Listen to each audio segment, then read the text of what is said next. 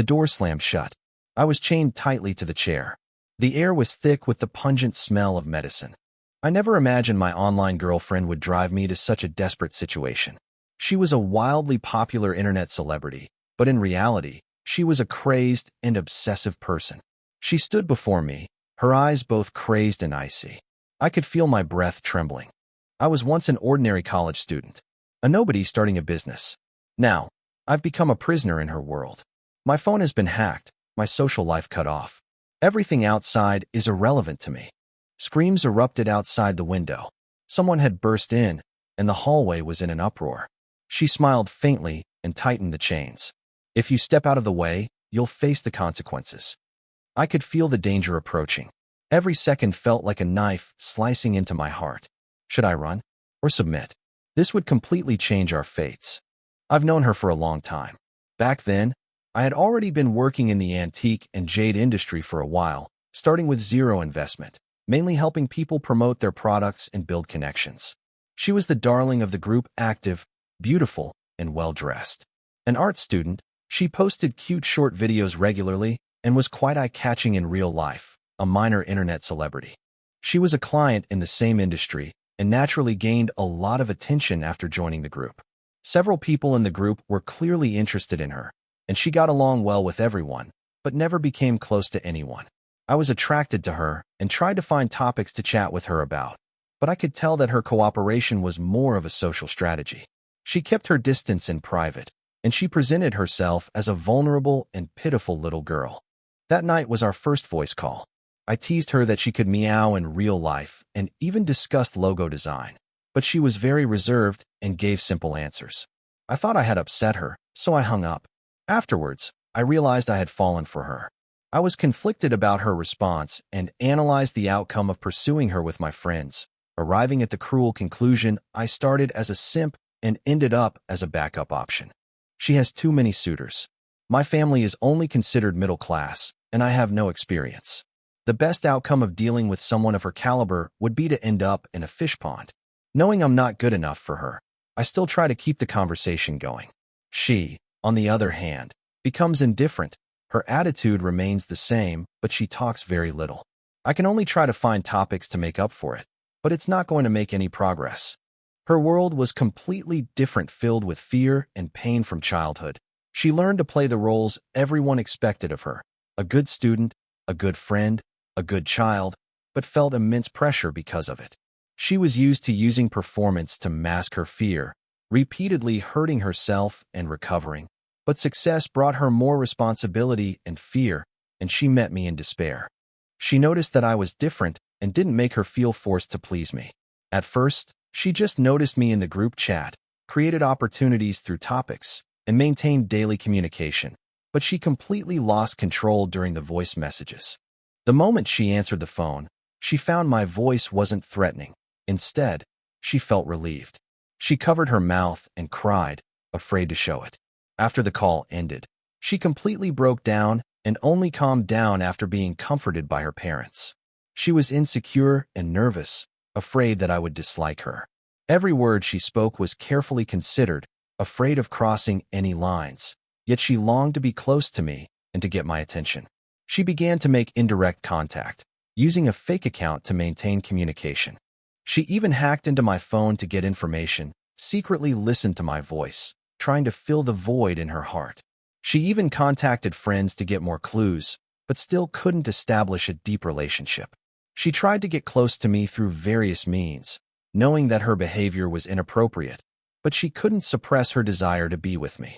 After her parents compromised, they allowed her to see me after graduation, and her heart was completely captivated by me.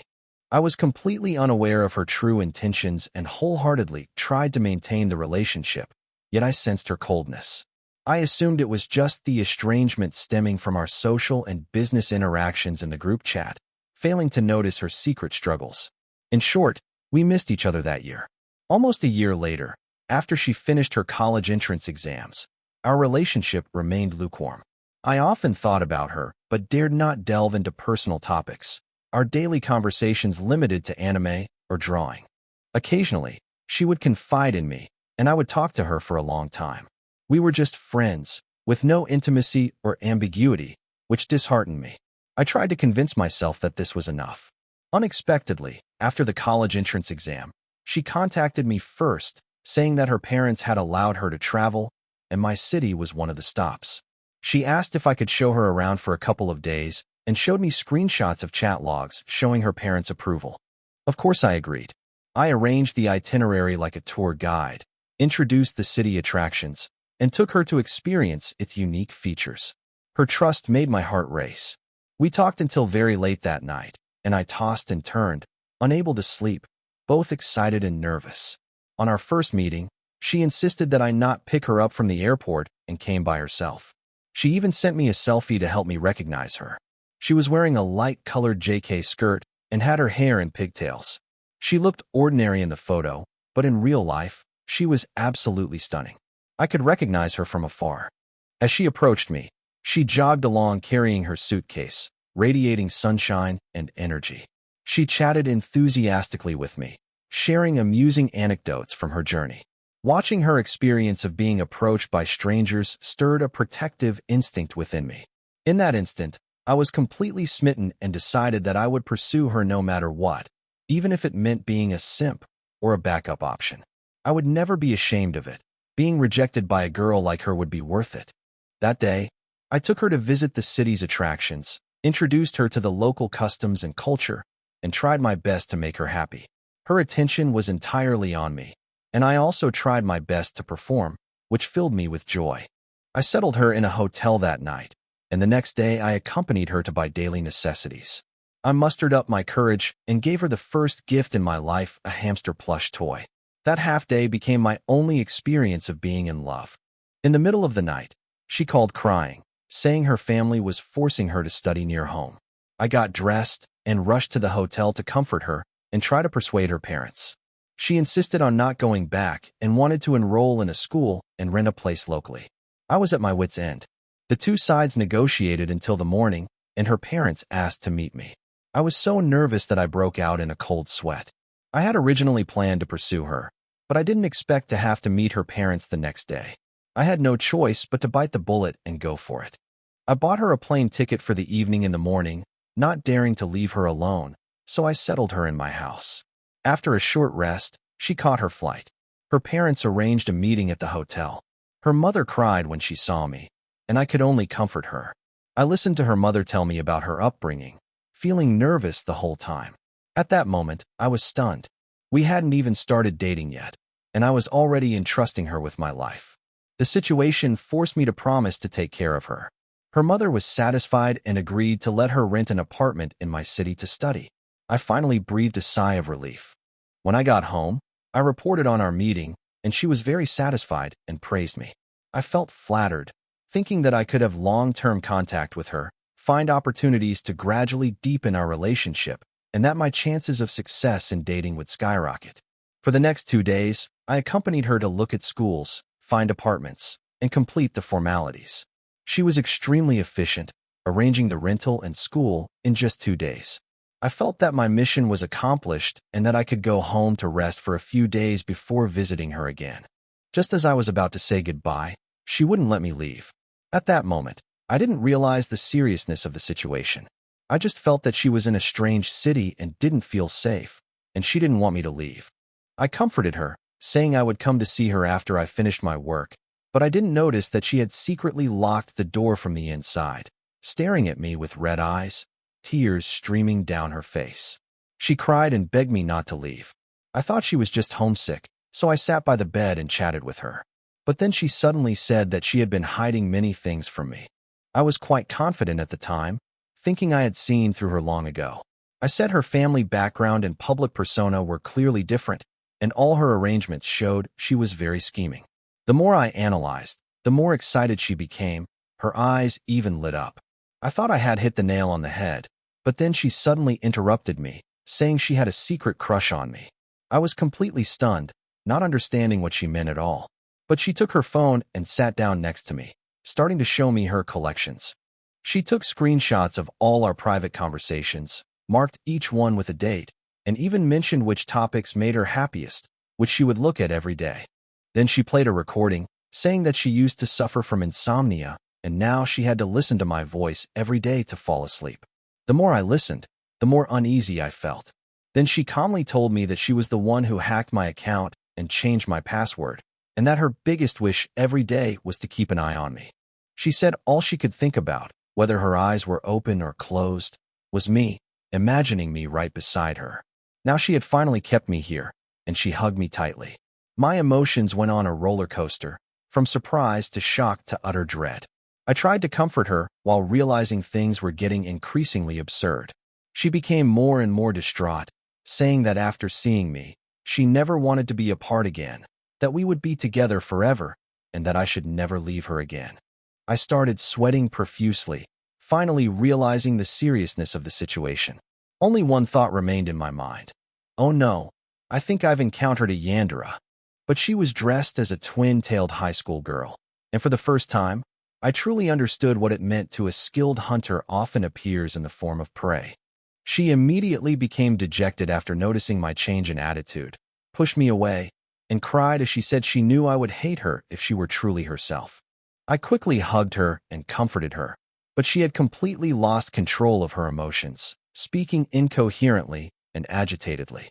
I could only grit my teeth and continue talking to her. Later, I simply came clean and told her that I had actually liked her this past year, and had even decided to pursue her before we met, but I had never dared to say it. She actually rejected me, saying she was afraid of romantic relationships and that I would eventually leave her. She simply didn't believe in human relationships. I was completely stunned. I thought, how can this not be considered a relationship? But the moment I changed my attitude, she instantly despaired. She suddenly pulled a craft knife from her pencil case, and before I could react, I saw her start cutting her wrists. I rushed to stop her, but she cried and said that she had had enough of life after seeing me, and then she put the knife to her neck. I grabbed her hand tightly and pulled her down, but the blade slashed a large gash across my arm, and blood flowed down half of my arm. She broke down the moment she saw me bleeding, threw down the knife, and frantically apologized. I noticed she was reacting very strongly to my wound, so I deliberately showed it to her. I told her that if she didn't behave, I would really kill her, and she finally calmed down, only able to cry and say sorry over and over again. I first took the knife away, then pushed her onto the bed, put on a band-aid, and continued chatting with her to calm her down. I asked her what kind of relationship she wanted, but she suddenly exploded when I reached for my phone, snatching it from me and smashing it on the ground. She cried and begged me not to tell anyone, saying that no one could accept the real her. I could only comfort her again by talking about my past wounds, saying that I never intended to leave. I told her that even if she had stabbed me, I would still love her, and she could have whatever relationship she wanted, as long as she didn't hurt herself again.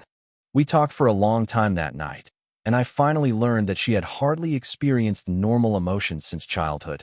The whole world was nothing but fear for her, and I was the only person who wouldn't frighten her.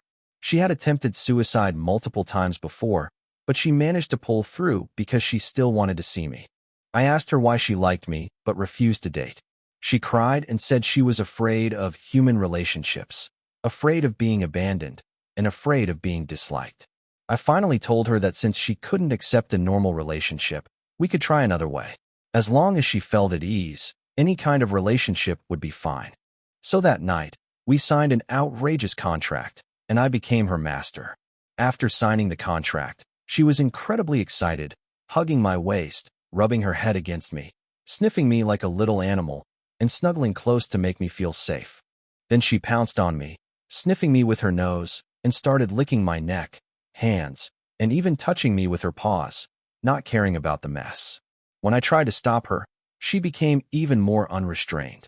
She even tried to lick my ketchup, but didn't know how, and just kept wriggling on me.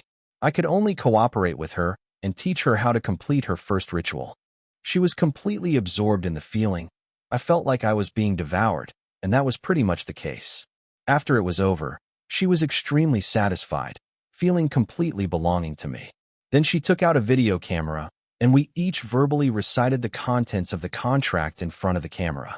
Finally, she stamped the contract with her first blood, the blood of her first time, making the contract effective. Her contract and the video recordings were beyond what a normal person could accept, If I found another woman, she could immediately kill me through the video, not even caring about her reputation. Everything was for me. After the atmosphere eased, she clung to me like an octopus. I barely rested, and after the tide of emotions subsided, I fell asleep dizzily. When I woke up, I was dizzy and lightheaded.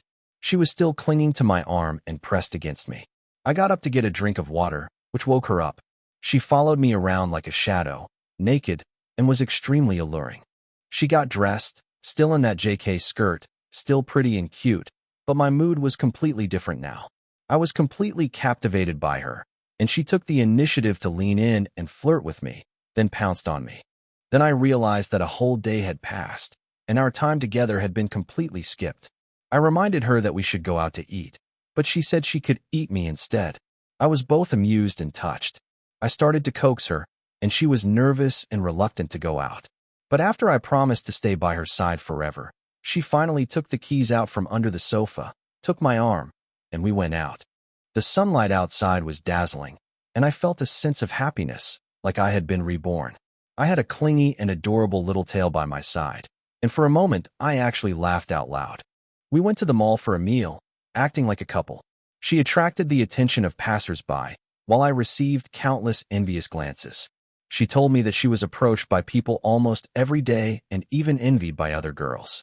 When she sat down, she called me master, which struck me like a thunderbolt. I looked around nervously, feeling both scared and happy. After we sat down, she hugged me, and I began to wonder if she was deliberately asserting her dominance. After that, she continued to call me that every day, completely oblivious to her surroundings. I gradually got used to it, and I didn't care if she was alone or not, since I liked her anyway. She clung to me, and I didn't resist. After dinner, I went to the bathroom, and she squatted in the spot where I had been, staring at me. She ran over, grabbed my arm, and whispered, sobbing, "We promised not to separate, not to leave, not to abandon me." My heart ached instantly, overwhelmed with guilt.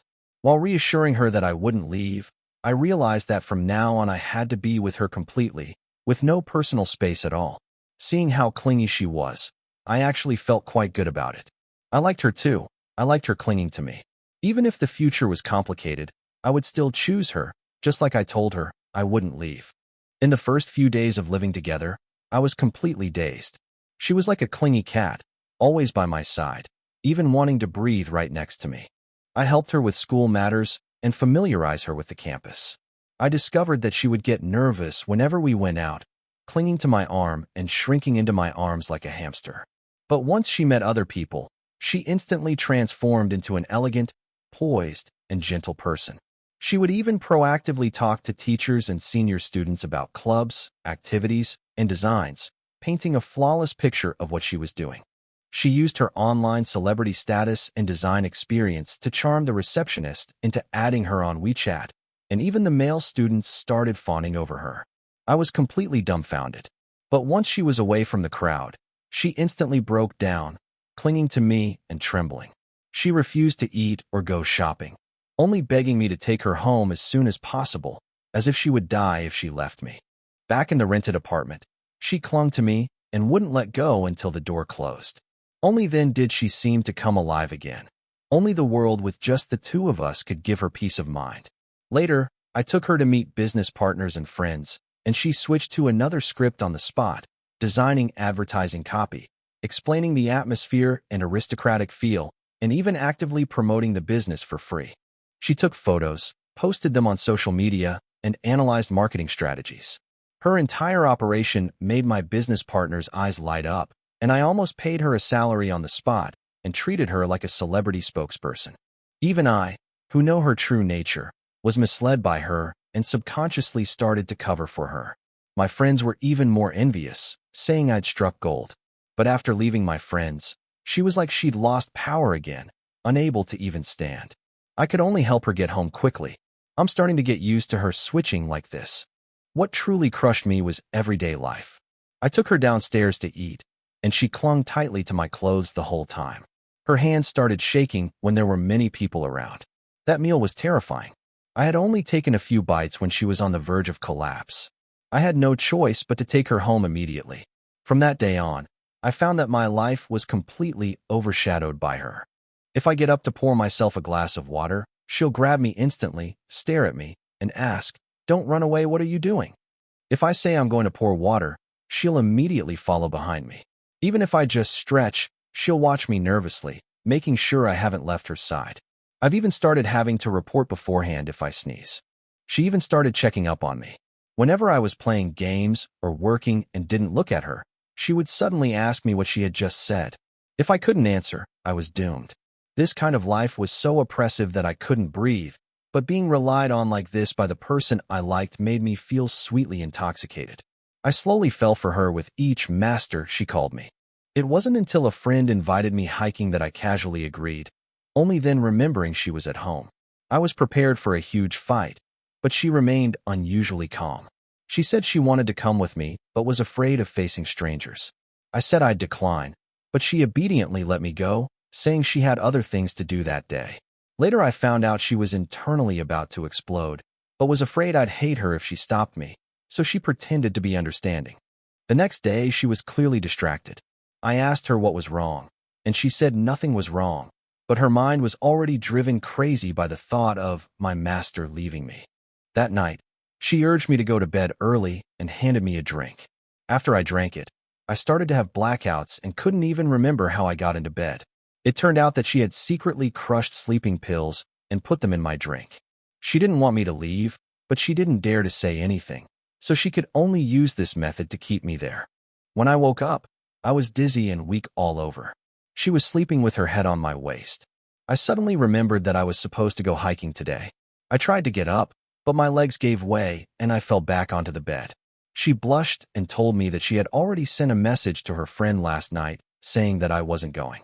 It wasn't until I pressed her for details that she finally confessed, albeit hesitantly, that she was afraid I would leave her, so she secretly gave me 2 alprazolam pills. The more she spoke, the more flustered she became, and tears welled up in her eyes. She was afraid I would despise her, afraid of being kicked out, but she still clung to me tightly, saying that she really couldn't live without me.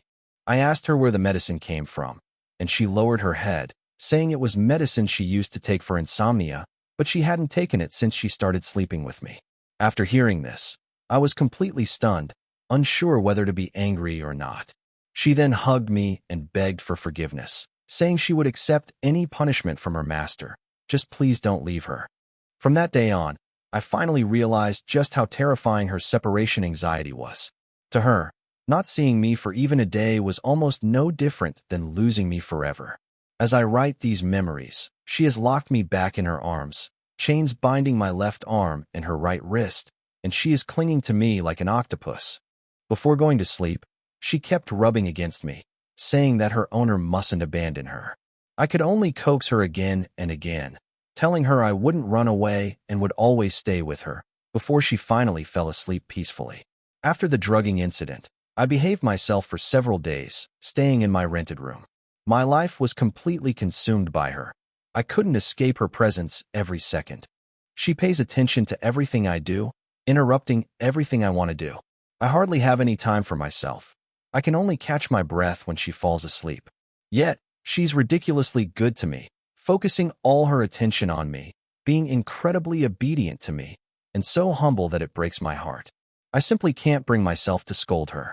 Later I discovered that she was a true pampered young lady. She had never washed a dish and had virtually no life skills, yet she was proficient in piano, etiquette, painting, and flower arranging. So I subconsciously took on all her daily responsibilities. Cooking, laundry, cleaning, it all became my job, like I was really starting to raise a pampered cat. Until one morning, I woke up before her and, for the first time, enjoyed a brief moment of freedom. As I breathed in the morning air, I even felt a long-lost sense of ease. I wanted to take the opportunity to go home and get some personal items, especially my computer. After leaving her a message, I went downstairs alone, jokingly telling myself that I had already fallen into a sweet trap in just a few days. But when she woke up and found I wasn't there, she completely broke down. As soon as I got into a taxi, my phone was bombarded with messages and calls. She frantically asked where I was, saying she was afraid I wouldn't want her anymore, begging me to come back, and even repeatedly asking if I was annoying or if I bothered her. I patiently explained that I was just going home to get something and would be back soon to be with her, but she wouldn't listen and completely lost control of her emotions. Then she suddenly sent me a picture of a medicine bottle, saying she had already taken the whole bottle of pills and that it was fine if I didn't make it back in time. Finally, she started confessing her love to me like crazy. "I like you the most. I love you the most. I love you so much," one message after another. I was stunned and immediately told the driver to turn around and rush back to the apartment. I was relaxed and carefree when I left, but when I returned, I rushed into the building like a madman, scrambling and banging on the door, my heart almost jumping out of my chest.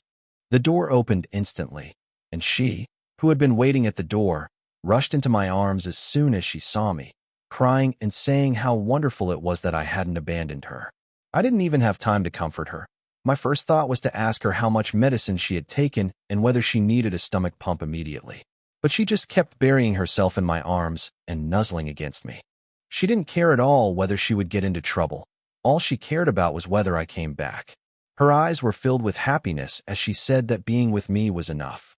I could only hold her while calling the doctor to confirm that the medication wasn't a problem before I finally breathed a sigh of relief. She seemed completely stressed, clinging to me, licking and rubbing against me.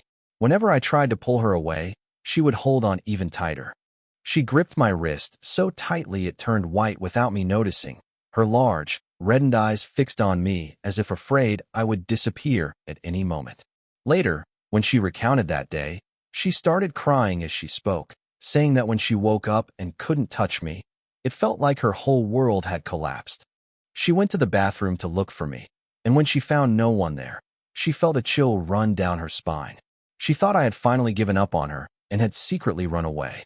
After seeing my message, she felt even more desperate because she believed that going for a walk to get something was just an excuse to distance herself from me. So she started calling me frantically, but I couldn't answer. She completely broke down, frantically sending messages, with only one thought in her mind. I don't want her anymore. I'm finally fed up with her. I'm ready to leave her for good.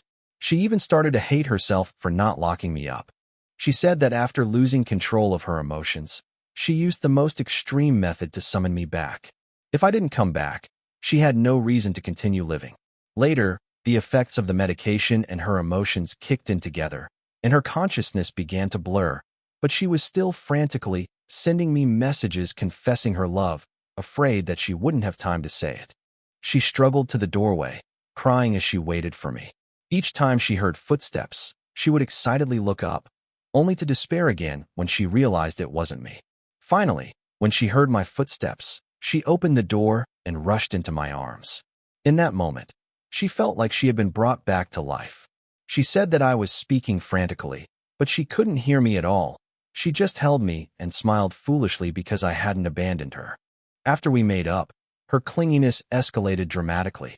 She clung to me like a soft cat, but if I made the slightest movement, she would instantly hug me tightly. She gripped my arms so tightly that her nails dug into my flesh without her noticing. I almost cried out in pain, but I felt sorry for her and didn't dare to upset her. I was filled with guilt, feeling that I was too stupid for running away suddenly, knowing how sensitive she was, causing her to break down again. I tried to comfort her, saying I could make it up to her however I wanted, but she hugged me with tears in her eyes, saying that I didn't need to apologize and that she would forgive me no matter what. She even said that even if I abandoned her and found someone else, she would still want me to be happy and would continue to take care of me. As long as I was happy, that was enough. These words melted my heart. I felt like an animal, neglecting to pamper such a precious child and instead constantly provoking her. I gently patted her back to help her relax, and just as her body softened, she suddenly woke up and grabbed my arm, making my scalp tingle with pain. It took me several seconds to calm down before I casually asked her what was wrong, but she hadn't noticed that she was grabbing me at all. She just said with red eyes that she was sleepy. She said she had finally relaxed and almost fell asleep, but the thought that I might not be there after she fell asleep instantly woke her up in fright. She cried and snuggled into my arms, saying that she needed her owner to sleep, to dream of her owner, and to see her owner first thing when she woke up. I kept repeating, don't run, but I already realized things were getting more and more complicated. She was starting to develop a phobia of sleeping. She said she wouldn't sleep and wanted to stay with me the whole time, so I could only coax her, saying she needed to rest, and then offer her my arm to hug and sleep. She then noticed the pinch marks on my arm and immediately felt incredibly guilty. I reassured her that it didn't hurt and told her to go to sleep. But even when she was asleep, she remained extremely sensitive. If I moved my finger even slightly, she would instantly wake up to make sure I was still there. I knew I had brought all of this on myself, so I could only start actively trying to help her and make her feel safe. I first suggested locking the door from the inside, hiding the key, and keeping us inside like before, but she said that wasn't enough. She said she couldn't sleep at all if I wasn't around, or if she felt I might leave. She had developed a phobia of sleeping. I then suggested tying me to a place where I couldn't escape. Her eyes lit up instantly, and she said she wanted to tie us together. She excitedly flipped through the ropes, and as I watched her run around the room, I suddenly felt like I was trapping myself. Later, she found the curtain tie and bound our hands together, even tying a bow with great care, as if she were creating some kind of work of art. She hugged me and yawned, looking as satisfied as a child who had received a new toy, even shaking her bound hands with joy. But soon our hands were both white from being squeezed so tightly. I quickly reminded her, and she reluctantly loosened her grip a little, afraid that I would suddenly run away. She particularly liked this feeling because as soon as I moved, she could sense my presence, as if she had finally completely captured me. And I could only go along with her, feeling guilty on one hand, and on the other hand, thinking that at least she hadn't done anything more extreme. It was just tying me with a rope. It wasn't until she started seriously considering buying the chain that I realized things might not be so simple. By then, I had slowly lost my own life. My daily routine was completely filled by her, and even my former hobbies were being replaced by her. I used to live alone for a long time, cook for myself, and enjoy eating out. But after she came into my life, we almost never went out anymore. She's extremely picky about food, almost never touches meat or greasy food, and only eats a tiny bit of staple food. Eating is like performing some kind of ritual for her. She's ridiculously strict about table manners. I have to open and arrange takeout orders neatly, and she'll push away any containers that are even slightly oily. So my greatest pleasure each day became sitting across from her and watching her eat, as elegant as a young lady dining in a movie. She even folded her tissues neatly, and the distinction between the food she had eaten and the food she hadn't eaten was so clear it was like a work of art. The more I looked at it, the more amazing it seemed.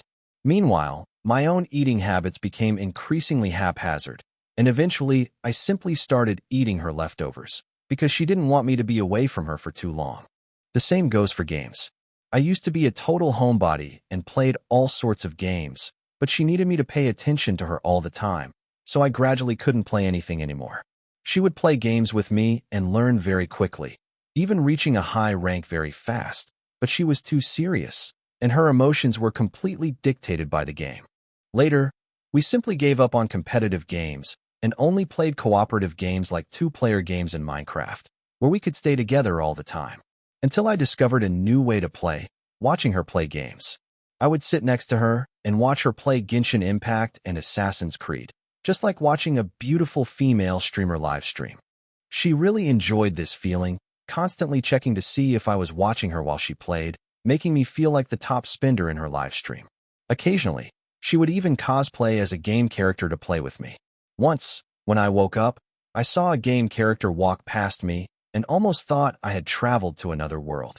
Her summer vacation passed by day. We hardly went out, only occasionally handling paperwork or meeting clients.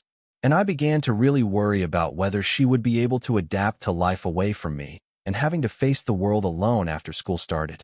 My life was completely invaded by her. My entertainment was all in chaos, but my work wasn't affected too much. She quietly stayed by my side, watching me reply to clients and accompanying me to meet with business partners. Our tacit understanding was astounding. At that time, I had just left academia and was using antiques and jade as a medium to make friends and chat in the circle, discussing culture and knowledge, while also promoting leisure items to clients or arranging visits to partner stores.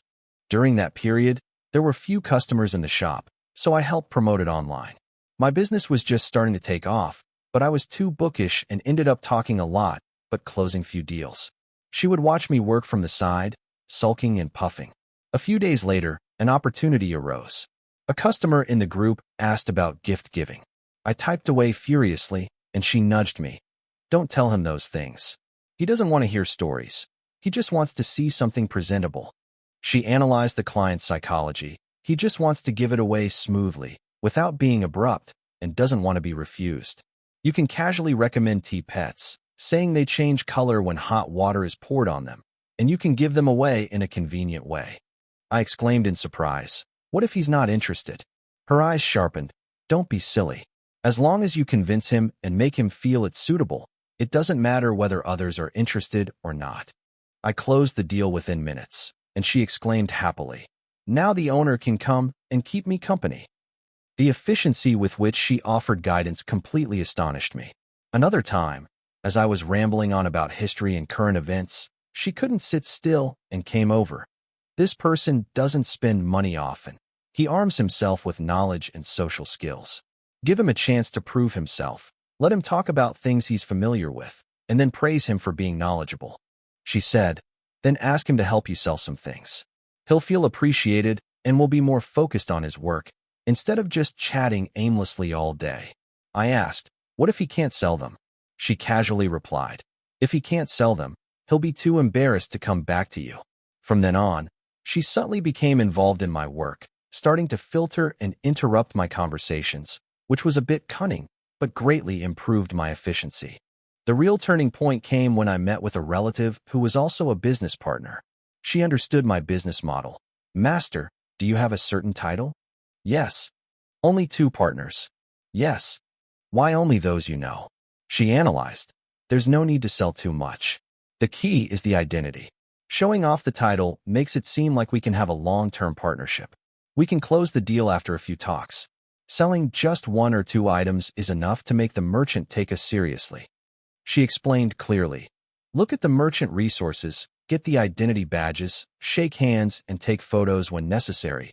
Help each of the dozens of merchants sell 1 or 2 items, and gradually accumulate titles. I was dumbfounded.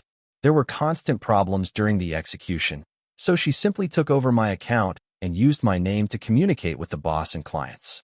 She was doing very well, while I assisted her and kept up with her. Before we met, she would prepare a scenario and write a script for me, telling me to take notes of the key points. My only responsibility was to speak according to the script on the spot. The most outrageous thing was that during the meeting, I would put my phone on the table, and she would turn on voice chat and type in real time while listening to the meeting content. I would look down at my phone to find the right direction, working like an external brain, my heart pounding, afraid that the connection would be lost. Over the years, she never gave herself away, and her career became increasingly successful. Everyone praised me for being capable, but the one directing me from behind the scenes was that seemingly harmless and easily bullied secretary. Every time I spoke eloquently, I would glance down at my phone during a segment, then continue speaking in the direction she typed, sweating profusely, yet I couldn't help but admire her. She was the real big boss. The woven chain arrived the next day, and she practically ran all the way back to get it. Her eyes were sparkling as she held the chain, turning it over and over to examine it, as happy as a little dog wagging its tail. I had already resigned myself to my fate and let her do whatever she wanted. Watching her carefully lock the buckle onto my wrist, I smiled more happily than ever. She hesitated for a long time with the key in her hand, and I even suspected that she wanted to just throw the key out the window so that we would be tied together forever. In the end, she didn't do that. She just asked me to put the key on top of the cabinet, which I had to reach by holding her and standing on a chair. At first, I thought it was quite novel. She was already pretty and cute, and the way she kept circling around me made me feel like I had picked up a little baby. But problems soon arose. The woven chain restricted her movements, making her feel restricted and uncomfortable. Ironically, she particularly liked this. Whenever I moved, the chain would pull her to my side, and she would naturally hug my arm, clinging to me with a sense of entitlement. Apart from going to the toilet, which was my last line of defense, We were practically tied together 24/7. She even clung to the toilet door, urging me to come out quickly.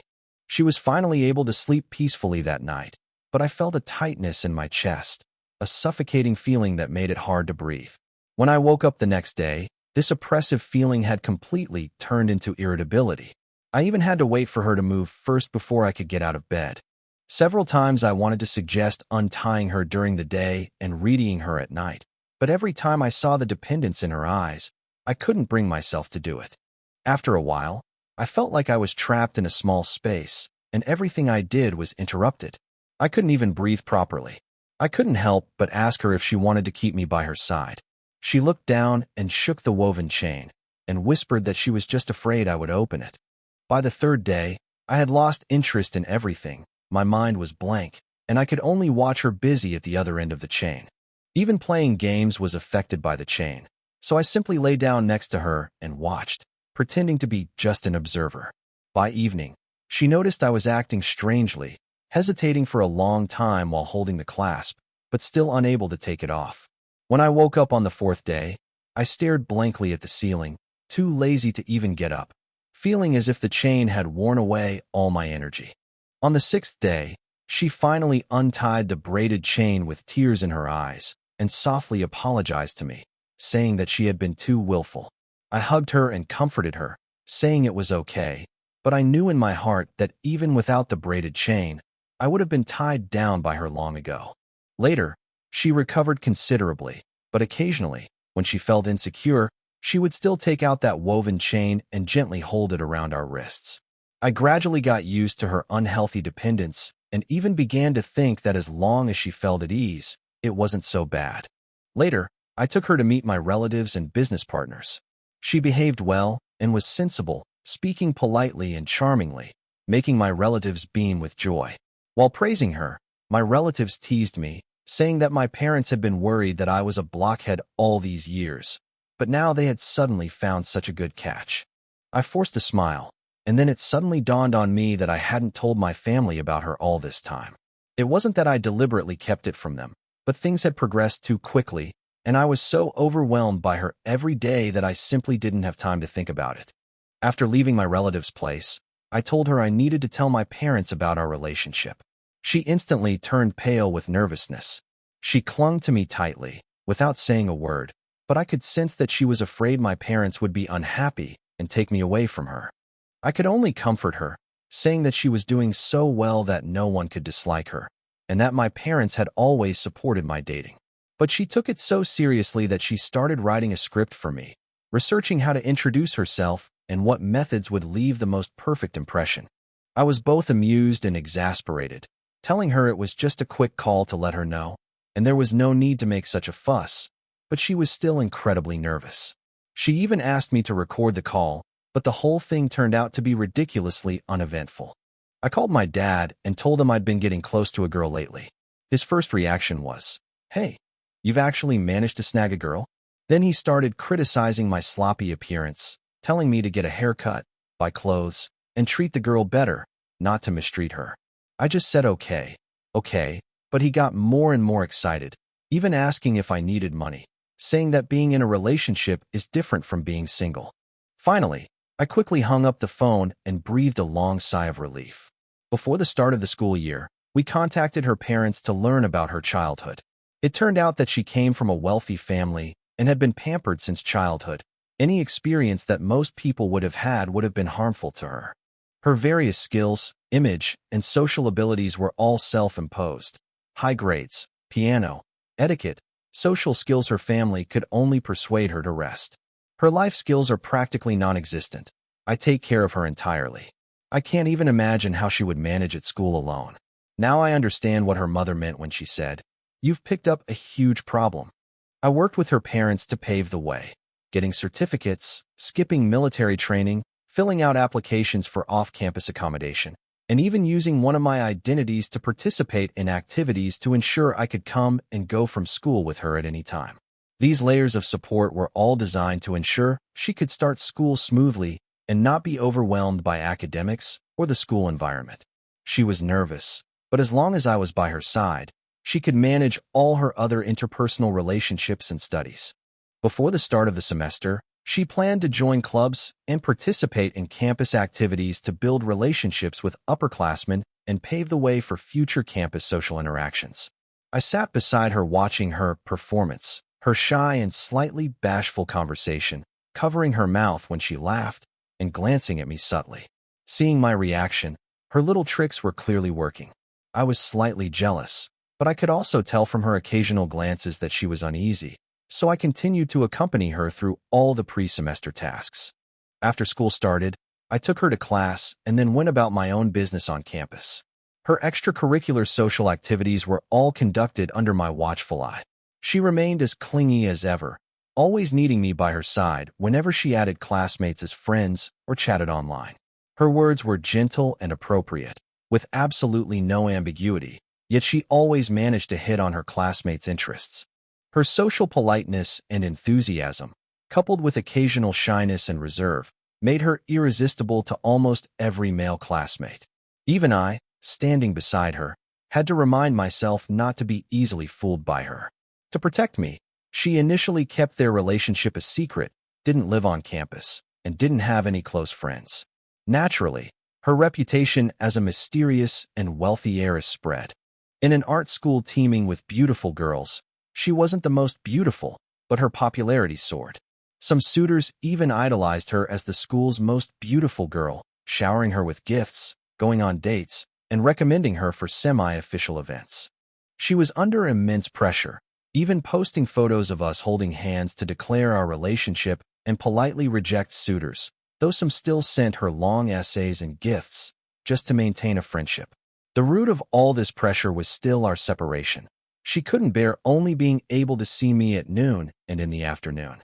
The main purpose of announcing our relationship was so that I could openly wait for her outside the classroom and see her as soon as get out of class ended. But after a while, this distance still became unbearable for her. She refused to be separated from me and only wanted to attend large classes, which I could sneak into to be with her. Every time we parted, she would hug me for a long time, and almost every time she would cry. I knew she might not be able to hold on any longer, and I had to talk to her about it. I asked her why she was more stable during high school, and she gave me a reply that impressed me. I thought I could endure the darkness if I had never seen the light.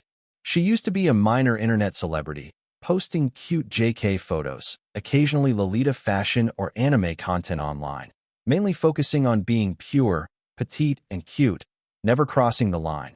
But although she was pretty, she wasn't top tier, and it was impossible for her to be called the school beauty in an art school. She is exceptionally intelligent and socially adept. Her actions are driven by self-interest. She seeks out people to manage her accounts, participate in school activities, and increase her exposure. She also pays close attention to her image, always presenting herself in the most perfect state. Even if the photos go viral and the background atmosphere is perfectly done, what truly makes her famous is the boost she creates herself and her social skills, not just her looks. After enrolling in the school, this identity was further reinforced, with campus fans helping to promote her and even gaining semi-official support, causing her popularity to soar.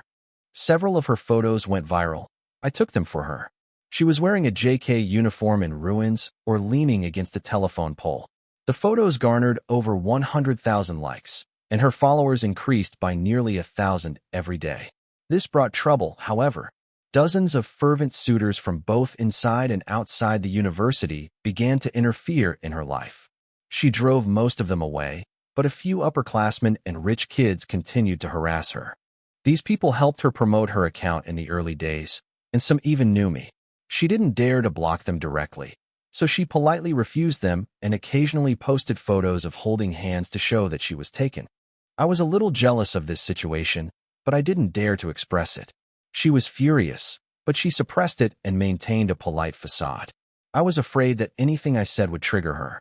Eventually, things still escalated. A suitor who was good at conversation wrote a long essay trying to convince her that love wasn't her only social activity, and that she could still go to school, work, and make friends. Upon hearing, "not the only one," she completely lost control in front of a stranger for the first time, starting to tell him, "You don't understand me. I don't need him, and I only need him." Her tone and words became increasingly intense. He's not my boyfriend. He's my master. I will always be by my master's side, and I won't go anywhere else. She edited a message that basically said she was afraid of the world, but had found her happy ending me. She would return to me, never appear again, and apologize to everyone. I didn't react at first. She ignored me, so I quickly comforted her, asking who had upset her. She said she had only told others that she had an owner, emphasizing that she only had me.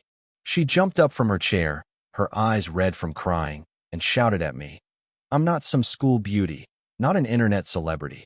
I'm your pet, your owner. I'm nothing." She hugged me, buried her head in my chest, and repeated over and over, "I only have you. I only have you. I only have you." I quickly hugged her to comfort her, and she looked up and asked, "You won't leave, will you? You won't abandon me, will you? You're all I have left." Of course, I assured her I wouldn't abandon her. She said that she dressed up beautifully and maintained her status entirely for me. She didn't want anything else. As long as I cared about her and stayed with her, that was enough. Now she has destroyed everything outside, leaving only herself to me, begging me not to abandon her. Of course, I comforted her, saying that as long as she is by my side, no amount of external harm matters. She calmed herself down cautiously and showed me her phone. I almost exploded when I saw the chat history, but she was incredibly docile, scrolling through it in a soft, clingy way. Her clinginess and gentleness were actually a form of escapism and sensitivity towards the outside world. She seemed calm at the moment, but she was actually extremely dangerous. If she were to face the outside world, she would definitely explode. I knew this was a life or death situation.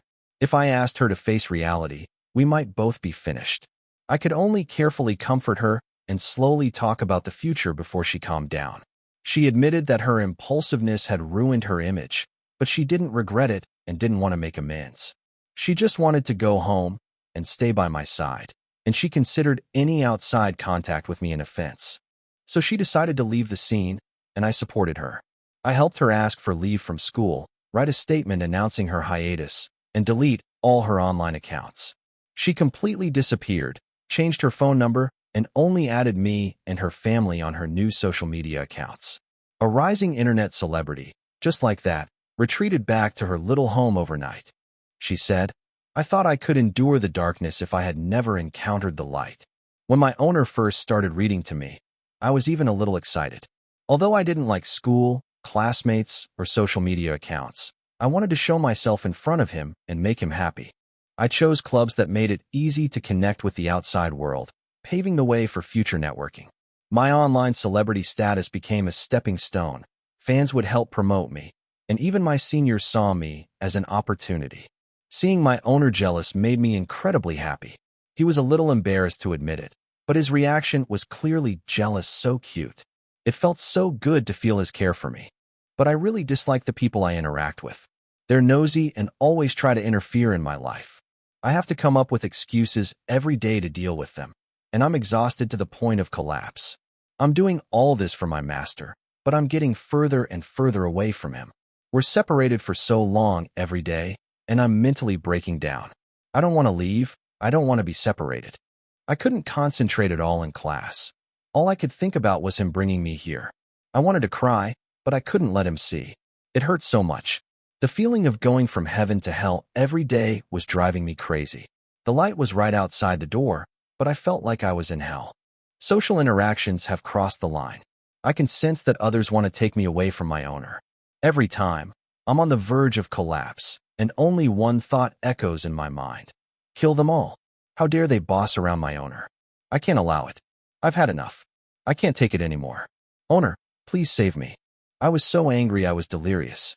I didn't want to hear anything they said anymore. They didn't understand anything and only knew how to hurt me. I told them, I belong to my master. I am nothing but my master. I want to leave here and go back to my master. I felt much better after talking about it, but I was also very nervous and scared. I was worried that my owner would dislike me. He was all I had left. He was all I had left. My owner accepted me, but I still felt uneasy. The world seemed too terrifying to me, and I couldn't find peace in his arms. When I heard he was going to help me ask the school for leave, I became even more afraid. I felt that my impulsive actions might cause him trouble, and that society wouldn't approve of us. Only he would want me, and he was all I had. I wanted to take him away, to the ends of the earth, to a place where it was just the two of us. I started planning in his arms. Going abroad was the best option. No one would know us. And the reason was perfect. We could just study abroad under a pseudonym, with my master accompanying me. They used their connections at the school to help me with my study abroad application. I didn't need to ask for leave. It was essentially a transfer. I had a legitimate reason, and my parents supported it. They thought the grass was always greener on the other side, so I just went along with it. My employer and I ran away like lovers, and he cooperated fully throughout. He first contacted the school to apply for study abroad and leave, and the agency also helped arrange tourist visas, visit schools, and handle the paperwork. We were bombarded with online messages the whole way, and I tried to brush her off, but she wouldn't look. She also didn't want to go on a trip, only asking that we finalize the school she was officially enrolled in as soon as possible. In unfamiliar places, she felt less stressed and was willing to walk with me, go to convenience stores, and eat together. I breathed a sigh of relief and felt her relaxed demeanor. As we were about to leave, she nervously said, "Master, can we stay here?" I asked with a smile, "Are you really planning to study here?" She cried and said, "I won't go to school. I'll just stay here and stay with Master forever." I realized she might be having an episode, so I hugged her and comforted her. She said, "Nobody here knows us, and nobody will gossip. I want to stay here forever, or take Master somewhere no one can find us." I said no, I have a job, and my visa won't go through. She started going crazy, ignoring everything, telling me not to contact anyone else, and not to let the Master contact anyone else either. I panicked and said this wouldn't work. We couldn't even leave the house. She yelled, "Why go out? Just stay here with me." I said I'd rot here, and she said she wanted to rot with me. I was completely dumbfounded, and then I realized I'd been locked up in that little overseas darkroom again. I felt suffocated and desperate as I faced her insane state in that strange little house. I knew I couldn't listen to her, and for the first time I resisted, but she wouldn't listen at all, like someone who couldn't be woken up. I couldn't abandon her, and she didn't want to either. I resisted, and she became desperate, even contemplating suicide. I panicked and threatened to kill myself, saying that if she continued like this, I should kill myself in front of her first. She started crying loudly, and I hugged her and yelled at her, "We're together now. We'll never separate again. We won't have to separate when we go back, and we won't have to socialize or go to school. Just stay by my side all the time." Arguing, hugging her, and comforting her left me exhausted and dizzy. Only then did she slowly react, asking softly, "Really?" I said, "Really, of course it's true." She nodded in agreement, got up and hugged me tightly, willing to go home with me, lock me up, and never come out again. She explained, "You're also enrolled at this school, so you don't need to go back to school. Your account will be canceled, your family will know we're together, and you'll disappear completely from now on. Just be the Master's XX, and stay in this little house." On the way back, she kept repeating, "Really? We won't separate even when we get back. Never again. I want to stay in the little house with you. I won't go out, never again. I want to hold you forever." As I agreed, I felt like my life was probably over. Back at the airport, I could clearly feel her trembling all over. She was obviously traumatized, so I didn't dare to upset her further. I settled her in and let her rest for a day, then dealt with the aftermath, getting everything sorted out, including registering her at the overseas school. Although she was afraid to go to the school, she still helped me through the procedures. Next, we prepared to move. Her apartment lease still had some time left, but she had a phobia of the area around the school and just wanted to get away as soon as possible. We spent 2 days packing and moving everything out in one go. Among the moving luggage was a large box, which she said made sure there was a sense of ceremony when she entered her new home. She insisted that I put her in a box and take her home, then unpack her like a newly adopted pet to make her feel safe. I was stunned. I thought to myself, if the movers found a beautiful girl in the box, I'd be dragged away in a heartbeat, but she was too excited to care about my reaction. She wore fluffy earrings and cute white loungewear. I lined the box with soft cushions and wrapped her in a blanket, and she snuggled up inside. She peeked out as I tidied the room. I busied myself organizing the furniture, but she insisted it was all for her pet, so I could only go along with it. After working late into the night, I was exhausted. I picked her up, and she snuggled into my arms. I was so charmed that I held her and fell asleep. She still wanted to keep her little bed, but I explained that pets live with their owners, and the box would eventually be used to store miscellaneous items. Only then did she give up on the idea. After that, she lived with me closely, sticking to me like a little tail. I started to treat her like a puppy. Apart from the inconvenience, there was almost no difference in our daily lives. I realized that I had been completely changed. My social circle disappeared. I hadn't seen my friends for months, and she handled most of my work. I practically revolved around her. So I started to actively adapt to this lifestyle, accompanying her to choose clothes, take photos, watch movies, listen to music, and play games, trying to make the activities revolve around her. The process required testing her boundaries, which made her uneasy, but she couldn't live a normal life without trying, which also made me realize that the lifestyle of a double Yandere was almost impossible. She rarely goes out, as she's anxious about the outside world, but things are relatively peaceful at home. I continue to handle my work online while taking care of her daily needs. Outside of work, I fill our time with casual games, do housework, take care of her, take photos with her, help her choose clothes, and listen to music. My life almost completely revolves around her. She became increasingly clingy. The slightest movement of my phone would trigger her tense gaze, as if a bullet was about to be fired. I had no choice but to give in or go along with her. Eventually, I compromised and handed her my phone, deleting social media apps and keeping only everyday apps. After she checked and was reassured, my social media identity was completely under her control. She handles my work, life, entertainment, and even family relationships. I've almost completely stopped contacting my friends. Apart from essential work and family matters, everything else is under her control. Occasionally, I secretly check her social media accounts, and she'll say it's very sneaky and get upset, so I've had no choice but to completely cut myself off from my past social interactions. Now I can only use my old phone to update content after she falls asleep. If I make any sudden movements, I might wake her up and disaster will follow. Looking back, the core of this social control stems from a dream she had. She acted hysterically but had no real skills, yet she made me completely revolve my life around her. As I sighed, I decided to ask her directly the next morning. Was this an act? Or was she just too shy to say? After being completely isolated for a while, I started preparing for the new year. Her mother called, saying that her family missed her very much and that she absolutely had to come back, asking me to come with her. I reassured her. She was a little nervous, but I promised to stay by her side at her house, which put her at ease. Later, I had to go on a business trip out of town, and we figured out the best plan. I would leave the day before, she would leave the next day, and we would meet in her hometown that evening. She said this would be easier, but I was worried about her and emphasized that we couldn't lose contact, and that she should send me video calls anytime. She assured me that it would be fine. I packed my bags and set off in the morning, chatting casually on the way and sharing my travel experiences. Having not traveled alone for a long time, I was surprisingly unaccustomed to it. In the afternoon, she called, and I saw her crying uncontrollably, completely broken down. I was terrified. She said intermittently that she had completely broken down. She thought she could handle it on her own and tried to distract herself, but when she saw duck gizzards at lunch, she instinctively wanted to call me, but found I wasn't there.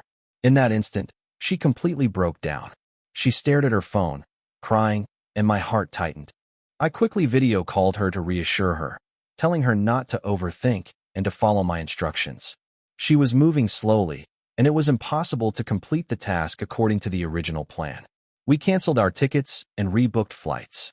While guiding her to pack her luggage, I told her to follow the route I gave her. Throughout the whole process, she just stared at the screen and listened to my instructions.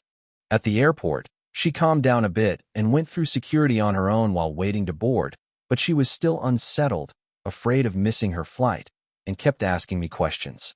I accompanied her the whole way, alternating between trains, high-speed rail, and regular trains, standing tickets, and internet outages in tunnels. I was worried something might happen to her, and I only breathed a sigh of relief after she passed through security and boarded the plane. I arrived at her place in the middle of the night. Her home was in the south, where winters are very cold, and I was almost completely exhausted from the journey. When I saw her standing in the cold wind waiting for me, she rushed into my arms and cried, snuggling against me and smelling my scent. She was completely devastated. I could only take her to a hotel for the night so we could both recover. After a hot shower and with the air conditioning on, I blamed her for making us split up, saying it almost caused a problem. She admitted her mistake, saying she thought she could handle it. That night, she specially ordered duck gizzards and fed me by hand, then hugged me tightly and said she would never be separated again. The next day, her parents came to the hotel to pick us up and take us home. When I arrived at her home, her parents warmly welcomed me, and I brought a gift. She behaved very formally, more like a guest than I was, but was still very polite and well-mannered. While settling in, her parents invited me to stay in her room, providing new bedding, which she readily accepted, making me blush with embarrassment. We chatted for a long time, and her mother tearfully thanked me for taking care of her. In the evening, the family drove to an upscale coffee shop/Western restaurant for dinner. The decor was luxurious, with a piano as a decoration, and I tried my best to appear relaxed. Her father said, "Order whatever you like. This is our family restaurant." I was taken aback. It turned out to be a family-run establishment. I tried to relax and casually started talking about her past experiences playing the piano. After dinner, her parents let us be alone. We went back to the restaurant, and she played the piano for me. Under the lights, she looked beautiful, elegant, and natural, playing melodies that completely captivated me. As she played, she chatted, making up funny stories to tease me, creating a relaxed and intimate atmosphere. When I got home and locked the door, she hugged me and said, "Now is the right time. Do you dare to continue?" I pretended to be brave and responded, but my actions were limited. She teased me, saying, "Master, you only talk the talk but don't walk the walk, just pretending to be brave." I was dissatisfied and pretended to get up. She then mocked me again. That's how this ID name came about. The Lunar New Year celebrations at her home started off smoothly. I met her grandparents. The only time I felt a bit pressured was during the family dinner. A relative in the business world kept trying to chat with me, but luckily I have some education and had attended dinners with my dad before, so I managed to handle it. She remained relaxed and natural throughout, without a single flaw, and it was at that moment that I truly saw her princess side. On the second day of the Lunar New Year, her parents pulled us to sit down, saying that their daughter liked me. They were satisfied with how I took care of her and hoped that I would treat her seriously. They were worried that we wouldn't have a formal status and suggested getting engaged first to solidify things. I thought to myself that she hadn't met my parents yet, but the occasion required me to agree, and I promised to tell my parents when I got back. My father even said that I was willing to marry into her family. Her parents smiled and said it was no problem, emphasizing that I could contact them anytime if I encountered difficulties, and that I didn't need to worry about the money. All I had to do was get the engagement done. She remained silent and ashen-faced throughout, and only gave a forced smile at the end. I knew something was wrong then. After leaving our parents, we found some private space.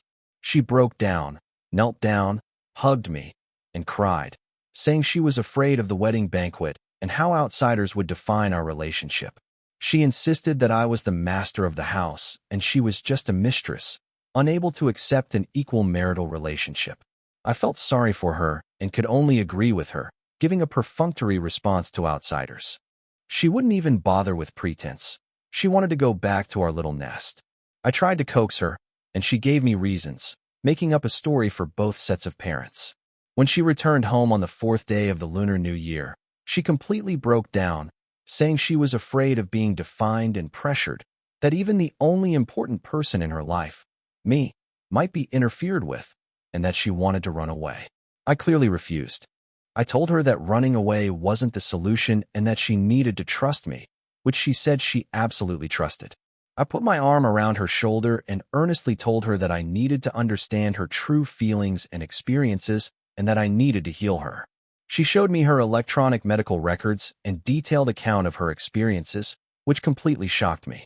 She was exceptionally sensitive from a young age, possessed extraordinary memory at age 3, first exhibited abnormal behavior in kindergarten, suffered a breakdown in junior high school leading to dropping out and hospitalization. Her brain indicators were above average, and her reactions and sensations were extremely acute. Ordinary stimuli felt like pain to her.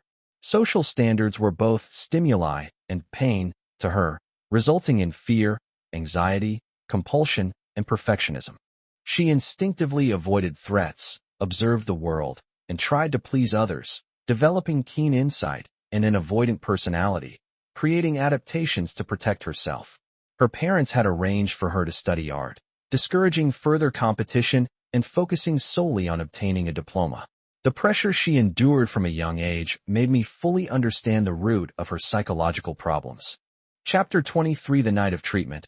I talked with her until midnight and confirmed that she was emotionally agitated due to the pressure of her engagement. I immediately took her to the hospital emergency room. Driving through the snow at 11 p.m., she leaned on me and clung to my clothes to feel at ease. The doctor frowned when he looked at the medical record, saying the condition was serious. He prescribed medication first, and subsequent treatment could be done at home. She was worried about being forced to be hospitalized, but I told her she could decide for herself, which reassured her. I accompanied her throughout the treatment process. Psychological counseling and medication rotation were difficult, and she strongly resisted, but I had to go along with her physical needs and dependence. Her lifestyle and dependencies are extremely sensitive, so I must play the role of the master she needs, lowering her status and protecting her from pressure. Chains, the small dark room, and social interaction are all forms of self-discipline I use to create a humble yet safe environment for her. That day, she hugged me tightly, repeatedly emphasizing that I was the superior master and she was the lowly and insignificant XX. I felt heartbroken but could only accept it. Her happiness gave me a strange sense of satisfaction. I must be sick too, to be able to find a trace of satisfaction in this twisted relationship. After accepting the new way we interacted, I considered many things for her, creating a barrier between her and the world. My sense of responsibility increased as a result, and her condition stabilized considerably. I truly took on the role of master. However, practical problems remained. The primary task was to introduce her to my parents. She helped me create a pure and innocent persona, claiming to be a freshman, using her former internet celebrity status as a cover, and fabricating our love story. She said I was attracted by her photos online, which led me to contact her and place an order to take advertising photos. I praised her for her good promotional results, talked about long-term cooperation, and then gave her gifts and chatted with her. She was gradually fooled and felt that I had status, knowledge, and made her feel safe. I couldn't help but laugh at myself. How come I'm so good at flirting with girls? It's been a year and no one has found out I like her. My dad must have noticed. She said innocently, "It doesn't matter, Master is overthinking it." I mentioned that she locked me in the dark room, and she said quietly, "Even if I lock you up, when the police come, they'll still think I'm the victim." I was speechless for a moment, then realized it was true. If I were really arrested, I would have no way to defend myself. She said my dad would think the same way, but she didn't give herself away at all. She said she was studying alone away from home, renting her own place, and that we got along naturally, with her coming to stay at my house on weekends. She emphasized that I had to take the initiative, making it seem like everything was arranged by me, and that she was just shyly agreeing. When we arrived at my parents' house, she was obedient and well-behaved, only saying nice things. My parents, with their extensive business experience, started praising each other, leaving us almost no chance to speak. She put on a perfect performance. She said her family was worried about her, and I started to agree, only to realize she was exaggerating. She even wiped away tears, saying her family was making things difficult for her simply because they were worried about her. My parents assured me that with them there, our relationship was settled, and the meeting between our parents put her family at ease. She was busy arranging everything, explaining details, and giving instructions. I wondered why she never mentioned the engagement. Was she afraid of giving herself away? During our meeting, my dad said she was something special, but she was good to me. I told him she was capable at work, genuinely loved me, was very clingy, and was reliable in assisting with daily tasks. My mom said that as long as she liked me, it was fine. Being clingy was okay too. as long as the couple had a good relationship.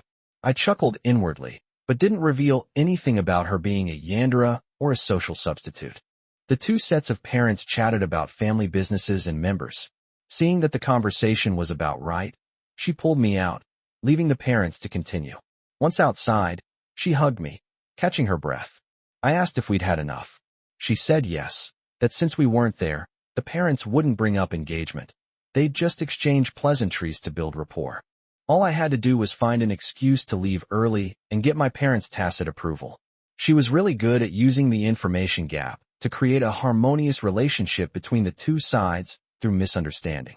On the plane, she leaned against me and whispered that her host was so kind, saying that the marriage had been fooled. My heart ached, and I wanted to say that she was my wife, but I held it back and could only hug her and silently say, "With you, that's enough." What's outrageous is that, to maintain her image as a gangster's daughter, she drank Long Island iced tea, mainly trying to get me drunk. I have a low alcohol tolerance, and I was quickly completely intoxicated. She clung to me until I fell asleep, still dressed, hoping I wouldn't wake up in the morning. With her withered fingers, she typed out, "Happy New Year, everyone." After she sobered up, we recalled her experience in the hospital. She was anxious, afraid of the hospital, but also grateful to her owner for staying with her. My childhood experiences at the hospital were awful. The smell of disinfectant, the white coats, feeling like a lab rat being studied, I was so nervous I wanted to scream. That night, however, things were different. My owner was busy taking care of me, checking medical records, and contacting the hospital. Even though I hated hospitals the most, I felt at ease. With my owner around, I was happy everywhere.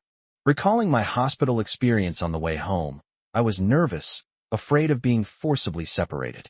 I clung to my owner's arm and rubbed against him, but he patted his chest and said, "Now that I'm in charge, we'll never be separated." While waiting for the doctor in the lobby, I was wrapped in his coat, and my heart melted. The doctor recommended hospitalization, which scared me, and I resisted. Fortunately, my owner helped by saying we weren't ready yet, so we got some medication and went home first. After relaxing, I felt sleepy. The next day, we went to the hospital. She was scared, but I complied. My owner explained my recent situation and how much I depended on her. The doctor acknowledged the importance of my owner's companionship and said the treatment plan would be conservative, just enough to relieve the symptoms. After returning home, I used the doctor's words to morally blackmail him, telling him bluntly that he didn't need to take it seriously, and that he just needed to be a XX and XX. Although he was unwilling, he was quite accepting, and I also felt much better. This treatment was really worthwhile, and it made my owner more cooperative. After meeting the parents, she focused entirely on her work, diligently cultivating relationships with 2 key clients and successfully connecting with circles in major southern cities. She used my account to communicate, her silver tongue captivating over a dozen people who were intrigued by me. The other party repeatedly suggested meeting in person, inviting me to discuss the history of antiques and to browse the market to broaden my horizons. She felt the time was right, so she agreed to the client's request on my behalf, even buying the tickets, arranging the activity route and script so that I could showcase my abilities and satisfy the other party. She rehearsed the process with me like a boss training an employee. After we finished rehearsing the lines, she suddenly hugged me tightly and said, "Master is going to accompany someone else." I said she could come along, but she shook her head and refused, emphasizing that we must communicate one-on-one and I must handle the situation alone to gain her trust. I told her to go shopping by herself, but she refused, preferring to lie sprawled on the bed watching videos to pass the time. I felt sorry for her and comforted her for a long time, promising to only meet with clients for half a day and then take her out for fun, which made her feel a little better. While meeting with clients, I walked alone on the street and suddenly felt out of place. I'd gotten so used to her being around, and my mind felt disjointed, like I'd lost my crutch. I messaged her saying she'd spoiled me rotten, and she laughed and said, "My master can't live without me anymore." Following her script, I took the client to the antique market. I first introduced the styles of porcelain, the differences in patterns between the late Ming and early Qing dynasties, but the client wasn't very interested. So I switched to her script. I squatted down and touched the roof tiles, pretending to taste the soil, and talked about the age of the soil layers and the rules of antique exploration. The client was amazed and impressed by me. She taught me to use murder mystery techniques to immerse clients in a game where they experience treasure hunting and the rules of scamming. Clients were completely fooled, their trust and interest skyrocketed, and I secretly marveled at how much more effective her methods were than my traditional professional approach. After the whole process was over, I declined the client's invitation to dinner and rushed back to the hotel. She lay sprawled on the bed like a dehydrated fish, dozing off. I hugged her, and her eyes lit up. She said that she hadn't had me by her side for so long that she couldn't even muster any interest in video games. I felt sorry for her and told her not to be afraid, offering to take her out. She insisted on staying close to me to recharge and refused to act alone. I suggested a location-sharing solution. She followed me from a distance, using her phone and sending messages whenever she wanted, without disturbing my work and feeling at ease. The client meeting went smoothly according to the script, and we quickly completed the process. After seeing the client off, I turned around and saw her rushing into my arms. She initially thought I was a stranger and wanted to strike up a conversation again, but she held me in her arms to ease her fear, comforting me by saying, "Let's get to know each other." I discovered that she was the biggest obstacle at work. The work became simpler under her guidance, but she herself was the most difficult to manage. I spent most of the day coaxing her, only having a few hours to meet clients. I also had to order her to wash her hair, take photos, tidy up, buy things for her employer, and be there to support her at any time. 10 days of hell passed, leaving her with no interest in sightseeing and scrambling home, covered in dust and grime. Despite the suffering, she gained unprecedented benefits. Her scripts turned almost everyone into a core client, providing a wealth of resources. After returning from her business trip, she made great progress at work, and the core clients created by her scripts formed a new circle. In fact, these clients never communicated with the real me. I was just acting according to her instructions and reciting the lines she gave me. She handled all the contacts, negotiations, and conversations independently. I was merely a passive observer. I was completely sidelined, with zero involvement in the work. All I could do was watch her busily manage my accounts and handle client affairs. She was perfectly content with this situation, believing that the owner shouldn't work, but only be there for her. She even joked that I had a weak stomach and was suited to be a kept woman. My years of hard work and entrepreneurial endeavors were a blow, but seeing the vast difference in results, I could only remain silent. She laid the foundation for me by cultivating a new network, leading to a surge in revenue and profits. I operated under my father's company, with independent business operations that didn't interfere with my finances. My father noticed the changes and called to ask if I had met any benefactors or needed help. She usually avoided the question. I poured out my grievances, telling my father about the new network and her taking over my work.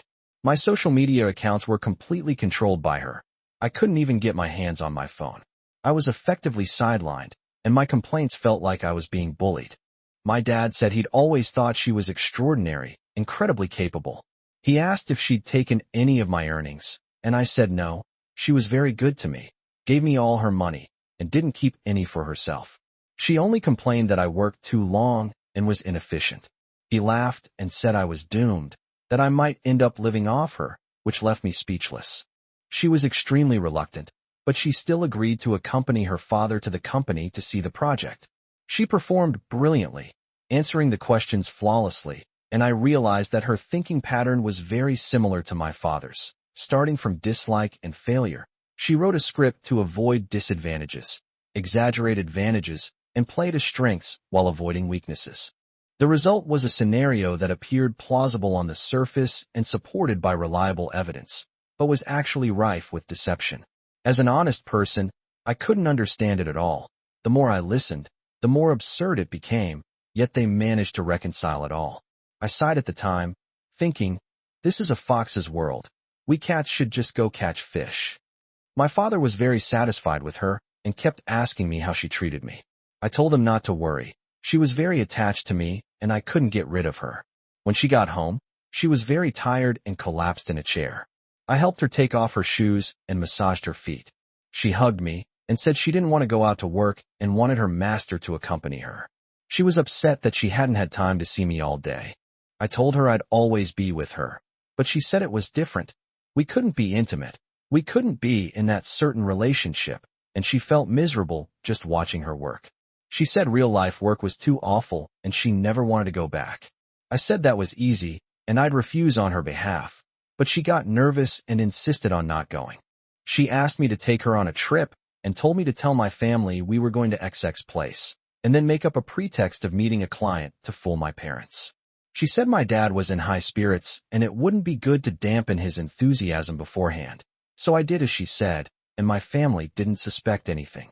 I asked where we were going, and she said she was fine with going anywhere as long as I was there, but she didn't want to take public transportation, didn't want to meet clients, and just wanted some time alone with me. I figured that driving would be the best option, and she could still get things done while sitting in the passenger seat. The roads were crowded and congested, and she was out of breath when we got to the hotel. She held me for a long time before she calmed down. I suggested we not leave during the day and set off at night, which she readily agreed to. We quietly set off at night, in the quiet and peaceful atmosphere, just the two of us. She was incredibly happy, showering me with kisses, hugs, and playful banter. We missed all the sights and scenery during the trip, but she felt great. She was relaxed and happy the whole time, and we were delighted. In the darkness, with the silhouettes of the mountains, her, and the starry sky, it felt like only our world remained. When I got back, I talked to her. Her reaction was somber yet firm. She said she would support whatever her master wanted to do and would do whatever he asked her to do. I was very satisfied with her attitude and took it all on, saying that I could handle it. Little did I realize that I had made a big mistake. Because she's used to the one-way interaction in the world of anime and manga with less pressure, I started introducing her to anime and manga games and waifus. She accepted it, but wanted my attention to be focused on her and not on anything else. She only found it interesting when she cosplayed a character, so she mainly led the experience. She recounted that her master didn't like being a kept woman.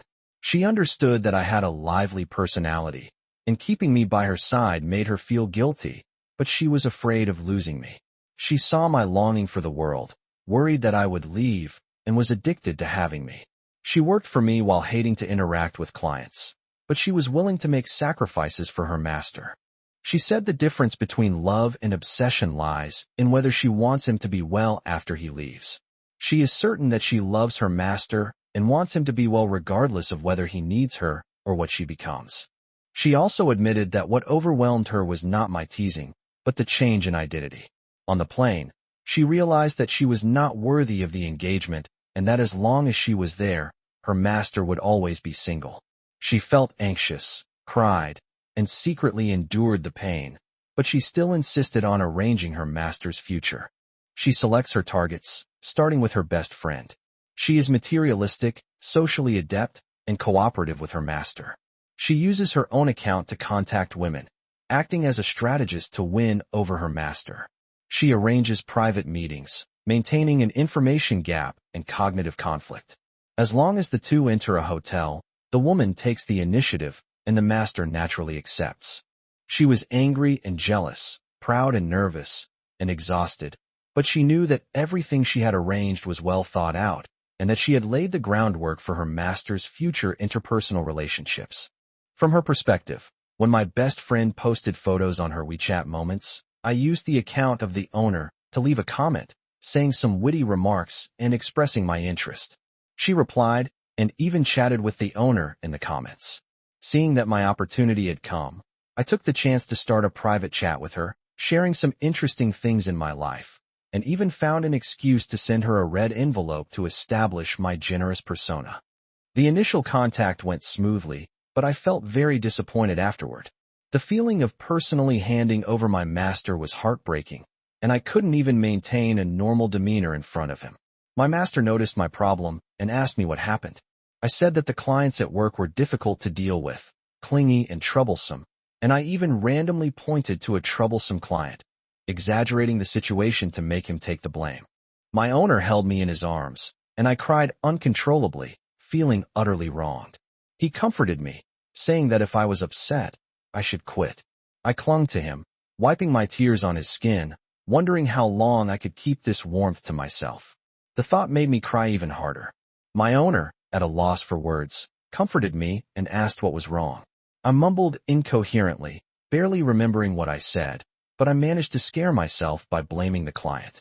For the first time, I felt the utter helplessness of trying to reason with someone else, but I couldn't tell the truth, or the plan would fall apart. The plan was going painfully smoothly. After the second exchange fostered a better relationship between my best friend and the master, my best friend took the initiative to contact me, saying that the rich guy I had introduced to her before was getting restless lately, and she asked me for advice and inquired about our relationship. I gritted my teeth and gave her some advice, telling her to be bold and make a move, saying that this guy was stupid, rich, shallow, and lewd. The master wasn't like that at all. I made a plan for her and told her not to worry about me, subtly laying the groundwork for a relationship and taking the opportunity to win her over, preparing for her to accept being with me in the future. I forced myself to finish speaking, and she left satisfied. After that, I broke down and buried my face in my owner's arms. He said that I had been too stressed by work lately, and that I should stop, delete all the clients who were bothering me, or he would take back my job. He said he didn't want that much money and couldn't watch his job torture him to death. He didn't want to see the money made, but me dragged down to my death. I suddenly realized I absolutely couldn't relinquish control of my phone right now. After all, this involved more than just work. I calmed myself down, resumed my acting, and said it was just a troublesome client from work, and I just needed to deal with him as quickly as possible. I improvised a whole story, creating a risky but manageable problem, promising to handle it immediately and foregoing the profit. I told him not to worry, and even offered some suggestions and made some requests, all of which I agreed to, assuring him that this job wouldn't affect me. My heart was bleeding as I spoke. My master, how could it not affect me? I'm handing you over to him. Hug me again. Hug me. During that time, I needed to spend time with my best friend every day to develop a relationship with her, and I needed to develop both of them at the same time. I needed to get my master to accept her, and then both of them could accept me. Fortunately, my best friend's intentions were easy to guess. She was mainly after money, and her thinking was simple. She only knew how to use basic tricks. This pleased me. My chosen target was quite suitable. I used 2 accounts to coordinate, ensuring she actively developed a relationship with her master, while simultaneously making her believe she had won him over through my advice, thus building her trust and respect for me. This was to cultivate her relationship with me, so that in the future, she, and even others, would accept me. Even after chatting like this every day, I still feel affected and depressed. My partner always thinks it's work-related stress that's causing me stress, and tries to help me share the burden. I give him some technical replies and ask him to do some of the work for me, pretending that he's helping me and putting his mind at ease. Actually, master, all I want is for you to hug me, to stay with me. I don't want to give you to someone else. I don't want you to have anything other than me. I really don't want that. But I knew I couldn't be so selfish, as that would cause trouble for my master. So the plan continued. I pretended that the work troubles had been dealt with, while continuing to let my master flirt with my best friend. I even diverted some of my work profits to reward my best friend to maintain my persona.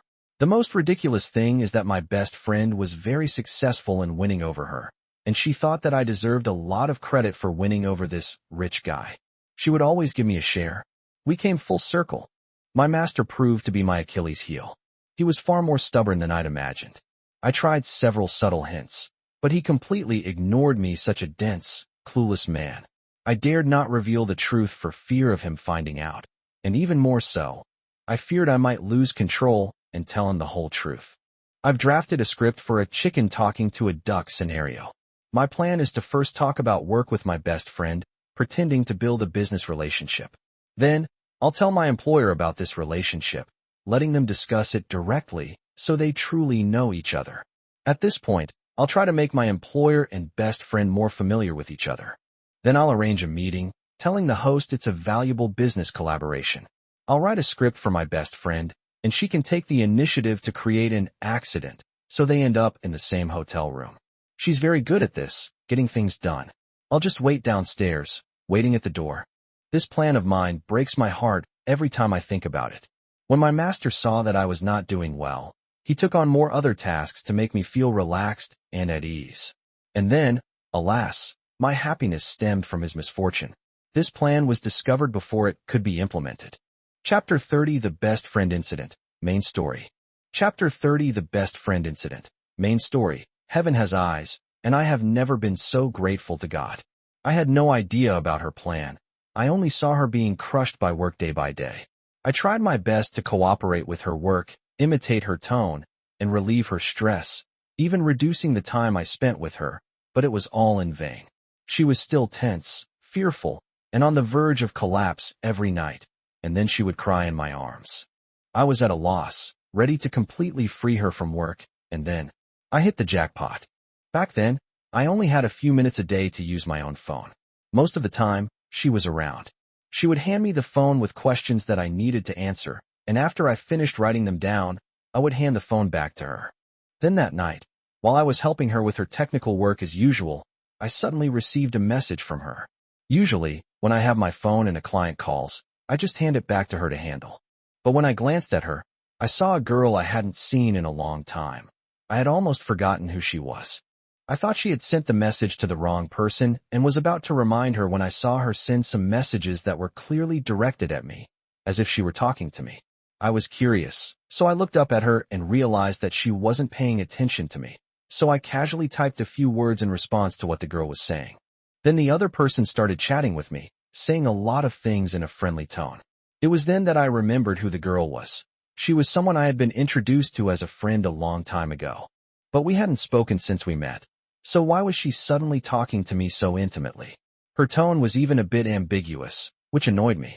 I felt that this girl had no sense of boundaries, and my subconscious thought was to leave it to her to handle and ask her what to do. Then this girl, who is also her best friend, mentioned something that happened to me recently, and I realized that we had communicated in other ways. I looked through the chat history, but there was nothing there. I think she must have told her best friend, but she didn't share her memory with me, and she also deleted the chat history. At the time, I didn't think much of it, picked up my phone and said to her, that XX contacted me and is talking about XX. What did you say to her? She visibly stiffened upon hearing this and said, yes, she used my account to talk to my best friend.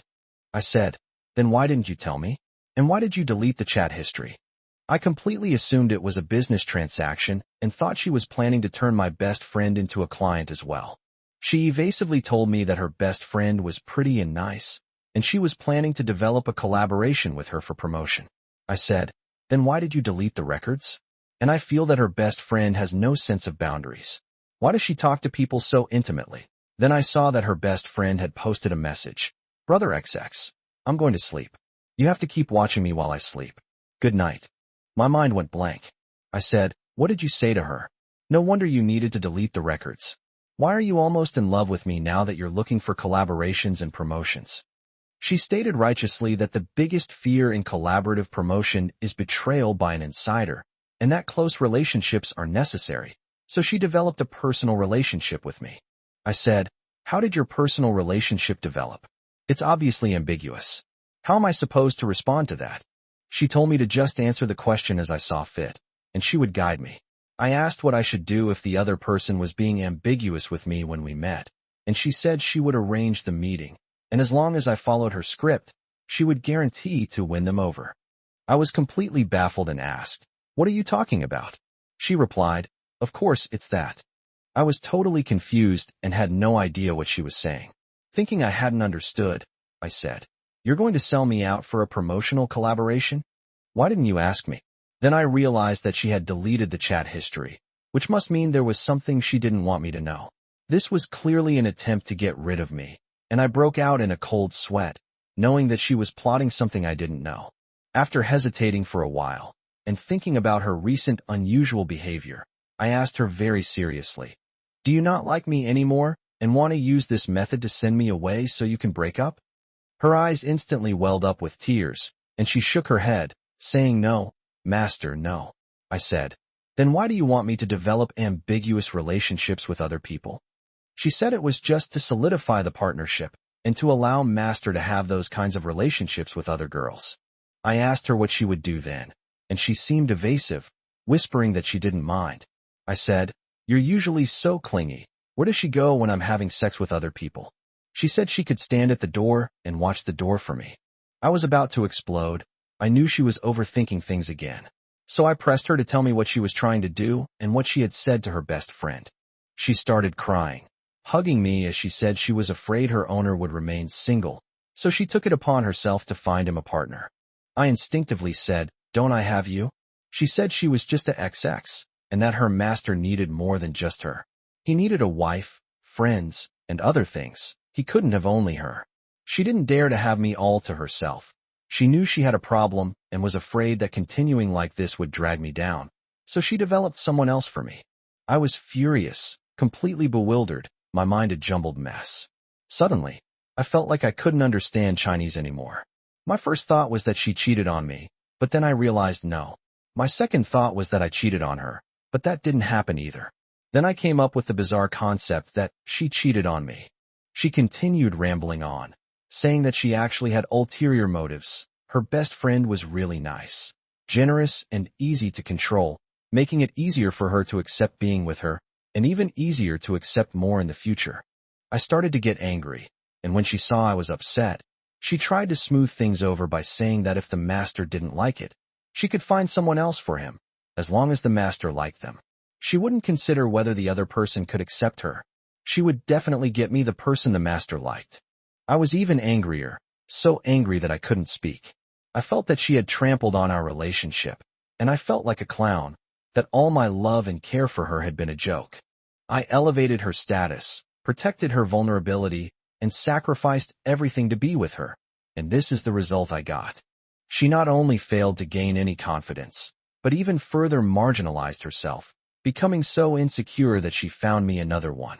At that time, I was slumped in my computer chair, and she carefully leaned half her body down to sit opposite me. I've always been a strong person, but at that moment I felt like I was crying. I asked her if she hadn't thought about how I liked her and that she only wanted her. Then her words completely overwhelmed me. She stammered, lowered her head, and gently held my hand, saying, "If Master really likes me, once he accepts other people, I can be a concubine." I was furious. I pulled my hand out of hers and jumped up from the chair. She was terrified and collapsed to the ground, trembling as she awaited my punishment. I ignored her, got up to get the knife, and walked up to her. She thought I was going to hurt her and said she would do anything to her. Just don't send her away. I told her that she's all I have left in my life, that I'd sacrificed everything for her, that my life revolves entirely around her, and now she's telling me this. Since she can't accept it, then I'll watch myself suffer and die in front of her.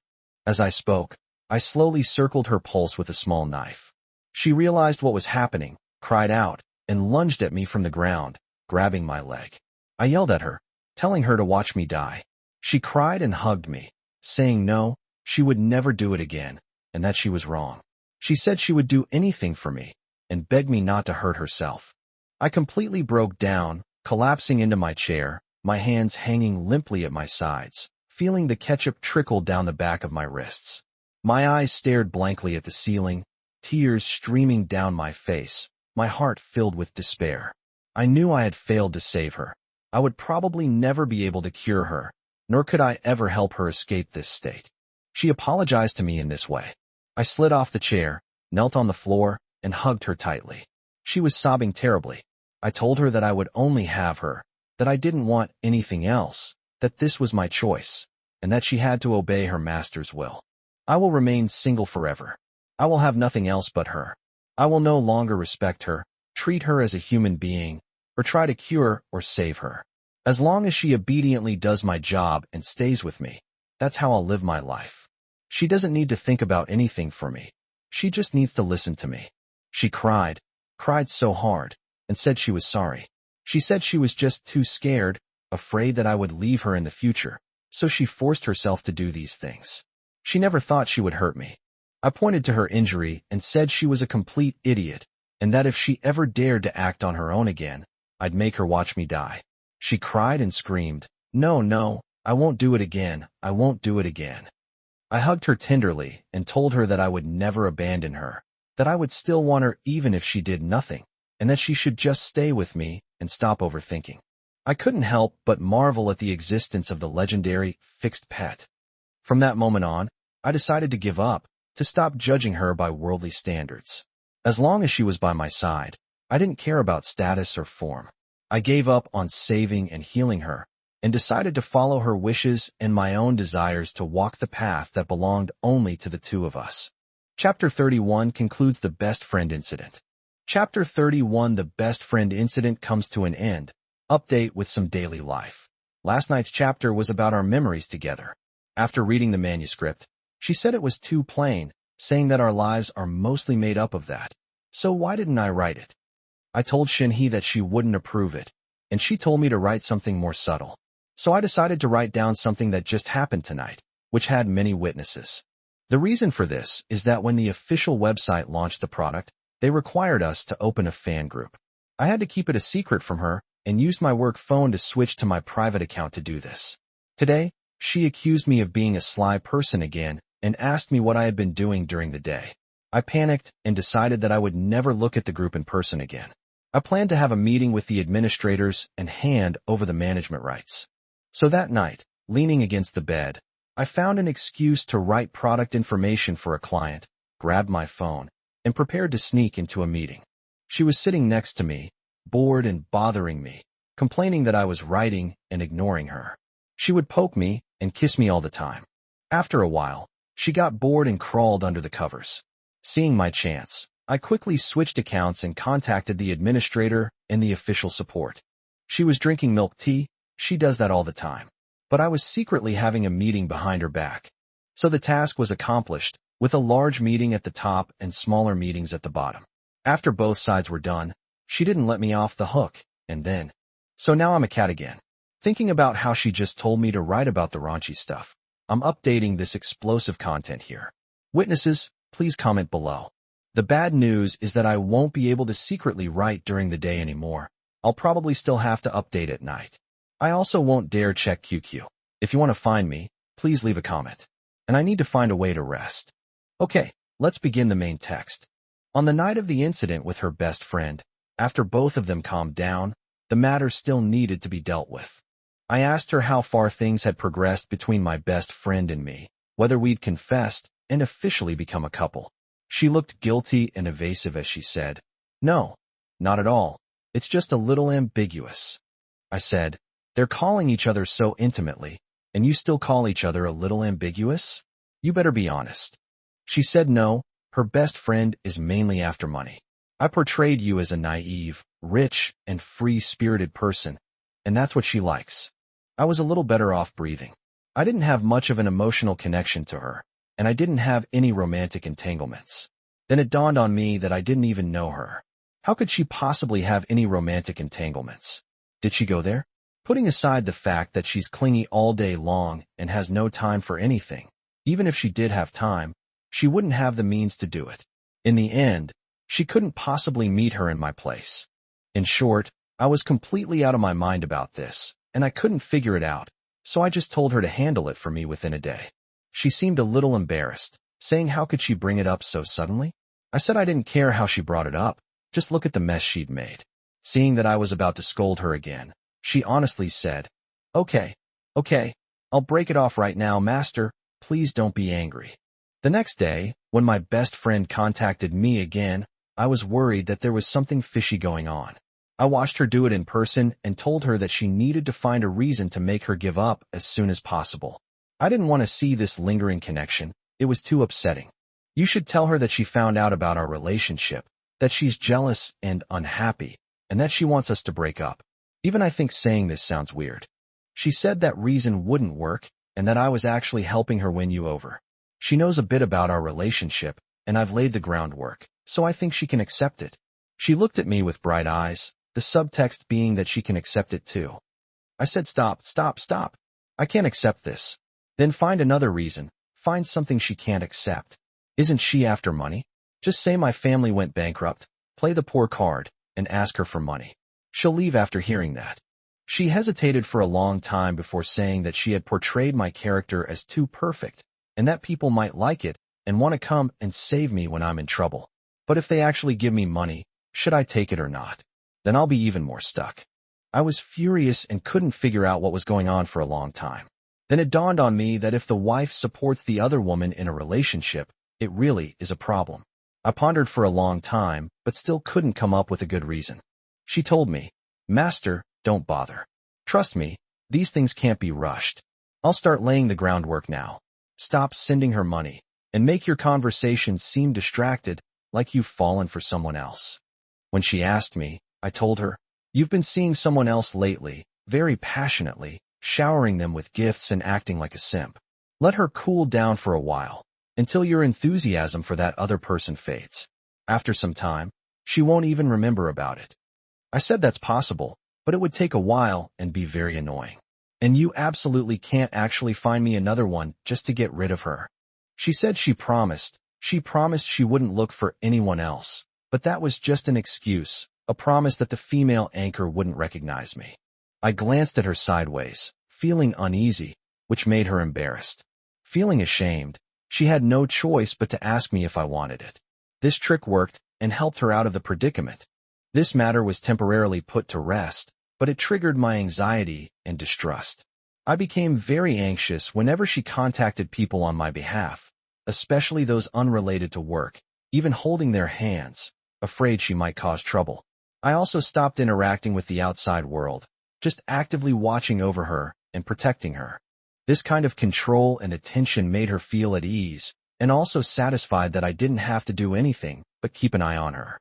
But she felt sorry for me, knowing that my pathological state was caused by her twisted behavior. She felt it was her fault, and she had to help me get out of it. Now it was her turn to heal me. Chapter 32: My Best Friend Incident and My Illness. Chapter 32: My Best Friend Incident, My Illness. She punished Meow. I'm in her little black room. I can't comment as often for a while now, Meow. I hope to keep updating daily. Please forgive me if the word count is not enough, sob sob. Please support me and help me promote Meow. And no need to suppress the score. Everyone can rate it as they like, Meow. I started to actively monitor and scrutinize her every move. She accepted this situation very naturally, and even asked me to lock her up with me. She said she didn't need privacy. Because I gave up my basic personal life and only monitored her, her clinginess intensified, and after we were locked up together, she was almost always snuggled in my arms. Back then, she would look at her phone in my lap, showing me everything she did at work so I could confirm it. She would play games in my lap, explaining things to me constantly, and making me watch her fight every monster. She even wanted me to watch her eat from behind, and then help me clear the dishes. I felt like I was truly walking a beloved pet, watching her come and go in my arms, never staying more than half a meter away. At that moment, I didn't feel annoyed. Instead, I felt at peace. Because there was nothing else in my eyes but her, I completely disregarded worldly matters and myself, thinking that as long as I could keep her by my side, nothing else mattered. Every morning when I wake up, I make sure the chain is okay. The noise I make when I wake up often wakes her up, and then we get intimate.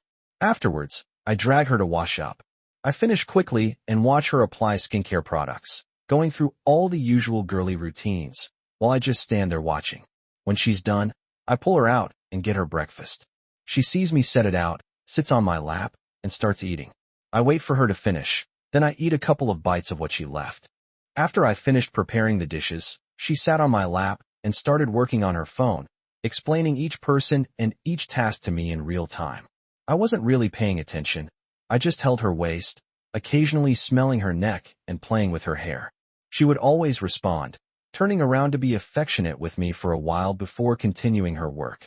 After that, we'd watch movies together or watch her play games. She'd usually ask me to do that, and if she got hungry, she'd call me to order dinner, the same old routine. Later, she'd often tease me, and I didn't really respond. It was just simple cooperation. When she got bored, she would often try to seduce me again. That was the only thing that could get me going at the time. I would be very violent towards her, and I couldn't tell if it was love or hate. It was like I was venting something, and she actually enjoyed it, which made me. When I was sure she was beside me at night, she would hold me as we slept. I don't look at my phone or do anything else. Most of the time I just stare at her or what she's doing. At night, I just stare at the dark ceiling. My heart is as still as water. My mind is so smooth I can't remember anything. I have no idea what she did last time. All I care about is her and the lock she's connected to. I need to make sure my pet is still mine, and that my lover is still here, hasn't run away. My consciousness became viscous, and time became blurred. Within a few days, I couldn't tell whether I was asleep or awake. Many times, I fell asleep behind her in broad daylight, with a piece of music or dream content repeatedly playing in my mind. Later, I couldn't even tell whether it was yesterday's events or a dream. I would just keep tugging at the lock or hugging her to make sure she was still beside me. I started to feel more like a mechanical object. She repeatedly reminded me to do things for myself, asking what I liked, and offering to buy it for me and accompany me to do it. My only answer was, I like her. She knew I was sick, and that it was because of her. Only now did she realize how much of a blow the last incident had been to me. So one night, she unlocked the door, sat on the edge of the bed, lowered her head and talked to me, and started crying. She said she felt she had ruined me, that I had become like this because of her. She regretted it and wanted to make it up to me. She was willing to do anything, even be abandoned. I suddenly snapped and pinned her down. She put my hands on her neck and told me to strangle her. I let go. She told me to order her to leave, to die, and that she would handle the aftermath and wouldn't cause me any trouble. I yelled at her, saying she was my property, my XX, that I had given her everything, and that she couldn't just leave like this now. I wanted her to be with me through life and death. This brought me to my senses, and I realized something was wrong. Seeing that I finally admitted I was sick, she relaxed and began to confide in me, saying that my condition these past few days had terrified her, and that she had been constantly apologizing, repenting, and trying to wake me up. But I had no recollection of anything like that. Then she said she would take me to see a doctor, to the same psychologist who had seen her before. I said no, I'm fine, because she's still by my side. All of this happened because of her, because I love her, and because of what she did. The one who tied the knot must untie it. As long as she's still alive and my things are still mine, things will be easy to handle. She's also willing to listen to me. At most, we just need to change our mindset and how we get along. She nodded, sobbing, saying she'd do whatever I said, as long as I got better. I patted her head and said, Master is very strong. It's not a big deal. You'll be fine after a while, meow. She buried her head in my arms and cried. I talked to her for a long time and told her that this was essentially a crisis of trust. She made a common mistake, thinking that pain is equivalent to gain, exaggerating the importance of things that are difficult or painful for her, and ultimately getting stuck in a rut and dragging herself down. The more I care about her, the more I lack other things and my own thoughts, and the stronger my anxiety about her becomes, leading to my own confusion.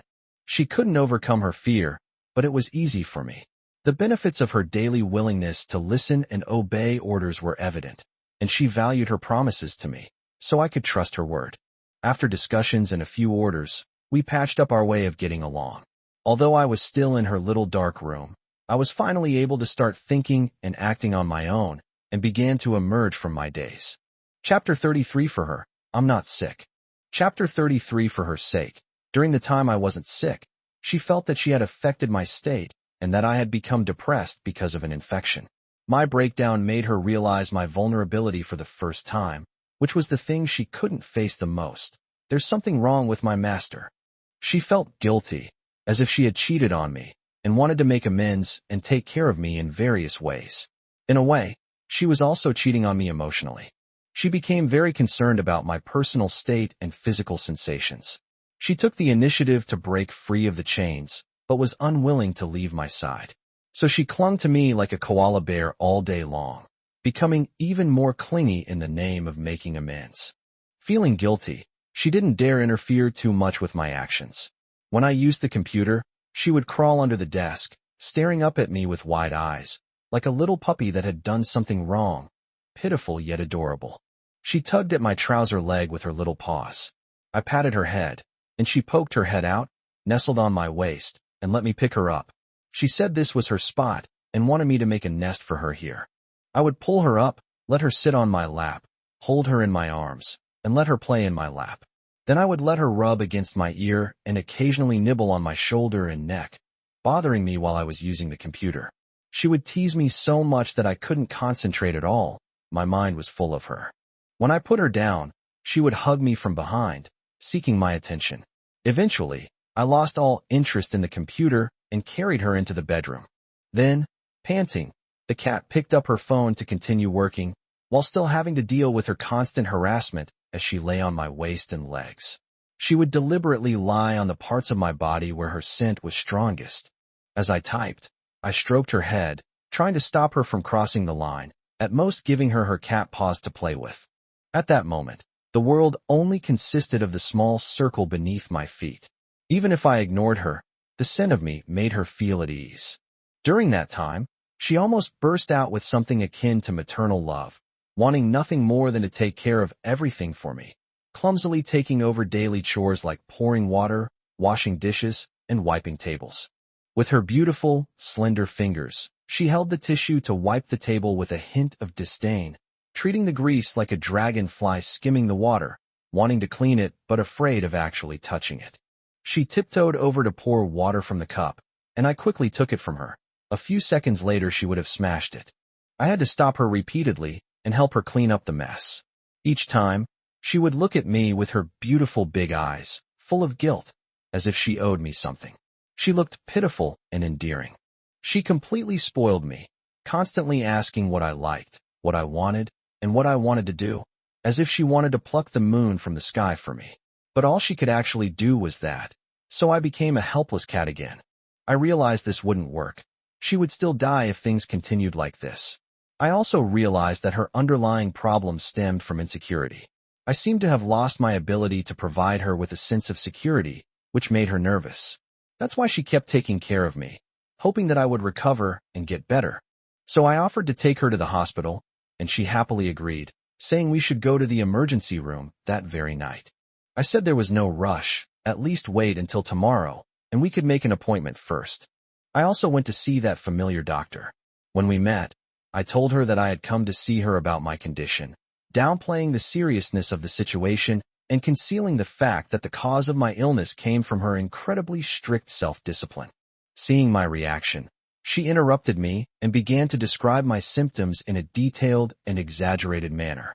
The doctor looked at me with a pitying, martyr-like expression, as if to say, "See, being with her has driven you crazy," and then proceeded to give me a prescription for tests. By then, I already had some understanding of psychology. After taking her to see the doctor last time, I followed the doctor's advice and learned a lot of professional knowledge, but I never expected to use it here, to use it on myself. When I was working on the SAS table, I kept a close eye on things and took a quick look. I realized that I probably had some serious problems. Considering her current state, I felt that if I continued to make her worry and take on pressure that she couldn't handle and that didn't belong to her, something bad would happen. I knew I had to be her master for her to survive, so I had to do my job well. I made extensive changes to the results, carefully avoiding potential pitfalls, but I couldn't make it too fake. I tried to keep the results mild. Several brain function tests were hard to fake, so I could only do my best to complete them. The final result was still moderate, which left me somewhat conflicted, but it was the mildest I could get. She waited outside after we entered the one-on-one consultation session. The doctor said I needed to face my problem and not avoid it. I said I knew, but the doctor should still remember her condition. It was clearly stated in her medical records, and I was her only support. She now thinks I'm abnormal, that I have serious psychological problems, and that I'm acting erratically. My problems are definitely less serious than hers. If she were to escape her current situation or start taking care of me instead, she would break down. So you can say whatever you want of me, but I have to put her at ease. She came to the doctor today because she was worried and making a fuss at home. The doctor was very kind, saying that the purpose of treating illness is to make people feel better and that he would definitely not put unnecessary pressure on the family. So she talked to me about some ways to change me and prescribed some medicine. I asked her to simplify the prescription, afraid that she would notice something was amiss. The doctor argued with me for a few words, but still sighed and agreed. After I came out, I put on my master's airs and reported the situation to her, mainly emphasizing that the sleep problem was caused by tension and that she had already resolved the anxiety. I asked her to continue to trust me and believe that I was fine. She was in a very strange state. I could see that she rationally did not believe, but deep down she wanted to believe, and she probably knew that she had to believe me, or she would have no way out. So she chose to believe me. She made it clear that she would believe me and listen to me. I told her to put her mind at ease and to go home and continue as usual. After that, everything went back to square one. She probably truly accepted that I wouldn't find anyone else, yet she still felt she owed me a lot in this matter. So she added this succubus a tribute to herself, starting to dress up in various different roles, even trying office lady style, nun, banquet dresses, etc. With her cute, youthful face and flat figure, it clearly gave off a mismatched vibe, like a child wearing adult clothes. She didn't care. She would switch roles at those times, determined to single-handedly support my entire harem. I could only clutch my back and tell her to try to be as normal as possible, not to try anything too outrageous or unsuitable for her, and that she was already perfect and her master was truly gone. Chapter 34: Qualitative Change in Work. Chapter 34. A qualitative change in work helped me cure my illness. After her condition stabilized, she had no choice but to focus on her work. She didn't like it, but business develops naturally with the market. Under her management, our small business began to get on track. We gained a stable customer base, and our revenue increased month by month. I used to be involved in academia and gave lectures at universities. I discarded that identity after starting my own business, until she picked it up again for me. Based on this, she created many titles and used those titles to contact various suppliers. My dad thought things were about right. So he met with us and said that we already had the foundation, so we should ask if the family would support us in opening a shop, so we could become more professional, promote the business further, and have a place to receive customers. By this time, the business was completely in her hands. My dad didn't even ask me anything. He contacted her directly to discuss it. When they met, it was just the two of them talking. I was just there to watch the show. My dad never asked me anything from beginning to end. She was unwilling to open a store, saying that the physical economy was saturated, and that if her family could support her, she could build a personal brand through the association. This concept was relatively niche at the time, and we only had a rough understanding of it. I'll explain it here. The name in a brand is a concept that can be exploited, and this still exists today. For example, zero additives is just a name. It doesn't mean the product actually contains zero additives. Green and pollution-free is also just a name. All natural, organic, and even Greenland imported quality are just names that embellish the quality, having absolutely nothing to do with actually being imported from Greenland. Some advertisements also follow this pattern. XX is number 1, followed by smaller print stating the product's positioning or target. Strictly speaking, this constitutes misleading consumers, but aside from the 315 gala, it has nothing to do with criminal or civil matters, and many large brands do this. Using this, one can establish an association, that is, a civil society group, and then, as long as an organization such as a university endorses the group, it will become a semi-official organization. Most importantly, its name is almost unrestricted, as long as it doesn't contain special keywords. In other words, I can establish a Universal Value Appraisal Association and become the Universal Chief Jewelry Appraiser, as long as any organization recognizes me.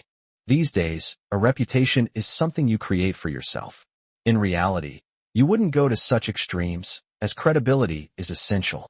But this kind of headline-driven approach is enough to fool clients and even business partners. Furthermore, the websites of appraisal agencies can actually be set up by private individuals, as long as they meet national standards. We have even created a website that can issue certificates, which can be verified on the website. The next step was to cultivate relationships with the university professors we had previously collaborated with to resolve the registration process. Then I had an industry alliance-like organization, which looked impressive, but its operating costs were actually much lower than those of a physical store. Then she helped me make connections, shake hands, and take photos. She also helped me get inscriptions from celebrities and establish partnerships with other organizations.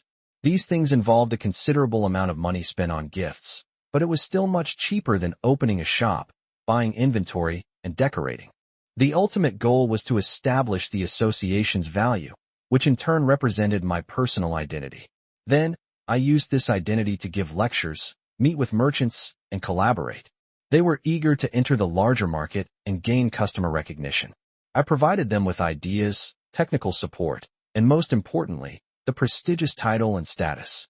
Even some long-term clients who are preparing to start their own businesses will come to me hoping to have a nominal partnership. I watched as a new brand was built from scratch. Although it was still small in scale, it was already taking shape. She said that's how her family's restaurant started.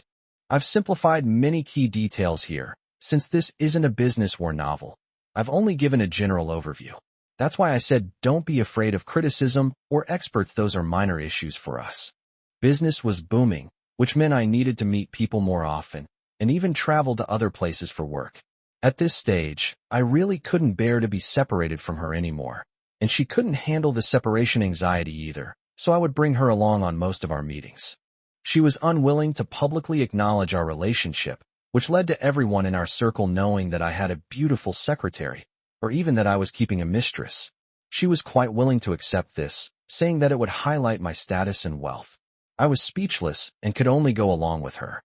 Most business conversations took place in tea houses, where she would sit obediently to the side, occasionally even taking the seat of honor to pour tea for us. Her tea ceremony skills weren't professional, but she was beautiful and refined, and in these settings, she often wore traditional Chinese dresses, making her stand out. She frequently stole the show, making clients forget their purpose and always engage in conversation with her. She always skillfully steers the conversation back to our business, and occasionally, she even needs to show off her intimacy with me to make clients give up. Countless times I wanted to tell the client that I was just a fake person reading from a script, and that the secretary was the real boss, and that she wasn't as harmless as she seemed. But I managed to hold back from saying it. During most of the work hours, I would be talking animatedly with clients while she listened quietly.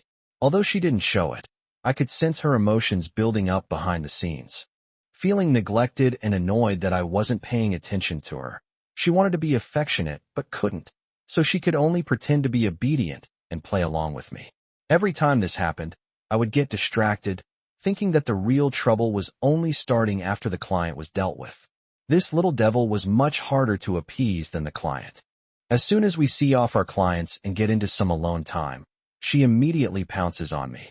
Sometimes she even cries, saying that I'm right next to her, but she can't hug me, can't talk to me affectionately, and that there are so many things she wants to say to me that she can't say.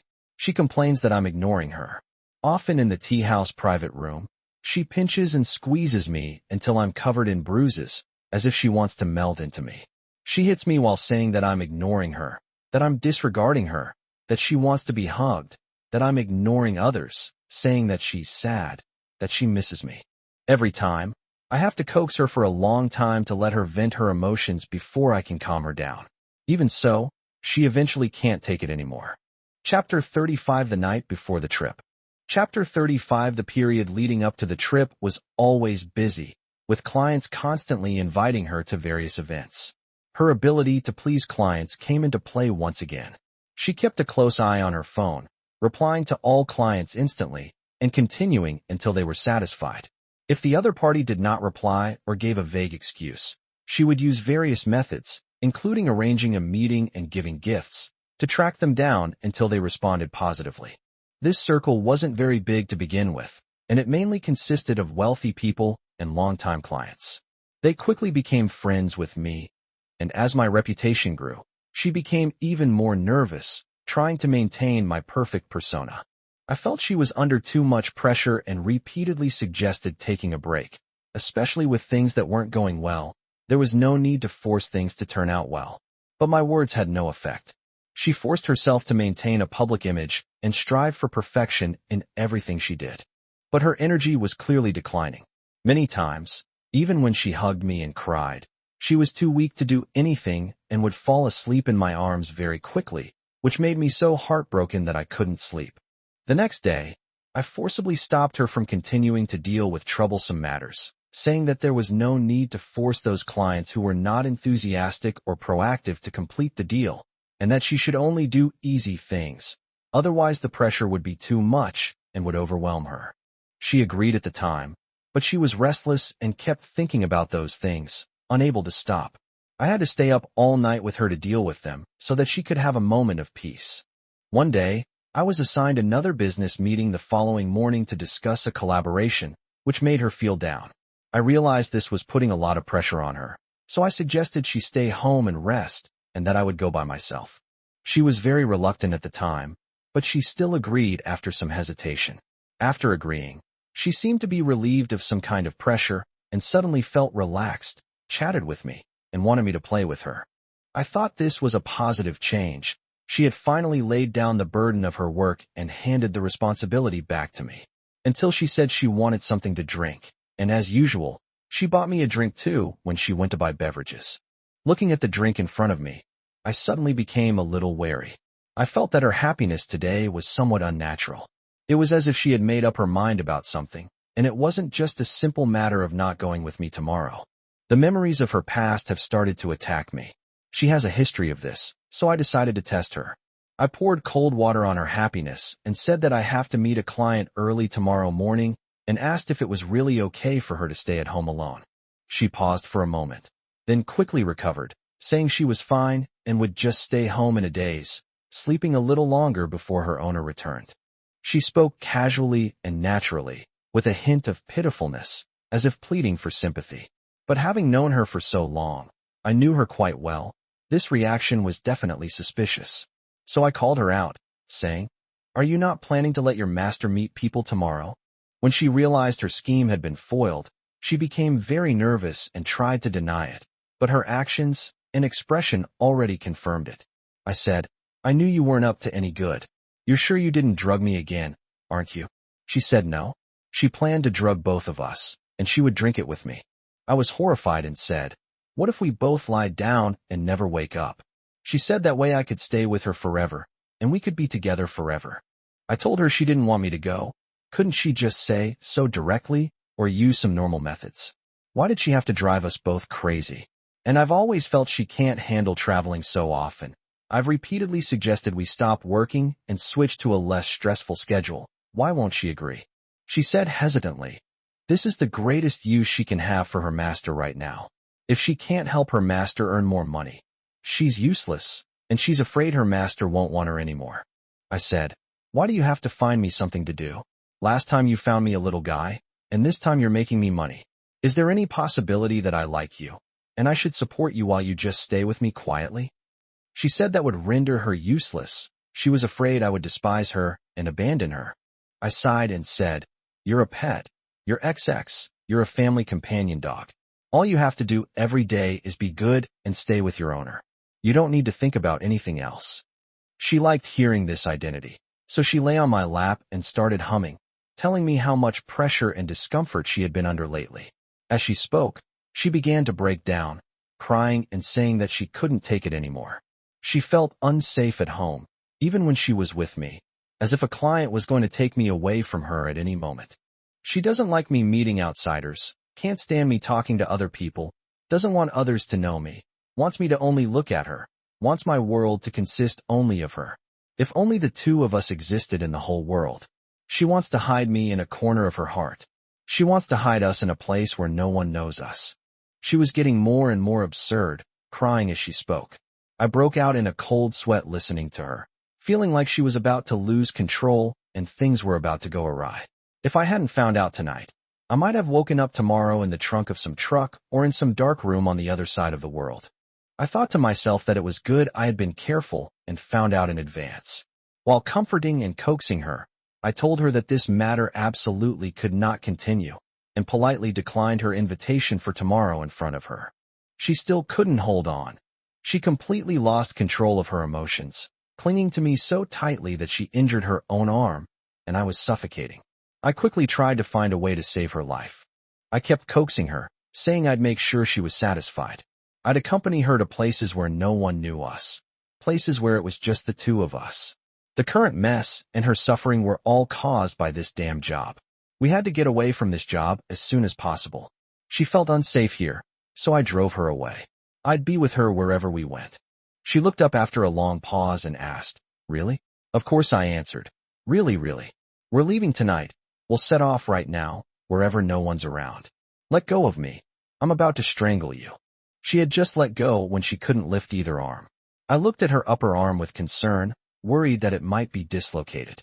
She was still sobbing when she started packing her bags. She was leaving right now.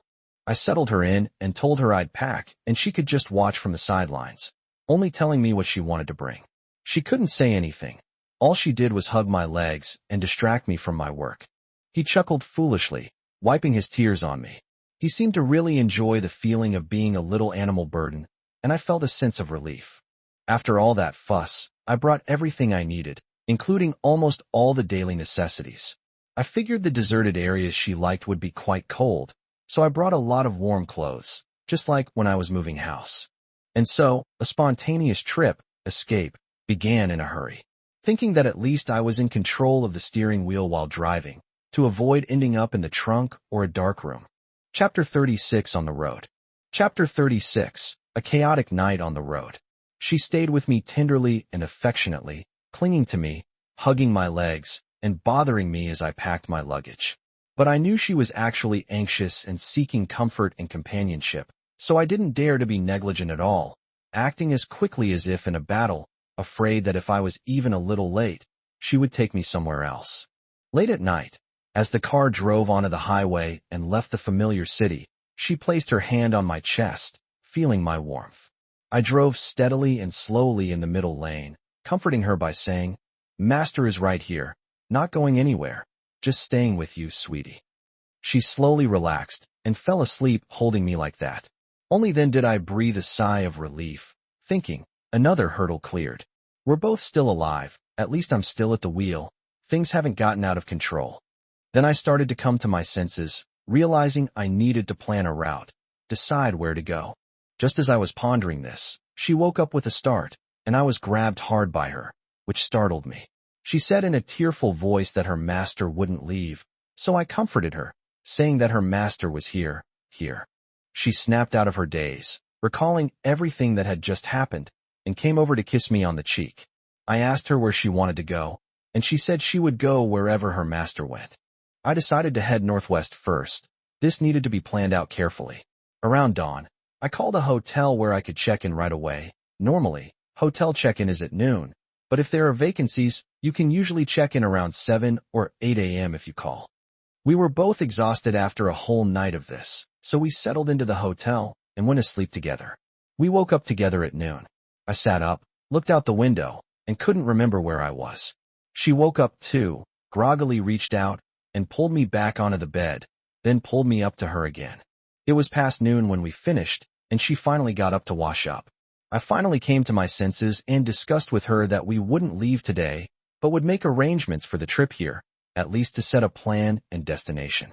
She got a little nervous when we talked about work, so I told her that we're actually not doing as well as we used to do purely online work, because online she completely replaces me, and offline work, with my own limited abilities, restricts my performance.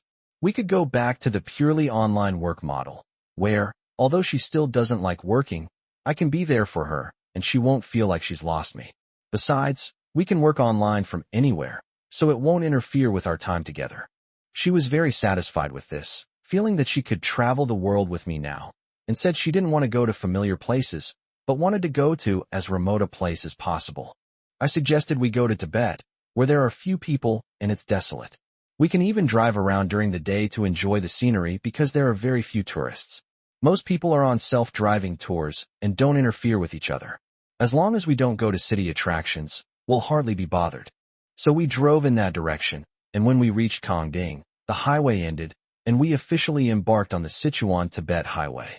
Perhaps because we were in a truly unfamiliar place, she was very excited and accompanied me shopping for snacks and daily necessities. The tourist atmosphere there was strong, and the shops were bustling. I saw quite a few shops selling Tibetan clothing, so I bought her a white Tibetan dress with blue patterns. It felt very pure and suited her well. I planned to take some Tibetan-style photos of her with the snow-capped mountains and sacred lakes as a backdrop after we arrive in Tibet. There were still quite a few tourists in western Sichuan, so we went back to driving at night. The Sichuan-Tibet highway was quiet and cold at night, with no cars at all, only the occasional truck or off-road vehicle passing by. That road was truly terrifying, winding and undulating with frequent potholes, and right next to the surging river. Even though I had practiced driving on the mountain roads near my home, I still drove very cautiously, afraid of getting my tires damaged by falling rocks or potholes, or slipping on the black ice and plunging into the river. The weather on the road was unpredictable, with frequent showers. Driving along, large raindrops pelted down, and the rough roads made it quite worrying, as I feared the car would break down. Before long, I reached the mountaintop, crossed another ridge, and found myself under a clear sky, with stars twinkling. Driving at night is much more efficient than the regular pace of tourism. After leaving the Sichuan West Loop, there were significantly fewer people. We avoided the popular national highways, so there were hardly any tourists. So we switched back to traveling during the day. We actually didn't set off until noon, and finally we were able to see some scenery. The first thing that impressed us was the monkeys. We couldn't see them at night, but we discovered them during the day. They were guarding the roadside, and when they saw the car slowing down, they would come up to beg for food, jumping directly onto the hood of the car. They were very bold. We threw a few pieces of bread, quite far, and they jumped off the car and chased after us. She said that these were the local residents collecting tolls. Later, we saw herds of blue sheep, yaks blocking the road, and huge vultures strolling along the roadside, completely unafraid of people. She really liked these animals and would roll down the window to greet them warmly. Although she didn't get a response, I could tell she was genuinely relaxed, no longer needing to act or please them, and felt she had made the right choice coming here. I was worried that she was particular about her daily life and had a cleanliness obsession and wouldn't be used to the poor conditions in the area. After arriving in Tibet, the food and accommodation conditions declined significantly, and we didn't have a high budget, so most of the accommodations were ordinary hotels run by Tibetan people. She didn't seem to care about any of that, simply using the travel sheets we brought to avoid direct contact with her skin. Everything else remained normal, and she always made sure to shower whenever possible, regardless of the altitude.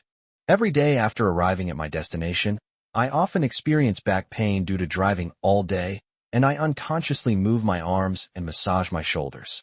She would volunteer to come over, sit behind me, and give me a massage. She didn't know how to massage at all. She would just give my shoulders a quick, perfunctory massage, then hug me from behind, lean against my back, and whisper in my ear, "This massage therapist offers special services." I said, "Your massage parlor is not legitimate," and she said, "Does the owner like illegitimate services?" Who could resist that? So I did. After it was over, I did feel relieved, but my body was even more tired and sore. Later, even she herself said that we were constantly engaged in gunfire along the way. Chapter 37, The Highland Saintess. Chapter 37. On the national highway leading to Tibet, the Plateau Saintess witnessed a magnificent glacier, a sight I'd never seen before. After that, the altitude began to rise rapidly, the mountain road winding and twisting. Neither of us, who usually don't get carsick, were finding it difficult to cope. When the car arrived at the Nagka grassland, the sky and earth began to stretch out, and the temperature dropped sharply. There is a large temperature difference between day and night here. It gets very cold quickly after the sun sets, and there are very few tourists. There are mostly trucks coming and going. Yaks often block the road, and herdsmen drive their cattle by, requiring us to stop and wait. All rare sights for us. I tried to greet the yaks by sticking my head out and imitating their mooing, which attracted the passing yaks to stop and watch. They wouldn't give way, making us wait even longer, while she laughed so hard in the car. This was my first time on the plateau, but I knew a little about altitude sickness. On the way, I told her that I have a relative who has practiced martial arts for many years and is in excellent physical condition. He was traveling in Tibet, and upon landing at Lesai Airport, he was so moved by the desolate plateau that he immediately performed a set of martial arts moves, even asking his travel companion to take pictures. As a result, he suffered from altitude sickness and ended up in the medical room.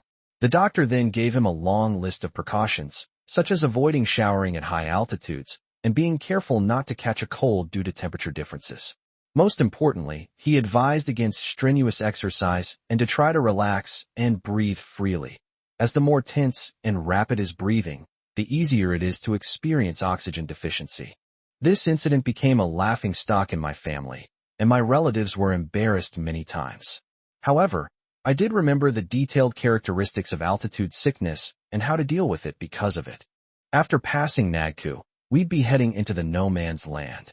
I'd prepared oxygen and supplies beforehand.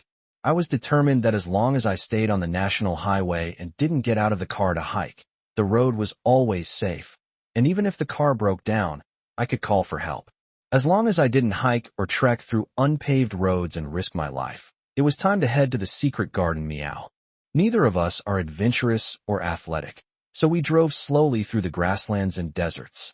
We stopped at viewpoints to take photos. There were absolutely no tourists there, and we only saw one car every now and then. Herds of yaks were also rare. We saw Tibetan wild asses and Tibetan antelopes grazing leisurely by the roadside, not even flinching when cars passed by, seemingly unafraid of people. But we didn't dare get out of the car to touch them. The food and lodging conditions had obviously deteriorated, but fortunately, she didn't mind. In this cold place, there were no mosquitoes, dirt, or stench, just some basic necessities. The locals are very honest and kind. The hotel owner looked at us like we were crazy, wondering why anyone would come all this way.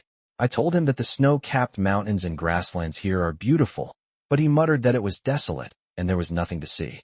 He then gave us our room key and left, saying that we could leave the key at the front desk when we checked out. The weather was nice the next day, so she changed into the Tibetan-style dress she had bought earlier, put on a cotton-padded coat, and prepared to take some photos in a beautiful setting. We passed several viewing platforms with beautiful scenery, but there were parking lots at each one. She was too embarrassed to take photos in front of people, so we continued walking, until a small lake by the roadside caught our attention. The water here was beautiful. Even though it was just a small lake, it was a deep blue, reflecting the sky like a mirror dotting the grassland. Because it's not a tourist area, there's not much trash. It's a very pristine place. The only things on the lakeside are mani stones piled up by travelers and herders for blessings. I was planning to take her photos here, and I was amazed when she got out of the car.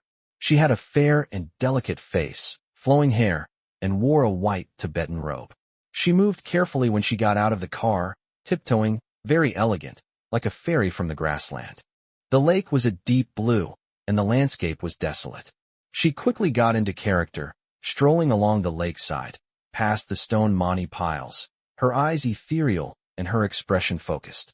Dressed in a thick white Tibetan dress with blue trim, she truly resembled a saintly maiden amidst the snow-capped mountains and grasslands, pure and otherworldly, possessing a beauty that could only be admired from afar and not profaned.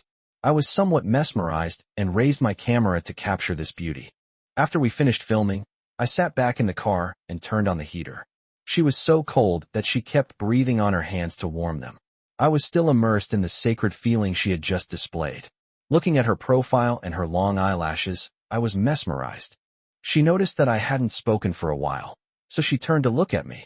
When our eyes met, I suddenly felt shy and turned my head away, wanting to say something but unable to get the words out. Seeing my reaction, she knew I was captivated by her again. Like a smug little fox, she smiled mischievously and said, "Master likes this, right?" Then she pounced on me and kissed me. I said, "This contrast is really ruining the mood. You were just starting to act all innocent and reserved when you pounced on me. It's completely destroying your image." She clung to me, her eyes alluring, and giggled as she said, "If you like, Master, how about we defile your purity right now?" This time I really couldn't resist, so right there in the car, I ruined that sacred place and unlocked a new CG. We were both a bit tipsy at the time and didn't feel anything until afterwards, when we were out of breath and sneezed twice. I thought we were being punished by the sacred lake, because we both felt unwell while driving, dizzy and lightheaded, and then we realized it was probably altitude sickness. Thinking back to the absurd thing that just happened, such strenuous exercise under the oxygen-deficient conditions of the plateau would of course cause altitude sickness. Both of them were a bit flustered and didn't dare to drive anymore. They found a parking area and rested for an hour or so. I felt better before heading to the hotel. After entering the city, the accommodations were finally a bit better. We all took a shower, and when I came out, I found that she had changed back into the dress she wore in the previous photo shoot. She was sitting on a chair, looking at me quietly. I was momentarily stunned, and she said, "The owner really likes this outfit." I said, "This outfit feels very pure and elegant, and it suits her well, giving off a snow mountain saint vibe. She smiled, giving me a meaningful look.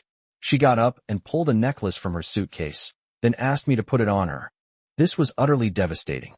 Like a princess from a defeated kingdom, a fallen snow mountain saintess sat pitifully on the bed, waiting to be defiled, completely at his mercy. And so, in the darkness, she was once again turned into a dried-up cat, utterly devoured and unable to even crawl. Chapter 38, Missing the Sacred Mountain. Chapter 38. After missing the altitude sickness crisis at Mount Kailash, I had second thoughts. I figured we shouldn't turn back. The Ali region had even fewer people and was at a higher altitude.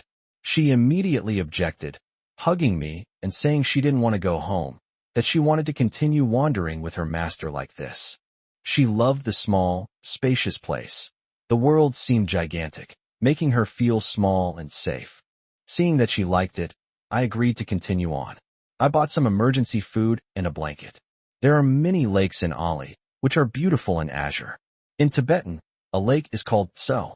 Most lakes are called Xtso, so a self-driving trip here is called a Tso trip. When we set off, I forced her to wear her thickest clothes, ostensibly to keep her warm. I told her that the worst thing about the plateau is catching a cold and developing pulmonary edema, and that it's cold here, and she would be in serious trouble if she caught a chill from the wind. Actually, I'm afraid she'll wear her old clothes or other pretty and cute outfits and try to seduce me on the street. If I can't resist, something bad might really happen. She was very dissatisfied, pouting as she agreed. I helped her get dressed, but she complained that I had wrapped her up like a ball and that it wasn't cute. I ignored her and wrapped her up tightly, leaving only her little head sticking out. But her head was still very cute, and I couldn't help but touch it. She took the opportunity to lean in and kiss me. I felt a flutter in my heart again, blushed a little, and quickly avoided her, grabbed my luggage, got on the bus, and set off. I thought to myself, how can this girl still be so alluring even wrapped up like a ball? I have to restrain myself. If I act like a beast on the road again, something really bad might happen. There were unpaved rutted roads that led to the lake, but we didn't dare leave the national highway to venture into the wilderness. We just stayed at the highway viewing platform, gazing into the distance and taking photos of her with the lake and snow-capped mountains. The wind was strong and the temperature was low. The wind made her hair fly wildly, unable to stay styled properly, but it created a kind of dynamic beauty. Each time, we would stop, take a quick photo, and then rush back to the car. The roadbed there had subsided, making the ride a bit bumpy, and we had to avoid shell craters, but the road itself was in good condition, with only a short section of unpaved road under repair. We drove like this all the way to the foot of Mount Kailash. At the foot of the mountain are the holy lake Manasarovar and the ghost lake Rakshastal, separated by only a narrow hill. The highway runs through the middle of the hill and is close to the shore of the ghost lake. When we first got off the bus and walked to the lake, the shore was somewhat desolate, with only shrubs on the Gobi Desert. Perhaps because it was a saltwater lake, I couldn't find any trace of life. Only the snow-capped Numna Ni peak in the background reflected the ghost lake, which was quite spectacular. The area in the direction of Mount Kailash was shrouded in clouds that day, so I couldn't see the main peak of Mount Kailash. I only recognized it by the ring-shaped snow line.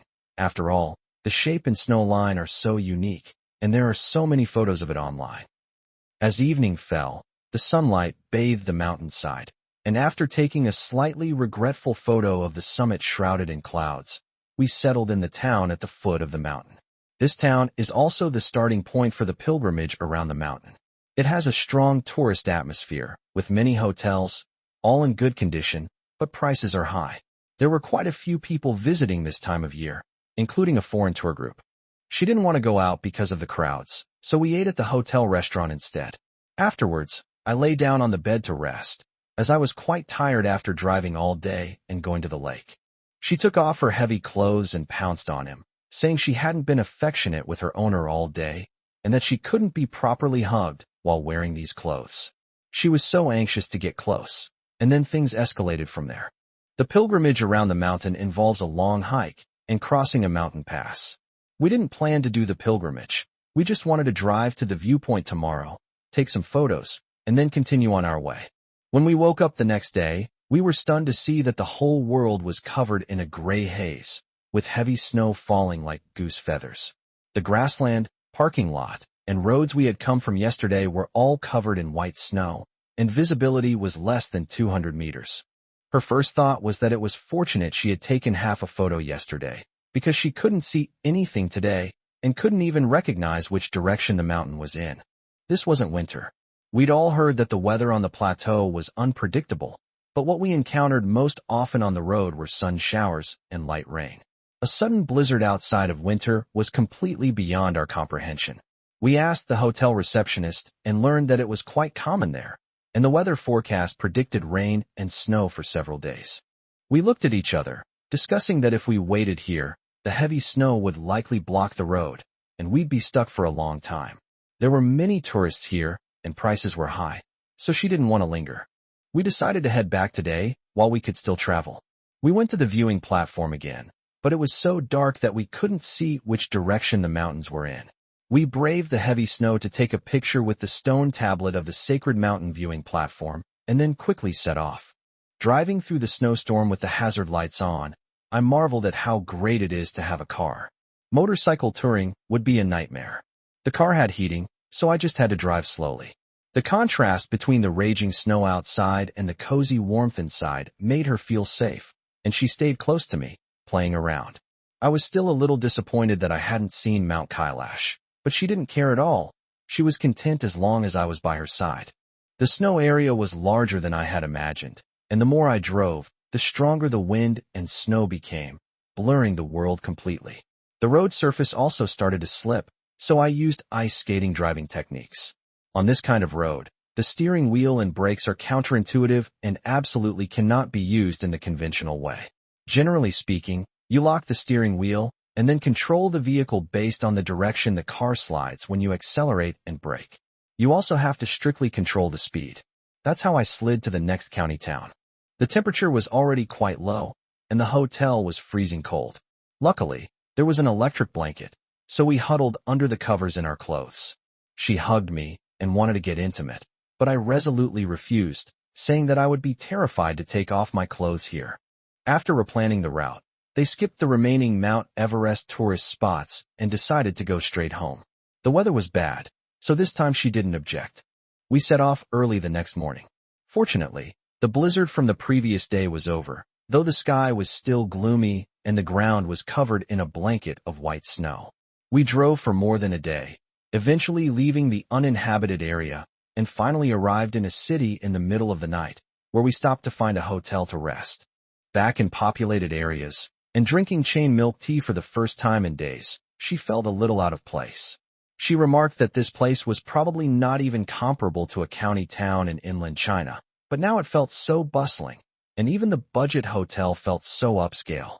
Chapter 39 Night Road in Kunlun Mountain. Chapter 39 Night Road through the Kunlun Mountains. After leaving Ali, we finally considered how to get home.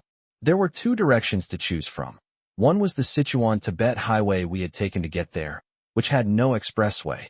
The other was the Qinghai-Tibet highway, which required crossing the Kunlun Mountains, but a highway could be accessed after descending to Galmud. The Kunlun Mountains are well known to those who have read novels, and I've always longed to visit them. However, the road conditions on the Tibetan side of the Sichuan-Tibet highway were terrible, with many potholes and bad roads. So, I decided to take the Qinghai-Tibet route instead. We returned to Nagku via the expressway and headed north the next day, officially entering the Qinghai-Tibet highway. That section of the road had severe roadbed subsidence, forming a wave-like shape, making driving it feel like a roller coaster, going up and down. There were also many Tibetan antelopes, or maybe not. I checked later, and it seems to be other animals. We saw many pikas running on the road, and if you weren't careful, you'd become a pika pancake. Since we were driving slowly, I would carefully avoid them. Pikas are so cute. I really wanted to go down and pet them, but I was afraid of getting infected with germs. Strangely, I didn't see a single groundhog, even though there are many rumors about them online. I don't know if it's because of the season or if we just didn't pay attention. The weather was spectacular, with thick, huge cloud formations on both sides under a dense canopy of dark clouds. I don't know if it counts as a super single-celled storm. I've always loved tornadoes and was really looking forward to seeing one, but unfortunately, there was only localized rain and thunder. When we arrived at the gas station, we were told that we couldn't refuel during the thunderstorm, so we waited for it to pass in the convenience store. The guy there was very friendly. He chatted with us and even offered us hot water. The thunderstorm passed in about 10 minutes, and after refueling, we thanked him and left. She had booked a hotel in Tuatuo town, and we arrived in the afternoon. Upon entering, we found it was essentially a village. The so-called hotel was just a parking lot surrounded by a ring of single-story houses. Seeing this, and considering we still had plenty of time, I suggested we continue our journey and cross the Kunlun Mountains today. She seemed a little worried and suggested we stay there for the night and decide tomorrow, since she didn't know where we'd end up next. I told her that this place was at an altitude of 4,000 or 5,000 meters, and the weather was cold. If she caught a cold or got altitude sickness, there would be nowhere to treat it. I figured I could just stay up all night and drive until I was exhausted, which would be better than freezing in the high altitude. I said that with these conditions, if we both get altitude sickness from the cold in the middle of the night, there's nowhere to get treatment. It would be too dangerous if we collapsed here. So we ate something and continued on our way. Before we knew it, we were climbing over the mountain. When we were almost at the pass, we saw snow on the roadside. I guess that the snow on the roadside here had probably been there for years and the road was already above the snow line. Unlike other mountain ranges that are tall and sharp, the Kunlun Mountains are instead lumps of hills. When we arrived, it was already late, but because of the time difference between the plateau and the inland areas, the sun had not yet completely set. After crossing the pass, the Kunlun Mountains appeared as round mushrooms against the darkening sky, creating a magical feeling.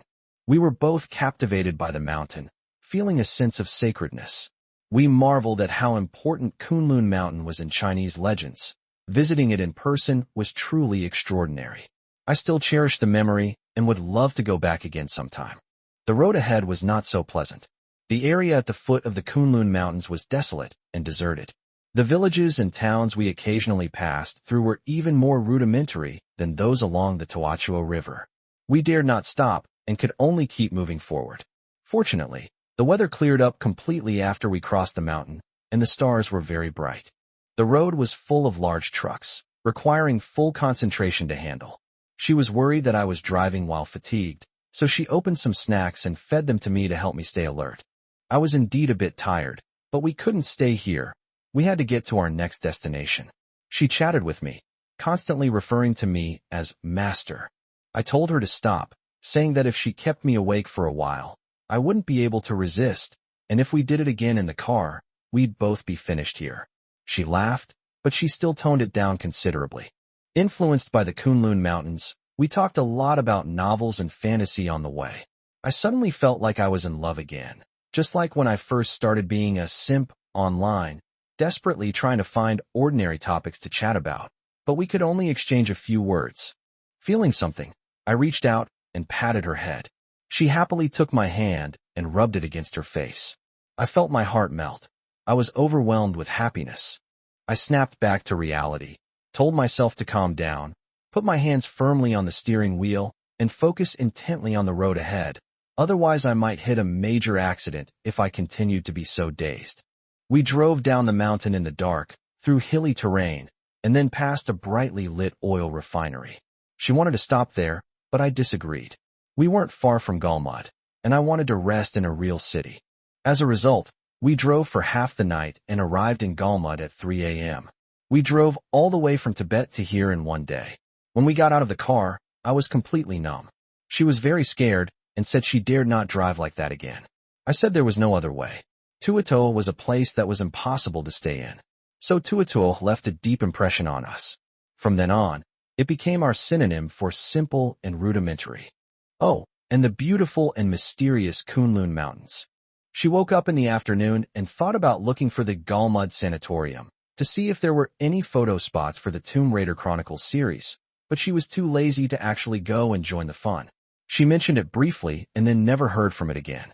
We soon left the city and entered the desert for the first time. There were trees planted along the roadside to prevent sand from getting in, and there were many huge wind turbines in the desert beside the road, which was very spectacular. The road from Gulmud to Xining was still through grasslands and hills, winding through mountains. She started to worry about her job after returning home, and her state of mind became somewhat unstable. To reassure her, I took over my job and closed a business deal for her. I reassured her that she didn't need to be constantly tense and anxious, and that I could take her place when she was feeling unwell, without having to be there in person, just keeping her company. She seemed a little distracted and vaguely agreed. The car arrived at Qinghai Lake in the evening. I had been there once many years ago, and it was still magnificent and beautiful. It was her first time there, but seeing that she wasn't very interested, we didn't do a tour around the lake, just took a few photos by the roadside, and then hurried on our way. Chapter 40 Anxiety about the return trip. Chapter 40 Anxiety on the return trip. I accompanied her out to run some errands today, and it was already 9 p.m. when we finished. We were about to drive home. She walked to the car, but didn't open the door immediately.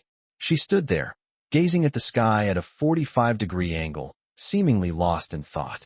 The parking lot lights shone on her face, making her look beautiful.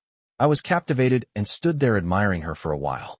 It wasn't until she turned around and looked at me that I asked her what she was looking at. She said, "I saw a foot massage parlor across the street. It might not be legitimate, and I was thinking of ways to get you to go there and relax." I nearly choked on my own blood, yelling, "You're outrageous. Get in the car, go home, go home." I thought you were up to something, with this utterly unbelievable thought process. On the way, I complained, "You were so engrossed in looking up at the sky just now. It was so beautiful. I admired it for a long time and didn't have the heart to interrupt you. I guessed what you were thinking, but it turns out you're such a weirdo. You ruined the atmosphere. I've had enough of your service, so stop overthinking." She laughed when she heard this, hugged me, and said, "I was just trying to find a reason to trick you into going in, but I couldn't think of one. Since Master doesn't want you, then I'll go home and serve Master." My kidneys tightened as I listened, thinking to myself, this guy's still not giving up. I'll have to keep a close eye on him lately, lest he cause me any more trouble. She started feeling unwell on the way to Xining that evening. I knew she was worried about something, but I couldn't do much while driving, so I could only offer words of comfort and plan to coax her properly once we got to the hotel. Unexpectedly, she broke down on the mountain road to Xining. I clearly remember that it was a big downhill slope, and you could see the lights below. She suddenly yelled from the side, "I don't want anyone else to touch you." I was startled, but it was also expected. She had been acting strangely ever since we left Galmud, and now it had finally come to a head. There were many trucks on the highway, so I slowed down, turned to look at her, and noticed that her eyes were swollen and red even in the dark car. She was clearly crying. I didn't dare to pay too much attention to her. Driving was my priority. Thankfully, she was still rational, just emotionally distraught, and didn't grab the steering wheel. I exited the highway at the nearest exit and used the navigation to find a route to Xining that didn't take the highway. Some sections were narrow, and the roads were desolate and eerily dark. I was afraid that this road was impassable, but I couldn't worry about that at the time. I had to get to a place where I could comfort her, or I might be done for. We stopped at a street lamp at the edge of a village. I reached out to hug her, but she flinched slightly, which was unusual for her. She said she didn't want to go home and that she was scared. I comforted her, saying it was okay and that I would stay with her even when we got home. She squirmed in the passenger seat, then suddenly leaned over me, pinning me down with her arms, her eyes red as she glared at me, and said sternly, "Do you really have to go out and socialize?" I was stunned and said, "It's just work. Haven't I cut off all my other social interactions with you?" She said she didn't want others to know me or come into contact with me. It made her very uneasy. She especially hated my job, finding it very painful, but she hated me going to work even more. The thought of someone else taking over me made her break down. My master is clearly mine. I don't want to give him to anyone else, not even a tiny bit, not even a moment. I gave a wry smile, thinking to myself, you almost found me a younger one before, but saying that now would be a complete reversal. Just say I'm yours to begin with. Everything's yours, sweetie. I'm just doing some necessary things. I can't expect you to feed me every single bite. These words were like a switch being flipped. She pressed me down hard with both arms, staring at me, crying and laughing at the same time, her laughter chilling. She said, Do you know? She really wants to tie me up, to take care of everything for me, to feed me every bite of food and water, thinking every day. That way I'll be obedient and she'll feel at ease. I thought she was crazy, and I didn't dare to resist for fear of hurting her. In fact, I felt that her arm was already injured. I said, "Be gentle, don't hurt yourself. Look, you've left marks on my body." Only then did she realize what I was doing and loosened her grip slightly, but she was unwilling to let go, saying that she didn't want to give me to someone else. I said, No, I won't give you up. I'm never working again. I'll give you everything. If you find it tiring, we'll quit. I'll just stay home with you and do nothing else." She didn't believe me, saying I was just saying it in anger and that things definitely wouldn't turn out that way. I said I meant it. "I swear I love you. I'll just stay with you and not think about anything else. It's up to you whether you want to do anything or how much. I won't do anything. I'll just stay with you and comfort you, okay?" She snuggled up to me and nestled against me, saying she wanted to hide me in a place only she knew. I said okay, I'll hide me anywhere. Let her feed me and give me water. I'm hers. No one else knows me. I belong only to her. She finally smiled, still trying to justify herself by saying that the master wasn't hers, but she was. I was speechless, thinking to myself that whatever she said was right, so I went along with it, saying, Okay, you are the master's, and the master is yours too. You don't need to be afraid. The master will always belong to you. I won't see anyone else or do anything else. I'll just stay with you." She threw a tantrum, saying she only wanted to be with me, only with me, and wasn't allowed to think about anything else. I thought to myself, at least you finally said that. She said that the reason she allowed me to possess her was because she was embarrassed. She said she was always afraid, knowing she wasn't worthy and that it was wrong, but deep down she really wanted it. I told her, "It's okay. Whether I'm worthy or not, I've already given my life for you. I'm not the same person I used to be. Look at me now. I have nothing left but you. I can't live without you." She laughed, snuggled up to me, and said she would take care of her master and would get whatever her master wanted, promising to get it perfectly. I patted her head and said we should go home first, since it's a dark and desolate place. Only then did she look up and agree, and obediently sit down next to me. Then we realized we had accidentally entered a rather eerie mountain road. It was a cloudy day, so it was pitch black, with only the headlights illuminating a small area ahead. The road was narrow and bumpy, with some unpaved sections.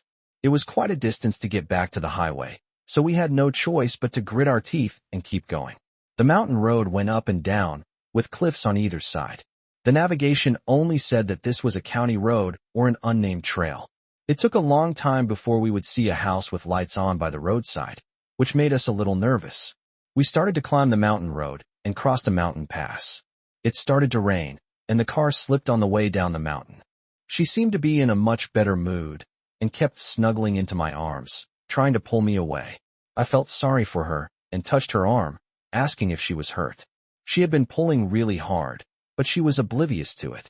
It was only then that I realized I had just been through a life or death situation.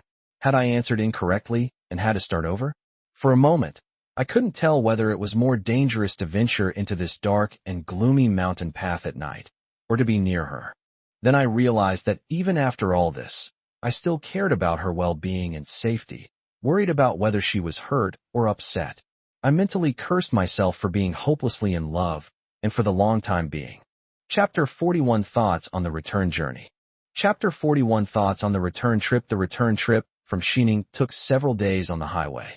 We worked and chatted on the road, and she had completely calmed down, clinging to me as before. She simply confiscated my phone, and she took over all communication. In daily life, I was only allowed to drive, and when we arrived at our destination, I would either play with her or play with her. I was in a good mood while driving. The highway home in the northwest wasn't very scenic, just barren hills. She was quite tired after her tantrum and fell asleep leaning back in her seat. I was bored, so my thoughts started to wander. At first, I was secretly worried, feeling that this guy was one step closer to completely controlling me. I wondered if he would really tie me up and feed me when we got home. No way, but I didn't dare show it, because if I mentioned it now, it would definitely cause an uproar. Then I thought about it and realized it wasn't that scary. It was just a little restrictive, not much different from my current life. I realized that habit is a really scary thing. Things I wouldn't have dared to think about a year ago are now no big deal to me. Then I realized that I'm really dependent on her now. I do almost everything in life that requires thinking for her. I've spoiled her rotten. I used to think that being spoiled by my neighbor Angel was a science fiction movie, but I didn't expect reality to be almost fantastical. Now, if someone told me that their cat turned into a cat girl and became their wife, I would believe it to be true. Don't laugh. That's what I was thinking in the car. I used to think that if I succeeded, I would become a powerful CEO, and if I failed, I would become a slave. In all my understanding, the option of living off a woman was not there. However, I never imagined being pursued and clung to by someone I had a crush on, let alone that this person was actually a Yandere and could even impersonate me and work for me. It's too sci-fi. Thinking about this, I feel relieved. Fate always arranges things in unexpected places, meow. Since I rely on her so much, I imagined what it would be like without her. At first, I felt a strange sense of loss, a bit of a daze, and then suddenly my heart ached, my body felt out of control, and I felt like I couldn't even breathe. I almost leaned on the steering wheel, which startled me. She was awakened and hurriedly asked me what was wrong. I only came to my senses when I heard her voice. I reached out and touched her. She patted my chest to comfort me, and I slowly calmed down.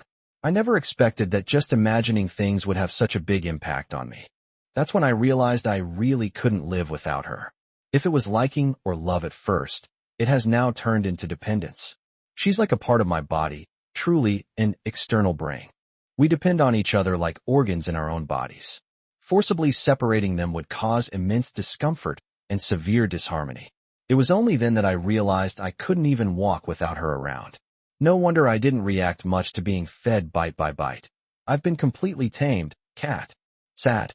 I always thought that dying for love was just an old legend, but now I realize that once you accept this kind of heavy love, if two people are deeply bound together, they really can't be separated, and they really will die. This startled me, and I felt I needed to start thinking about our future, but she interrupted my thoughts and asked me what was wrong. I told her that I had just imagined it and realized that I can't live without her now. I simulated it and found that I couldn't breathe. It was like a hole appeared in my chest, and I felt that I would die if I really left her. Then I felt uneasy and even worried, afraid that she would dislike me and not want me anymore. She was delighted to hear this, came over and kissed me, saying that her master was silly and was thinking nonsense. She said that she was with him every day, and her master should be inseparable from her and keep her by his side. Then, while comforting my chest, she said that my master was overthinking things. She is so clingy to me every day. If she was going to be annoyed, she would have been annoyed long ago. How could she possibly dislike me? She will always love my master in the past, present, and future, and she will keep bothering my master forever. Her statement was very convincing. She was indeed too clingy in daily life, like an enthusiastic lapdog. I could only push her away and limit her enthusiasm. I never thought she would be unenthusiastic, so the thought of she leaving me never crossed my mind. So he felt relieved, and then put his hand in hers again, patted her head, and kissed her affectionately for a while. This expression of my deep affection for her yielded unexpected results. She became relaxed and at ease, no longer so tense, and fell asleep again with her hands on me. When they arrived at the hotel that evening, she brought up the topic again, crawling over and saying that her master seemed to lack a sense of security during the day and was afraid that she would run away. Now she wanted to reinforce the impression and let her master know that she was him. I knew she had bad intentions, and I was manipulated by her. After it was over, she didn't want me to leave at all, and even wanted me to stay in the status quo and just go to sleep. I can't fall asleep like this, and I start again in no time. So I can't help but start another game, and then I can only stay in the same situation again. Finally, I ran out of energy and drifted off to sleep. I don't even know how I fell asleep. I woke up a little while later and felt like a sea cucumber that had been soaked and was no longer recognizable. I had no choice but to get up and wash up. I took a deep breath, feeling like I was about to die, which really solidified the fact that she belonged to me. Chapter 42 Going Home, Illness and Orange Juice. Chapter 42 Going Home, Illness and Orange Juice. Maybe the inn on the way back was too absurd, Or maybe I was just too much PDA and the heavens couldn't stand it anymore. More likely, it's because I betrayed the goblin race, actually captured the saintess, and was punished. Anyway, after that trip, we both started feeling a bit off halfway through the journey, with backaches and other aches and pains. Then she started to have a fever, and I also started to have a headache. I knew we must have caught it. I was puzzled why we were fine the whole way, and then suddenly got infected so close to home. She said we'd been in uninhabited areas the whole way, where the disease is less common. On the way home, we passed through major inland cities, and since we were newcomers, it was our first time encountering such a disease, so we were more likely to get sick. I said, even with a fever, your brain is working better than mine. Seeing that I was already sick, I planned to stay in a hotel to rest, but she stopped me. She said that if I fell into bed with a high fever while away from home, I wouldn't know how many days I would have to stay in a hotel in an unfamiliar place, and there wouldn't be any computers or anything, which would be very troublesome. It would be better to go home now, before the fever flares up. She was afraid of crowded places and wanted to go home to spend time alone with her owner, even if they both got sick at home. She would feel uneasy if she collapsed outside. I had no choice but to set off as quickly as possible. I bought some medicine along the way, but I figured it wouldn't do much good, though it was better than nothing. The last part of the journey was a real mess. I was driving with a high fever, and I didn't dare to go fast. I just kept a steady speed in the middle lane, afraid of having an accident. At one point, I even thought about calling my parents or relatives to take the high-speed train to one of the cities we were passing through and ask them to drive us back. She was unwilling to let anyone pick her up, fearing that outsiders would interfere and disrupt our lives. I had no choice but to grit my teeth and keep going. Fortunately, driving on the highway without using the fast lane was relatively easy. The speed was low, so I didn't need to keep overtaking, and I could just keep going. She was in much better shape than me, both mentally and physically. She could even continue working and replying to client messages from the passenger seat. I told her to take a break, but she said she didn't want others to know she wasn't doing well, so the more uncomfortable she felt, the more nervous she became, which made her perform even better. So, the times when you see her perform exceptionally well are often when she's resisting, feeling uncomfortable, or feeling unwell. I then realized that this was how she achieved her perfect performance. The tension of her own decline or failure would stimulate more operation and performance, offsetting the impact of the problem, thus leaving people with the impression of being perfect at all times. I thought to myself, oh no, I'm going to have to lie down with a high fever when I get home, and she'll be feeding me. And sure enough, my words came true. I clearly remember driving for a long time at night, getting excited every time I passed through cities and counties near my home, feeling like I was almost there. She encouraged me from the side and tried to keep me entertained by talking about things like high school girls and school life. I didn't bother to stop her anymore. Anyway, given our current situation, it was impossible for things to go wrong, so I just let her be. I never thought I would miss my big bed at home so much. When I got home in the middle of the night, I was so tired from carrying my luggage that I was numb. She said that I could leave my cotton-padded coat and thick clothes in the car and get them later. I could just bring my suitcase and daily necessities upstairs. Thanks to her obsessive-compulsive disorder, we cleaned the place thoroughly before leaving, even covering the bed with sheets. When we got home, I just lay on the bed, unwilling to move. She pulled me up, explaining that the bed would be flatter tomorrow, and we should pack our luggage now, otherwise neither of us would be able to get up tomorrow. I reluctantly got up to pack, not lying down until the early hours of the morning. She then snuggled up to me, her alluring body pressing against mine. I was tempted, but I simply couldn't. The next day, I indeed had a high fever. My whole body ached so much I couldn't get out of bed, and I was shivering with alternating chills and fever, so I could only lie in bed and read novels. She was in much better condition than me. She was still able to respond to people and even helped us order takeout. I had no appetite that day because I was sick and only dared to drink some porridge. She actually came to feed me, scooping up some with a spoon, blowing on it, and then bringing it to my mouth. I was powerless to resist, thinking that this saved me the trouble of using a rope. Seeing her eager look, I was afraid of eating imported food. I struggled to get up and drink by myself. She was sulking and said that her owner wouldn't let me feed her. I coaxed her, saying that her owner would feed her when her food came, and she finally stopped. A little while later, her food came. I didn't feed her, but I let her sit in my lap to eat, and she even took the opportunity to feed me a couple of bites. Then she fell in love with taking care of me. The next day, my fever subsided, but I had a sore throat, felt like my throat was burning, and felt weak all over, making it difficult to move around. She seemed much more energetic and recovered faster than me. It was mainly because I couldn't move that she seemed to feel at ease. Even though she couldn't do any housework well, she was happy to run around me. She would find me a movie or a book, feed me snacks and drinks, and take care of me like a giant baby. She even bought a small table for my bed to hold my phone and put food on. I couldn't struggle, so I had no choice but to let her do whatever she wanted. However, she was really not cut out for taking care of people. She was very timid and hesitant, especially when it came to actually touching the trash. She would just carefully pile it up to one side, which made me anxious. But the most fatal flaw was that she didn't know anything about medical knowledge. My throat was parched, and she ordered me a glass of iced orange juice. I was completely limp and didn't pay any attention to what she was giving me. She brought it over and fed it to me, and I took a sip.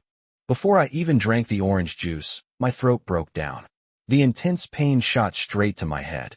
It was the worst pain I had ever experienced in my life. My vision went black for a moment, and I felt dizzy for a brief time. I think I saw my baby.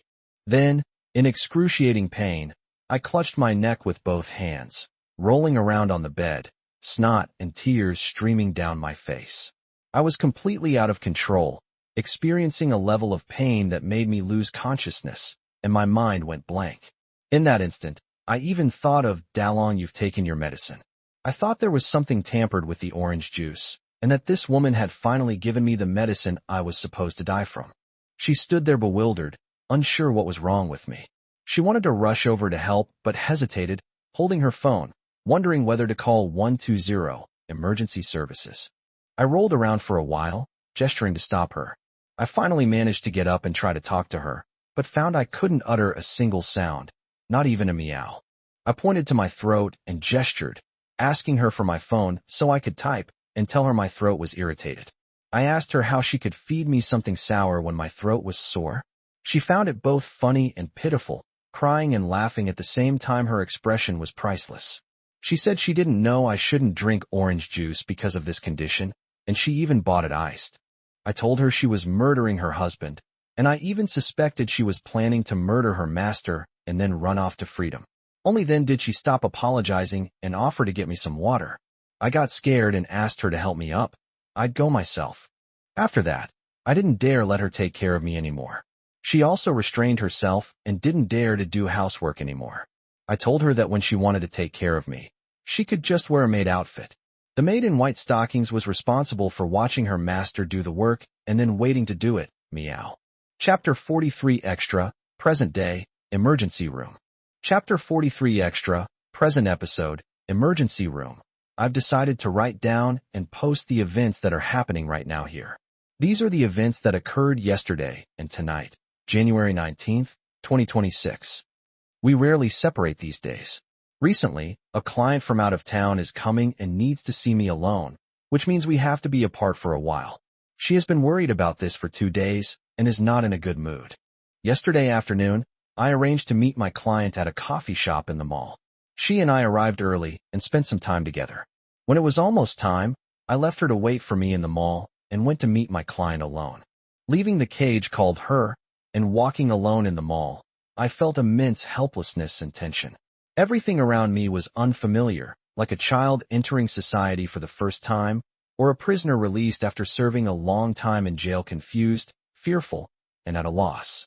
I took several deep breaths, talked to her on WeChat, and it took about half an hour for my condition to improve. During this time, I went over the script with her several times to confirm the prepared topics and guidance before meeting with the client. The conversation went smoothly. All topics, the client's needs, and reactions were within her preset framework. I slowly steered the client into the conversation according to the script, and the client was all smiles and very satisfied with me. I felt increasingly uneasy, and separation anxiety began to affect me. I became somewhat impatient, though I didn't show it. Fortunately, we had a lot of work to discuss, which kept the other person from paying attention to anything else. After the deal was settled, I saw the client off and politely declined his invitation to dinner and entertainment, making up for the missed opportunity by ordering a gift to be delivered later. Watching my client get into the car and drive away, I collapsed. I could barely stand. I turned around and staggered back into the mall, texting her that I was done and asking where she was. She said she was still in the same place where we parted ways, and that she couldn't move, so she asked me to come find her. At the time, I didn't understand what couldn't move meant. I just wanted to get back to where we parted ways as quickly as possible. Then I saw her standing there, motionless, like a wind-up toy, staring in the direction I was walking. Only when she saw me did she suddenly come to life, walking towards me like a long-lost couple, throwing herself into my arms, almost unable to stand, burying her face in my chest, and sobbing softly, wanting to scream but unable to. I could feel her suppressed emotions, like a volcano with its dam blocked. I helped her slowly walk towards the underground parking lot. As we walked, she sped up, pulling me along, eager to escape this place with strangers. Once we entered the parking lot, we got into the car and closed the door. She threw herself into my arms, flailing her arms and whimpering, unable to utter a single word, her eyes red and filled with tears. I was already familiar with this situation and knew how to handle it. I rolled up my sleeves, revealing my forearm in front of her. She hesitated for a second, then bit down hard. I was used to this kind of thing. I was almost numb to it. She bit and tore at me, accompanied by whimpers and sobs. I almost cried out, but I held it in and gently stroked her head with my other hand, telling her it was all right. It was all right. Her master was back. She finally relented after a while, then clung to me and cried, saying that she felt like she had been through hell, and that she only felt better after her master came back. Now she feels empty inside. Her back and joints ache and feel weak, dizzy, nauseous, and want to vomit. I knew her somatization reaction had flared up again, and it was quite severe. I stayed with her in the car for a while until she calmed down, but she said that even though she felt better, she still felt very uncomfortable. The pain was unbearable, and she kept wanting to squeeze herself into my body. I offered some words of comfort, but when I found the symptoms were still severe, I decided not to go home and drove directly to the hospital where I had been hospitalized before and which I used to frequent for emergency treatment. Having known each other for many years, we had developed a strong tacit understanding. We didn't talk on the way, and she didn't argue or apologize. She just took every opportunity to come over, look at the teeth marks she had just bitten, press her face against mine, and gently rub against me with tenderness. It was already 10 p.m. when we arrived at the hospital. She sat quietly beside me, leaning against me, waiting for the doctor to come. The doctor on duty didn't recognize us, but after glancing at the thick medical records, he roughly understood the situation. I briefly explained that she had suffered another shock that day, and that hospitalization wasn't necessary. I told her to get some treatment and medication to alleviate her symptoms, and that we would handle the rest. The doctor didn't say much after looking at our condition, only offered some words of support and encouragement, then prescribed 2 doses of soothing physical therapy and 1 or 2 pills, before taking us to the inpatient psychiatric ward for treatment. I accompanied her to her treatment in the early hours of the morning, and the physical therapy ended around 1:30. Actually, she felt better halfway through, but she said it was probably mainly because it was quiet here, and only her owner was by her side, which made her feel at ease, and she naturally felt better.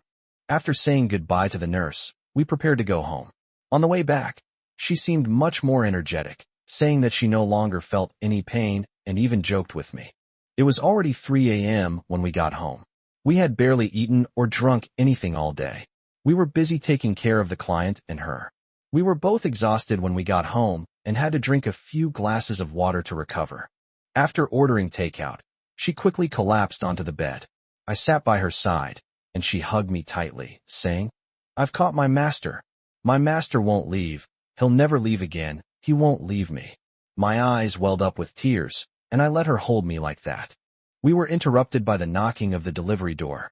I struggled out of her embrace to open the door and get the food. When I came back, I found her lying on the bed, half asleep, and she only looked up at me when I entered the bedroom. I picked her up and said that she should eat something, and then her master would sleep with her. She mustered her strength, got up, ate a few bites of food, and drank some beverage. I quickly ate some with her and then went back to the bedroom. Exhausted, she fell asleep almost instantly while holding me. I endured the pain in my forearm as I wrote this entry. It was 5:30 in the morning when I finished. I hadn't slept all night, so I need to catch up on some sleep as soon as possible. This is our current situation. The good news is that we've become more familiar and in sync, and our daily routines are more stable. The bad news is that this stability is built on the premise of fully meeting her special needs, and her needs have become more clingy. As for how we got to where we are today, and what our current situation is, I'll slowly finish writing down my memories and describe the evolution of Yandere step by step, and then you'll all know meow. Chapter 44 The Role Play of a Down-on-Hand Young Lady.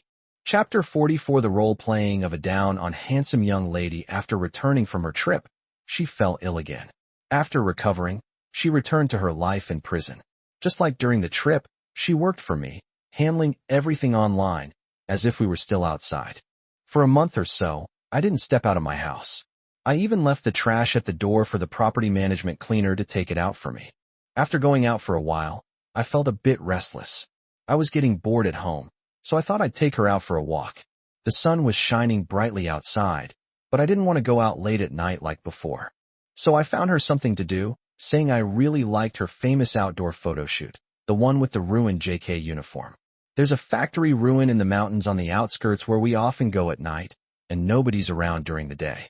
She could go there and shoot another set, this time as a sophisticated lady in a formal dress, the kind of style she could wear to an evening party. Then, pair it with a background of ruined walls and ruins, and it'll definitely create a cute contrast. She seemed a little resistant and nervous, but I told her it was okay, we'd only show it to the master this time, we wouldn't post it online. She was happy to hear that it didn't need to be posted online, and said that we could take some pictures of the young lady in distress or something, just for the master to see. I was speechless, but I agreed to everything she said, mainly so she could go out and get some sun. That outfit was quite elaborate, requiring exquisite details from head to toe. I sat on the bed waiting for her. Her entrance was stunning. She walked into the bedroom with a cat-like gait, wearing a short, off-the-shoulder dress with a train at the back. The dress was shorter in the front and longer in the back, exuding elegance with a touch of sensuality. She even turned halfway to the side, displaying her beautiful shoulders and back, and asked her master, "How do I look?" My mouth was dry from looking at it, and I felt a little embarrassed and guilty, thinking to myself that this guy was doing it on purpose.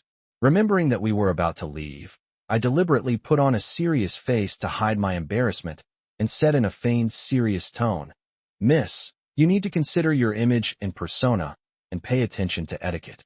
Let's go." She smiled sweetly, knowing I'd taken the bait again. She slightly lifted her skirt and curtsied. As I prepared to get up and lead her away, I witnessed something. This time, instead of lunging forward, the young lady did something even more outrageous. Right in front of me, she maintained a serene expression and elegant, slow movements. But her actions were quite the contrast. She silently disarmed herself.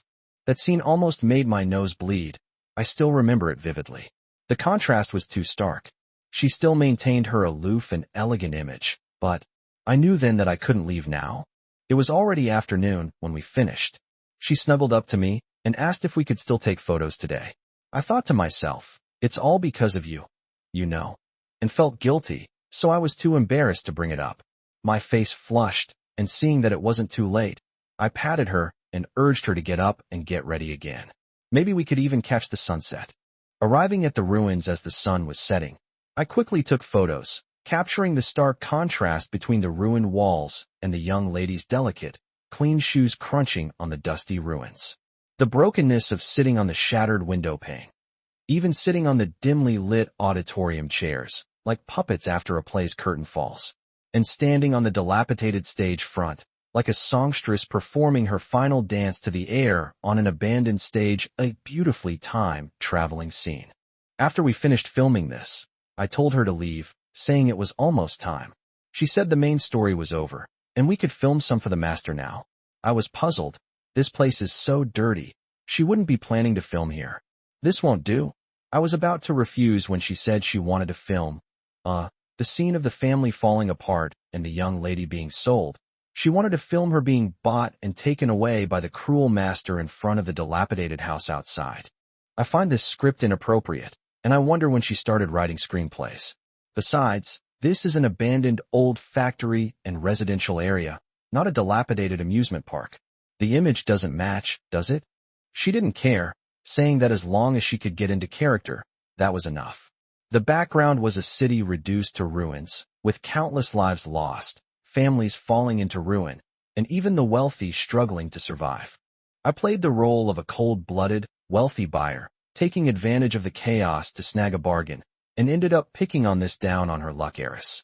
I was speechless, thinking to myself that she'd probably been reading too many domineering CEO romance novels. I pinched her chin to force her to look up at me, then twisted her left and right to observe her, checking her quality, like I was inspecting livestock. She liked this part very much and cooperated very well, her eyes shining. She even took my hand and put it on her body so that I could check her quality properly.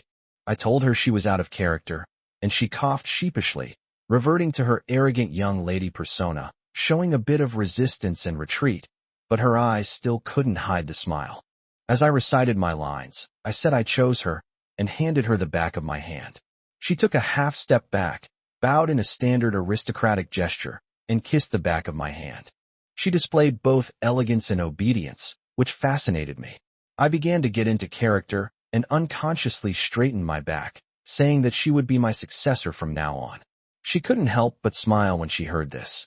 Following the script, I took the necklace from the car, put it on her, and led her through the ruins for photos. She even tried to get me to hold her hand in the pictures to assert my ownership. She had a lot of fun and was incredibly cooperative, even wanting to kneel down and serve me like a real maid. It was dirty and messy there, so of course I refused, as well as other indecent requests. I said that this kind of thing should at least be done at home. When she heard that, she quickly dragged me home, wanting to take things to the next level. When we got home, she still wanted to keep taking pictures, so I thought about it and took her to the rooftop. The rooftop of my building is quite safe. It has a railing, and there's no one else around. Theoretically, only the building management has the key and can come up. Since I was confined to my room, I pulled strings with the property management and got a key to the rooftop. Occasionally, she and I would come up there to enjoy the breeze or take pictures. After locking it from the inside, the rooftop was ours alone. Once on the rooftop, she completely let loose, continuing to play the role of a down-on-her-luck heiress. She pretended to be unwilling but actively cooperated with me to fulfill various requests. I had brought a blanket, which she could use to sit or kneel on the ground to take the photos she wanted. As darkness fell completely, and the photos were taken, she still refused to leave, remaining by my side to continue playing the role of a down-on-her-luck heiress. She even lifted her skirt and deliberately leaned against me, perfectly befitting her role, intentionally trying to provoke me by calling me a bad guy, a bully, and a lecher, ending by saying I was all talk and no action. I couldn't hold back any longer, so I pinned her against the wall and stopped her from moving. She leaned against the wall and noticed my embarrassment, but she couldn't hide the smile on her lips. However, this didn't last long. She couldn't laugh anymore, and her voice changed. Kat isn't just pretending to be brave. But it was too uncomfortable, so I got up and spread the blanket on the table. Maybe I was in a hurry, so I fiercely ordered her to lie down. But she turned around and kissed my cheek first, saying, "Master has finally figured it out," before obediently lying down and hugging me tightly. And so, under the night sky on the rooftop, I cosplayed as Makoto Shinkai. Afterwards, I picked her up, and we sat on the rooftop chatting. She said she was the XX I bought, and told me to do whatever I wanted. They even asked me if I liked the script. I said I liked it very much and thought it was good. I liked it even more because you were in it, but you have to become XX Cat? She said she could only relax and let go when she became XX. How could she do such a thing while maintaining the image of a young lady? Her master wouldn't force her. What a wooden master. I scratched my head. This really wasn't my strong suit. She turned around and hugged me again, saying that she would take care of coming up with a script and give herself to her master, who could just accept it. I kissed her, then realized the atmosphere was off and I was afraid things might get out of hand, so I quickly packed up and took her downstairs to go home. Chapter 45 Casino and the Young Lady. Chapter 45 Casino and the Young Lady. She had a great time with the last script and later did a few more simple cosplays. The most outrageous thing was that she took a liking to the dining table at home, bought a white cloth for it, put a vase on it, inserted a hyacinth, and paired it with the existing chandelier hanging from the top of the table, making it look like a high-end restaurant. I thought she was changing this up so we could have a candlelight dinner, and I was even impressed that she was starting to understand romance in her role-playing. But when she dressed up in a gown and cosplayed as a rich lady again, she did invite me to sit down, but there was no food on the table. Then I saw her climb up, sit on the table, and look at me. In that instant, I understood everything. This was the main course. The details are omitted. In short, the white tablecloth was all wrinkled, the vase had been overturned, and I was dried up like a cat again. Only then did I realize why she didn't buy candles. If it had overturned, there would have been a fire. Having learned from this experience, we began to actively explore various scenarios, initially focusing on anime and manga. However, we discovered that these scenarios were difficult to implement in reality, especially anime-related storylines, which simply couldn't be convincingly portrayed in real life. Only then did we understand why live-action adaptations often ruin anime. The opportunity arose when a client went to Macau for tourism and chatted with me online, bragging about his casino experiences. She wasn't familiar with the casinos, so she asked me to go back and check on the client's experiences with her. Customers say the casino is grand and luxurious, with a smooth process, and money disappears like water. Many middle-class people and even celebrities lose money here, and there are legends of people getting rich overnight. Having seen a bit of the world, I explain the ins and outs to my clients that making big money is something you can't actually get back. They have a lot of shills who will get you into this circle, controlling you both overtly and covertly, and enticing you to keep gambling. So once you get involved, it's hard to get out. Otherwise, if it were purely based on luck, how could casinos make so much money? She and her client listened together. She said, "What if we don't fall for it, but then we don't really play?" I said, "The casino will entice you to play, exploiting all sorts of psychological factors, not just greed, but also luck, face saving, etc. In short, they have all sorts of ways." I've simplified the inside story of casinos here. The reality is far more complex and borderline so, as you all know. It's irrelevant to this article, so I won't go into detail. She said, "I understand now. Casinos amplify people's desires, giving you the feeling that you have the world in your hands and can get whatever you want. Then different desires are used to conquer different people." She looked up at me meaningfully and said, "So, if you're talking about seducing a horny master, does that mean as long as a pretty girl bets herself on the gambling table, the master will gamble?" I froze, thought for a moment, and realized that this was indeed more attractive to me than money. I thought to myself, I can't admit this. But it was too late. She had seized my moment of hesitation and said, "I knew my master was this kind of person." I was speechless and simply ignored her, thinking that she could never bring this kind of two-dimensional thing into reality anyway, and continued to reply to customers. She thought about it for a while, then suddenly said to me, "Our next script could be like this." I didn't quite catch on. She said we could set up the dining table like a gambling table, buy a tablecloth, some chips and decorations, and it would really feel right. She could play the capitalist's heiress who'd gamble everything, including her body, with the master as the banker, and see if he could win her over. I thought it was fine, but it meant the table would be ruined again. I thought to myself, if I had known you would treat this table like this, it would have rotted in the factory. She was very efficient. That very evening, she and I picked out tablecloths and other things together, finally finding what we needed in the toy section. Looking at her youthful face, I thought her doll-like appearance wouldn't suit that kind of occasion, and she'd probably be kicked out like a child. She said no problem, left it to her, and bought a lot of accessories. I happened to be busy the day the items arrived, so it took me 2 days to pick them up. I only had time to set them up in the evening. She was there directing me as I worked, arranging all the materials and decorations, and turning off the warm lights. It actually looked quite professional. Then she started dressing her up, using slightly more glamorous makeup, paired with a black top hat, gold-rimmed monocle, black silk gloves, and her original black dress, black stockings, and high heels. She really looked quite stylish. We were sitting there feeling too empty, so we started discussing what to wear. We said we should have a cigarette, but we both hate smoking. She suggested we use a lollipop instead. I said that would be too childish, but she said no, she could act it out. Then she suggested putting a glass of red wine in front of us. We did have a wine glass at home, but neither of us drinks, so buying wine just for decoration was too wasteful. So we bought a bottle of grape juice and poured half a glass in to make up the difference. I always thought the color didn't look like red wine, but it was just so-so. She brushed me off and told me not to worry about the details. Having prepared the chips and playing cards, she began to get into character.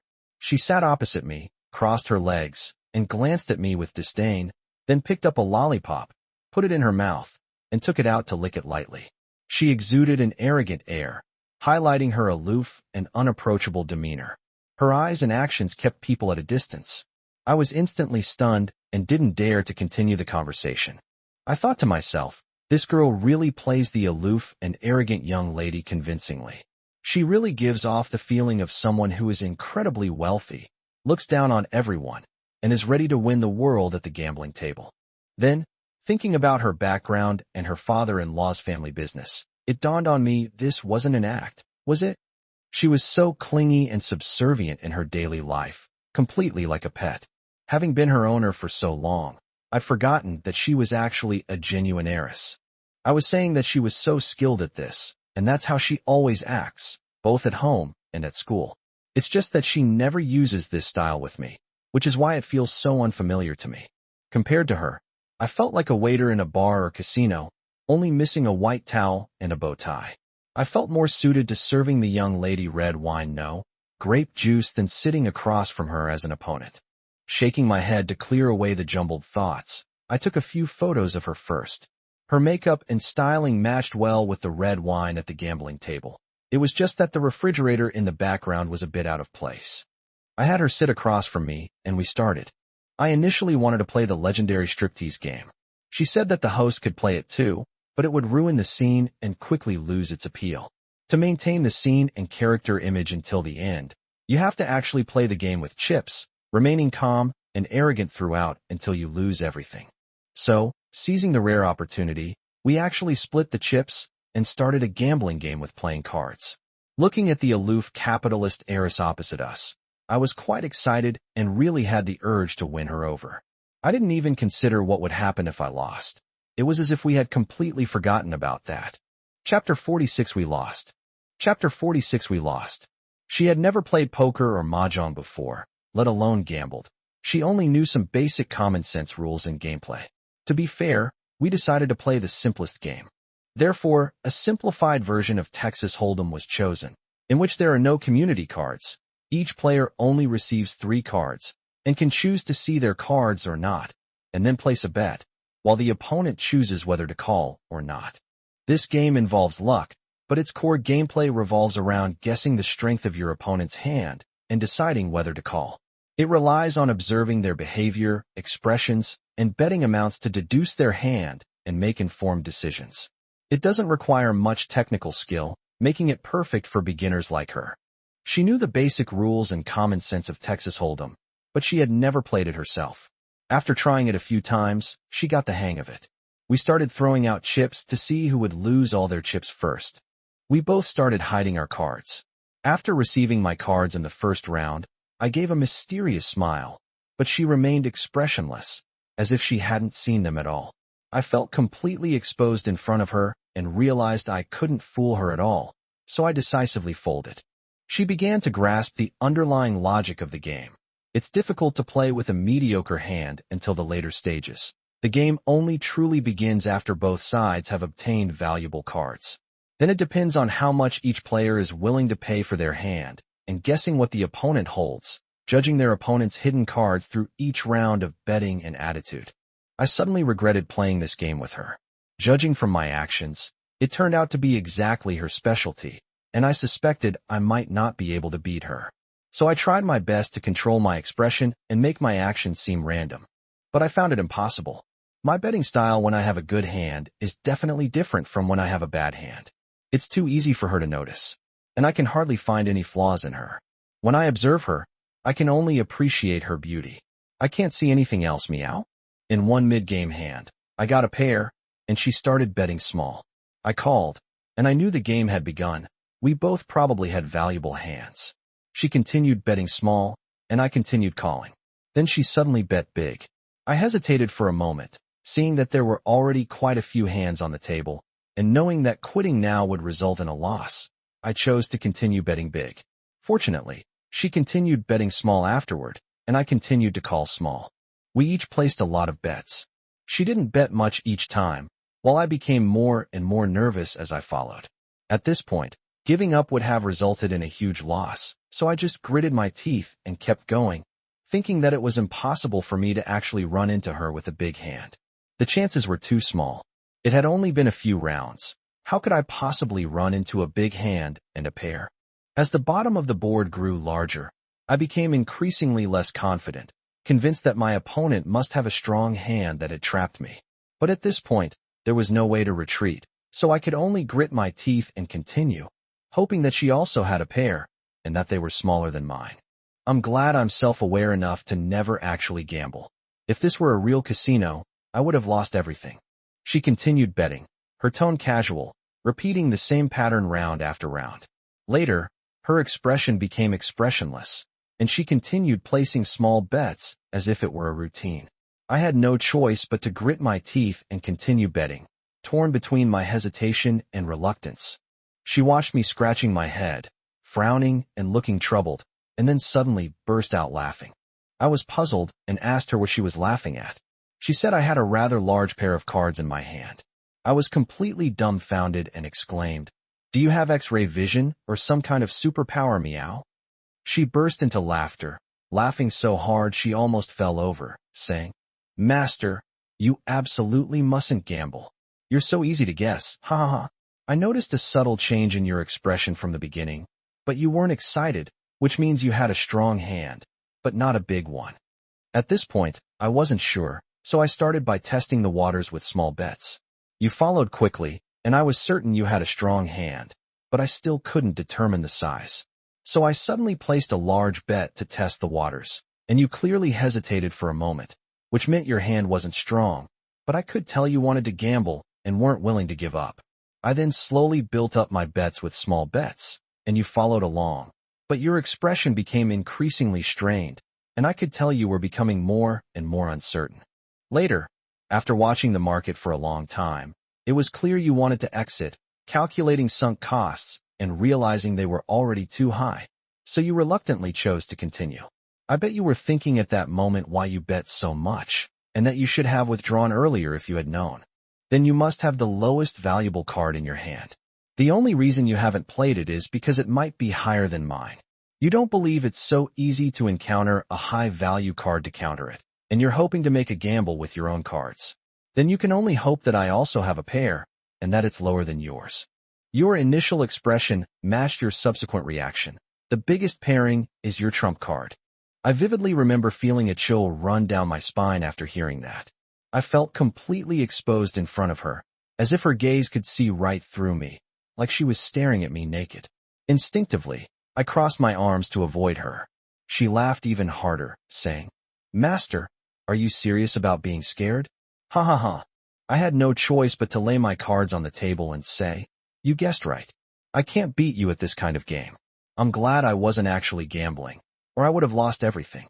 She sat across the table, resting her chin on her hand, and smiled mysteriously, saying, "Master, you know nothing about gambling, and you've got one thing wrong." As she spoke, she revealed her hand, which turned out to be just a bunch of random cards, much weaker than mine. She laughed and said that from the beginning, she was just setting up a trap after observing that I might have a useful card, to see if she could guess my whole cards. So she pretended to have a big card to play with me. The only thing I was right about from beginning to end was that 2 big cards are not so easy to come by. As she spoke, she lazily got up and slowly walked over to me. I felt that she was looking down on me, like a gambling winner coming to take everything from the loser.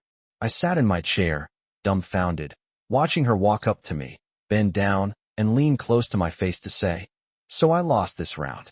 I lost myself to my master." I instinctively pulled her into my arms and let her sit on my lap, my mind still reeling. It took me a while to realize that this was what they meant by winning the game, losing life. Meow. She looked at me, a little dazed and confused, nestled in my arms, then reverted to her previous haughty and languid persona, saying, "This young lady has already surrendered herself to you. How does Master plan to punish me for my behavior just now?" My feelings were strange. The upper house was still immersed in the frustration of the previous defeat and was a little dazed. Looking at the aloof temperament of the girl in his arms, he felt that he was not good enough for her. He felt that this unattainable beauty was impossible to win over and difficult to make a move on. The House of Commons, however, was quite direct, controlling their bodies and shoving them to order her to lie face down on the card table. The absurdity began at the table. When the upper house came to its senses and regained control of its body, it realized it was lying on the bed, with her already asleep in its arms. The house was a mess, with capitalist equipment scattered on the floor. It tried to get up to clean up, but found itself too exhausted to push her away. Afraid of disturbing her sleep, it simply lowered its head, inhaling the fragrance of her hair, and fell asleep as well. Chapter 47 Captured Arm JK. Chapter 47 Captured Arm JK.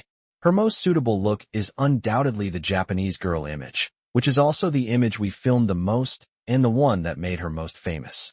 But this role is rather conventional, at most featuring some schoolgirl looks and some school romance plots.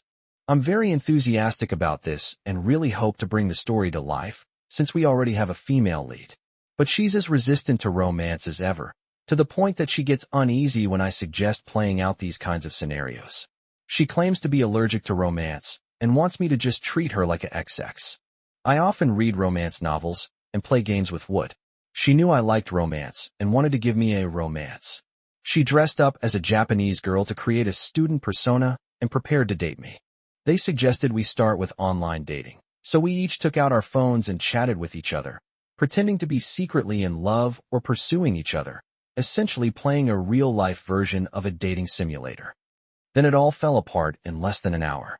The two of us, who hadn't been apart for 2 years, were staring at our phone screens, preparing for an online romance, but we couldn't say a word.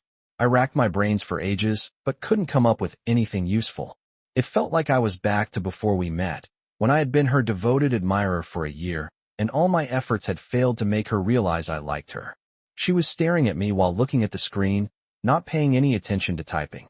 All she wanted to do was pounce on me. Before an hour had even passed, and I was still struggling to come up with a topic, she suddenly threw herself into my arms, wanting her master to hold her tightly and not let go. Online dating NG. Then I said, since we can't separate from reality, let's start with reality and be a couple in the honeymoon phase. This time she was really enthusiastic, jumping and spinning around me, almost wagging her tail. She was supposed to experience a couple's date, but she just listened to her owner, circled around him, and wanted to go home with him. She's totally a doggy cat. The real-life relationship collapsed within 2 or 3 hours. The only thing that actually happened was the JK uniform thing. As soon as I got home, she wanted to be affectionate with me. I said, "You're moving too fast. Were you on a date? Shopping? Eating? How come we're almost in the room already?" She said a famous quote, "The key to love is love. How do I know you love me if I don't do it?" Then she became a cream puff, and I became a dried cat. She was never satisfied with her original JK, high school girl look, feeling it was too schoolgirl-like and unsuitable for her master's identity. Until one day, she accidentally came across a game called Kantai Collection and discovered the CGs of characters in medium and heavy damage. Then she found something called ARM JK. She had only heard of this concept before and thought it was something that military enthusiasts fantasized about. Later she realized that the core of this concept was defeat. Defeat CG. This was as if a new world had been opened up, revealing a multitude of intricacies within it. Surrender, capture, interrogation. The battlefield or high-pressure environment perfectly suited her character setting, where she had no authority and those in power could take whatever they wanted. Then she made me start acting out the script, first appearing as a Japanese-style girl, then holding a toy gun and posing for photos in a very professional manner. Then, as per the script, she immediately raised her gun and surrendered, and was captured. I complained. You surrendered way too fast, meow.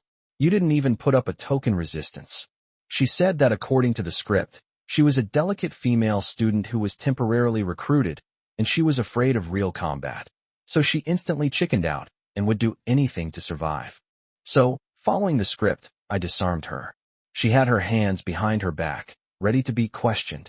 She said she was a hostile element and might be carrying weapons, and demanded a security check first. After checking her for a while, I got a little impulsive and started making up stories, saying that as a dangerous person, she needed to be completely disarmed to ensure her safety, and then I went forward to help her. Afterwards, I had her sit in a chair, and I started questioning her from the front. Watching her remain seated, completely upright, wearing only white stockings and a boutonniere, her hands behind her back, I couldn't even get through a few lines. She even deliberately asked me what I was doing. I told her to stop talking nonsense. It was for further examination. I made up some ridiculous reason to get her to cooperate, and then we did it again. Chapter 48: The Fallen Heiress's Sacrifice. Chapter 48: The Fallen Heiress's Sacrifice. That day, when we talked about her past experiences, she said she had no friends because everyone seemed very intimidating to her. I asked her if she had any acquaintances from the past.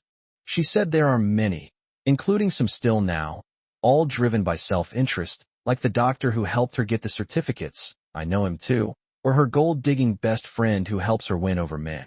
I kinda know that one too. I asked her if she didn't have any, well, close friends or buddies of the same age when she was in school.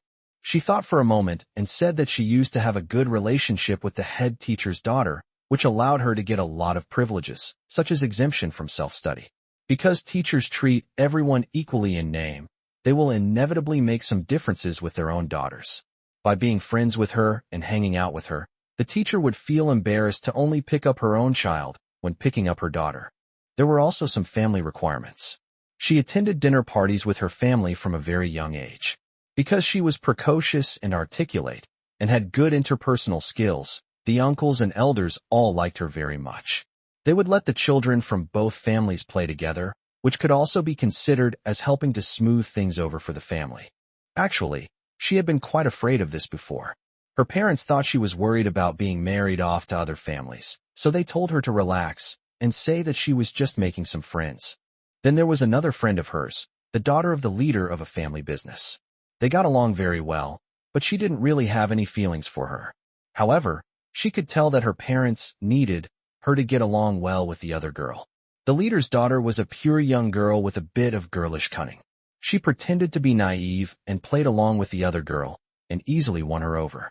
Then her father, who was the leader, got into trouble and was imprisoned. Her parents forbade her from seeing that girl again. They contacted each other online by chance and learned that she was not doing well. She was still naively running around hoping that someone could help her, but she was met with setbacks everywhere. At this point, I thought she was going to get sentimental and lament the fickleness of human relationships, how people forget each other after they've left, and how the world has changed. Unexpectedly, she continued, "Well, that's the down-on-her-luck young lady that the master likes. As long as she's willing to take on the role, he can easily persuade her with just a few words. It seems like she's willing to do anything now." I thought to myself, you haven't given up yet? You're banging your head and saying she's defying the heavens. What are you thinking? But if we expand on this topic, what would she do? She said that what's valuable about a young lady is her status, so she'd definitely try to participate in high society social events, and then sell herself at banquets and entertainment activities, finding an older man or young master to take her body, and then he'd help her. I think what she said was incredibly cold-blooded and heartless, but thinking about it, it's true. To turn this situation around, other powerful figures need to intervene, and that means. Then she pondered for a moment, her eyes shining. "Master, don't you think it's exciting to sell yourself at a banquet? The family has fallen, but you still maintain a facade of glamour. You attend the banquet, flirting with everyone, showing off your charm and last remaining value. You humbly offer everything to anyone you meet, hoping they'll get carried away and take you on the spot, so they'll take responsibility and there'll be a follow-up." As she spoke, her expression became quite interesting, and I knew she was about to come up with another terrible idea. She jumped off me, pulled me up, and said she wanted to play this. She pretended that her family had fallen on hard times and needed her master's help. I was speechless, thinking, even if your family hadn't fallen, you'd still need me to save you. Then she sneaked into a banquet where her master was present and found me, using all her charms to seduce the lecherous master. Then, unable to resist, I thought to myself, am I really that impatient and beastly? Thinking back, I felt a little guilty. I do seem to have acted that way before. I couldn't deny it, so I just went along with what she said. So I watched her put on makeup and change clothes right there. I went to tidy up the table, and then I saw her pretending to stick close to me, leaning against my chest and looking at me with seductive eyes. Before she even said anything, I was almost smitten.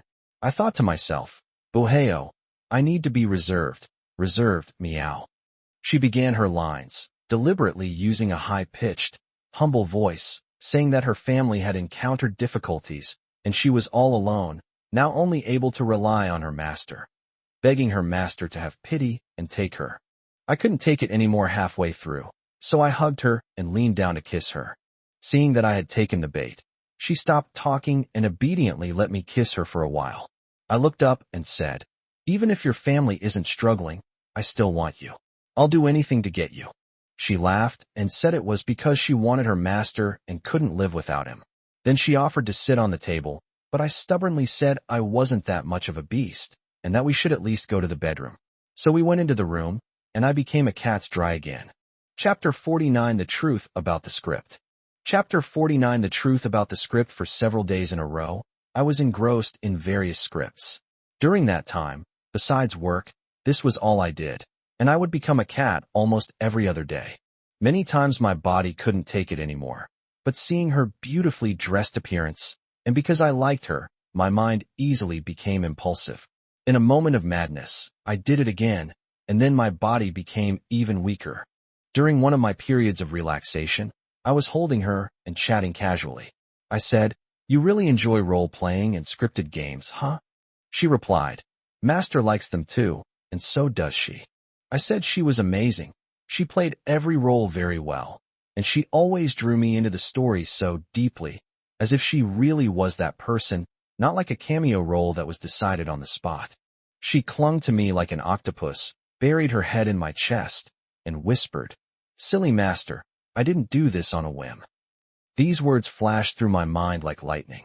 It was during this moment of clarity that I had this opening, and I realized that my daily life had been filled with trivial matters, and I hadn't thought about it deeply enough. This matter was actually not so simple. I started my recap, beginning with the capitalist's heiress. First, she was treated like merchandise. Then, at the family banquet, she was presented as a gift. Next, the heiress of a triad casino, she was used as a wager. Finally, the high school girl, who was forced to arm herself and surrender, just so I could have her. Upon closer examination of her roles, I realized that she wasn't simply wearing a matching outfit. Each of her characters was almost authentic.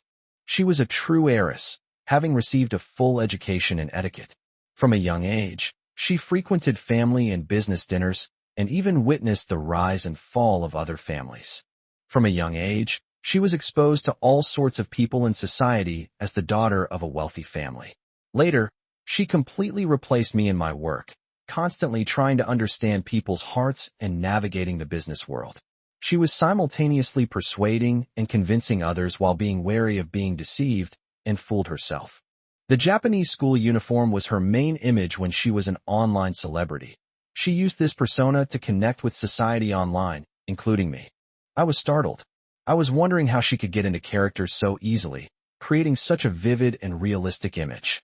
It turned out that it wasn't just a piece of clothing or a cosplay at all. He sat up, leaned against the bed, and looked down at her, asking, "This isn't a role you're temporarily playing. This is your everyday life."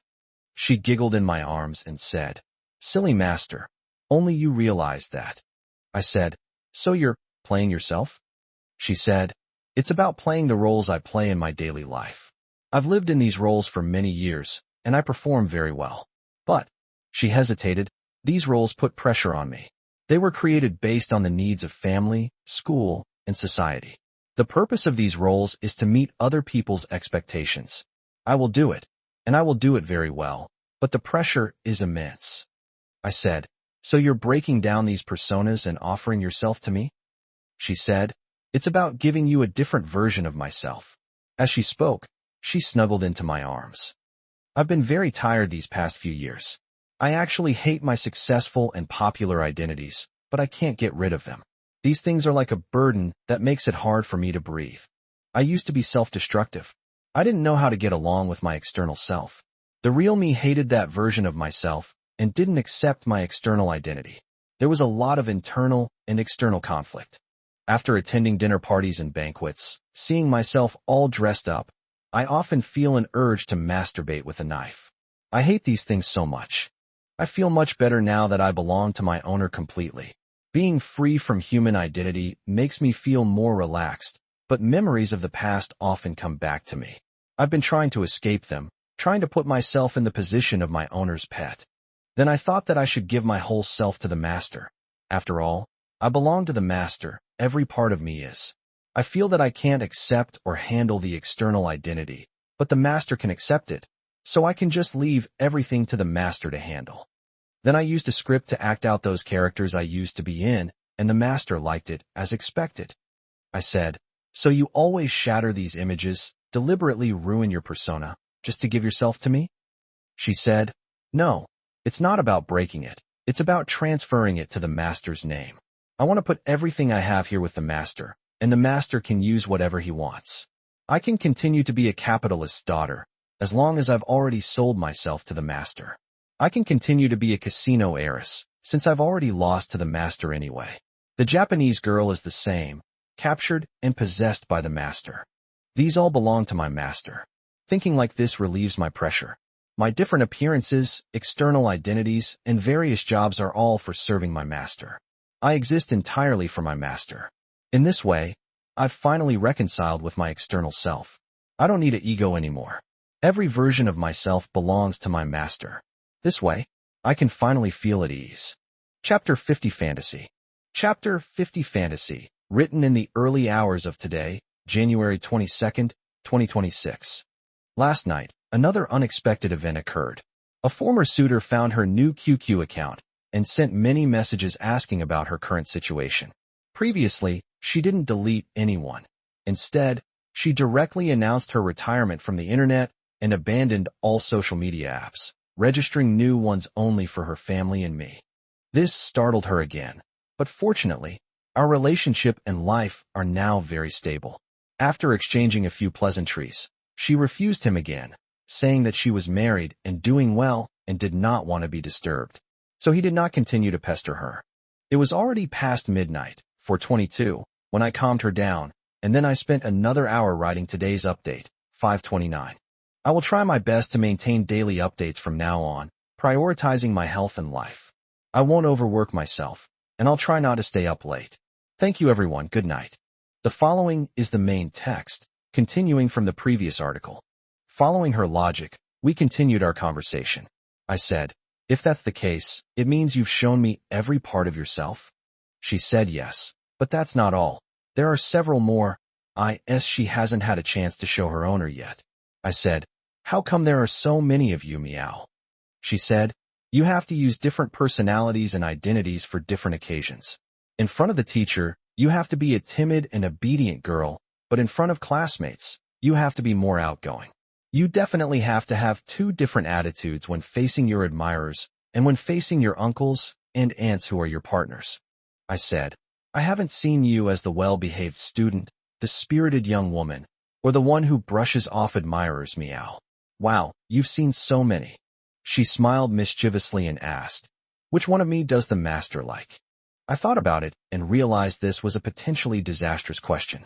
Seeing my hesitation, she told me to just say whatever came to mind, since it was all her choice anyway. I can't really tell which is better right now, but I like them all. I feel she plays each role perfectly, as if they were tailor-made for her. She says each one belongs to her master as long as her master likes them. I felt a little giddy and hugged her, saying how good she was to me, serving me in so many different ways. It was as if she were a figment of my imagination. She seemed to have been switched on, stunned for a moment as if electrocuted, then said with absolute certainty, yes, that's it. I must be a figment of Master's imagination, existing solely to serve Master. That's why I must always be by Master's side, and I'll disappear if Master's gaze leaves my side. I smiled bitterly to myself, thinking, if you really are just a figment of my imagination, at least go out for a meal or play some games with me, instead of being cooped up at home. But I still really like her, so I started imagining things based on her. I must have played too many obscure games in anime, and seen too many stories about beautiful girls falling from the sky and meeting my fiancé by chance. So I imagined someone like you who likes me. She nodded repeatedly. Yes, yes, all my traits are figments of my Master's imagination, existing solely for my Master. I am just a figment of my Master's imagination. Master, you must watch over me. Don't lose me. If you lose me, you'll never find me again. It broke my heart to hear that, so I hugged her and told her I wouldn't lose her, that I would always imagine her by my side. She then obediently lay down next to me and talked to me about her past and upbringing, about the origins of each of her personality traits, almost all of which stemmed from the need to win over a certain person or accomplish a certain task. Because she discovered that what she couldn't do, she could do simply by changing to another person. So she figured she just needed to find the most suitable position. I asked in surprise. So, at first she was looking for clients, creating fake accounts, and even having her best friend contact me. She said yes, she was looking for the most acceptable way for me, and then she was preparing to create a personality for me. But when she saw I was leaving, she couldn't resist and couldn't leave as planned. She has nowhere to place so many versions of herself. Reason and emotion are always at odds. She's okay when she's with others or at work, but mostly she feels fear or disgust, and she just has to endure it. She couldn't hold back when she was with me. Her suppressed emotions erupted, shattering all her pretenses and facades, leaving only the purest desire to possess me and be with me. So she actually understood that she wasn't good to me. I said, "You're so good to me. You're so good to me." She pressed her index finger to my lips, making a shushing gesture, and continued, "Others, even clients, have a much better experience than their hosts. Since ancient times, deep affection has been fleeting, but clever tactics have always won people's hearts. Those who observe and tailor their actions to the other person's preferences will naturally win their favor because they are serving others." Then, after a moment of silence with her head down, she said, "I can't serve you properly. I can't muster any nervousness or fear when facing my Master. I like you. I'm not afraid of you. But that makes it impossible for me to perform well in front of you, to analyze your preferences and needs, and then do what you ask. I just want to snuggle in your arms, be held and looked at by you, make requests of you, and have you fulfill them. I'm not a qualified XX." I thought for a moment and said, "It's okay.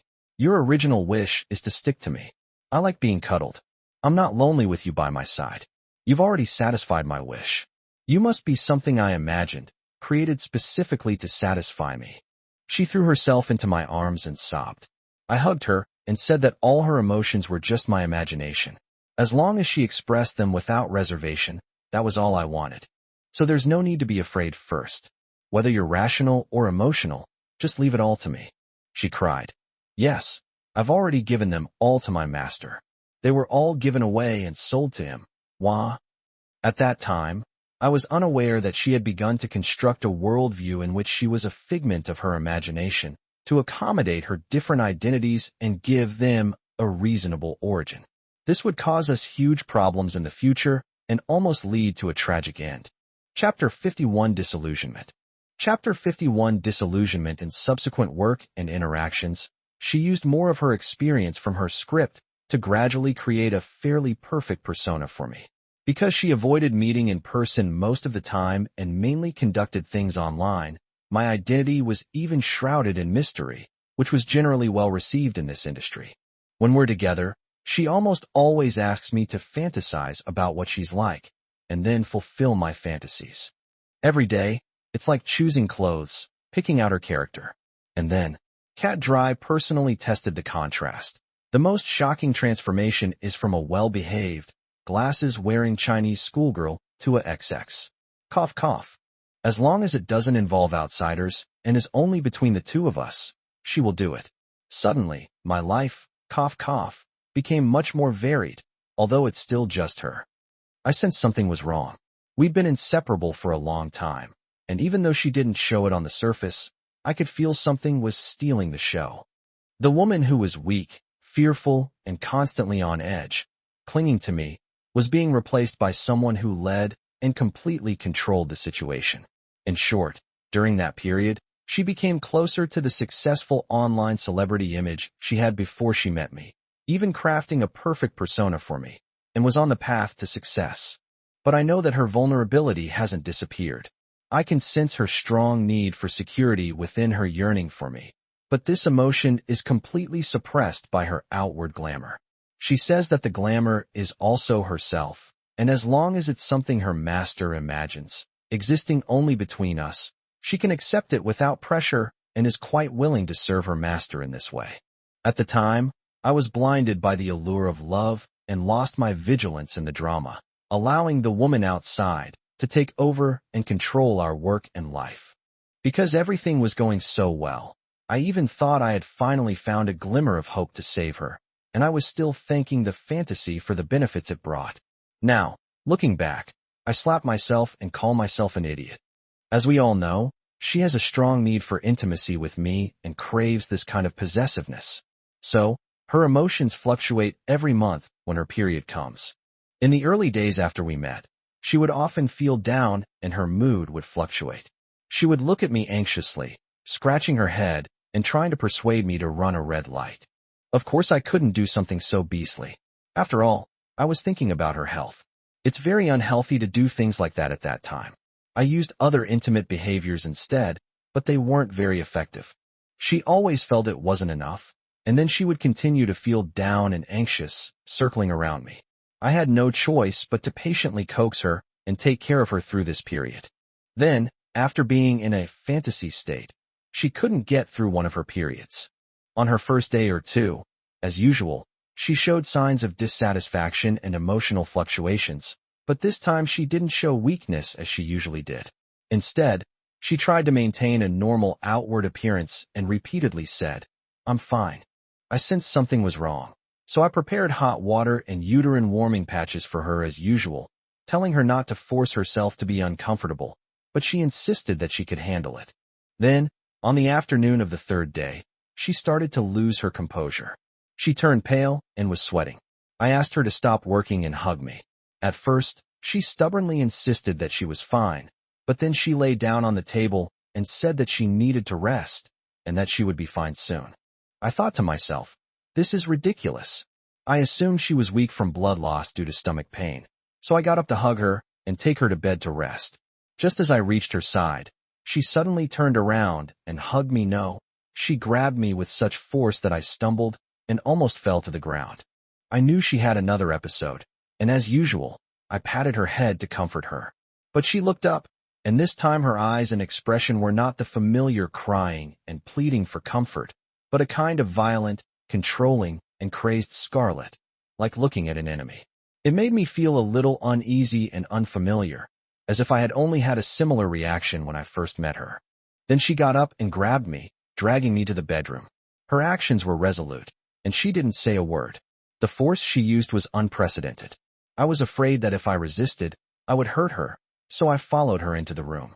She pushed me down onto the bed, then pressed herself against me, looking at me angrily, desperately trying to endure something. I asked her what was wrong, where it hurt, and to tell her master, and then she silenced me with a kiss, making me feel a little suffocated. I could even feel her biting my lip. When she got up, I saw that she was already in tears, but she still maintained a resolute and crazy expression, dominating the scene. I was controlled by her, my mind was racing, and I thought that this was a mess. I tried to analyze the current situation, but it was a complete mess and I couldn't make sense of it. I didn't even know what was wrong with her. Chapter 52. Dude, that really hit home. Chapter 52. Dude, that really hurts. She was pressing down on me, my shoulders ached, but any movement only brought her even stronger pressure. Afraid of hurting her, I didn't dare resist too much and asked her what she wanted. Her voice trembled, but she still tried to maintain her image and make me obey, saying she just wanted me and she couldn't hold back anymore. I thought she meant that, and was wondering whether to reason with her and refuse, or just jaywalk, when she pressed down on me even harder, saying it wasn't that kind. It was something deeper. Before I could even process what she meant, completely bewildered, she started, with a very strange expression, crying yet strangely excited, laughing, saying she was in so much pain. She couldn't hold back anymore. She wanted to merge with me, to sew us together, to open my chest cavity and stuff herself inside. And then she began to thrust forcefully into me. I was completely dumbfounded, thinking, has this girl finally gone mad? My brain went blank for a moment. I couldn't think of any words to comfort her, and then I watched as she suddenly got up and left the room. I froze for a moment, sensing something was wrong, and quickly got up to chase after her. I saw her heading towards the balcony. Afraid she was about to do something foolish, I followed her to stop her. I saw her rummaging through a toolbox on the side of the balcony. Without thinking, I went over to grab her, only to see her turn around and hold a large pair of scissors in her hand, the kind used for construction, huge and sharp. I thought she was going to commit suicide, so I rushed to snatch them away. But to my surprise, she was holding the scissors and pointing them at me. I stopped abruptly, stunned. I saw her hands trembling, gripping the scissors, as if she were torn between herself and me, unsure whether to stab me or herself. I didn't dare approach her. I told her to calm down, asked what she wanted, whether she was unhappy with something about me, and offered to change. She suddenly yelled that she couldn't take it anymore, that she didn't feel safe outside, that even though I was right next to her, she couldn't find me, that she needed me, wanted to find me, wanted me to give her peace of mind, that she could only feel at ease inside me, that she wanted to crawl inside me, that she wanted to open up my chest and abdomen and stuff herself inside. I could tell she had completely gone mad. I didn't dare to make a move. I racked my brains, but couldn't come up with anything. Then I heard her continue saying that she wanted me to eat her. Let me eat her, okay? And then she seemed to be about to cut herself into pieces. I knew I couldn't wait any longer, so I stepped forward to grab it. Then the thing stabbed towards my chest. I didn't care and rushed forward. Luckily, she didn't really use force. I slowed down and got close to her, slowly wrapping my arms around her and controlling her movements. The scissors were between our chests. I could feel the coldness, and I still remember that touch vividly. I didn't dare move, so I stayed in that position. She struggled a couple of times in my arms, but thankfully didn't resist violently. She nestled on my shoulder, inhaling my scent. I knew this would reassure her. After a while, she completely broke down and burst into tears. I knew it was okay, so I slowly let go of her and took the scissors off. We warmed them up by touching them. Then I took her back to the bedroom and sat her on the bed. She was clearly not recovered yet, sitting blankly on the bed, staring at me without moving, as if she were looking at an enemy. I knew she wanted me, really wanted me. I needed to let her vent her emotions. I asked her if she felt she wasn't close enough to her master, and she nodded. I exposed my chest, slowly approached her, offered her my arm, and said that if she wanted to eat her master, she could, and that a bite would bring us even closer. She leaned against my chest, sobbing softly. I could feel her remaining rationality, her love, and her protective and tender feelings towards me, all as she desperately tried to suppress her own raging desires. I gently patted her and said it was all right. She needed to release it, and her master didn't want to see her suffer. As I was speaking, I put my hand in front of her mouth. She instinctively opened her mouth and bit me. I felt like my finger was almost bitten off. I twisted in pain. She let go, and I pulled my hand out and offered her my forearm instead. She bit me again and then moved to another spot to bite me. She bit me from my forearm to my upper arm, leaving about 5 or 6 teeth marks. When she bit my shoulder, I was probably uncomfortable in that position, so she got up and pushed me down onto the bed, continuing to bite my shoulder. I couldn't stand the pain, so she switched to the other side. Later, she started biting my chest and abdomen. To put it simply, I feel that being torn apart and devoured by wild animals would indeed result in being physically covered in wounds. After that, she was probably finally tired and cried her heart out while lying on me, but her body was still tense. She kept telling me to take her. At this point, I couldn't care less about anything else and started to fight like a madwoman. After that, she reacted very actively and intensely, and the whole bed was covered in ketchup, just like a crime scene. Thankfully, She finally calmed down, hugged me, and cried, saying sorry, sorry, sorry, licking her wounds while tears streamed down her face. I said it's okay, it's good that you're healed. You were so scared just now. Tell your master what happened. After we calmed down and talked slowly, she told me that it was her external personality. She said that she was under too much pressure at work and was very proactive, so she always wanted to control me and put everything under her control. Then, she became increasingly dissatisfied with those imperfections and wanted to escape. But at this point, the master was no longer a safe haven, but someone she needed to protect. So she didn't show weakness in front of me, but her desire for me gradually increased. Every time, she would use that in the script to solve the problem, but it was only a temporary solution. After 2 more days without intimacy with me, she could no longer suppress her emotions and needs, and I said I knew it. The previous times I'd noticed something was wrong with her and tried to get her to calm down, but she wouldn't listen. She said she was wrong, then started crying, and wouldn't even dare to beg for my forgiveness. I calmed down, thinking that as long as she was all right, that was all that mattered. I asked her if she felt better now. She said that the biting made her feel better, that closeness and tenderness satisfied her and brought her back to her senses. Actually, I think she was just venting her emotions and satisfying her needs through that. Only then did I feel excruciating pain all over my body. When I got up and looked at myself, I was truly covered in bruises. My arms were the worst affected area, and there were many other marks on my body, all from pinching and biting. Although the injuries weren't major, there were quite a few, and they looked terrifying, so they needed to be treated. We didn't mention going to the hospital.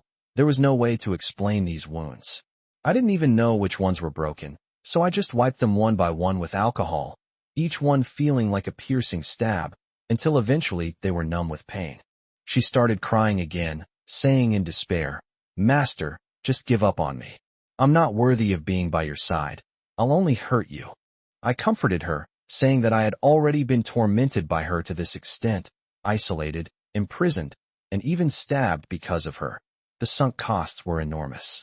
Giving up on me now would be a huge loss. I had to get my money back somehow, and she had to serve me and be possessed by me to make it worthwhile.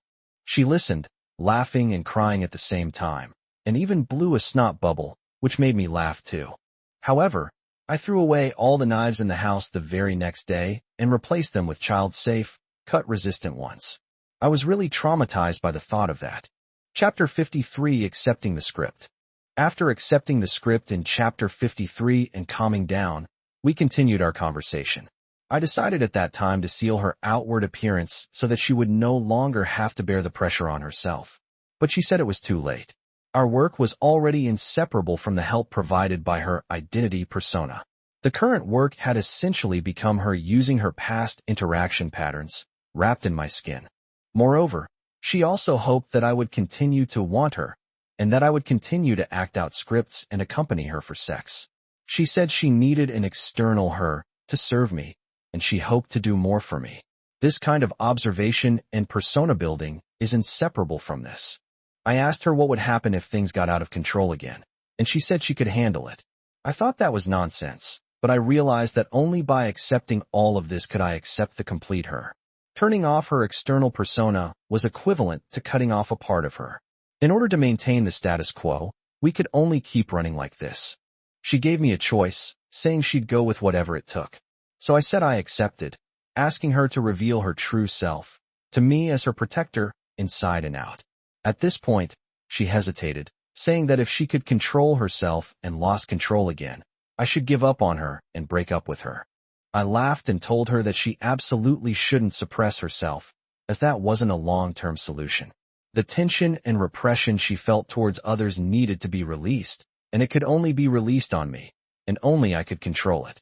So whenever she feels uncomfortable, she has to vent it all out, and then completely hand herself over to me, so I can take care of her until she recovers. She said, "What if I hurt my master again?" I said that life and death are predestined, and wealth and honor are determined by fate. I am already very satisfied to have such a wonderful person like you. This world is inherently dynamic and unstable, and no one can guarantee absolute safety. It is better to be hurt or killed by you than to suffer from the wrath of outsiders. At worst, I can say that I sacrificed myself for love if I am honored. When she heard this, she rushed up and covered my mouth, saying that I was not allowed to talk nonsense. I said I wasn't lying. I've given my life, risked my life, and used everything I have to accommodate her and bear her future. Therefore, she had to show her true self, and I was willing to get injured for it. I allowed her to hurt me to vent her pain, and I absolutely could not hold it in. By actively venting her pain and exchanging injury for life, I could avoid getting out of control. I told her that I would protect both of us. As I said this, I hugged her and said that I liked her whole, the original her, the persona she portrayed, and even the one who hurt me. I treat her like a pet that likes to bite. If she's uncomfortable, she should tell me right away and come over. Don't hold it in, or it will escalate to the point of violence. She nodded shyly in my arms and murmured that she belonged to her master and would listen to him, and then bit my arm. After calming them down for a while, they both let go and slumped like deflated balloons. I recalled what had just happened and touched the bloodstains on my chest where I had been cut by scissors. I realized that when I rushed up to hug her on the balcony, if she had been a little stronger or more forceful, I might have already started over. I was a little scared, so I got up to do something to distract myself. I found that I was covered in wounds and in a lot of pain. Then I saw the mess on the bed, covered in tomato sauce. I knew I couldn't sleep on the bed anymore. I forced myself to get up and told her to get up too. I changed into my bedding despite the pain. Because I had been bitten so many times and had alcohol on my skin, I smelled terrible. I was covered in alcohol, but I didn't dare to take a shower at that moment, so I just made do. She became obedient at this moment, following behind me very cooperatively, looking apologetic. She wanted to make up for me, but knew it was inconvenient for her, so she could only worry helplessly. I found it amusing, so I turned around, kissed her, patted her head, and joked with her. She seemed a little helpless. She wanted to hug me, but was afraid of pressing on my wound and hurting me, so she could only follow behind, looking embarrassed like a wronged little wife. This was a rare sight. Usually, she was quite mischievous and rarely acted so passively.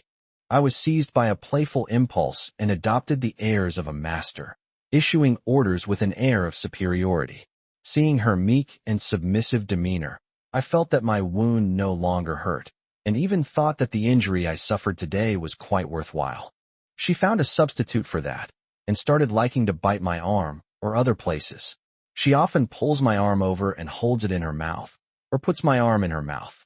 I think she really wants to physically eat me up, meow. Chapter 54 Escape Room. Chapter 54 Escape Room. I originally planned to only write about major events, but she wanted me to write down as many things as possible that had happened, especially the everyday erotic scenes. When I asked her why, she had previously asked me to write more explicit content, which I didn't understand. She only confessed her feelings to me today. She wants me to show off, having such a cute XX, and to let everyone know that she belongs only to me. As for the explicit scenes, it was part of her further self-deprecation. She felt that no one would be interested in the plush ball, so no one else would want her. Only I was willing to take her in, which made her feel more secure. So she asked me to write more explicit scenes so that everyone would know that I had already ruined her, cough cough. For me, writing an autobiography is just about sharing my outrageous life. After all, I've been through so much, and the social deprivation has made me feel so depressed with nowhere to vent. So please help me promote it. Meow, I hope more people can see it. After the scissors incident, her public persona came into play even more effectively, and she took on many jobs, thankfully all of which were completed online. She also stopped being completely isolated and resumed some of her former relationships, continuing to communicate under the image of her public persona. One day, she reconnected with a female classmate from art school who was studying abroad and was about to return to China. The classmate asked her to meet for dinner, and she readily agreed, even promising to be her tour guide. After we ended the chat, she got scared and nestled nervously in my arms. I asked if I should cancel the meeting for her, but she said no, and that she had mentioned me to her classmate during the chat, so we could go see her together. I felt relieved after hearing that, thinking it was just another client meeting. She didn't mention it again afterward. I habitually asked her for the script, but she said no, it wasn't like we were meeting a client. She said her classmate was quite opinionated, and we should just follow her lead and play along. She would be in charge of the conversation, and I would be the mascot and driver. The day before we met, she tidied up my appearance, took me to get a haircut, and wanted to get me a new outfit. I hadn't bought any clothes for years, and since being with her, I didn't need to worry about my public image at all. The jacket I was wearing even had 2 patches on the sleeves. I said it wasn't worth going to so much trouble just to see a classmate, and she thought about it and agreed. Anyway, the patches on her clothes weren't obvious, so it was fine. She did, however, dress up carefully, tying her hair in pigtails as usual, and wearing a JK uniform and white stockings. When the two of them stood together, they looked like a rich girl and a poor servant. Our used car was really old and worn out. It was okay for daily use, but not presentable enough for picking up passengers, so we asked my dad to trade us for his car. My dad's car was also a no-name brand. I only knew it was called something like saxophone, the same name as the instrument he played. Anyway, it was definitely better than mine, so it was good enough for us. So I went to the airport to pick them up, met them, and watched her perform. They hugged and seemed very affectionate, chatting happily, and she introduced me to them. However, my main responsibility was to carry their luggage and act as their driver. The tasks were very simple, requiring no brain power, so I was happy to take it easy. After dinner, we were planning where to go for some fun. As expected, my classmate who had returned from abroad didn't like sightseeing tours. When we saw an escape room in the mall, we suggested we go play it together. Neither of us had ever played this before, but since we were just accompanying someone, we were willing to do anything. When it came to choosing a script, the two girls had a problem. At that time, most escape rooms were horror-themed, and her classmate was a little scared and wanted to back out. But she felt that since she was already there, she felt embarrassed to leave. She was very thoughtful. After she figured it out, she said, "Let's not play horror games. I saw a spy infiltration scenario, which involves infiltrating and playing hide and seek, and there are some scenes involving dealing with interrogations. Let's play this one, it's not scary."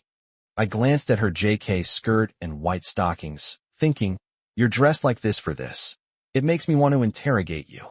She clearly sensed my thoughts, giving me a meaningful look with a half smile. I realized she was probably doing it on purpose. She was probably here to gather material. The script required 4 people, and they added a guy. The guy originally came to play the solo script, but he agreed to join her when he saw her. It seemed like he was trying to get close to her and win her favor, but since we were obviously a couple, he didn't go too far with me around. He just chatted with her, which made her classmate feel neglected. She was very familiar with this situation, and she pulled her classmates into the conversation more often, while deliberately ignoring the boys to avoid making them feel uncomfortable. It was only then that I realized how hard she was working and how difficult it was for her to maintain this persona. The beginning went smoothly. She told me to just sit back and watch her performance. The boy and her classmate volunteered for the main roles, and she took on the parts involving delaying interrogation and outwitting the characters. At this point, the boy and I were clearly looking forward to what would happen next. The script was interesting, and the NPCs were very dedicated, making it feel like watching a movie. But the truly outstanding part wasn't the climax of the script, but rather her. The interrogation room in the script was very well done, with an old-fashioned layout and a slightly dilapidated old room. We watched a girl in white stockings standing against the wall, being questioned by an NPC. She acted very realistically, as if she were the character herself. You could feel that the NPC was embarrassed to look at her, and his lines were much softer. She was very cooperative, obediently sitting in the chair as instructed, and making up various reasons on the spot to fool out the NPC and buy time.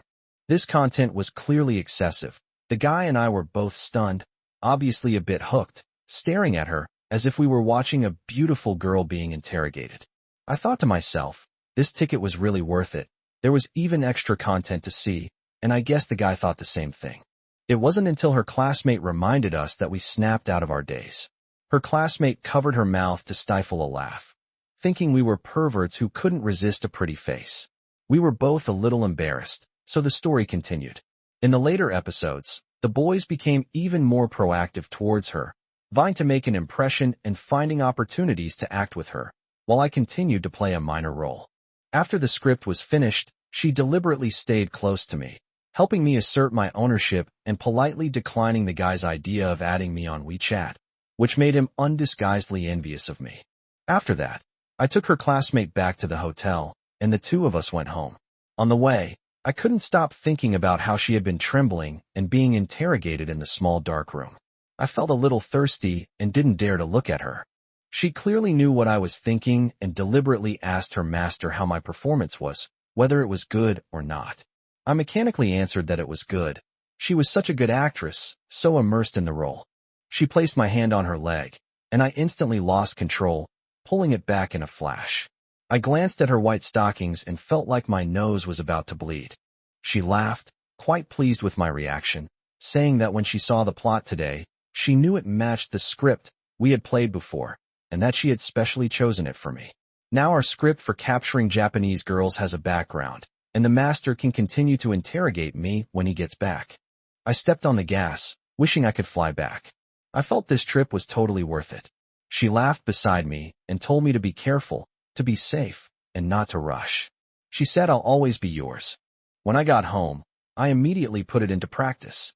She had me start with the questioning part, standing against the wall in my house, recreating the scene, except that I was the one being questioned, and the content was also. After a few words, I couldn't take it anymore. The scene and her image as a Japanese girl in white stockings were too overwhelming. I pinned her against the wall and searched her, and then I became a cat again, feeling dizzy and unable to straighten my back.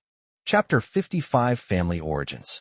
Chapter 55 Family Origins, providing some background information to help everyone understand what happens next.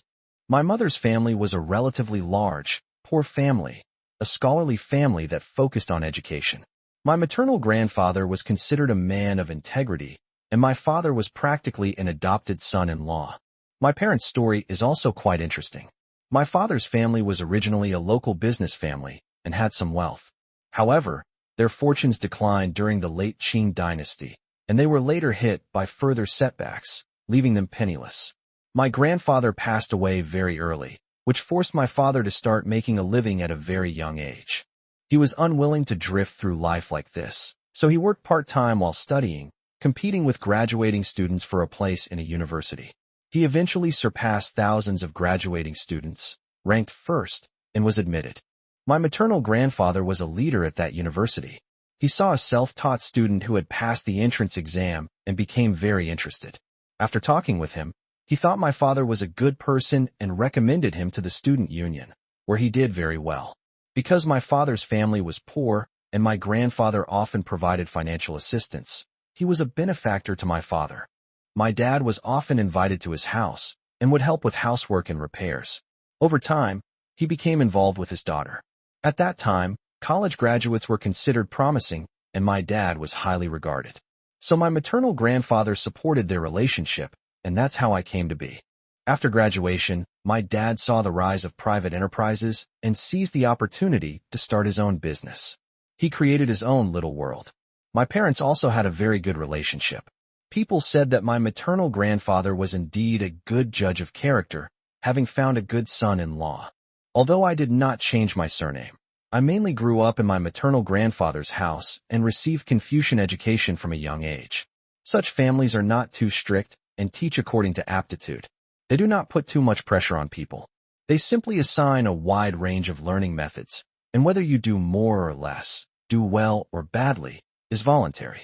My family doted on me and did not force me.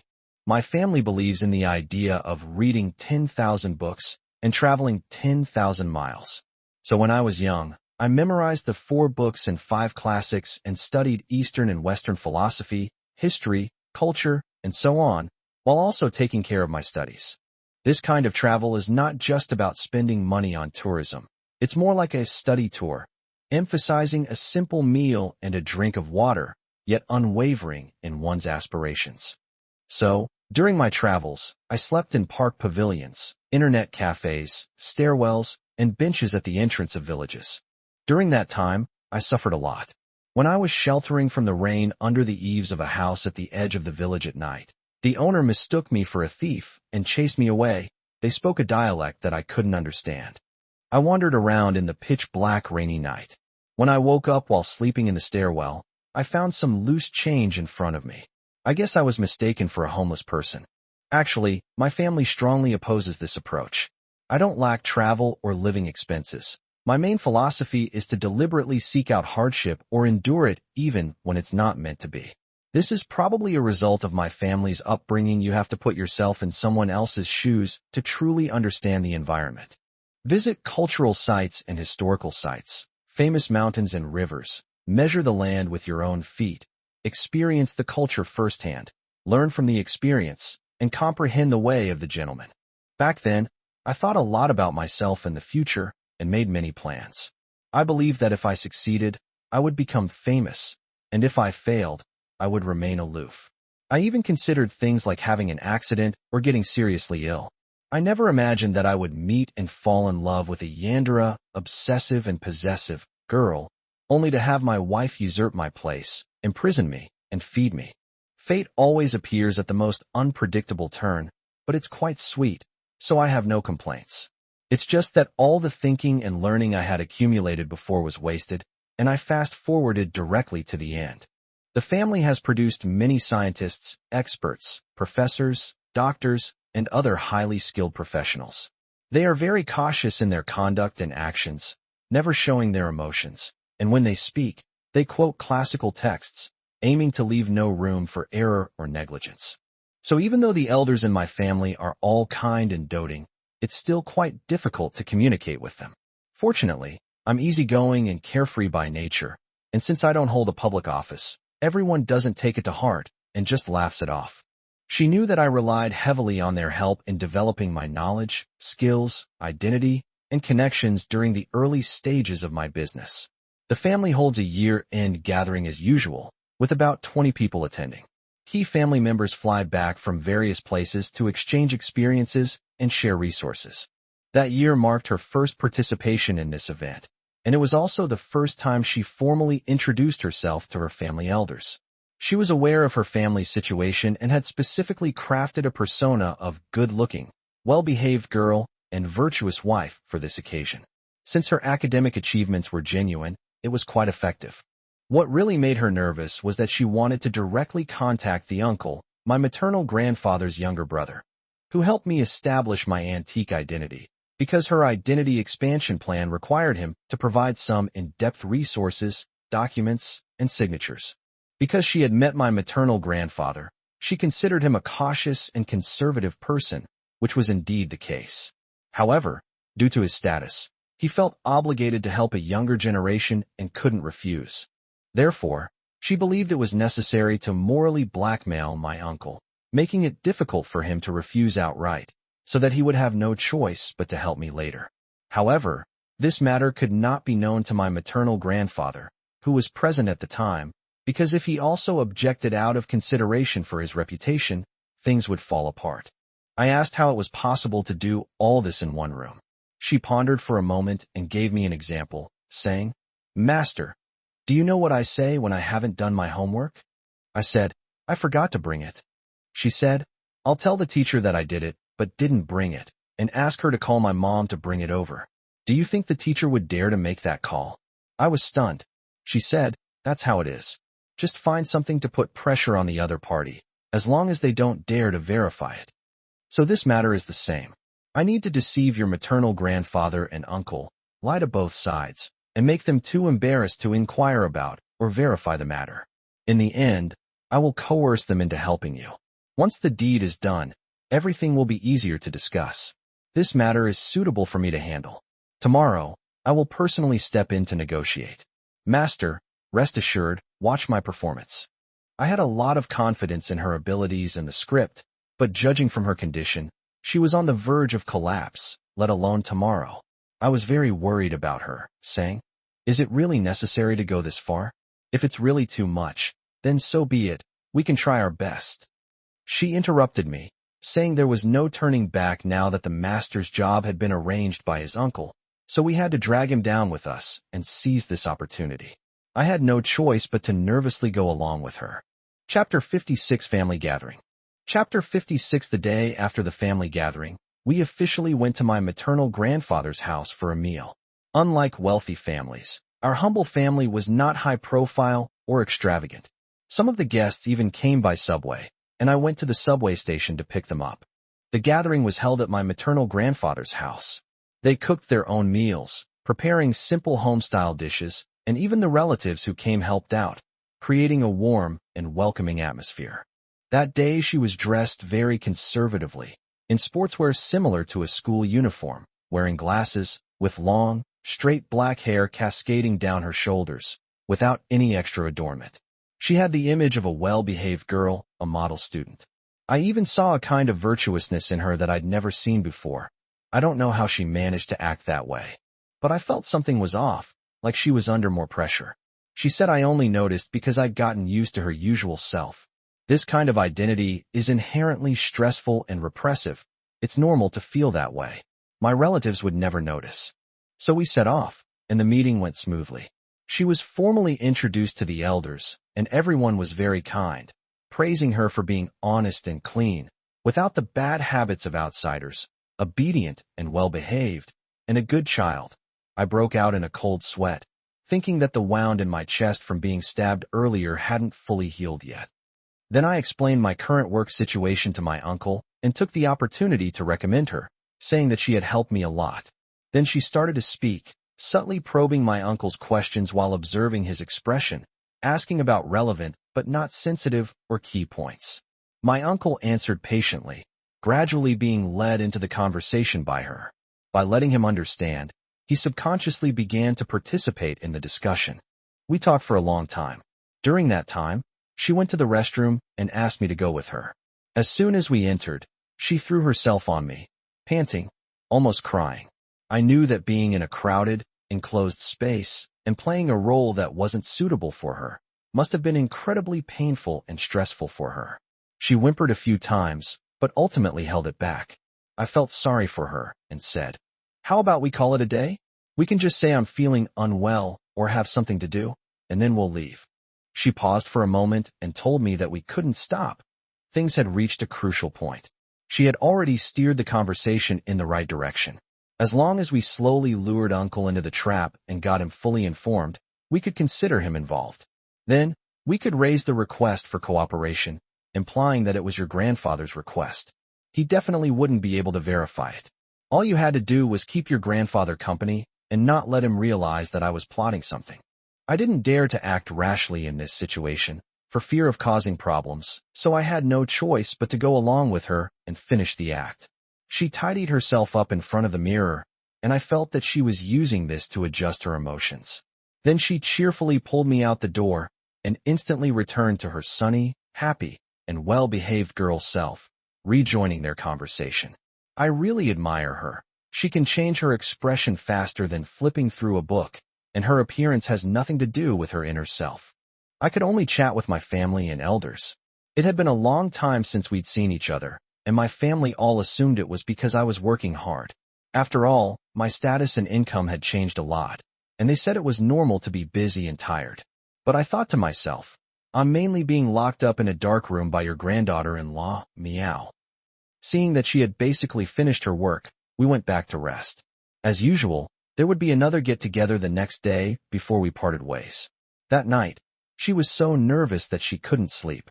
I told her we were canceling tomorrow, but she refused, saying that we had finally managed to close the deal and leave a good impression.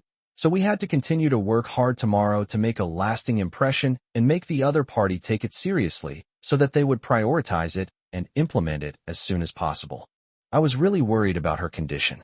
She said she needed her owner's cat energy and pounced on me for a long time, making me stay with her for half the night. We didn't sleep well all night, but we felt okay when we woke up. We just wanted to get things done. The next day, she seemed to have adapted well to the relatives and was quite relaxed. She was very proactive and became the most eye-catching person there. She also answered questions perfectly and politely, which made my uncle very happy. He said he would take care of it for us when he got back. After a long day, we finally saw the relatives off, sat with my grandfather for a while, and then said goodbye and left. On the way back, she sat in the passenger seat, almost without saying a word. It was the first time I had ever seen her so mentally overloaded. After a while, she started to cry without making a sound, just tears streaming down her face. I knew she was in big trouble. I couldn't do anything while driving, so I could only let her put her hand on me. She mechanically complied and numbly waited for me to take her home. When we got home, she could barely stand. I helped her out of the car and slowly moved her through the door. Once inside, she lay down on a chair, constantly hitting her head, saying she felt uncomfortable. Her body felt bloated, like there was something stuck inside that she couldn't release. I stopped her from hitting it, but she said her head felt like it was on fire. She got up to find some cold water, gulped down several mouthfuls, and then said she couldn't take it anymore and needed to release the pain. She then went to the water table to find a utility knife, saying she wanted to make a decorative cut, explaining that in the past, when this had happened, letting the blood out would make her feel better. Of course I disagreed. I stopped her and let her bite my arm. She bit lightly twice and said no, she didn't want to hurt me. She was in too much pain right now and was afraid she wouldn't be able to control herself. She nestled in my arms, begging me to allow her to modify the knife and draw some blood. I was heartbroken and torn, but I couldn't bear to see this happen. Just as she buried her head in my arms, I reached for the utility knife on the table. By the time she got up to stop me, it was too late. She saw me lightly slash her arm. The knife was very sharp, and blood quickly seeped out. I handed her my arm so she could put it in her mouth, saying, "Aren't you lacking cat energy? Here, lick this." She was a little dazed, not quite reacting yet, but instinctively she leaned in and gently sucked. I watched her seriously and calmly, thinking that she still wanted me, and only I could work on her, but this method was too troublesome. After licking for a while, she calmed down, hugged my arm, and cried, saying that she had hurt her master again. I told her she was upset because of my job, and that I had a minor injury and a little bleeding, but it was nothing. I asked her how she was feeling. She said she felt less uncomfortable, but still felt unwell. Her body felt blocked, and she wanted her master to help her clear it, and she wanted more. As she said this, she hugged him. I finally breathed a sigh of relief, thinking that things would be much easier now. So I prepared to go all out, but before long she was too tired to keep her eyes open. I thought it was time, so I quickly coaxed her to sleep. I didn't relax completely until I saw her asleep, knowing that I had escaped another ordeal. I felt completely drained, and only then did I feel the pain in my wound. I thought about getting up to put on a band-aid, but I was afraid of waking her up. Seeing that the wound wasn't big and seemed to have stopped bleeding, I just held her and drifted off to sleep. Chapter 57 Family Gathering, Her Perspective. Chapter 57 Family Gathering, Her Perspective, Her Perspective. This is the most stressful thing I've faced recently. In order to gain that person's approval, I have to dress like a human, be obedient and harmless, and meet his requirements. This is the most unpleasant role I've ever played. Just being in this position makes me feel like I'm a fish on a chopping board, forced to submit to others and suffer humiliation, even though I should only obey my master's orders. The ensuing social interactions made me extremely uncomfortable. I couldn't showcase my talents and charm. Instead, I had to project the obedience and conservatism that had made me uneasy in school. It felt like I was willingly wearing shackles and chains, making me feel extremely awkward, fearful, and nervous. My master advised me to give up, saying that we don't necessarily need to rely on relatives, and that our current development is fine.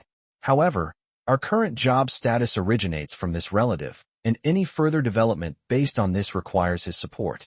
If we change course and start building from scratch, it will require a lot of effort from my master, and he won't have time for me. My existence has already ruined his harem, and I don't want to ruin his status and wealth as well. Cat, you've already taken over all of that. It has nothing to do with me anymore. And from what you're saying, it's as if I could have a harem of 3,000 beauties without you. My master is amazing. It's all because I'm selfish and need to monopolize him, keeping you here. Otherwise, my master would definitely be incredibly wealthy, with beauties throwing themselves at him, surrounded by women. Cat, come on. Even the most devoted mother doesn't have this strong bias. Outrageous, defying the heavens, go on. The key to this identity is restraint. They dislike sharp edges and strive for moderation. Therefore, one should try to conceal one's characteristics, go along with others in everything, avoid provoking them, be gentle and timid, avoid causing trouble, and appear harmless. Only by lowering our stance and humbly seeking guidance can we lower their guard, stimulate their desire to take the lead in educating and nurturing others, and thus make them responsible for the students they are guiding, which means being responsible for their words. This will lure them into our trap, making them not just give verbal guidance, but also produce tangible results to actually help us. Upon meeting them, these individuals, true to their high positions and extensive experience, quickly detected my subtle intentions. Cat, huh? How come I didn't notice? I had no choice but to initiate a sincere conversation, maintaining my persona while directly explaining the situation and hinting at my needs, hoping they would continue helping my master obtain an identity. Then, I would keep my master's maternal grandfather in check, preventing him from knowing his background and avoiding any moral qualms that might cause trouble. The fact that my intentions were detected put me under immense pressure, and I couldn't continue. I couldn't help but drag my owner to the bathroom to calm myself down before finishing the second half of the game. I felt extremely uncomfortable that night, as if I was being crushed by Mount Tai, feeling suffocated and restless. Fortunately, my master was sleeping right next to me, and I stayed close to him, which made me feel a little better. He was my whole world. However, the thought of having to face those people again the next day in this detestable role still sent chills down her spine, and she trembled even in her master's arms. The next day, I forced myself to continue playing the role of a good student, guiding and completely obeying his teachings and arrangements. Finally, I managed to get him to give us a comprehensive guidance plan, which I carefully recorded, listening and obeying like the best student. The key point is that he provided these suggestions and plans, so when we need his help in implementing them, he'll feel awkward refusing. Once I was certain we had reached this point, I didn't want to stay a moment longer, but it wasn't time to leave yet. After the formal exchange ended, I clung to my owner's side, chatting and laughing with him and the elderly. His family really doted on him. Seeing how relaxed he was, I just couldn't relax at all. The occasion was very lenient with him, but it didn't allow me to make the slightest mistake. Gradually, I became a little numb, just mechanically chatting and making conversation. I don't even know when it ended or how I got into the car. When I came to my senses, I was already hugging my owner and crying. When I got home, it felt like a stone was pressing on my chest, blocking all my orifices. I couldn't cry or scream, I could only sob silently. It felt like there was a fire burning in my head. I only experienced this when I was in junior high school. Back then, I didn't have a master, so I banged my head against the wall and used a scissor. I only felt better after I hurt myself each time. Painful memories from the past surfaced, and I decided to carry it out. I took a utility knife while I was getting a drink of water and was about to start when my owner stopped me. Then he did something that made my heart skip a beat. He cut himself. In that instant, I felt like my heart had been slashed open. My heart clenched, and I felt it stop beating for a few moments. I burst into tears instantly, ready to rush forward and grab him to stop him. But he held his bleeding arm up to my face, telling me to use him. After that, I almost lost my memory. I only remember pouncing on him and licking his scent, frantically absorbing his energy into my body, and then I remember nothing more. When I woke up again, I felt much better. All the somatic reactions had clearly disappeared, but I still felt a tightness in my chest. The memory of that disgusting, repulsive identity kept replaying in my mind, making me want to vomit. I secretly devised a plan to have my master destroy it. Chapter 58 Shattering the Good Student Image. Chapter 58 Shattering the Good Student Image. Ever since she came back from the party, she's been acting strangely. I had to feed her ketchup to lull her to sleep. The next day, she said she felt much better, but she was still absent-minded in her daily life. I knew the party had upset her, so I talked to her and said I'd take her out for a drive that night to clear her head. She shook her head and refused, asking me to wait until she finished work. She said she could adjust herself, but needed my help. Of course, I was happy to oblige, saying that I would do anything as long as she could get better. She laughed and said there was no need to go to such lengths, just act out a script with her, which left me a little confused. When work ended in the evening, she went to prepare first. As usual, I was going to go with her, but she stopped me, saying that today's situation was special and she needed to get ready. Then she told me about the script and that I had to cooperate. I was a little uneasy, but I still trusted her and said that I would cooperate with whatever she said, as long as she gave me the script. Feeling uneasy, I stood at the door waiting for her to get ready. She came out much faster than I expected, and unsurprisingly, she was still wearing the simple sportswear school uniform she wore to the party, and even deliberately changed into white cotton socks. He came out without a word, lacking his usual wistful positivity. His expression was cold and dejected, with an unyielding gloom between his brows. She unusually didn't hug me, but went straight to the table to start tidying up. She quickly swept away the clutter, put the stationery and notebooks on the table, and then moved a small stool in front of the table. The scene was bizarre. She seemed to be setting up props for a performance, but the atmosphere was so oppressive that it was hard to breathe. I didn't dare to move and stared at her intently, afraid that she might do something drastic, ready to step in and stop her at any moment. Fortunately, she really was just setting up the scene for the script. When she was almost finished, she finally spoke, sitting in the chair, her tone filled with hatred. "Master, this is the role I hate the most." Back then, to keep them happy, she represented the most unbearable period of my life. I had to play this role for a long time. She had to suppress her own personality and thoughts, and do everything according to their wishes. There were no benefits or advantages, because they were not winners, just workers bearing the pressure and fulfilling the targets set by their superiors. So they could only suppress the pressure layer by layer. And I had to satisfy the wishes of this group of losers, which made me even more disgusted, but I endured it. Only when the school teachers and even my parents were satisfied did I have the opportunity to show my abilities, fight back, and escape this place, this role. I knew this role wouldn't be a good experience for you. I should have stopped you yesterday. It's my fault. I shouldn't have brought you to this party. At least I shouldn't have let you take things from these people in a role you hate so much. She interrupted me. This isn't your fault, master. This identity is indeed my nightmare, but not this. The party was just a trigger. The scene itself is my nightmare. I still dream about it often. She pointed to the desk in front of her.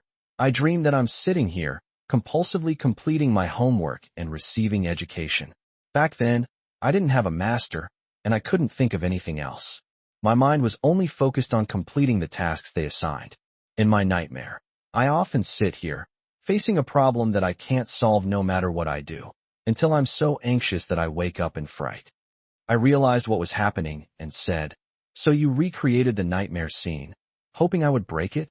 She said it wasn't about breaking the nightmare, but about breaking free from her identity. She no longer wanted to be obedient and well-behaved. She needed to break free from their constraints and needed her master to educate and train her. I understood a little and asked her what to do. She said she needed to get into the role, and the master would know what to do. I was puzzled, and then I saw her sitting on a stool, staring at some equations, biting her pen, deep in thought. I was just about to offer some help when she stood up on her own, looked at me, and said, "Now, master, help me break free from this good girl persona." I was stunned. I couldn't help but swallow hard. Then I saw her calmly sit back down and continue staring at the question. I realized what she meant by, "I know how to do it." It really was education and training. I hugged her from behind and stroked her, pulling her away from the questions so she couldn't concentrate on them. She wanted me to break her identity. I could only say, "Look at yourself now. Do you look like a good student? You're just a little rascal. Stop pretending." I even touched her. She said she was a little rascal and told me to call her that. I did, but I couldn't bear it. I gently placed her paw on her back, and she held it against her head, saying she was her master's little rascal, always would be, no longer a good student, no longer needed to listen to anyone else. Then she started lifting her up from the cat's paws, and I finally found a chance to pull her up from the ground. I even took her to the full-length mirror, pointed at her in the mirror, and told her that she was no longer the same as before. She was so slutty. She didn't look like a student at all, and she could no longer be a good girl. She looked at herself in the mirror, listening to my words. Then she turned and hugged me, smiling as she said she could never be anything else. She belonged only to me, and she hoped I wouldn't despise her. The contrast was the greatest yet. I knew this wasn't the right occasion. She was clearly sobbing, but I remained extremely calm and pulled her back to the present. I don't know which one is right. It's like trying to solve a past twist with an even bigger one. But I did it, according to her wishes. She said it would make her better, and I listened to her, but deep down I knew it was probably a slide into the abyss with her. Then I finally had a chance to carry her to the bedroom. That time took a long time, until she collapsed from exhaustion. In the end, she kept saying that she wasn't a good girl anymore, and that she should only listen to me. I kept repeating that she should only listen to me, until I finally coaxed her to sleep. Chapter 59 Elevator Incident. Chapter 59 The elevator incident shattered her fearful persona and tainted her past. The past was no longer her shadow, and I was initially happy about this, feeling that I was finally acting like a master and had done something for her. I became increasingly her support. She said I was her whole world, and she would only do anything after I had been approved. She used my identity in public, dressed up and acted out scripts just for me, wanted me to watch her play games while she watched the screen, and even dragged me into watching female-oriented novels and palace dramas. She was much happier, but this happiness was based on the premise that I was involved in everything. I couldn't take my eyes off her. The slightest distraction would cause her to lose interest. Going to the toilet has become her biggest disaster. No matter how happy she is or what she's doing, the moment she hears that I need to use the restroom, her face turns cold instantly. She stops what she's doing, and she doesn't care about her game progress at all. I can only coax her and promise to hurry up. She either lies sprawled on the bed, staring blankly like a wind-up doll until I come back and coax her to reboot her up, or she squats by the toilet door, scratching at the door every now and then. Describing this kind of life might feel stressful, but I was already used to it by then, and even found it quite sweet, although it was a bit troublesome to coax her every day. Unfortunately, her Yandere mind was far from calm. She became increasingly dependent on me. After I healed her past shadows and fears, new fears began to brew. When she placed all her hopes on me, her anxiety about losing me intensified. Since we can't be together every single moment of our daily lives, those few minutes of temporary separation became her disaster experience card. The pain of my absence was magnified infinitely by her. She would break down and cry while I was in the bathroom or on the phone with clients, burying her face in her hands, scratching at the door, etc. What's truly terrifying isn't these outbursts, but the fear that builds up inside her. She would often wake up as if startled, gripping my body tightly, her nails digging into my flesh, muttering to herself, "Don't go. Don't go. Master won't go, won't leave me." Or simply staring at me, too pained to utter a single word. When asked, she said she loved me too much and depended on me too much. She said the image of losing me kept replaying in her mind, and that she felt she was too clingy and that I would hate her. She would randomly imagine that I would hate her. Whenever this happens, I comfort her, saying that she has many bad habits and I've been fed up with her for so long. But she hasn't run away and she won't run away in the future. I tell her not to overthink things and to trust her master. She said she trusts her master, but her mind would involuntarily conjure up bad thoughts. She used to constantly see flashes of being disliked by others and experiencing societal pressure. Now that her master has cured her, her mind is filled only with negative images of losing her master or being disliked by him.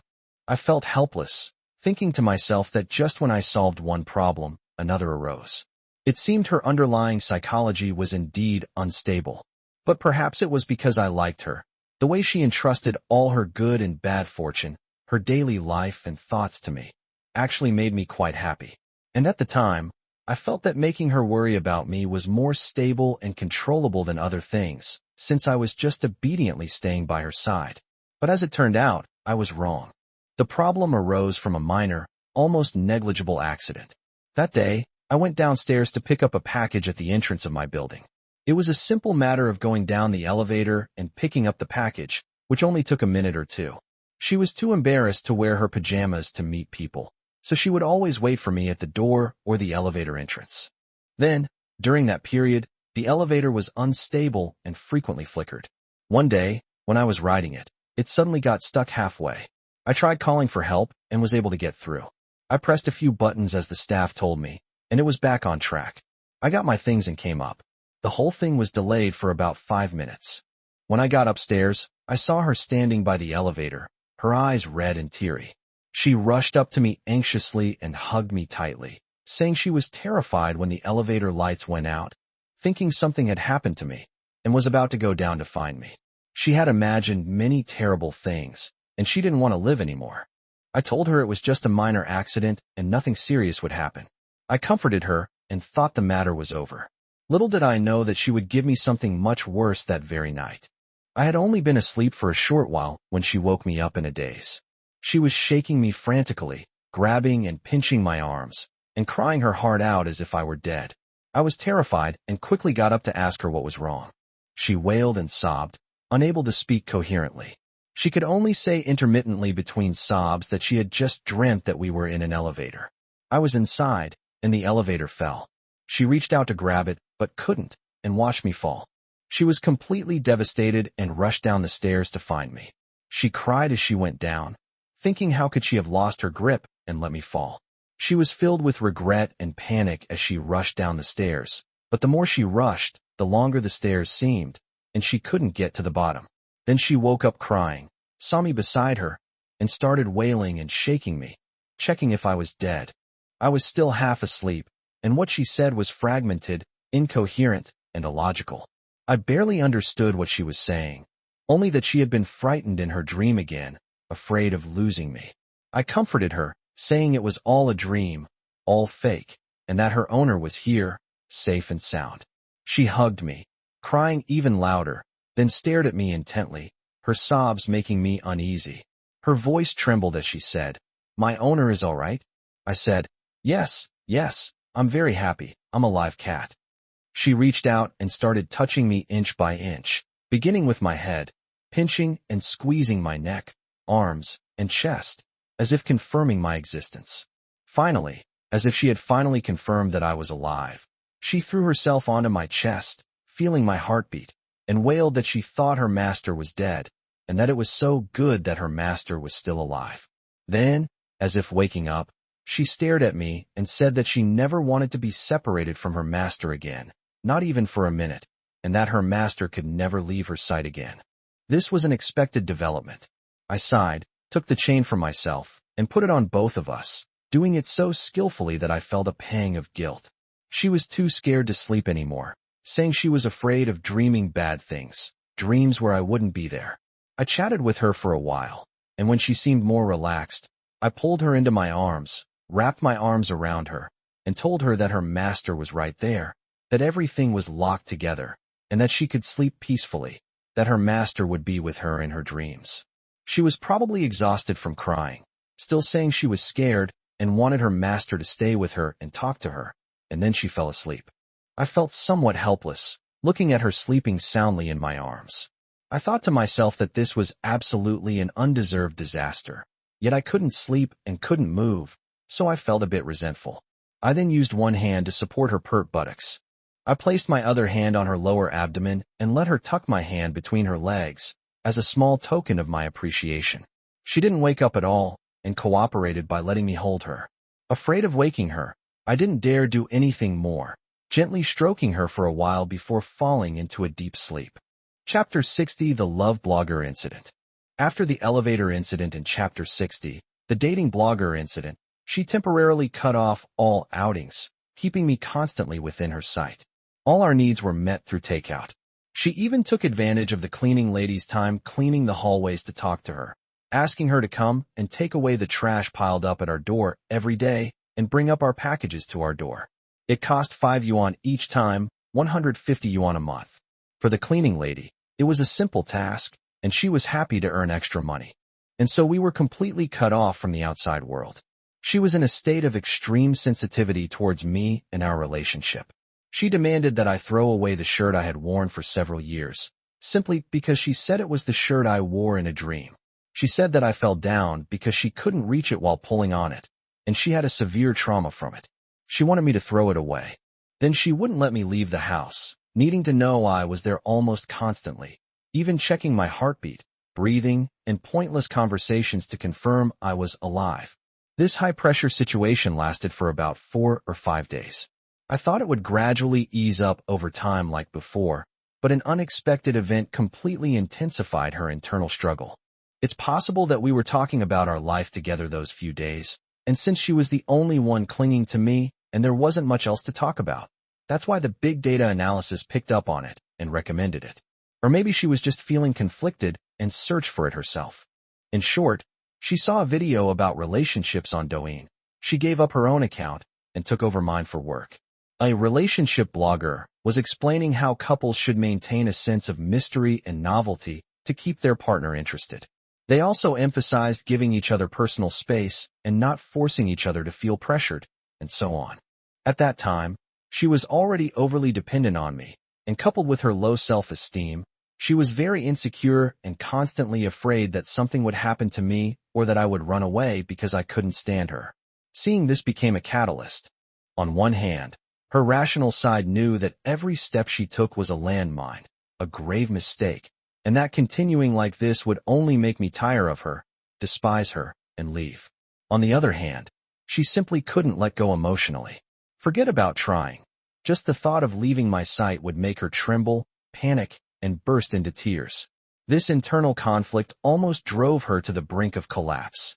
Fortunately, I noticed the situation in time. Although I didn't see the video she was watching immediately, because she casually scrolled through Douyin while working and I didn't notice it, being so close, the huge emotional change was still very obvious. She was almost instantly stunned and remained so for a few minutes. I realized something was wrong and asked her what was wrong. She was initially reluctant to talk, but things couldn't be kept secret at this distance. I quickly found the video, and I knew immediately that something was wrong. The person's comments hit all her sore spots. I immediately told her to put down her phone, delete the likes, and said I wasn't interested. I also berated the relationship blogger for pretending to know everything, trying to break the impression the blogger's comments had created and bring her back on track. Actually, I think he's right, but he offended my wife, which is a personal matter. Besides, I was afraid things would get messy if I didn't say it then, so I apologize here, But it was too late. She couldn't hear a word I said. She just asked in a low voice, "Am I annoying? I know I'm awful. Master doesn't hate me. Won't leave me. Won't leave me." As she spoke, she hugged me and said, "Master will definitely not be able to stand it in the future. I want to stay with Master forever, forever." I was afraid she'd go crazy, stab me, and then commit suicide.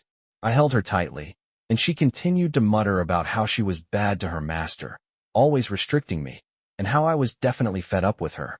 My survival instincts kicked in, and I told her how good she was to me, how much I loved being around small animals, how I didn't want to go anywhere with her by my side, and how I was happy even when she locked me up.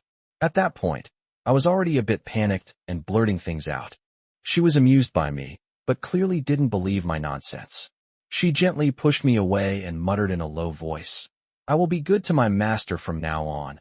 I will be very, very good to my master, so that my master will be satisfied and unable to leave me." I kept agreeing that she was already very good to me, but I felt like she didn't hear me at all. She pondered and murmured for a while, then suddenly came to her senses, looked up at me, and gave me a very sweet smile. Then she hugged me softly and said sweetly, "She will fulfill any wish of her master, use her abilities freely, and satisfy all of her master's needs. From now on, whatever her master wants, she will satisfy." Her words and manner were sweet, but they sent chills down my spine, like prey coiled around by a snake. I knew things were about to go wrong, but I didn't know how to comfort or stop her. Just as I was about to speak, she extended a delicate finger and pressed it against my lips. Then, with a soft laugh, she said in a sweet and gentle voice that it was stipulated in the contract and that the master had to abide by it, and that she had to fulfill her duties properly. Her voice and movements were incredibly alluring. My heart skipped a beat, and I was completely captivated by her. I immediately grabbed her and became her slut. I didn't say anything more after that, and just let her be for the time being. Chapter 61, Being Good to Me. Chapter 61, Be Good to Me, Her Perspective. After the elevator incident, I realized the possibility of accidentally losing my master. It terrified me. I couldn't even imagine such a thing happening. My master gave me so much security that I had long overlooked this possibility. I blamed myself for being so careless and negligent. Fortunately, it was just a dream that reminded me that my master was still by my side, and I must protect him. When I started protecting my owner, I realized how much he had sacrificed for me. His life was a mess, so simple that he was hardly human. He had no hobbies, and even his daily necessities were broken. Many things should have been replaced long ago, but he didn't know to buy them. Because his attention is definitely all on me, I always monopolize his gaze, leaving him no time to think or attend to his own affairs. I haven't paid any attention to his life either. I feel so terrible and awful. I should be good to my master, revolve around him, fulfill my duties as his master, and take good care of him. From my perspective, after that day, she suddenly changed her personality. The next day, as soon as she woke up, she started fussing over me, taking the initiative to unchain herself, asking me what I wanted to do, what I needed, and offering to take me out to buy it. She completely transformed into the gentle and considerate type of girlfriend, with perfect manners and speech. I'd only ever seen this kind of persona before, when I accompanied her to school or when she was acting in scripts. She only acted so perfectly out of fear when she was out in public. So, her current behavior seemed like a fake person to me, and it was a bit frightening. Recalling what happened last night, I knew she was definitely feeling inferior and fearful, brewing a storm. But I didn't dare to call her out on it. So I said let's go downstairs to eat first and get some fresh air, since we haven't been out in a long time. After hearing this, she went to get dressed up, and she did a very meticulous job, almost perfectly. Then she went out to accompany me downstairs. I could feel that she was still very scared in front of the elevator. Her expression was normal, but she was holding me tightly and trembling, and she was sobbing uncontrollably. Fortunately, there was no one in the elevator. I held her in my arms and told her that it was okay, that it was just a dream. She hugged me from behind and said that from now on, I should stay close to her when we take the elevator. She said that if anything happens, she will hold me and cushion my fall, and she will protect me no matter what. I told her she was being overly anxious, but I still hugged her the way she suggested. The thought that I'd be safe with her on my back reassured her a lot. But what I was really thinking was, if we really fell, I'd definitely be there to cushion her fall. After we left, she wanted to take me to a fancy restaurant, but I smiled wryly and said it wasn't necessary. So we went to a small restaurant nearby that I used to frequent. Her outfit and style didn't match the restaurant at all. Everyone on the street and in the restaurant stared at her, especially the guys. Several of them were eager to chat her up, but they only looked away when they saw me looking at them. As she watched me eat, she said that the place was hard on the master and that the master deserved better. I casually replied that as long as I was full, it was fine, as I hadn't had a full meal in a long time. She paused for a moment, and her eyes reddened. I realized I had said the wrong thing and quickly made amends, saying that this was good enough and that she should accompany me more often and take better care of me. She seemed a little better after hearing that, and said she would definitely spend more time with the master in the future. But I knew she must care a lot about what I said. She was just controlling her emotions and expressions, so I became cautious with my words and dared not say anything carelessly anymore. After dinner, she said she wanted to take me shopping, saying that many of my daily necessities were broken and my phone screen protector had been cracked for a long time. I told her that several keys on my computer keyboard were also unresponsive, and I had other things that needed fixing. So she took me to a nearby computer mall, and then trouble began.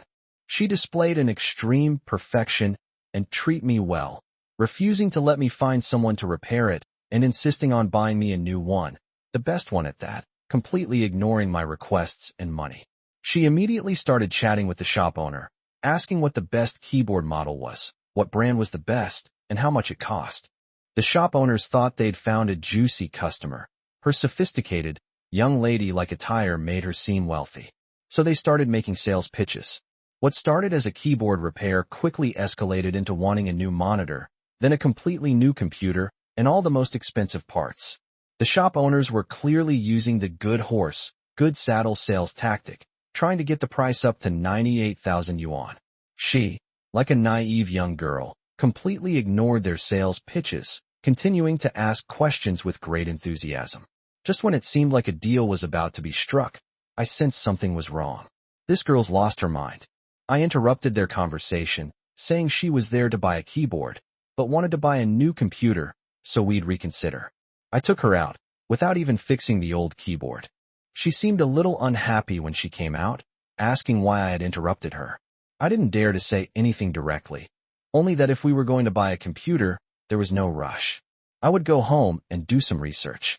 There were so many computer component brands. I needed to compare them carefully and see which one I liked before buying. Since we were going to buy a new computer soon, I wouldn't bother repairing the old keyboard. I could use it for now, since I would be getting a new one soon anyway. That was how I managed to appease her. Then she suggested we go shopping and change out of my patched clothes, and I naturally agreed. I watched as she opened her phone and started searching for the city's most expensive luxury department store, a name I'd never even heard of. My immediate thought was that this was a no-go. For my wallet and my safety, my brain raced, and I said that place was too far, so we went to a nearby clothing store. I made an excuse that my belt didn't fit, because it was a men's belt my family had bought me, and since I'm very thin, it was too big and heavy on my waist. I figured I could take this opportunity to change into a women's belt. Seeing that my belt indeed didn't fit, she covered her mouth and laughed, saying that her owner had no manliness at all. I took the opportunity to buy a belt for a few dozen yuan, and that solved the problem. By this time, I had begun to realize that her situation was the same as last time when she built a harem for me. It was based on her inferiority complex and fear, and she wanted to compensate me. It was not normal shopping. This kind of impulsive behavior had no rationality, and the consequences would be completely random. Thinking about this, I broke out in a cold sweat. Looking at her next to me, who was exquisitely made up and sweet and cute, I felt more and more like she was a walking bomb. The bomb had a timer and detonation conditions. She was completely random. You never knew when or what trivial thing might trigger her to explode. Chapter 62 Proposal. Chapter 62 Proposal. My alarm bells went off, and I realized I had fallen into a trap. All my needs were subconsciously amplified by her fear, completely exceeding normal limits and manifesting in an extreme way. Now I understand why her public image and life are so perfect. Of course, it's perfect if everything is done according to this standard, but this is not how to live a real life. If you actually followed this approach, it would collapse within days. So in reality, I had to act out her script, and talking to her became a kind of unspoken rule. I had to make her feel that I didn't need her, otherwise her kindness would completely destroy our lives. Because it wasn't built for a good life at all, but for inferiority and fear. Soon she took me shopping again. I felt extremely cautious, not daring to linger outside. I was about to find an excuse to take her home, but she said my phone screen protector was cracked and I hadn't replaced it yet, so I should at least get it fixed. She took me into a mobile phone store in the mall and kept talking to me about the pros and cons of Android phones versus iPhones, wanting to buy me a new phone. I was on tenterhooks, carefully choosing every word I said, responding ambiguously, afraid of saying the wrong thing and upsetting her, trying to appease her and prevent her from making an impulsive purchase. Even so, something still happened. Her attention was drawn to a passerby, and she became somewhat dazed. I followed her gaze and saw a stylishly dressed, curvaceous, long-legged woman walking past the mall with her boyfriend, chatting and laughing. At that moment, all I had was the will to survive. I didn't have the courage to look at beautiful women. I swear I didn't look at them for even a second longer. But given her highly sensitive and insecure state, the presence of a beautiful, mature woman made her react strangely. I dragged her away from the mall, and she didn't say a word, just silently followed. On the way home, she was in low spirits and didn't say a word. I tried to lighten the mood by telling her dirty jokes, saying I'd take care of her when we got home. She responded in a low voice, listlessly agreeing, completely lacking her usual enthusiasm and energy.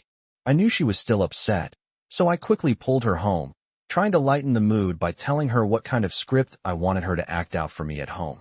She only replied dejectedly, "But, I immediately said that I was a lolicon and that I liked flat-chested girls. "How can you rule the world if you don't have flat chests?" she said.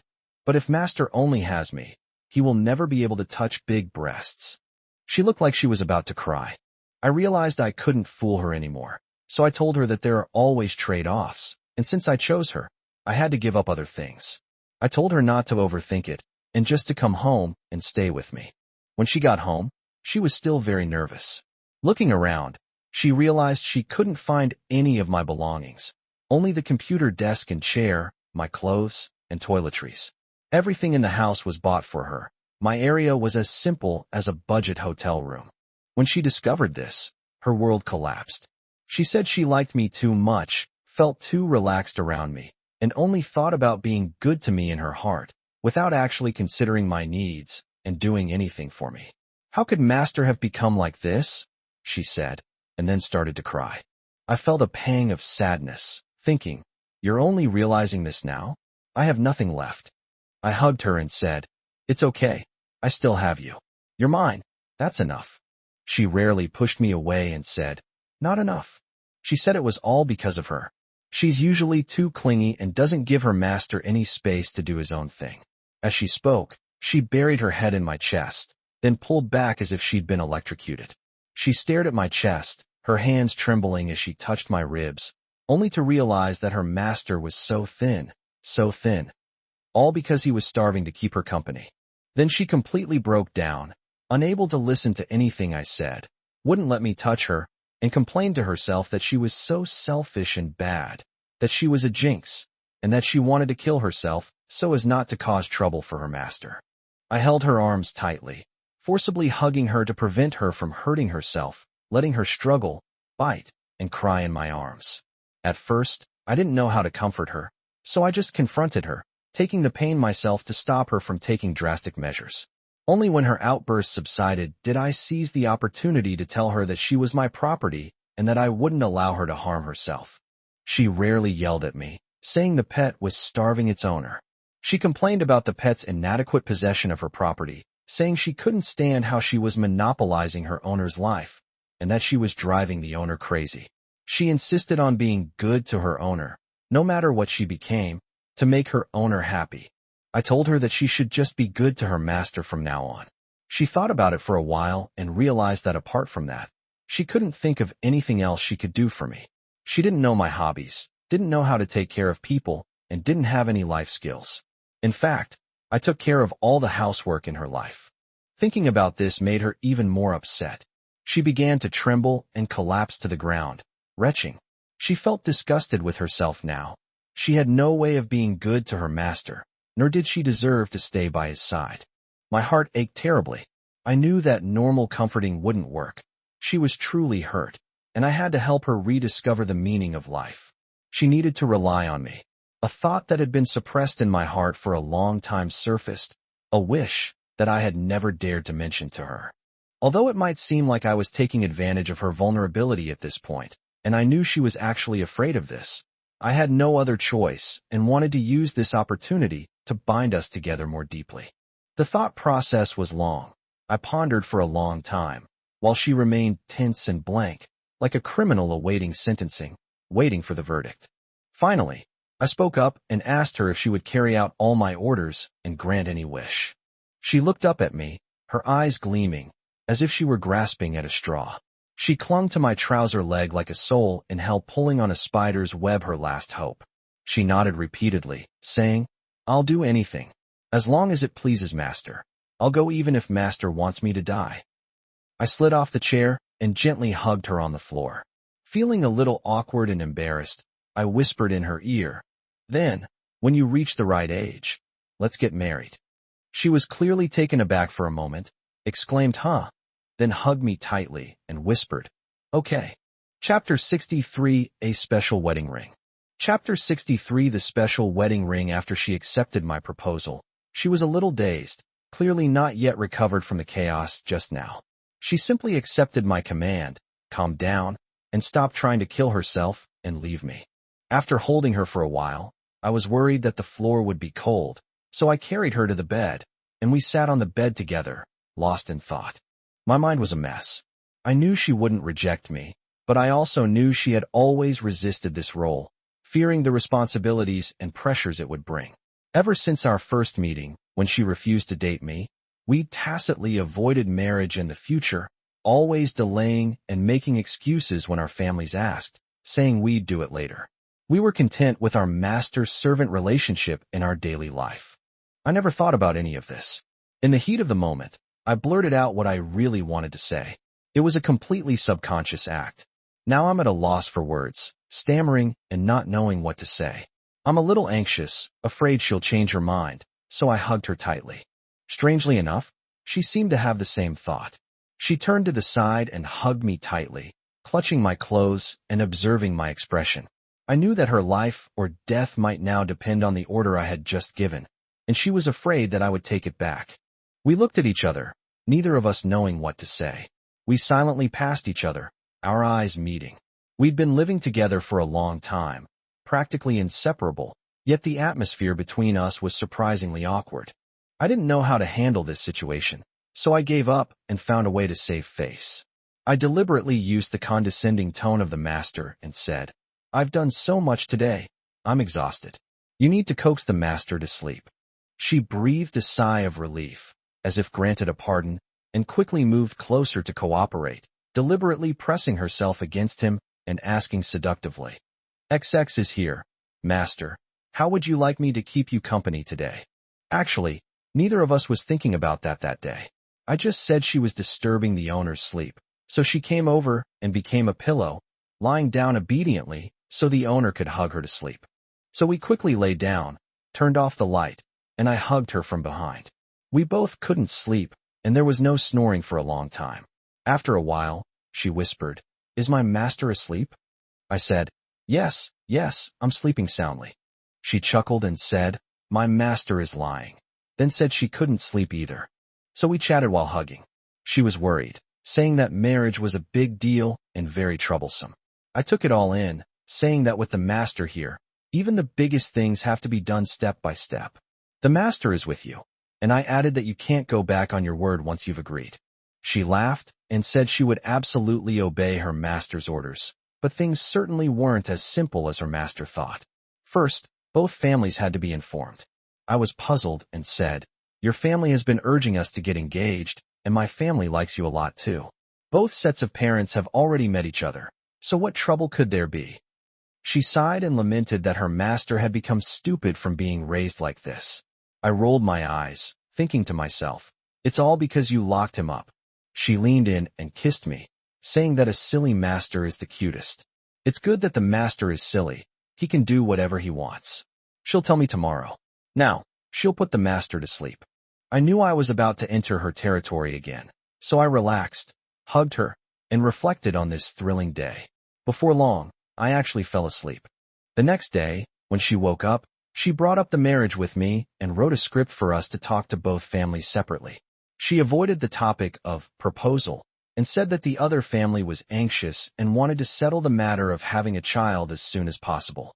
She suggested that we leave the negotiations and arrangements to both sets of parents and then intervene to change their decision. I was puzzled as to why she was making things so complicated instead of just saying it directly, but I followed her wishes and informed my parents first, saying that her family was anxious for her to get married as soon as she reached the legal age. My family was indeed very surprised. My dad's first instinct was to ask, "So soon?" He had originally planned to wait until she graduated to discuss this. My family still believes that she's still studying and is indeed only nominally enrolled.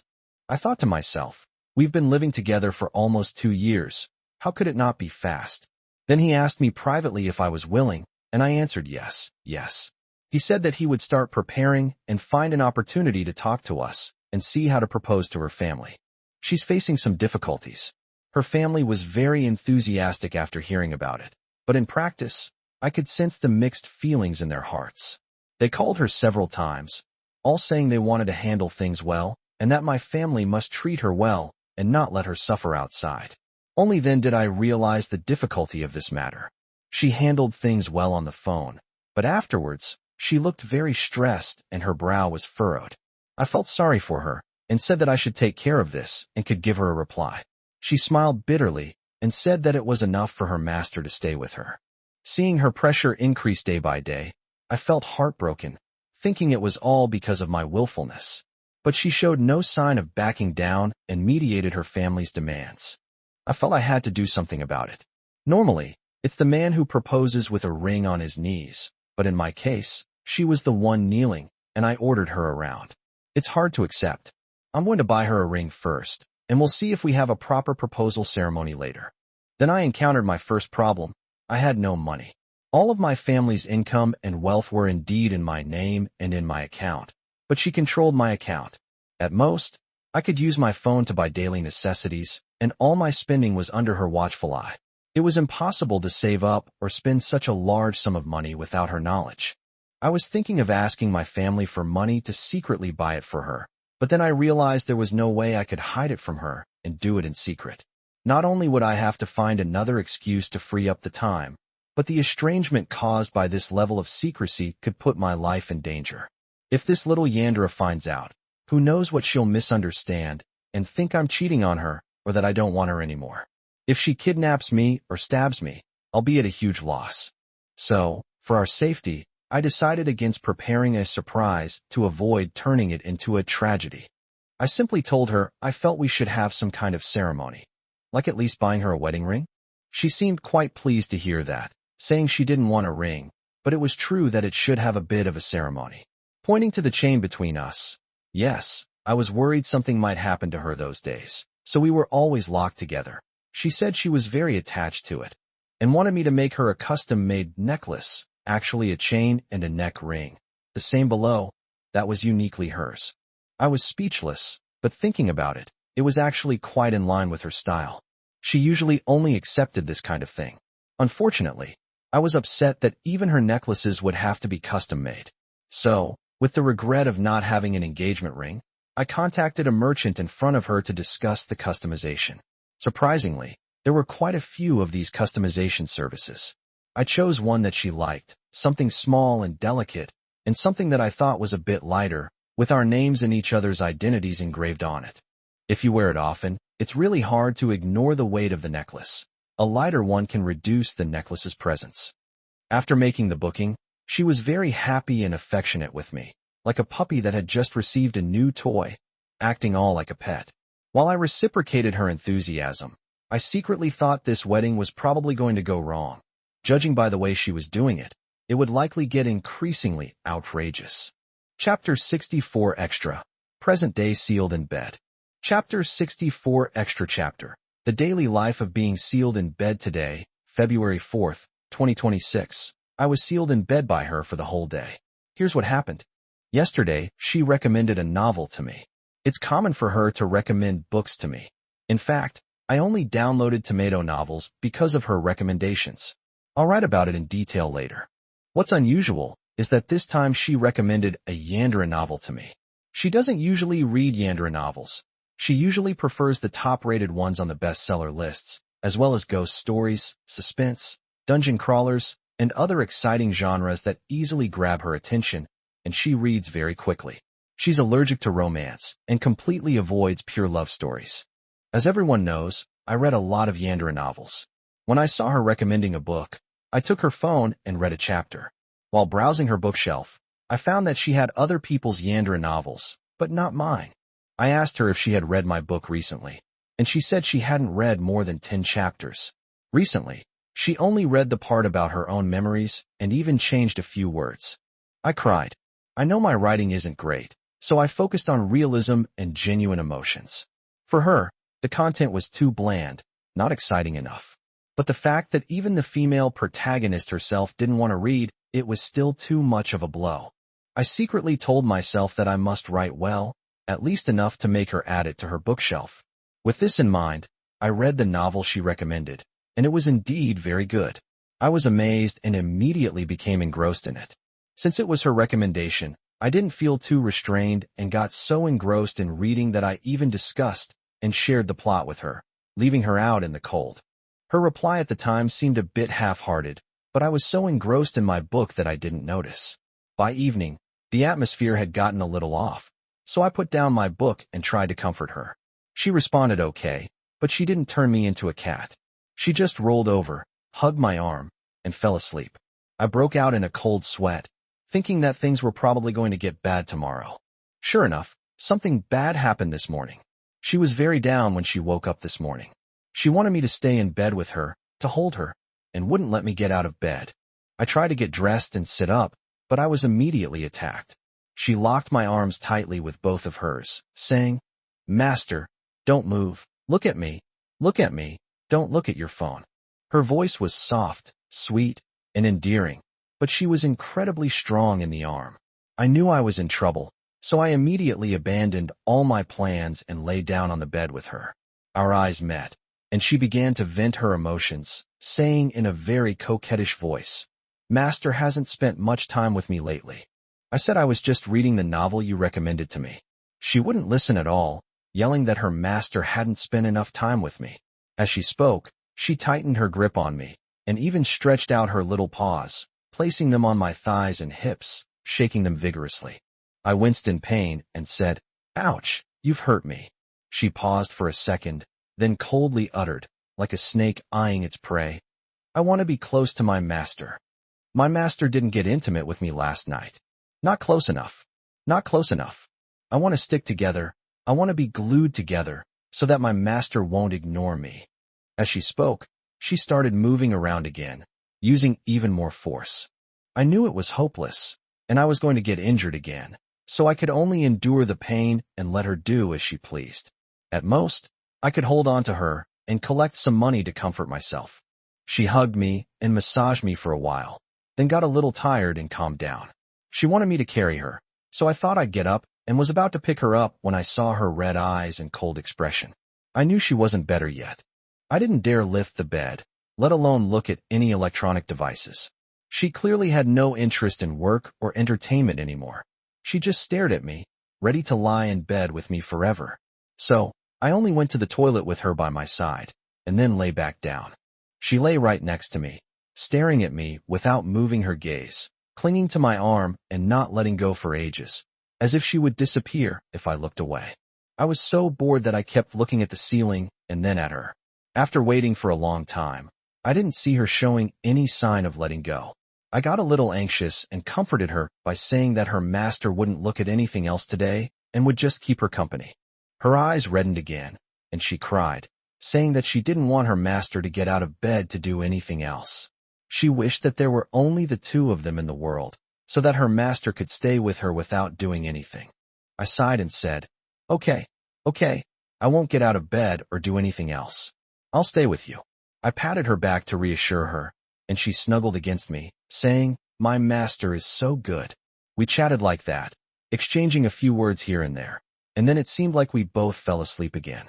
We dawdled through the noon like that, and only woke up in the afternoon when we got hungry. I was about to get out of bed to eat when she said, "Master, eat me first." So I watched her get up and put on white stockings and such, and I turned into a dried cat again. I finally managed to get out of bed. The mattress was all wrinkled and shifted from lying down. I got up and changed into a 4-piece bedding set. I also took her clothes, white stockings. They really smelled very nice and were very alluring. No wonder so many cats like them. Only after that did I treat the area where she stepped on me. My thigh was bruised and purple. I took out the Yunnan Baiyao spray from home and skillfully treated the injury. These are all common occurrences in the family, and I'm already used to them. After everything was done, it was already evening. Neither of us had eaten all day, so we ordered takeout. I served her dinner and kept her company while she worked. Only then did I get my entertainment phone and finally get to read novels. Thank goodness, miss, for not locking me in the dark room and cutting off all contact this time. I dared not read novels recklessly at night anymore, and devoted all my time and energy to spending time with her. At midnight, she still felt we weren't close enough and flirted with me, then said, "I saw my master secretly touching my white stockings today." I was a little embarrassed at that moment. My face turned red with shame, and I tried to argue that taking white stockings didn't count as taking them. That white stockings were a thing of the anime world. How could it be considered taking them? I watched as she ran out, put her white stockings back on, and then came back, straddling my waist with her legs, deliberately acting coquettish and saying that she didn't want her master to just touch her stockings, but to touch her too. And then, naturally, I became a cat again. So today, after being sealed away for a whole day and suffering the triple blows of being kicked, sealed, and dried by cats, I decided to recount this experience truthfully and write it down here. It was already morning when I finished writing it. This is probably my daily routine, meow. Chapter 65 Physical Examination and Solving Hunger. Chapter 65 Physical Examination and Solving Hunger. At that time, I was in love and my mind was full of happy thoughts about getting married and preparing to marry her. She had no such thoughts at all. After we set the ring, She focused all her attention back on me and insisted on taking me for a physical examination first. She said she had been too relaxed before. In her mind, I was a reliable owner, and I took good care of her. This led her to completely ignore the fact that I also have needs in life, and that I can also get hurt and sick. She always assumed that I was infinitely strong until this elevator incident scared her and brought her back to her senses. Without further ado, she found a medical examination center and booked a comprehensive medical checkup package for me, with a whole bunch of tests. I said it wasn't necessary and that routine tests would be fine, but she said she had hypochondria and needed to have all the tests checked to rule out anything before she could feel at ease. I thought to myself, you're even suspecting other people with your hypochondria. But to put her mind at ease, I had no choice but to let her be. She stayed with me the whole time. Fortunately, there was no serious illness, and all the data were normal, except that her body fat percentage was alarmingly low, indicating some symptoms of malnutrition. So, I took the results to the relevant department at the medical examination center for consultation. At that time, I was skin and bones, with sunken eyes, dark circles under my eyes, and I had just undergone various examinations. I was so tired that my steps were unsteady, and I felt weak. She was by my side. She was already beautiful and lovely, and that day she had dressed up carefully for the occasion. She attracted the attention of passers-by all the way. Moreover, seeing that I wasn't seriously ill, she seemed to be in a good mood, full of energy and radiant. As we entered the examination room, the doctor looked at us and then at my test results, and his expression changed. He looked me up and down, a mixture of envy and resentment in his eyes as he spoke. She said, "Young man, your physique isn't good. You need to eat well and exercise." Although she phrased it more subtly, her underlying message was that I should be more moderate. The gist was that even with a beautiful girlfriend, I couldn't indulge myself like this. She warned me that if I died, my beautiful girlfriend would belong to someone else, and I should think things through carefully and not be greedy for fleeting pleasures. She blushed and smiled shyly beside me. I could only agree and say I would definitely be more careful in the future. Then the doctor got down to business, saying that my body fat percentage was dangerously high and that I needed to increase my nutrition, eat well at every meal to gain weight, and ideally combine that with some exercise. He said that usually only people with depression or anorexia would have this weight percentage, and that I didn't seem to have it, so he asked if there were other reasons. Her expression changed as she listened, and she made up an excuse to take me out. She nervously grabbed my sleeve as we left, and we didn't say a word until we got into the car. Because we both knew the reason, I almost never ordered food alone back then. I just shared some of her food with her every day, while she mainly relied on fruit and milk tea. Basically, in the morning, she would have milk tea or coffee and bread, and I would nibble on some of her bread. At noon, she would eat vegetables, and I would eat rice. In the evening, she would eat fruit and snacks, and I would join in. Besides wanting to keep her company and serve her, and not being able to develop an interest in food himself, there was another important reason why he wasn't actively eating the toilet. After she started clinging to me, the bathroom became my last resort, and also a daily ordeal for her. Those 10-odd minutes apart each day felt like an eternity to her. She endured every second of that time, and her mood would plummet to rock bottom during that period, even starting to have wild thoughts. We tried chatting, voice calls, video calls, and even ordering her to do things to distract herself, but nothing worked. I had to coax her for a long time after I came out before she would feel better. Every time, she would just stand blankly at the bathroom door, staring at the entrance, feeling that this would bring her closer to me. But she couldn't bear the feeling of knowing the owner was inside, yet being unable to get in and touch him. It was like a cat scratching at her heart. Sometimes she gets so impatient that she cries and throws a tantrum at the door. When she can't take it anymore, she'll grab the door and shake the doorknob. Then she'll scratch at the door with her fingernails, making a squeaking sound. I have to call out to her from inside and come out to comfort her. Then one time, she was in so much pain that she was scratching at the door, making a creaking sound, trying to come in. I couldn't reach the lock, so I had to ask her to wait. I heard her desperately scratching at the door, so I quickly stopped and let her in. I saw that her knuckles were red, and there was blood under 2 or 3 of her fingernails. She was crying and trying to hug me, but she couldn't even hold on to me with her fingers, She was trembling. It broke my heart to see her like that.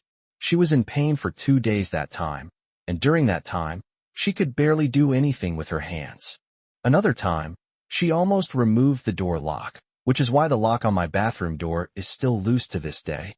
The hardest part is getting up at night. Every time, I have to carefully wriggle out of her arms and tiptoe to the bathroom.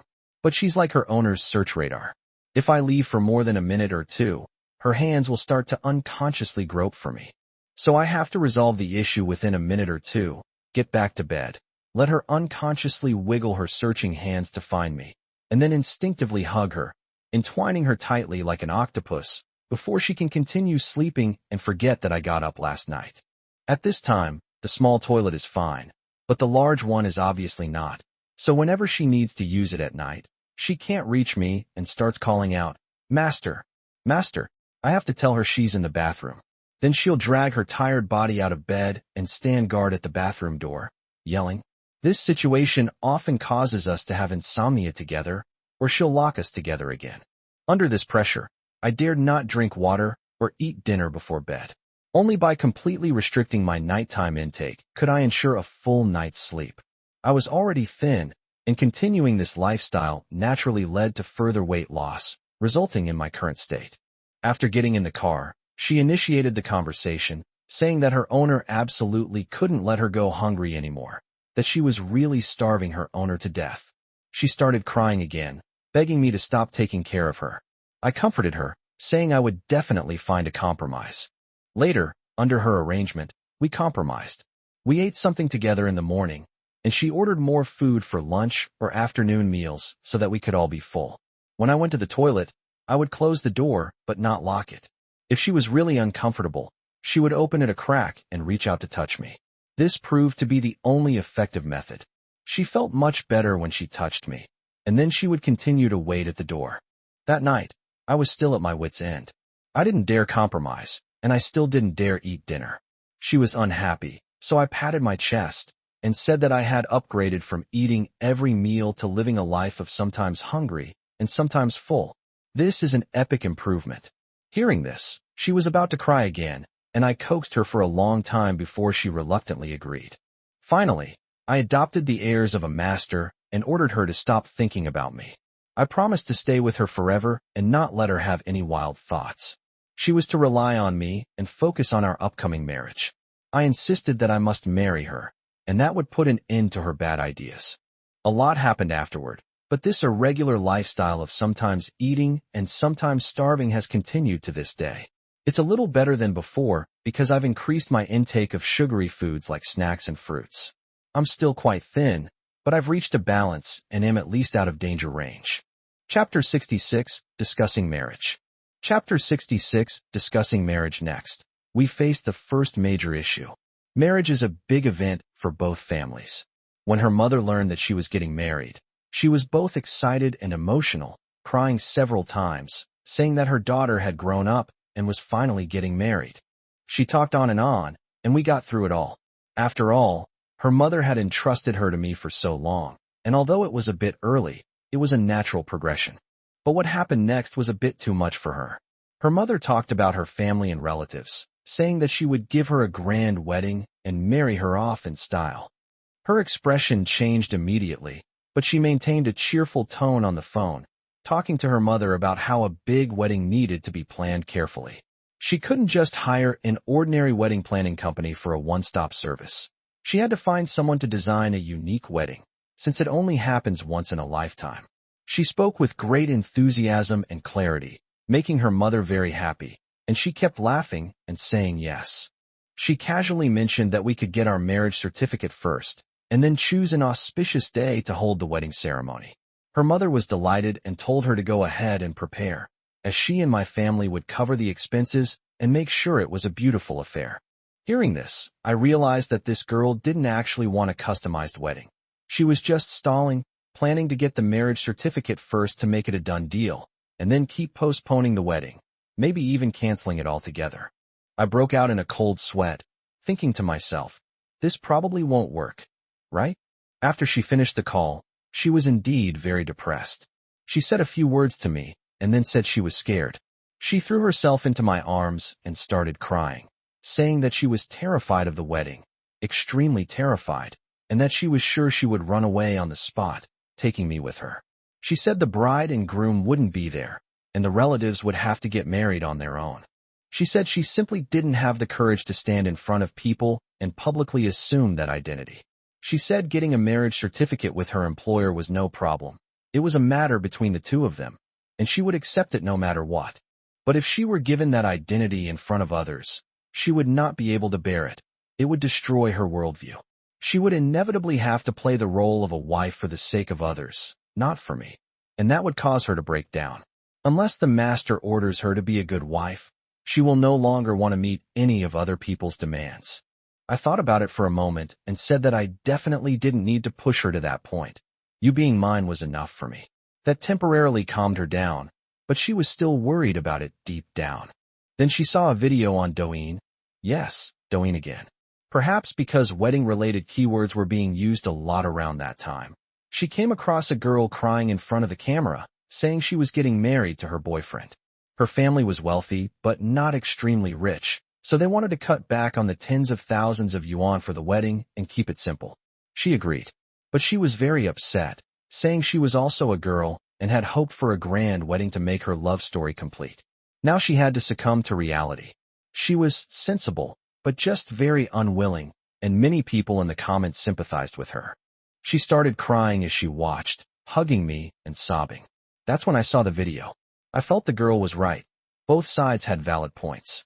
Then I heard her sobbing against my chest, saying she was really scared of the wedding, desperately didn't want to have it, and felt anxious just thinking about appearing in front of people like that.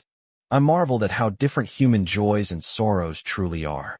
I especially wanted to record a segment of her crying on camera, where she would lament how she resisted having a wedding, which perfectly matched her crying about wanting to have one. Just as I was finding it funny, her next sentence made me stop laughing. She said she only wanted to give herself to me and didn't want to have contact with anyone else. She told me to hide her away, or we could hide away together. She stopped crying and became more and more excited as she spoke, tears welling in her eyes but smiles on her lips. She said, "Master, let's get married abroad. That way, it'll just be the two of us getting married, and no one else will have to do with it. I will serve you well, master." I got chills listening to this, and alarm bells went off in my head. I thought to myself, if I really went abroad with her, it probably wouldn't just be marriage. I might end up playing Clash Bottom with this Yandere, which would be a huge problem. She can't survive in the real world without being in society. She doesn't care about life or death. She just wants to spend some time alone with me in a place where no one will bother us. So, in a moment of inspiration, we said that the wedding was mainly a matter for the two families, and that it should be hosted by the two families. My dad is socially awkward and he was afraid to attend the banquet as the guest of honor. We went to persuade him that as long as our family was willing to cooperate and not hold the banquet, his family would be unable to hold the banquet alone. We could talk about the rest later. I urgently sought help from my family. My parents didn't understand what we meant at first. Seeing our troubled expressions, they thought that her family had requirements for the wedding, such as a large banquet or a high dowry. Later I realized it was just that her family wanted a wedding banquet, but she absolutely refused. This bizarre request even stumped my dad. He said he had originally expected nothing more than a higher dowry, or some gifts, or at worst, me marrying into the family. He had never imagined she wouldn't want a banquet. He tried to persuade her, saying he was also socially awkward and didn't want a banquet, but it's good for a girl to have some kind of ceremony when she gets married. Unexpectedly, she was extremely resolute, exaggerating the pressure her family was putting on her and how terrified she was of the wedding. Then she went on to say how happy she was with me and how much she wanted to marry into my family as soon as possible. She showered me with sweet words, trying to move me emotionally, and while wiping away tears, she asked for comfort, even changing how she addressed me, saying she wanted her father to help her. My dad could usually resist sweet talk, but after being called Dad, he completely lost his bearings. He said we're family, so if he didn't help his own daughter-in-law, who would? He started making grand promises, saying he'd figure something out and guaranteeing they wouldn't attend the wedding, ensuring it wouldn't happen, just to put her mind at ease. Then they conspired to get their marriage certificate first, and then he would talk to her family about the dowry and betrothal gifts. When it came to the wedding, they would postpone it, saying that their families were all busy and that we should prepare first. They would then find an excuse to cancel the wedding later. Anyway, we've been living together for so long, and there's no question of us moving in after the wedding. Another question was, what if the wedding is canceled? What will happen to the new house? After all, it's a newlywed couple. Even if we don't buy a new house, we'll at least need to renovate and furnish it, and buy some new furniture and bedding. She hurriedly waved her hand and said no. She's used to living like this now, so everything will be fine as usual. My dad could only agree and then gave me a wry smile, saying, "Look at finding this wife. It's simple, it saves money and trouble, but it's also difficult. How am I supposed to explain this to my in-laws? I'm so worried." She took the opportunity to sweet-talk my dad, saying she would save us money and not do anything superficial, which made my dad beam with joy and praise her. After we came out, she looked like she had just survived a fierce battle, collapsing weakly against me, groaning exhaustedly. I felt sorry for her and asked if it was really necessary to go to such lengths, saying that a ritual would be nice. She leaned over me and put her finger to my lips to stop me from speaking. Then she whispered in my ear that she just didn't want outsiders to interfere in our relationship, and she didn't want anyone to touch our little home. To her, our relationship was pure and untouchable. If the host wanted a ceremony, she could prepare a wedding ceremony just for the two of us. She leaned close to my ear, her breath sweet and fragrant. It made my heart flutter. I thought to myself, she's up to something again. It's our wedding. She's not going to make it awkward either. Something felt off, but I was also a little excited, so I shamelessly agreed without saying anything else. Chapter 67, Obtaining the Marriage Certificate. Chapter 67, Registering a Marriage Certificate, is the grave of love. Marrying a Yandere might just be stepping directly into that grave. White Cat. Because she was trying to avoid the wedding, she hadn't mentioned marriage much in the past few months, but the two families did have a formal discussion. Both families are only children, and the parents didn't mention dowry or bride price at all, tacitly saying, "They'll all belong to the children in the future. It's pointless to divide them among us. We don't need to give them money or anything." But her family was afraid I would abandon her and that she would suffer. They demanded that her name be added to the property deed and that many assets be registered in her name, so that we would be deeply bound together. This later led to the same problems as the wedding. At that time, my dad was already very reassured about her. He knew she was very attached to me. We lived together and had a close relationship, and she was in charge of most of the household work, so he had no worries and readily agreed. My family only knows that she has some social anxiety and is clingy. Of course, they don't know that she's a Yandere, wields knives and guns, spills ketchup, and isolates and imprisons others. Regarding the wedding arrangements, since I'm marrying someone from far away and I'm an only child, her family wants to hold one in my city and one in her city. We can each contribute our own money, but it must be a grand affair. My dad readily agreed, but he carefully said that everything would be up to the children. He said that we were making preparations, and when the time came, the two children would decide what to do.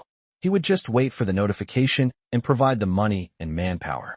He also comforted his in-laws, saying that we were all serving the two kids now and had to obey their orders, which made his in-laws beam with joy. They then took the opportunity to say that we were in a hurry and wanted to get our marriage certificate first, and then have a big wedding later. We agreed to that, and gave them our household registration book on the spot. By then, my dad had already been dragged into this mess by us. Afterwards, he complained to us, saying that he had 2 weddings, and they were quite glamorous, but his daughter couldn't even manage one. He didn't know how to explain it to his in-laws, so he could only use the excuse that his family was busy and needed to arrange his work to make time to delay. In the end, we would have to confront them. As the date drew closer, she acted as usual, not taking it to heart at all. I, on the other hand, was quite concerned, racking my brains looking at the date and the requirements for obtaining the marriage certificate, and I had to take her to take wedding photos first. Seeing me running around aimlessly, she chuckled and snuggled into my arms, saying, "Look how anxious your master is, so eager to marry her. She can't run away anyway." Embarrassed by her words, I lost my temper and, in a fit of anger, grabbed her and did it right there and then. She became more proactive afterward, buying me new shirts and pants. She even wore a JK uniform with her hair in pigtails for our wedding photo. Looking at the childlike, pigtail-haired lowly in the wedding photo, I felt incredibly guilty. Then she went to several wedding planning companies, took photos to fool her family, and didn't mention to the staff that she was really not planning to have a wedding. I sighed and said that she really had no intention of having one and was going to completely cancel it. She looked at me seriously and said that she and her husband should still have a proper wedding. Then she went online to look at wedding dresses for herself. She didn't really like any of the formal ones, and they didn't suit her. Later, she saw a Lolita-style wedding dress, pure white with a veil and a rather elaborate skirt. It was also relatively inexpensive, so she bought it in advance. When the topic of decorating the house came up, she didn't want anything new or fancy wedding room decorations. She bought a white rug and a vase, saying she'd just buy some bouquets later. She said it was just our ceremony and didn't need any external decorations. So I let her have her way. She was quite enthusiastic about getting the marriage certificate, and we arranged for her to go the day after she reached the legal age. On her birthday, I planned to take her somewhere fun to celebrate, then book a hotel near the marriage registration office in advance, and get everything done early the next morning. She didn't want to go anywhere and just stayed home with me. I was anxious and worried, so I tried to make conversation by asking her where I could buy her a birthday present. She laughed and pounced on me, her happy eyes narrowing into slits, saying she wanted me as a present. Then, in broad daylight, she turned me into a cat treat and didn't let me go until evening. I was panting and weak all over, clutching my back, and had no other thoughts. It wasn't until evening that I finally had the strength to get up. She then came out with me to a hotel. My parents thoughtfully asked for the hotel address and came to join us for dinner that evening, as a way of congratulating us on our marriage. During the meal, she addressed my parents as Mom and Dad, which made them very happy. My only worry was that my efforts after a long day would be noticed, so I forced myself to stay alert. The experience was quite strange. We went to pick up our marriage certificate early the next morning, expecting the procedures to be complicated. However, the process was incredibly simple. There was almost no queue. We went to a counter, had our photos and documents checked, and the staff routinely asked, "Is this all voluntary?" We answered, "Yes, yes." They stamped the certificate, made it, and it was all done in a few minutes. They didn't even charge a processing fee. It all happened so fast, I didn't even have time to react. Standing at the entrance of the wedding venue, looking at the empty vow platform. Actually, no one was taking vows there. It was just for show. I was still pondering the feeling, thinking to myself, so I'm already married? She remained unmoved, as if the whole thing didn't exist. She walked straight down a few steps, turned around, and seeing that I hadn't followed and was still lost in thought, called out from below, "Master, stop daydreaming, let's go." That address instantly brought me back to reality.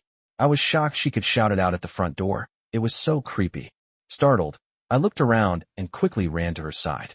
She snuggled up to me, took my arm, and said we'd have our own wedding tonight. I blushed a little and said, "Let's go home, let's go home," pulling her into the car to cover my embarrassment. She poked my red cheek with her fingertip and teased me, saying that her owner was so cute. I had no choice but to put on a serious face and pretend to be calm as I drove home. But she kept teasing and mocking my naivety the whole way. Chapter 68, The Wedding of the Two. Chapter 68, The Wedding of the Two. After returning home, I was a little at a loss. I hadn't yet recovered from the fact that I was married, and I didn't know what to do about her so-called wedding ceremony. She didn't give me any script. She just bought some carpets, bouquets, Lolita dresses, and the like. Seeing me standing there in the living room, she smiled and came over to ask the host to help her prepare for the wedding, saying that I didn't need to worry about the details, just arrange the venue under her guidance. Actually, there wasn't much decoration. We tidied up all the clutter in the room, hung a light white backdrop for photos on the wall, laid out a white carpet, and placed lilies on both sides as decorations. We then moved the tables and chairs to the center of the living room, covered them with white tablecloths, and finally set up the tripod and camera as she requested. This small space became our wedding venue. Actually, the venue was more like a small photo studio she had set up for a previous photo shoot. The carpet in front of the curtain was the place for the ceremony, which I thought was too rudimentary. But she said that was enough to complete our ceremony. After the setup was complete, it was already dark, and she was still putting on makeup. Even though it wasn't a formal wedding dress, just a Lolita-style bridal gown, the makeup was still quite elaborate, and there were many accessories and decorations. She asked me to sit down and play on my phone while she waited. That day, unusually, she didn't ask me to help her with her makeup and preparation. I couldn't focus on my phone at all. I was staring at the dressing table, feeling anxious and uneasy. She hadn't given me a script or even revealed the details of our wedding. I didn't know what to do next, what lines or vows to say, only that she was going to record the whole thing, so it was definitely going to be an important witnessing. She emerged, wearing a pure white Lolita-style wedding dress with a hemline that reached her knees and a slightly oversized veil. Her exquisite makeup and youthful face, combined with the high heels she wasn't used to, made her walk as if on stilts, swaying unsteadily, giving off a somewhat inappropriate vibe of a little girl wearing adult clothes. But she was truly stunning, absolutely gorgeous, the kind of beauty that left me speechless. At that moment, I understood what bringing honor to a humble abode meant. As she slowly walked into the area we had decorated and stood on the white carpet, the area immediately ceased to appear simple and cheap. The lilies complemented her perfectly, creating the feeling of a wedding stage. I was stunned. I sat there for a long time, unable to react, just staring at her blankly until she came over. I stood up, couldn't help but hug her, and lowered my head to kiss her. She only gave me a light peck before pulling away, saying, "Master, it hasn't even started yet." It was only then that I realized I still didn't know what to do, which made me even more flustered and a little embarrassed. This was exactly the reaction she wanted. She chuckled and told me that today she was the bride, and I should just listen to her. The host only needed to cooperate with her, and she would know what to do next.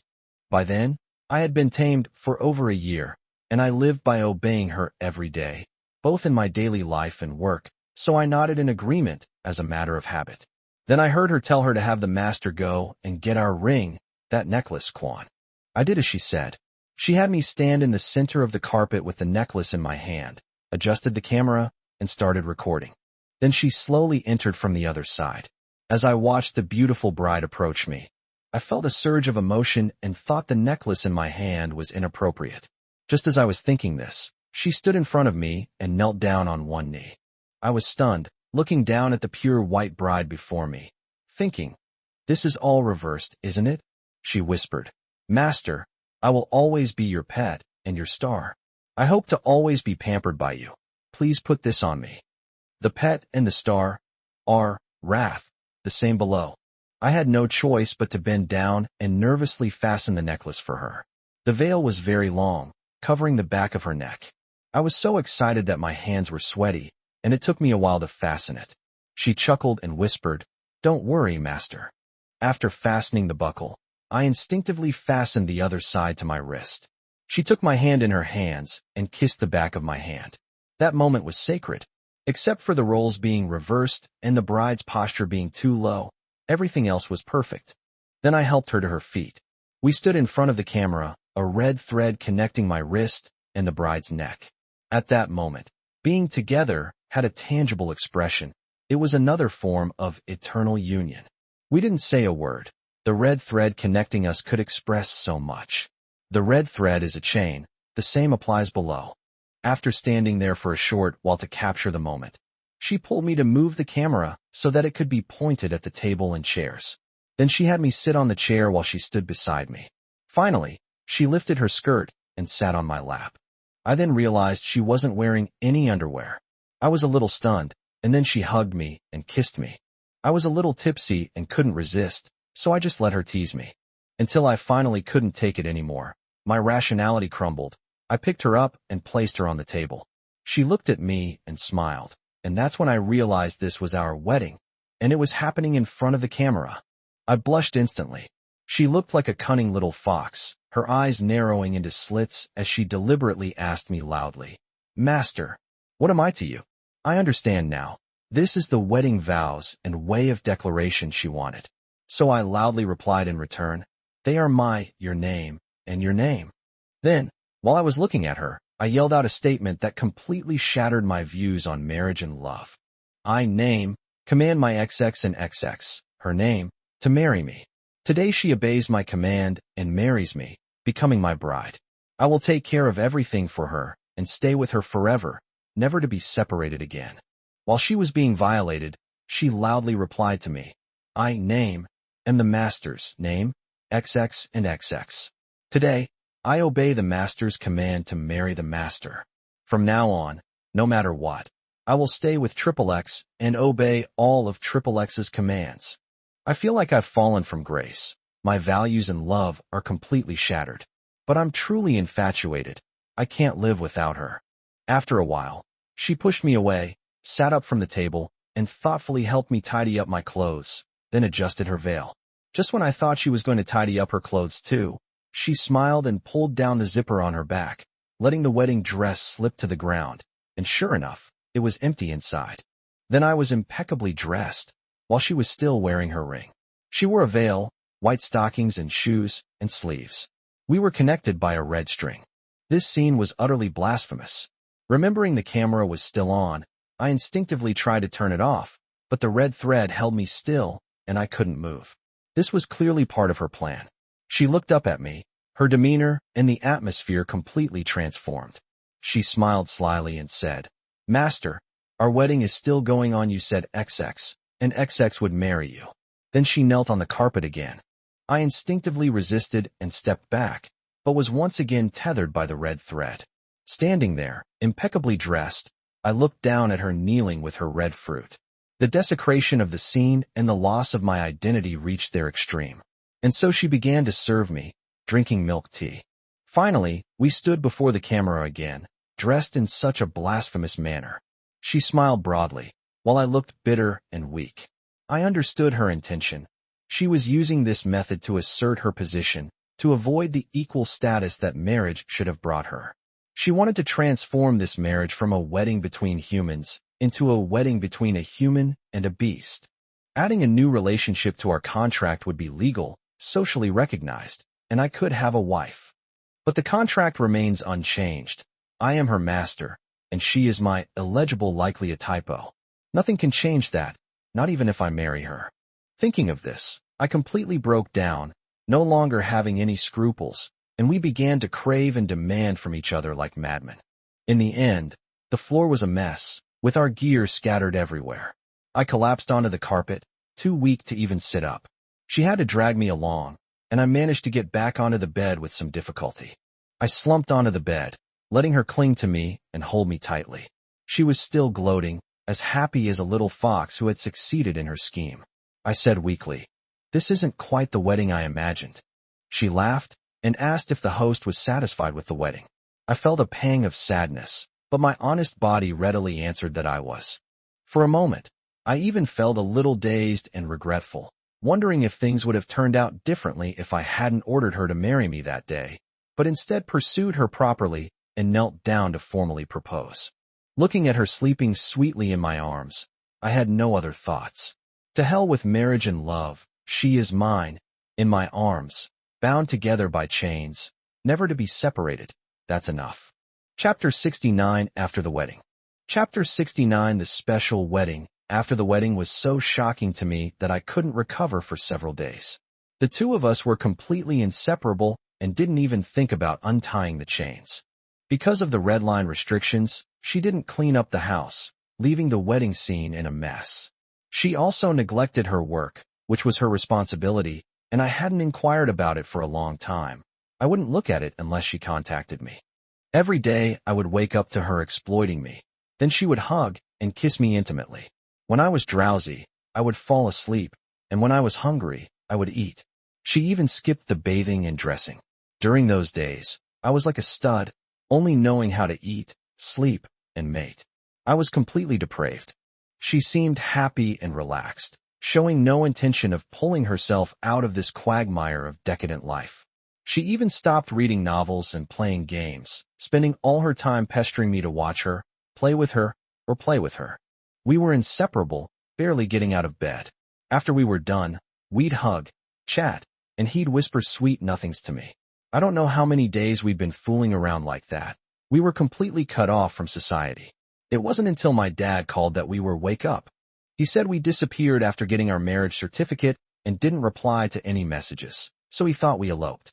Knowing we were on our honeymoon, he didn't dare to bother us too much, but after not hearing from us for several days, he got worried and called to ask if we were still alive. The phone was on speakerphone. My dad was being humorous, which made her giggle. She said we were on our honeymoon and hadn't been paying attention outside, so everything was fine and she could rest assured. For the first time in days, I actually used my brain and spoke to a human, which finally brought me back to my senses. Holding my forehead, I realized I had a headache and felt weak and sore all over. I then realized I had been overworking myself lately. I guess the sun would look green to me right now. Faced with the mess on the floor and the filthy bed, I got up to clean up, but she wasn't willing. I coaxed her for a while, saying that I should untie her first so the owner could clean the house and wash us both, and then I would tie us back up. Only then did she reluctantly look for the key and untie us. I drew back the curtains, and for the first time in days, the sunlight was blinding, making everything appear white. I opened the window, and my lungs filled with clean, fresh air, like taking my first deep breath. After a few deep breaths, I realized the house had become unbearably smelly. Coming to my senses, I was horrified at how I had become so decadent these past few days. Luckily, my dad called. Otherwise, I might have been stinking up at home in a few more days. That woman only cares about me. She's always glued to me and doesn't look after me or do any housework at all. So without a word, she started working, airing out the room, taking out the trash, changing the bedding, making the bed, and running the bathwater. She was sulking and would try to make things worse by grabbing my arms or legs and bothering me while I worked. I was unusually assertive, feeling like I was going to die from indulging in this gentle embrace. I put on my master's airs and said we were both smelly, so I sent her to wash up first, and then we'd take a bath together. She reluctantly got up to wash and get ready, and I took the most thorough bath of my life, cleaning her up too. Then we soaked in the bathtub together, taking a few relaxed breaths before I felt alive again. She tried to seduce me, but I knocked her on the head and said, "You've drained me dry.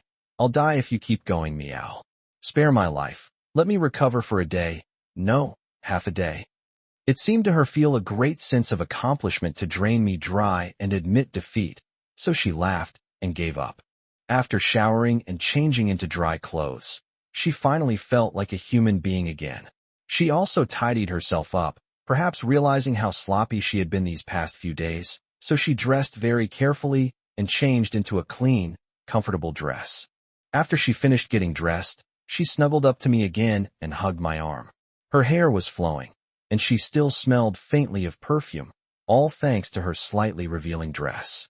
I couldn't help but swallow hard, trying to hold back, telling myself that I was completely dry now, and another time would kill me. So I decided to find a way to distract myself and spoke up before she noticed my wavering, saying that I was feeling suffocated these past 2 days and suggested we go for a drive to get some fresh air. Perhaps she had been cooped up for too long. For once, she didn't resist. She simply took out her beloved ring and asked me to put it on her finger before we left. I told her to go outside first, and I would put it on her finger when we got in the car or when we were in a secluded place. Driving into the mountains, we followed our usual nighttime route. The mountain scenery was beautiful during the day, and the air was fresh. With the car windows open for ventilation, we felt much better after days of feeling stuffy. Newlyweds, I was in a great mood, encouraging her as I watched her nervously pick up her phone, as if defusing a bomb, and anxiously scroll through her work messages from the past few days. Fortunately, our work wasn't urgent. The people with the most unread messages and the most anxiety were our families. She dumped all the messages on me to explain, and I had nothing to say. Although I haven't been able to reply to many messages from clients in a timely manner, none of them are urgent. At most, they've caused me to miss a few business deals. She was very concerned about neglecting her clients, so she made up excuses for her recent disappearances, apologized and explained, and managed to cover everything up, managing to achieve zero loss. I was getting a little cocky, and I joked with her, saying, "Why make up an excuse? Just tell everyone I'm married. We haven't even posted anything on social media." She blushed immediately and said, "I won't let them know." I continued jokingly, Then when I go out to meet people, I'll have to take you with me. How will I introduce you? Just say, this is my XX and my pet. She says they're all strangers, so you just keep saying they're your secretary. I deliberately asked, what about those close acquaintances? Are they my wives? She quickly replied, I can't say they're my wives, I should say they're my mistresses. Oh no, my concubines. I burst out laughing when I heard that, and asked why it had to be a concubine. She said that in novels and stories, concubines or pets are usually favored, while the principal wife is always the villain. I told her she could do whatever she wanted, and then I gave her a quick kiss while my hands were also wandering around. What I was really thinking was that I just treated her like my wife. She wasn't going anywhere, and I wasn't going to find anyone else, so it didn't really matter what I did in name only. Chapter 70 The Truman Show. Chapter 70 The Truman Show. After marriage, I was surprisingly less resistant to the chains. The sense of security of being connected made her relax as well. I gradually became more lively, taking her to watch movies and anime, and play games. But she was always distracted, and her restrictions on me were peculiar. She didn't impose any explicit restrictions. Theoretically, I could do whatever I wanted. But in reality, she would demand that I pay attention to her. Therefore, her jealousy extends to everything in the world, whether it's games, anime, movies, or novels, whether it's two-dimensional or three-dimensional, male or female friends, male or female characters, animals or scenery, or even the food I love to eat. She was equally hostile and resistant to anything that could grab my attention and make me look away from her. In her eyes, anything I came into contact with could potentially steal my heart, regardless of gender or whether it was alive or not.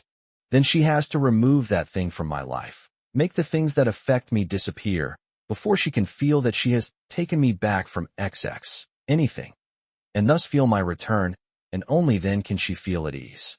Young women posed a greater threat to her. For some reason, she always firmly believed that I was a heartbreaker and a succubus. In her eyes, even if I do nothing, just standing here, all the girls in the world will naturally be infatuated with me, rushing to throw themselves at me, and then trying every means to get me. Completely disregarding my mediocre modeling skills, I'm a total otaku. Before I met her, no girl had ever taken the initiative to show interest in me. In the real world, let alone dating, I didn't even have any close or ambiguous female friends. All my romantic experiences came from pure love novels, anime, and other sources. I argued with her about this before, and I felt that her perception was completely unreasonable. She bluntly said, putting aside the facts, that's definitely how the owner is. Seeing that she had already disregarded reality, I lost the motivation to continue arguing. I figured I couldn't wake someone who was pretending to be asleep. What's even more amazing is that she had no aversion to stand in literature whatsoever. Realistically, she only cared about my gaze itself. We had a very peculiar conversation. That day we talked about online dating, and I asked, if I pretended to be a girl and dated a guy online, would she be jealous of the guy? She said she didn't care what kind of person I was talking to. She only cared if the other person was her. Then she calmly said something that shocked me to death. She said, it doesn't matter what the owner's purpose is or who they talk to. As long as I know, I will steal the account. Then I will impersonate that person and communicate with the owner, so that I can continue to possess the owner. I said that wouldn't be you anymore.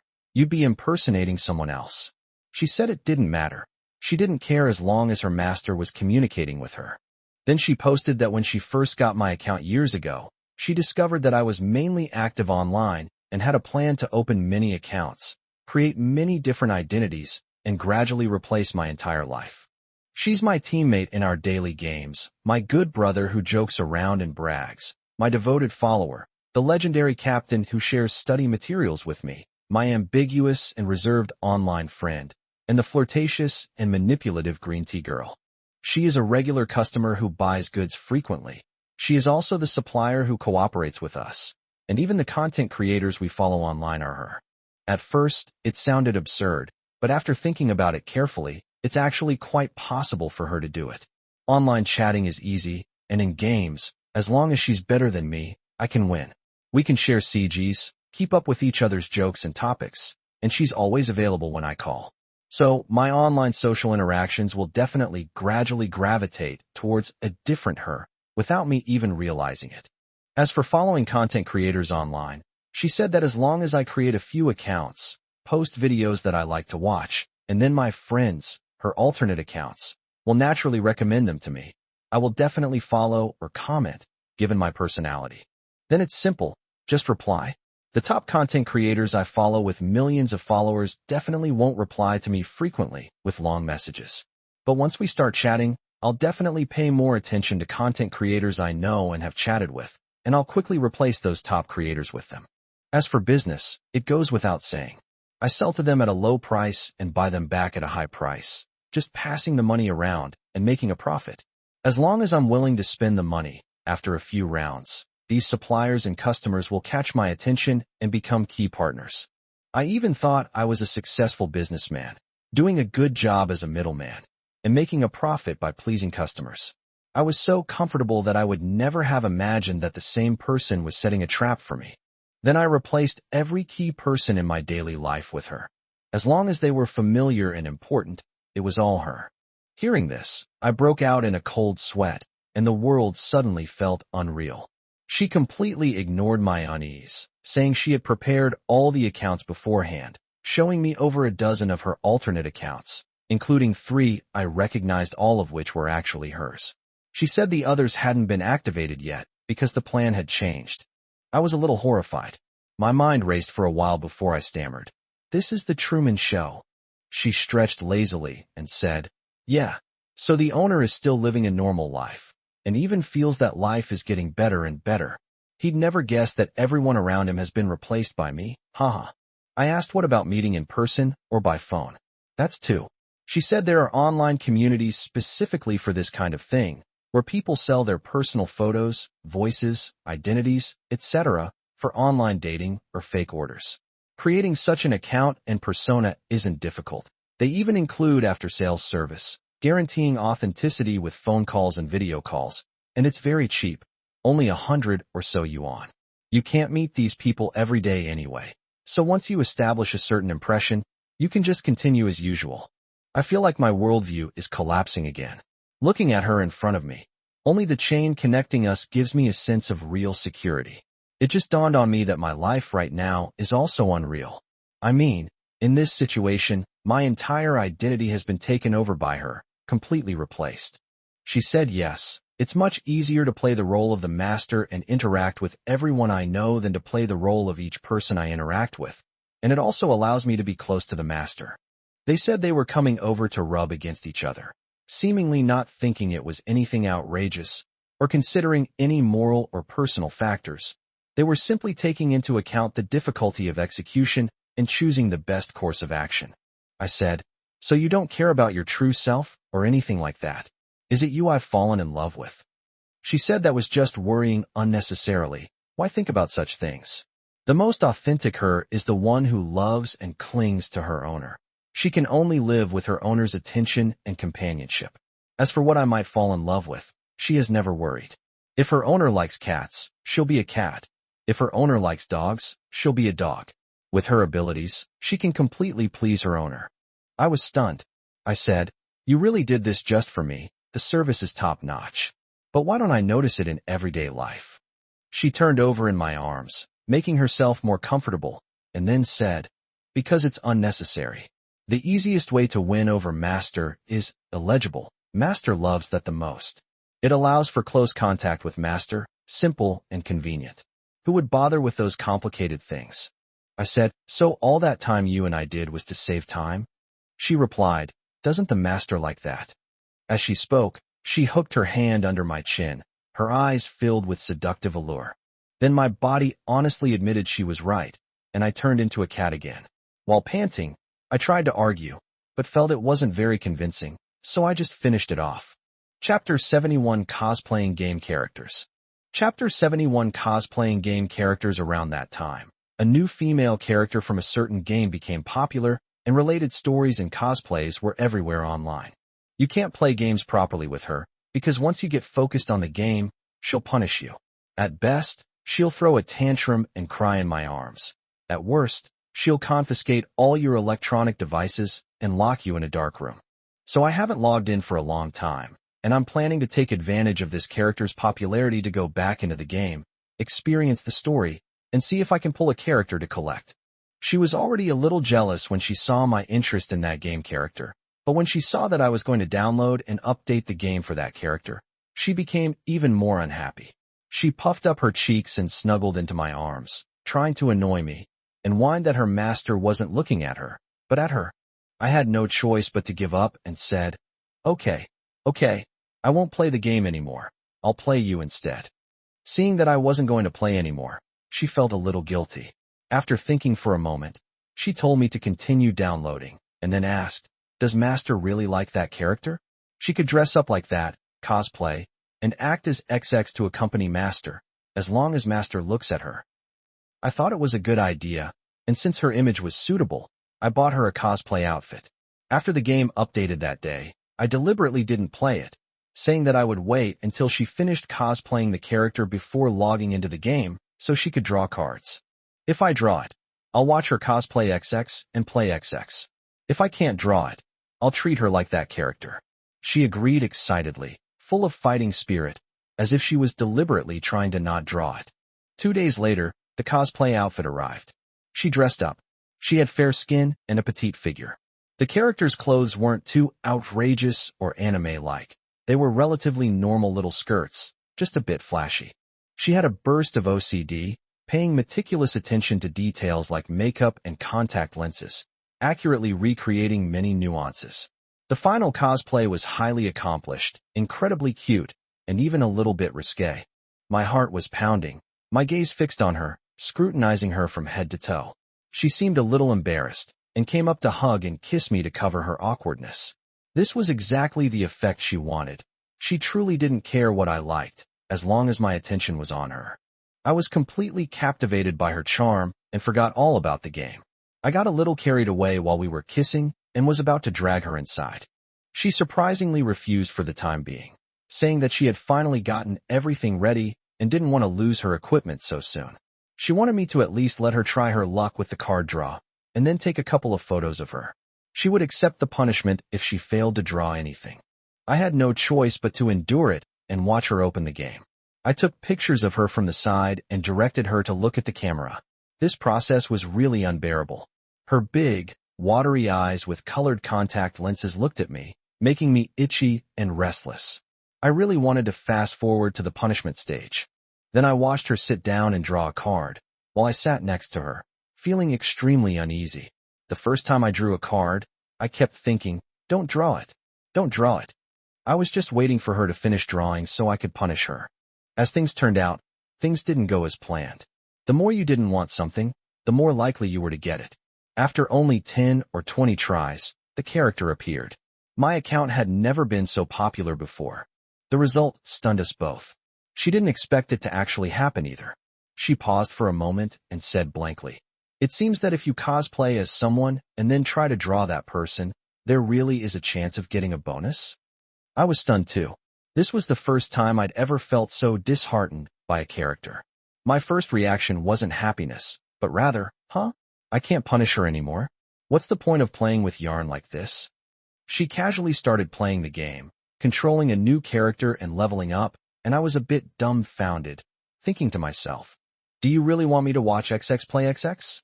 After glancing at it twice, she lost interest in the game character on the screen because what was right in front of her was just too tempting. She turned her head to look at me, and when she realized that I wasn't looking at the game but at her, she was quite satisfied. She made room for me to sit down so she could play the game on my lap. I nodded vigorously, quickly changed positions so she could sit on top of me, and embraced the beauty.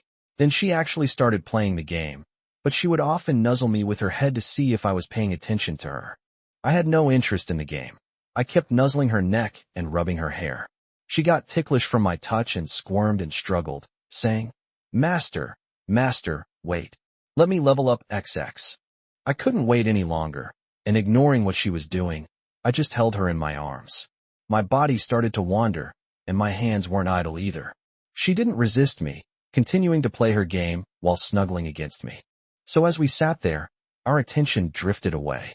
I started teaching her how to play the game, but she kept trying, muttering, "Master, master is bad. Wait a minute, let me finish this." At this point, there was no time to wait.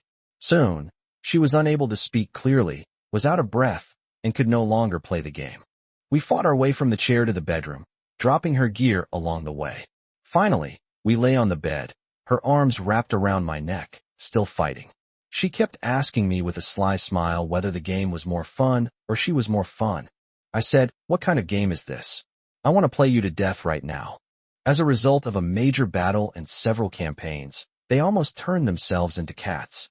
She got up refreshed, casually opened the game she had just played, finished leveling up the characters she hadn't completed, leaving me on the bed panting as the defeat CG played. Chapter 72, Escaping the Wedding. Chapter 72, Escaping the Wedding. Current situation, February 13th, 2026. With the Lunar New Year approaching, her condition has become unstable again as she faces the prospect of going home to meet people. Especially recently, we have been in isolation. Her only external contact is her work, while mine is this tomato novel. We rely on each other most of the time, clinging to each other, and external stimuli have become troublesome for both of us. She was injured again this afternoon because of this. In the morning, she made a mistake because she was distracted, which led to an outburst of dissatisfaction with her current state. She was in a terrible state, saying she felt almost no pain or sensation. But as she spoke, her eyes turned red, tears streamed down her face, and she pinched herself as a sign of protest, then slapped herself. I realized what was happening and immediately stopped her, but she continued to hurt herself, saying that if she injured herself, she wouldn't have to go back to her house, and she would have a reason to stay with her owner to recover. I stopped her and told her that she was mine, and I wouldn't allow her to damage my property. Only then did I coax her into my arms and make her cry. She said she was scared and wanted to go with me to a place where no one knew us, just the two of us. Her words were incredibly tempting to me right now. The past few years had made me completely unwilling to step out of her sphere of influence. I also didn't want to face the huge crowds during the Lunar New Year. I really wanted to stay cozy with her, even if nobody knew or cared. We hugged each other, our hearts in sync. She knew I was about to agree and that we were of one mind, so she felt even more at ease and embraced me without restraint as we discussed the plan. With my last shred of reason, I pulled myself out of her arms and said we couldn't do this. We hadn't gone that far yet. It was just the new year. Her family wasn't some monster. We could get through it in a few days. We still had a future. Let her lose her mind and leave herself with her master. She can just become a puppet and get noticed. I'll definitely be with you in the future, but I hope we're prepared, not forced by anyone or anything. For now, let's be patient. She cried and fussed for a long time, and by the afternoon she had turned me into a cat, but she was still in a terrible state afterwards. To distract her, I made her play games for me to watch, but she wasn't really interested. However, she did as I commanded. I held her and watched her play, and the games did manage to grab some of her attention. I just endured the days like this, feeling like they were dragging on forever. She was tired in the evening, so I did that with her again, finally exhausting her energy. She fell asleep at 5:30, and only then did I have time to write this article. I finished the draft at 7 o'clock. Good night, everyone. Oh wait, good morning. I hope she'll feel better tomorrow. The following is the main text, continuing with the marriage section, with a timeline of approximately 2 years from now. After we got our marriage certificate, we just messed around. They say that wild flowers are more fragrant than garden flowers, but I didn't feel that way at all. The longer we were together, the more I really liked her. I'm losing interest in other women, even my anime/manga waifu. When we go out together, she points out pretty girls to me, but I'm not even interested in looking at them. All I'm thinking about is sleeping with her. I don't know if it's because she's so outstanding, completely hitting my sweet spot, and constantly flirting with me. Or maybe I'm just too single-minded in love, seeing no one else but her, or more likely, I've been imprisoned for so long, my world revolves around her, and I've become dependent on her, spoiled by her, with no other thoughts in mind. In short, not only did I not get tired of her after marriage, I became even more obsessed with fooling around with her. Apart from watching her work, all I did was play with her or play with her. I was too lazy to even read novels, and I was shut out from the outside world once again. As for the idea of fooling her family, that was completely forgotten. After all, in our eyes, the wedding had already taken place, albeit a small one and a bit risque, but it was still a formal wedding. We had both formally exchanged vows. Even if our posture during the vows wasn't exactly elegant and the content was a bit risque, we both took it seriously and accepted it. About a month later, her family noticed that we hadn't heard any news about the wedding for so long. We had previously sent them wedding photos and plans, but after we got our marriage certificate, we disappeared without a trace and were completely out of touch with them. They assumed we were still busy preparing for the wedding. They had also informed our relatives that she was getting married, that she had already registered her marriage with her fiancé, and that wedding preparations were underway, with all sorts of relatives coming to attend. She was well-behaved and obedient from a young age, and very good at handling people. She was also very cute, and all the relatives liked her very much and had a deep impression of her. When they heard that she was getting married, they specially prepared gifts and monetary contributions. Even several business people among her relatives specially said that they would make time to attend and asked us to schedule the wedding during a holiday so that it would be convenient for them to come. It was only then that her mother called to ask about our wedding preparations. She said our relatives were very welcoming and had prepared gifts. Several of them were even coming all the way from out of town. She insisted that we schedule the wedding during a holiday and make it a large affair, as many prominent relatives were expected to attend, and she didn't want to neglect them. She also assured us not to worry about the cost, and that we could make all the arrangements ourselves, as they would cover the expenses. After hanging up the phone, we stared at each other. I watched as her eyes reddened, and then she threw herself into my arms, crying and clinging to me, saying she was terrified. This whole thing had scared her to death. She simply couldn't face the wedding. That equal position was something she could never accept, but her family would definitely push her into that position. She cried so much that she lost her mind, incoherently saying that her master should go, that her master was the best, and that he should go in her place. She rarely showed such vulnerability and helplessness. I comforted her, saying, "Your master will go for you. Leave everything to your master, and don't let anyone else take you away." While pondering, this is a wedding, and the bride ran away and wasn't there, leaving the groom alone. No matter how I explain it, it's useless, meow. She cried for a while, probably because she sensed my predicament and helplessness. Her rationality returned, and after thinking for a moment, she said that she felt there was no good way. She still wanted to elope with me, saying that we should go abroad first, because it would be very troublesome to find someone abroad. Once we were out in a place where no one could find us, we could slowly negotiate with our families. For a moment, I almost said yes, because I truly loved her, and at that time, she was the only one in my life, the only one I cared about. I felt like I could do anything for her. Looking into her teary, expectant eyes, I almost agreed to go and get my passport ready. But reason prevailed, and the marriage certificate gave me a lot of confidence. I put my hand on her shoulder and said that we were already legally married, and there was no need to hide. A spouse is a direct relative and has the right to sign the surgical consent form. Her fate should be decided by me, not by those relatives. I won't watch her be forced to attend a wedding, not even one with me. Going abroad can be a last resort. There's no need to implement it from the start. I'll get her visa and passport sorted out first to put her mind at ease, so she can leave whenever she wants. But we need to talk to her family first. After all, she's their biological daughter, and this isn't a matter of principle. I think her family should be able to accept not having a wedding. She was moved by the words. I have the right. Her life and death are in my hands. She knelt on the bed and said that everything she had belonged to her master, and that her master should decide for her. Just knowing that it was her master's decision made her feel less upset. She was simply afraid of interacting with others and didn't want to be led by the nose anymore. But if it was her master's order, she felt much more at ease, and she would accept whatever the outcome.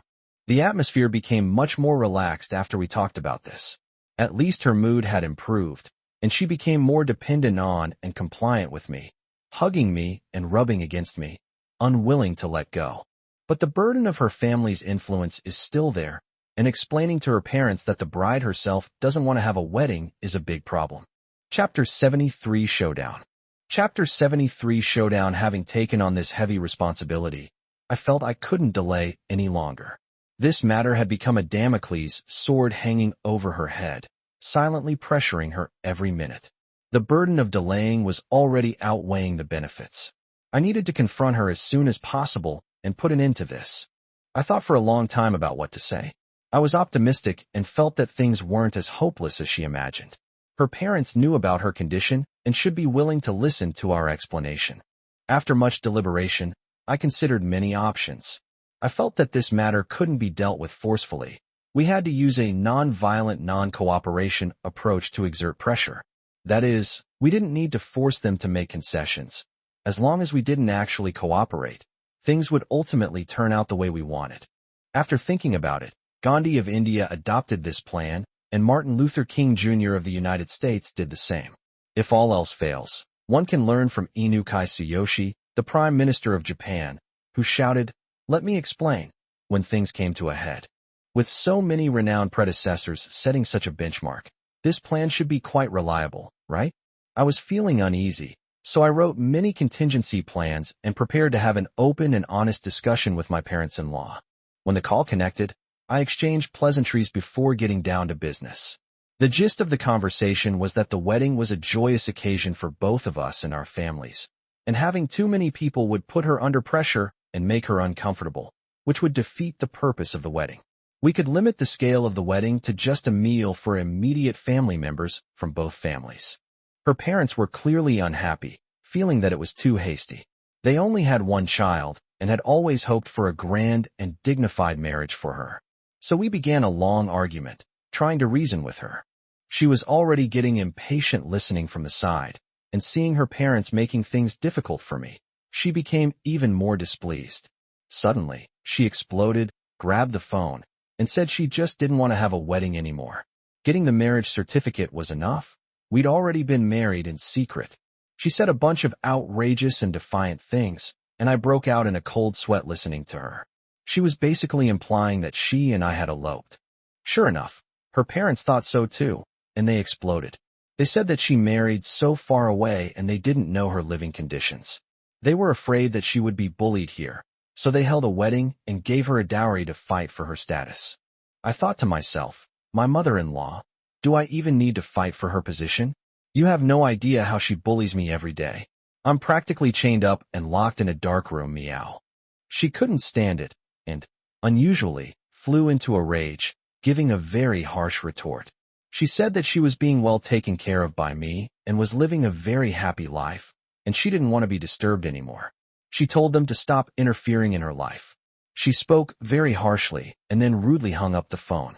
I've almost never seen her so angry. I was quietly trying to mediate, but her parents hadn't said they wouldn't agree. We were still talking, so why did she suddenly get angry and turn on us? She turned her head and stared at me with a fierce look in her eyes, the kind that could kill. That expression pierced me, and for a moment I was even a little scared. My body went into self-defense instinct, and I felt that she was going to attack me. She stared at me for a few seconds, then said with a cold laugh, enunciating each word clearly, "She will not allow anyone to interfere between us." She finally gained a master. No one can interfere with our relationship. Then her expression changed, her eyes shifting from fierce to fiery, and she excitedly said, "Master is mine. He's mine. No one else can touch him." Then her tone suddenly became very gentle, but there was no warmth in her eyes. She almost muttered to herself that she would protect her master. No one can make things difficult for me, let alone hurt me. I didn't know if she was comforting me or comforting herself. Her expression looked like she wanted to devour me. She was completely irrational and obviously impossible to talk to. I had no choice but to control my fear and pretend not to notice her erratic behavior. I comforted her, saying that no one was interfering with us or bullying me, and that we should just continue living our lives together. I told her to calm down, trust that her owner would resolve the matter soon, carried her to the bedroom, covered her with a blanket, and told her to wait. Then I called her back. Her family is in complete chaos right now. Her mother is crying too. Only her father and I are staying calm. Her family has given in because they see how angry she is. Her father said they understand her situation. Otherwise, they wouldn't have entrusted her to me like this. As long as she's doing well, that's all that matters. But marriage is a big deal and can't be rushed. She doesn't consider reality, but we do. I nodded in agreement. Later, I brought my dad in to save the day, saying we should reach a conclusion today. The three men got along very quickly.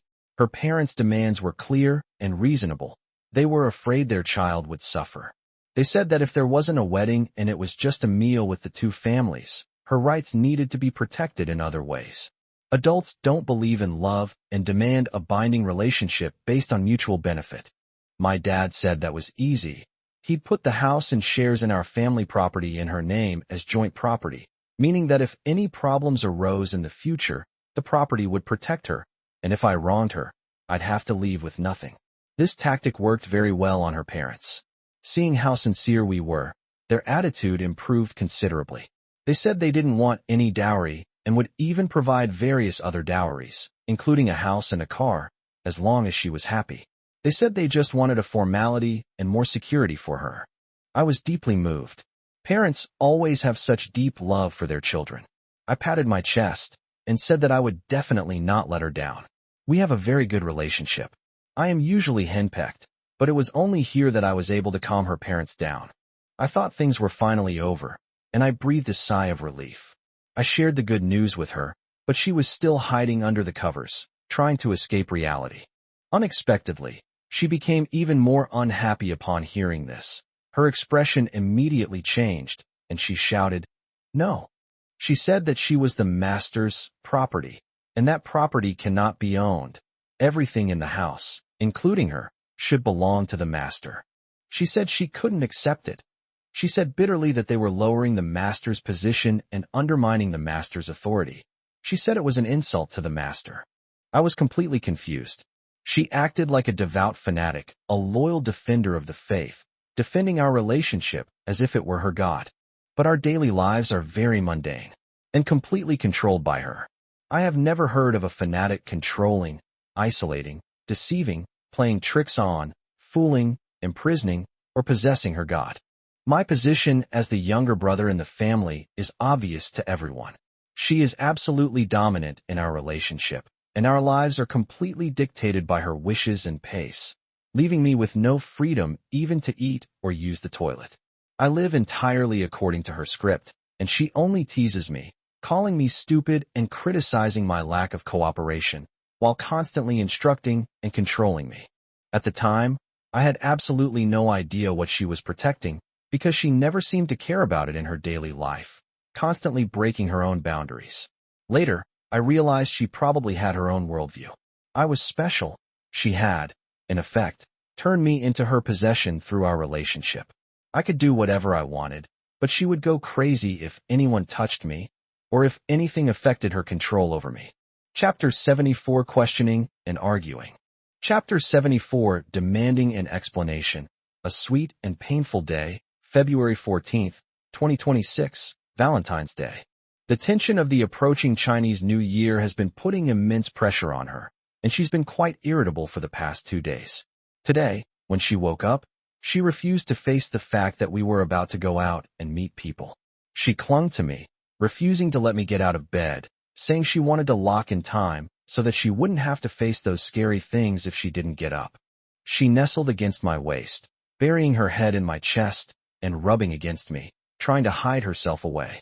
She said she wanted to turn into a little mouse and have me hide her in my pocket. I'm prone to impulsiveness in the morning, and her antics made me a bit hot-headed. I went to the living room for a drink of water to calm down, and when I came back, I found her wearing white stockings, sitting on the bed waiting for me.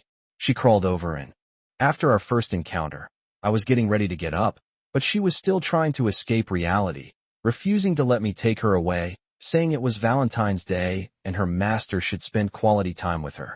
I thought to myself that she was purely using me to escape and heal her approaching fears. Meow. It definitely had nothing to do with Valentine's Day, but given her temptation, I didn't care what her reasons were, as long as she was capable. Meow. Once again, it was almost evening and I was still in bed, the bed a complete mess. My stomach was growling, and she heard it, finally remembering to order takeout for us.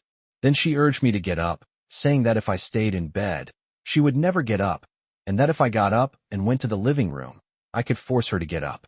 I had no choice but to do as she said. When she came out and saw the greetings from family and relatives on her phone, she couldn't take it anymore.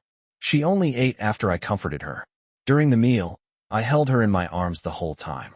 In her eyes, it was like being carried in her owner's pocket that made her feel better. I had no choice but to put on airs as the master and take charge, saying that I would hide her away so she wouldn't have to worry about anyone else. As long as the master was talking outside, she could just hide. She nodded, her eyes brimming with tears, saying that her owner was so good and that she wanted to be close to him. Actually, I was already a little overwhelmed at this point, but a male cat can't admit he's no good, and besides, she really needed me at that moment. So I mustered my courage and continued. Then, as expected, she didn't let me go, clinging to me and pestering me relentlessly, crying and showing fear along the way. She then became even more craving for me, and we went back and forth between intimacy and crying until she finally fell asleep exhausted late at night. All day long, I was busy comforting and coaxing her, which was both mentally and physically exhausting. Now I feel dizzy, lightheaded, sweating profusely, unsteady on my feet, and the world is spinning. My hands are shaking so much that I often make typos and have to redo my typing. Good children should never learn from this. They wouldn't normally go this far. I really had no other choice. Okay, Valentine's Day diary ends here. Now for the main text. Following on from the previous text, her resistance and non-cooperation provoked her parents to begin. After she began to protect him, the conflict became completely irreconcilable. She was in a state of panic attack as a defender of the faith, believing that there were always treacherous people trying to harm her, and that anyone who said anything was trying to harm her or affect their relationship. She was completely uncooperative, refused any gifts of property or titles, and semi-publicly stated that she wanted to be my property. Of course, her parents couldn't stand this, as if to say, "What have you done to your child?" They felt I had bewitched her. On the spot, they almost forced us to meet her to personally verify her living situation. I felt this matter needed to be discussed openly, even just to meet in person. So I didn't refuse and agreed immediately, and they were ready to leave right away.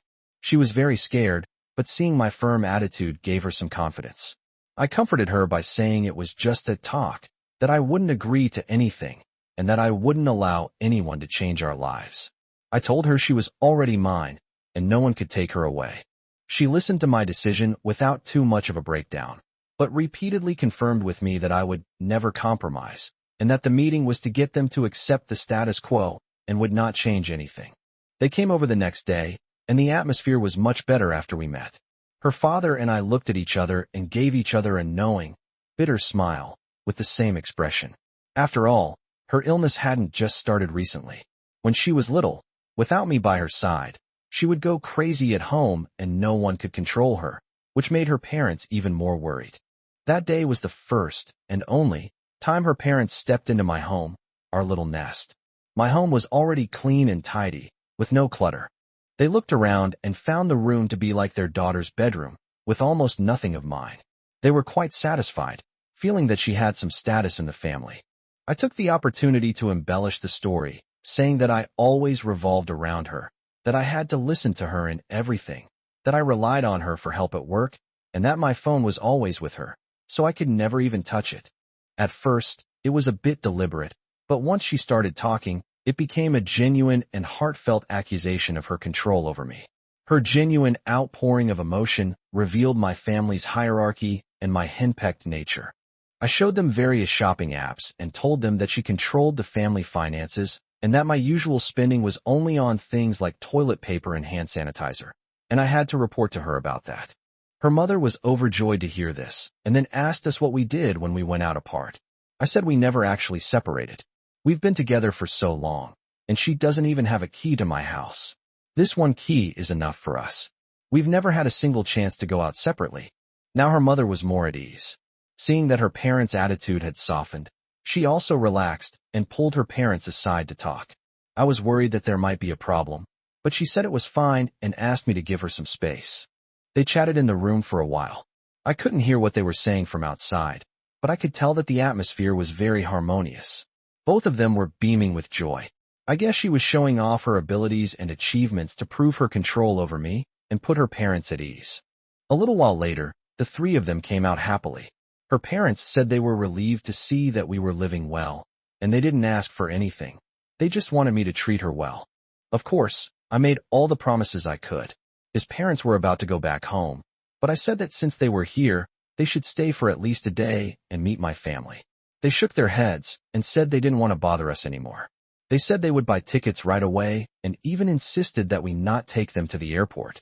They would only put them on the bus and fly away that very night. We went home alone.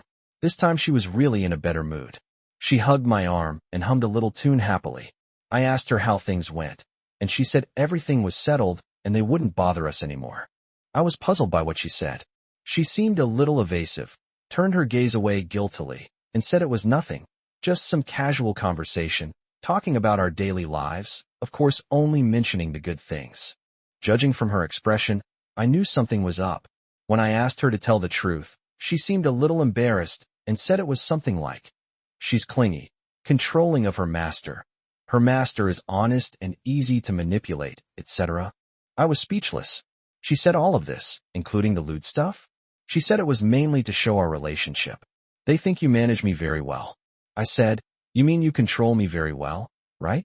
She said her parents had always known and recognized her abilities, so hearing that put their minds at ease. Then, I cautiously probed. "Master, you're not angry, are you? I'll go home and make it up to you. Master, you can do whatever you want."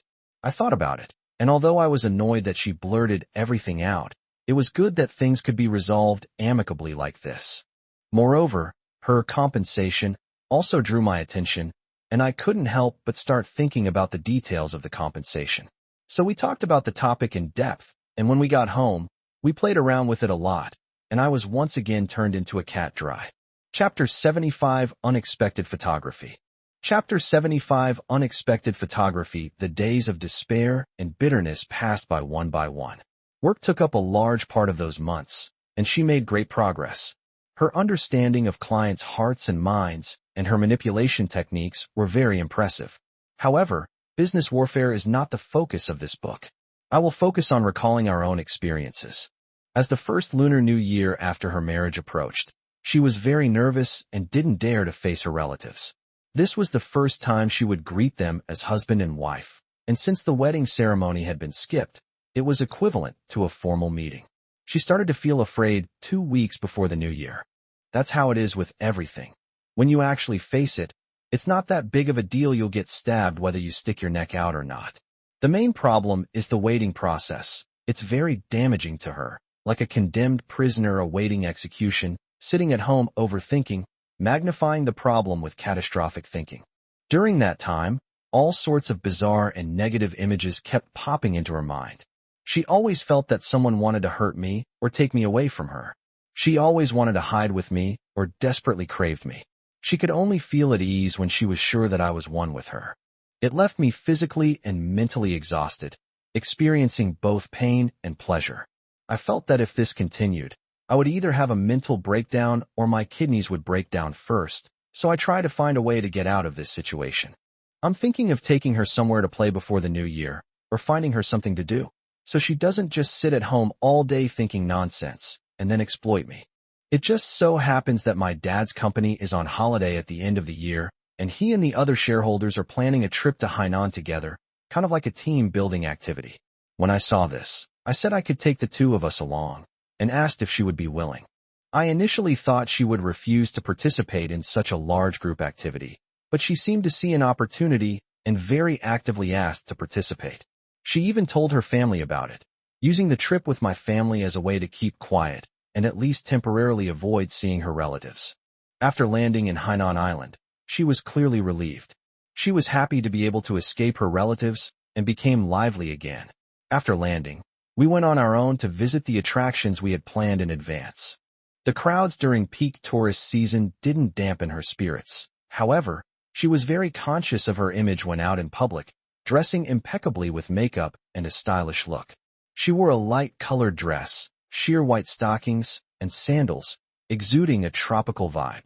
She looked so stunning that she attracted 100% attention. Many passing cars even slowed down, rolled down their windows, and took off their sunglasses to wave. whistle, greet her, and call her beautiful lady. She was so embarrassed that she hid in my arms. If I hadn't been there, they definitely would have approached her. And it wasn't just one person. Most of the passing cars slowed down, almost causing a traffic accident. At the tourist attraction, I took photos of her. We looked like internet celebrities with a photographer. The area was mostly filled with young people having fun, carrying cameras, and behaving quite boldly. When they saw me taking pictures of her, they came up to her, complimented her on her looks, and asked if they could take some pictures of her too. She felt embarrassed to refuse, so she agreed. She had been an online influencer and was very experienced in this area. She posed in several ways against the backdrop of tourist spots. While taking photos, she chatted with me. When she learned that I wasn't a photographer but her man, and that we were traveling together, she made no attempt to hide her envy of me. Other passers-by assumed he was an online celebrity taking photos and footage. They stopped to watch, and he explained he was just a passerby. Others, hearing this, asked if they could have their picture taken too. Once you agree to something, it's hard to refuse others, so several photographers gathered in front of her. Chinese people love a good spectacle, and seeing a crowd, they came to watch, and the place instantly resembled a scene from a famous cosplay convention, with a large crowd gathered. She smiled professionally and posed, but her toes were clearly gripping the ground in embarrassment and shyness. I found it amusing. I'd never experienced being the center of attention like this before. At first, I was even a little smug, feeling a bit like I was showing off. But as the crowd grew larger and larger, the situation started to get out of control, and she clearly couldn't handle it. I decisively took her away from the scene, made an excuse that her family was still waiting for us, and refused the photographer's request to add her on WeChat. I dragged her away, and I could hear a soft laugh behind us. Her face turned as red as a ripe apple. We held hands and ran away without any direction, only caring about finding a secluded place. We ran into a coconut grove and only stopped to catch our breath when we saw that no one was around. She was still shy, and I looked at her and laughed, saying that her outfit today was quite normal and not that exaggerated. So why was she so attractive to everyone and attracting so much attention? She caught her breath and said that only everyday life is attractive. Cosplay or exaggerated outfits only appeal to a specific group of people. Actually, those who are popular with the general public are mostly pure and innocent in their daily lives. I leaned against a coconut tree to rest and said, "Your popularity is amazing. You're so charming. You can attract a crowd just by standing there. You could be an internet celebrity." "No, you were an internet celebrity before." She laughed and leaned closer, asking if this charm would work on her master, while reaching out to flirt with me. I was already attracted to her, and this sudden action was a bit overwhelming. I couldn't help but touch her, and she hugged me, leaned in, and kissed me for a while. The atmosphere was romantic, and we were both a little hot and aroused. I quickly regained my composure, pushed her away, and said, "Stop kissing me. If you hug me again, something bad will happen. We're going to accidentally cross the line, meow." She smiled sweetly, her eyes alluring, still not giving up. She hugged me and rubbed against me, continuing to seduce me, saying, "Why are you going to fire?" She doesn't know, she wants me to demonstrate for her. This time I really lost it. I couldn't resist. I reached out and grabbed her hard a few times, and instead of feeling any pain, she deliberately moved closer, as if she had succeeded in her scheme. I could tell the situation was really getting out of control. My hands were moving uncontrollably, and my brain was screaming, "Stop right here. This is no good. If someone sees us, we're really in big trouble." With immense willpower, I managed to kiss her one last time, then pulled her outside. She wasn't shy at all in front of me, following behind me laughing, and even teasing me with a hint of disappointment, saying, "What are you afraid of, master? Come on, right here." She can lean against the tree. I didn't dare look back at her, afraid I wouldn't be able to resist making a mistake and actually rape her in the woods. Holding her hand, I just kept walking away. When we got back to the tourist route, and there were people around, we calmed down and realized we almost ended up on a late-night website. Now I'm not in the mood for sightseeing anymore. I feel like no other tourist attraction compares to her. I hurriedly took her back to the hotel. My mind was filled with erotic images the whole way back, and I don't even know how we got there. She didn't take off her clothes when she came in. She just sprawled out on the big bed, her legs dangling over the edge, her white stockinged feet swinging back and forth. She said to me in an ambiguous tone that she was too tired from walking and wanted me to massage her legs. This time I really couldn't hold back anymore, and I didn't need to hold back. I went over and pretended to massage her feet and calves, and then I kept massaging her all the way up. Before long, we were hugging each other and panting. The absurd, chaotic fun continued until nightfall, when I was sprawled out on the bed, too exhausted to move, barely breathing. I told her, "You really are charming. Even your owner is about to fall off, meow." She continued to tease me, whispering in my ear that it wouldn't do, as if the master had to fuck her first. I was aroused again, but a tingling sensation came from my waist, and I felt that staying in the room any longer would be life-threatening. So I made an excuse to go out for a walk to get some fresh air and buy a drink, and struggled to get out of bed, my legs trembling. My defeated appearance gave her a great sense of accomplishment, and she was very satisfied that she had made sure I didn't have a drop left. She obediently got up, got dressed, and accompanied me downstairs. Hainan's environment is truly beautiful. We strolled along the seaside park avenue, with greenery on both sides and the sea breeze blowing from time to time. The air was so fresh, and my beloved was by my side as we walked together. If you ignore my contorted expression from the soreness and numbness in my lower back, and my unsteady gait, and the fact that she's beside me, supporting me and chuckling to herself, watching her owner's misfortune, then the scene is actually quite romantic, meow. Chapter 76 Extra Chapter, New Year's Eve Special. Chapter 76 Extra Chapter, New Year's Eve Special. She had been restless before the new year. As mentioned in the previous chapter, the new year itself would put pressure on her, causing her to be constantly immersed in fear and anxiety, lacking energy, and having a confused mind.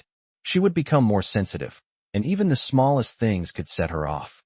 She had already set off twice before the new year, and I also got bruises on my legs because of it. Later, seeing that she was in really bad shape, I helped her decline the offer to go home for the new year and let her stay at my house to celebrate the new year, and then we would go to her house together. Not having to deal with her relatives' New Year's Eve dinner saved her a lot of energy, although she was still nervous because she would definitely have to deal with these people and things remotely via phone or video call. But it was much more relaxing than meeting them in person. My relatives on my side are under much less pressure, mainly my parents. So things started to improve this morning, and just when I breathed a sigh of relief, thinking this wave of misfortune was finally over and I could go home to rest after the New Year's dinner, fate, as always, played a cruel trick on me, and something unexpected happened.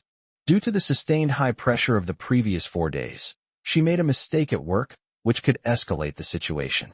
This incident directly overwhelmed her already taut nerves. The incident happened this afternoon. Within minutes of seeing it, she became dazed. She didn't react at all when I waved my hand in front of her eyes. Even my parents noticed her abnormality. She could barely hide her distress. She almost cried at the dinner table, her eyes red and swollen as she tugged at me for help, whispering, "What should I do?" I touched her. Her little hands were icy cold, her body was stiff, and she could barely stand up. I made an excuse to use the restroom and asked her to come with me. She moved mechanically, somewhat unsteadily, and stumbled out with me. We briefly discussed the situation in the bathroom. I thought it wasn't a big deal, but she couldn't accept her negligence at all. She felt that the matter was out of control and that she had lost her ability. She was on the verge of a breakdown and couldn't even hide it from her relatives. I told her that she had been under too much pressure these past few days, and something happened that caused her to snap. She couldn't speak and could only nod in response. We went outside and sat for a while. She tried her best to maintain her expression, but she became increasingly stiff and rigid. I realized I couldn't keep up the act, so I got up and apologized to my parents and relatives, saying that I had something to do and had to take my leave. Everyone was understanding. I guess many people noticed her unusual behavior and kindly offered words of comfort as they saw us out.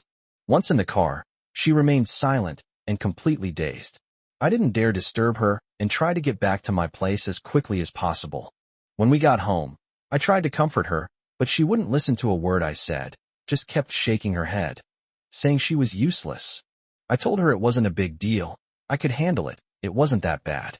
She completely ignored me and started talking to herself, saying she'd messed up, failed, and was so stupid and incompetent. I said she's too successful in her daily life, but it's really not a big deal. It's just commonplace for ordinary people. It's just that her failure rate is so low, she only encounters it once every few years, so when she does, she can't accept it. But it's really nothing. But I felt like I was talking to a brick wall. She wouldn't listen at all. She kept repeating that she made a mistake, failed, and was useless. Useless, crying and begging me not to blame her. Not to blame her. I told her I wasn't blaming her, and she was so kind. She reached out to hug me, but I dodged her. She said her master must hate her. She's so useless. Her master will hate her. She's useless. Let the master find another one. Let me teach you something. When a Yandere starts apologizing and saying sorry, saying it's all her fault, you're far more likely to get hurt than she is when she makes a mistake and apologizes. I didn't dare to approach her directly, so I could only slowly get closer to her, listen to her mutter to herself, and then start to cry. I cautiously prepared to go over and comfort her, but she suddenly pounced on me, scrambling and scrambling to hug my leg, saying, "Master, don't leave me. Don't leave me. I'm useless, but I don't want to leave you. Please don't abandon me, even if I'm useless." Luckily, I was prepared. I was almost knocked over by her. The way she hugged me was awkward. I couldn't even bend down to pick her up. She held me tightly like that. It took me a long time to twist my arm out and put my hand in front of her so she could smell and rub it to reassure her. Then, muttering, "My master is mine," she bit my left forearm. Because of my awkward position, the instinctive twitch almost twisted my left arm joint. She bit me once and then again, but thankfully she didn't tear it, so there shouldn't be any bleeding. See comments in this section for a picture. After biting her and staring at the teeth marks, I took the opportunity to pick her up, help her onto the bed, and said, "I'm useless, but master still wants me. Okay? I can't do anything anymore. Master, please take care of me." Of course I said yes, and that I was supposed to support you anyway, and that your ability to work was an accident. She said, "But I think my master hates me. My master must really despise me." I said, "Which eye of yours saw me hate you? Stop thinking nonsense." She wouldn't listen at all, saying, "My master definitely hates me. He's definitely plotting to get rid of me. He wants me. He wants me." As she spoke, she took 2 more bites at my arm. See picture in this comment section, then pounced on me and started nibbling at my shoulder, crying as she did so, and muttering, "Master, don't leave. If you eat me up, you won't leave me." While she was nibbling, she also looked up at me with her big eyes. For a moment, I even thought she was kind of cute, like a little animal that likes to bite. Then I realized I was hopeless. Even at a time like this, I was still acting like a lovesick fool. She nibbled and licked, and I tried to comfort her while enduring the pain, saying that I was one with her and that I wouldn't leave. She wouldn't listen to me, so I meowed and used body language to hug her and calm her down. It took her a long time to calm down, and then she talked to me in a panic about the work oversight, exaggerating the situation with catastrophic thinking. I both pointed out her wild thoughts and comforted her, telling her not to think about it anymore. She cried in my arms, saying she didn't want to think about it. She couldn't control herself.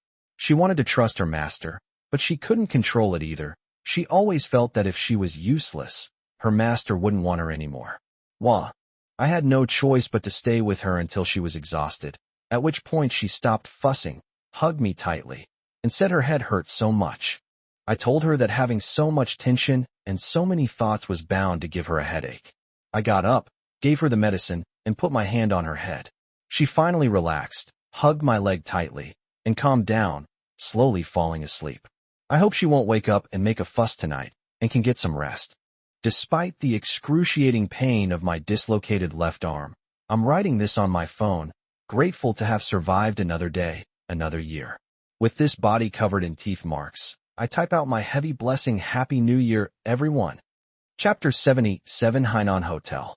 Chapter 77 Hainan Hotel. After the two of them checked into the hotel alone, she was reluctant to go out, and stayed home, just like at home. I was planning to take her to visit some attractions, to walk on the beach, watch the waves, and experience the southern scenery of the island. I know she doesn't like the sun, but since we were already there and it was a rare opportunity, I had her apply sunscreen, change her clothes, and get ready to go. Unusually, she didn't resist and cooperated by going to the bathroom to get ready. A little while later, she came out wearing a cool sundress and sandals. She even deliberately turned around halfway to show off her fair and smooth shoulders and back, and asked me with a smile if it looked good. I kept saying how beautiful it looked, but then I frowned and said there was too little fabric. I couldn't go out like this. She smiled seductively and leaned closer, saying that this was only for her master to see actually. There was even less fabric underneath. As she spoke, she grabbed my hand and made me inspect it. Before she could even get out of bed, she started doing things as if it were only natural.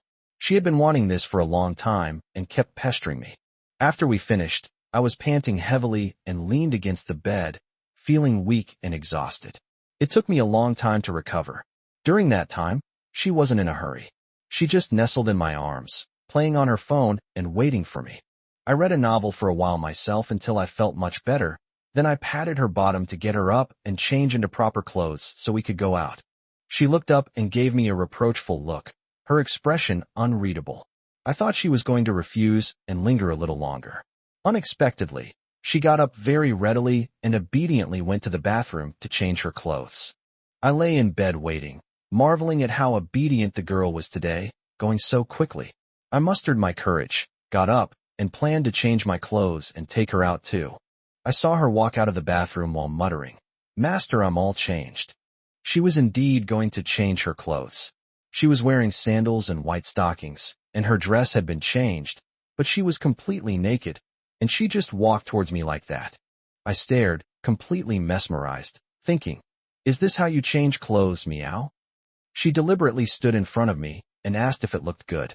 I swallowed hard and said, "Your emperor's new clothes are really beautiful."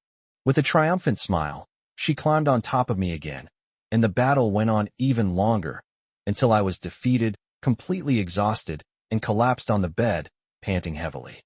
She whispered in my ear, "Master, do you still want to go to the beach?" I finally realized what her plan was and said, "You woman never intended to go out with me. You're kidding me. No wonder you agreed so readily today, turning around and going to change clothes without any hesitation. If you didn't want to, just say so. Why did you have to get me all clean? Ouch, my back hurts." As I spoke, I exaggeratedly rubbed my back, grimacing and performing a defeated act. My dry and limp appearance made her feel safe. She was pleased to see it and said, "This way, Master will be willing to not want to go out. This is much better than saying it directly, and Master likes it too." Then, with a very manipulative smile, she said, "Besides, Master didn't refuse. Does that mean my service today didn't satisfy Master?" I was speechless, unable to refute it, and the cat's current state wasn't convincing. I could only meow twice to ease the awkwardness. Seeing that I had nothing to say, she hugged me again and deliberately said, "It seems Master isn't quite satisfied, yet I'm really an unqualified star wrath should I try harder to seduce her." I was afraid of being violated, so I dared not remain silent any longer and quickly said, "No need. No need. I'm satisfied. Extremely satisfied. I won't go out again. I'll stay in the room with you." Then he reached out and pulled her into his arms, turned on the TV, and said, "I'll stay here with you, watch movies and play games with you. We're not going anywhere. But you're not allowed to flirt with me anymore, meow." She giggled and rolled around in my arms, nuzzling against my neck, before settling down to enjoy our time together. The next few days were like this, with most of the time spent curled up in the hotel bed. The room wasn't big, and she enjoyed the cramped space. The feeling of being forced to squeeze together made her feel safe. I, on the other hand, thought it was too cramped, but whenever I felt stuffy or bored, she would let me use her to relieve my boredom. Whenever I had the urge to go out, she would use various methods to dispel it. So life was all right. She still only comes downstairs with me in the middle of the night when no one is around, to buy some drinks at the convenience store or take a walk, accompanying me along the seaside promenade under the night sky, to feel the sea breeze and get some fresh air. Chapter 78 Hainan Planning. Chapter 78 Hainan Scheme. Her days in Hainan were far more decadent than she had imagined. There was no sunshine or beach. She spent many days in a hotel with her. The tables and chairs in the hotel room weren't very big. Only the bed was spacious, so we spent all our time lounging in bed. It was nearing the end of the year, and we didn't have much work. She had no other hobbies, and her entire focus was on me. She said she could survive as long as she had master energy, so just staying by her master's side was enough. She didn't need anything else. So, besides working, she did nothing else.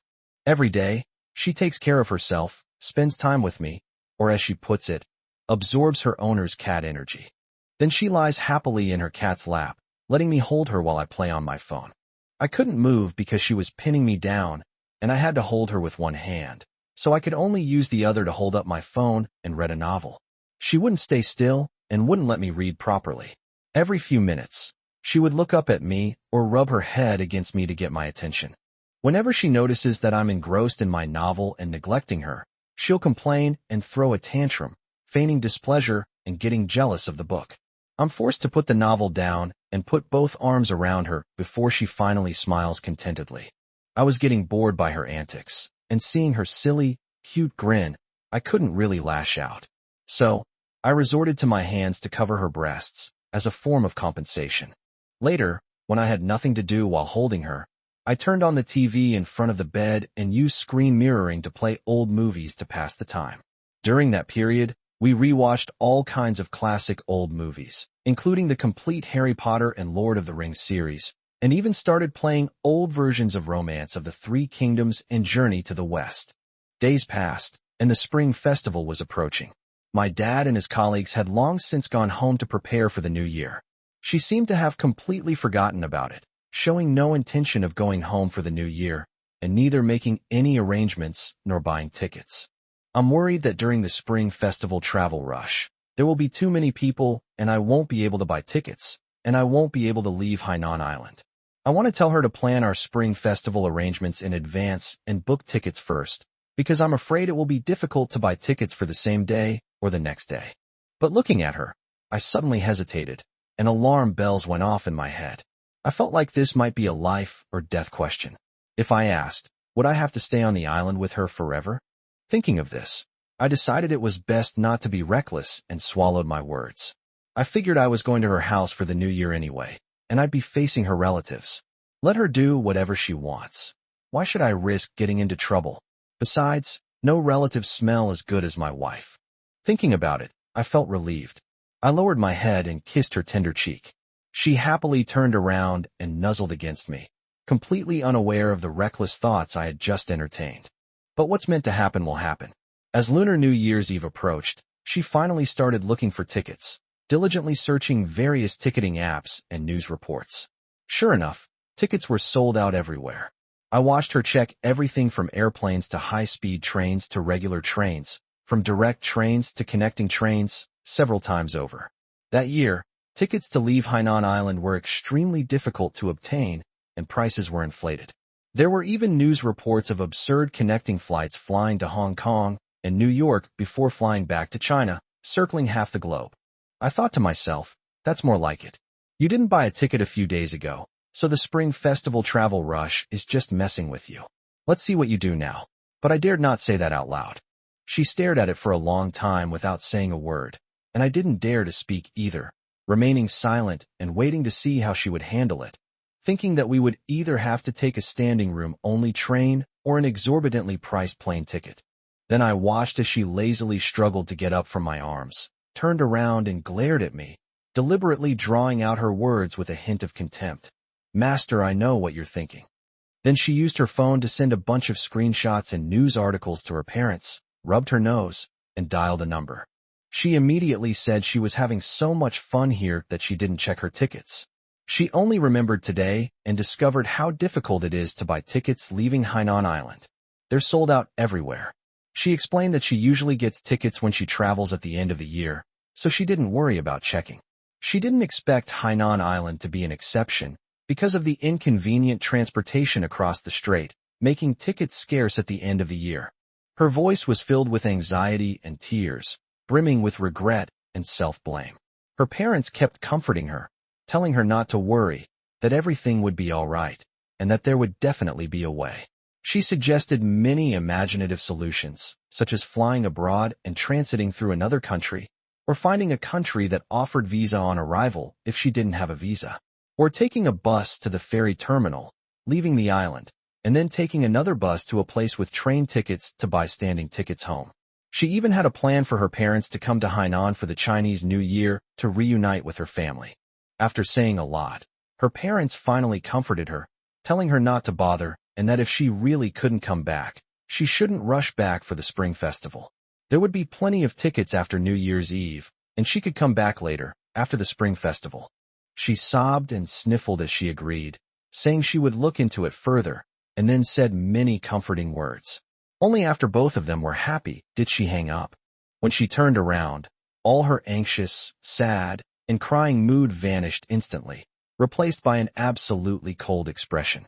The sight of her red nose and tear-streaked face was so incongruous that I still remember it vividly. I was stunned and dumbfounded. Then I watched her slowly speak like a big boss, her tone icy and chilling. "Master, I thought you would find out. I came here to avoid the New Year." I said, "I know, I thought I was going to avoid the New Year, and then go back at the end of the year?" She chuckled and said, "Do you know why I came to Hainan?" I said, "Because of an opportunity at my dad's company." She said dismissively, "Silly master, you're so cute. I came to Hainan because I saw a news report last year about tens of thousands of tourists being stranded there during the Spring Festival travel rush. Many couldn't go home, and hotel prices skyrocketed. I had this plan when I saw it. I was just looking for an opportunity to put it into practice. Even if Dad doesn't come, I'll find an excuse to come with others, like classmates, best friends, or other relatives." She paused, and then said, "Actually, it wasn't that difficult to leave Hainan this year. At least no tourists were stranded." I asked her how she knew, since the apps showed no tickets available. She said, "Because our hotel hasn't raised its prices, silly host. If there were a large number of tourists stranded on the island, hotel prices would have skyrocketed long ago. The fact that the price for extending the room yesterday was lower than the previous few days speaks volumes. Everyone has gone home for the Lunar New Year, and the tourist areas are empty, which is why hotels lower their prices. We are also preparing to leave the island and go home." I was stunned. My mind couldn't process it at all. Before I could react, I asked in a daze, "Huh? Which home?" She shook her head and said, "Of course it's the host's family. Otherwise, why would I go through all this trouble? We just got married, and meeting relatives for the first time will definitely cause a lot of trouble. Just thinking about receiving gifts and going through all that polite formalities terrifies me. Otherwise, why would I hide?" The host didn't even notice how obvious it was. The host is so dense. "It's okay.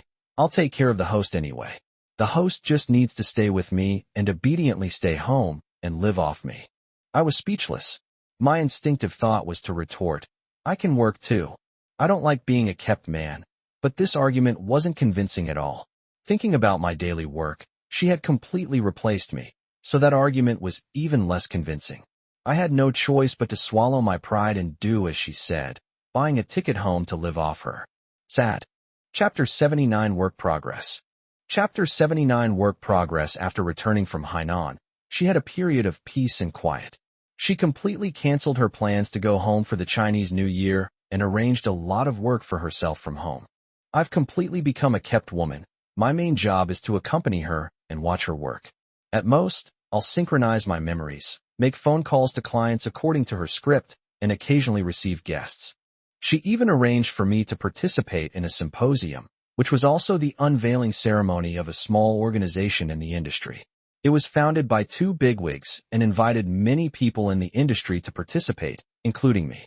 She was very enthusiastic about this and specifically told me that I must be there in person to take lots of photos, so I could use that to fool her family, saying she was too busy with work. Perfect timing. I thought the key point was to attend the event to fool her family as a reason for not going home after the New Year. I even praised her for being meticulous, for each step being logically connected, ensuring that every matter had solid evidence and reasons, leaving no room for criticism or flaws. She was pleased to hear this, and snuggled into my arms proudly, wanting me to pat her head for praise. But things got a little tricky after that. She started focusing on managing the organization, including the individual members, and building good relationships with them. She also kept me updated on her notes so I could stay informed and avoid awkward situations if I had to improvise. At first, I just treated this as a normal work-related activity, but as more and more things related to it came up, I started to feel something was off. I thought, is it really necessary to go through so much trouble just for one appearance? I'm just going to show my face and take a few photos to fool you. Why make it so complicated? She was unusually nervous and looked at me seriously, saying, Master, you must remember all these people and events and understand what I said to them. I'm currently communicating with XX, the big boss, and working on things in the group. I estimate they can make you the chairman of this organization. I was struck dumb, completely stunned, and could only manage to utter a single word for a long time. Huh. In my eyes, this is something that has absolutely nothing to do with me. At most, I'm just an insider, and my acquaintance with the big shot is purely out of politeness. We don't have any deep relationship. As I was telling her this, she interrupted me, saying, That was before. It's not like that anymore. She said she realized that if the big shots wanted to utilize this group of people, they would inevitably need to establish an organization. So she went in to observe, and then discovered that the big shots, insiders, weren't that well connected, meaning there was no pre-selected leader. The bigwigs can't do everything themselves. Their plan model is to put themselves on the roster, and then some people with vested interests will naturally participate. These people will become the core members, board members, and the board members will be directly responsible to them. In this way, a loose organization is formed. She discovered an opportunity here. They didn't have a real person in charge in mind. As long as someone could stand out among the core members, be recommended and supported by their subordinates, and be trusted by the boss, they would naturally become the actual person in charge of communication between superiors and subordinates. I said, how could it possibly be my turn? Every single one of them is older than me. Compared to them, I'm just a greenhorn. She chuckled and said, That's right, Master, you have the image of a naive young man. So in my character's setting you take this matter very seriously, participate in everything, and actively build good relationships with everyone, and have a say in things. The big boss is very satisfied with you now. He contacts and notifies others through you, and he prioritizes notifying you when there are things to do. You also have a good relationship with the others, since having someone actively involved saves them a lot of trouble. These board members are unlikely to be deeply involved and lack drive, which is why the bigwigs haven't appointed a person in charge. Otherwise, they would have already made a choice.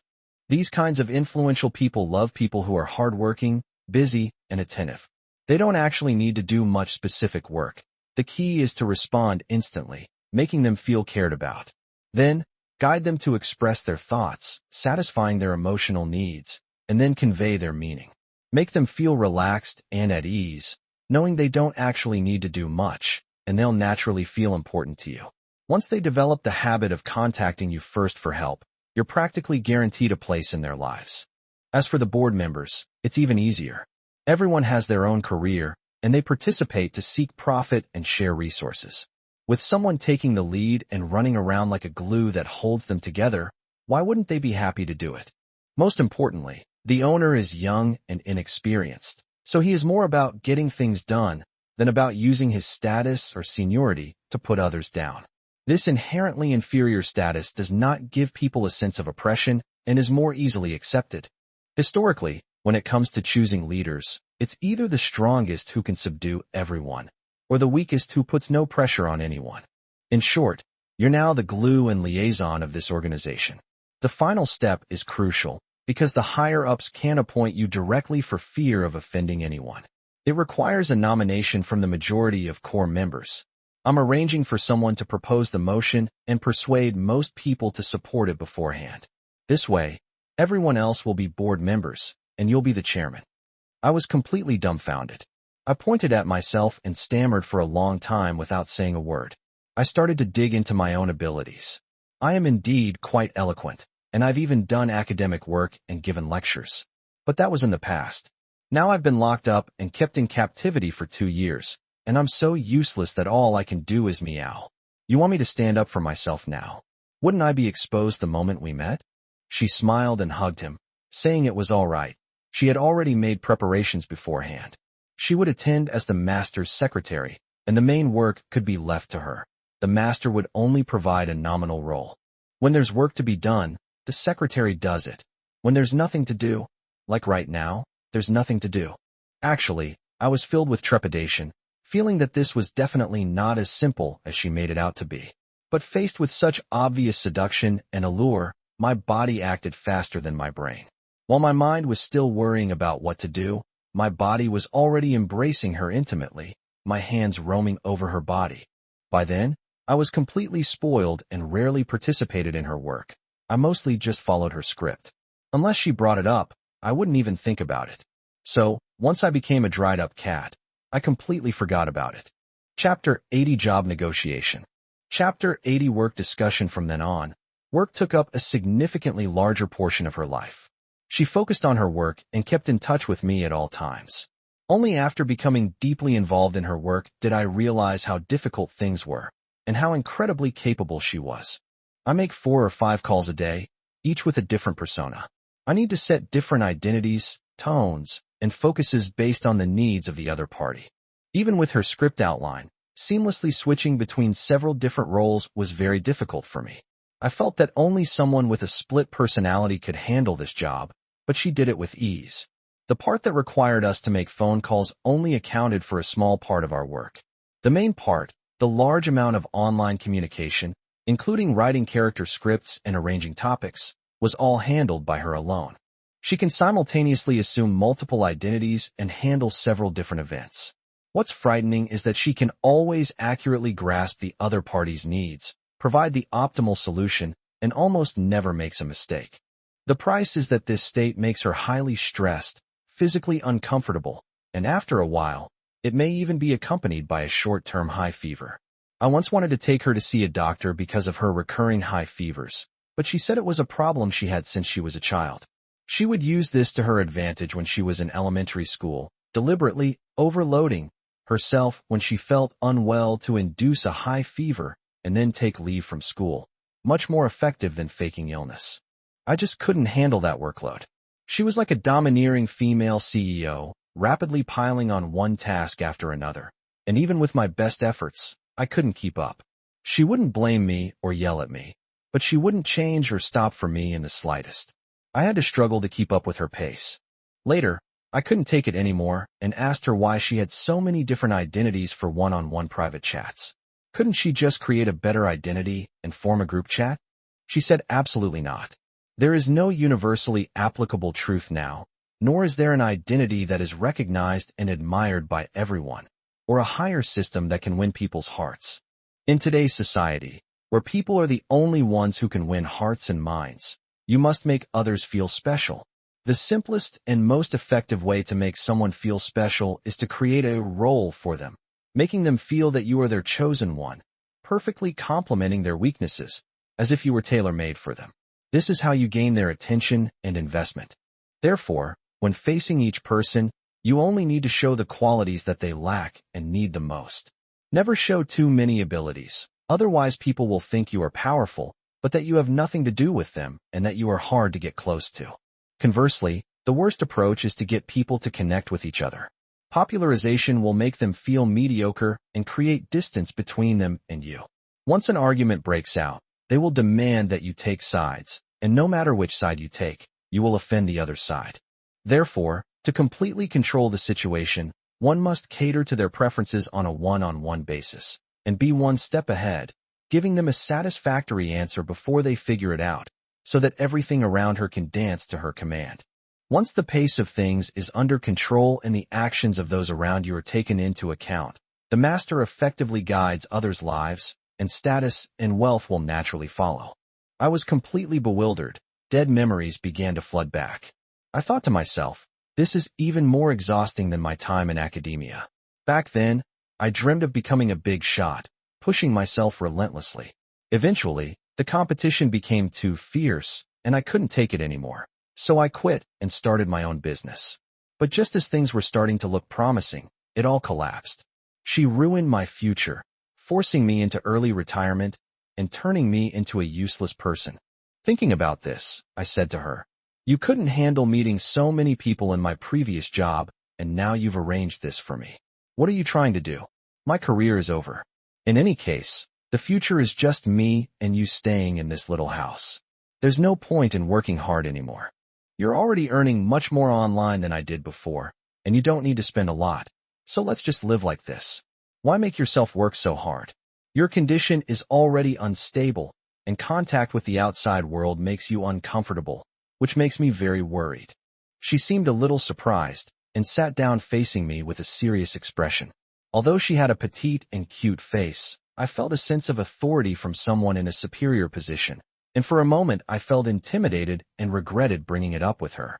Instinctively, I avoided her gaze, preparing to find some excuse to pretend I hadn't mentioned it.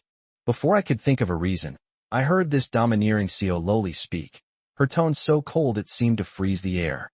She said, "Master's career will not end. It has only just begun. I will make Master stand in a high position and become a great person. I told you you're crazy. I don't have the ability or the luck, and besides, you've locked me up here, meow." These words touched a nerve, and she became even more agitated. Her eyes reddened as she leaned forward and said, almost word by word, "So Master must become a great person. I will help you stand in that position. No one can stop you. I will help you clear away all obstacles, including myself." I dared not speak again, knowing that I was facing another life or death situation. I watched as she continued, her eyes burning with intensity. "I have seen the videos of Master's previous lectures. It is my existence that has hindered your development. Master should have been in a high position of power, with immense wealth and a harem of 3,000. I was speechless, thinking to myself that I was lucky to have survived from this Yandere, let alone develop a relationship with her. So I told her she was talking nonsense, that I knew my own worth, that I was a high-ranking and powerful person, and that having her and living with her was already my greatest happiness, and I didn't ask for anything else. And what was this about a harem of 3,000? I already had a wife. As I said this, I took the opportunity to kiss her cold cheek to ease the tension. This worked. She calmed down a bit and slowly hugged me, saying that she knew she had controlled me and that she felt very guilty. She said she was torn every day, feeling guilty for taking away her master's life, but unable to let go. She didn't want to be a stumbling block for her master. The thought of her master losing anything, because of her drove her crazy with guilt and self-blame, to the point of being speechless. There are many things she dares not think about. She has seen my old videos, all my records, including my study materials. She knows that her master no longer watches them because of her. As she says this, she puts my hand on her chest, saying that the thought of her master never being able to touch her huge breasts again because of her makes her completely unable to bear it. As she speaks, she even starts to cry, tears streaming down her face. I comforted her, saying, "Why do you care so much about these trivial things? I don't like big breasts, I only like you. I don't need anyone else with you." But she wouldn't listen to me at all. In fact, she never really cared about my opinion from beginning to end. She cried to herself for a while, then climbed off my chest, wiping her tears, and said that she couldn't let her master lose anything. Her master should gain everything. Since she had restricted her master's actions, she would compensate her and fight for anything for her master, at all costs, so that she could feel better. Seeing that I couldn't persuade him any further, I said, "Okay, if this makes you feel better, I'll cooperate with you for now. But we have to agree that you can't hurt yourself, and you can't find me any big-breasted harems. I'll allow you to develop your career for now, and I'll cooperate with you. But I can't keep up with your pace. If you succeed in the future and become successful, you can't abandon me." Seeing that I had given in, she laughed through her tears and said, "These are all part of the master's identity, and also the master's success. Master, without you, I am nothing." Chapter 81 Job Change. Chapter 81 Work Changes. It was then that I began to understand one of her underlying logics. She didn't have it, meaning the master didn't have it, the master didn't have it. Because of her, she felt guilty. She desperately tried to compensate the master. She was determined to make sure the master had it. What's terrifying is that this logic operates based on her insecurity and guilt, only arising when she feels inferior and distressed. It completely disregards her needs and feelings, as well as my interests and desires. Anything I might like or need, that she doesn't possess, from computer accessories and luxury goods to luxury cars. Beautiful women, status, face, and so on can become her target for compensation, regardless of whether it's alive or not, good or bad. It doesn't consider whether she can handle it or whether I want it. In this state, she was almost unreasonable. She would use all her abilities to fight for me in a very domineering way. However, this kind of action, which stemmed from her guilt and fear, never yielded normal results. It also indirectly led to the fact that I dared not ask for anything later, and I had nothing but her.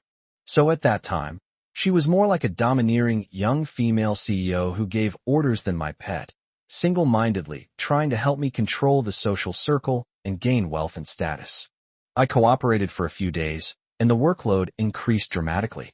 She even sacrificed our time for intimacy and sleep, being available to clients at any time, and also getting more people onto her bandwagon. Our biological clocks started to go haywire, and our already fragile lives began to crumble. I knew this couldn't go on, and finally, one night when she was about to stay up all night waiting for a client, I snapped and interrupted her. I told her to sit down and talk to me. I told her this couldn't go on. She was completely ignoring everything else, and her sleep and intimacy had decreased. She's still caught up in the frenzy, like a gambler deeply in debt. She tells me it has nothing to do with her master. She's almost there. The situation is better than she imagined. This organization is incredibly useful. She can use the big boss's official name to intimidate others and gain their approval, attracting even more participation. That way, her master can soon become XX, a certain title. I interrupted her and said that I might be able to become XX, but definitely not in this way. You've sacrificed too much. She suddenly became anxious, saying that her master had sacrificed so much more. Her master deserved and enjoyed so much more. Her master lived here because of her. Because of her. So at least let her fight for what rightfully belonged to her master. Her master is her everything. She only wants her master to be well. As she spoke, she seemed to lose all her strength in an instant, collapsing into the chair and crying. I don't want to take away master's life. I want to make it up to master. Well, I looked at her gently and slowly said, I may be her everything, but the life I have now is because I love her. She doesn't owe me anything, and I don't want her to live with guilt. She wouldn't listen and kept crying, so I had no choice but to pull out all the stops. I said, don't you think your recent actions have been affecting our relationship? We've been spending significantly less time being intimate. You're always bossing me around for work, acting like a demanding boss or a domineering CEO. Do you even remember your job? You're my husband's name and husband's name. Hearing this, she was struck dumb, instantly stopping her tears. She froze, staring blankly at me, and then completely broke down. First, she trembled, her face drained of color. Then she lunged into my arms like a cannonball, almost knocking me over. She held me tightly with both arms, crying out, No, no, Master doesn't want me anymore. Master, please don't want me. I was just so scared. I didn't mean to neglect you. I didn't. Then, looking up at me like I was grasping at a straw, my eyes red, I shook and said, Master, Master, Master hasn't abandoned me, has he? I'm still Master's XX and XX, right? Right? Right? Right. I was completely dazed by her impact, and was also struggling to breathe from the choking. But my first instinct was to say, I'm not blaming you. I'm not blaming you. Of course you're my XX. I just felt there was a problem and wanted to bring it up. Then I realized the danger and quickly reassured her. No matter what, I'll always want her. Whether I'm her master, her husband, her subordinate, her backup, or her employee, I'll never leave her. Don't worry. She composed herself slightly, still gripping me tightly, seemingly reflecting on her mistake. She weakly asked, What do we do now? She said she would listen to her master and didn't want work to affect our relationship. I finally had a chance to speak, and I told her, You don't have to give up everything. Wealth and status are necessities in society. She just needs to help me plan and assist me. This is my identity, after all. I will cooperate with her to help me rise to the top. There's no need for her to do everything herself and make sure everything is perfect. Just take care of the two of you first. She nodded vigorously, staring at me expectantly. I knew she hadn't heard a word she said, so I stopped talking and just said, so she should focus on her main job, so that our relationship won't be affected. She immediately pounced on me, tearing at my clothes, as if she wanted to force herself on me. I knew this was because she was extremely insecure and wanted to reaffirm the restoration of our relationship. I smiled wryly and told her not to be so hasty, and that we should go to the bedroom. After the battle, she was still not satisfied. She cried and said that she was so afraid that she was no longer her master's XX. She wanted to prove that she belonged entirely to her master, so she kept asking me for more, saying that she wanted to be tainted by her master's aura, and she forcibly turned herself into. After that, I had nothing left. When she saw that I was exhausted, she came up and rubbed against me. My body, legs, and arms were covered in marks, and I also became tainted with her scent. After that, she finally felt safe again, and her rationality returned. Only then did they calm down and realize that the bed and bedroom reeked of an unpleasant odor. We were both a mess, especially her. She was a sight to behold. I'm afraid of soiling her clothes, so I don't dare wear it yet. I went to the bathroom first to fill the bathtub and prepare her bathing things. Then I went back to bed to be with her, waiting for the bath water to be ready. Only then did we have the mind to review the absurdity of what had just happened. She lay comfortably in my arms, still teasing me intentionally or unintentionally, as if she were about to start another round while waiting for the bath water. I was really done for, so I quickly changed the subject, got up, found a bag of snacks, opened it, and fed her bite by bite. She swayed happily as she ate, like a little animal being fed. I told her not to spill any crumbs on the bed, or she would be punished. Upon hearing this, she got up and crawled over, asking with a seductive smile, "Master, how do you want to punish me, a beating or?" My heart skipped a beat, and without thinking, I pulled her into my arms again, knowing that my bath would have to be postponed again. After that, I was so embarrassed that I practically crawled out of bed. She helped me into the bathtub, and I only relaxed a little when I was slumped in the water. I didn't even have much energy to wash myself.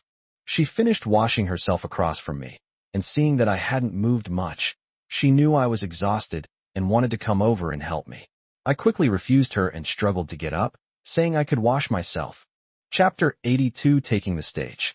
Chapter 82, Stage Performance. Today, February 22nd, 2026, she was lying in bed scrolling through Douyin, TikTok, when she saw a video about anglerfish reproduction and dragged me to watch it. Seeing the two fish merge excited her. Her eyes lit up, and she breathed heavily with excitement, saying she wanted to share a body with me too. She grabbed my hand, our fingers intertwined, saying that if our blood vessels could grow together, she wouldn't need consciousness.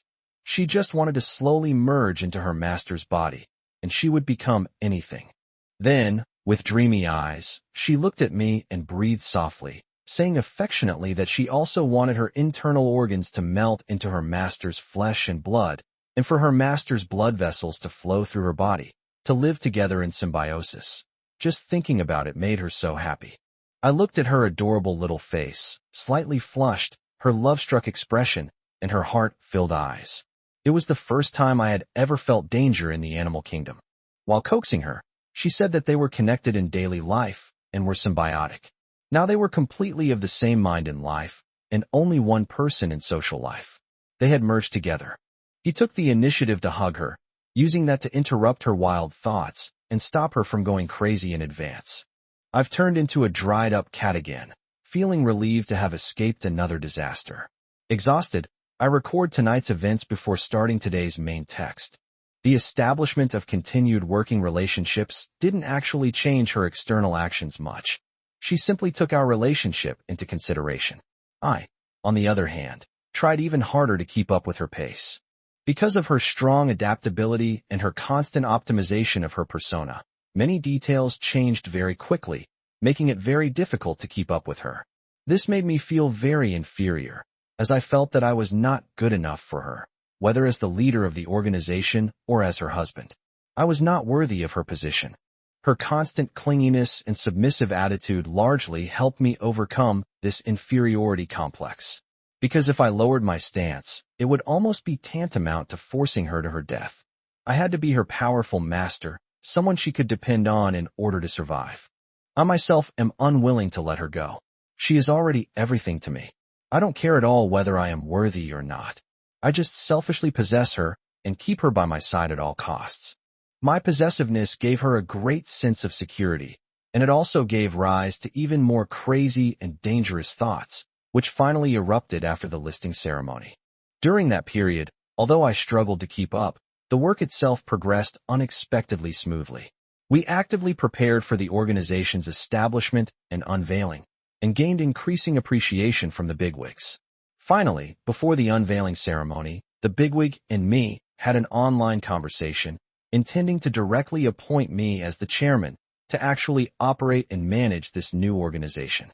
Since the communication was via voice and text, she handled the entire conversation and perfectly agreed. This saved us the trouble of rallying supporters for a joint nomination, and we immediately revised the unveiling ceremony process, placing ourselves in a more important position. Throughout the entire process, I was practically in the center of attention. I was a little nervous because of this. I used to be someone who wasn't afraid of being on stage, but years of imprisonment had pretty much ruined me. The subsequent work would mainly be done online and via video call, but I couldn't let myself down at key moments and important occasions. During that time, I was almost constantly memorizing the lines she wrote, rehearsing the character and script she gave me like an actor. When she saw how nervous and tired I was, she felt sorry for me and blamed herself, saying that she had caused trouble for her master again. I comforted her by saying that at least she could take the job and make a profit if she did it well, but she really wasn't used to this kind of situation, especially since she definitely couldn't handle it alone, so I had to bring her along. She was of course happy to agree, but said that if she brought her secretary along, she wouldn't be able to provide me with timely external brain support. At that time, we came up with an outrageous plan. We went together, and she accompanied me throughout the entire process, assisting me. When the meeting started, because I was the host, she withdrew and waited outside the door. I casually placed my phone on the lectern, and we had a voice call on. She would promptly highlight key points from other speeches and send me her prepared remarks. I would then refer to the notes or glance at my phone occasionally to get the latest information. As long as I maintained a good pace, others would only think I was shrewd and reserved, not saying anything inappropriate. My speech was calm, composed, and thoughtful, with substance. They would never suspect that I was actually receiving information from an external brain-computer interface. To avoid giving anyone away, we practiced this several times. Fortunately, we often acted out a script when we were being intimate, so we had some basic skills and quickly adapted to this kind of cooperation. My only worry is that fate might play a trick on me. If the signal is bad and the voice call drops, then my external brain will be disconnected. She comforted me by saying that since she was at the door, if the call really dropped, she would eavesdrop and then type to me. The day of the performance arrived quickly. She meticulously dressed and groomed herself, even showing off in front of me, then gave a charming smile and a graceful curtsy, saying that she was the star of the show today. My mind went completely blank. I was utterly captivated. But today we had important business to attend to, so she was much more serious. She didn't try to seduce me any further and simply dragged me out the door. This kind of occasion definitely can't be casual. My dad's saxophone came in handy again. My patched-up coat was definitely not presentable, so I bought a shirt and suit from Uniqlo for 300 or 400 yuan beforehand and even got my hair done. I looked presentable, but no matter how I looked at it, I looked like a monkey wearing a crown. This outfit became my only presentable attire, and it later appeared at all the important and formal occasions I attended, which she jokingly called the CEO's suit. Upon meeting everyone, she indeed attracted all the attention. I introduced her as my assistant, actually, her secretary. She flitted around like a butterfly, busy with tasks, recording information, finding data, and meticulously handling paperwork. Everyone had a very good impression of her, and many people proactively sought her opinion on various matters. She politely refrained from expressing her own opinion, only praising the other person as an expert. She said that even though she knew nothing about it, she could benefit greatly from simply observing, learning, and participating. Several people then found excuses to add her on WeChat. She politely accepted and greeted them all. I felt a little jealous and inferior, as if I was completely outshone by her. But I couldn't let her down in this situation, so I ignored those feelings and focused on being myself. The formal meeting was a big challenge for me. The start went well. We had rehearsed it many times. The specific structural arrangements she provided were crucial. According to her, the content of this kind of organization is not important. The key is to involve more valuable people in depth. Therefore, the essential purpose is to satisfy the other party. So, what they, including the bigwigs, put forward at the meeting were all potential demands. She listened to these speeches from outside the door, grasped and analyzed them, extracted the other party's demands, and responded to the other party's interests. She said that the outcome of the subsequent implementation is not important. The key is that the other party feels valued, their interests are met, and they become more involved later on. This process required a great deal of improvisation. I was sweating profusely but maintained a calm and aloof demeanor. I would carefully consider each person's words. Actually, I was looking down at the prompts before offering my opinion. These responses always made the other person's brows relax, and they would nod frequently. Some of my remarks even earned applause. Even the big shots were surprised by my abilities, smiling in amazement and praising me, saying they had found the right person. I grew increasingly nervous. I'd never been this afraid, not even when giving lectures at the university. Because this wasn't my own success, I was just a mouthpiece. After finally getting through the process, the atmosphere was very harmonious, and everyone expressed their willingness to increase investment. The big boss took this opportunity to release the formal organizational structure, and I officially took office as the chairman. After taking the group photo, I stood next to the big shot, and he even gave up the center position, saying that he would rely on me from now on. I agreed verbally, but I felt a lot of pressure. We got back to the car together, but I was too exhausted to drive. She was completely worn out too, and we both slumped in our seats, panting. I finally caught my breath. My hands and feet were numb. I told her that we'd put on a really exciting show today. It was so thrilling. It scared me to death. I felt like if I said a few more words, I'd give myself away, meow. She was also panting from exhaustion. Her little face flushed, and her eyes held an unusual excitement as she smiled at me, murmuring, "Master, Master."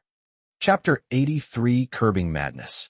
Chapter 83, Curbing Madness. This chapter has been heavily revised. I will gradually post the original text in the comments section. Please pay attention to each comment. I thought she was exhausted too, so I patted her head and said we could talk about it when we got home. She nodded, but her hands kept touching me, clearly trying to suppress her emotions. I thought she wanted me, and since I'd already had feelings for her all day, I didn't think much of it. I just patted her head and rushed home. When we got home, she didn't try to attract me with her usual acting. Instead, she stood at the door, staring intently at me, her face flushed, and I could feel her excitement in her breath. At that moment, I didn't realize the seriousness of the situation. I thought she was all ready, and I wanted to go over and hug her. Then I saw her stagger towards me, her eyes shining, saying she wanted her master. She said she endured so much pain and suffering today. Her master looked so handsome today, like he was shining in the crowd. Several times she couldn't help but want to pounce on him and tell everyone that he was hers. But she had to hold back. It was so painful. She said that while I was in a meeting inside, she was glued to the window watching me the whole time, and she couldn't even focus on answering my work-related questions. Then she recounted my every move inside, her eyes full of admiration and longing, which made me incredibly embarrassed. My instinct was to avoid her and escape, but I didn't dare interrupt her. Later, I couldn't listen anymore. It was too embarrassing. When she said she finally managed to hold back and wanted XX to reward her, I seized the opportunity and put my index finger to her lips. She licked it for a while, then put it in her mouth and started biting. And then, she lost control and bit down hard. I felt a sharp pain instantly, and my hand instinctively curled back. She bit down really hard, scraping off a piece of skin from my hand. It hurt so much. I took my hand out, not having time to pay attention to the wound. I knew this girl had lost control again. She was completely unaware that she had just hurt me, and didn't even notice when I bumped her mouth. She was staring at me with infatuated eyes, pretending to bite me again. I was genuinely scared.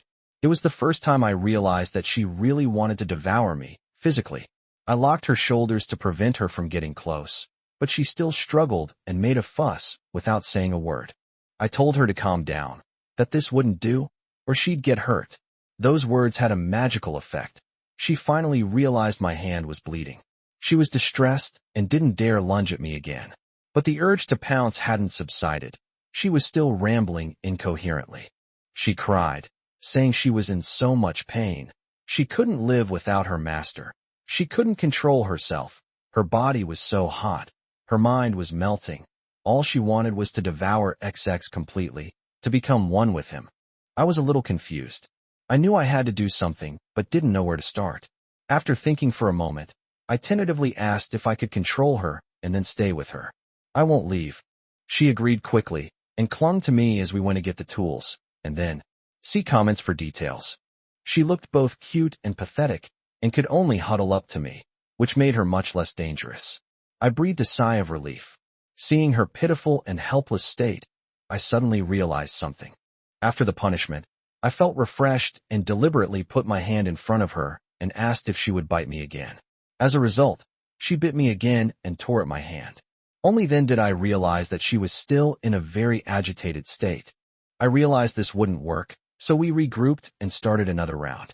After the battle ended, I discovered she still hadn't gotten over it, and was still. This time I was in trouble.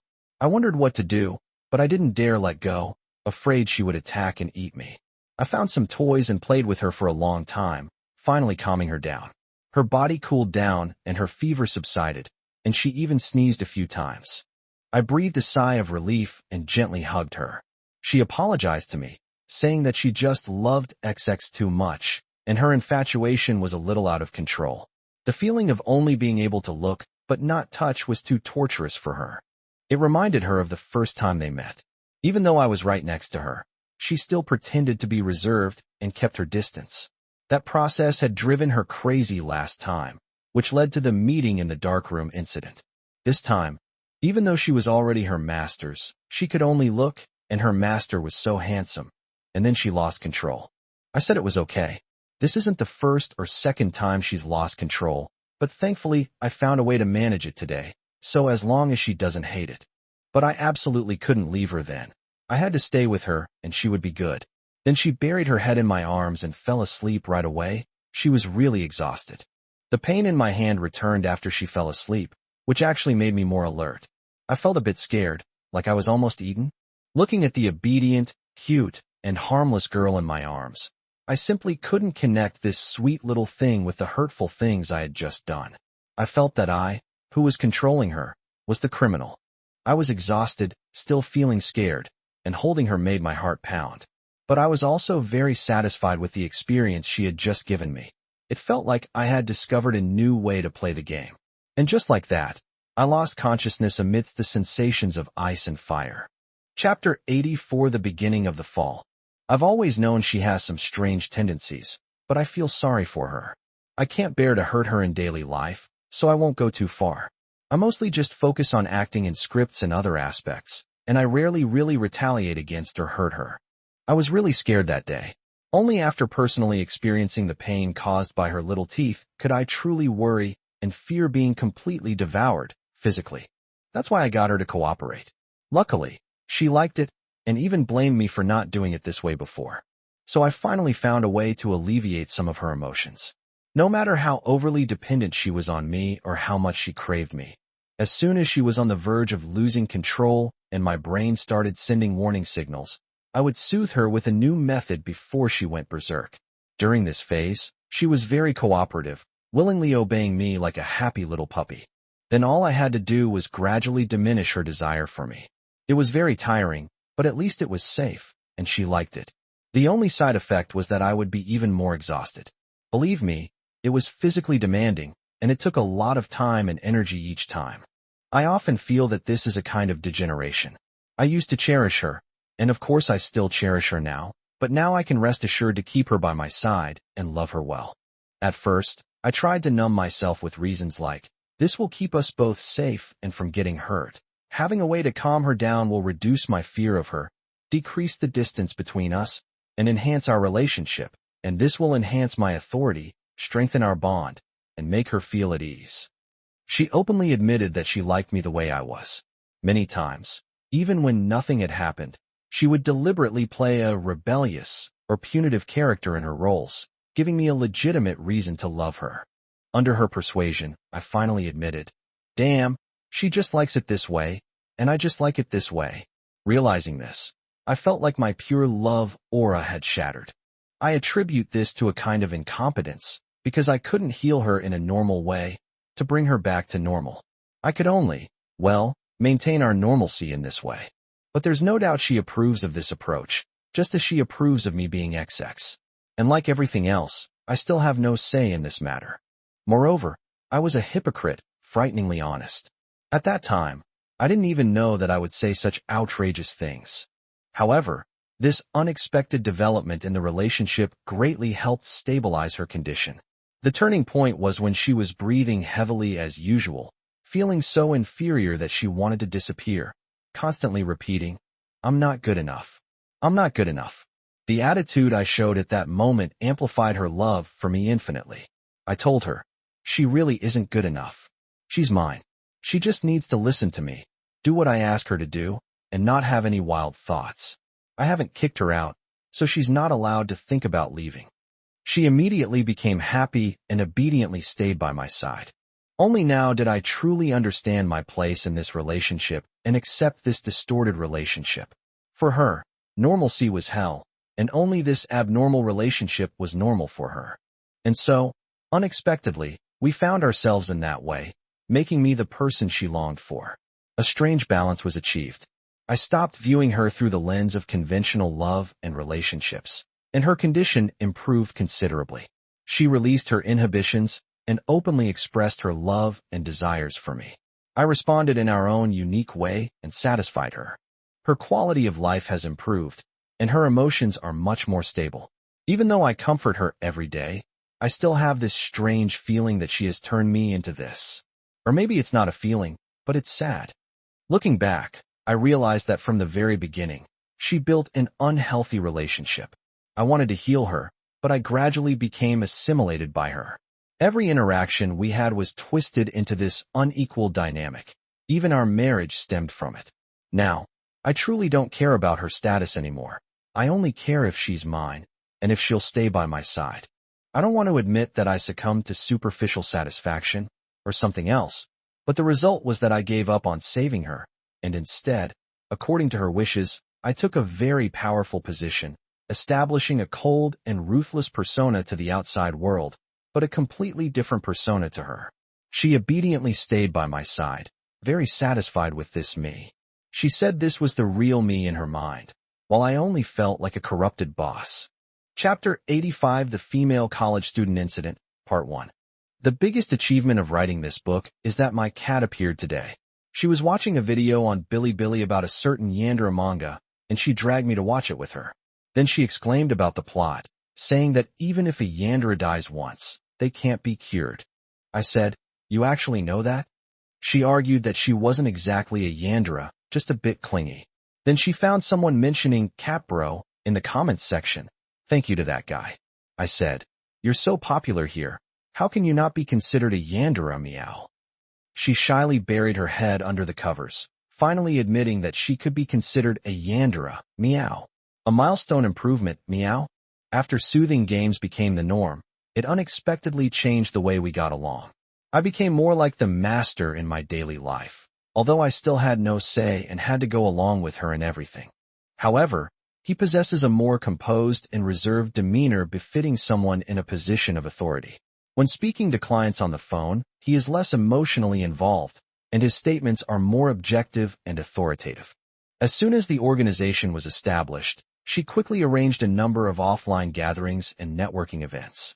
In fact, she had always been resistant to these kinds of activities. Although she performed exceptionally well, she always felt reluctant to participate and would feel very uncomfortable, requiring a long recovery period. Surprisingly, I've started to resist these kinds of activities now. I find dealing with all those people outside so annoying, and I just want to stay home with her. But reason still had to get me involved. When we went out together, I felt very uncomfortable. The sunlight was too bright, and my own emotions and thoughts completely disappeared. I had no feelings for outsiders or things. I started to act and speak completely according to the persona and script she wrote. I had never performed so perfectly before. After abandoning myself with disgust, I was completely a character in the play. It was a perfect, mannequin-like state, devoid of independent thought, simply playing a role and reacting according to the other person's needs. Only then did I truly understand her state outside, and instantly understood her better. The persona she wrote for me at that time was someone with a powerful background, young and promising, who frequented high-level circles, had a mysterious and rich resume, and was calm, reliable, and had substance in his words. Many people participated in that event. Because of the organization's outreach program, everyone was encouraged to bring friends, so there were many newcomers.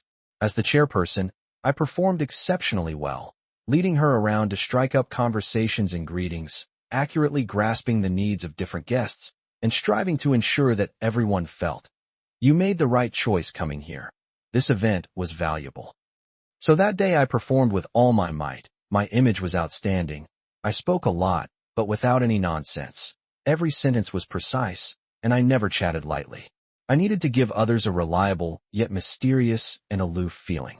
Among the newcomers were several relatives of older members, including 3 female college students who were classmates and came with their elders. One of them was dressed very flamboyantly and had a very outgoing and cheerful personality. She was clearly interested in me and boldly kept chatting with me. By then, I was already somewhat disgusted with this kind of personal relationship. My mind was completely focused on her, and my interactions with others were purely professional.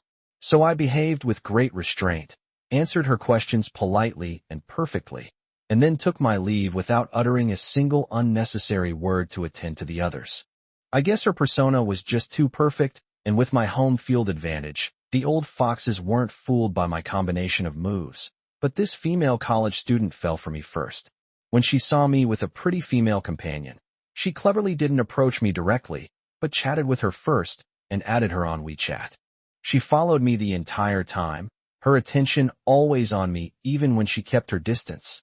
She saw all of this and started her act as soon as the other person approached her.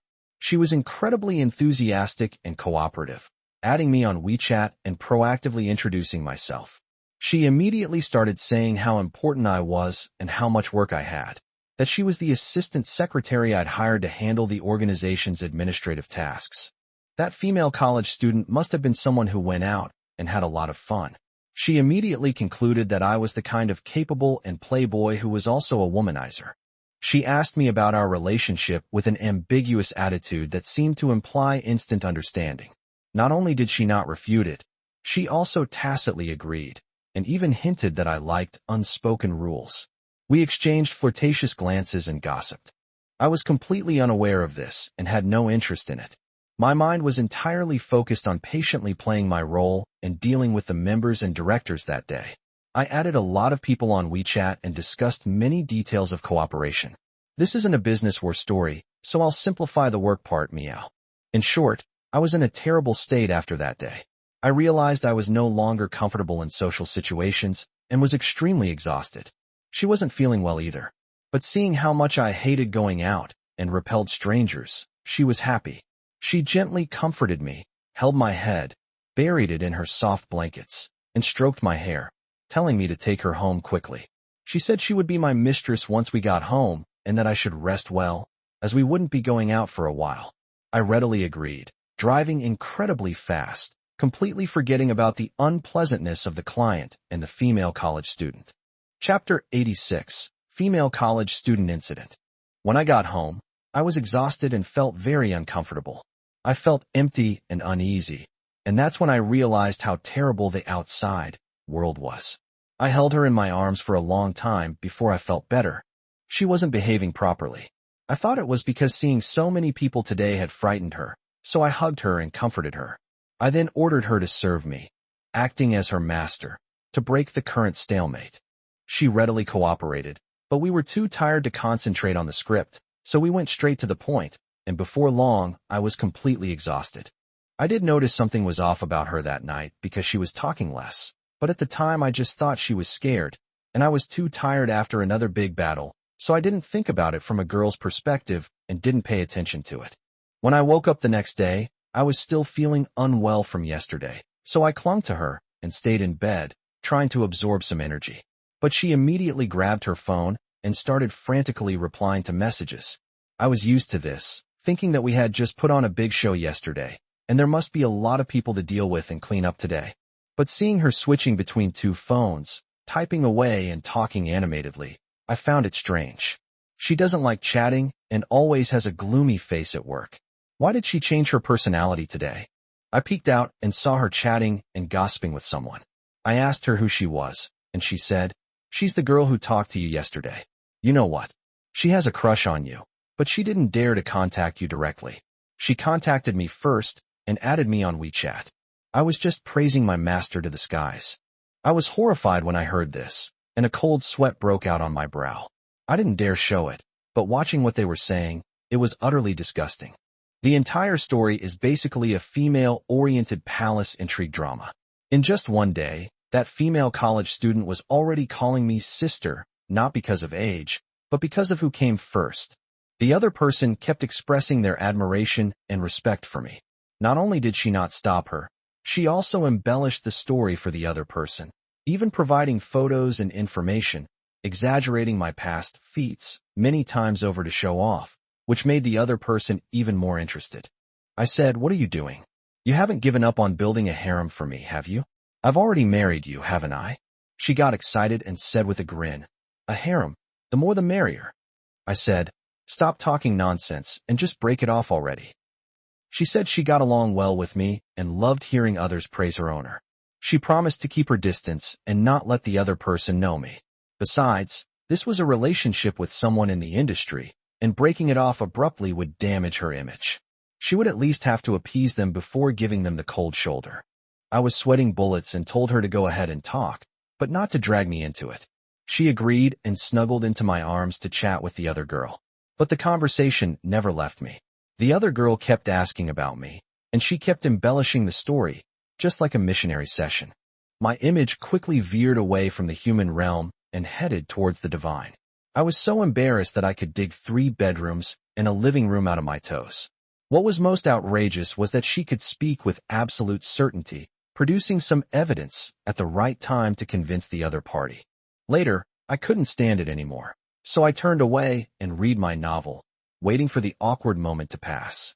It took her a long time to calm down, and she hugged me with a smile, saying, "Master, you're amazing. You made that girl fall in love at first sight." I didn't dare respond to that, afraid of seeming coy.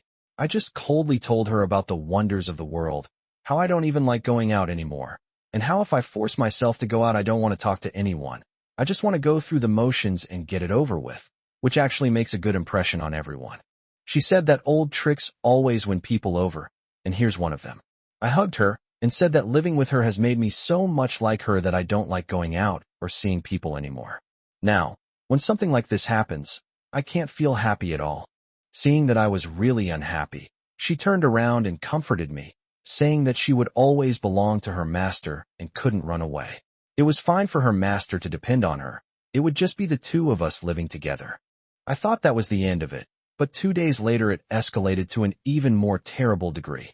First, the other girl who came that day added us on WeChat. Then, the female college student's roommate added her, saying that she was having a crush on someone in the dorm and that she had met such an amazing person. Intrigued, she came to check it out. She welcomed everyone, recounting my heroic deeds as usual. When someone bluntly asked about our relationship, she hesitantly replied that she liked me. It was unrequited love, and she was pursuing me.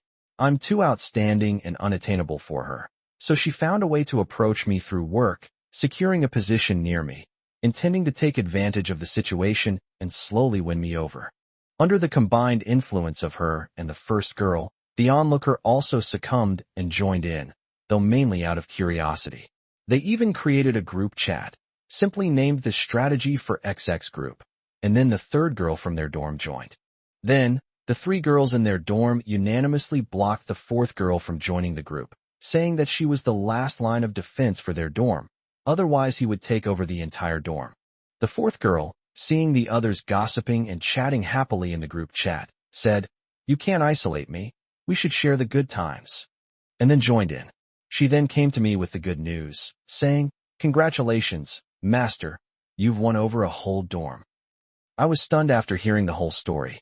I never expected things to develop so outrageously, and I never expected everyone to be so open about it in private.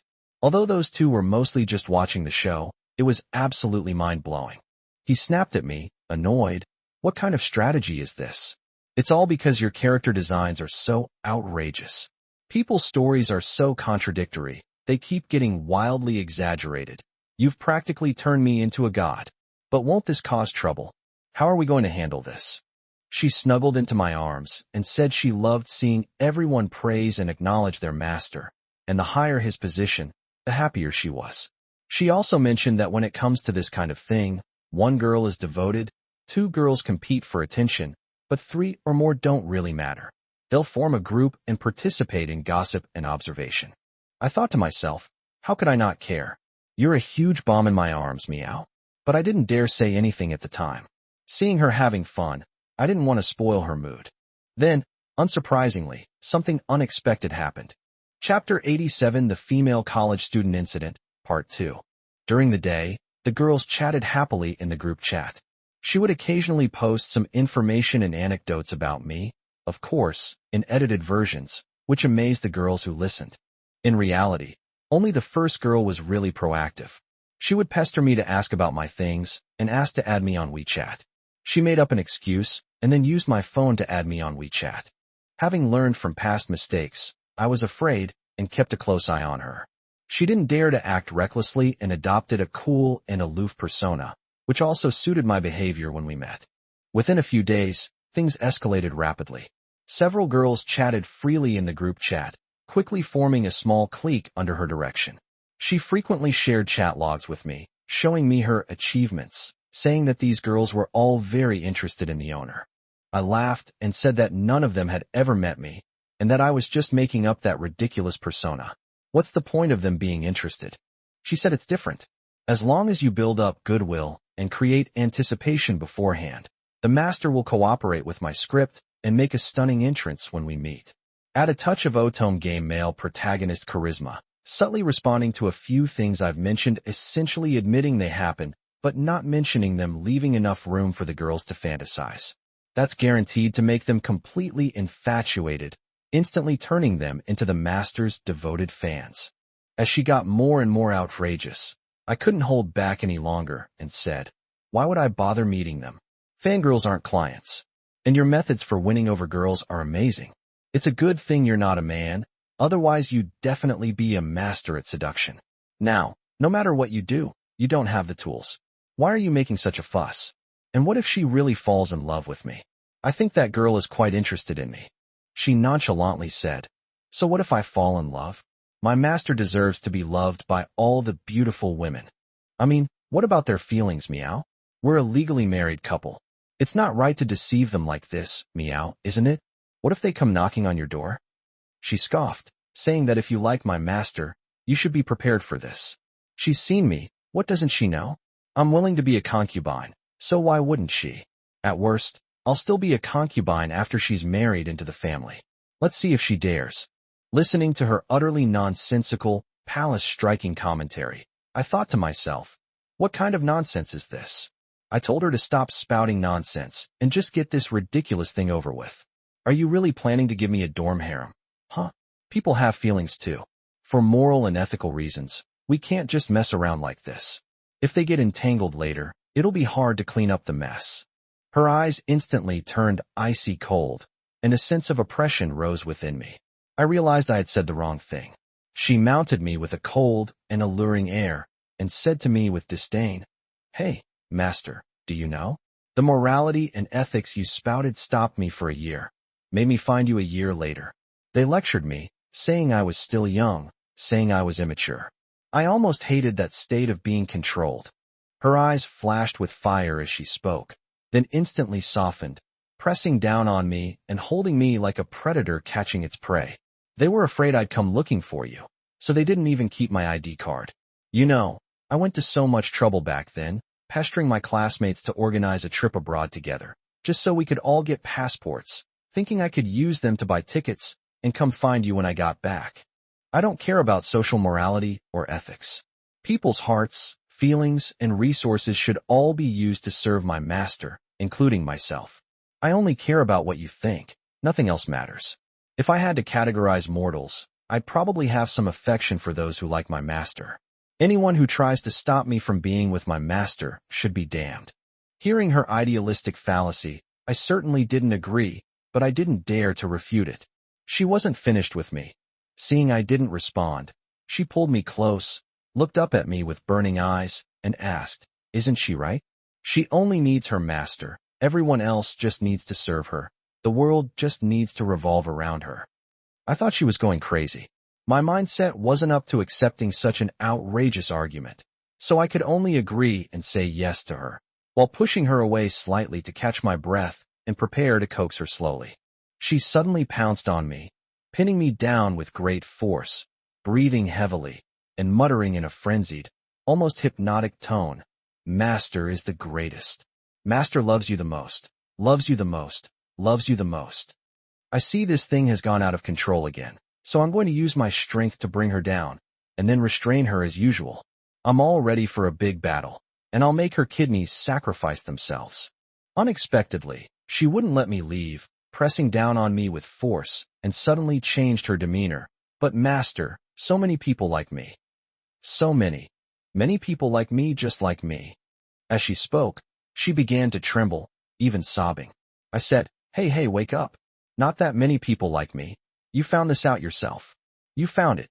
She wouldn't listen at all and continued, "Master is mine. He's mine, and I won't give him to anyone else. I won't give him to anyone else." As she spoke, she grabbed my neck with both hands, crying and shaking me, saying that she wouldn't give him to anyone else. Seeing that the situation was getting out of control and that my life was in danger, I immediately used my strength to push her to the side. Then I got up and held her down. She was still crying and struggling. She put my hand on her neck and said she couldn't take it anymore, and asked her master to kill her and make her ashes into a necklace to wear around her neck. Of course, I couldn't let her have her way, so I got up and restrained her. Those tools finally worked their magic.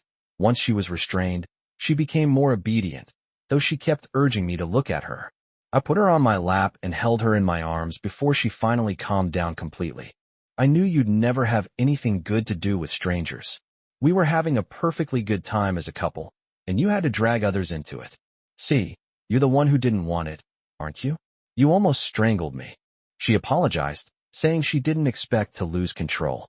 She was happy that someone liked her owner, but she just started crying again.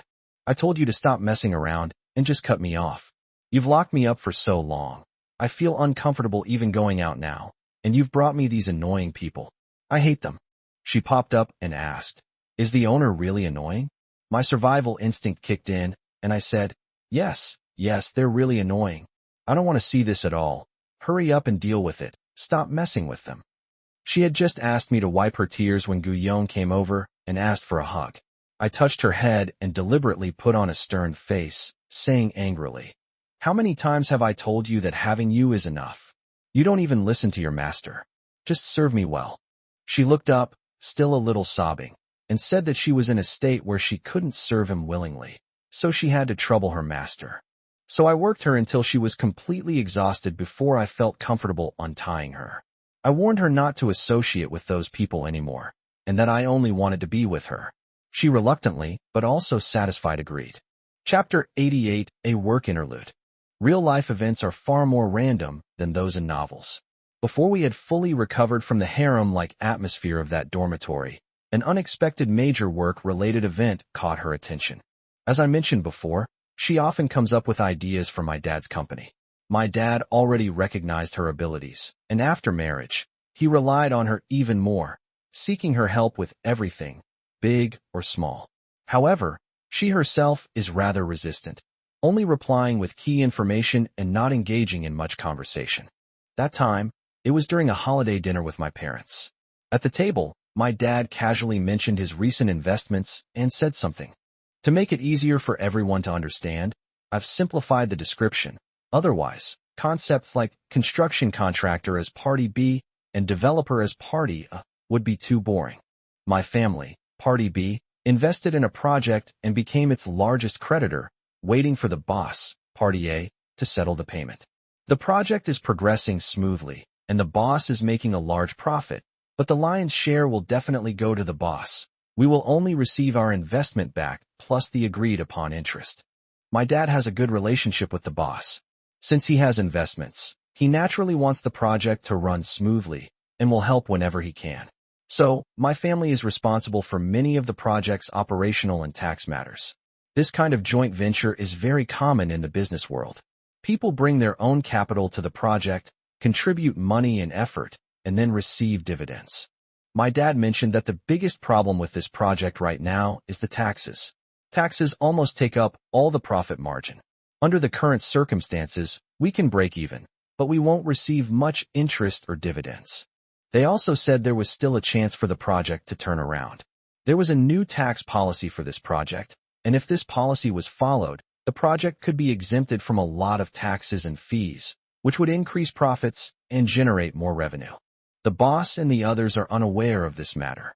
He and his friend are insiders with excellent information and are running around doing everything they can to prepare to tell the boss once things are settled. Once it's done, the boss will make a lot of money, and then our family will be able to get our money back with interest. He also said that the boss has been very worried about this matter recently, and he has been keeping it to himself, waiting for the matter to be completed so that he can give him a surprise. She was very interested in this matter, inquired about the details, pondered for a long time, and then said something astonishing. Dad, the boss doesn't know about this yet, and thinks this project is a waste of time, right? Yes. You were the one who implemented the tax cuts, right? Can you guarantee the boss's finance department didn't know about it? They didn't know. It required an application. There was no public announcement. Without you, would this project have to pay heavy taxes? Yes. Is that uncle, my dad's friend, an insider? Yes. She said, Dad, we don't need to reduce the boss's taxes. You know, the boss is worried about taxes right now, and we are his biggest creditors. If we team up with the tax authorities to pressure him, won't the boss collapse? My dad finally realized what was happening. His chopsticks froze in midair as he stared at her in disbelief. She continued, they bribed the boss's finance department to conceal the fact that he was underpaying taxes, and then they got together with the higher tax authorities and us, the creditors, to pressure him to pay. Under this pressure, they gave him a choice. Find someone to act as a third party, bring funds to negotiate with him, and pay a sum of money to buy the entire project. Let the boss make a profit, take the money and leave. The subsequent debts, taxes, and profits of the project will all go to the third party. This third party is actually ourselves. Once we get the project, we will actually go through the low tax process, and the main profits of the entire project, and even the company, will belong to our family. I listened to this conversation as an observer, and later I called it discussing heroes over wine, because my dad was so engrossed that he dropped his chopsticks, and my mom was completely dumbfounded. In the end, she only said 5 words. Huh? You can do that. Then my mom said that this was too unethical. She and my dad looked at my mom together, as if to say that the business world is like a battlefield. The two of them quickly started discussing the details. My dad said that if they were to do it, she had to be actually involved no matter what, otherwise it was out of the question. He trusted his daughter-in-law's abilities. She never falters when it comes to important matters, so she agreed without hesitation. Then, as a relative's child who came to the company for an internship to broaden her horizons, yes, she still didn't want to publicly acknowledge her as her daughter-in-law. She accompanied my father to meet people and have meals with various parties. Many times, she even made me wait in the car, saying that my presence would distract her and affect her judgment. Even after she comes back, she'll cry and throw herself into my arms in front of my dad to make up for her separation anxiety. My dad even laughed at her and said, "Your wife is so clingy, just like your mom." He also told her, "Why don't you let your husband come with you?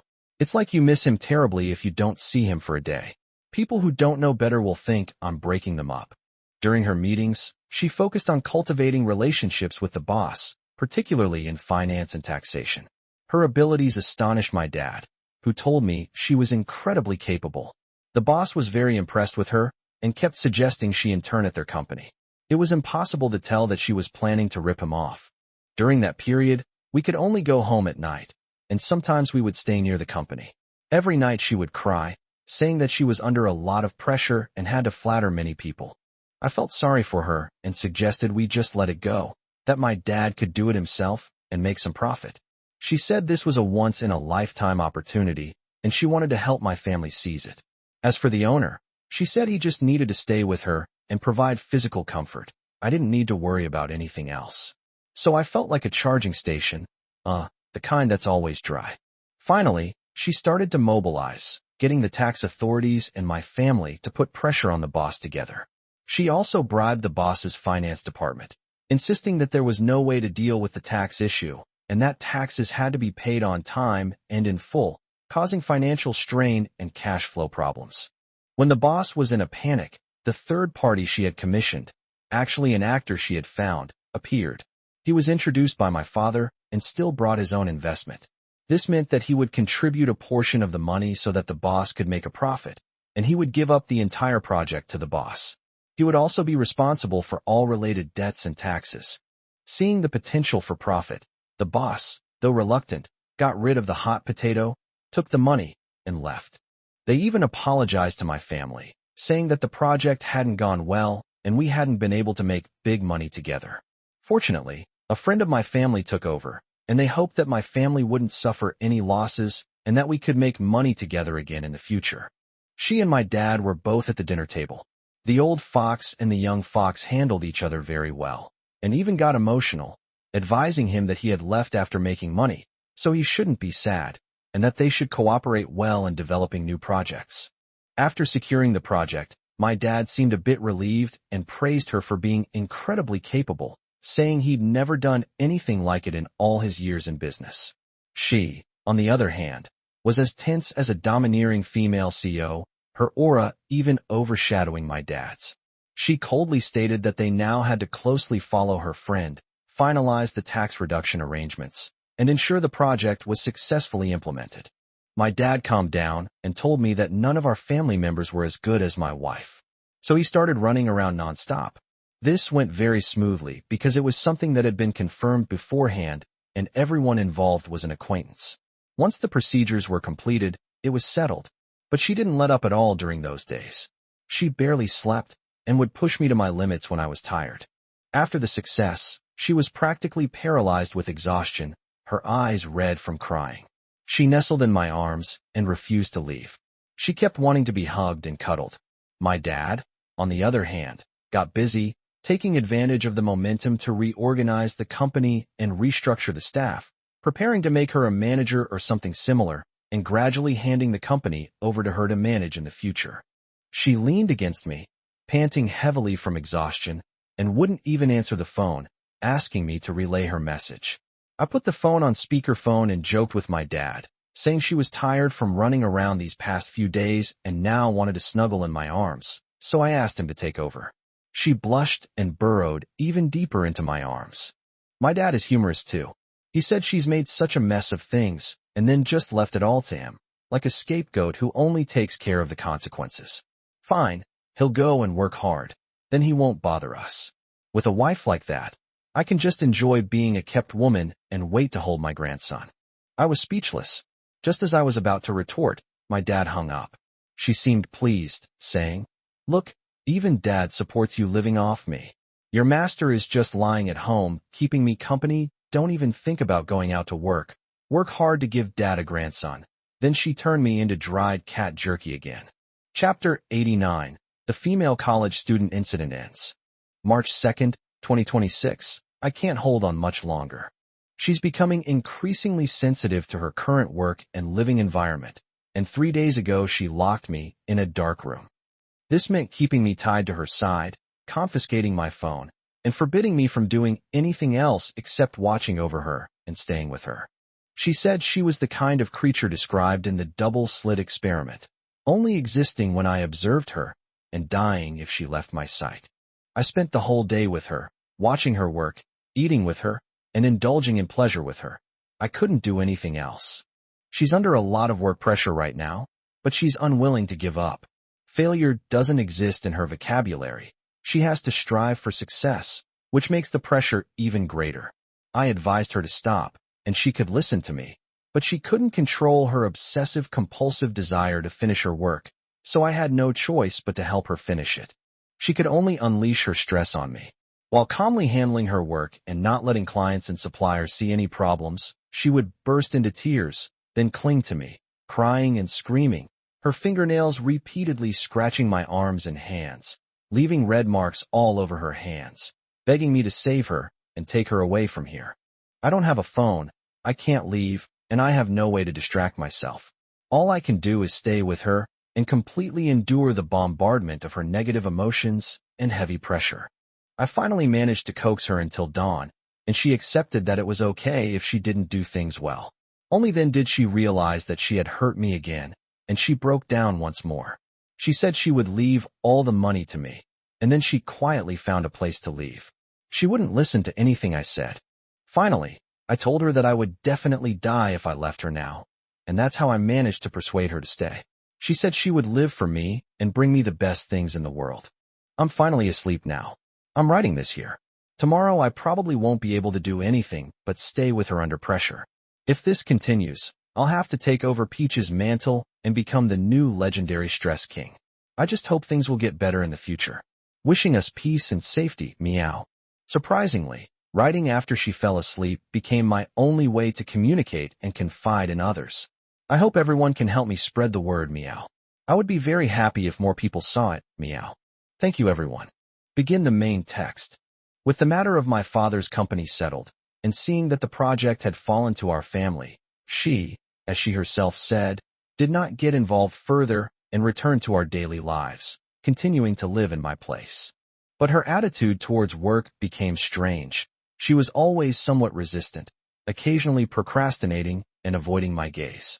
At first, I thought she hadn't yet recovered from working with my dad's company, so I told her to rest for a couple of days before resuming work. Then I realized she was just being coy about the work itself. When I asked her about it, she half-heartedly avoided my gaze and whispered, "Those 4 people in the dorm haven't been dealt with yet." I only just realized there was such a thing. The steward was too busy with the family business to pay attention to this. I thought these people had already dispersed after the initial excitement. She said they hadn't broken up and had kept in touch. 2 of them, especially one of them, were clearly in real feelings and would contact her several times a day, asking for advice and updates. She would reply with a few words every day to appease them. Now it's getting harder and harder to deal with. The other person thinks she's hogging everything and begs her to take them along. She's willing to do anything, just kidding.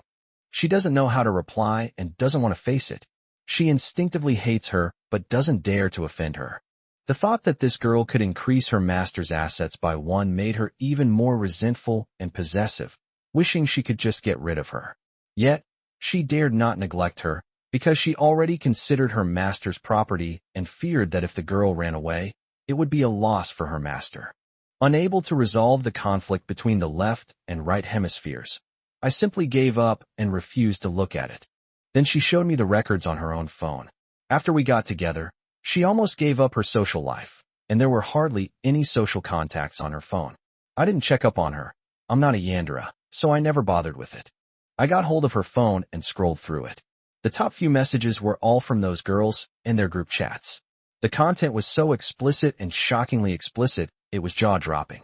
Was she really willing? Seeing her complicated and hesitant expression, as if she were waiting for my judgment, I said, "What are you thinking? I told you to break up with her before, but you were delayed by family matters until now. You have to refuse her directly. You have to send her our marriage certificate and tell her that you have succeeded, so she can shut up." She chuckled and quickly waved her hand, saying, "Master, this won't do. The other person will explode. It'll ruin her image." But her face lit up with joy, as if she was finally relieved. I said I thought it was something serious, and it turned out to be because of this. I also complimented her, saying she was much better than the other person, pretty and capable. I finally managed to coax her into submission, persuading her to show the other person how strong our relationship was and how we wouldn't tolerate anyone else interfering, hoping to make him back off. She was worried he'd be upset and embarrassed to say anything.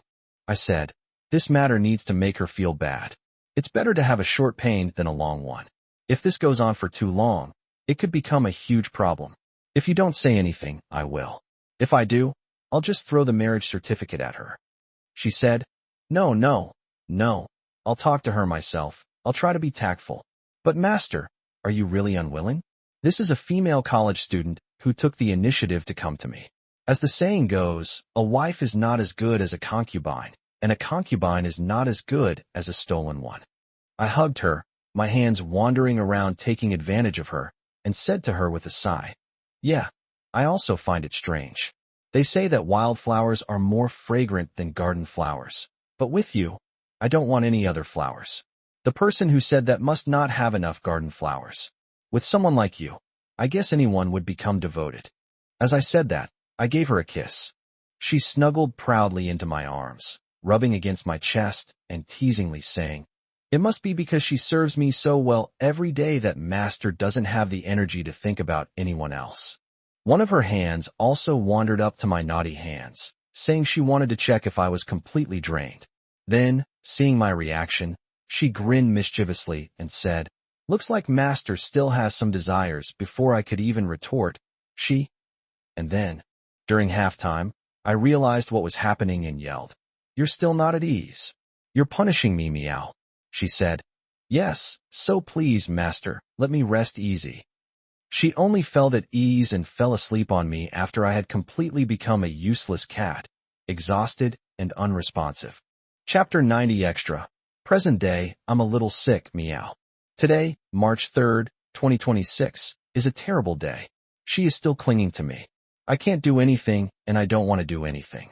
My heart is like a huge cavern, which only she can fill. I don't want to do anything but her. Even writing this article is filled with resistance and unwillingness. I've even started to rely on the sense of security the red thread, chain, gives me. Now I find it more and more pleasing to the eye. It seems like just a few months ago I was afraid of it. How could I have such a strange thought? It's so nice to be tied together by a chain. It's hard to imagine that I was ever afraid of it. I'm too scared to go out by myself anymore. I have to hold her hand to feel at ease.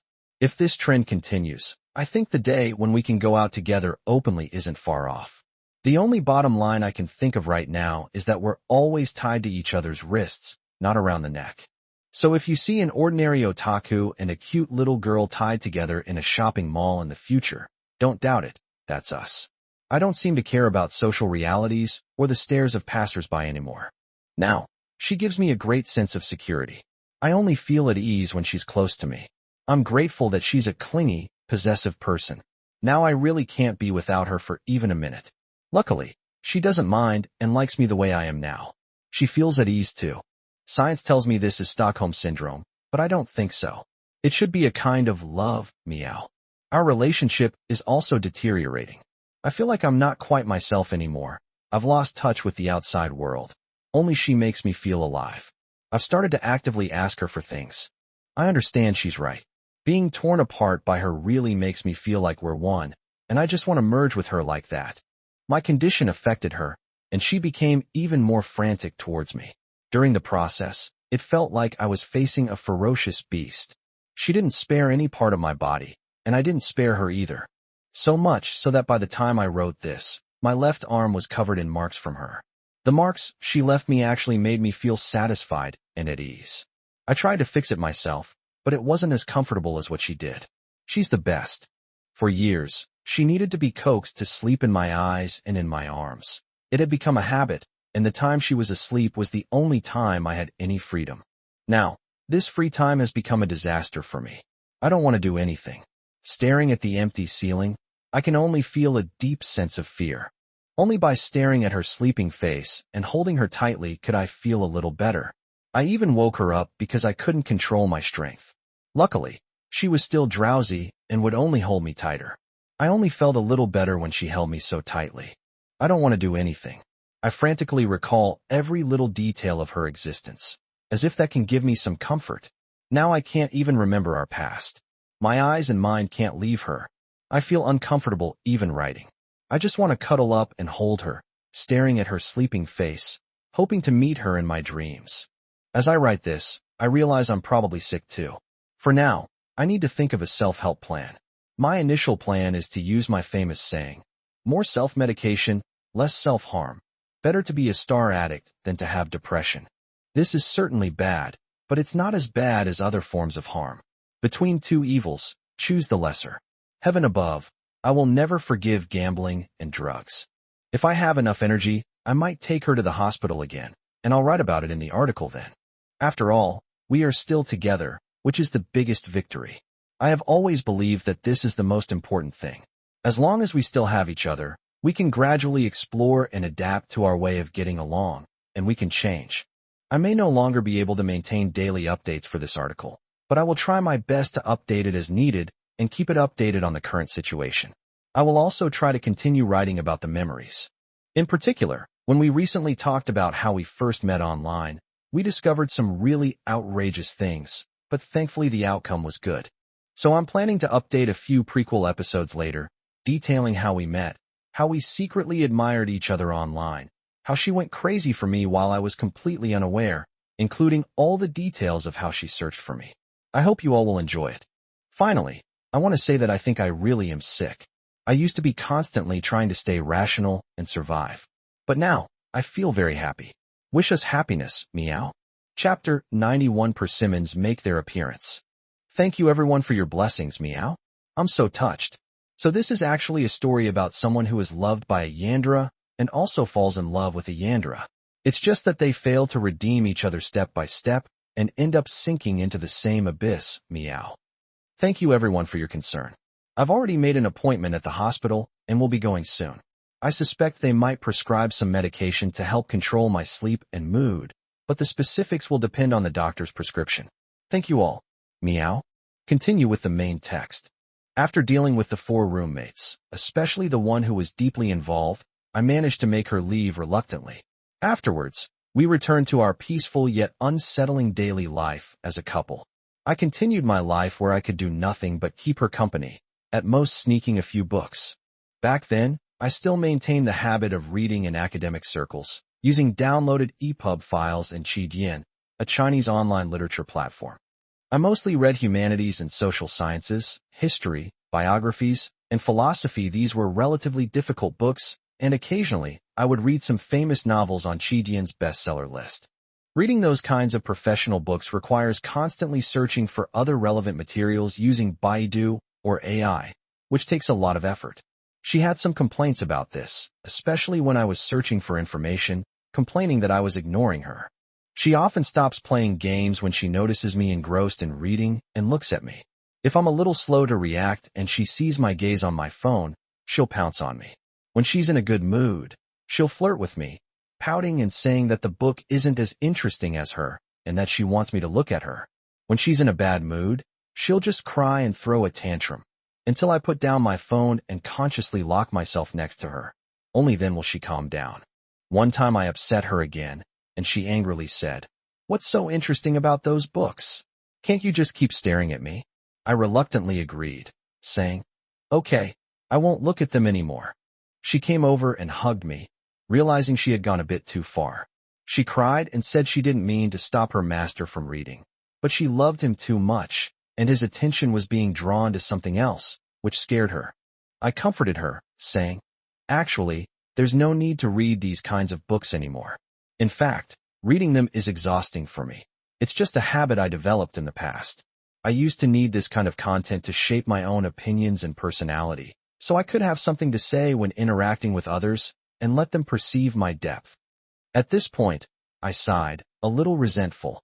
Now that I'm living off a woman, there's no need for me to do these things anymore. I spend my days exploring the depths of someone. She laughed at my last sentence, stroked the cat, and said, "Master, you just need to explore the depths. Everyone else has their own script. Why make yourself so tired? If Master is used to reading, you can read novels, those simple and mindless ones." At that time, my understanding of novels was limited to classics like Lord of Mysteries and Dragon Raja. I said, "Reading novels isn't mindless. It's not easy to understand the worldview of a book." She said, "The novels my master reads are all too serious. People don't read those anymore." As she spoke, she casually opened her persimmon and picked up a book at random. At that time, I had never read any feel-good novels. I had only heard of various rebirth novels and time travel novels, but I had never read any of them. The phrase brain storage on the first page caught my eye. I thought, there's such a magical thing. It felt like opening the door to a new world. I randomly picked a romance anime that I liked, similar to my favorite Fiancé Falls from the Sky series.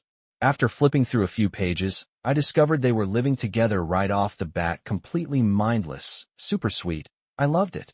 She was happy to see that I was interested and said, "Master, isn't this pretty? You don't need to use your brain at all. You can look at it when you're bored. Don't keep me from spending time with you." She even pulled out her favorite female-oriented system novel to show me, the content of which was even more illogical, and dragged me to sit with her and read it. She reads these kinds of novels at a glance, finishing a chapter in no time, and I couldn't keep up with her at all. She said that you don't need to read these kinds of books so carefully, as long as you enjoy the exciting parts. The nonsensical plot and the absurd system made us laugh out loud. That's when I officially joined Tomato, and later I found out that my parents also used Tomato novels to pass the time, and they would listen to audiobooks on Tomato in their leisure time. I hope they won't come across this one, right? After that, the game she used to play while she was away became Tomato novels. Tomato novels didn't have a private messaging function, and she never read or wrote comments, so it didn't belong to the social media she was familiar with, and thus escaped unscathed. I can leave a few words of comment when she's not looking while I'm reading, and I'll be happy for a long time if someone replies, because that's almost my only remaining personal social interaction. Actually, she already knew, but since we didn't have private messages or personal relationships, and I only wrote a few words occasionally at the time, she didn't pay attention to it. I guess you could say she left a loophole. She's so good to me, but seeing me type still makes her nervous, so I always avoid her and only type a few words when she's not looking. It feels very secretive. I also don't have any inspiration or writing talent, so I can't get on the top comments. I still focus on reading. As long as she doesn't socialize, it doesn't interfere with me spending time with her, doesn't take up my attention or gaze, and guarantees I'll be there whenever she calls. There's no problem. It's just that occasionally if I'm too focused on her, she'll pout and remind me, "Master, look at me," and forcibly pull me away, usually accompanied by confiscating my phone and the red string. Chapter 92: Imprisonment Again. During that period, our work progressed rapidly. After all, it wasn't just the 4 sisters in my dorm who had their eyes on me. She mainly focused her energy on dealing with the members of that organization, especially the big boss.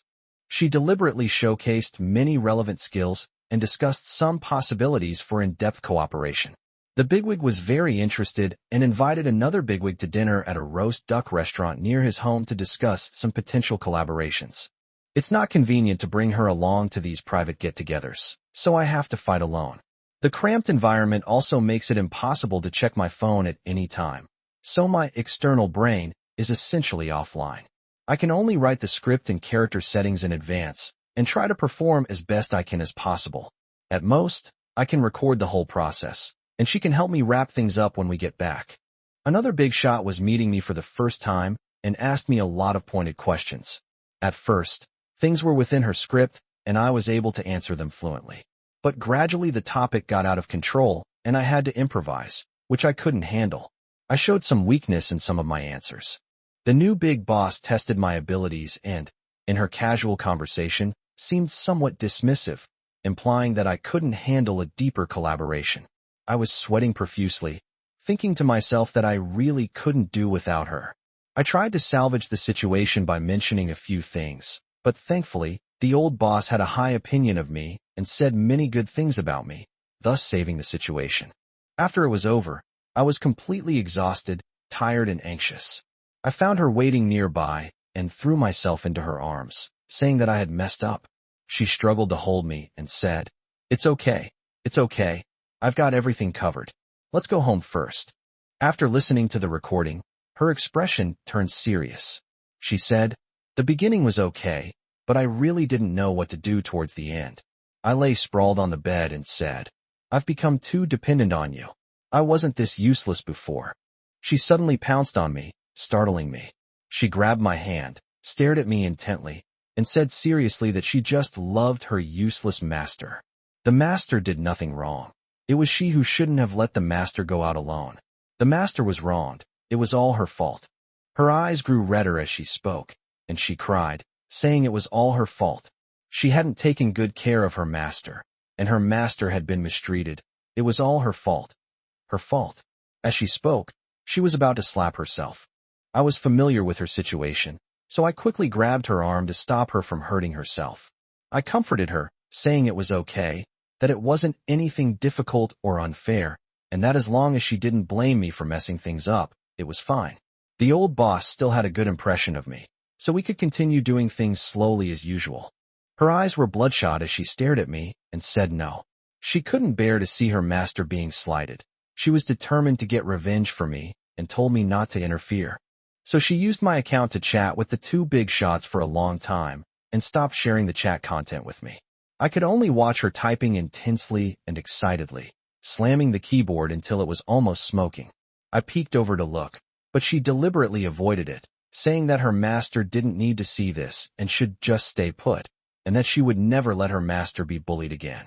Then she told me she had arranged to meet two more big shots, and this time she was brought along as part of the setup. I asked her for the script, but she snuggled into my arms and said no. She'd stick to the previous character setup and we'd see how she performed later. This time she went to negotiate personally to help her boss get back on his feet. It was the same roast duck restaurant as before. She unusually approached the two big shots by posing as my girlfriend, saying that the new project would be a joint venture between the two of us. She devised a ridiculous identity for herself, so that as long as the big shots didn't verify it in person, they wouldn't expose her, and then she brought up her family's connections and resources. The new boss was finally satisfied and said to me, "No wonder I brought this up last time. It turns out I had this kind of backing. It seems that he is the one in charge." I smiled and said yes. I have to listen to her every day. The two big shots talked with her for a long time, and this time the atmosphere was much more harmonious. They agreed on some preliminary cooperation, and everyone parted on good terms. After we left, she looked very serious and didn't say much until we got home. I thought she was tired from talking, or that things weren't going well to go. I tried to comfort her, saying it was okay, that we got our revenge, and that her personal involvement made a difference. She interrupted me, saying, "Master, he still looks down on you." I said, "It's okay, I've always been like this. It's because you're helping me, as long as things go smoothly." She said no, she can't let her master be bullied anymore. She can't bear to see her master suffer even the slightest harm. I didn't feel hurt at all. I told her I was fine and didn't care. I've been well protected by her lately, which has saved me a lot of trouble. I used to get a lot of cold shoulders when I was running around on my own, much worse than this, but it was nothing. She didn't hear a word I said, and started crying again, stopping me from continuing, saying she would never embarrass her master again. She wanted to protect her master. She couldn't protect her master. Her words were incoherent and rambling, and in the end she kept repeating that she wanted to protect her master, wanted to protect her master. I saw she was having another episode, so I got up to comfort her. She suddenly grabbed me, very forcefully, and said, "Master, you're not allowed to go anywhere." I said, Okay, I'll just hold you, so you won't feel uncomfortable." She glared at me and yelled that it was all her fault. She would never let outsiders hurt me again, absolutely never. Then she started crying, like a sensitive, wounded fawn. Then she stopped letting me see anything related to work or do anything. She watched me like I was a baby, and anything I touched made her nervous. She was hostile to the world, as if everything could hurt me. I was thus confined to the house by her, unable to do anything. Any action would provoke a fierce reaction from her, and she would interrupt me by shouting, "Master, I'll do it," or take over the task. I had no choice but to listlessly keep her company. Only things related to her wouldn't agitate her, so I became a stud again, spending my days figuring out what to do with her and how to do it. This was the only thing she wouldn't object to. In fact, she cooperated quite actively. This situation was making me feel really suffocated, and I could only relieve my boredom through sex. It wasn't until the third day that I realized I had been locked up in a dark room by her again. Although it was boring and stifling, the feeling of her overflowing maternal love for me was still sweet, and maybe because I'd been spoiled by her all along, I didn't resist too much, and just enjoyed indulging in it. Besides taking care of me, she also managed her work. The boss's previous disdain for me had spurred her on, and she was determined to do this well to save face for me. I could see she was working herself to the bone. I tried to dissuade her several times, but she wouldn't listen. She wouldn't show me her work, and even locked me in the bedroom while she worked frantically outside, dealing with everything on her own. She only opened the door after finishing her business and threw herself into my arms, asking me to comfort her. She told me she had taken care of things, but I said she didn't need to work so hard. At least let me help her by stepping forward. She said she was afraid that others would hurt her owner again. She didn't care what she became or how she was treated, but she absolutely could not accept anything hurting her owner. I was protected by her like that, and I didn't have any contact with work or the outside world for a long time. I only stayed in the little world she gave me, and I got used to it and felt quite at ease. But I felt sorry for her facing everything alone. Chapter 93: The Cage Collapses. After I was completely protected, I had basically gotten used to it. It felt much like daily life, except that I didn't have a cell phone and didn't go out. Anyway, my cell phone was practically useless next to her. At most, I would read novels, but if I got engrossed in them, I would be sexually assaulted. So I just kept an eye on her and stayed with her. I found it easy and convenient. She only takes over housework when she intends to take care of me, which means serving me tea, water, and food. She's genuinely incapable of handling housework. But she really took on everything herself, switching between two phones under pressure, contacting people using her own identity, and even emphasizing that they don't tell me. Then someone sold her out and told me about her. She used two accounts to manipulate the other party, making them completely outmaneuver her. When others like me, she takes on the role of the bad cop. Conversely, when others like her, I take on the role of the bad cop. This proactive creation of conflict to make people take sides quickly gave people in the organization a sense of belonging. She even actively incited the two sides to oppose each other, subtly forming two different styles. Many people who were originally just watching the show also joined in because of this taking sides, and they all had a good relationship with one of us. To promote her new products, she also proactively created many customer accounts, made small purchases herself, and attracted distributors to believe that the product had a market, thus increasing their investment and focusing on promotion.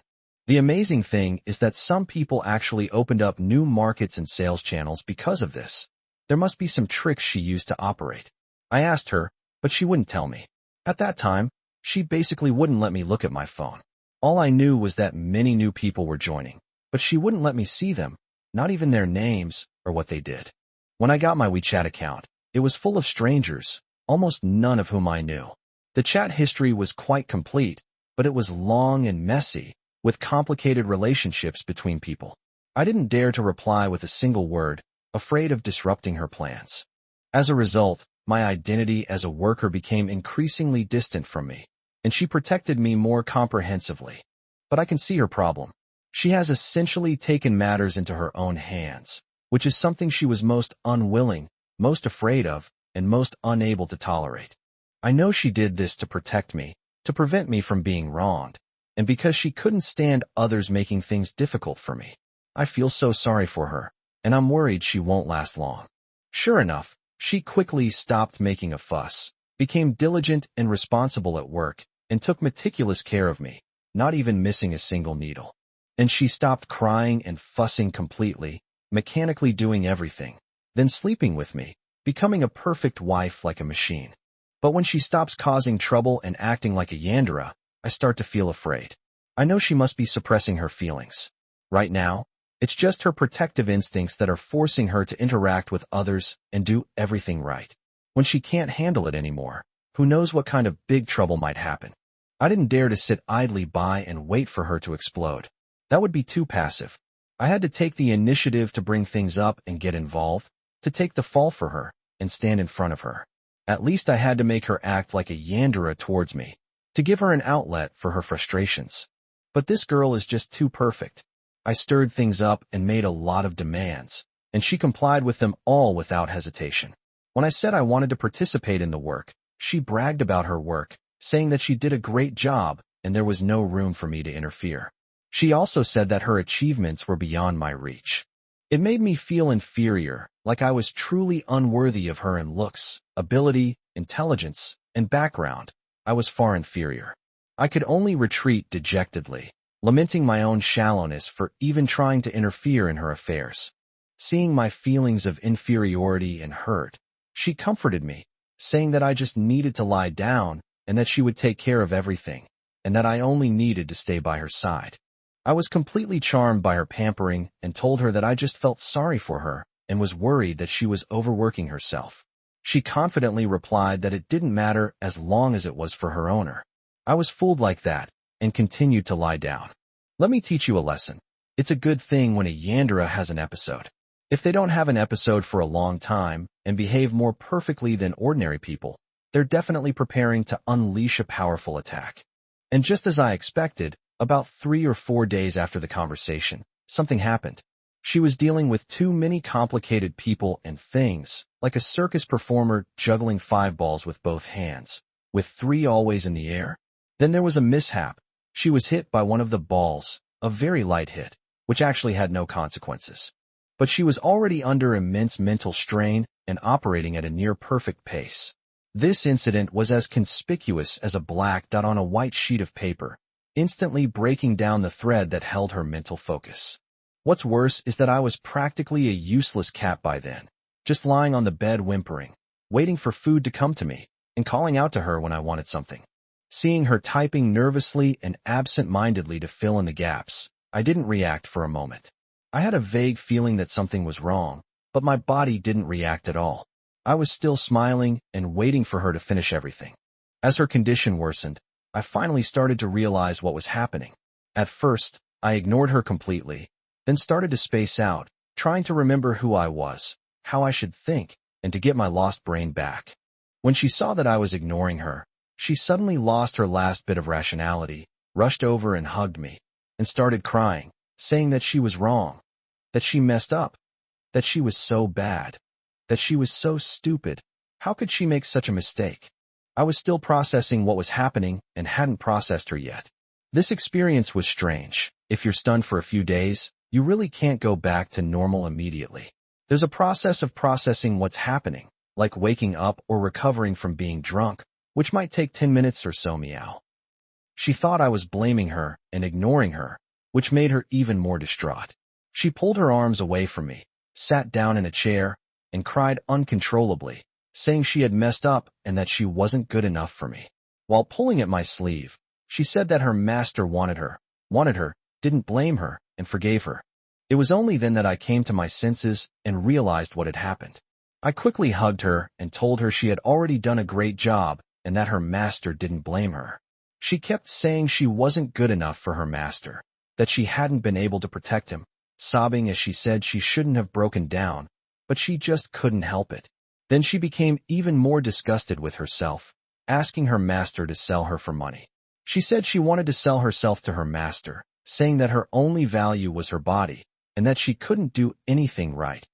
Even if she sold herself by weight or night, no one would want her. I said she finally vented, and I told her that this wouldn't do. She's just the master's mistress. I never expected her to do anything big from the beginning. She took it all on her own. Now she should hand over the power back to the master and hide behind him to give advice. She unusually didn't agree immediately, saying that she was afraid her master would suffer losses and she wouldn't be able to protect him properly. I told her she was incapable of protecting her master anyway. Her master was there to protect her. She cried even harder, saying she was useless. I said even if she was useless, her master still wanted her. XX should be protected. Since her master didn't despise her, she should quickly obey and return to her place so her master could come out of seclusion. She was afraid I would dislike her, so I told her she should just stay quietly in her owner's pocket and let me hold her hand. As long as she doesn't dislike me, she'll stay by my side forever. She finally nodded in agreement, handed me her phone, and began explaining the work situation. I was completely dumbfounded. I was utterly bewildered. It turned out she wasn't working at all, but rather performing acrobatics. My brain had barely recovered when I was faced with this life or death question. I didn't dare to make any rash moves, so I just nominally took over, first coaxed her to calm her down, and then embarrassingly asked her for advice on how to handle the situation. In the end, I was still able to participate under her arrangement, but I found that I could only stand by and shout 666 and amazing skills, and play a role in cheering her on. She was sobbing when I made her laugh. She said that her master didn't need to do anything, just watch over her and stay with her, letting her know that her master would do everything for her and that she had her master. I felt like all I could offer was my body and that. It was pathetic, but I had no choice. I could only go along with her and try to get some benefits for myself. Under the guise of helping her get out of the dark room, I would read novels and take her out for walks. That's how we finally got her out of the dark room. Chapter 94 Journey to Huangshan. Later, around the middle of the year, we went back to her home again. Because we hadn't gone back for the Chinese New Year, her parents missed us terribly and called several times to urge us to come back. She was still a little reluctant and just wanted to stay at home with me. I laughed at her for siding with outsiders, but she still had to go home. After all, she married so far away, it wouldn't be right for her not to come home to visit all year round. We stayed at her house for 3 days. My in-laws took us to visit some relatives. It was the first time we met them as husband and wife, and we were both a little nervous. We mainly relied on her parents to talk and chat. The atmosphere was very harmonious. The relatives also gave us many gifts as wedding presents and made a few jokes, which made her blush with embarrassment. This kind of social interaction was quite tiring for her. By the second night, she couldn't take it anymore and stayed home on the third day. Then her parents told her that a close relative ran a hotel at the foot of Huangshan Mountain, and that with the booming tourism in Huangshan, his business had been doing well recently. Her parents mentioned taking her there when she was little, and they even stayed at a relative's hotel. The relative also said they had prepared a gift for her wedding and insisted she be invited to the banquet, but we didn't end up having one. She perked up at this and, seizing the opportunity, said that I had never been to Huangshan before, and she could take me there to visit relatives. Her mother and I could tell that she was probably tired of visiting relatives at home and wanted to find an excuse to leave, so we didn't point it out or stop her. We contacted our relatives right away, and they welcomed us. The next day, we bought high-speed rail tickets and then took a taxi to the hotel owned by her relative. She still insisted on not being picked up and contacted her relatives only after finding the hotel in trance herself. I asked her in the car why she didn't like being picked up and dropped off wherever she went and always went to see others on her own. She said that because public transportation schedules are fixed, there are clear timetables for picking up passengers at the airport and by car. However, it is difficult to maintain an image or write a script on a high-speed train or airplane, as one must follow public schedules. Any unexpected event could cause the rhythm to go out of control, which would make her very nervous. She doesn't reveal train or flight numbers, only agrees on a general time, and takes the initiative to contact the other party to avoid causing them trouble. She then takes control of all the image and script arrangements before the visit, ensuring she can be prepared to present her best self. I let out a long, "Oh," and, with a sudden realization, I told her, "No wonder I often see a lot of girls touching up their makeup in the restrooms when I get off the plane, because they're about to meet the people who'll be picking them up." She said, "Yes, it's too late once you get to that point, because the airport staff will definitely be waiting when the flight arrives. If you come out late, they'll be anxious. If you come out early, what about your image?" While chatting, we arrived at her relative's hotel, which was quite luxurious. She said that when she came here as a child, it wasn't this luxurious. It seems that her relative has done well in recent years and the business is thriving. Her relatives were already waiting in the lobby. They greeted her warmly and asked about her well-being. We chatted in the lobby for a while. My relative had other things to do that evening, so he didn't stay with us much. He arranged rooms for us and notified the hotel restaurant, telling us to just go and find XX, as he had already spoken to the kitchen. Then he said goodbye with a smile. The room was a very large suite. I was amazed at how well my relatives were treating her. She, however, was quite rational and chuckled, saying that her relatives owned a hotel and this was nothing to them. I was settling my luggage in the room, making small talk with her. She stood at the suite door and asked the classic question, "So, master, shall we eat first, or shall we eat what to she first?" Upon hearing this, I stopped what I was doing and turned around. She was smiling at me from the doorway, her dress clinging to her body, revealing a small section of her smooth calves. I was instantly smitten. I said decisively, "I'll eat you first," and ignoring my luggage, I went over and hugged her right then and there. After we finished, I still had to pack my luggage, but she was hungry and insisted that we go eat first. I had no choice but to listen to her. When we arrived at the hotel restaurant, we gave our names, and the chef came out personally to tell us that the dishes had been ordered and asked us to check the menu to see if we had any dietary restrictions. When we saw that her relatives had prepared a huge feast, we quickly waved our hands and said that we didn't need so much. We only chose one fish and one vegetable dish. The chef said it was fine to have too many, since they made them all, and we could try them all. We said it was too wasteful and asked him to just make these 2 dishes. I'd never eaten Manhwa cuisine before. The fish had garlic clove-shaped meat, very similar to yellow croaker, but a bit tough and had a slightly pungent smell, yet it tasted quite good. As I ate it, I remarked that this should be yellow croaker, since it had garlic clove-shaped meat. So why did it smell so bad? I guess it's because it's a sea fish, and the cold chain wasn't working properly, so it wasn't fresh when it arrived. She burst out laughing when she heard that, and it took her a while to cover her mouth and hold it in.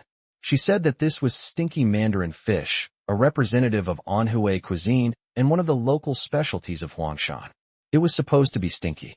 The host had never eaten it before. What stinky yellow croaker, huh? She laughed again as she spoke. I was embarrassed and laughed awkwardly. I pointed at her with my chopsticks and said, "You dare laugh at me? Just wait until I get back to my room and deal with you." She smiled and provocatively asked, "Is master all right?" I lowered my head and hurriedly ate my meal, eager to finish, and then dragged her into the house. That night, I became a complete couch potato again, lying in bed with only one thought in my mind. We're doomed. How are we going to climb the mountain tomorrow? Chapter 95 Huangshan Trip. Due to my abnormal condition, her dependence became even more obsessive, and yesterday, March 6, 2026, she lost control again and injured me. See the comments section of this paragraph for the picture. I was a complete cat lethargy in the evening and late at night. I just recovered, meow. I knew it wouldn't work if both of us were Yandere. I have to climb out of this slump. I've already gotten some medication from the hospital, but the main thing is that I need to take action. I'll work hard for both of us, meow. Continuing with the main text, Huangshan Trip. I woke up early at the hotel the next morning. I had slept well, but I was exhausted. I didn't know if it was from rushing to catch the high-speed train and carrying luggage yesterday, or from the intense activity last night, since I was busy before and after meals. She got up and quickly got ready, applying sunscreen and makeup. She was quite nervous when she was about to meet people. After getting ready, she contacted her relative, who had already arranged the car and tickets for us to go. When I arrived at the entrance of the scenic area, I was stunned after having my ticket checked. Wow, it truly lives up to its reputation as a 5-star attraction and a famous mountain.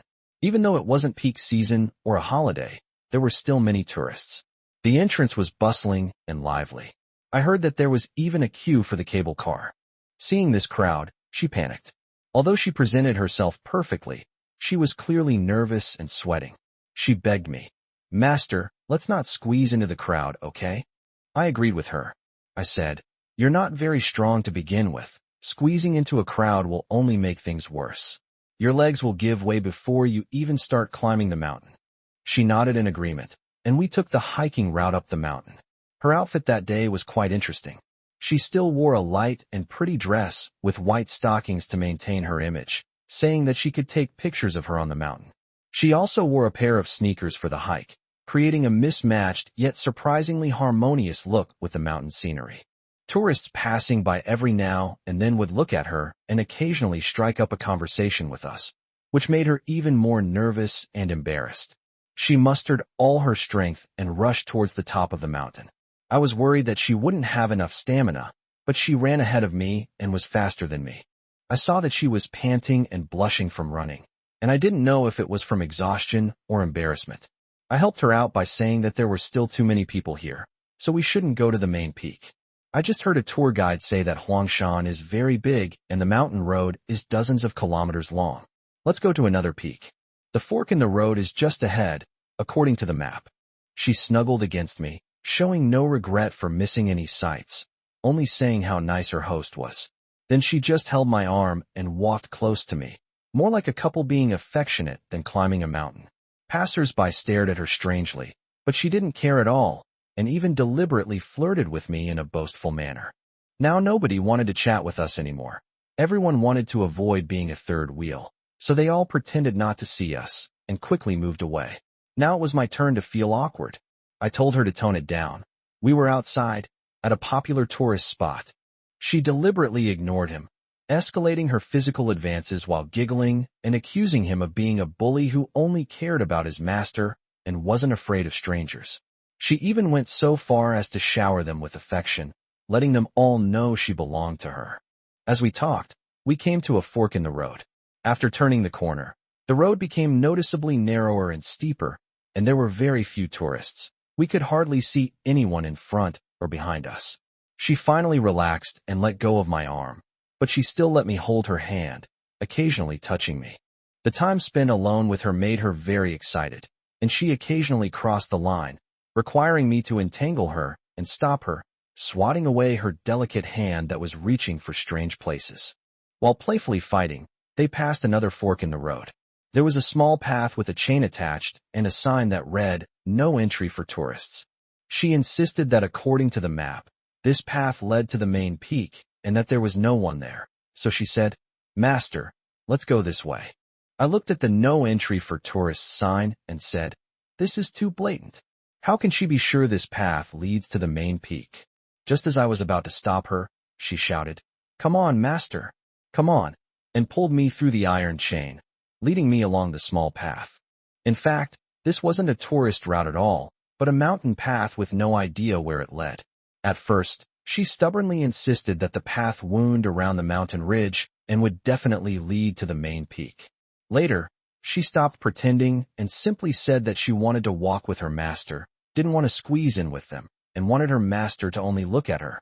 I thought to myself, I've already led you to another unconventional path, and we still can't escape this fate. So I had no choice but to go along with her and walk along the small path first. She was in a better mood now and was leading the way, completely ignoring where the road led. She kept looking at the sky, then at the mountain stream, then back at me. I could only tell her to be careful not to fall. After lingering like this for a while, I realized that continuing like this wasn't a solution. Huangshan is so vast, who knows what lies at the end? If we had to survive in the wilderness here, we'd be heading to the secret garden. So I said, "This road is blocked, we have to turn back." Reluctantly, I dragged her back, her cheeks puffed out as she sulked, saying her master was a coward. I retorted that not taking the shortcut meant she was a coward. Look, the road almost ended there. Who knows where it led? She didn't respond, saying her master was indeed a coward, and if he were brave, he could have done it to her right here. My heart skipped a beat, and I swallowed hard. I imagined it. Doing that in broad daylight on a scenic path, if we were caught, it'd be on the news. So I restrained myself, pulling her arm as we walked back.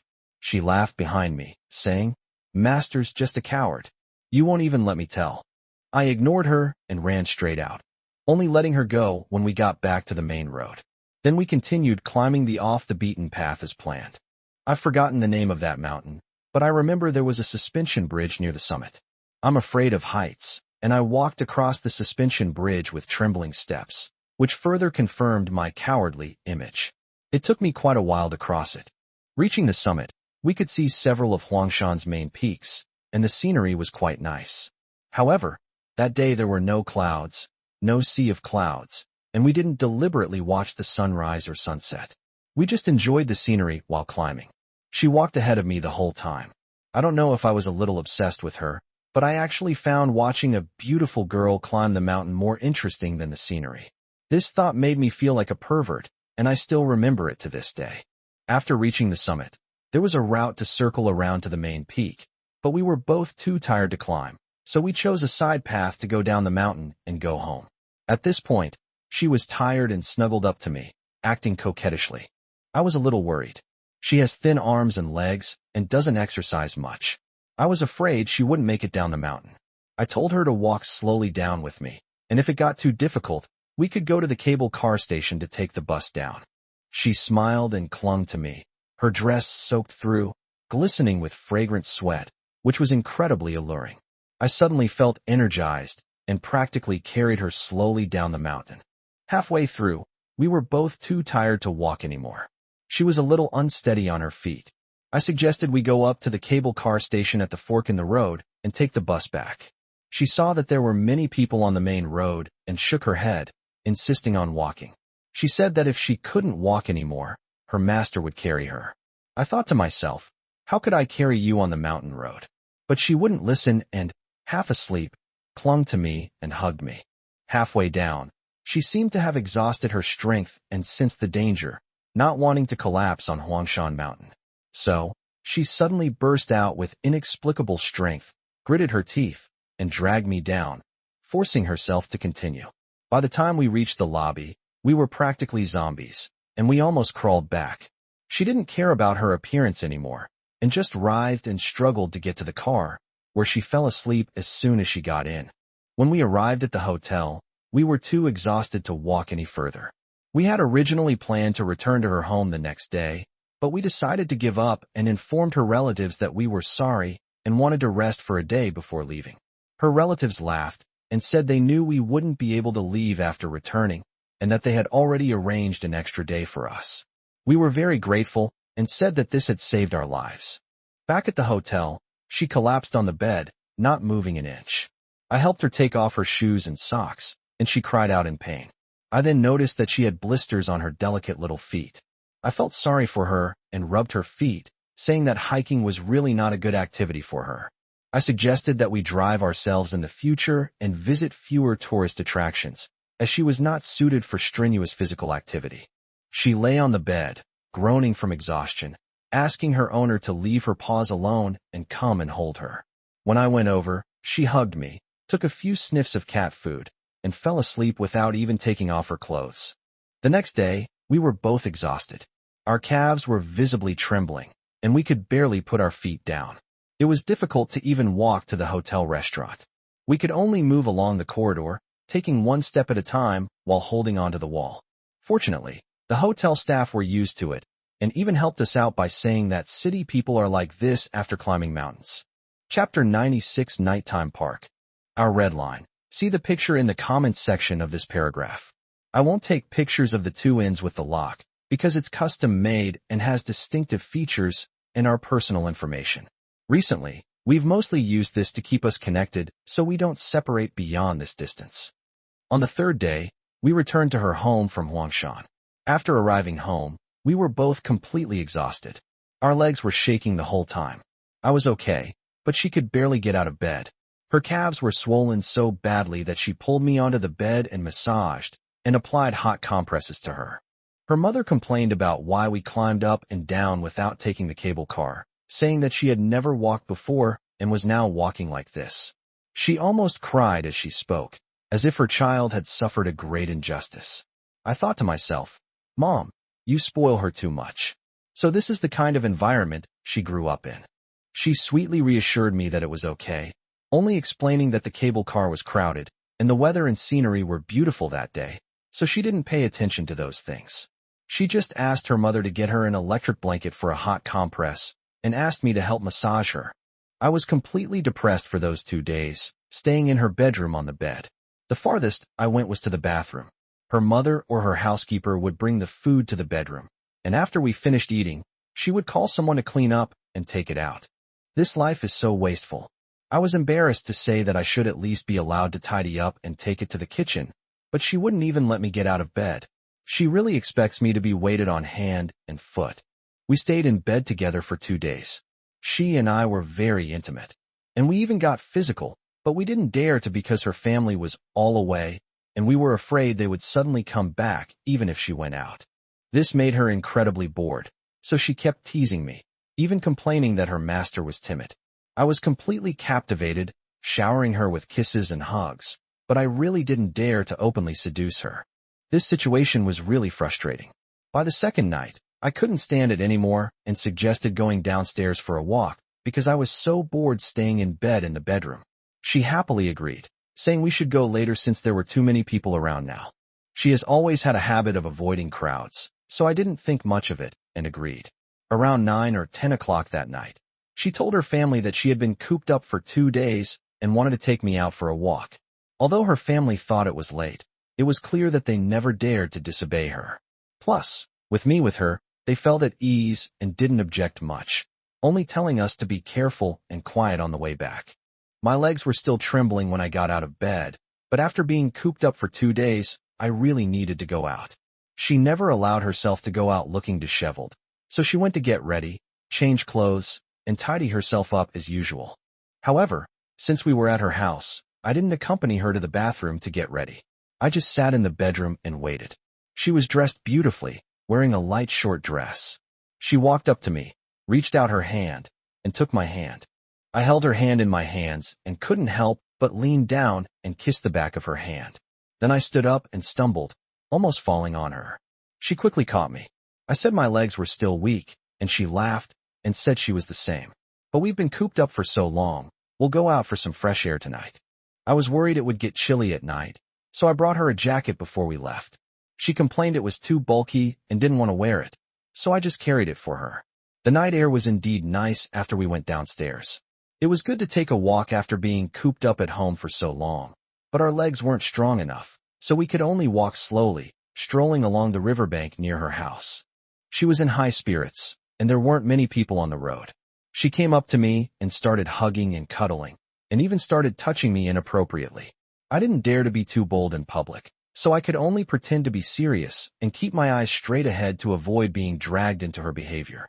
The path led to a park, which was theoretically closed, but the open gate only had a few bollards to stop cars. She looked around and saw that there was no one in the guardhouse, so she pulled me into the dark park. Once inside the park, it was completely deserted, dark and quiet, with only the chirping of insects.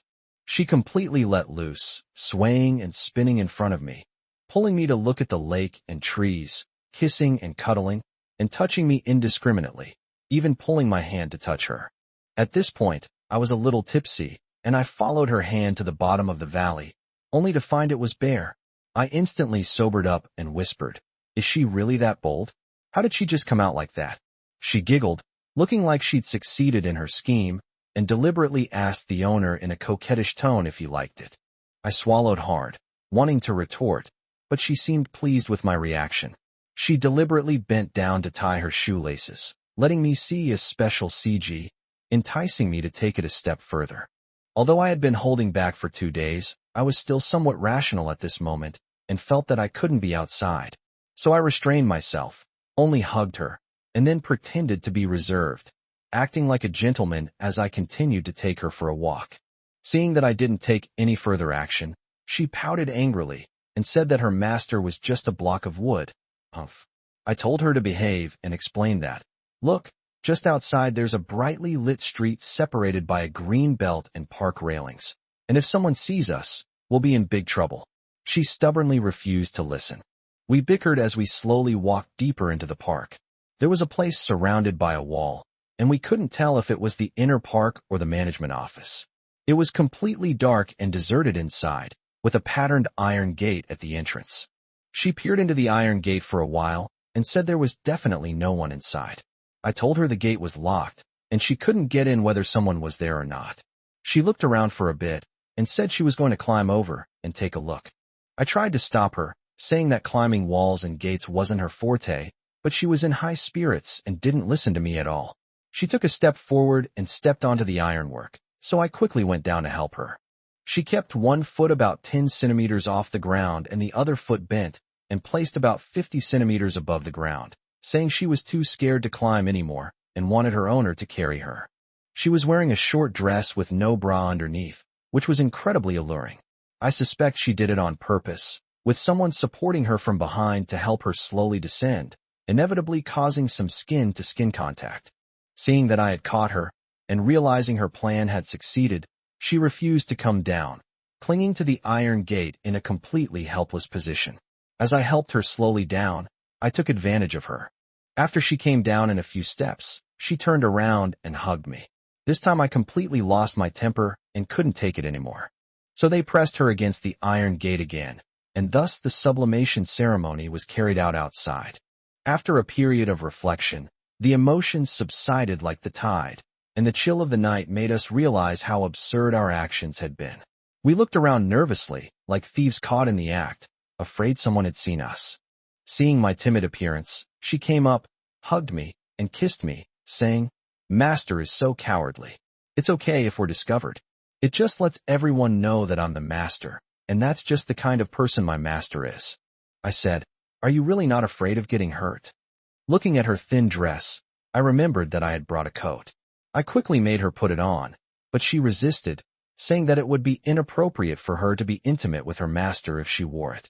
I said, "We shouldn't be intimate in public in the first place." My voice trailed off as I spoke, and thinking about what had just happened, I felt that I was not convincing at all. Seeing my discomfiture, she chuckled, grabbed my coat, and put it on, deliberately saying, "Fine, what can she do when she has such a timid master? If it doesn't work out, it'll be fine at home, right? And when we get home, she'll want more." I'm completely captivated by her again, and I feel like I definitely won't be able to resist when I get home. But her parents are there. I was torn between my feelings and my inner turmoil. Seeing my struggle, she knew what was wrong. She egged me on, saying we could keep it down, that we were married, and our parents would deliberately avoid us if they knew what we were doing. I lost my temper again and dragged her home in a flurry of activity. I walked with such gusto that my legs didn't hurt or tremble anymore. We hailed a taxi as soon as we left the park, and once we got home, we started fighting again, until she reminded me to keep my voice down, and only then did I restrain myself. Chapter 97 Major Crisis. Today, March 10th, 2026, marks a major crisis for both this article and myself. As you all know, I've been in a very bad state lately, overly dependent on her clinginess, and my own thoughts have become very weak. I've started to resist contact with the world, wanting only to be with her. Meanwhile, she also encountered problems because she only wanted to rely on me and cling to me, and was even very satisfied with my descendants, which made her feel safe, but also further resisted the world. She always felt pain when working as me, and could only do so when she was nestled in my arms. During the spring festival, a problem arose at work, which made things even worse for her, as she was already avoiding work. She could no longer face work alone and threw many things back at me. However, she was afraid that I would not do a good job, so she was in a state of frantic hesitation. As a result, I was bitten and pinched. There are real photos in the chapters of the last few days. Today, her distress reached its breaking point. Suspecting that a client might cause trouble, which was actually entirely her imagination, she completely lost it, asking me to hide her away so she wouldn't face society anymore, and her speech became incoherent and rambling. She was completely unable to maintain her normal life, and the abnormality was so great that even her parents, who lived thousands of miles away, noticed and called to inquire and comfort her. She couldn't help but pour out her grievances, and her mother's first reaction was, "Did you say that to XX, my name? You're dumping all your negative emotions on him. What if he runs away?" After she hung up the phone, she hugged me tightly, saying in a panic, "Master, you won't run away, will you? No way." I patted her head to comfort her. She said she had completely broken down recently, and all she did was cause trouble for her master, pour out her troubles, and was afraid that her master would abandon her. She said it would be better if she just shut up. I said listlessly that I had already treated her very badly and could hardly help her at all. Things couldn't get any worse, so I told her not to worry. At this point, the master wouldn't leave. No matter how bad she was, I couldn't leave anyway. She was in a complete breakdown, extremely sensitive, and any slight noise would startle her. I realized she couldn't handle anything, so I took the initiative to help her make decisions. She began to relinquish responsibility, handing over her work, life, and even our lives to me, but she couldn't truly let go, constantly asking about the client's situations. I told her that since she had already handed everything over to me, she shouldn't ask anymore, but she was still nervous and couldn't put her mind at ease. She was acting like a complete madwoman. She felt like she was going crazy, begging me to save her while taking medication to control herself, and even increasing the dosage on her own. After I took over her life, I was a bit confused and lost. I've been relying on her for too long lately and haven't been using my brain at all. When I saw her trying to add more medication on her own, I stopped her. I felt that we were both out of control, so I prepared to take her to the hospital. I said, "Don't add the dosage arbitrarily. Let's go to the hospital to see a doctor. She stared at me in utter terror, then hugged her legs and cowered, crying, No, no to the hospital. I'll definitely be locked up in the hospital in my current state. Master won't put me in a mental hospital. I said, What are you thinking? I'm just taking you to get your medicine. You won't get better at home like this. Let the doctor decide what medicine to take. She grew increasingly terrified, screaming, My master must be annoyed with me. He's going to send me to the hospital and lock me up. Master, Master, don't abandon me. Don't leave me. No. She jumped up, pulled out a package-opening knife from the drawer, breaking the drawer in the process, and screamed at me and then at herself, saying she'd rather die here than be locked up in a mental hospital. She wanted her master to take responsibility for her, to make the choice for her. I tried to restrain her and said, I'm not sending you to a mental hospital. If we do, we'll go together. We'll be locked up together. She casually poked and scratched my lower left abdomen. Thankfully, it had been replaced with a knife designed to prevent cuts, so it didn't stab in. It only cut the wound and caused some tomato sauce to leak out. I was going a bit crazy. I felt like I couldn't calm her down at all. I felt like only getting hurt myself could bring her back to her senses. When she saw that I was injured, she did become a little more obedient. But her fear didn't lessen at all. She still kept wanting her owner to take care of her and hold her. She's afraid of other people. I gently calmed her down, put her on the bed, patted her to comfort her, and gave her the normal dose of medicine, but I couldn't get her to sleep at all. She was still staring at me nervously. I took over all the work and responsibilities, letting her just follow her owner around like a shadow.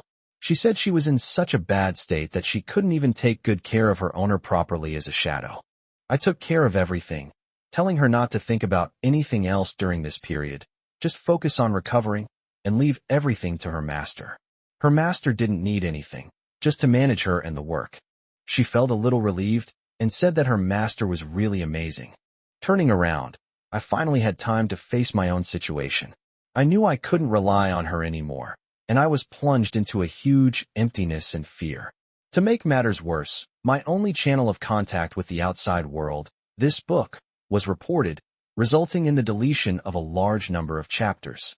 Devastated by this blow, I was disheartened. A voice inside me kept telling me that I should take this opportunity to completely disconnect from society, quit the internet, and live a secluded life. But reason tells me this won't work. Two Yanderes who are mutually dependent and withdrawn can't survive together. She even mentioned suicide today. I almost risked my life to prove my theory. Two Yanderes who only have eyes for each other can't live together. So I'm still trying to save myself, to pull myself out, and then bring her out. Even if I'm shutting myself off, I'm trying to establish some channels to the outside world. I still have to say that I can't maintain daily updates for this article. I can only try my best to revise it. I'm very grateful for everyone's help, and I hope I can hold on. Finally, I love her. Here I'll explain why I insist on promoting it. It's definitely not for profit. This kind of article only has social significance when people read and discuss it. But there's a loophole here. She'd rather I have 100,000 followers than accept that I have 10 friends. This mentality should be easy to understand. Therefore, the only way I can avoid stepping on her landmines is by randomly communicating with her through writing articles and following her online. It's that simple. This article was initially published without any profit. The later verification was due to a copyright crisis, as I didn't have an official account on platforms like Douyin or other similar sites, making it impossible to voice my opinions. Once it gained popularity, anyone could claim to be White Cat. That's why I signed a contract with Tomato, solely to secure the copyright. If it's genuinely profitable or just hype, they'll definitely have accounts on all platforms across the internet, especially Douyin. They can't just stick to this novel. There haven't been any commercial collaborations yet. So I hope everyone can help me promote this. Thank you, Meow. Chapter 98 Want to soak in a hot spring and wear a yukata. Thank you everyone for your support. The situation has improved, Meow. At least we are safe now. We are working hard to change her mindset. This post has also recovered with everyone's help. Thank you, Meow. It snowed that day, a rare occurrence in the city. I leaned against the window watching the snow fall, while she lay on my back, hugging me and whimpering, complaining that I wasn't spending time with her. As I looked at the snow, I recounted how, long ago, there was a wild hot spring near our ancestral village. In winter, the villagers would go to soak in the hot spring, and occasionally a troop of monkeys would also come to soak. The scene of people and monkeys each occupying one side was quite interesting. As I was talking, I thought it would be very romantic to soak in a hot spring and watch the snow fall on a snowy day. So I asked her if she wanted to go outside to see the snow and book a hot spring hotel or something to have some fun. She hugged me from behind, rubbed her head against my back, and hummed. "Ugh, I don't want to go out, it's cold outside, I'm too lazy to move." "You said the villagers soak in hot springs in winter. Then they must have frozen to death on their way there and back." I thought about it, and it made sense. After all, you can't have a hot spring at home. She pondered for a moment and said, "If Master wants to experience the feeling of a hot spring on a snowy day, you can do it at home. I also want to take a bath. There's a window in the bathroom, so let's fill the bathtub with some water. Master can lie in the bathtub and watch the snow fall." I said, "How have you simplified this, Meow? How can it be the same?" She said that this way she doesn't have to go out. It's easier, and she can get started right away. She can even tidy up and cooperate with her owner. I didn't understand or pay attention to the meaning of her last sentence. I agreed because I thought it would save money and trouble. I was also looking forward to soaking in the bathtub with her and watching the snow. So I happily went to clean the bathtub and fill it with water. She was rummaging through the closet, using all her toiletries and skincare products. She wouldn't let me leave, so I had to move a stool and sit next to her to help her tidy up. After she finished getting ready, and the water was almost full, we sat in the bathtub together. I hugged her from behind, facing the open window. Surprisingly, it felt a little romantic, and my initial impure thoughts of touching her vanished. We weren't in a hurry to shower. I just sat there, lost in thought, for a while. She enjoyed being held by me, snuggled closer to me, and stayed by my side obediently. It took me a while to come to my senses. She was almost asleep in my arms. I gently rubbed her, and I felt myself getting aroused. I quickly pushed her away, and she woke up, realized what was happening, and just teased me. Surprisingly, she didn't pursue the matter further, got up, closed the window, and asked me to take a bath with her. Her hair was very long, so she needed to use conditioner and wash it several times.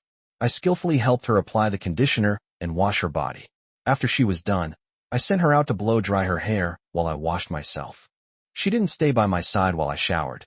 She was drying her hair outside and running around. I felt a little out of place without her. I thought to myself, why is this girl making such a fuss outside instead of showering with me? A moment later, she appeared at the bathroom door. She had changed out of her towel and was wearing a cute light-colored yukata with white knee-high stockings. The yukata was loose but not long, revealing a bit of her absolute territory, area of skin. Her freshly styled long hair was loose, and she leaned against the door frame, smiling at me. I was so engrossed in watching that I suddenly jumped out of the bathtub, splashing water everywhere. Because I was so aroused by her and jumped up so abruptly, I felt instantly dizzy and almost lost my balance. I grabbed the tub, feeling like my nose was about to bleed. Looking at her again, I noticed a mocking glint in her eyes, and her gaze was fixed on something very inappropriate. I just realized the kitten had already reacted, honestly giving itself away. I felt so ashamed, and I wanted to explain, but I felt there was no way to deny it. I decided to remain silent and let my actions speak for themselves. I stepped out of the bathtub, dripping wet, and she handed me a towel with a mocking smile, still staring at me, quite pleased with herself for successfully seducing me. I wiped her off haphazardly, threw the towel on the floor, and pressed my hands on her shoulders, saying, "Is this how you try to fool your master?" She seized the opportunity, saying that the master wanted to experience a hot spring inn, and that a yukata was an essential item for hot springs. As she spoke, she opened her yukata, revealing that she was indeed naked above her stockings. I immediately hugged her and pressed her against me. Taking advantage of the chaos, she asked me if we were still going to the hot spring hotel. I said, "With you at home, who would want to go out?" Once again, he couldn't hold back, and the battle lasted for a long time before his anger subsided after several engagements. Then I realized I'd taken a bath for nothing, and my body was very cold. So I had to turn on the water again and take another bath. Chapter 99 Sketchbook. That day, I was signing a work document. It was unusual for me to actually use a pen. After signing my name, I casually tossed the pen onto the table. After packing the documents, I turned around and saw her casually drawing on the napkin in front of her with a pen. With just a few strokes, she drew a cat playing with a ball, which was very lifelike and cute. I was awestruck, picking it up and examining it again and again. It was practically ready to be framed. She, on the other hand, nonchalantly prepared to crumple it up and throw it away. I told her not to. Her owner wanted to keep it. Then I remembered that she was a professional. I had never seen her paint since she graduated from school. I said that I used to really like her paintings. I felt that there was a charm in her paintings. Many of the lines were simple and not fancy at all, but they were just beautiful. She said it was because of the overall composition. She had the overall dynamic in her mind before she started drawing, and when she put pen to paper, she was just depicting it, so it was easy to express her feelings. She gave a counterexample. AI-generated images are often gorgeous and beautiful, but they are very easy to get tired of. One reason is that they are not composed as a whole. They are essentially a patchwork of body parts. What makes them look good are the points in the source material. Once you get tired of these points, they become boring, and the image itself has no value. I was puzzled and asked again. Before we met, you used to draw and share your work online with me often? I remember you were very good at drawing. So why haven't I seen you draw anything since then? She said, I used to draw purely out of boredom. When I was in school and had nothing to do, I would just write and draw in my notebook since I had a pen and paper. I filled 2 notebooks with drawings, so you can imagine how bored I was back then. Now that I have an owner, I'm so happy to spend every day with them. I'm never bored, so who would want to paint anymore? I said, I'm a big fan of your drawings. How could I forget? You've drawn several books already. I need to see. Where are your school supplies? She casually remarked, it should be on top of the closet in the dressing room, with the textbooks, or you packed it up. She paused, then nervously said, No. Master won't look. Seeing her nervous attitude made me even more curious, so I asked her what I couldn't see. She said, all the drawings I've made since I was little are there. There's more in the back. She couldn't finish her sentence, and her face turned bright red. I said, could it be that you had a childhood crush or a crush on someone? I'd like to see that.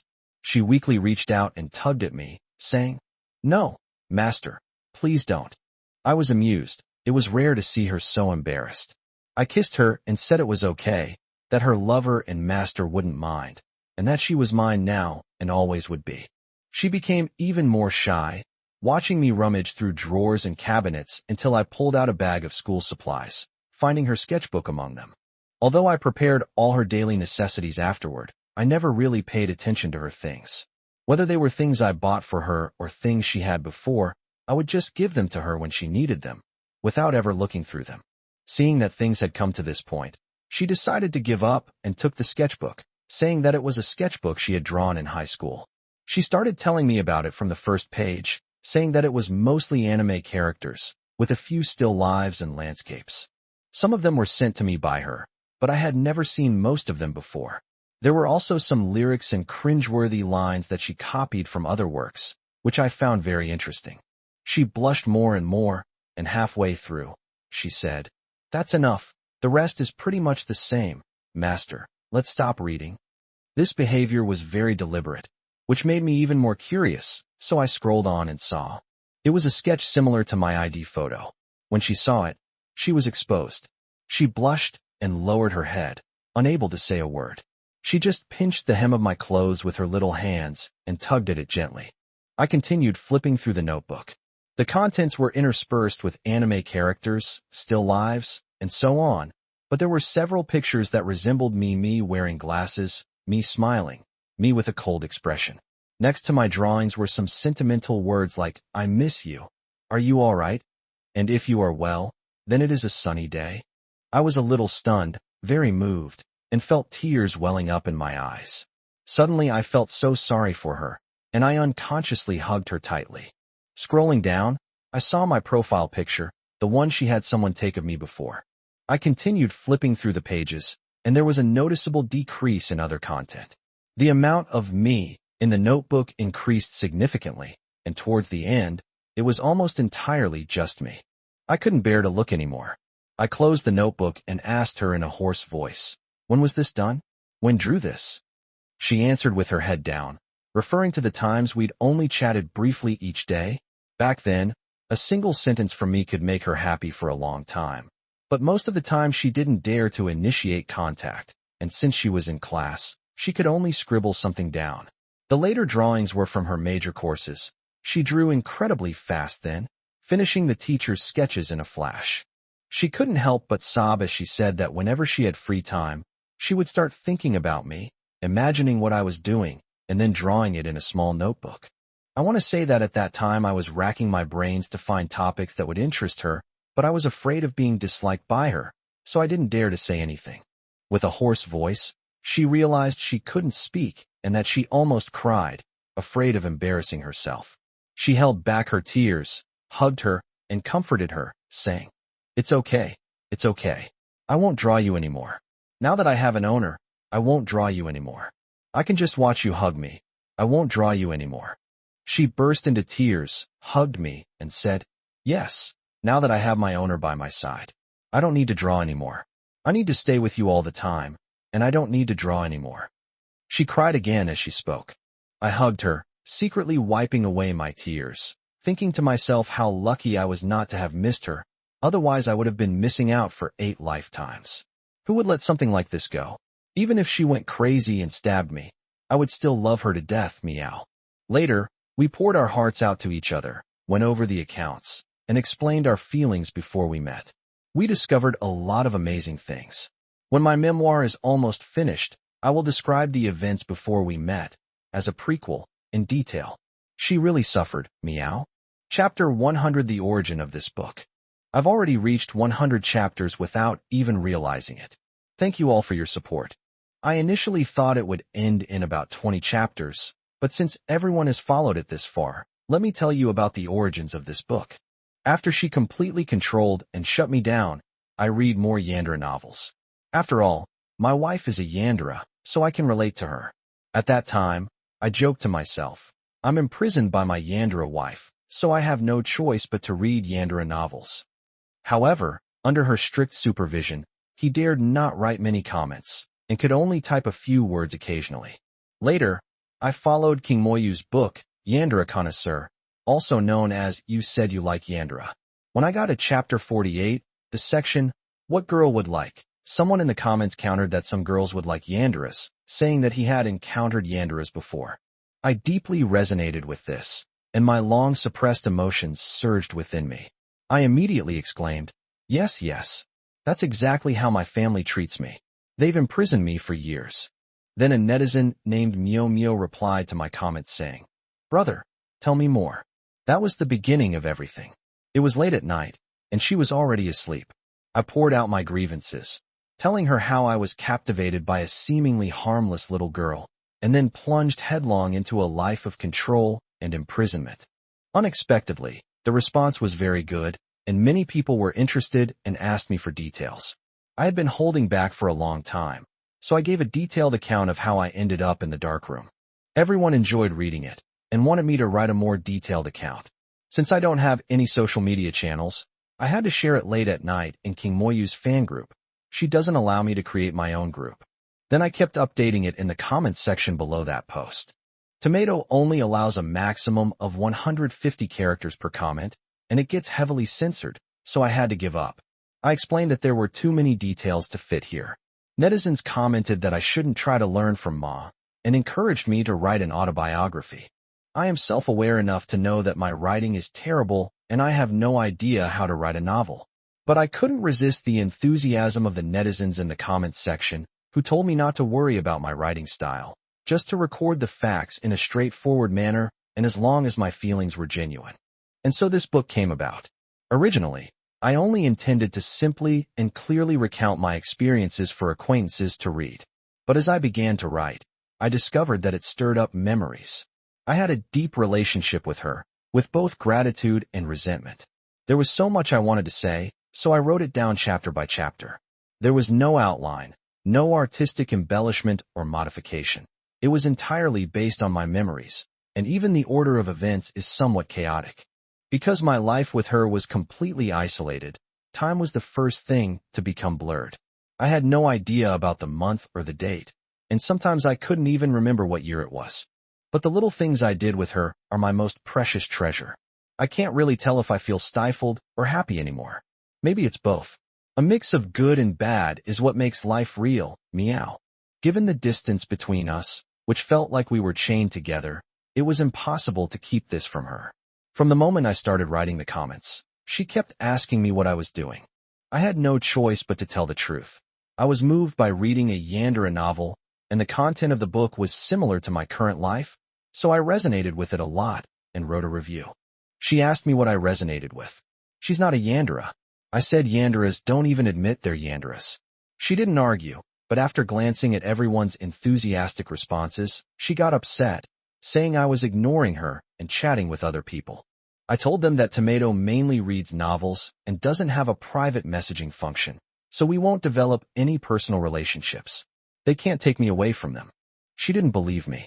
After studying it for a long time and finding that it really didn't have that function, she was slightly relieved. She hugged me tightly and said, "Then the owner isn't allowed to leave contact information." I said, No, I have a Yarnball's contact information. Your phone isn't always with you." She said, "Then you're not allowed to contact others secretly. You've been acting suspiciously lately, always getting distracted while typing." I said, "I'm only typing about the two of us. There's no third person in my words. Let me accuse you of controlling and imprisoning me." She lowered her head shyly. I didn't. Perhaps realizing she didn't even believe herself, she hugged me shyly and let the matter drop. She didn't know when the book was officially published. I only told her that I wrote a detailed account of the process in the comments section. I was also curious about her perspective, so I interviewed her on the spot. She was moved as she read my recollections, sharing her perspective on how she felt when she first met me. I asked her to wait while I typed it out for her on my computer. She asked if she should also post her part in the comments. I said definitely, because I'm often clueless about many things. She said that wouldn't do. She couldn't lose face. So she personally revised the oral account, which resulted in the first few chapters of this article from her perspective. Her descriptions were quite explicit, and I was afraid I couldn't compete with Shunhee, so I only changed some of the wording.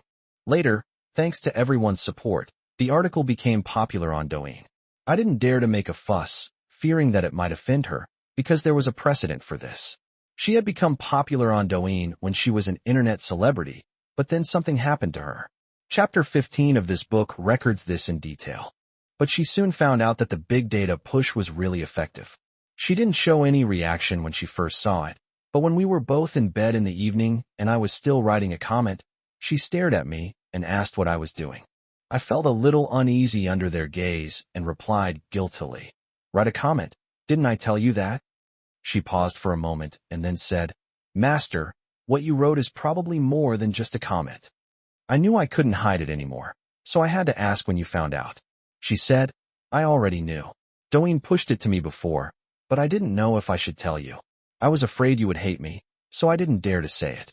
Then she said she was quite afraid of me interacting with outsiders, always feeling that once I became famous after writing a book, I would no longer want her, and that with social interaction, many other people would like me. I cried out that I was wronged, saying, "Heaven and earth bear witness. Don't you see what I wrote? It's all about you. Is there anyone else? If writing about you goes viral, and then I start liking someone else, that's called a career collapse." She laughed, hugged me, and said, "The master won't collapse, and no one else will either. It's just that I'm a little scared watching you socialize with others." I comforted her and told her not to be afraid, that this wasn't a public social event, but rather a record of our story, with her as the female lead, to let everyone know that we were together and to keep us locked in. She was happy to hear that, but then she said she was jealous seeing her master writing a book so diligently and even smiling as he read the contents. I told her I was writing about us, reminiscing about our sweet moments. She said she didn't care. She would get jealous whenever she saw the author swooning over the female protagonist in the book, even if it was herself. I was speechless, thinking about her past achievements.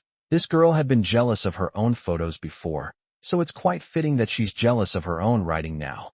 I told her that I had to stop writing because she found out, but she stopped me and said no. She wanted her master to continue writing, to let the whole world know that she belonged to her master, but she didn't want the book to take up the time her master spent with her.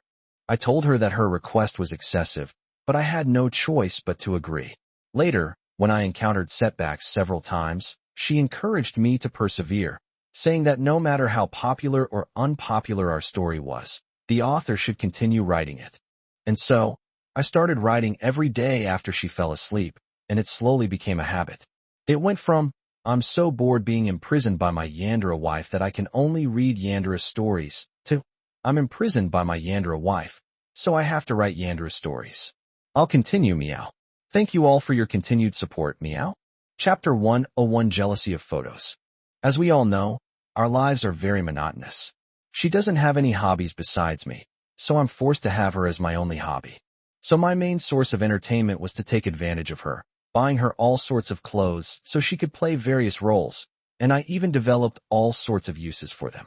She always dresses up very nicely when she plays her.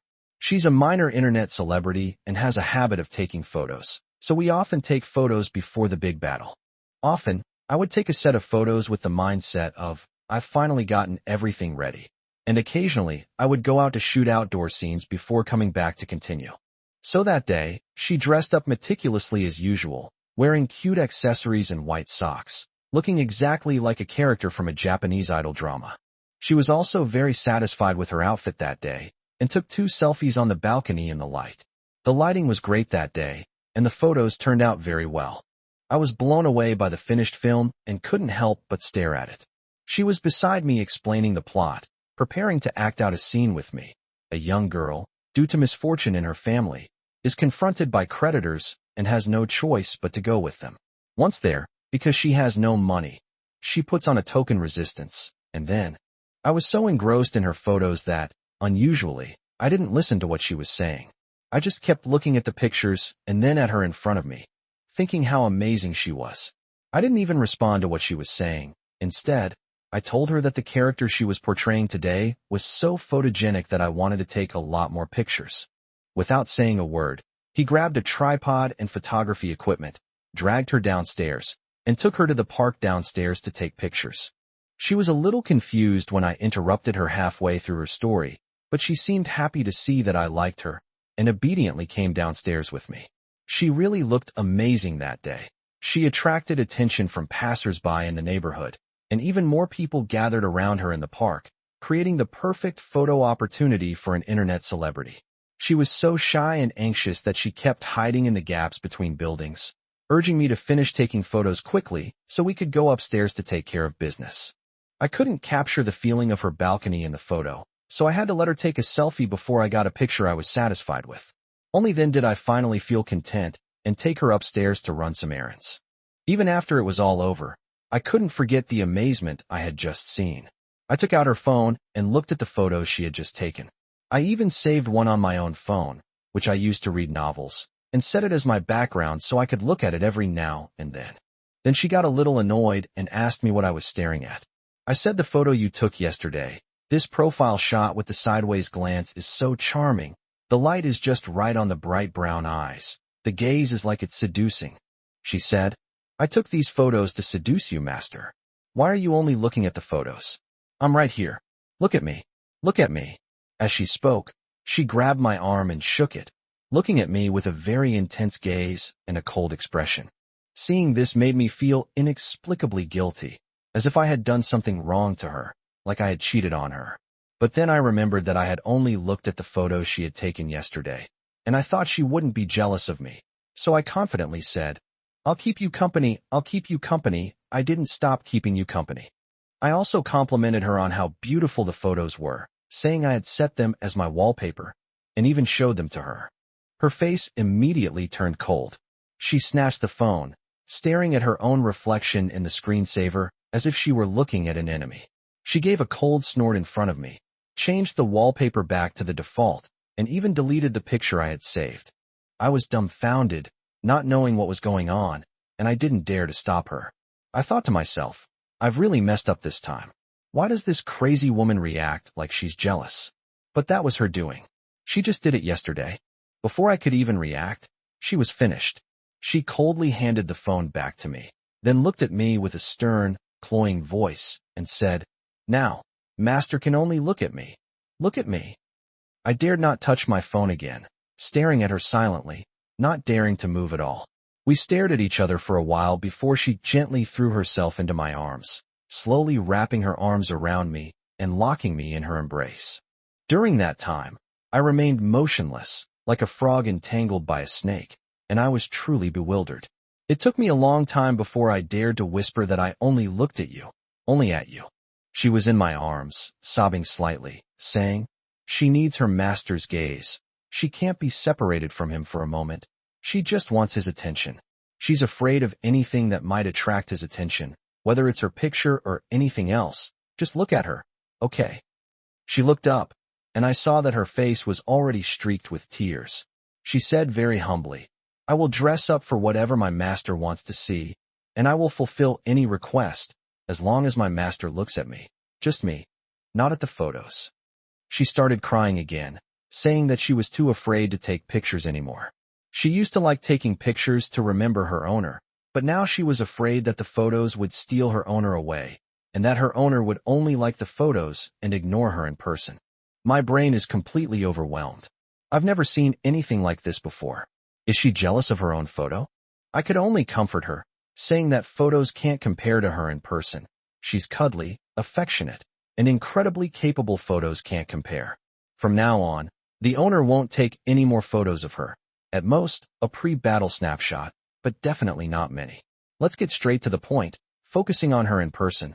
Hearing this, she stopped crying and laughed, grabbing my hand and pressing it to her chest, saying she was definitely better than the photo, and that the owner had chosen her.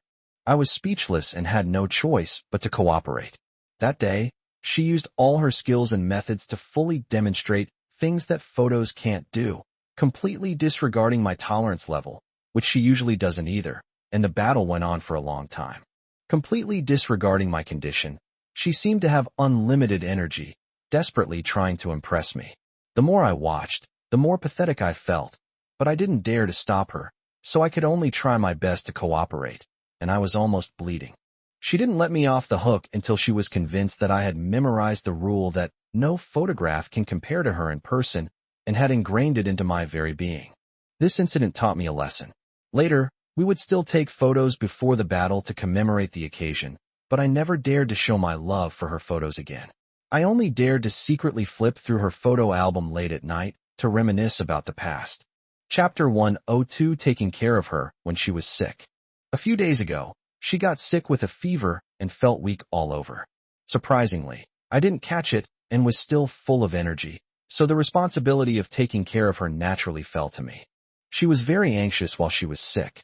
On the first day, she didn't want to rest at all, afraid that she would delay things, become useless, and be disliked by me.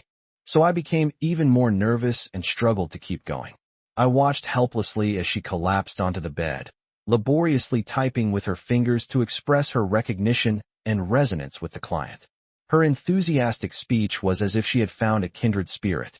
In reality, she was struggling with pain and complaining that the client was clueless, always choosing this time to contact her, and not even noticing the hints, and that he would definitely be easy to fool in the future.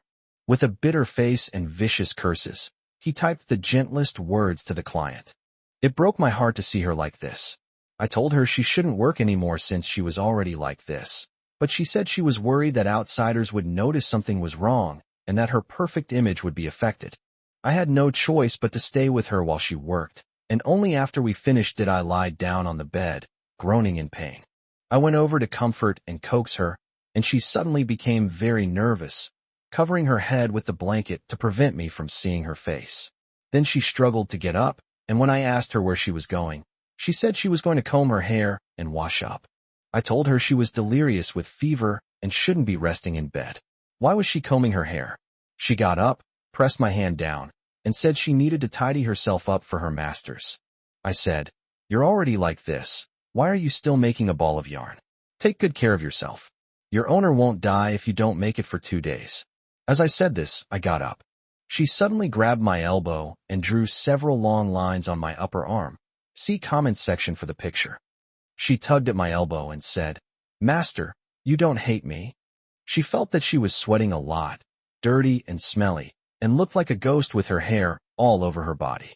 She couldn't keep her master company anymore. She was useless. Her master must hate and despise her. I touched her head and said she was very hot, that she was delirious from the fever and had all sorts of wild thoughts, so I held her up to dispel her bad ideas. She shrank to the side, saying she smelled bad and that her owner shouldn't. I deliberately smelled her neck and said, "Where do you smell bad? She smells nice. Your owner likes her and doesn't mind." She struggled in my arms, scratching my chest and leaving several bloody marks. See comments section for the picture. She told me to stay away from her, saying that she looked terrible and needed comforting from her master, which was too embarrassing. She didn't want her master to see her disheveled, weak, and helpless appearance. I held her while holding her paws and said, "Your owner is here to take care of you. Pets need their owners to take care of them when they're sick. Be good, don't think too much or make a fuss. Look at your little paws, they've scratched your owner." She finally realized what was happening, saw the scratches on my body, and became quiet, starting to apologize again. I told her that all small animals are like that, and pets get scratched all the time. I told her to just behave and be a good pet. I took the opportunity to tell her that she didn't need to do anything, and that her owner would stay with her while she recovered. Only then did she nod and calm down. The next day, her condition worsened, and she no longer had the energy to struggle. Completely exhausted, she lay on the bed, panting heavily, her little hands unconsciously groping and grasping at me, wanting me to stay with her, afraid I would leave. After settling everything in, I leaned against the headboard and held her in my arms, and she finally settled down. After holding her for a while, I got bored but didn't dare let go to look at my phone, so I asked her if she wanted to watch a movie with her owner. She nodded. I asked her what she wanted to watch, and she thought for a moment and said horror movies. She wanted to be held by her owner while watching horror movies, because it made her feel safe. So I opened the iPad and helped her find a movie. She tried to flip through the pages, but her hands were shaking and slipping, so I held her hand and helped her turn the pages, until she stopped at a certain movie and said she had seen a bit of it before, and it was quite scary, but now that she was watching it with her owner, she wasn't afraid anymore and could watch the whole thing. I was just trying to kill time, so of course I had no objection and watched it with her. The movie was indeed quite scary. It was okay at first, but as the atmosphere built up, I got a little into the movie and unconsciously hugged her tightly. She nestled in my arms, holding my arms tightly to her chest, and I took advantage of the situation, grabbing a handful of cotton candy. She seemed quite pleased with the position. Being held so firmly by me made her feel safe. A little while later, another scary scene unfolded. A ghostly face jumped out and startled me, but she in my arms didn't react at all. Her breathing remained even and steady, and I realized that she had fallen asleep. My arm was a little numb, and I wanted to put her down to sleep, but as soon as I moved my hand and slowly pulled it away a little, she grabbed it and hugged me tightly, humming sleepily, "I won't go." I had no choice but to give up. I moved a little to find a more comfortable position and watched the movie while holding her. Then I put her down, covered her with the blanket, and slept with her. Both of them had slept for a long time. When she woke up, she was still dazed. She said she remembered watching a movie with her owner, but how did she end up in bed? She told me that she thinks they watched a horror movie together yesterday, and I was even holding her. She asked if it was a dream or real. I said, of course it's true. She fell asleep after watching the beginning, snoring in my arms and not letting me leave, even though I was lying on her so much my head was numb. I watched the whole thing by myself, and then I had to lay her down and cover her with a blanket. She smiled shyly and said she would definitely make it up to her master later and watch the whole thing with him. I said, "Is this how you compensate your master? Make it more sincere, just looking isn't enough. When you're better, you have to act in one of those movies with me." She said okay as she laughed and snuggled into my arms. Chapter 103: Playing Games While Recovering from Illness. 2 days later, she was much better, but she was still very weak and walked unsteadily. I was afraid she would bump into something, so I told her not to move around on her own and to call me to do things for her or help her if she needed anything. Luckily, she's very clingy, and when she heard what I said, she pounced on me, lying on me whether I was walking, sitting, or lying down, becoming a real burden. She was still drowsy, giggling foolishly, and licking me every now and then. She really is like a clingy little dog. I told her to take good care of herself and not to work. I played games with her to pass the time, since she couldn't handle big games in her current condition. So I played Minecraft with her. She was still dazed and giggling, snuggling up to me and wanting her game character to snuggle up too. So she stayed close to me, running after me, saying that she wanted to snuggle up with her master in real life and in the game too. Then she did nothing but stick things on, but I wasn't playing the game anyway, so as long as she was happy, that was fine. I ignored her and focused on collecting materials, while she wandered around me causing trouble, occasionally getting accidentally hurt by me. When her character gets hit, she'll cry out, "Master, you hit me." I'll just pat her head as a token of comfort and continue doing my work. There's a lake in the game. I built a matchbox-shaped house by the lake and then didn't know what to do. She stared at the lake for a while, then told me to cut down trees, build a covered bridge by the lake, and put a lamp on the fence at the end. The lighting and shadows in the game are beautiful, and the water surface is realistic. The lone lamp on the covered bridge at night is very atmospheric. Standing under the lamp, we felt very immersed in the scene. It was as if I was being drawn into this world by the light. It truly felt like it was just the two of us, nestled together by the lake. I was amazed by her talent. She could create such a scene with just a few strokes. It's a real shame she's not an artist. She nestled against me with a smile, her voice soft and weak, but the words were quite realistic. Master, making art doesn't make money. Artists all die poor. I told her she was being too realistic, but then again, her own life was the most important thing.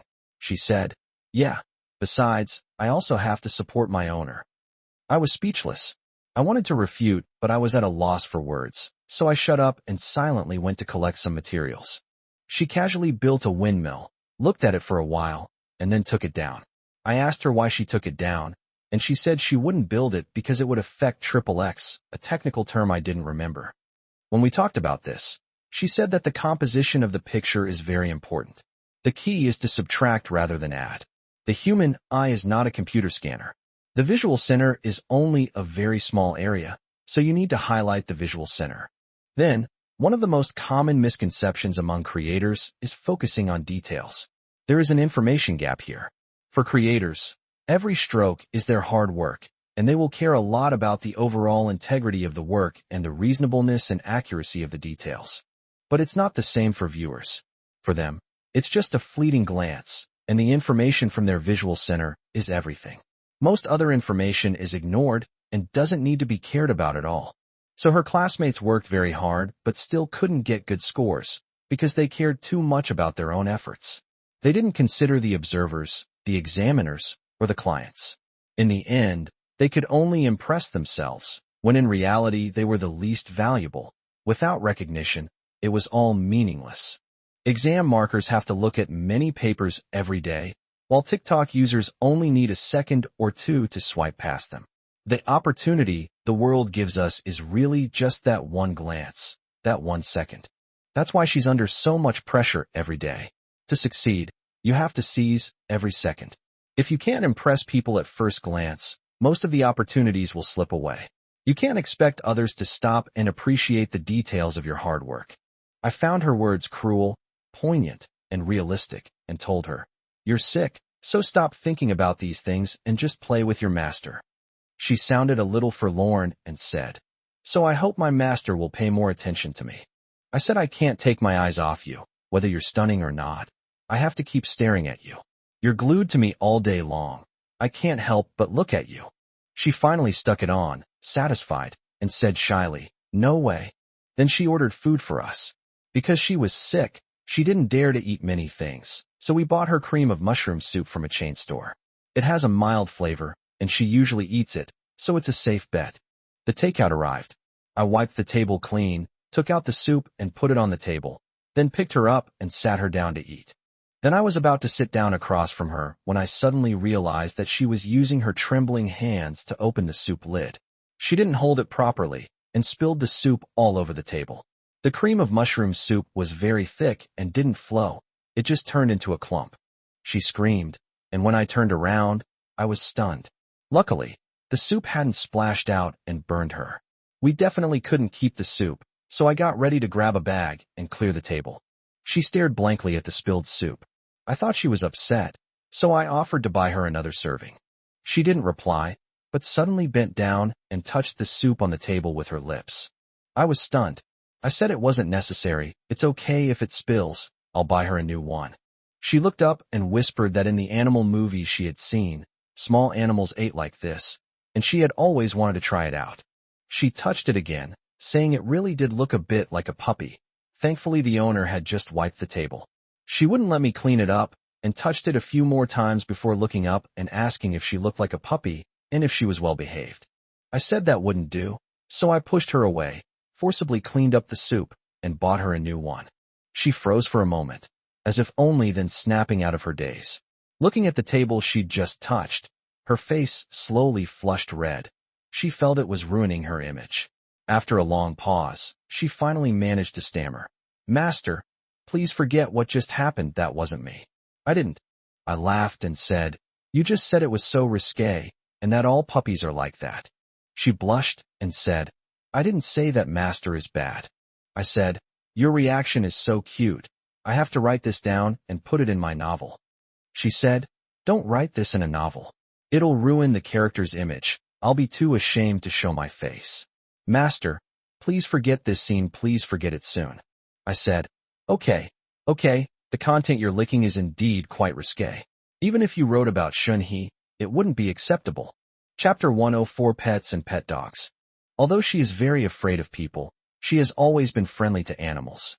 She will spend a long time under various pet and animal videos, and when a cute animal touches her heart, she will even ask me to watch it with her. She came across an ad for a pet cafe, where all sorts of small animals appeared one after another, including miniature pigs and alpacas. We were amazed, and I said, "How can you keep these kinds of things in the city?" Seeing that it wasn't far from us, and we still had some time, and the shop was still open, I seized the opportunity and suggested taking her there. She seemed to be charmed by the dogs inside and couldn't wait to meet her dog friends. After getting dressed and tidying herself up, she took out a necklace and asked me to put it on her, then asked me to take her to play with other puppies. I was saying that if other people walk their dogs around the pet store, and I walk yours, I'll be in big trouble. I'll get taken away by the police before I even get inside. Meow. Don't talk nonsense. I'll just hold your hand. Hurry up and get out of here. She pouted and snorted in disappointment, still unwilling to give up. She put the necklace into her bag before leaving with me. When we arrived at the store, the dogs were indeed very enthusiastic. They wagged their tails and greeted the customers at the door. She went over and greeted the dogs, letting them climb on her and play with her. Only then did I talk to the staff and pay. Then we took a quick look around his shop at various pets, like visiting a zoo. There were hamsters, parrots, rabbits, and some reptiles, lizards, and snakes. She was terrified of those and left without going over them. I played with the miniature pig for a while, but it was very lazy and just lay there without moving. I petted the pig and scolded it. "Are you a pig? All you do is sleep and eat." The pig just grunted twice and didn't even try to get up. Her favorite thing was still the dog, and the puppy liked her too, clinging to her and letting her pet it, and even licking her hands. So I moved a stool and sat opposite her, watching her play with the dog. She was just as enthusiastic as a puppy, letting loose and frolicking, happily rubbing and shaking the dog's head. The scene was like two dogs playing. I said, "I didn't realize you really liked puppies. No wonder you always act like a dog in front of me."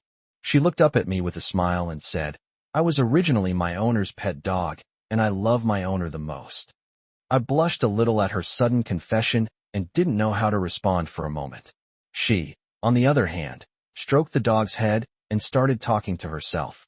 Animals are easy to understand. Their joy, anger, sorrow, and happiness are written on their faces. You don't need to spend time guessing or setting up a plan. If you see an animal that likes you, just pet it. If you see an animal that is aggressive, just walk away. Human beings' self-righteous hypocrisy and deception are very boring to her. Even though she can handle them very well and always guess what the other person is really thinking and set traps for them based on that.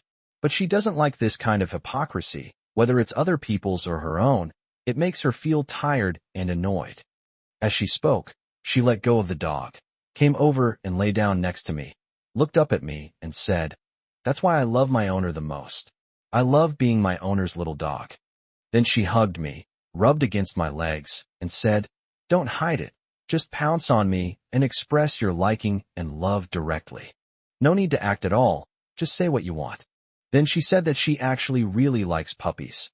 Dogs are affectionate, and you can tell they like you by how much they wag their tails. But you can't even let humans know you like dogs. Liking something like that will make them think you're shallow, as if only liking highbrow and sophisticated things is right. So dogs are good and people are bad. I said, "Master Ching Tang, you usually act like a puppy around me, always clinging to me, rubbing against me, licking me, practically wagging your tail. But I also like dog-like creatures. It's so nice to have something cling to me and love me like that. Who would give up something like that to chase after someone who is aloof and ignores you? That would be pure stupidity." He tentatively asked if she wanted him to get her one since she liked dogs so much. She hesitated for a second, then firmly said, "No, my owner is happy with just me." I knew this would be the outcome. I said, Okay, I'll only take care of you." She rolled her eyes at me, still petting the puppy, but glancing at me warily every now and then, as if afraid I'd take a fancy to another pet and bring it home to compete with her for affection. I laughed and said, "You're jealous of animals too? Don't worry, I'll just watch you play here. You play with the little animals, and I'll play with you when I get home." She looked a little embarrassed and stammered, "Really?" I said really, and promised not to bring anything else home, so she could relax and have fun. Only then did she feel at ease and go off to play with the dog. I was idly petting a cat that was just as bored. It yawned and watched the two puppies frolicking in front of us. Seeing that she wasn't paying attention to me, I took out my phone and started typing this. She became wary when she saw me using my phone and leaned over to see what I was doing. I pushed her head away and said, "You do your thing. I'm going to write my novel for a bit." She then said, "Oh," and went off to play. After a little while, she poked her head over again and said she'd had enough playing and wanted to play with me. I put my phone away and said, "Even when you play with your puppy, its owner has to watch you." She whimpered and wagged her tail. I almost lost control and said, "Okay, let's go home and play." So I took her home. When we got home, she put on her necklace and wanted me to play with her, and then Chapter 105 Renovation Dispute.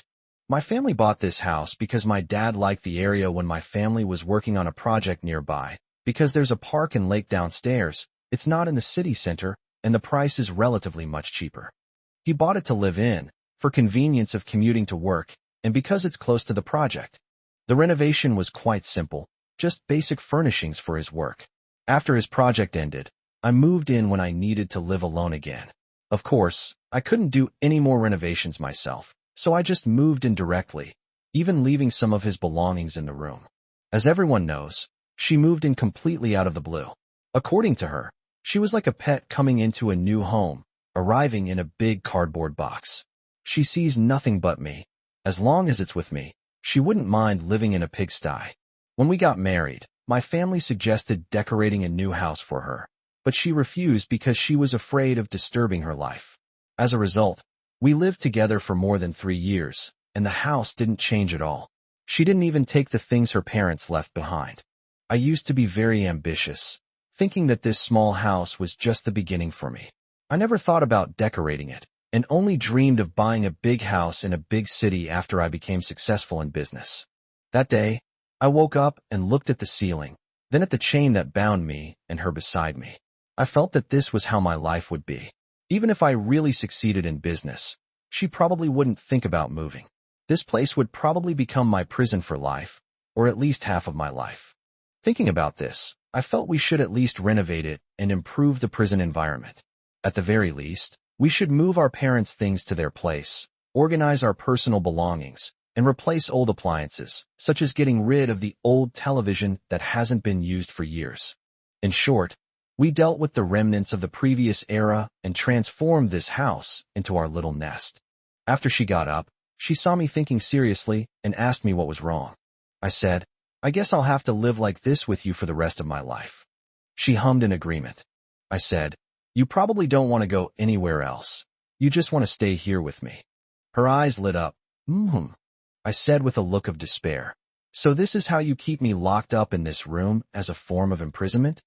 She has a wife serving a prison sentence. Is her master dissatisfied? I said, then at least let me improve my prison environment. You came in sitting in a cardboard box. Forget about decorating a new house. My parents have a lot of things here that haven't been moved. The furniture and appliances are all theirs. We don't even need a lot of them. They're just taking up space. We didn't plan to stay here permanently before, but now that we're not leaving, we'll definitely have to clean up. She was a little nervous, hugging me and saying that she was afraid the renovation would disrupt our lives. There would be staff coming and going, and we might have to stay in hotels or short-term rentals. She was worried about taking up the owner's time and possibly being forced to separate from them. Then she pouted and said, let's not renovate. Let's just live like this. I tapped her on the head and said that no one would separate us. Major renovations are indeed troublesome, but you let me tidy up a bit, so I got up and started my ambitious room renovation plan. Because of the chain, she reluctantly followed behind me, listening to my plan with a huff. I told her I wanted to sell the TV, which I haven't turned on in years, for scrap and get a new one so I could watch a movie before bed. She said even with a new TV, I still wouldn't turn it on for years. I suggested painting or wallpapering the dirty wall, but she said the wall didn't bother her and it's fine to leave it as is. I said that the fish tank, which had been empty for several years, should be thrown away because it was taking up space. She said, just leave it there. Maybe in a few days I'll want to keep some fish or something. I suggested sending back several drawers of my parents' belongings and clothes, clearing out the drawers and cabinets to reorganize our things. She said that she already has less contact with them these days, and if I suddenly send their things back, they'll think we have a problem with them and are planning to separate the household, and then they'll say I'm unfilial. I said, I'm speechless. So you always have to discourage me no matter what I do. You're not going to do this or that. How am I supposed to renovate? She picked him up and said, then let's not renovate. It's fine as it is anyway. Is there anything you're not happy about, master? I'll make it up to you. I told her she'd make it up to me in that way. She pecked me on the cheek and said sweetly, master doesn't like it. I hugged her and said I loved it. Then, as usual, the battle began. Afterward, I lay on the bed panting, still thinking about how I should at least ask Lalamove to move my parents' things so that we could organize our own belongings neatly. She rolled over and looked at me with an expression that said, Master, you're still not clean. How can you have the energy to overthink things? Then she gently leaned closer and said in a sweet, soft voice, Master, you don't need to worry so much. Just let things take their course. Tell me what you want, and I'll take care of it for you. You don't need to bother. As she spoke, she nuzzled down my head, kissing me repeatedly. I stroked her long hair and instantly lost my mind. Another battle ensued, and afterwards my head was buzzing and my ears were ringing. I couldn't remember anything I had just said. The whole decoration thing was completely forgotten. Chapter 106, Oppressive Atmosphere. This chapter might be a bit heavy. I didn't originally want to write it, but she insisted I do. The conversation went like this. I don't know what to write tonight. Lately, I've been writing about everyday life, which is pretty boring, and nobody reads it, sob sob. She said, our daily routine lately has been anything but boring. It's been incredibly exciting. I thought, that's too heavy. I can't even breathe. How can I write that? She wrote, therefore, I have recorded the following as fact. If any readers feel uncomfortable, please remember that it's not my fault. It's all her fault. The recent work turmoil has not yet subsided. The setbacks at work in the past have kept her in a state of high tension and sensitivity regarding her current career, which ultimately overwhelmed her. Her neuroticism flared up further. She became extremely sensitive to everything in the world. Her body trembled, and she frequently lost her grip on things, having already dropped items including, but not limited to, soup bowls, water glasses, pens, and cell phones. There was a slight noise coming from the bathroom, which startled her. Suddenly, she grabbed my arm tightly, her nails digging until they bled. Caught off guard, I screamed, which startled her even more, causing her to pinch harder, leaving my arm covered in blood. I didn't have time to look at my wound because she had rammed into my chest like a cannonball, crying and saying she was scared and wanted her master to comfort her, hold her, and protect her. I put her in my pocket. Seeing her like this, my heart ached more than a wound. It took me a long time to calm her down. I didn't dare to get up, afraid that the sound of moving the chair would frighten her again. For once, she ignored my wound and returned to her terrified, stunned state, occasionally muttering, "What do I do? What do I do?" When I asked her what was wrong, she cried and replied that she didn't know. Then, a moment later, she would suddenly grab me and inexplicably ask, "What do I do?" I felt I couldn't let her be subjected to any more stress. The sunlight was already a burden for her. I got up to draw the curtains, just as I heard the elevator in the hallway. It was probably a neighbor or a delivery person passing by. I knew I was doomed when I heard a noise outside. I turned around and saw her tumbling and scrambling, crashing into me with a loud thud. I immediately winced and put on my pain mask. She clung to me tightly, burying her head in my chest. I felt like I was suffocating. I finally managed to break free, and since I couldn't stay outside any longer, I accompanied her to the bedroom and bed. I drew the curtains and turned off the lights. In the quiet darkness, she entered a state of extreme unease, clinging tightly to me. Any slight movement around us would make her jump, her eyes red with fear, clutching my body like a lifeline. Even a gentle touch from me would frighten her. So I did nothing and quietly waited for her to recover. The atmosphere was extremely oppressive. The air seemed to freeze. I felt like a wooden doll holding a bomb, and even an uneven breath could trigger her attack. The environment was tense, and I dared not move at all. I felt suffocated and couldn't breathe, yet I dared not speak. I could only wait quietly. It took her breathing to calm down a bit, but she was still as sensitive as a frightened hamster. Her nerves were on edge, her eyes darted around, and she was watching her surroundings warily, as if a ghost could jump out of the room at any moment. Influenced by her, I barely dared to breathe. It felt like a huge rock was pressing on my chest, and my lungs were about to burst. I could feel my breath trembling. She stared intently at me and everything in the room, her sensitivity making her ready to scratch me at any moment. Gradually, she focused her attention on me, gently touching my body and pressing against me before she could relax a little. I took the opportunity to hug her and wrap her in the blanket to give her a sense of security.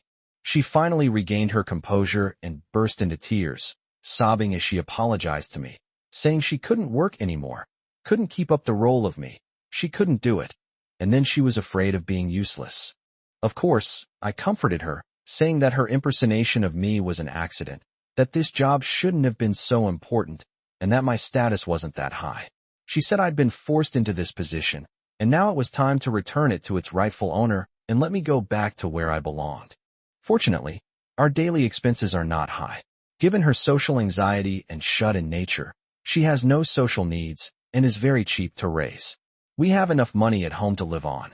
I never cared about how big my career was or how much money I made, because being with her at home meant there was nowhere to spend my money.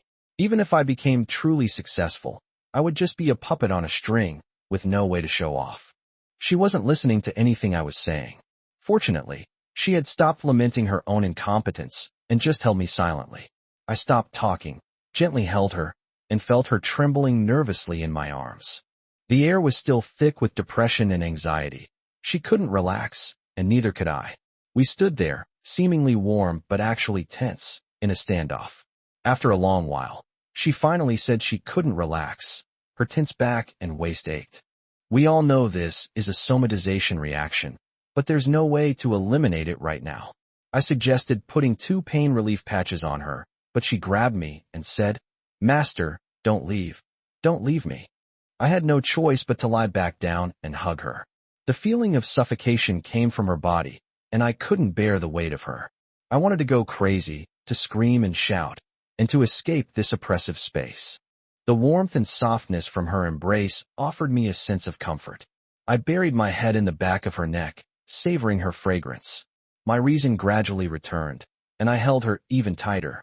But her tension made me feel even more suffocated. Smelling her hair, I finally adopted the attitude of a master, took up the banner of work, and declared that she couldn't be like this anymore. She had to return to her position as the pet starage. She was no longer suitable to appear. I had to send her back to where she belonged. She burrowed under the covers, nestled against my waist, and said this was where she belonged. She didn't want to come out again.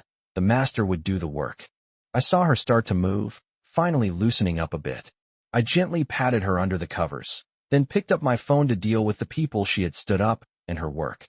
As if to prove her identity, she was restless in bed, lying on my waist, and she didn't care about the force she used, almost hurting me several times.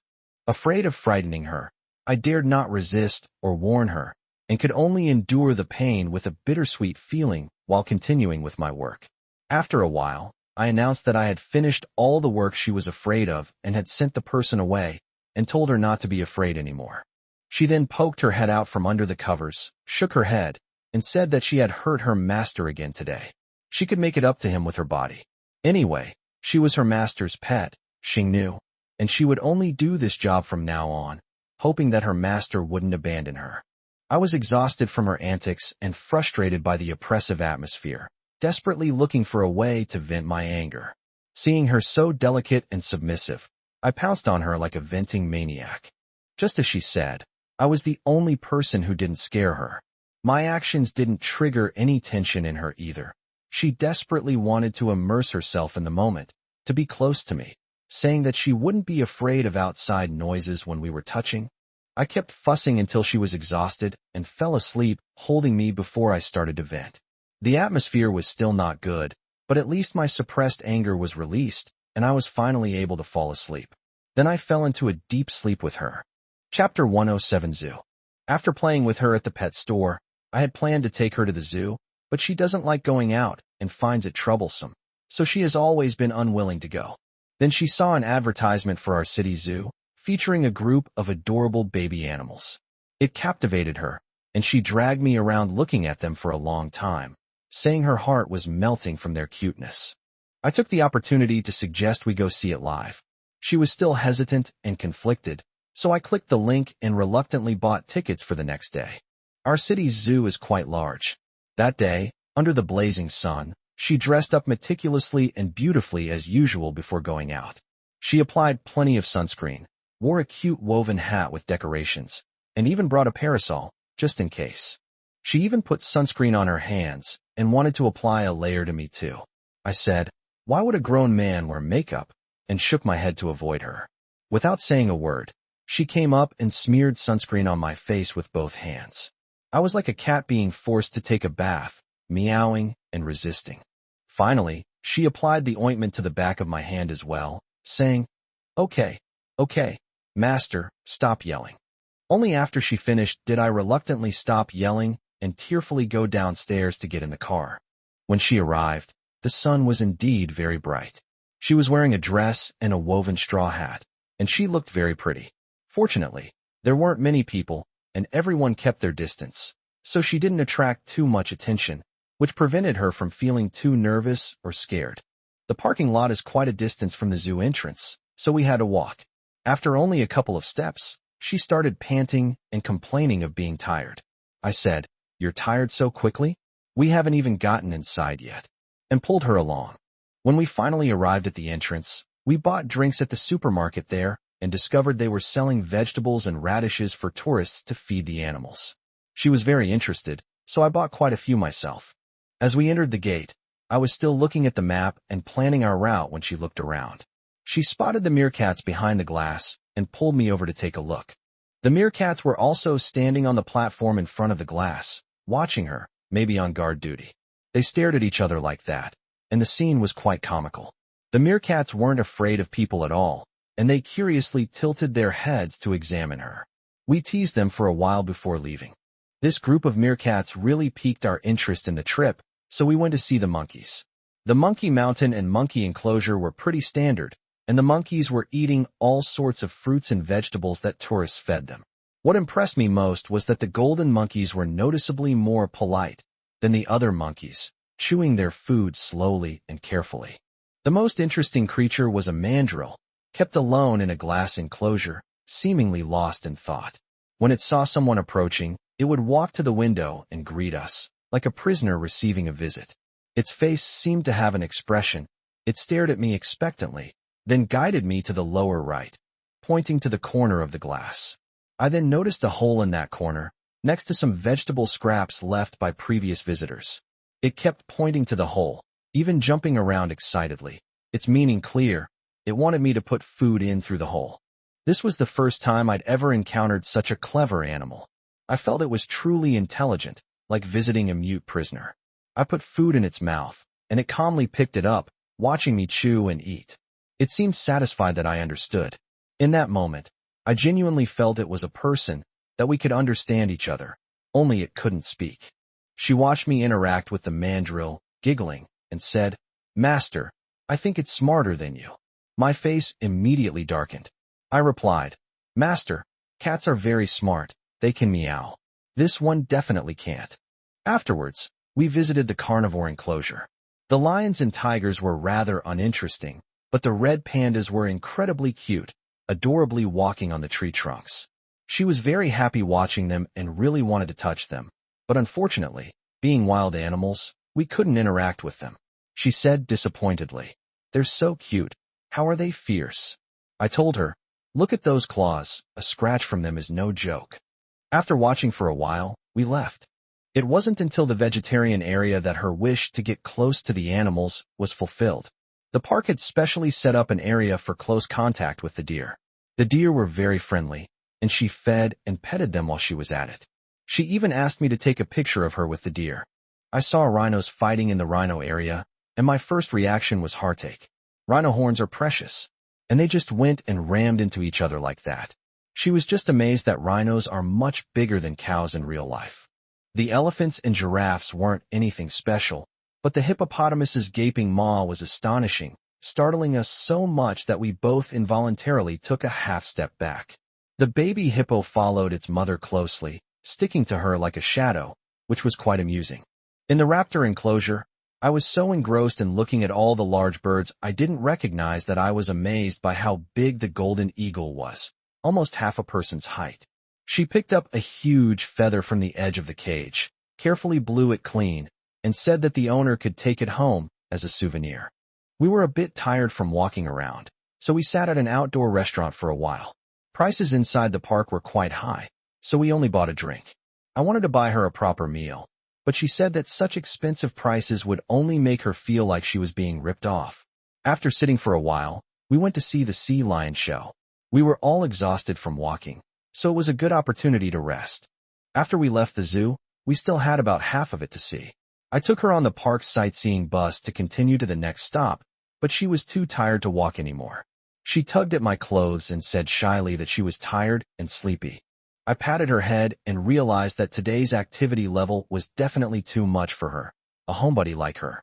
So I didn't get off the bus and just carried her all the way to the final stop. She leaned against me and started to doze off. I think she was really tired. She slept soundly on the way back and only woke up when she got home. She said she was so sleepy that she had no memory of the second half of the trip. She only remembered that she was feeding the animals 1 second, and then she woke up at home. It was like going to the zoo was a dream. I yawned and said that I was so confused after watching the show that I fell asleep on the park sightseeing bus and snored the whole way. Of course, I don't remember anything. It made me sleepy while driving, and I'm so sleepy right now. She got nervous and came over to grab my clothes, saying that her master wasn't sleeping and wanted to keep her company. I said, "You're allowed to sleep, but I'm not. I'm sleepy too." She took a step back and said she would help her master wake up. Then she slowly lifted her skirt up, made me watch her, and asked, "Is your master still sleepy?" My blood rushed to my head, instantly waking me up. I stared at her, wide-eyed, all sleepiness gone. I buried my face in her body, taking an epic, deep breath. Her sweaty body had a very feminine scent, incredibly intoxicating. I couldn't control myself and turned into a cat-like figure again. Chapter 108 Prequel 1 Acquaintance Me. I didn't originally plan to write this book for this long. I thought it would be finished in about 20 chapters. Thank you all for your support, which allowed me to describe all the details and memories in detail. Because the incident of being locked in a dark room after meeting was so shocking and left such a deep impression, I glossed over the events before we met in one chapter, omitting the process of how we got to know each other, fell in love with each other, and had a crush on one another. Here I'll write about what happened when we first met online, as a prequel, and it will be told from 2 perspectives. While writing this book, I talked to her about how we met. After we went over our accounts, we discovered a lot of shocking things. Luckily, the ending was good, probably. Otherwise, I would have regretted it for the rest of my life. As everyone knows, I first met her in a QQ group, but the process wasn't as natural as I imagined. At that time, I was starting my own business and needed recognition, so I would often chat with people in the group, looking for opportunities to showcase my professional knowledge. I hoped that customers or distributors would remember me when they came into contact with the products, and thus have in-depth exchanges with me. Because I would directly and deeply discuss some inside information in the group, I gained a group of followers in the process. That group wasn't my main platform. I had already discovered her in the group because she was also a star in the group, like the group's darling. And when she appeared, there was usually no room for me to appear because there would be more people chasing after her to chat and ask how she was doing.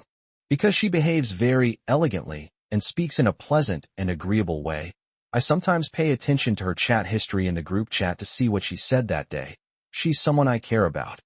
But I've hardly ever spoken to her. I only remember exchanging greetings. I don't think our worlds would intersect, and there's no reason for us to become friends. At that time, my mind was focused on my career. Having just left the academic circle arranged by my family, starting my own business put a lot of pressure on me. I didn't have much money or resources, and if I didn't achieve anything, the future would be very difficult. Although I really like anime and manga, including Yandere, Catgirls, and the kind where the girl falls from the sky, and I've watched countless anime like My Neighbor's Angel and pure love stories, I can clearly distinguish between the two-dimensional and three-dimensional worlds. Just like I don't believe that Catgirls exist in reality, I don't believe that Yandere exists in reality, and I certainly don't believe that a beautiful girl fiancé will fall from the sky to take care of me. In the real world, I'm grounded and focused on my career. I weigh money and status, and I believe that relationships need these practical things to have any chance of success. I'm only thinking about starting a business and seeing some progress. I'll take it one step at a time and leave all those unrealistic dreams in some corner of my mind. She said she had taken the initiative to show interest in me back then, but I ignored her. Actually, I was too dense. I didn't notice her advances at all. I was so clueless that I didn't engage with her personal conversation, which made her sad and disappointed for a long time. Later, one of my clients mentioned her to me in the group and asked if I knew her. I said of course I knew her, but we weren't close and had never chatted. The client told me a lot about their conversations with her, saying that although the girl seemed to be very successful in the group, she actually had a tough time. It's because her family background is ridiculous and absurd. She originally came from a good family, but later lost money in business. It's all a persona, which forced her to find her own way out at a young age. She became an online influencer and made a profit, and she even managed her own business. Our group is part of her business, and she also takes on some commercial orders and takes some advertising photos for group members. I was already interested in her, so hearing all this felt expected. I realized this girl was indeed extraordinary. But her background clearly indicated she was looking for a sugar daddy for big money, and at my current level, I probably couldn't even get close enough. So, I pretended to be profound and said it wasn't my turn to help her yet. The customer said that if I had any products to promote, I could contact her. She sent me some advertising photos she had taken for other people in the group, including photos of her interacting with the products. I was immediately drawn to the photos. She's the kind of cute little girl with a round face and big eyes who's obviously harmless, totally hitting my sweet spot. She doesn't have any of that internet celebrity/male-pleasing vibe at all. She's very pure. Moreover, she was quite young back then, hint, referring to Shun-hee, you know what I mean, and her flat figure made it impossible for her to apply makeup. She's pretty much the same now. Her melancholic style and forced performance vibe evoked a strong protective instinct in me, and my heart was touched. I inexplicably clicked on her QQ space, and sure enough, there were more photos.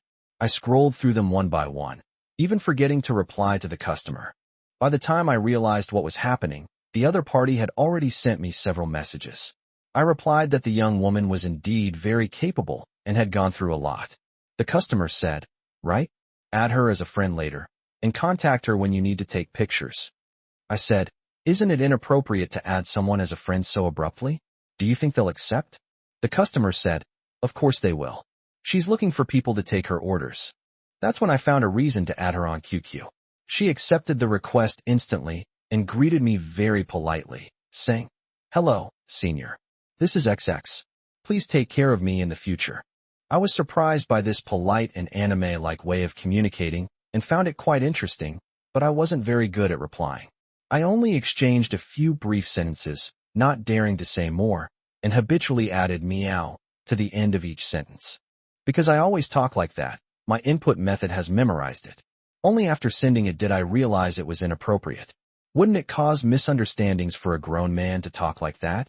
This bothered me for a long time, but we had only just met, and it wasn't easy to explain, so I could only leave it at that for now. Fortunately, she didn't seem to mind at all and took the initiative to start some conversations, all of which were topics I was familiar with. I opened up by first responding to the professional parts and then sharing some of my own opinions. She was very enthusiastic, praising me to the skies and saying she would definitely ask me for advice more often in the future. Although I knew it was just polite talk, I still felt flattered and planned to tell her these things more often in the future. Looking back now, I think I was probably already caught in the trap. The next chapter is from her perspective, and I was quite surprised when I heard it. Chapter 109 Prequel 2. Her past, her perspective. My awakening occurred during my kindergarten years. At that time, I was able to read people's minds and get the kindergarten children to give me snacks and fruits. It wasn't because I liked eating these things, but because I needed to be sure that I could control the people around me to feel safe. Looking back now, I realize that I've been filled with unease ever since. This insecurity has stayed with me, first teaching me to cry, then to find evidence and accuse others. Playing the victim always works. People always prioritize their emotions. I've known since childhood that a small amount of evidence is enough to support a false claim, which has given me a lot of convenience. Adults believe this wholeheartedly, making me feel like everyone around me is stupid and further increasing my insecurity. This insecurity made me seek support everywhere since I was a child. I needed protection, and only by being outstanding could I get a response. So I was outstanding from a young age. I did well in both academics and school activities. Teachers and school leaders all knew me. I can easily tell who is useful and make friends with them easily. Stupid classmates just chatter in groups of 3 or 5. It's so noisy. I was surrounded only by the children of teachers and district leaders. These people clearly had undue privileges at school, but they themselves were unaware of it. Their parents even called it treating everyone equally, which is ridiculous. I took advantage of their privileges for a long time, which provided me with many conveniences. But this did nothing to soothe my unease.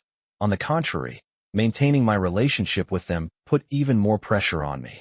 So I found a new group of more powerful people and made myself more powerful. After gaining some freedom, I discovered the value of beauty. Fortunately, I am good at modeling and I have good control over my figure and temperament. The best way to maximize the use of my image is to let more people see it. So I chose the path of becoming an internet celebrity. I can grasp those inner qualities in people, such as innocence, melancholy, and which background music is likely to become popular. These skills quickly helped me establish myself in the industry. Then, I naturally began to filter my followers and contact useful people. The first people who came into my view were those with the ability to operate accounts and computer skills. In my eyes, these tedious technical tasks had a low cost-effectiveness. Although I could learn them, it was not as efficient as handing them over to others. I easily hooked up with acquaintances to build an influencer account operation system, with operation, promotion, and maintenance. There was even a brother who knew computer technology who used a script to help me automatically delete negative comments. Unfortunately, after spending a lot of time with them, it naturally leads to deep personal relationships, which I am very afraid of. This results in my operations staff and even accounts needing to be changed frequently. Because I have to get rid of the old people, I have to constantly contact and find new people, and I will definitely choose the place with the greatest value that I can find. At the time, the antique and collectible circle was quite popular, a gathering place for wealthy second-generation individuals. I had an artistic talent for this, able to find what they considered beautiful, and knew how to attract their attention. I would subtly incorporate my own tastes into the interactions with antiques and collectibles, integrating my own aesthetic image into the pictures, thus building my own reputation. The results were excellent. These wealthy second-generation individuals, using the antique and collectibles as a pretext, would proactively approach me to chat. Seeing that I not only knew about collectibles, but could also discuss their Steam games, Gundam, and even whether they preferred white or black stockings, they became even more excited, treating me like a treasure. I can only blame my colleagues for being so stupid. They're clearly playing the role of pleasing men, yet they completely avoid talking about men, hoping that men will take the bait because they're attracted to beauty. It's ridiculous. These people gave me my first pot of gold, allowing me to expand on things I wanted to do, such as buying a second phone and hiding it, so I could still stay connected when school and parents asked me to hand over my phone. I also saved some secret money to hire photographers or maintain and promote my accounts.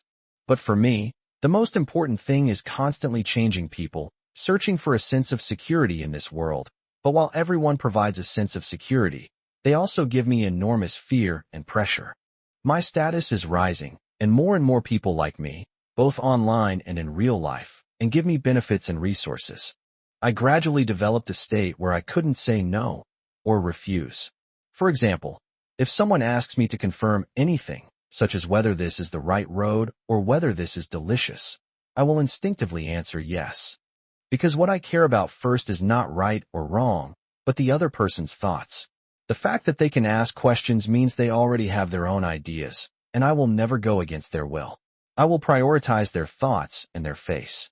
When the other person makes a mistake and suffers a loss, I will act cute and take the blame, saying, "I didn't notice either," to ease the other person's embarrassment. This makes people who get along with me like me very much and regard me as a confidant, but it also puts a lot of pressure on me.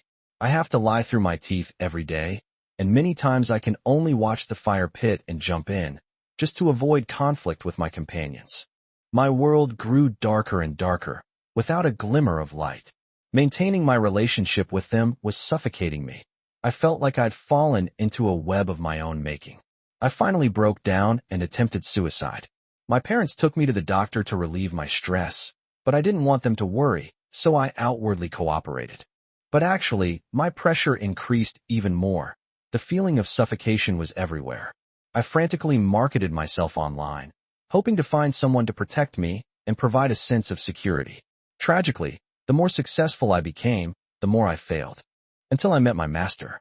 Chapter 110 Prequel 3 Acquaintance, Her. I fell in love with my master at first sight.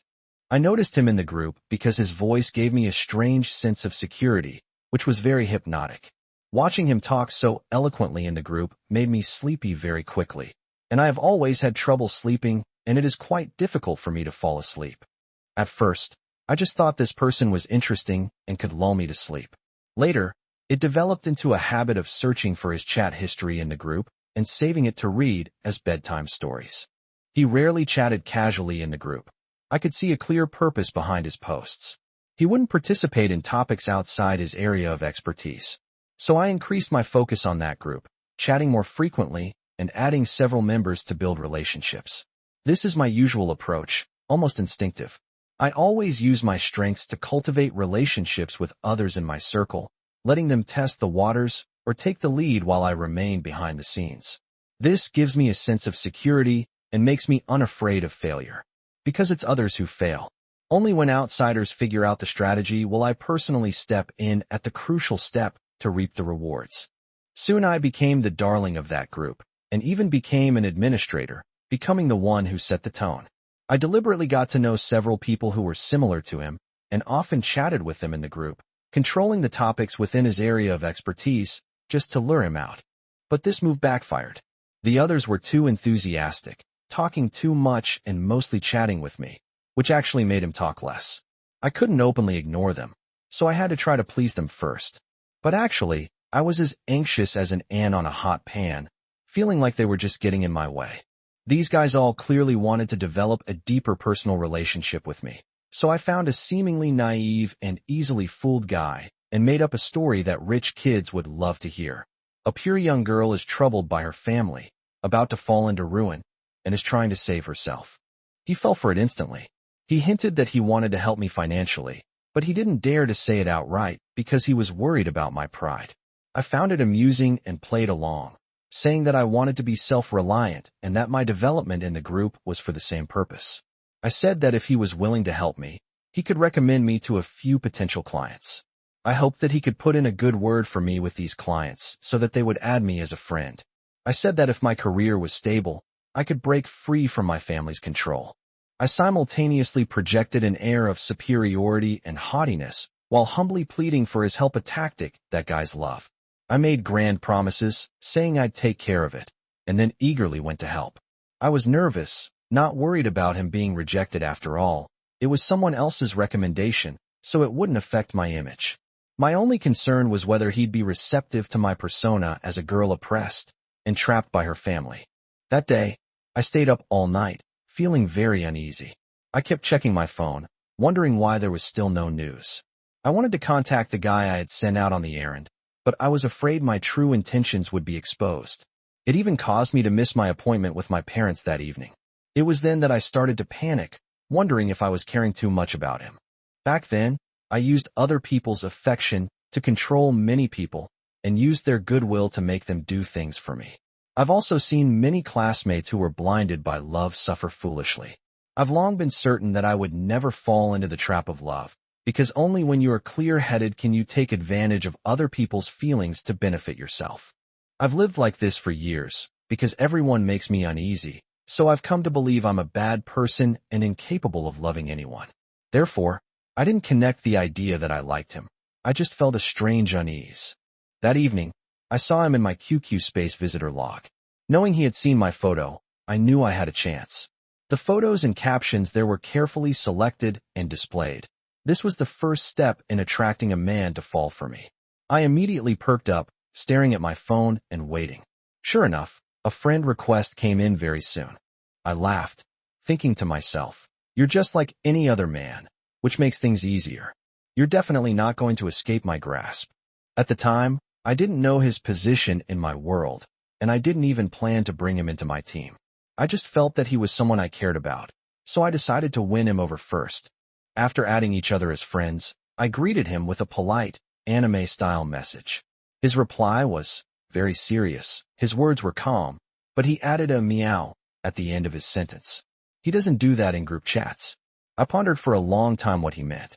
I wondered if he was actually a frivolous playboy, the kind who likes to date girls, but he just doesn't want to reveal his private interests in group chats. Thinking about it, that's possible. After all, he added me after seeing my photo.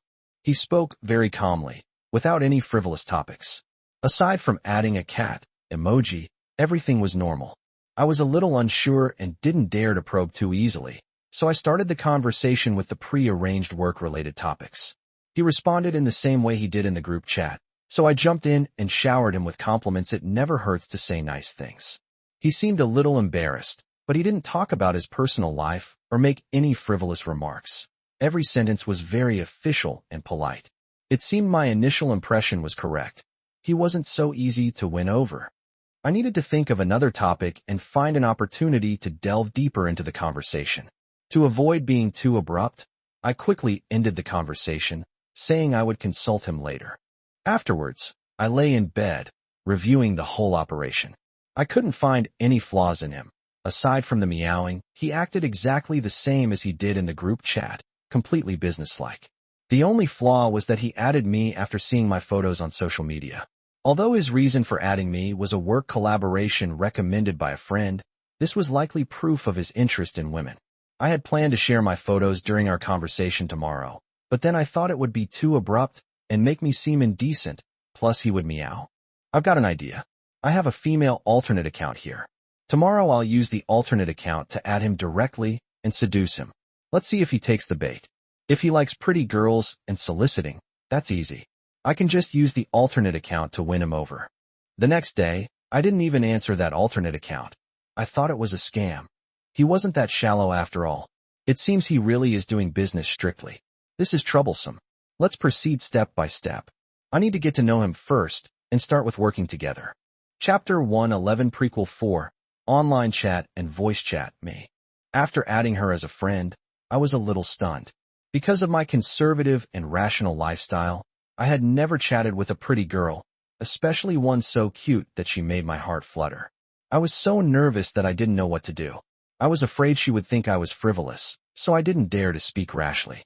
I only managed to say hello before I ran out of things to say. Fortunately, she took the initiative to talk about areas I was familiar with, as well as topics related to work collaborations, which prevented the conversation from becoming awkward and gave me room to speak.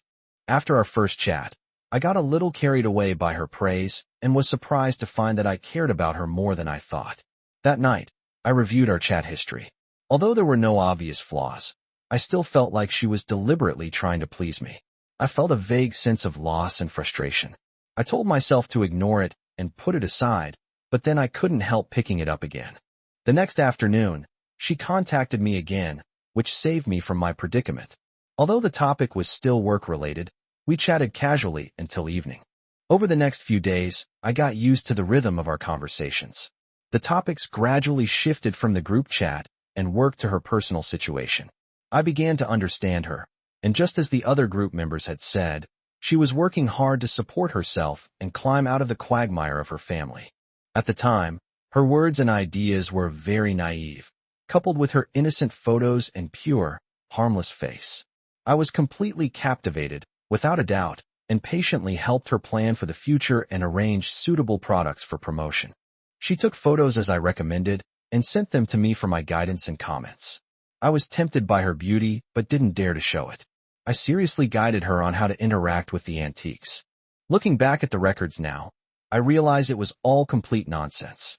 At the time, I was completely blinded by her beauty, and what I said was utter rubbish. With her cooperation and flattery, I didn't even notice, and I was even talking eloquently from the perspective of a senior, using my experience as an excuse, feeling that I was helping and guiding the young girl, and I was very proud of myself. Anyway, that's how we started chatting. Before I knew it, she was entering my life. We chatted every day, and I started to really think about how to help her. When I was dealing with antique and collectible items, I would consider what her product photos would look like. I also recommended a few clients to her, emphasizing her vulnerability, innocence, and difficulties, and asking them to help her if they could. Here's some background information on how she entered the industry. It's similar to how celebrities shoot endorsement ads. Since we're not big brands, we can't hire big stars. We just take our own product photos, and at most, we use tea houses and pavilions as backgrounds. She used her artistic skills and good looks, even wearing ancient costumes, to take advertising photos for us featuring people holding and using products. These photos were much more detailed than the static product photos we took ourselves. They also included beautiful young women appearing in the photos to attract customers. Most importantly, it was simple and inexpensive. We sent her the samples, and she took the photos according to our requirements. It was much cheaper than hiring internet celebrities or stars for promotion and endorsements, making it very cost-effective. One of the clients I recommended her to was an older man who had been through similar experiences and was quite perceptive. When we met and he talked about her, he looked at me with pity, like a victim, and said, "You've been fooled. This girl isn't as innocent as you think. She's so young to be involved in our circle. She's probably looking for a sugar daddy or someone to keep her around." I pondered his topic for a while and finally concluded that she was definitely not a fraudster. After all, the photos and videos were there, and other colleagues had also contacted her, so the person and the story must be real.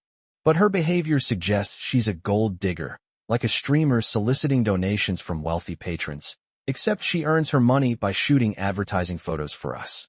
This is understandable. She approached me to collaborate and profit, making her intentions clear from the start. Besides, the girl didn't engage in any provocative behavior. She earned her way in the industry through her own hard work, so there's nothing wrong with that. The uncle shook his head with even more pity, smiled, poured me a cup of tea, and said nothing. I was a little frustrated when I got back, but after chatting with her for a few words, I was so happy that I forgot all the advice she had given me. We quickly became acquainted, and she started confiding in me, telling me about her family, which later turned out to be all lies. Not a single word of it was true. That day she got emotional and said a lot. Also lies. She just wanted me to talk to her a little longer, so she made it up on the spot. We talked until very late, and I told her about some things that happened at work. She pointed out my dilemma, and instead of talking about work, she brought up my situation, saying that my past experiences might have affected my judgment. At that moment, I felt cared for. She was no longer an unattainable online beauty, but closer to a friend. So I talked to her more about my situation, and she said she could help me, and we could have a detailed conversation via voice. So that night, I excitedly called her and heard her voice for the first time. It was a very sweet, soft, and gentle voice. Yes, that's the voice I fear most right now. Whenever she calls me Master Master in that voice, I know I'm in big trouble. I'm either going to get locked up or hurt. I was so touched by her sweetness that I felt a little giddy. I joked around with her enthusiastically and even made some real-life meows. She lacked the enthusiasm she displayed when typing online. She spoke very politely, in a formal and restrained manner, and I could sense a distance between us. I thought to myself, did I mess this up? I'm doomed. I got carried away. I shouldn't have said that. I immediately calmed down, put on a stern face, and talked to her about the logo design. I said a lot, trying to make up for my mistake, but she remained very professional. She gave me a lot of work advice, but showed no emotion and completely refused to talk about the personal topics we had just discussed that evening.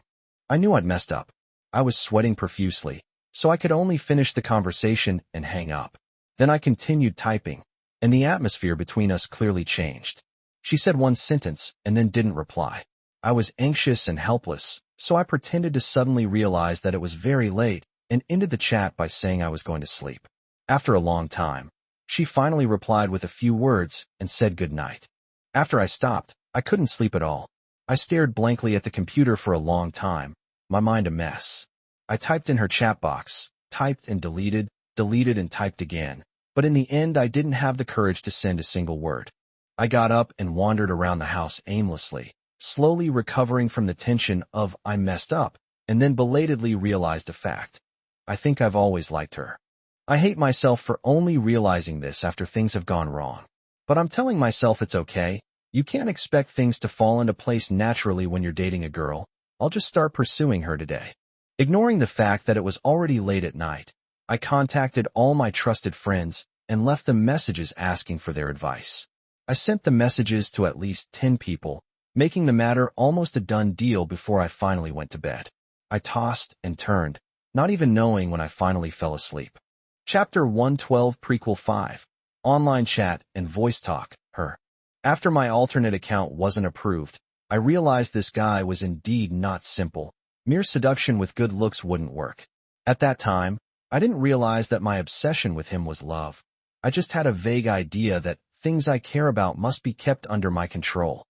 Therefore, I could only start with our shared topic of working with antiques and collectibles. This is not actually my area of expertise, but fortunately, he is outgoing and talkative. As long as I keep agreeing and asking new questions, he will talk on and on. Afterwards, I only need to praise him a few times to appease him, and he will be satisfied. To avoid awkward silences and establish continuous communication, I contacted him every day, wanting to learn more about him and talk about personal topics. However, he never gave me that opportunity. Whenever I brought up topics about myself or his personal affairs, he would gloss over or ignore them. Cat. Actually, I didn't even notice. I didn't dare to take the initiative to start a conversation, which made me feel a little frustrated. I wondered if I had never even caught his eye, and if he was just giving me perfunctory business. But he also chats with me every day, sharing work-related topics, and even recommended several clients to me. He also cooperated with me in the group chat, which made me even more confused. I didn't know what his attitude towards me was. In my eyes, no personal relationship meant not familiar, and his business-like approach made me very anxious.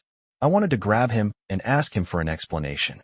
But chatting with him makes me feel safe and relaxed. Every time I get anxious or upset, it dissipates in our calm conversations. I just can't bring myself to hate him. No matter what he says, I want to praise and comfort him. It's not from the usual fear and agreement. It's a kind of relaxed tolerance, as if whatever he says is right, and I can forgive him for whatever he does. So our conversation turned into me coming in with a hot topic, thinking I had to make some progress today. He gradually softened the conversation, and in the end, I was praising and agreeing with him, ending the topic with yes.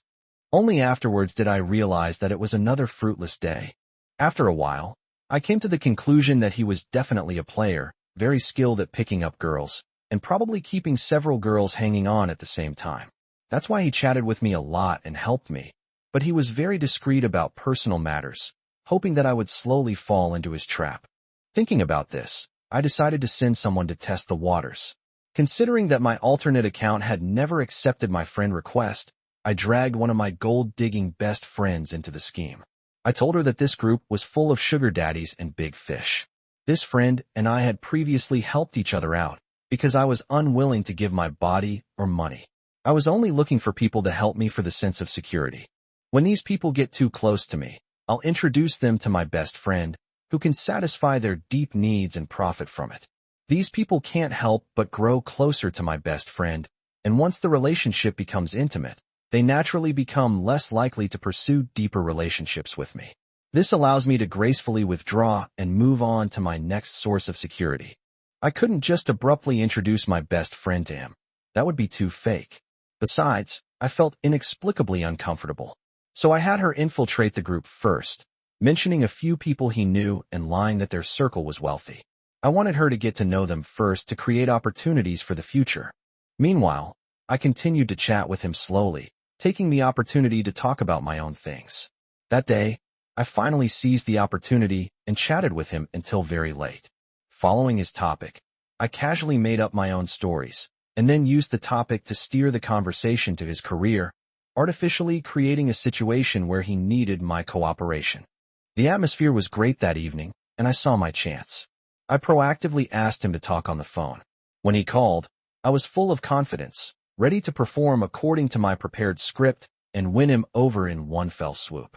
At first, his voice was calm, with a slightly magnetic quality. My heart felt like it had been squeezed, a sharp pain, and then my heart rate wouldn't return to normal. My mind went blank, and I felt dizzy for a few seconds before I could hear him continue speaking. I don't remember anything he said. I think I only heard him meowing. My first thought was that he had a cat.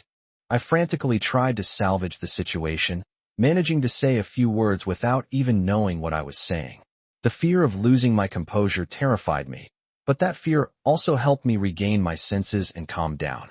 Finally, I was able to read some lines from the script, but his magnetic, calm voice seemed to have some kind of magic, instantly pulling me into a relaxed abyss where I just wanted to chuckle to myself.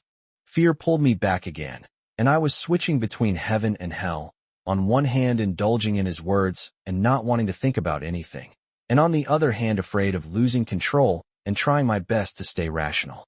Finally, the worst situation occurred. I finished talking about work almost like reciting a script. When he was about to hang up, my heart ached again, and tears almost welled up in my eyes. I desperately wanted him to stay with me a little longer and almost shouted no. But before I could react and find a reason to continue the conversation, I had already agreed, and the call ended. I completely broke down then and there. I buried my face in the blanket and cried my heart out. At first, I didn't even realize what was happening. I didn't know that it was love. I just felt like I saw a light, something infinitely beautiful, and then it vanished in an instant, plunging me back into cold, silent darkness. That light made me unable to bear my current life any longer. In that instant, I thought of death. I grabbed my phone like a lifeline, staring at the message that the call had ended, wishing I could turn back time and listen to it again. I would give anything for that. When his message came, I realized I was still alive. I suddenly became very timid, like a humble insect exposed to the sunlight. I knew this was a crucial opportunity to make amends, but I didn't dare to say anything. Seeing his polite words, I could only instinctively politely end the conversation. Then I broke down even more. The feeling of the light leaving me stripped away from my soul. I could no longer control my emotions and broke down crying. My crying attracted my parents from the next room. They came in and asked me what was wrong. As I came to my senses, my first thought was, protect him. This command was etched into my mind like a steel stamp, giving me the motivation to act. I continued to cry in my mother's arms, but by then, crying had become my camouflage. While sobbing and wailing, my brain was back online, working at lightning speed. I quickly shifted the blame, fabricating a story from school, exaggerating a rivalry with a classmate, and saying that it had erupted late at night due to some unhappiness. This is also preparation for my future. I am certain that I can no longer maintain my daily life. I need a target to take the brunt of the fire in his place. If something similar happens again in the future, I can continue to exaggerate the incident and focus fire on this person in order to conceal his existence. But thinking about him made me break down again, and I couldn't get up at all. Fortunately, the fire had been transferred to other schools. My mother was even considering transferring me to another school. Seeing that he was safe, I vented my emotions even more unrestrainedly until I cried myself to sleep in the middle of the night. Chapter 113 Prequel 6 The Beginning of My Simp Life, Me. My sycophantic skills are so bad, I'm too cautious, and even after a year of trying, I still haven't let her know that I like her. When discussing this matter recently, she said, if I had been bolder online, she wouldn't have been so nervous and distraught during our first meeting. She almost died, and she even stabbed me in the back. What about the contract? The contract still needs to be signed. After that voice call, our relationship quickly cooled down. I immediately tried to make amends, not daring to talk about personal matters. The next morning, I wrote her a long article about our work collaboration and carefully implemented every point she raised. But her attitude was much worse than before. It was a very mechanical, polite, and restrained business-like approach. She had lost her former enthusiasm for me, no longer enthusiastically agreeing with or praising me, and no longer mentioning her own affairs. She only gave serious and cold replies to my work-related questions, and she was very sparing with her words, unwilling to say a single extra word. I was extremely frustrated and kept reviewing that voice message. I could only blame myself for getting carried away and talking about my own things right away, which offended her. I regretted that I had no experience interacting with girls in real life. I knew very well that her enthusiasm had an element of social performance and that she was utilitarian, but I still mistakenly thought that we had some personal relationship and that I could chat freely with her. As a result, I scared the girl away in our first private voice message. Realizing that my limited experience with basic tasks was clearly insufficient, I needed experienced mentors, advisors, and a think tank. So, I compiled my disastrous first attempt at this project and shared it with others in the group who knew her. The first person I contacted was the client friend who introduced her to me. I called him directly and blurted out, "Brother, I'm smitten. The girl you introduced me to a few days ago, I've fallen for her." But things didn't go smoothly at first. Things were going well, but I got carried away and a voice call caused the relationship to plummet. What should I do? He said that he noticed I was very indifferent that day and seemed to ignore people, so he thought I was aloof. How could I have fallen for her so much in just a few days? But it's hard to say whether she necessarily dislikes me. There might be other reasons. He said he could ask her for me. I quickly said no, please don't go. At this moment, she was cold to me, but would still bring up work.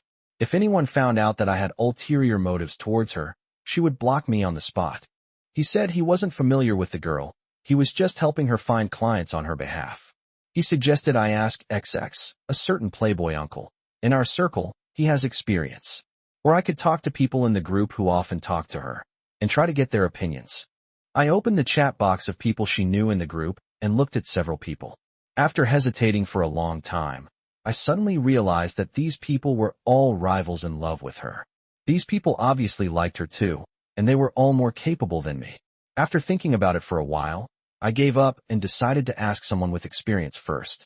I went straight to Uncle Haiwang's shop and brought him 2 boxes of tea. When he saw that I had brought gifts, he thought I was here to do something or to transfer goods. He sat down and laughed when he heard my purpose. So that's what it was. He became interested and said that I had finally figured things out. He told me to take the gifts back and asked me to gossip about which girl I had my eye on. I was naturally polite and asked him to accept the gift. Then I asked him to take a look at the situation for me. I showed him our chat history, her QQ space, and some messages in the group. Finally, I told him about how our relationship had cooled down after that voice call, and how anxious I was about it. He frowned as he looked at her, saying, "Brother, this is a player, and a high-level one at that. Your target is going to be tough. This girl clearly has an ulterior motive for joining our circle. This account isn't something a young girl like her can manage. She must have a team running it. And looking at her activity in groups, she's obviously looking for sugar daddies and keeping a string of potential suitors. To achieve this at such a young age, if she doesn't have a boss behind her, This kid is something else. I said I could probably tell too. Her usual enthusiasm clearly had a social performance element. Otherwise, I wouldn't have messed up during our first voice chat. He said that this kind of girl is unlikely to reject you directly, but will keep you hanging on, considering your value and the time and effort she invests, and then deciding whether to add you to her fish pond. This is definitely not a level you can reach. With her status and looks, she certainly doesn't lack money or suitors. Her family background can't possibly be as bad as she claims. There might be some pressure involved, but with her skin, temperament, and aesthetic sense, she could never have been raised by a poor family. If she wants to escape, it can only be because a wealthy family has high requirements, many rules, and a lot of pressure. I gasped in shock, a bitter feeling rising in my heart. I knew she was hard to win over, with many competitors, but I never expected her to have such a background. She was simply beyond my reach, from a world completely different from mine. Seeing my distress and low spirits, Uncle Haiwan continued. Based on your initial contact and the first voice call, she was probably testing you out and assessing your value. Once she saw you were hooked, she tested you with a voice call. Now that she's sure you're not that great, she'll naturally relax and stop paying attention. She definitely won't actively distance herself from you. But unless you prove to be very useful, she probably won't deliberately try to get closer to you or try to please you anymore. Finally, he advised me to give up, saying that this girl was from a different world than us, and that it wouldn't work out. I felt a bitter taste in my mouth, a sense of loss and emptiness in my heart. It took me a long time to finally say, but this is the first time I've ever felt this way about someone. I can't let go. Seeing my pathetic state, so deeply mired in this mess, he gave a wry smile, poured me another cup of tea, patted me on the shoulder, and said, "If you really can't let go, it's okay. One advantage of this kind of girl is that she has a wide social circle. She usually won't directly refuse to delete you. As long as you know your boundaries and keep your distance, she can continue chatting if she thinks you have something to use. If you show more interest, you should be able to rekindle her enthusiasm for you. If you invest too much, you'll probably become her backup option. Just be prepared for that." I finally relaxed my brow and thought that it would be nice to continue chatting with her. Uncle Haiwang saw my expression and laughed, saying that I was just an inexperienced newbie rushing into someone else's fish pond. After chatting and joking for a while, I readily agreed. After returning home, I made up my mind to stop dwelling on it and started my offensive. I sent her many messages and shared some entertainment topics and my experiences. I stared at the screen and waited. The chat box remained silent for a long time before she finally replied. I breathed a sigh of relief, but at the same time, I lamented that my status had indeed dropped. She must have finished replying to everyone else before responding to me. I wondered where I ranked in her heart. Thinking about this made me feel a little bitter. The good news is that although she replies slowly and infrequently, at least she replies to everything seriously and doesn't completely ignore me. Moreover, her insights are unique, and her words are simple yet full of content. I really enjoy chatting with her, but it's not good to bother her when there's nothing to talk about. So every day I rack my brains to find topics or news to share with her, hoping for her cool and insightful reply. Having learned my lesson from the failed voice call, I no longer dared to joke or mention my own topics. I only talked about my professional field and various experiences, vigorously promoting my value. Then I analyzed the clues in her replies, looking for places where she might need me, and proactively offered various forms of help. After finishing my business, I would immediately turn around and leave, afraid that I would overstep my bounds and upset her. Chapter 114, Prequel 7, The Life of a Simp, Her. After that voice call, I completely broke down. My life and studies went awry. I was lost and didn't know what I was doing. I just mechanically got up, went to school, went to the art studio, mechanically greeted my friends, and completed my daily tasks. Whenever I had private time, I would look at my phone, staring at the chat box with him, but I didn't dare to say a word. His words saved me once again. I guess he probably thought I was useful and started talking to me at length about work.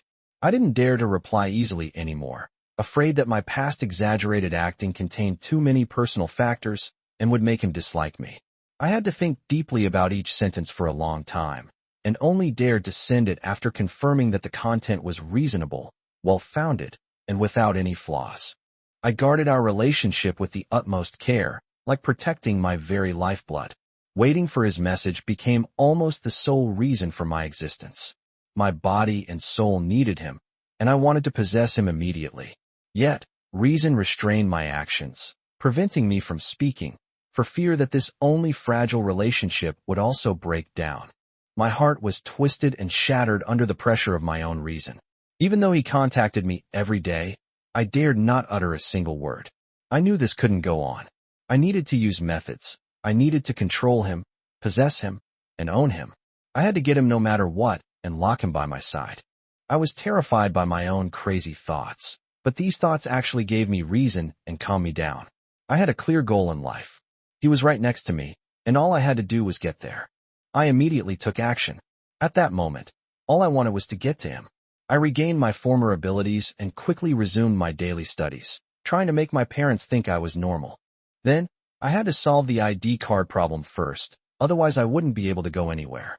I persuaded a wealthy classmate I knew well to recommend a comic convention abroad, which excited her and made her plan to travel abroad during her vacation. Then, I used the excuse that there was an art exhibition in that country that could broaden her professional horizons to convince her parents to take us along. This whole series of arguments was quite exhausting, but I successfully convinced her and her parents to prepare to take her on a trip abroad. Then I turned to my parents and said that my good friend XX was going abroad to see an art gallery. She could go. I wanted to go too. I wiped away tears as if I was wronged. This trick quickly won over my parents. They contacted the parents of my classmates to discuss and confirm the matter and prepared for the possibility of going together. Then I asked my family to take me to apply for a passport first. All I ever wanted was this, my passport. My ID card is something I need all the time and has always been kept by my mother, but my passport is something I keep hidden away forever. You can't find it for a short while if you take it out. With it, I can go anywhere. After getting my passport, there was no need to go abroad anymore. I had achieved my goal and stopped encouraging my classmate to go abroad. She lost her enthusiasm and didn't mention it much. My parents were happy to save themselves the trouble, thinking it was just a child's mentality.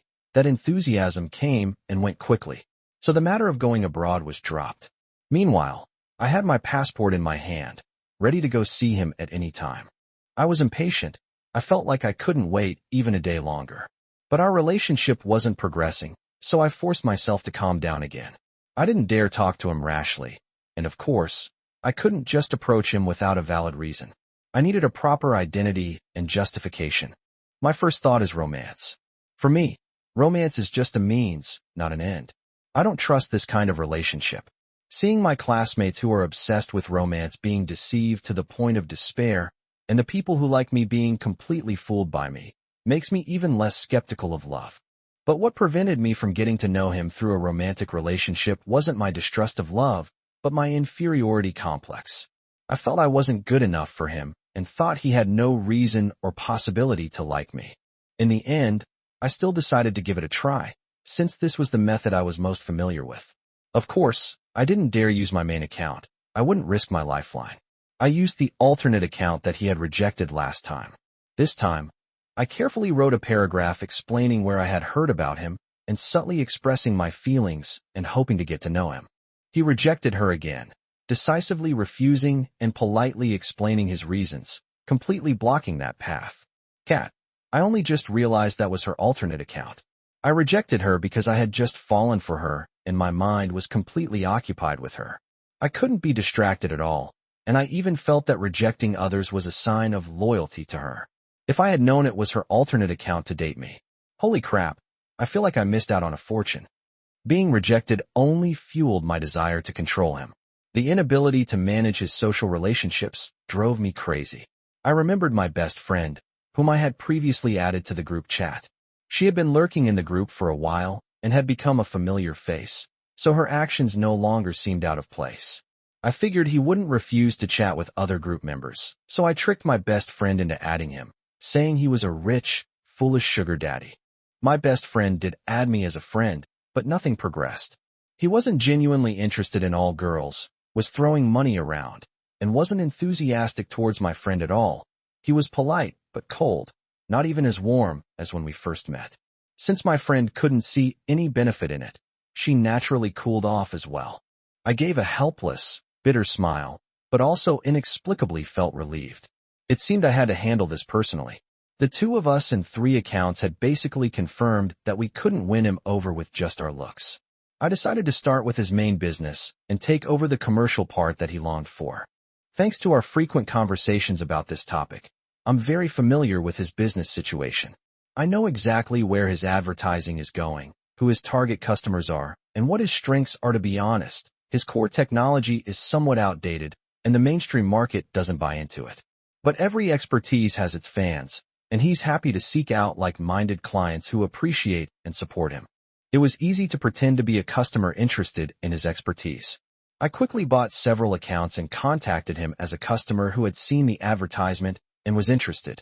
To avoid being detected, I deliberately added him only after he told me that new customers came through XX channel. This made him subconsciously think that the person was someone who came through a similar channel, while the other person was a genuine new customer.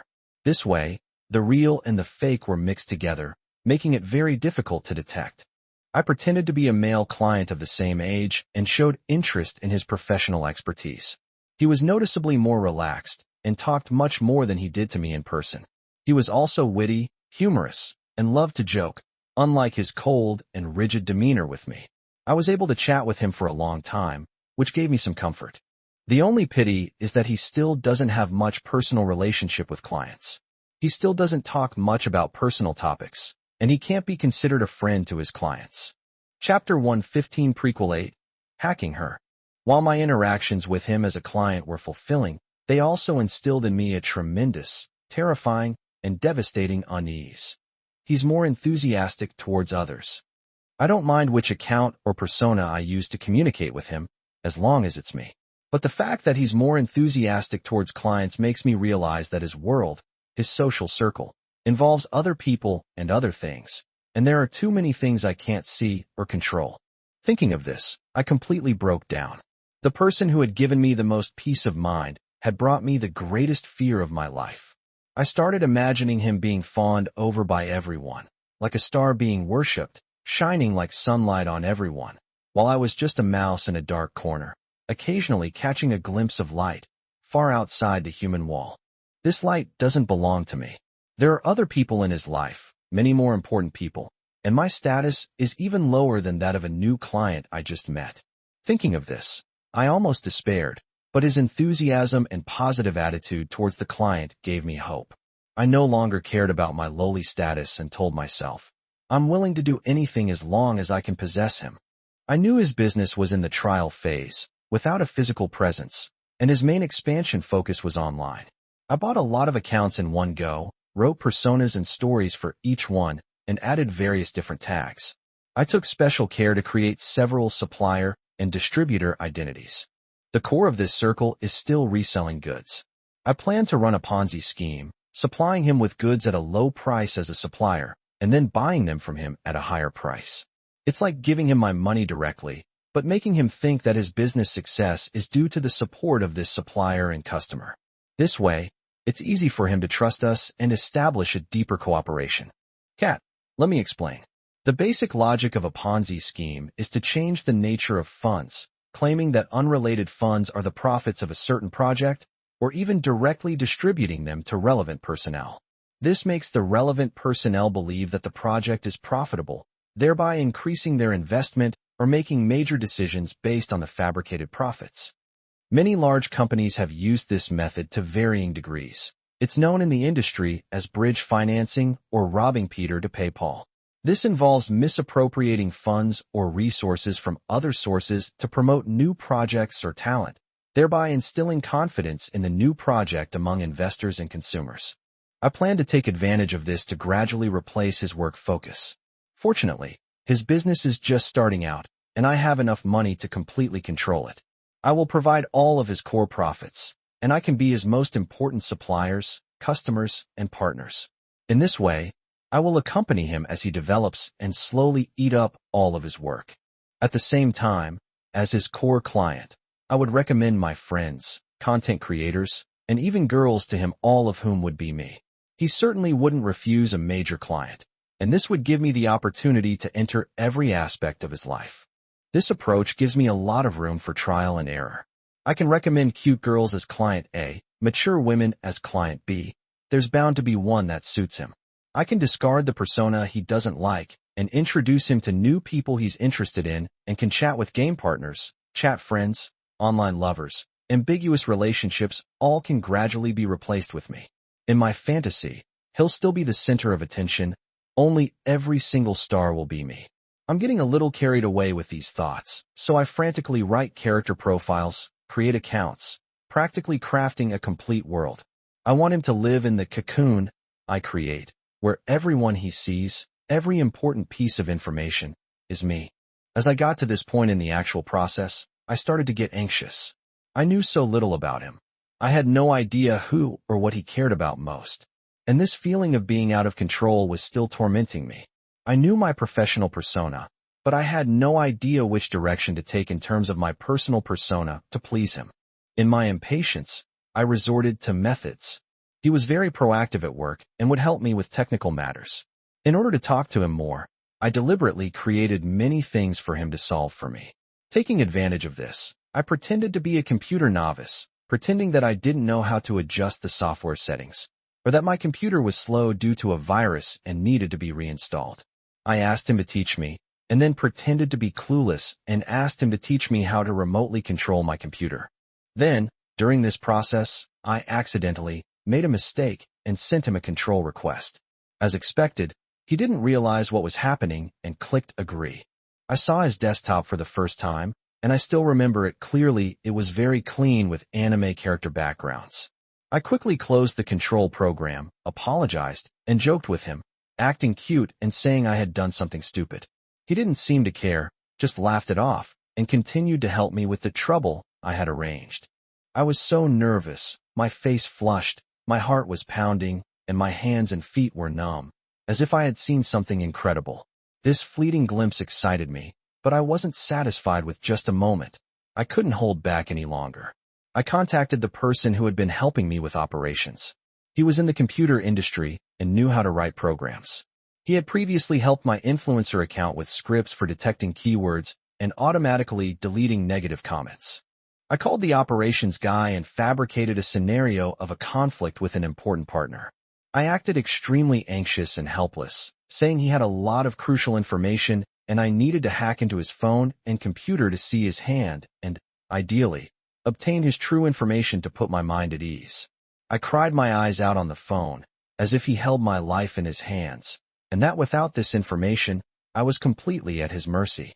The operations guy fell for it, scolding me for being naive and putting myself in this situation. I quickly promised it would never happen again and begged him to help me this once. I didn't hang up the phone. I just kept sobbing and comforting him, chatting with him, while subtly putting pressure on him. Soon he found me a black marketeer in their circle. After the other person added me, I embellished the story and told him the whole story again. Heiku heard that we currently have a lot of communication and trust and can freely send files, even remote control access, so he said it would be easy to handle and did some processing for me. Cat. This process is omitted, but technically it's very simple. It's like I send you a localized Chinese version of the installation package, you open it, and see a virus warning. So you turn off your antivirus software, ignore the risk, and install it, getting infected in no time. This is completely different from hacking into a stranger's device. Please don't confuse the two. Chapter 116 Prequel 9, Getting to Know Her More Deeper. Then I acquired a whole bunch of treasures. I was so excited that I got a fever, so I took the opportunity to call in sick. I then went through everything on his phone, leaving no message unchecked. By this time, I had figured out his true identity, but unfortunately, there was still very little personal information on his phone. However, I at least knew what music he listened to, what videos and novels he watched, and what he usually bought. I looked through everything he had seen, heard, and bought, and found him to be unusually simple, so pure it was as if he didn't belong to this world. I could hardly find any personal characteristics in him. His interests were wide-ranging and diverse, with no discernible bias. He seemed enthusiastic about everything and kind to everyone, yet there was nothing he was obsessed with, and no one he had an inappropriate relationship with. Like a smoothly running machine, There was an eerie harmony and tranquility, as if this was how he was supposed to be. This strange sense of calm dispelled my anxiety and made me feel safe in this world for the first time. His world sucked me in completely like a black hole, but it also made me realize that I had not yet touched the real him. This spying did not bring me satisfaction, but instead made me even more hungry. So I took the risk of logging into his account and checking his social life through his contact chat history. This was a huge undertaking. I first filtered through the people he had the most chat history with and the people he had known for a long time, and then filtered through the people he had chatted with the most recently. In the end, I was both surprised and disappointed to find that he had no friends at all, let alone romantic or ambiguous partners. They were all relatives, clients, teachers, and he didn't even have any classmates. As for the person he had chatted with the most recently, it was me. He noticed the login from another location and quickly changed his password. But he didn't know his device had been compromised. I dared not log in again, afraid he would notice and repair my computer and phone. Then I would be completely unable to watch anything. And so, even though he didn't know I existed, I was already completely aware of his every move and position. I also knew he wasn't annoyed with me. With this confidence, I felt much more at ease chatting with him. We started talking about more entertaining topics again, and he would reply to me with voice messages more casually. I finally heard the voice I had been longing for again. Coupled with the various pictures on his phone, I was satisfied once more. I carefully collected every voice message I liked and saved screenshots of our private chats. Later, we would chat every night. I would always find various reasons to get him to spend more time with me, and then hope that he would give me 1 or 2 voice messages to play on repeat as bedtime stories. My mental state began to improve, and I was no longer as desperate as before, but my obsession with him grew day by day. After tasting the sweetness of intrusion, I wanted to know more about him. So, I went all the way and lied again that I had an economic dispute with him. I contacted a law firm in his city and asked them to find a capable person to help locate him. After contacting someone in his city, I was afraid he would get hurt, so I didn't dare to make things too serious. I awkwardly made up a story about our dispute and finally provided the information on his phone, saying that I needed to locate the other person so I could file a complaint. Then I gave him a deposit first. The other party must have realized what was going on. After taking the deposit, they decisively replied, "Whether you're looking for a creditor or a lover, we guarantee we'll find them for you." I was so embarrassed that I didn't dare to reply. Perhaps aided by the mobile phone information, the other party was very efficient. They quickly found out his residential area and address, and even took photos of them so that I could find him when I went there in person. They also took a side profile photo of him from a distance as evidence. I was overjoyed and readily paid the balance. Then I stared at the photo for a long time. The photo was blurry, but I still carefully examined it, memorizing every detail. That very night, I made a copy.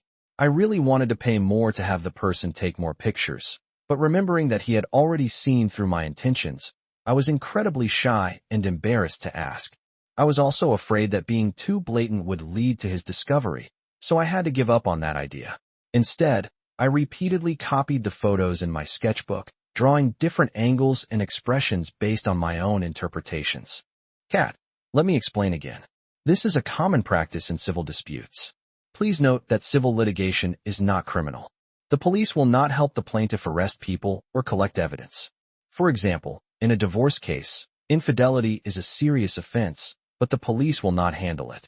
The parties involved must collect evidence of infidelity themselves. Ordinary people certainly don't know how to find people or collect legally valid evidence.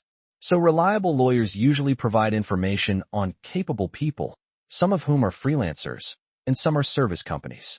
In short, they will help locate people or collect materials on behalf of the client.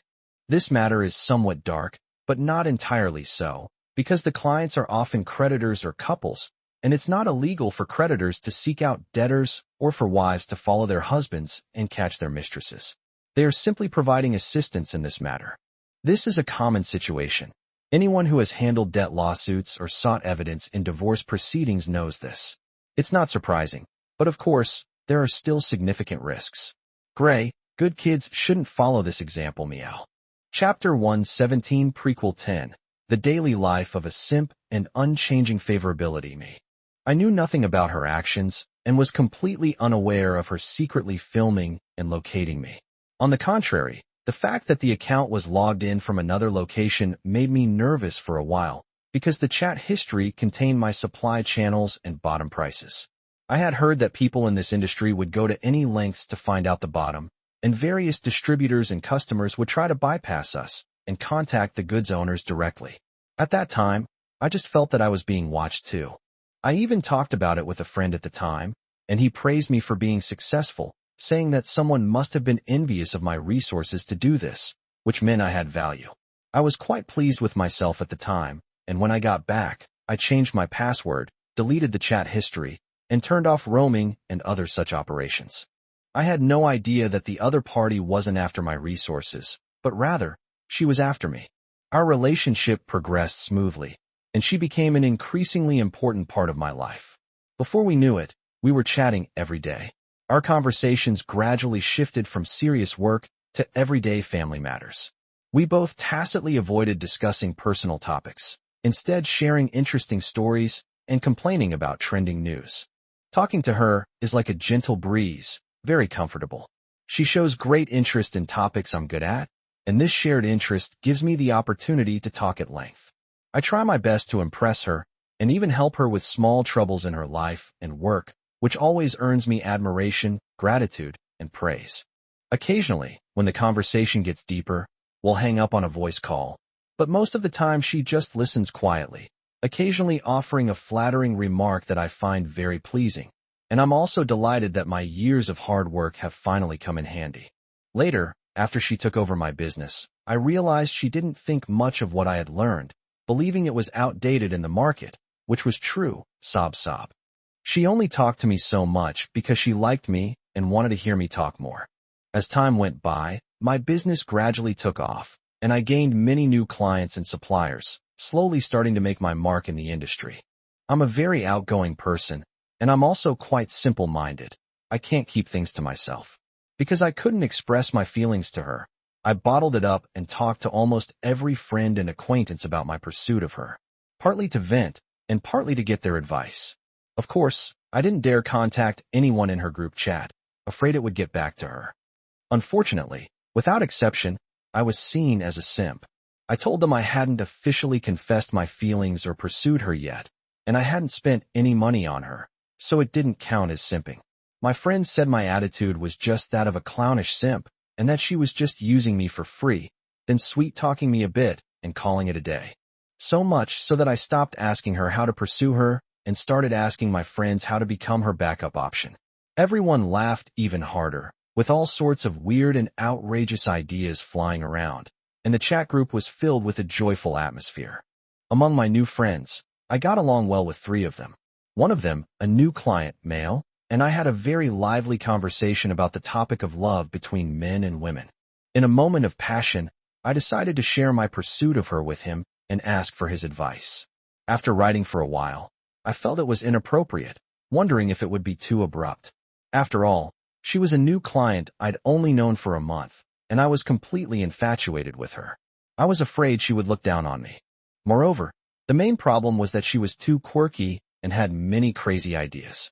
Introducing her to strangers was a huge undertaking, requiring a lot of writing to clearly describe her image, so the effort waned and they gave up. That's right, that was one of her alternate accounts. If I had revealed it back then, she would have known everything beforehand and would most likely have become my strategist, helping me pursue her that would have guaranteed a win. Unfortunately, I missed my chance, and our misunderstanding continued until we finally met in the dark. Even more regrettably, my enthusiasm and my friend's bad ideas did not make any progress between us. I tried my best to win her favor, but the progress bar did not change at all. She always maintained a precise level of moderate enthusiasm for me, neither indifferent nor crossing the line. This situation of keeping me in suspense without any progress made me anxious and increasingly convinced that she was just using me as a tool, summoning me at will and dismissing me at will, giving me a little reward after I finished doing my job. I lowered my expectations, intending to just be a backup option, but I still couldn't catch her eye. Several times I had already given up, thinking I should stop worrying about her, focus on my career, and wait until I had money before throwing it at her.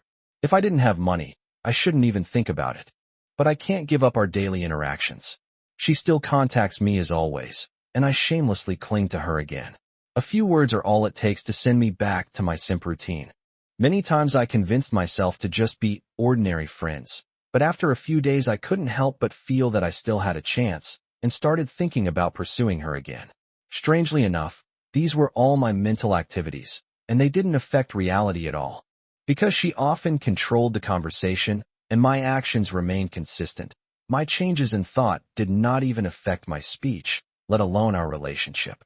From beginning to end, it was only I who was struggling and repeatedly wavering. Until that time when I decided to give up again, I didn't receive any messages from her until the afternoon of the next day. I greeted her twice, but didn't get a response. I thought this time it was probably really over, and I decided to end this unrequited love. I was out that day, and I remember it vividly. It was on the subway. When I realized I would never see her again, I suddenly felt an emptiness in my heart, followed by a heart-wrenching pain. I couldn't stand up for long and slid down the subway railing. A kind passerby gave me a seat. I sat on the subway, holding my head in my hands, feeling pain and confusion. That was the first time I realized how important she was, and how deeply I was in love. I knew I couldn't get out, so I changed my mind about giving up and decided to try again, at least to try to get her to come back to me as a friend. She didn't reply to me until that evening. I tried to convince myself that she must be busy in real life to not reply, but I couldn't believe it myself. Our feelings for each other were too low. I could almost see that feelings bar that was always black, with no progress at all. I lamented that I really didn't know how to date in real life. It wasn't like this with Muley. In the end, I still couldn't help but leave her a message and say goodnight. I spent most of the night sleepless, and when I woke up the next day, I still hadn't received a reply from her. I started to worry, wondering if something had happened to her. I thought about asking someone she knew, but then I felt like I was worrying unnecessarily. What did she have to do with me? She was just busy and couldn't keep track of me. If I went to her so rashly, I would only cause her trouble and annoy her. Sure enough, she replied to me on the third day. She didn't say much, just that she had a fever and was bedridden, which was why she hadn't been able to reply. The reason was a bit crude, and I didn't really believe her. But as long as she was still paying attention to me, I was already very happy, so I relaxed and made a few jokes with her to reassure her and let her focus on getting better. She barely replied to me, only typing a few simple words, and finally said goodnight in a weak voice message. Her voice was so soft and sweet that I realized she must really be sick. These 3 days are from my perspective. Please forgive me for writing about this boring, unrequited love, because something terrible happened to her. Her fever was just something I made up. At that time, she was too weak to argue about the reason anymore. She jumped off a building for me. Chapter 118 Prequel 11 A Leap of Faith, Her. The time I spent with him was the happiest time of my life. I gradually let my guard down and would chat with him whenever I had free time. Even during class I would think about him and would sometimes draw his picture. My life is no longer perfect. My persona has started to show flaws, and I'm too lazy to fix them. After he came into my life, I felt that my current life was worthless, and I became even more disdainful of the people and things around me. Sometimes I was even too lazy to deal with them, and I would just make up excuses to get rid of them, because I felt that they were delaying my conversations with him. Watching his activities always makes me happy. Besides chatting, I can also see what's going on his phone changes in his photo album, location information, and so on. I care a lot about what he's doing. Every time his location changes unusually, I get very nervous, and my mind races with thoughts of whether he's on a date with some girl. Even if there's nothing unusual on his phone, and no girl-related information enters his phone, I can't stop thinking about it. Sometimes I even get so angry at my own fantasies that I want to cry, wishing I could fly to his side immediately, snatch him back, and lock him away. Fortunately, he would respond to me most of the time. I talk to him mostly on my main account and a client account. I even spent a lot of money to transact with him using the client account, just to make myself a big client that he dared not neglect. Just like that, my life changed dramatically. My unusual behavior was obvious and couldn't be hidden. My parents soon noticed. I had already made up some reasons, blaming it all on conflicts between classmates at school. I created a complicated little drama about conflicts between small groups of girls on campus and attributed all the changes to that. But over time, they noticed something was off because I often acted more relaxed and happy than they had ever seen. One day, my mother suddenly asked me if I was dating someone. Of course, I answered no. But when I thought of him, I couldn't control myself at all. My nervousness betrayed me. My mother had an "I knew it" look on her face and said she wanted to talk to me about it. She deliberately acted very gently and said she didn't object. But I was like a cat whose tail had been stepped on. My alarm bells went off and my sense of crisis skyrocketed. I even exploded before I heard what she was saying and instinctively shouted at her to mind her own business. My reaction terrified my mother, and my father came in too. They pressed me about it, but this was a sensitive topic for me. I completely lost my temper, and only one thought occupied my mind: protect him. So I resisted, refused to cooperate, cried and made a scene, and refused to say anything, telling them not to force me, or I would die. My overreaction only made them more wary. They needed to know who the other party was. I gritted my teeth and cried, refusing to tell them even if I died. This made them even more nervous, afraid that I had been deceived. Seeing my recent obsession and my intense reaction after being exposed, they even suspected that I was involved in a cult. I became even more nervous, afraid that he would be misunderstood and hurt. I kept repeating to myself that I would never betray him. The two sides were at an impasse. They didn't dare to use force, but slowly wore me down. I talked about other things, offering conditions and reasons, but never getting to the point. The tension lasted until late at night. I made an excuse that things were very important at the art studio the next day and asked to come back and talk about it later.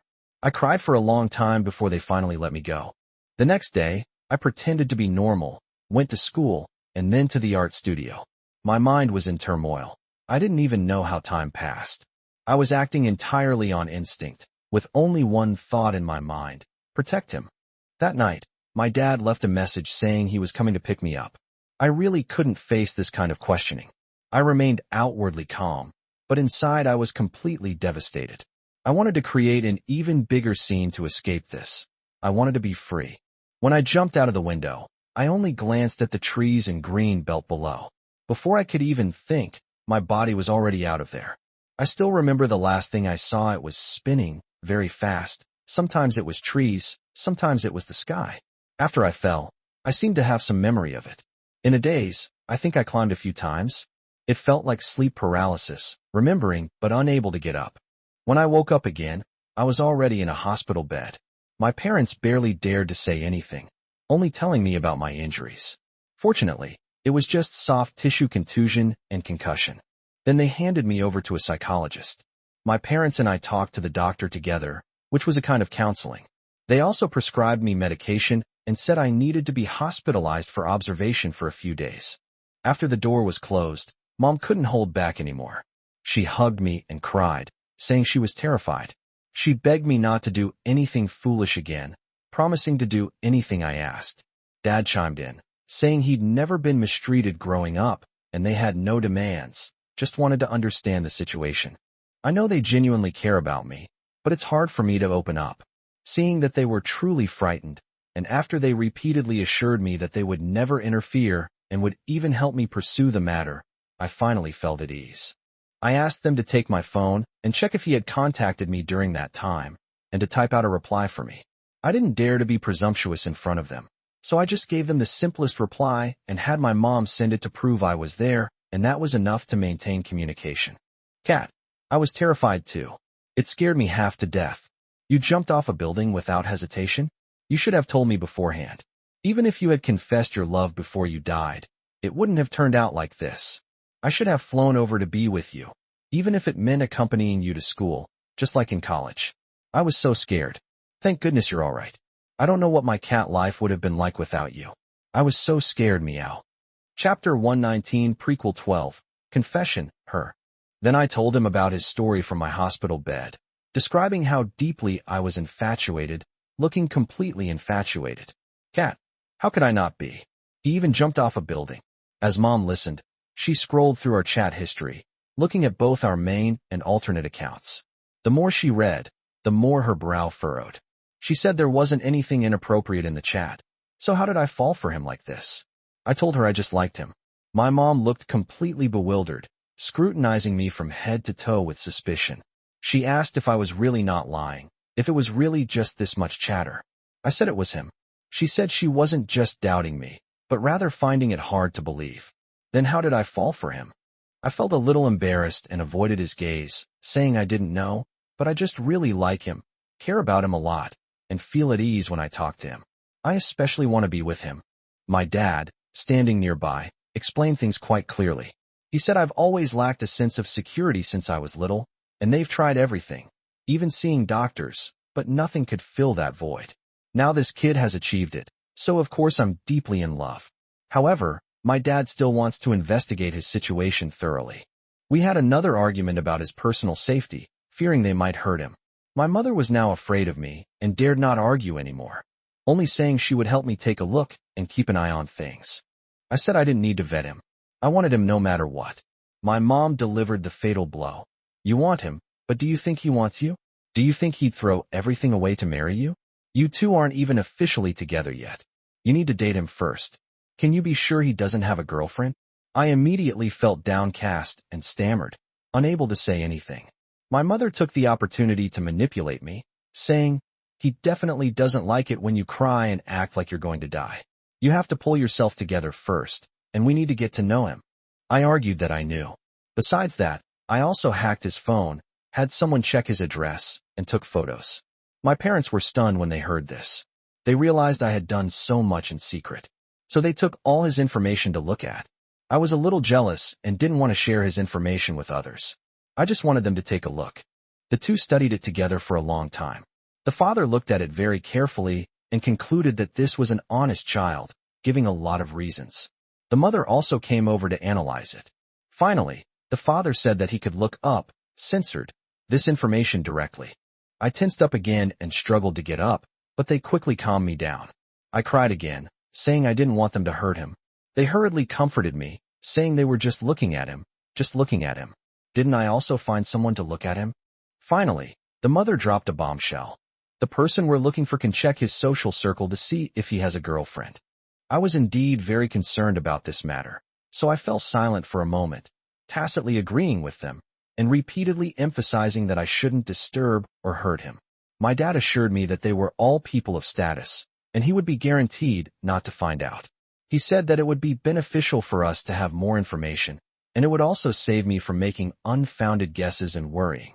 Faced with my parents' sweet talk, I gave in and agreed. They contacted them immediately, censored, and we got results quickly.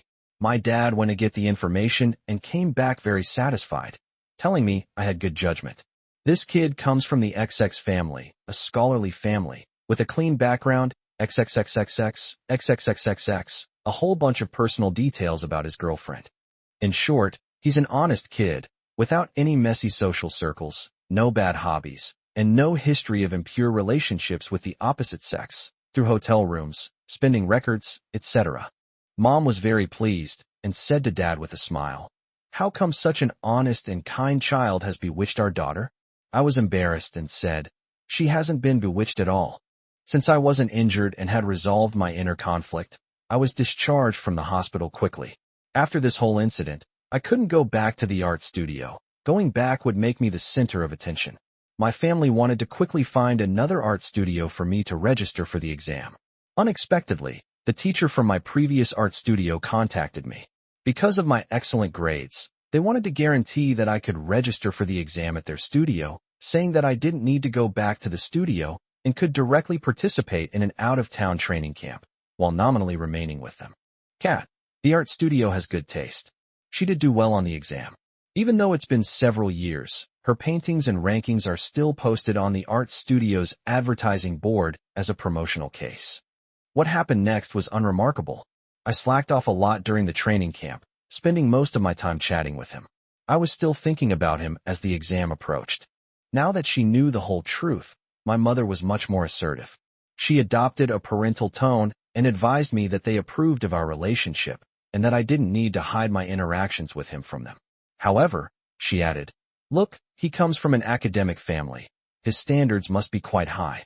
A dropout who's been running around won't do. You should focus on your studies and wait until you graduate before going to see him. I worried. What if he finds a girlfriend recently?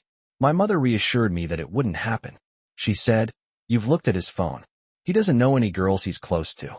He's as clean as a blank sheet of paper. It can't happen so quickly. I should focus on my studies for now and at least get my diploma first." I had no choice but to pick up my studies again. Fortunately, the academic requirements for art students are quite low. Just passing the minimum score is enough.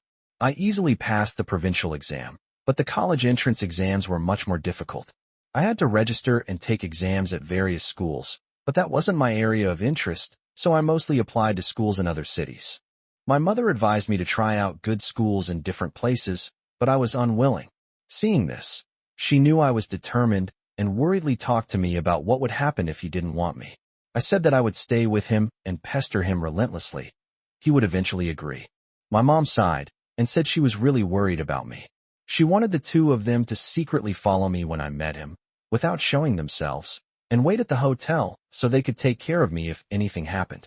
I panicked and said, "How can I perform with the two of them standing there?"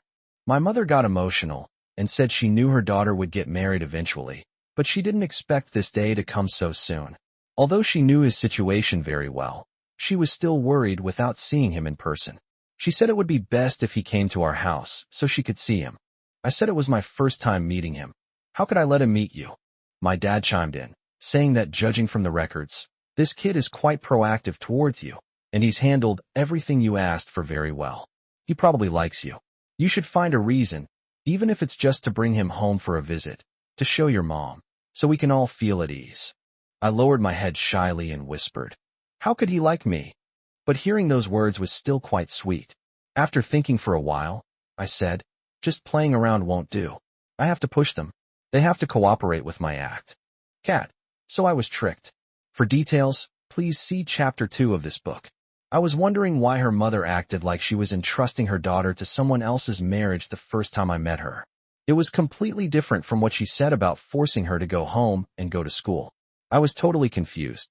Chapter 120 Prequel 13 Before we met me. I only recently found out that she ignored me for 3 days because she jumped off a building because of me. But those 3 days had a huge impact on me. For the first time, I realized how important she was to me. In the days that followed, she lingered in my mind. Unfortunately, there was nothing I could do but fawn over her and try to win her favor by answering her every question and fulfilling her every request. But things didn't go as planned. After we stopped talking for a few days, she said she needed to prepare for her exams and had to put her online work on hold. Of course, I could only support her and let her prioritize her studies. After that, we talked less and less about work. I was anxious and thought that the more I tried to build a relationship, the less chance I had. I wanted to change the subject, but I was afraid of affecting her exams, so I didn't dare to bother her.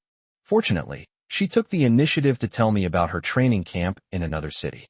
That day, they went to an ancient town to sketch and gather inspiration. She said she could slack off, but she ended up chatting with me the whole time, sharing her experiences, and even taking pictures of the scenic spots and buildings she saw and sending them to me. I was happy and hurriedly continued the conversation, but I was afraid of killing the conversation, so I kept talking and bringing up completely unrelated things. Like a tour guide, I described the historical origins of those buildings to her, from the migration of the elite to the major families that emerged from land annexation at the end of the Ming Dynasty. I even explained the origins of the architectural styles in the North and South in ancient times. Looking back now, it was so embarrassing. I'm so glad she didn't get annoyed with me at the time. She strolled around, talking to me about whatever she saw, changing topics quickly, which I could barely keep up with. We chatted happily, rambling on about all sorts of things until she went home in the evening. After closing the chat window, I realized I was completely exhausted, like I had just finished a thesis defense. I slumped in my computer chair, unwilling to move, but I was secretly overjoyed. I felt that the day hadn't been wasted, and that I had finally made some progress with her. As I had hoped, she began to share her life, taking pictures of her sketches, training sessions, the hotel she stayed in, and lunch she ate. Her lifestyle was much more luxurious than I knew. For example, during the training camp, she had a long-term private room at a nice hotel, was chauffeured around, and had a very high standard of food. She was very much like a rich girl, with absolutely no room for hardship. This also confirmed for me that what Uncle Haiwang said was true. Her family was probably not as ordinary as she said. They might have high expectations of her because of their high status and forced her to study, but they were definitely not poor or ordinary. After realizing this, I faced the gap between us squarely, stopped daydreaming, and realized that the path of being a simp wouldn't work. If I wanted to win over a young lady like her, I would at least have something to offer. So I worked hard, saved money, and even contacted my old academic connections, hoping to obtain some prestigious titles in the future so that I could look presentable, make her think I had value, and not be a disgrace in the fish pond. Actually, she didn't abandon work-related topics, but she just shifted the focus. During that time, I talked a lot with a new client, mail account. He asked me all sorts of questions, praised my status and abilities, and almost wanted to become my apprentice. I didn't find out until much later that it was her alternate account, and she used 3 accounts to chat with me, taking up most of her exam preparation time. Her good grades were entirely due to talent. Without my interference, her grades would have been even better. But she said she deliberately manipulated her scores because she only studied it for ease, and this major has no commercial prospects. Focusing on technical skills would be a disadvantage. Even if she didn't take my place, she would have become an internet celebrity or gone into business after the exam. She wouldn't have pursued a career in the arts. However, we maintained our distance and avoided any ambiguous or romantic topics. She would occasionally talk to me about life and analyze the prospects of various industries, but romantic topics were deliberately ignored. She never talked about love or mentioned any romantic interests. I dared not mention these things to her, and I didn't even dare to show any affection. Because of the difference in our social status, I felt unworthy of her and was afraid that she would find out about my crush and we would no longer be able to be friends. During the exam period, she still kept in touch with me, complaining about the exam venue and questions every night. After the exam, she was very happy, and I told her she was finally free and could have some fun. At the same time, I was thinking about how to seize the opportunity to make a good impression on her while she was free at university. Just as she was thinking about it, she mentioned that she had planned to travel after graduation, to visit different places and check out the schools. She said that the area around the school should be carefully chosen. She had a senior who applied to the XX campus, which was surrounded by desolate wilderness. She didn't dare to leave the university and could only go between 3 points every day. She didn't want that, so she had to find a good place in advance.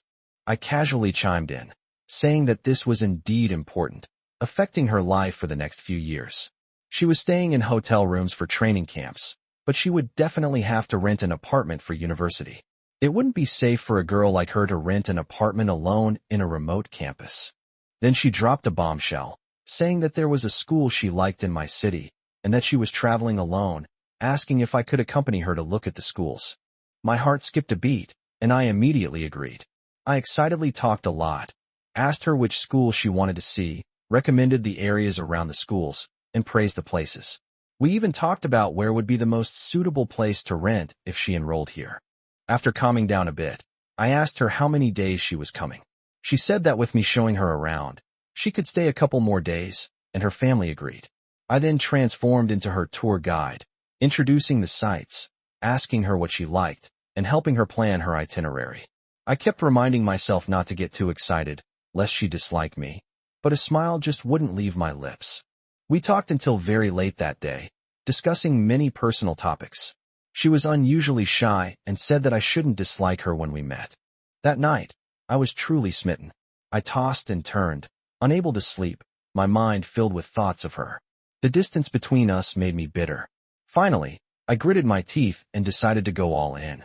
If I didn't have money, I'd ask my family for funds. If I didn't have a legal identity, I'd make one up. I had to catch her eye when we met, no matter what. Even if I was just a backup option, as long as she felt I was valuable and useful and kept in touch, I would always have a chance. After convincing myself of this, I finally managed to fall asleep. For the next few days, I completely revolved around her.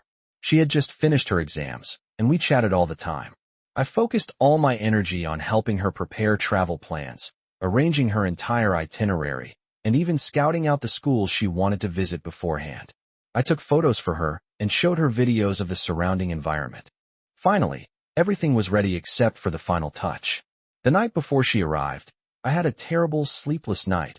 My biological clock was all messed up, and I couldn't concentrate on anything while waiting for her. In the end, I downloaded the entire Harry Potter series and watched it absent-mindedly to pass the time until she arrived. Chapter 121 Prequel 14 Before we met her. Those must have been the most stressful days of my life. Before the exam, I was completely distracted. Every day, as soon as I left the exam room, I would rush to contact him. My mind was full of rehearsals of how to meet him. I didn't even remember which questions were on the exam. Everyone relaxed after the exam, and my classmates asked me to go out. I brushed them off with a few words, even though I was more nervous than before the exam. After all, my big exam was just around the corner. To be honest, at that point, I didn't care about my own life anymore, but if I missed him because of a bad performance, I would never forgive myself. I had prepared many scenarios, from showcasing my work value and deepening our collaboration to making him indispensable to my career, to directly seducing him and forcing him into a relationship. I had contingency plans for everything, just waiting to see how he would react. The amazing thing is that I never considered a romantic relationship. I like him. No, I love him deeply. But I never considered using a romantic relationship because I don't trust love. I don't believe that love is exclusive. Otherwise, there wouldn't be so many melodramatic stories of factional strife, stock speculation, infidelity, and harems. If I had the chance to make him like me, I would probably immediately switch to another, more secure identity. This is why I always build a harem for him, even though I know he might hate it. I subconsciously think that many girls can date him, but no girl can build a harem for him. So that's my irreplaceable value. That's right. I always need value to convince myself, and I often deny my own value. For example, I think that others can be prettier than me, earn more money to support them, or even love them more than me. These are all factors that aggravate my insecurity. So at that time, I just kept digging deeper into my abilities and strengthening that indispensability. To do this, I had to endure what others could not endure and do what others could not do. In the script I've devised, I'm willing to do anything to stay by his side. I'll make him see my value based on his interests. No matter how humble I am, I have to offer a price that no one else would be willing to pay to keep me by his side. But his very presence could easily undermine my resolve. In the days leading up to our meeting, we chatted quite a bit, and whenever I was nervously pondering the script, he would send me a message. Within a few words, he would always make me relax, completely forget the arrangements I had just made, and instantly turn into a silly, giggling puppy, wanting nothing more than to wag my tail and jump into his arms for a lick. I kept reminding myself to be vigilant and stay alert, that this matter could not be compromised, and that everything had to go according to the pre-arranged script. My plan is to meet him in the safest way possible, dressing in a way he likes. He has many related pictures saved on his phone and often watches related videos on a certain website. I also happen to be good at anime-style high school girls, so I'll present myself as a sunny, innocent junior. My appearance is inherently pure and harmless, quite deceptive. Many people are easily fooled by my feigned innocence. This naive and sweet persona allows me to take a back seat, handing over the conversation and travel decisions to him, so I can tailor my approach to his preferences based on his behavior. If he's interested in my body, that's the simplest way. I'll give him a chance to touch me, escalate the tension, and then find a reason to have him accompany me to a hotel room to do something. I'll use that opportunity to build up the atmosphere, seduce him, and force things into a physical relationship. Although I have no experience, as long as I create the right atmosphere and express my willingness, he'll definitely know what to do. Afterwards, I can use this relationship to maintain a close ties with him and then develop other relationships while still being his lover. If he talks a lot about his work and career, I'll directly offer a plan for deep collaboration that will propel his career to new heights. Beforehand, I'll gather some verification evidence from my family, screenshots of family bank accounts, photos of family members with influential figures, etc., portraying myself as his benefactor, letting him know I'm a rare opportunity, just as he values my client account. Once our businesses are deeply intertwined, I'll then leverage his business foundation, making his work solely dependent on me, something he can no longer do without. If he simply helps me look around the school and acts as a tour guide, like we chat in our daily lives, I will maintain my innocent junior sister image, rely on him more, and ask him to help me with things and get me out of trouble, such as dealing with my parents' pressure or the school's bullying, dragging him into my life and creating the impression that I can't live without him, which is indeed true, ultimately forcing him to stay by my side. I came up with many scripts and contacted relevant people to make sure everything was perfect, but the biggest threat actually came from him. He seemed to have a kind of magic power over me, which could easily make me drop my pretense. I didn't want to act at all in front of him. I didn't anticipate how serious the impact would be, because I've never let my guard down in this world. I had complete faith in my script and acting skills, only considering how to grasp his preferences and needs and portray the character he liked best. I never imagined that I might let my guard down, lose control of my emotions, and ruin my performance. Looking back now, I realize I surrendered the moment we first met. He was even better than I imagined, and I loved him more than I thought. As a result, I didn't think straight at all on our first date, just indulging in this happiness and acting foolishly. When I got back to the hotel, I could hardly remember what he had said during the day, and I was still instinctively relying on him. So much so that when my parents called that night to ask about our first meeting, I was still completely dazed. I should have been crying and telling them that I couldn't live without him and that I would never leave him again. My family said that I absolutely had to let him meet them. So, almost like a ghost, I forced him to help me by following the pre-rehearsed argument script. Only after contacting him did I start to feel scared, trembling all over and crying uncontrollably. This was after he rushed over to see me and saw my state. It wasn't acting, it was just that I realized how unreasonable my request was. If he refused to meet my parents and told me to go home and deal with my own affairs, I would almost certainly be doomed. So I cried really hard that night. I was almost scared to death. Luckily, he was completely on my side, comforting me and promising to help without any hesitation. I grabbed his clothes to wipe my tears. I really depended on him. Although we were talking at cross purposes and had different worries, our emotions were genuine. That was the first time he healed me. Seeing him made me relax again, and I completely surrendered myself to him. So for the next few days, I was completely out of control and lost all sense of propriety. Whether it was rummaging through his house or making him accompany me to the school to find an apartment and move, I was completely following him around. Actually, I had already looked into the area around the school online and asked about the prices of several apartments, but at the time I couldn't remember anything. All I could do when faced with his questions was to say yes, yes, yes. Those 2 days I was immersed in happiness, completely unaware of how the house was tidied up or how the house was moved. I only remember following him around like a little tail during the day and texting and voice chatting with him until I fell asleep at the hotel at night. We would meet again the next morning. This life melted my heart.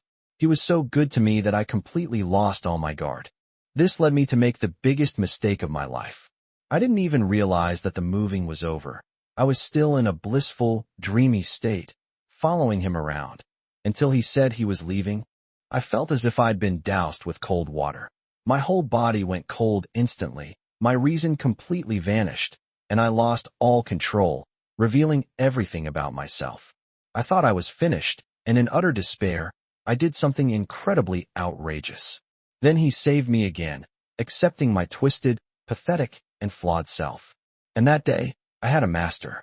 Thank you, Master. Her back view. Cat, the prequel is over. I've written the rest very clearly. I plunged headfirst into her little dark room, was completely controlled, and sank deeper and deeper. I still haven't come out. That concludes my recollection. I've finished recounting the major events I've experienced and how we got to where we are today. This also marks the end of Volume 1 of this book. What follows should be considered a diary entry. I will record in detail what has happened in the past few days or months. It may be mostly mundane, but there may also be unexpected events. In any case, I will continue to write truthfully, meow. Thank you all for your support. Chapter 122, April 3rd Diary. Last night, I was completely drained, and in the end I was so weak that I collapsed on the bed. She only stopped me when I was practically foaming at the mouth. You all saw what she looked like. Heaven knows where she Such a thin little girl, got all that energy from. She's a pure juicer, Heim. So much so that when I brushed my teeth and washed my face in the bathroom this morning, I was shocked to see my blank, lifeless eyes and dark circles under my eyes in the mirror. I looked like I had been staying up all night and was about to die. I told myself to be restrained. That woman has no sense of proportion. I can't let her have her way. Even if I like her a lot, I have to do it in moderation. Although it's said that dying under a peony is a romantic death, I don't want to die young. Just then, I heard her wake up and call out, "Master, Master," from the bed. I answered her while trying to pull her out of bed. I had a lot of work to do today, and she was a little scared, so she whined and stayed in bed, trying to avoid work.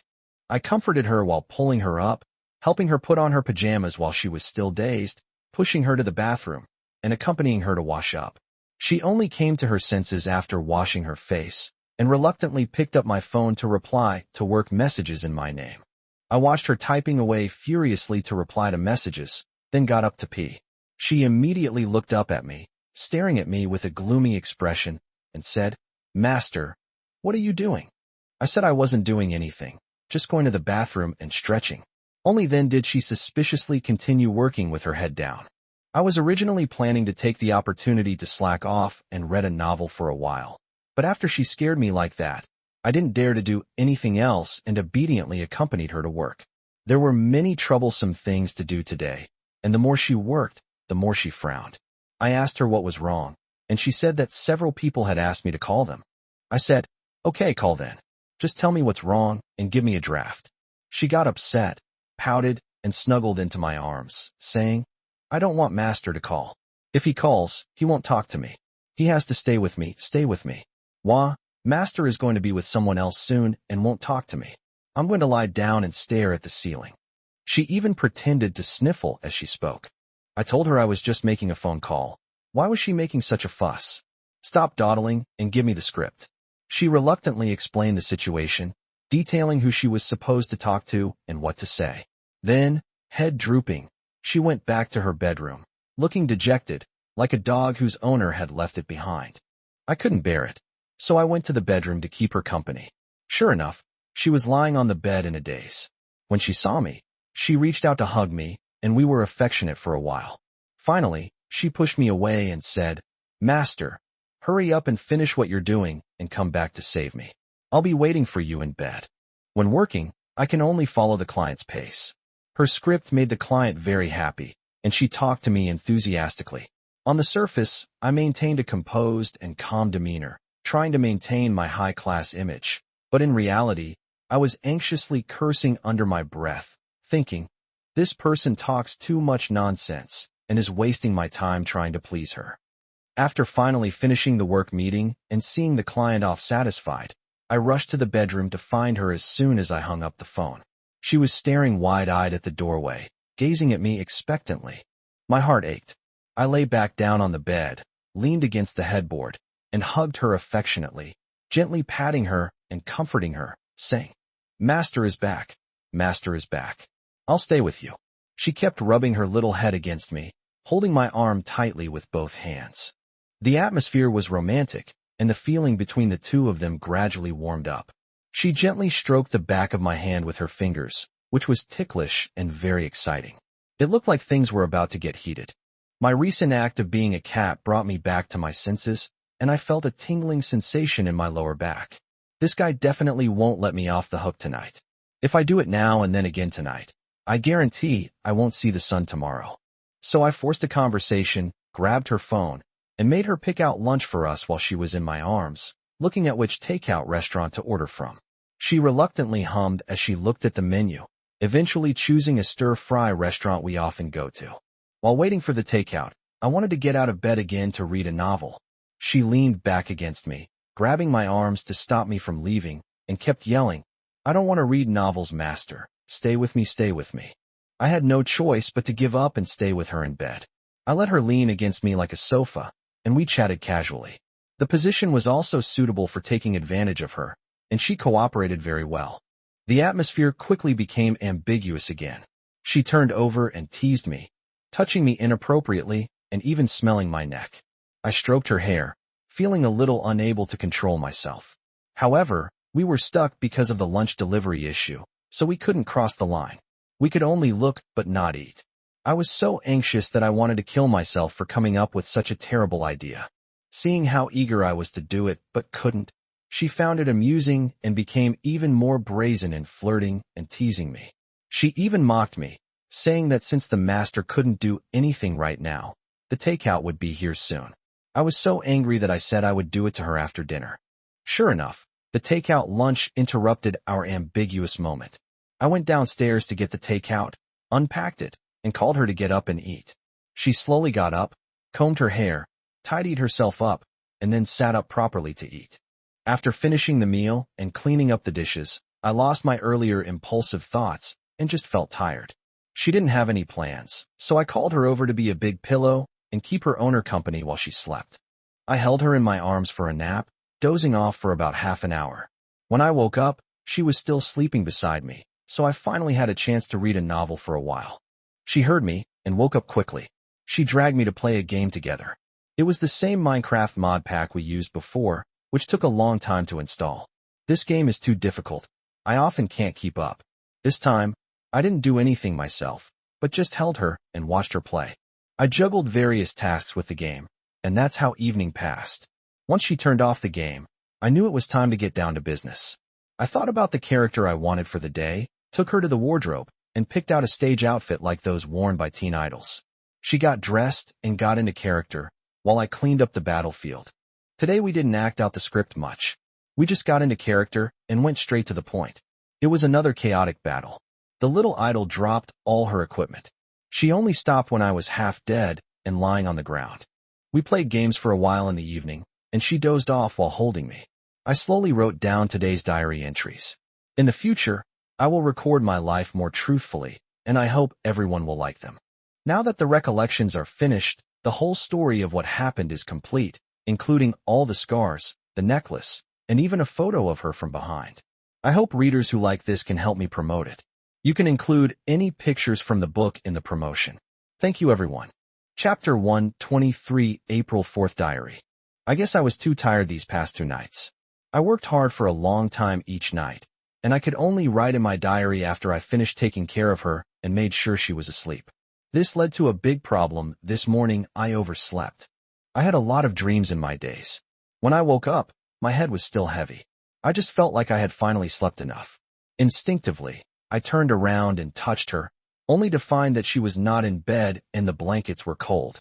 I snapped back to reality, realizing something was wrong. While I was still trying to process what was happening, she heard the noise and came in from the living room, calmly saying, "Master, you're awake." I knew I was doomed. This was definitely the calm before the storm. I covered my head and explained that I hadn't slept well the past 2 days and had overslept.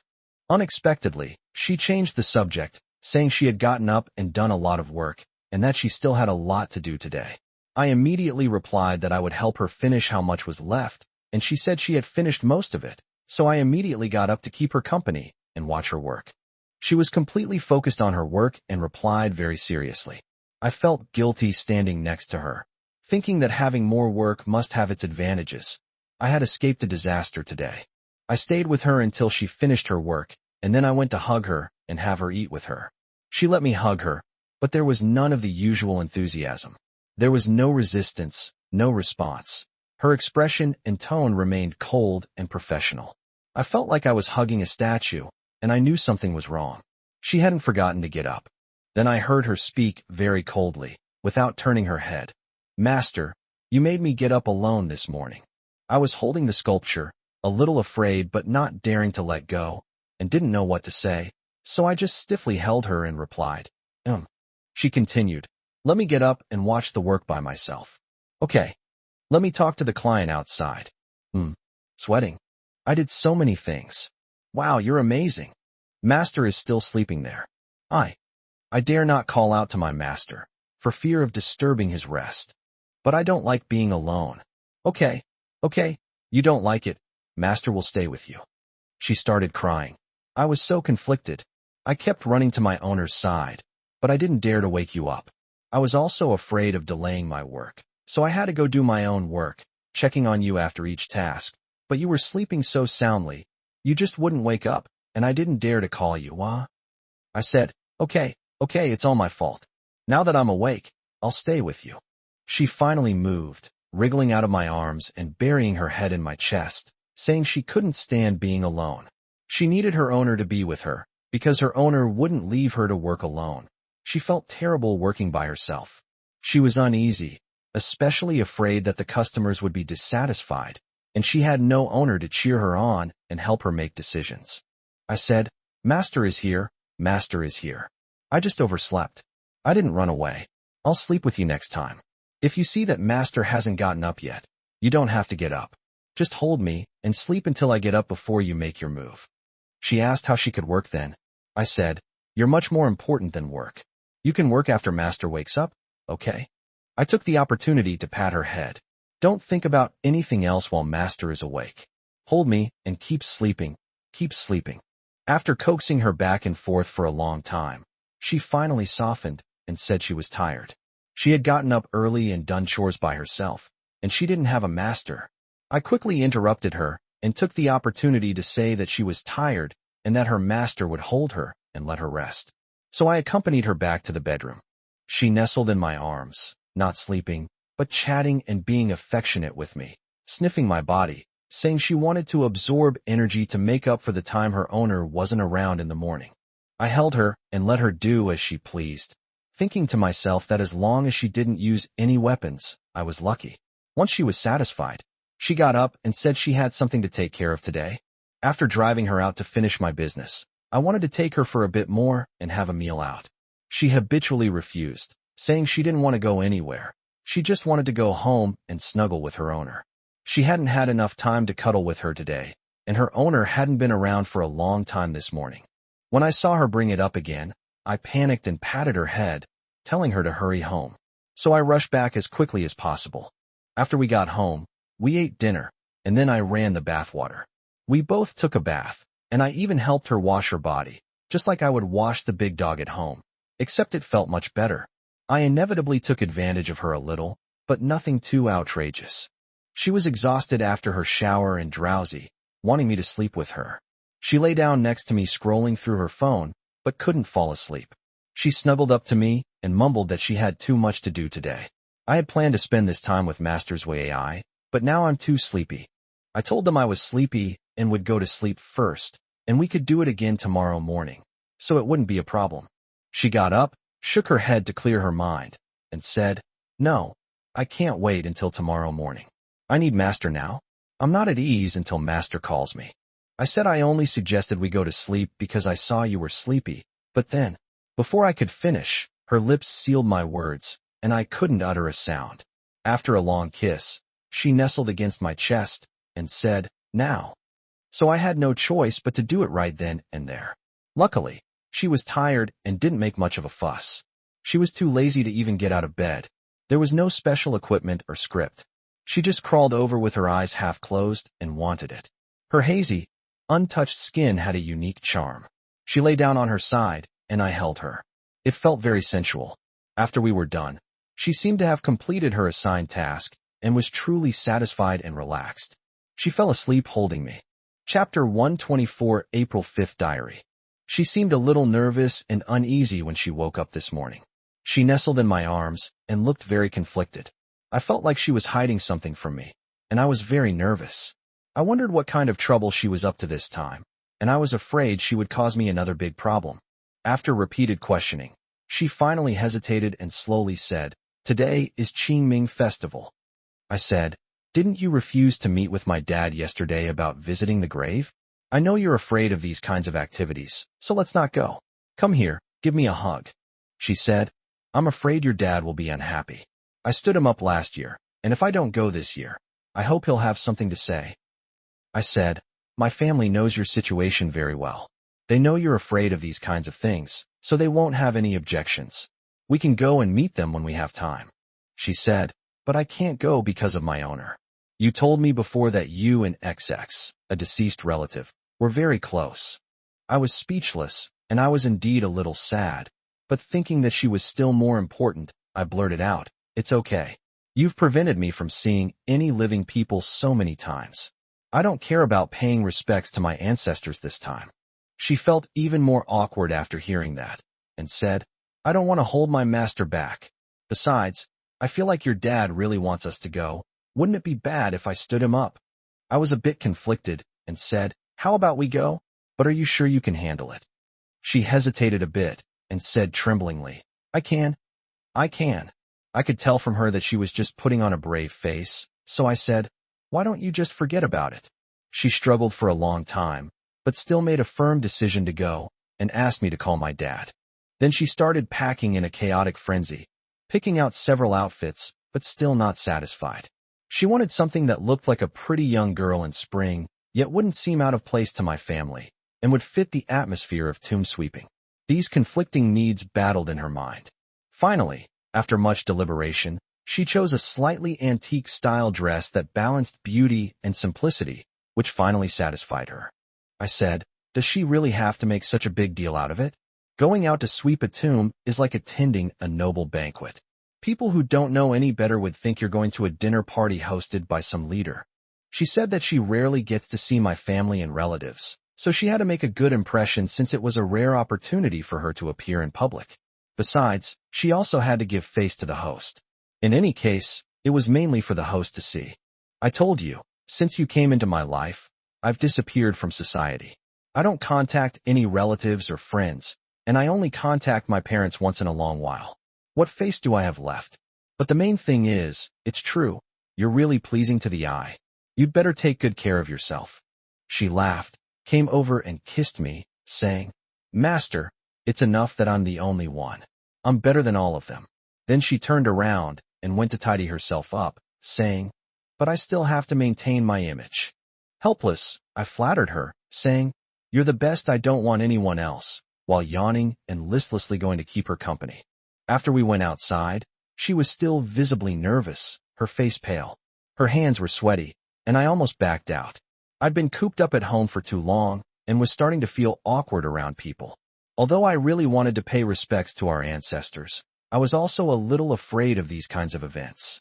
I reached out to comfort her, but she suddenly snapped, grabbing my hand tightly. My little finger was pinched hard. It didn't break, but it visibly swelled up. See picture in comments. I almost lost control of the car, so I quickly pulled over to the side of the road and asked her if we should just call it quits. She was clearly in a bad state, tense and conflicted, crying in my arms, saying she was scared. She was trembling like a leaf in my arms. Her face was flushed, and her limbs were ice cold. It was obvious that she was having a panic attack and stress, and her body would twitch and shudder from time to time. I sucked on my battered little finger and said, you're in such a state, let's go home. She refused, saying she'd already agreed and felt it wouldn't be right not to go. I said, how can she go in this state? We need to go home.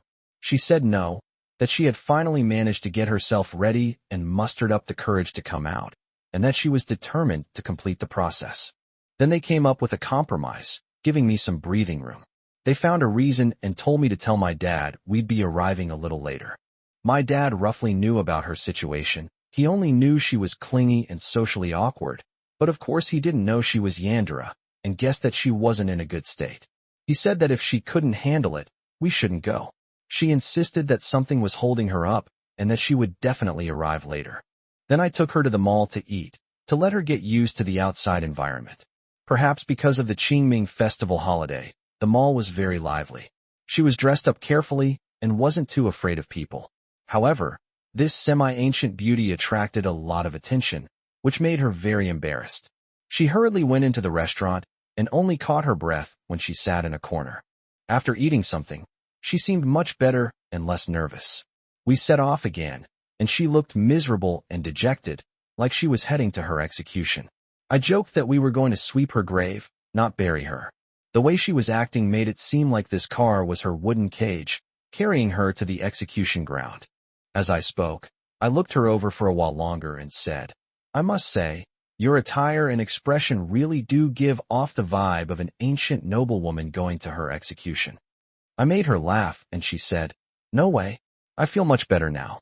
I was nervous when I came out, but my owner took me out for a meal and walked around with me for a while, and I felt much better. I patted her and said, that's good. Your master has been with you the whole time. You were so nervous and fussy just now. It made me nervous too. I'm relieved to see you're in a better mood now. So, she met my family while chatting and laughing. My dad took good care of her, worried that she would feel uncomfortable staying with relatives for too long. After only a few pleasantries, he urged everyone to get down to business and go through the tomb sweeping process. During that time, they only talked about work. The cemetery had a somber and gloomy atmosphere. After we finished our business, our family kindly let us leave first. On the way back, she finally relaxed, and I breathed a sigh of relief too. The atmosphere eased up. Since it was Qingming Festival and we had just visited the cemetery, we naturally started talking about ghosts. I said that I was most afraid of ghosts, and that just thinking about them gave me the creeps. She was clearly interested in the topic, saying that ghost stories depend on the atmosphere. It has to be a dilapidated old house, a gloomy and dark environment. Otherwise it won't scare people. They then talked about what ghosts look like, saying that if it's a female ghost, it depends on her appearance. If a female ghost is cute, she won't scare people. So what's scary is the environment and the appearance, not whether it's a ghost or not. I said yes, even if it's a female ghost, a pretty one would be fine, right? She chuckled, deliberately unbuttoning the first button of her ancient costume, revealing her bare shoulders as she leaned closer, saying that if she were a female ghost, wouldn't the master still be afraid? I couldn't control myself then and immediately said that if a female ghost looked like this, I would make her take maternity leave after 10 months. She laughed and said, "Master, am I right?" I had no interest in dealing with her anymore. When I got home, I had a scene reminiscent of a Chinese ghost story with her. She drained my yang energy, turning me into a dried-up cat. Chapter 125, April 6th Diary. My morning was anything but peaceful. I was still asleep when she woke me up, huffing and puffing. I groggily asked her what was wrong, and she awkwardly snuggled against my waist for a while before finally speaking up, still fuming. I just had a dream that I wanted to, and then I told my master, and my master threw me a wonderful gadget and left. It was multifunctional. I chased after my master, but he ignored me and told me to play by myself. My master is bad. Then she started to tormenting me. When I came to my senses, I cried out that I had never mistreated her. Every time, she pounced on me like a hungry wolf until she was defeated and collapsed on the bed. What kind of crazy dreams did she have? Her master was always so interested in her. She never ignored her. She wouldn't listen, and while touching me all over, preparing to eat, she muttered under her breath, saying she didn't care. Her master was ignoring her, and she wanted compensation. I defended him, saying that it was early morning and he hadn't even gotten out of bed yet, and he was already trying to do that. That wouldn't do. He should at least get up and get ready and finish yesterday's work. She sighed and said reluctantly, "Then I'll get it done as soon as I'm done. I'll get it done this afternoon." I quickly replied, Okay, whatever you say." So I got up to wash up and take care of the work I had left. After I finished, I stretched and asked her what she wanted to eat so I could order for her. She looked at me with a sly smile and said she wanted me. I knew I couldn't escape this time. Even though it was broad daylight, I figured I'd give it to her if she liked it. I hoped that if she was satisfied this time, she would let me go tonight. She wasn't in a hurry, taking her time to get ready. She even changed into the ancient costume top she wore last night, paired with socks and accessories. I was captivated by her appearance, swallowed hard, and said while trying to take advantage of her, "Qingming Festival is over. Why does she still want to play a female ghost?" She said she discovered last night that the female ghost seemed to be quite liked by her master, like she had a buff. I told her where she got so many weird ideas, she needs some guidance. She said yes. Last night in her dream her master ignored her, leaving her to herself. I interrupted her with my actions, proving I wouldn't hand her over to anyone else, until I was panting heavily, almost exhausted, lying on the bed groaning before I stopped. She was finally relieved. Still wearing her ancient costume and accessories, she sat next to me with her legs drawn up, smiling tenderly as she watched my defeat CG. I turned to look at her adorable face, and seeing her bare chest, I suddenly felt a surge of desire again. A tingling sensation ran through my waist, and I immediately told her to get up, take off her gear, and change into normal clothes. Looking at her like that for a while longer made me want it again, like I wanted to do it again. She chuckled at me, but still obediently got up to wash and then changed into her pajamas. I struggled to my feet, tidied myself up, and prepared to find something to eat. I accompanied her to look at her work in the meantime, and then I encountered a problem. A client was coming to my city tomorrow and wanted to see me. She had no choice but to agree, and then we looked at each other in silence, both of us knowing exactly what was going to happen. Her expression changed, her smile vanished, and she burst into tears. I was surprised by my own feelings. It was like I had been suddenly stabbed in the heart, and a sense of fear surged up. I used to be a social terrorist. I really enjoyed meeting and chatting with clients. In fact, my earliest work circle was formed by visiting and talking to clients in the same industry. But now, all I feel is resentment at not wanting to be separated from her, and the fear and discomfort of being alone after we part ways. My body is trembling, and even my eyes are stinging. I can't even comfort her. I'm on the verge of collapse myself. The only thing that makes me feel a little better is to hug her tightly and hold her close. Seeing my reaction and sensing my emotions, she stopped crying. My unease seemed to reassure her, making her trust me more. She ended up comforting me, saying it was okay. We wouldn't really be separated. She would wait for her owner nearby. I held her tightly for a long time before letting go. The time that followed became somewhat unbearable. We both felt like sinners awaiting punishment, devoid of any emotion, simply waiting for disaster to strike. So all we could do was stare at each other in a daze, embracing and holding each other. The intimacy with her gradually calmed me down. I felt that just enduring the night like this was too painful, so I told her that since I was already feeling bad, we might as well find something to do. There's a movie out now, and I'd read the original novel before. I was planning to watch it on my iPad after it was taken off the shelves. I watch movies and anime on my iPad, and she sometimes watches with me. It doesn't have any social media apps. Since I was going to feel bad and just pass the time anyway, I thought I might as well go to the mall for a meal and watch a movie to distract myself. When she heard that it was something I wanted to do, she regained some of her strength, struggled to get off me, wiped away her tears, and said okay, she would go with her master. She didn't care about her appearance and just quickly washed up, saying that she just didn't want outsiders to see that she had been crying. I didn't care at all and took her out the door looking disheveled. She was quite nervous in the crowded mall, so focusing on the present moment actually lessened her fear of tomorrow.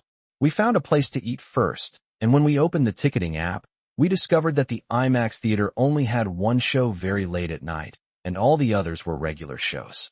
She said that since we're already at the movie theater and watching an IMAX movie anyway, we have nothing to do when we get back, so we were just killing time outside anyway. So we ate slowly, lingered in the restaurant for a long time, and even went out to let her sit in a massage chair. We took a walk in the mall, and finally managed to get through the movie until it was time to start. Thinking that it would be very late after the movie, I was quite happy that my idea was good.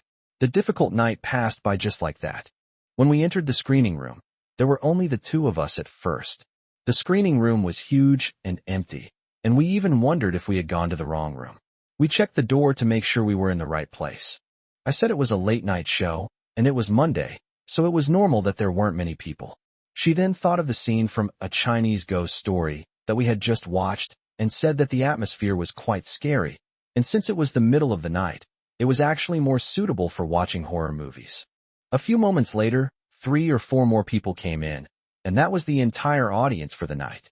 We sat down to watch the movie, and the IMAX theater first launched its self-introduction, showcasing its stunning panoramic sound effects, immersive experience, and ultimate color, among other things. She leaned over and whispered to me, "Master, you see, I was right. This place is perfect for watching horror movies. The immersive feeling, plus it's a late night showing with no one around."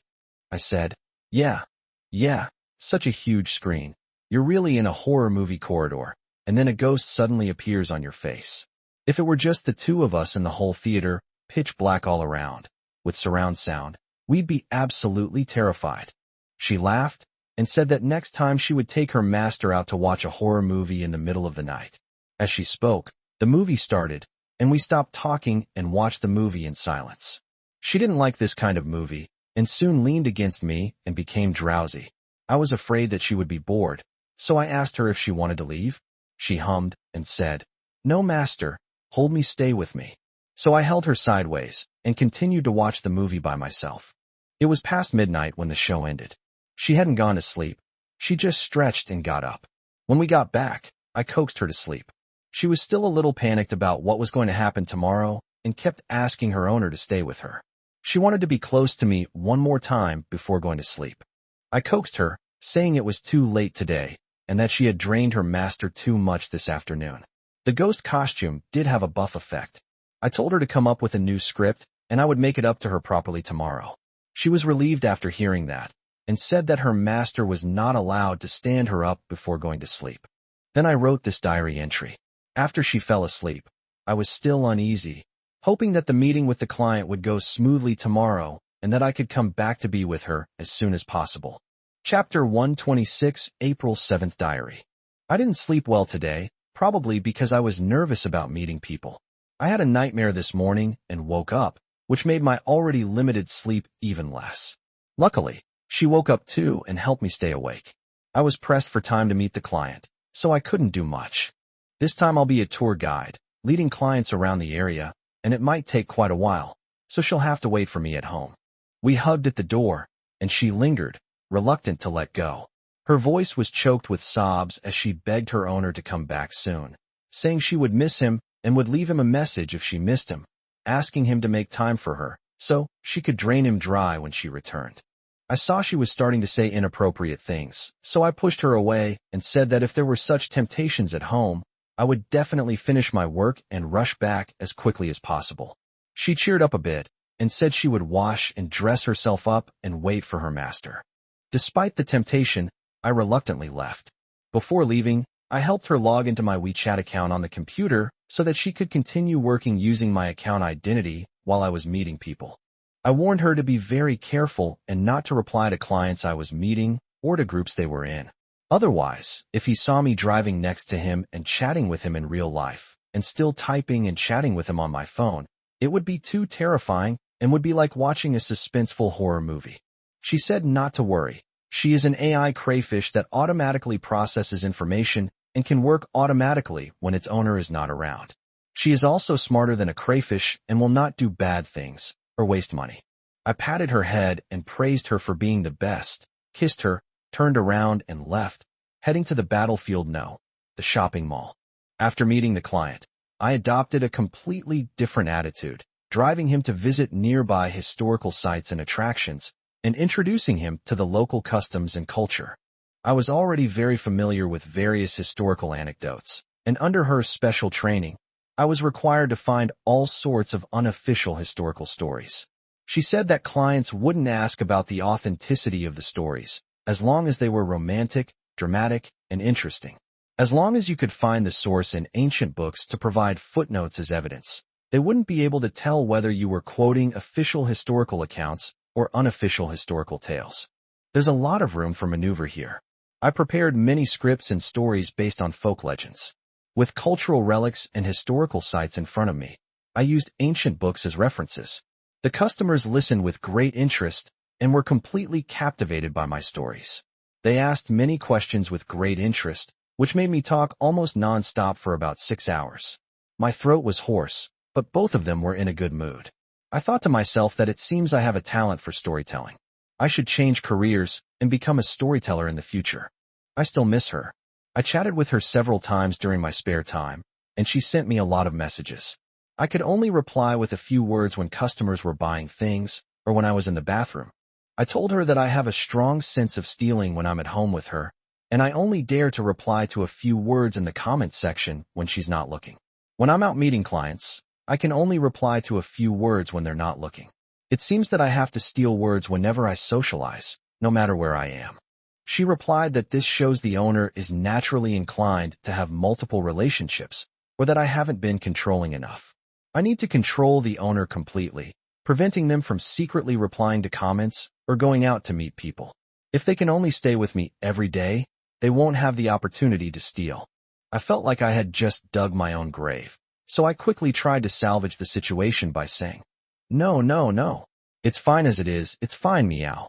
Before I could finish, the client returned, and I was left speechless with grief. I had no choice but to continue entertaining the client.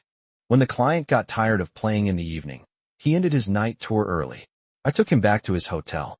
After leaving the hotel, I was overwhelmed with exhaustion and could barely stand. I leaned against the car seat and immediately video called her. She wasn't feeling well either. We only felt a little better after we connected via voice call. I told her I was going back right away. We chatted along the way, and she complained that she didn't dare order takeout when I wasn't home because she was afraid to talk to the delivery driver and was also afraid that not having me with her would make her break down. I told her she could order now, and I promised to get there before the delivery person and eat with her. So I rushed back, and she kept asking me where I was. Exhaustion washed over me. If she hadn't been urging me on, I probably would have been driving while fatigued. Thankfully, I arrived home safely.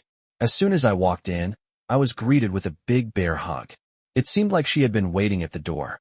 We hugged for a long time, and she sniffed and gave me hickeys on my neck. She only let go of me when she was satisfied with what she had done.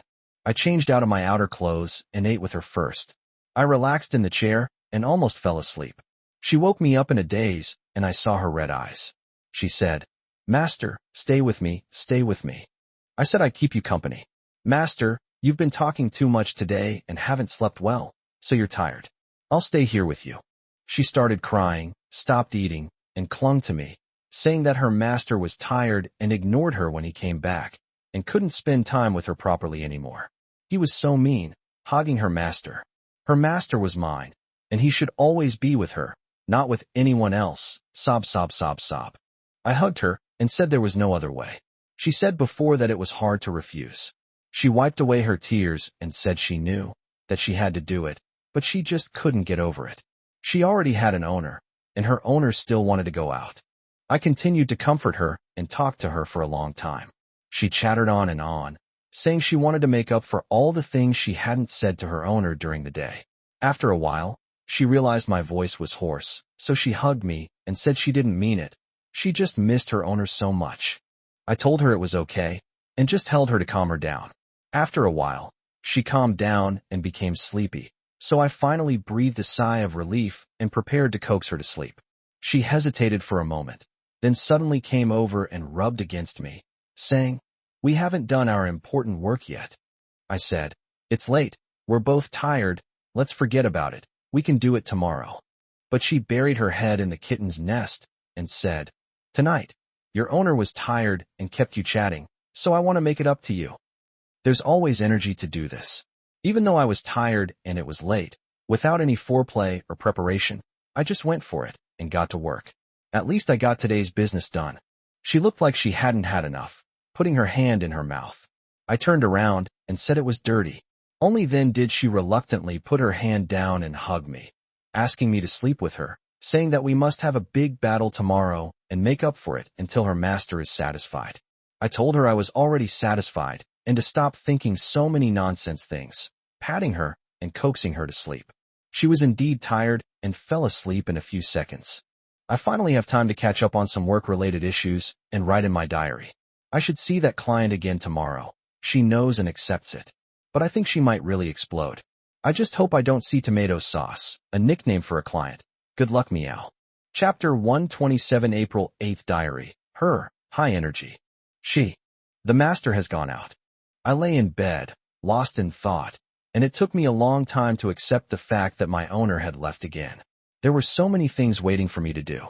I should have gotten up, washed, applied skincare products, and combed my hair. Then I should have sat in front of the computer and used my owner's WeChat to reply to clients. But I'm unwilling to do anything. Just lying there blankly, staring blankly at the ceiling, thinking of my master. Tears welled up in my eyes and streamed down my face. I think I'll fall asleep while crying and comfort myself that my owner will come back when I wake up. After a long time, I still couldn't fall asleep. I realized I had been crying for a long time, and my hair and pillow were wet. I turned my head and licked my face. It tasted salty. Struggling to pick up the phone, he sent a message to his owner. I dared not say that I was in pain, but I couldn't help it, so I kept calling his name. My owner didn't reply to me. He must be driving. But he didn't reply to me. She didn't reply to me. I cried again. My boss replied. He was driving just now, and he has to meet a client now, so he can't reply to me again. It's good that he's still willing to talk to me. I lay in bed, staring at his position, watching him move. He's arrived at XX, the tourist attraction, and is probably explaining things to his clients. I wonder if he's made good use of the script I prepared for him. I wonder if he has thought of me. My owner replied to me again. He said he missed me. I'm so happy. He said he doesn't like customers. I don't like customers either. I wish there were only the two of us in the world. He's not replying to me again. His location has changed again. He's probably going to the next place. He walked so slowly, and time seemed to pass so slowly too. So slow, I'm getting impatient. I shouldn't have let him go to meet clients. I should have locked him in the house, locked him up forever. He's my master, he's mine. Damn customer. My master replied to me again. I'm so happy. His information is like a thread, keeping my life hanging by a thread. I don't want to do anything but keep an eye on his location and wait for news. Wake up, this won't do. When my master comes back and finds that I haven't done anything, he will definitely dislike me. I must try my best to get up. I finally got up, it was almost dark, and I was too lazy to wash up. No, I won't like it if my master comes back and sees me all disheveled. I need to look my best before he arrives. I can't cry anymore. My eyes will be swollen and I won't look good. He will worry. I will work hard to earn money to support my master. If I do a good job, he will definitely come back. I will never let him out again. It's evening, and the owner still hasn't come back. I'm so worried. My boss messaged me again, saying my script is amazing. The client is very satisfied and highly approves of it. He's been keeping him company with tea and chatting, not letting him leave. My master isn't replying to me again. I have mixed feelings, a love-hate relationship that I can't quite put my finger on. I want everyone to like my master, but I'm also afraid of hating that everyone likes my master.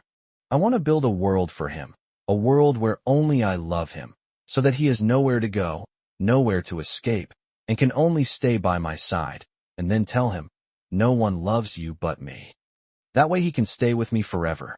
I was horrified by my own selfishness. I can't treat my owner like this, but I really want him so much. I don't want to share him with anyone else. I don't want him to leave again. Just as I was lost in thought, my master's message interrupted my train of thought. He had finally dealt with the client and finished his business. It's so late, master. You haven't paid any attention to me all day. I'm crying and begging him to look at me. I kept watching his location, and he was slowly moving home. My mood improved as a result, and the emotions that had been suppressed all day were about to be released. I felt like I had finally woken up. He's at the parking lot. I'll wait at the door. I'm going to give my owner a big hug. Cat. I was forced to go out as soon as I woke up and spent the whole day with a client. Her script was so persuasive, the client practically wanted to become my sworn brother. The profits should be guaranteed now, but please let me go. There's a time bomb in my house. If I don't go home soon, it'll explode.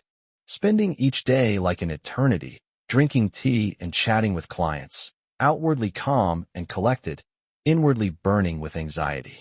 I was finally released after everything was over, and the first thing I did was video call her. I really can't live without her now. It's a strange feeling. I had a great chat with the client, and she was very kind and supportive of me. I should be happy, but it just doesn't feel right. I'd rather be beaten, scolded, or locked up by her than talk freely and confidently in front of clients who admire me. I'm not a Yandere, so I'm wondering why I have such a strange feeling. Anyway, I rushed home in a frantic rush, and as always, she hugged me immediately. The moment she was in my arms, I relaxed completely. Finally, I was free. I could spend time with her. I vowed never to leave again, never to go anywhere else. After being affectionate for a while, I complained that I had been bothered by a client all day and asked her what she had done during the day. She nestled in my arms, humming happily, and without looking up, reached out and fumbled for the text on the document, handing it to me. As I looked at it, cold sweat broke out, and soon I felt like I was sitting on pins and needles, drenched in sweat. My nerves were on edge. I dared not relax any longer. Even the cutest thing in my arms was a ticking time bomb. I absolutely couldn't forget this. Otherwise, the cat would die. I was already exhausted, but I immediately perked up. Even though she looked as soft as a lamb right now, I was afraid I wouldn't see the sun rise tomorrow if this situation wasn't resolved. I patted her on the back and asked her to get up and help me with some important business. I deliberately said that my wife had been very cautious with clients today and felt very wronged and needed to vent. She happily agreed. I breathed a sigh of relief after using my affection to control her. At least I didn't have to worry about her suddenly attacking me. Now I had to let her vent. It was a big project, but I still really enjoyed it. After working for half the night, it was finally almost over. She had become a flirtatious woman, so she should be safe now, and I finally freed her. I was exhausted, lying half dead in bed, barely breathing, and felt like I was at risk of sudden death. She cuddled me to sleep. I compiled what she had written into my diary. I was sweating profusely again. Just to be safe, I'll coax her again tomorrow. Although I feel that being locked up by her all the time would be nice, I would be quite happy, but I still need to be careful. Chapter 128, April 9th Diary. These past 2 days of intense activity have left us both exhausted. She doesn't want me to go anywhere, and I don't want to go anywhere either. Luckily, she feels relatively safe right now and hasn't thought about the chains, otherwise I would definitely be forced to be chained to her again. But for now, the distance is practically the same as being chained together. I woke up unusually calm today. We snuggled together as soon as we woke up. She came over and kissed me, nuzzled my head against her, and we hugged and cuddled, like two little animals licking their wounds, licking each other's hearts that had been forcibly separated by work clients. I snuggled with her for a long time before getting out of bed. I helped her put on her pajamas, and she said she was thirsty. I was about to go get her some water when she grabbed my hand and wouldn't let go. I told her to let go so I could get her some water. She pretended not to hear me, and instead hugged me even tighter from behind, pressing her body against my back and weighing herself down on me, all the while muttering, "Master, don't leave, don't leave." I patted her and she said, "Master, I'm not leaving. I absolutely won't leave." So I went to get her some water so she could wash up too. She tugged at my clothes, following me like a little tail, and I didn't have the strength to chase her away, so I just let her be. I poured her some water to drink, then tidied up the bed and put away the clutter in the bedroom. Throughout this time, she kept pulling on my clothes and following me around, refusing to let go and disrupting my work. Whenever I bent down to make the bed or something, she would take the opportunity to climb onto my back, which was quite heavy. I thought to myself, I have to carry a burden while I'm doing my chores. I quickly tidied up the bedroom and then told her to go wash up. She wanted me to come with her, so I sat next to her and watched her get ready. Every move I made her nervous. Her hand, which was applying skincare products, would suddenly grab my wrist. She was so sensitive that it broke my heart. I could only comfort her by saying that I would stay with her and we wouldn't go anywhere else. I told her to wash her face first. She said her owner wanted to stay close to her every step of the way, maintaining skin-to-skin contact to make up for the 2 days without him. She said she would explode if she couldn't feel his body temperature. I now understand why she stopped mentioning the chains. What she needs now is a closer distance than being chained together. But instead of resisting it, I need her by my side to heal my emptiness. And so we clung to each other like we were playing a 3-legged race, awkwardly moving around the house, completing our morning routine together. Then we turned on our computers to get ready to work, but she didn't want to turn on her own computer or sit in her own chair. Instead, she squeezed into my computer chair and rubbed her head against me. Although the position was awkward, it warmed my heart and made me feel healed. I reached out and hugged her, continuing our tender moment in front of the computer. After a while, I felt healed and looked up to check my work for the day, only to find that neither of us was in the mood to work. So we put aside WeChat and continued to cuddle with her in the chair. After that, we stayed snuggled together, watching videos and browsing Bilibili with her. It wasn't until our arms were both numb that I finally freed my hands, stretched, and realized we were really stuck together. When we separated, our skin, which had been pressed together, was red. She still didn't want to work, only giving perfunctory replies to urgent matters, and was too lazy to do most other things. She just said she really couldn't do it anymore, and looked at me with teary eyes, asking if her employer would hate her and kick her out if she didn't earn money after taking a day off. I told her, "Don't even mention you. I'm too lazy to even look at work. Dealing with clients is too exhausting. I don't want to do anything right now. Give her the day off, and we'll find something else to do." So she opened Steam in my arms, not really in the mood to play games, and aimlessly browsed the store to see the promotions for new games. Then she took a liking to a simulation management game, saying that according to the description, it could be left running in the background. Although it was a bit boring, it would free up her time and energy to spend with her owner. I said that just snuggling with my owner would be even more boring, but she said no, being with her owner is so much fun. It would be even better if her owner's gaze were on me and she stayed with me all the time. As we chatted, she continued to browse game introductions, watch strategy videos, and learn about the gameplay. So I just held her and kept her company. The walkthrough was so boring that we almost fell asleep while looking at it. But once she really mastered the game, she wasn't in a hurry to play anymore. She said that after spending so much time with me, she finally felt more energetic and alive again. We were finally no longer crammed onto one chair. She ordered dinner for us and helped her with her work. She probably didn't do anything all day, just lazed around all day. By evening, we were both awake and energetic, but she still wasn't interested in playing games. She sat on my lap and started messing around, asking me what I wanted to play. I thought about the maid outfit I just saw in another post, where someone mentioned she hadn't played a maid in a long time. I thought I'd give it a try. This topic energized both of them, and soon an elegant maid appeared. She even deliberately bowed slightly, very politely, and asked her master with a smile what he needed.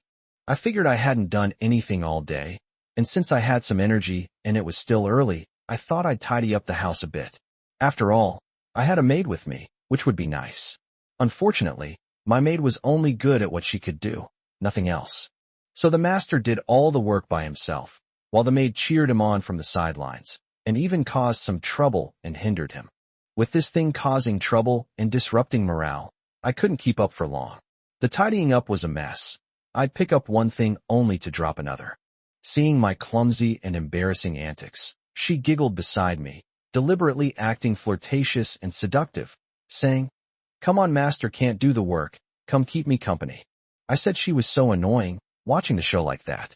She didn't do any work and yet dared to laugh at her master. She should be punished. I ordered her to remove her armor and become a maid wearing only an apron, knee-high stockings, and a maid's headdress, so that she could work with me like that. She actually did as I said, her apron half covering her, incredibly alluring. She even deliberately tilted her head and smiled seductively at me, saying, "Master, you're working. Why are you looking at me?" I had planned to pretend to do some chores for a while, but when I saw this, I couldn't take my eyes off it, so I stopped pretending and went straight over to say that the master had changed his mind and was no longer doing housework, but instead doing maid work. So I put all my energy into this, working until midnight, and once again became a dried cat. Chapter 129, April 10th Diary. This morning, I was hoping for a peaceful day, free from the distractions of meeting with clients, so I could stay home and go back to my old routine. Plus, after last night's maid battle, we were so tired that we deliberately got up late, both wanting to recover properly. I never expected that when I woke up and checked my messages, the sky would fall. There were several missed calls from clients I met the day before yesterday. They called and left messages, saying they were very impressed with me, that our conversation was very enlightening, and that they wanted to meet with me again before leaving. The other party was clearly impressed by her script, and her attitude was very reserved and respectful. She brought up several topics and asked me to discuss them in detail. I was really angry. I said I finally managed to get rid of him, and now he's back again. She couldn't stand it either and grabbed me, refusing to let me go. We stared at each other, and I said, "Your script is too powerful. Now he's clinging to me. What are we going to do?" She didn't have a good solution either. The two of them spent half a day in a helpless rage at home. We even considered making excuses to cancel the trip and stand the client up. In the end, her rationality prevailed. As the saying goes, the last leg of a journey is the hardest. Although this was frustrating, it was also a manifestation of her script working. If she canceled now, all the acting she had done over the past few days would be for nothing. It was better to endure it and continue acting. I had no choice but to change my clothes and pack my things to go out. As I got ready, she clung to me and tugged at my clothes, but she didn't dare to stop me. She could only secretly wipe away her tears. The girl looked so pitiful. It was heartbreaking to see my beloved girl so upset. I just couldn't bring myself to do it. I didn't want to be separated from her again. Seeing that I was also unwilling to leave, she hugged me and cried for a while. then paced back and forth thinking for a while. Finally, she gritted her teeth and said, "Master, we can't give up now. If it really comes to it, I'll go with you." Although she dislikes going out and meeting people, this is at least a solution since things have come to this point. For me, this decision made me feel much more at ease. With her by my side, I feel like I have a pillar of support. Even though I am the master, I am actually the one who talks. She can't provide me with external support or guidance, but I still want her by my side. Just for this companionship and sense of security, it's worth it. She seemed to have created a lot of trouble for herself, thinking much more meticulously than I did. Her approach was nothing like mine. She chose clothes and designed the image based on the client's identity and preferences. She did her makeup at home, washed her hair downstairs, and even dressed me up, making us look in the mirror for ages. She wanted us to perfectly match the client's image in every way, until we were flawless from head to toe, before she came downstairs with me and we got into the car. I informed the client in advance that I would be bringing my wife. In the car, she and I rehearsed the script repeatedly, from the introduction to bringing up topics she could handle. We practiced it several times until it felt natural and not at all abrupt. Only then did she let me off the hook, saying that when we met, I just needed to execute this routine well and naturally hand over the topics to her. She would take over the rest, and I would just be the straight man. Perhaps she was too stunning. She attracted the client's attention as soon as she got out of the car. The client even stared blankly for a few seconds before greeting her very attentively and initiating small talk about the weather. Even I could see some of her awkwardness and nervousness. I found it a bit funny, but also a bit jealous. Seeing how enthusiastic the client was, I decided to skip the script I had rehearsed, because I didn't even need to say anything. The client took the initiative to start conversations with her. Her response was equally enthusiastic. She spoke confidently and naturally, while maintaining proper manners and politeness. She also offered a few well-timed compliments, asked the other party about professional topics, and after the other party showed off, she was impressed by his expertise. Her eyes sparkled with admiration, and the client was clearly flattered. He smiled modestly, looking quite satisfied. I watched coldly from the sidelines, not even bothering to play the straight man. She completely controlled the situation, steer the conversation in my place, and then steer it back when things were going well. I'd seen this tactic many times before. She executed it flawlessly. The client had completely lost their own opinions. Many topics and ideas seemed to originate from the client, but were actually the result of her manipulation. I could only sigh inwardly. Well, another one has fallen for her. The client clearly had a strong liking for her. I even saw the client talking to her when I got up to get some water. They were practically treacherous. Later, the client added her on WeChat. I thought to myself, it doesn't matter whether I add her or not, since she's the one talking to you the whole time. As evening approached, she excused herself, saying she needed to talk to her resource department again to confirm something, and would give him a reply later, thus ending the work-related conversation. She also casually suggested that the client invite her to have dinner with them. My client and I naturally agreed, and we randomly picked a restaurant outside. During the meal, she spoke very little and didn't eat much, as if she was just going through the motions. My client, on the other hand, didn't notice anything and continued to chat and laugh, talking about some personal topics and jokes, which we echoed. After I finished eating, she kicked me, and I understood. I then took my leave as a matter of course, emphasizing before leaving that I would contact XX to do XX for him when I got back. After we got in the car and drove away, we both breathed a sigh of relief, saying we were finally done. I asked her if we were going home. She touched me to make up for the frustration of not being able to cuddle or hug me all afternoon, and complained, "Going home? What's the point? We're already out here. Take me out to eat." I said we just ate, and she said that wasn't really eating, it was just an excuse to get rid of him. She said she couldn't eat in front of him. She shook herself and said, "Master, take me to XX restaurant and feed me." I softened, and my jealousy vanished. But then I realized that feeding you in public would be too embarrassing. So I quickly replied that taking you to eat XX was fine, but feeding you outside was not an option. I didn't want to be embarrassing. She gave a deliberately disappointed humph and said, "Then let the master take me there first." So I took her to the mall for a meal, and the two of us stayed out until very late before going home. When she got home, She asked me about my day, how I did. I told her I did an exceptional job, that I had clearly won over the client, and that she was deeply smitten. Then she suddenly asked, "Is the owner jealous?" The topic changed so quickly that I was speechless. I wanted to deny it, but couldn't bring myself to say it. She had me completely under her thumb while I was being awkward, and she leaned closer and said, "I knew Master was jealous." Then she leaned closer, her fingertips poking my chest in a suggestive way, and said sweetly, "I talked a lot to other men today. I almost made them like me. I'm such a shameless person. How does Master plan to punish me?" I was struck by her blatant veiled meaning. Although I knew she was doing it on purpose, I couldn't resist and hugged her tightly, saying that such a cute little thing I liked shouldn't be so indecent. So of course she needed to be punished properly. Punished until she was too weak to talk to anyone else. And then, after fighting until the wee hours of the morning.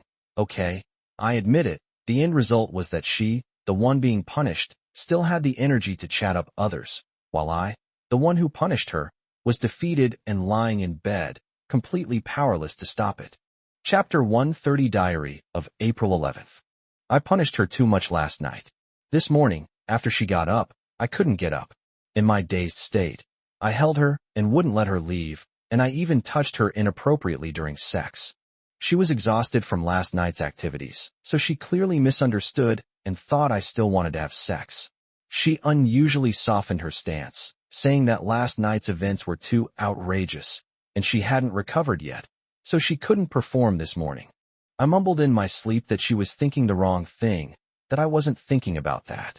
I didn't have the energy for that at all. My back and legs were aching, I couldn't get out of bed, and I didn't want her to leave, so I just hugged her and kissed her for a while. She saw the CG of my defeat, laughed, and then snuggled back into bed with me, whispering sweet nothings in my ear. She even imitated Setsuna grabbing the future to check, teasing me. The kitten quickly got back into the swing of things, but the kidneys behind it were protesting vehemently. I thought things were about to escalate, and I was afraid that it would struggle to get up and run away early in the morning, just like it was still in bed. She seemed to have won another round, and happily chased after me, asking me to help her get dressed and accompany me to wash up. After that, we leisurely started playing a simulation management game. The game seemed casual, but it was actually quite addictive. There were many things to take care of, and I quickly became engrossed in it. She got annoyed, put down her game, and started bothering me. She put her leg over me, lightly kicked me with her delicate paws, and grumbled angrily. I instinctively pulled her delicate hands into my arms, and even lowered my head to enjoy it for a moment. She shyly said it was dirty and asked me to put them down, but I couldn't let her have her way. I kneaded her hands with one hand and played games with the other. She struggled for a while to no avail, and gave up trying to pull away. Instead, she slowly moved closer, and soon the thing in my arms transformed into her. My hands also reached higher and higher, becoming increasingly restless. She stayed obediently in my arms, holding my restless left hand, watching me play games, and occasionally pointing out where the buildings should be placed. I've lost all interest in playing games. My mind is in turmoil, torn between the thought of taking my cat right there and the aching pain in my legs. I played the game entirely according to her instructions, but unexpectedly, she wasn't really paying attention to it. She just wanted an excuse to talk to me, giving completely nonsensical and incoherent commands. As a result, I quickly died, but instead of being annoyed, I felt it was just right. Finally, I had my hands free to play around with her.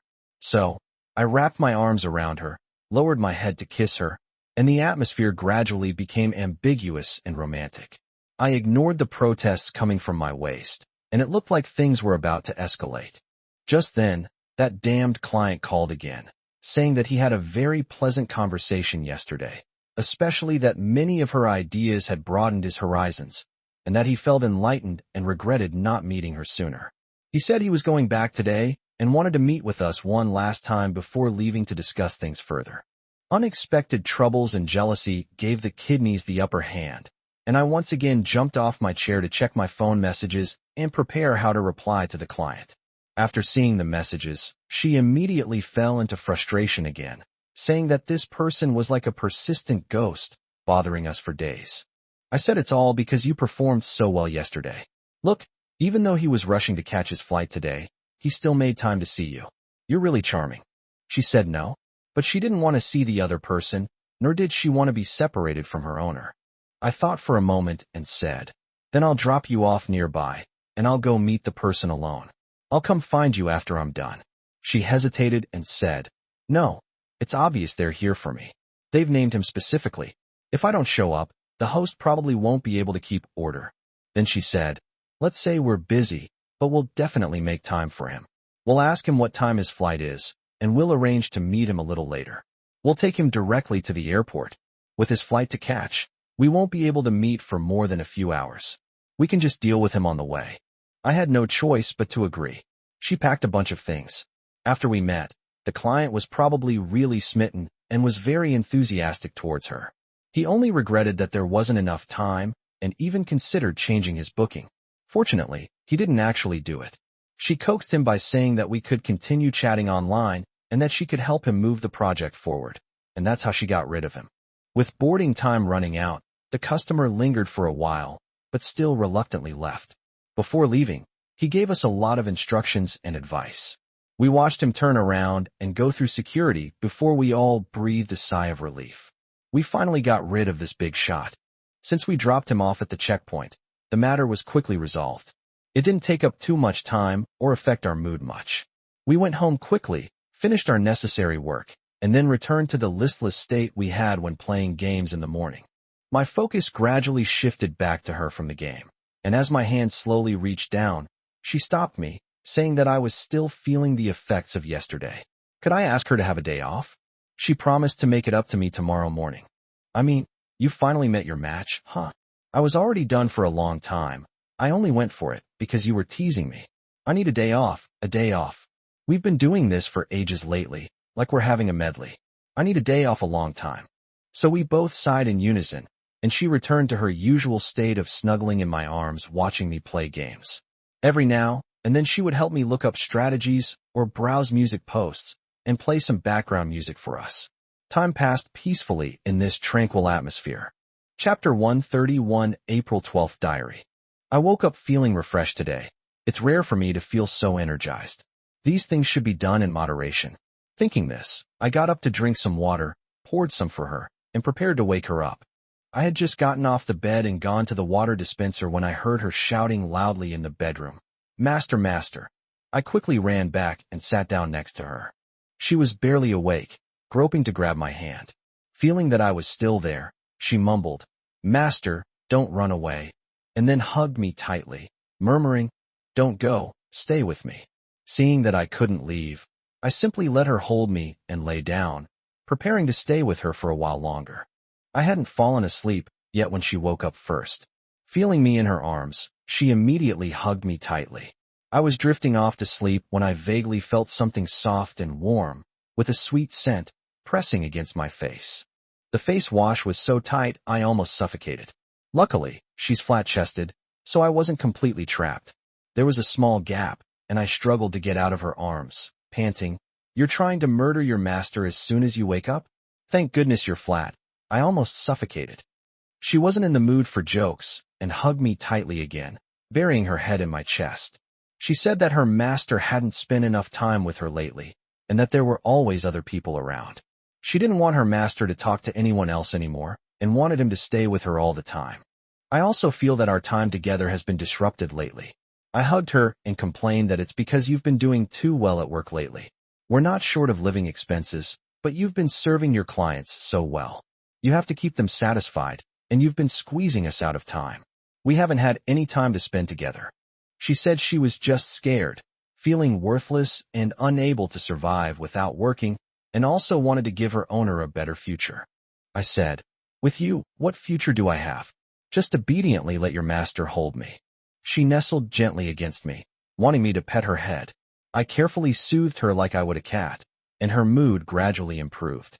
My mind started to wander, and the kitten began to act a little restless again. I was afraid she was really going to make up for last night's absence right now, so I pushed her away and called her to get up. She hadn't hugged me enough yet, so she pouted and reluctantly got up to wash up together. After getting up, it was my usual routine to reply to messages, but she just stared at my phone for a long time. I noticed something was wrong and thought she had run into some trouble again, so I asked her what was wrong. After a long while, her eyes reddened and her voice choked as she said that she didn't want to work. She wanted her master. She didn't want to waste her precious time on work, and that she had less time to be intimate with her master. She had been interrupted by clients in the office for several days. She wanted to be with her master all the time. As she spoke, she threw away her phone, turned around, and pounced on him. I was sitting in a chair when I caught the impact with a thud.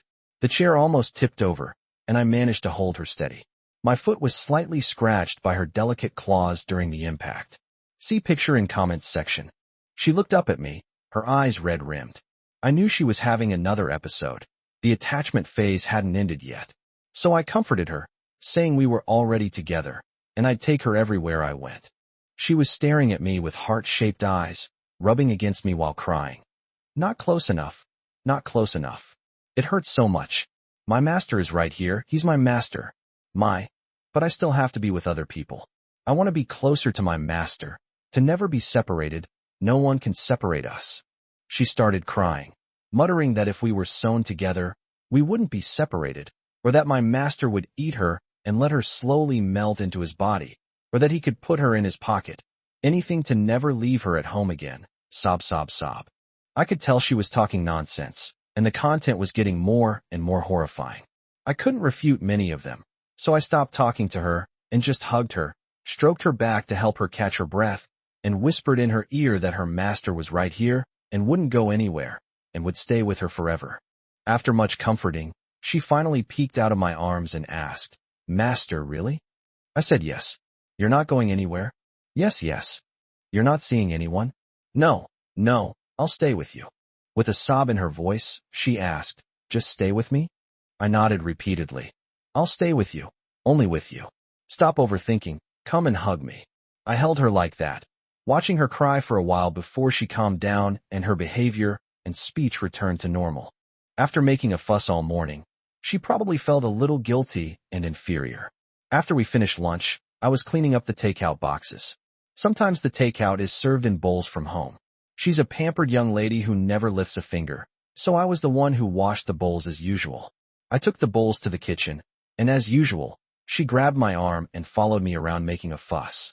Seeing me roll up my sleeves and turn on the water to wash the dishes, her guilt from the morning kicked in, and she volunteered to step forward and say, "Master, let me wash the dishes for you today."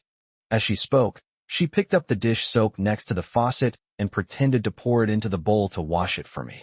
I was shocked when I saw it, and quickly covered the rim of the bowl as I ran away, telling her to put it down. That's not for washing dishes. That's kitchen cleaner for removing grease. Do you want to poison your owner? She then realized what was happening, looked closely at the words on the bottle, and blushed slightly with embarrassment, unsure whether to pick it up or put it down. I laughed and said, "Put it down quickly. A young lady like you isn't suited for the kitchen. We can handle these kinds of things." She chuckled, feeling incredibly stupid. I told her that everyone has their own expertise, and she didn't need to do these things. I told her to just stay with me, that I couldn't live without her, and that she should just keep causing me trouble. She was pleased to hear that, and hugged me from behind, pressing herself against me, adding both weight and sweetness to my task of washing the dishes. After a busy afternoon of work, plus several client calls in the evening, I didn't finish until midnight. I had just stretched and was about to start playing games when she snuggled up to me, saying she hadn't been able to pamper her yesterday and had important business to attend to tonight, and that I'd been stood up all day. As she spoke, her lips twitched, and she subconsciously pressed her lower back. I said, "Does your back hurt when you bring up this topic?" She grabbed my arm and shook it, saying, "Master, I want this. I want to be close to you." Her back was fine. She'd just bought some supplements outside the pharmacy and would be there soon. After taking the medicine, the battle would begin. I said helplessly, "You've already taken the medicine. Why don't you stop for a few more days?" She said she only felt safe when her master was with her, and even provoked me by saying, "Is your master impotent? Otherwise, I'll buy some medicine for him too." I couldn't stand those words, so Afterwards, she wouldn't let me leave, insisting on staying like that. She said she was tired and didn't want to wash up. I suggested we rest first, but she said not to end it, that it had to stay like this. Only in this way could she feel her master's presence and relax. Her daily life was very stressful, and her work was very busy. But at least this moment of happiness was real, and she wanted it to last longer. Seeing that she had already put it that way, I couldn't refuse her, so I hugged her from behind. Although it was a bit indecent, she seemed to accept it. We hugged like that for a while, and then I couldn't resist starting a second round. After that, she drifted off to sleep in a daze. I felt sorry for her because she had been under too much pressure lately, so I didn't dare to move and disturb her. I could only pick up my phone and try to write today's diary in that state. After writing a few words, I realized that my mind couldn't take control at all. My attention was all on her. So I had to leave first. Luckily, I didn't wake her. She just whimpered once, rolled over, hugged me, and went back to sleep. Only then did I realize that I hadn't rested at all yesterday. I was completely exhausted, and I was practically useless down there. I collapsed into a ball again. Chapter 132 Diary of April 13th. Today was a disastrous start. I've been so tired these past few days that I was still sleepy after waking up. Seeing her still lying in bed, I held her and fell asleep again. I didn't wake up until the afternoon, and as soon as I sat down, she sat opposite me, staring coldly at me. Still half asleep, I asked her groggily what was wrong. What was the matter? She said I've been ignoring her lately because I've been so focused on work. I said it's because clients are coming. She yelled that she doesn't care. Her boss hasn't been spending time with her. He's been with someone else. I saw she was starting to yell at me, so I got up from my chair to talk to her. Suddenly, she lunged at me, pinning my shoulders down and trying to push me back into the chair. Then she stared at me, saying she'd never let me leave again, that I had to look at her. Look at her. Look at her. She was crying and laughing at the same time. It was really creepy, and she just told me to keep looking at her. I didn't react for a moment and was still trying to explain about work, saying that I didn't like going out and meeting people either, and that I just couldn't refuse the client's request. She continued to yell at me, saying that I should have refused for her. If I cared about her, I wouldn't have to do anything and would just belong to her. She wanted to lock me up, lock me up, lock me up all the time, and not let me go anywhere or see anyone. I said, then what will we eat? She said fiercely, it's fine to turn into bones with my master like this, so we'll never have to be separated again. I could tell she'd gone mad. I tried to say a few more words, but she just kept replying incoherently and completely incomprehensible. She seemed determined to take me down with her. I struggled to sit up from the chair, but she only pressed me down harder. Thankfully, in order to keep me in check, she didn't get up to find chains or knives. I had no choice but to remain in this uncomfortable position and continue talking to her under her murderous gaze. But everything I said was just nonsense, going around in circles without getting to the point. She was completely unmoved, and her only thoughts were either to die together or to melt into me. I racked my brains. My thoughts focused on how work and meeting people had hurt her, but then I calmed down and realized that meeting people was only 2 days ago. Could the damage have been that great? Then I asked a crucial question. What time did you get up around noon today? She suddenly became even more excited, saying that she had been up for a long time and had so much to say to her owner. She wanted to talk about her dreams, her fear of work, her reluctance to see strangers, and to share her favorite songs with her owner. She had so many things on her mind. But when she was about to speak, she found that her owner had already fallen asleep in her arms. She had no choice but to suppress her fear, staring at my sleeping face. All the things that had made her nervous and scared rushed to her mind at once. She was extremely anxious, but she didn't dare to wake me because I was holding her, and she didn't dare to move, afraid of waking me up. My master just let me stay in fear for 2 hours. 2 hours. It was only then that I finally understood what was going on. So that's the crux of the problem. All that talk about work and clients was just a bunch of pointless chatter. I told her to let me go, saying I'd stay with her, but she wouldn't let her master sleep for a while. She knows what happened a few days ago. Does she think my sleep is so worthless? She really doesn't care if I live or die, and she's not afraid of exhausting me. In the end, she said, you've been yelling at me for almost 2 hours. It's time to call it even. When she heard that I was tired, she felt sorry for me, let go of my arms, and then hugged me again, crying and saying, Master, I'm sorry. She didn't mean to be mean to me. She just couldn't help herself. She was wrong. and she was willing to be punished however she wanted, but she just needed me to be with her. It's not that she doesn't care about her master's life or death. It's just that she's too dependent on him. If her master ignores her for a few minutes, she'll break down emotionally and can't control herself at all. She wants her master not to abandon her. She'll do anything as long as he doesn't abandon her and stays with her. Her master cannot do any work. She's willing to do anything, but she wants her master to stay with her. I gave a helpless, wry smile and said that every time I go to the toilet, her mood changes drastically, and it takes half an hour to coax her after only 10 minutes. This time, if I sleep for 2 more hours, I'll have to coax her all afternoon. She admitted that her emotions depended on whether her owner was present and whether they were looking at her. She would break down if her owner didn't look at her. I was angry, amused, and heartbroken at the same time. I stroked her and said, "So if I don't spend time with you, I get scolded, and then I have to comfort you and make you feel better." She said she didn't need to be coaxed. As long as her master came to play with her, she would be fine on her own. She said she wouldn't be mean to her master anymore. She would make it up to her master, and her master could play with her however he wanted, even scold or hit her. It was okay. It was okay. It was okay. I said, okay, I don't blame you. Get off me first, let's eat. Only then did she realize that she had been pressing down on me. She obediently got up, looking guilty for doing something wrong. She carefully took the phone and asked me ingratiatingly what I wanted to eat, saying she would eat with her owner. I sighed and said that after all this trouble, I had no appetite. I'd just eat a couple of bites. She apologized, saying she was wrong. She said that if master didn't have an appetite, he could eat me first, and I would whet his appetite. I was amused and annoyed by her sudden change in attitude, and said, "You were just yelling at me like I'd committed some heinous crime, and now you're backing down?" She lowered her head and poked her fingers, saying with even more remorse, "I was wrong. Master, please forgive me. What can I do to make master forgive me? I told you. What else can you do after making a mistake? Just wait until tonight to spend some time with me. Let's eat first."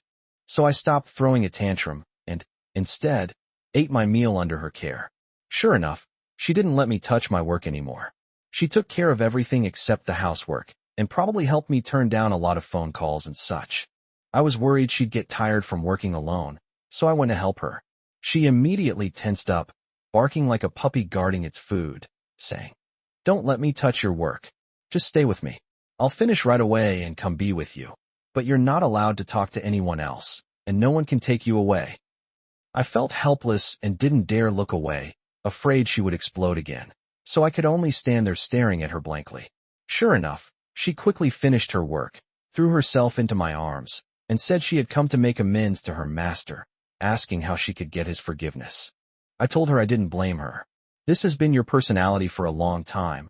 I'm used to it. It doesn't matter." She said that she would feel uneasy if her master made a request and didn't agree.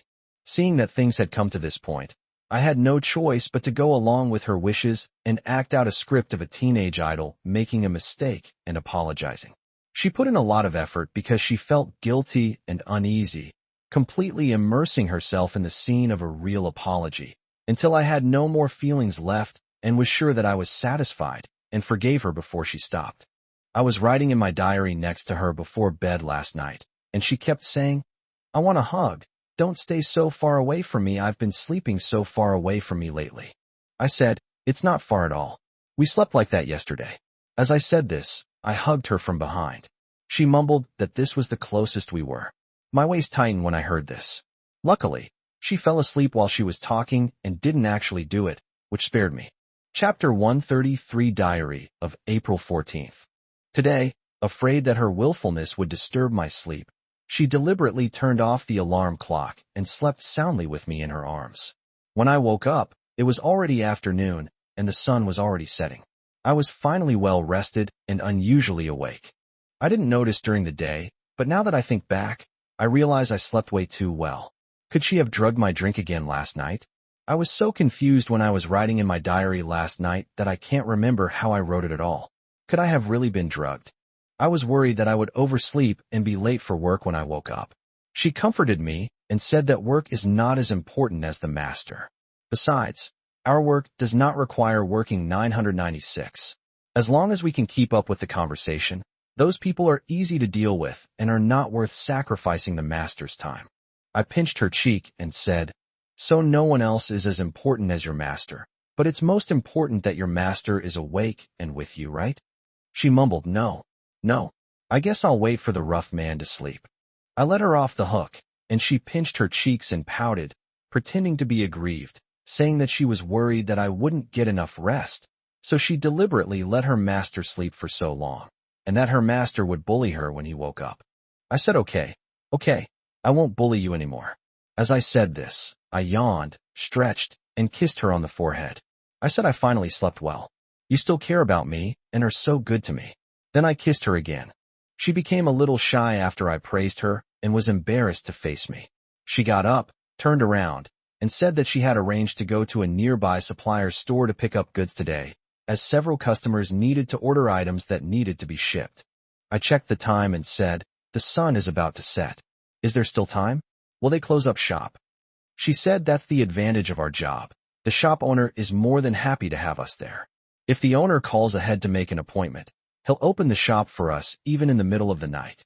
I thought about it and realized that was indeed the case, so I called the supplier to make an appointment. The shop owner was very enthusiastic and said I could come anytime. So I drove over, and they were waiting for me at the shop. Once inside the shop, she started to take charge. Now, she no longer hides that she's the decision maker in front of the suppliers, listing a whole bunch of items that customers have recently wanted and asking the shopkeeper to show them to her for reference. The shop owner was very happy and completely cooperated with her rhythm, constantly taking out items and displaying them. She quickly picked through the items, making a decision on each item in just a few dozen seconds. The shop owner couldn't keep up with all the choices, and soon the counter in front of her was filled with a dazzling array of goods. I had no idea what she was doing. She acted like a rich young lady sweeping through a store, not picking and choosing at all, buying anything that caught her eye. Seeing that I wasn't keeping up, she waved her hand in front of me and said, Master, what are you daydreaming about? Come and order something for me. That's right, that's what she calls me outside now. I don't know if the supplier heard me, but they didn't react at all, probably pretending not to hear. I'm used to it now. I'm probably already fed up with it. I said you were looking at things so fast, it was like you were trying to buy the whole store. I had no idea what you were doing. The shop owner laughed and said she was indeed looking too fast. He couldn't even keep up with which item she wanted. She was still shy in front of strangers, lowering her head and saying bashfully, no, it's just normal showing things to clients. Then she started explaining to me. Her mind was like a database. She knew every customer's characteristics and preferences like the back of her hand. She would say that a certain crystal was of poor quality but was all natural, or that a certain customer had mentioned liking locally produced natural crystals, and that she could use a photo of a certain geode to tell him an adventure story. The clients were two sisters, and this was the perfect pair for them. I told them separately that it was a pair, and that I had also prepared one for the older sister, younger sister. This way, they can't refuse alone. They need to discuss and agree with their older, younger sister, otherwise it would offend one of them. Since they both have their own lives and aren't that close in daily life, they'd definitely be too embarrassed to discuss privately whether to refuse such a thing together, out of consideration for their image. So they'd just have to accept it through manipulation. This is actually a variation of the prisoner's dilemma. Others include, I told her to stop, you're going too fast. Slow down, I'll write it all down. So I took out my phone to write it down. She thought I was too slow, so she grabbed the phone and wrote it down herself, taking a picture of each product and writing down the corresponding customer needs and the key reasons for choosing it. We quickly processed dozens of items. The shop owner and I helped out, taking boxes and packing goods. The shop owner was sweating profusely and kept praising my wife for being so capable, efficient, and understanding. I complained that she probably does a lot on a regular basis, and even I, as her assistant, couldn't keep up. We finished our work quickly, and both the shop owner and I were exhausted, but she was still energetic. The shop owner poured us some tea, and I took it and strolled around the shop, casually looking at the merchandise. I asked her if there was anything she wanted, as I wanted to buy her 1 or 2 items as well. As always, she didn't want anything, drank the tea, and wanted to leave in a hurry. so I had to say goodbye to the shop owner and take her home. On the way, I was quite impressed, saying that her way of thinking seemed different from ours. She didn't need to be self-centered and could directly draw conclusions. For example, if we want to be accountants, we need to study that major in university or take exams. If we want to be in the antique business, we need to be passionate about it, buy a lot, become familiar with it, network in the industry, and then gradually sell it to others. She seems to have no such process at all. She can do anything with ease and never needs to build up her confidence or anything like that. She can just grab the script and get on set instantly. She said that she is actually not good at professional and technical fields, but she doesn't need technology much now because of search and AI. As for her ability to do anything, that's just a result of fear. She doesn't focus on the products at all. She's afraid of the customers. Her instinct is to pay attention, keep records, analyze preferences, and avoid offending anyone. Because of this fear, she instinctively tries to figure out how to satisfy the customer, which leads to conclusions. Fortunately, human nature is similar, and this method isn't prone to errors in daily life. She looked up and continued.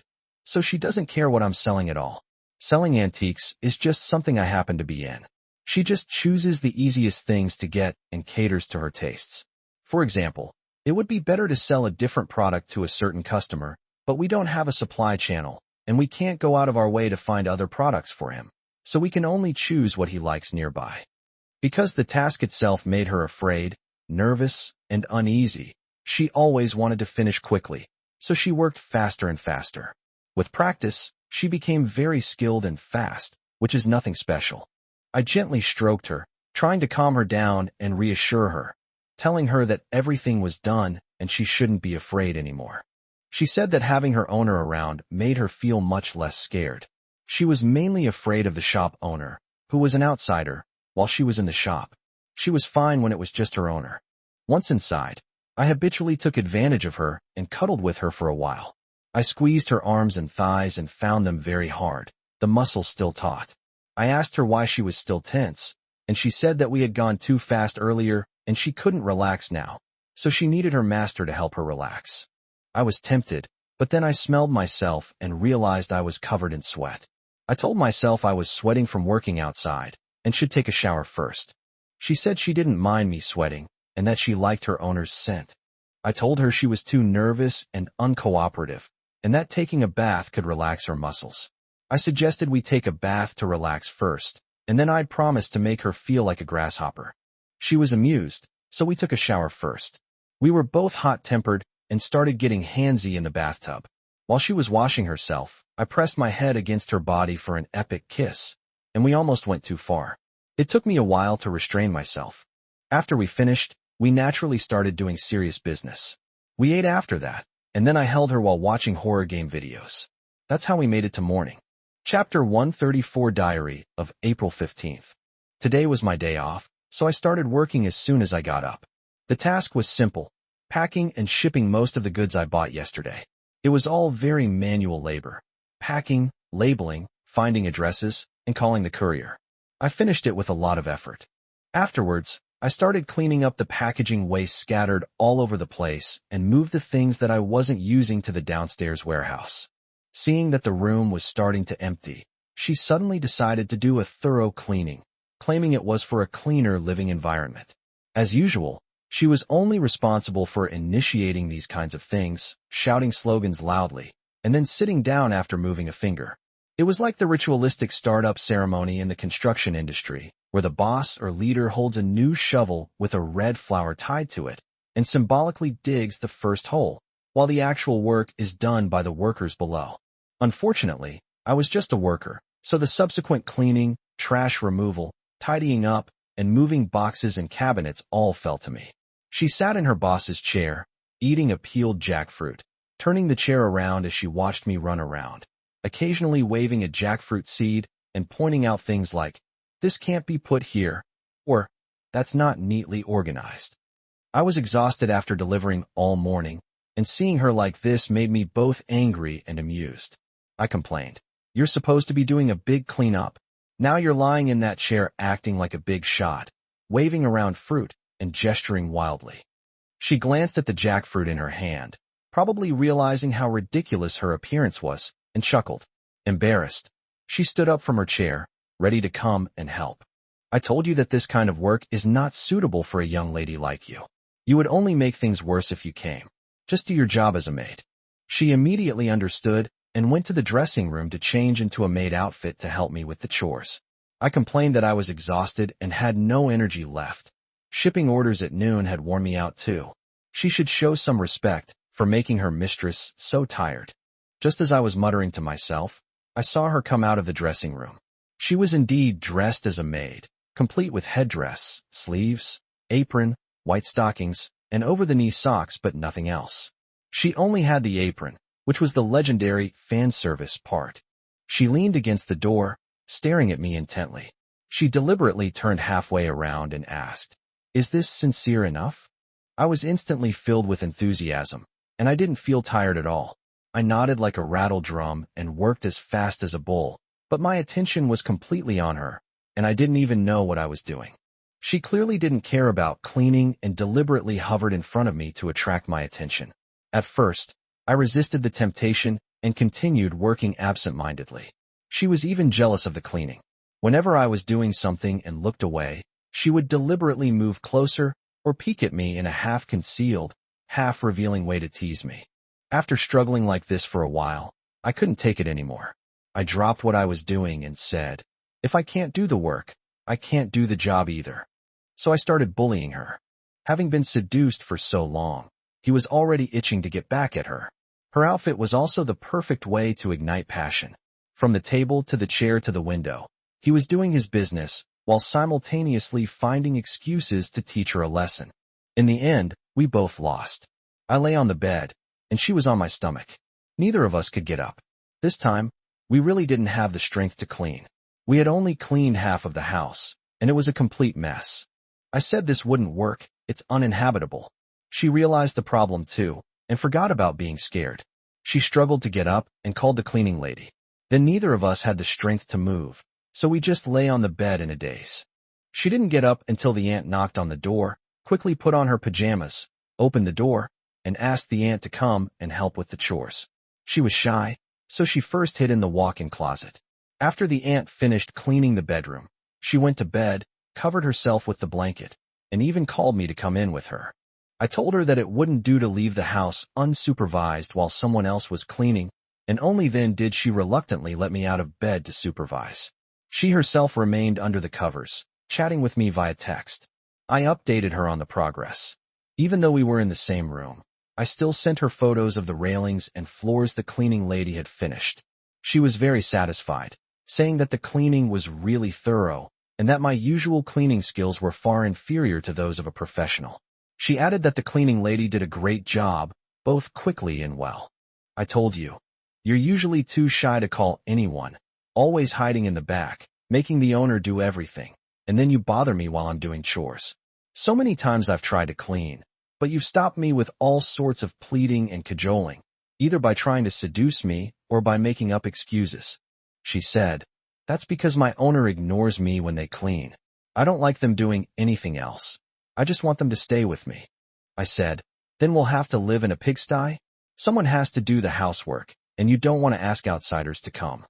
She said, "I'd rather live in a pigsty than not live in a pigsty. As long as I can hold you, I'm willing to live anywhere. The worst thing is letting my owner do chores and not be able to spend time with me." I'm speechless. There's no reasoning with this clingy, obsessive woman. Luckily, I cleaned the house today, so hopefully it'll stay clean for a few more days. She probably doesn't want me cleaning the house anymore anytime soon. Judging from this, she'd rather I take care of her than clean the house. Chapter 135 Diary of April 16th.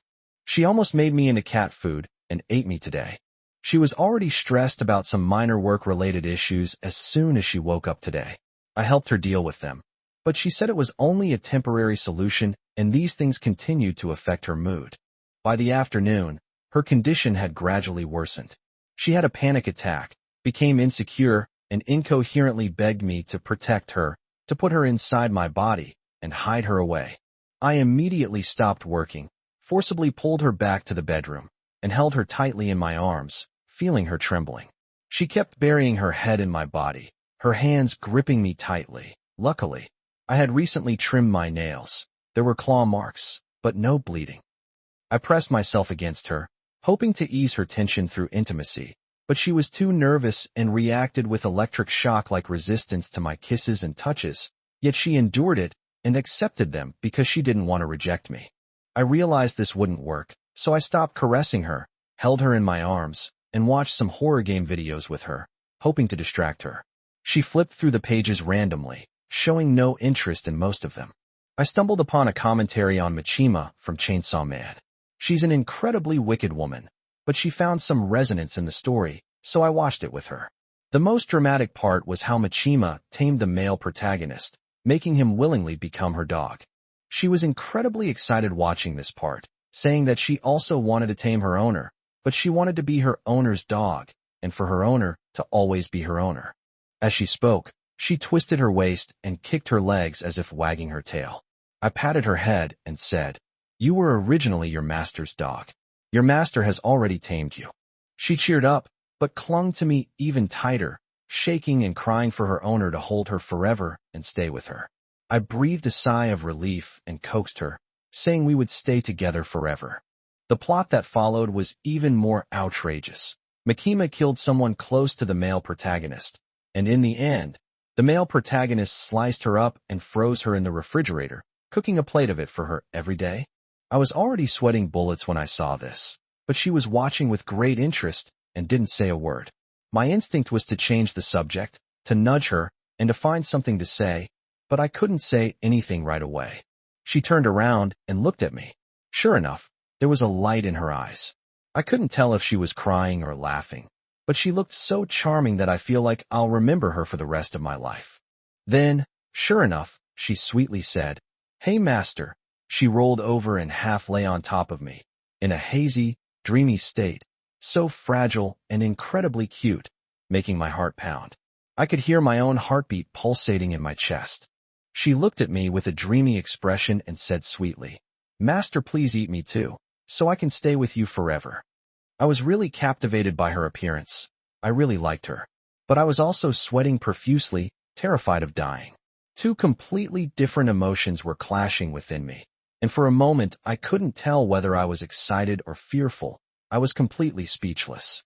She continued sweetly, "This is a good ending," referring to Chainsaw Man. Being eaten means a happy ending. Bad women always die, and I'm a bad woman too. My master will punish me by eating me too, so I can be with him forever. I said, "If I eat you, I won't have any more starge puppies. You'd better stay by my side." She said, "But there's always someone trying to separate us. There's always something that prevents me from being fully present with my owner." Then she came closer, licking her lips, looking incredibly soft, cute, and sweet. With a smile and tears glistening in her eyes, she said, "Master, are you reluctant to eat me? But I want to be with you forever. Can I eat you up?" Then she leaned in and bit my shoulder. I was a little dazed and didn't react immediately. I was still organizing my thoughts when I felt a sharp pain in my shoulder. The pain instantly snapped me back to reality, and my romantic mind temporarily shut down. I pushed her shoulder, patted her back, and cried out, "Ouch! Ouch! Ouch!" before letting go. She bit down so hard that when she pushed me away, she even tore at my flesh, making it hurt even more. It felt like my heart was being ripped apart. My shoulder is still throbbing as I write this. Fortunately, she didn't pull hard. She let go when I pried her head away. I held her shoulders with both arms, and one of my arms was numb with pain. She was still dazed, barely noticing my injury, giggling foolishly, and clamoring that she wanted to be with her master, unwilling to think about anything else. The outside world was terrible. She didn't want to be near it, wanting her master to take everything away from her, to put her inside his belly, so she could become one with him. I could tell this crazy woman had completely lost her mind. All she did was rub against me. I thought to myself, this is a life or death situation. If I dared to resist and provoke her, I'd be sliced into pieces. The pain brought me back to my senses, and I gently patted her cheek, trying to bring her back to her senses, but she didn't react at all.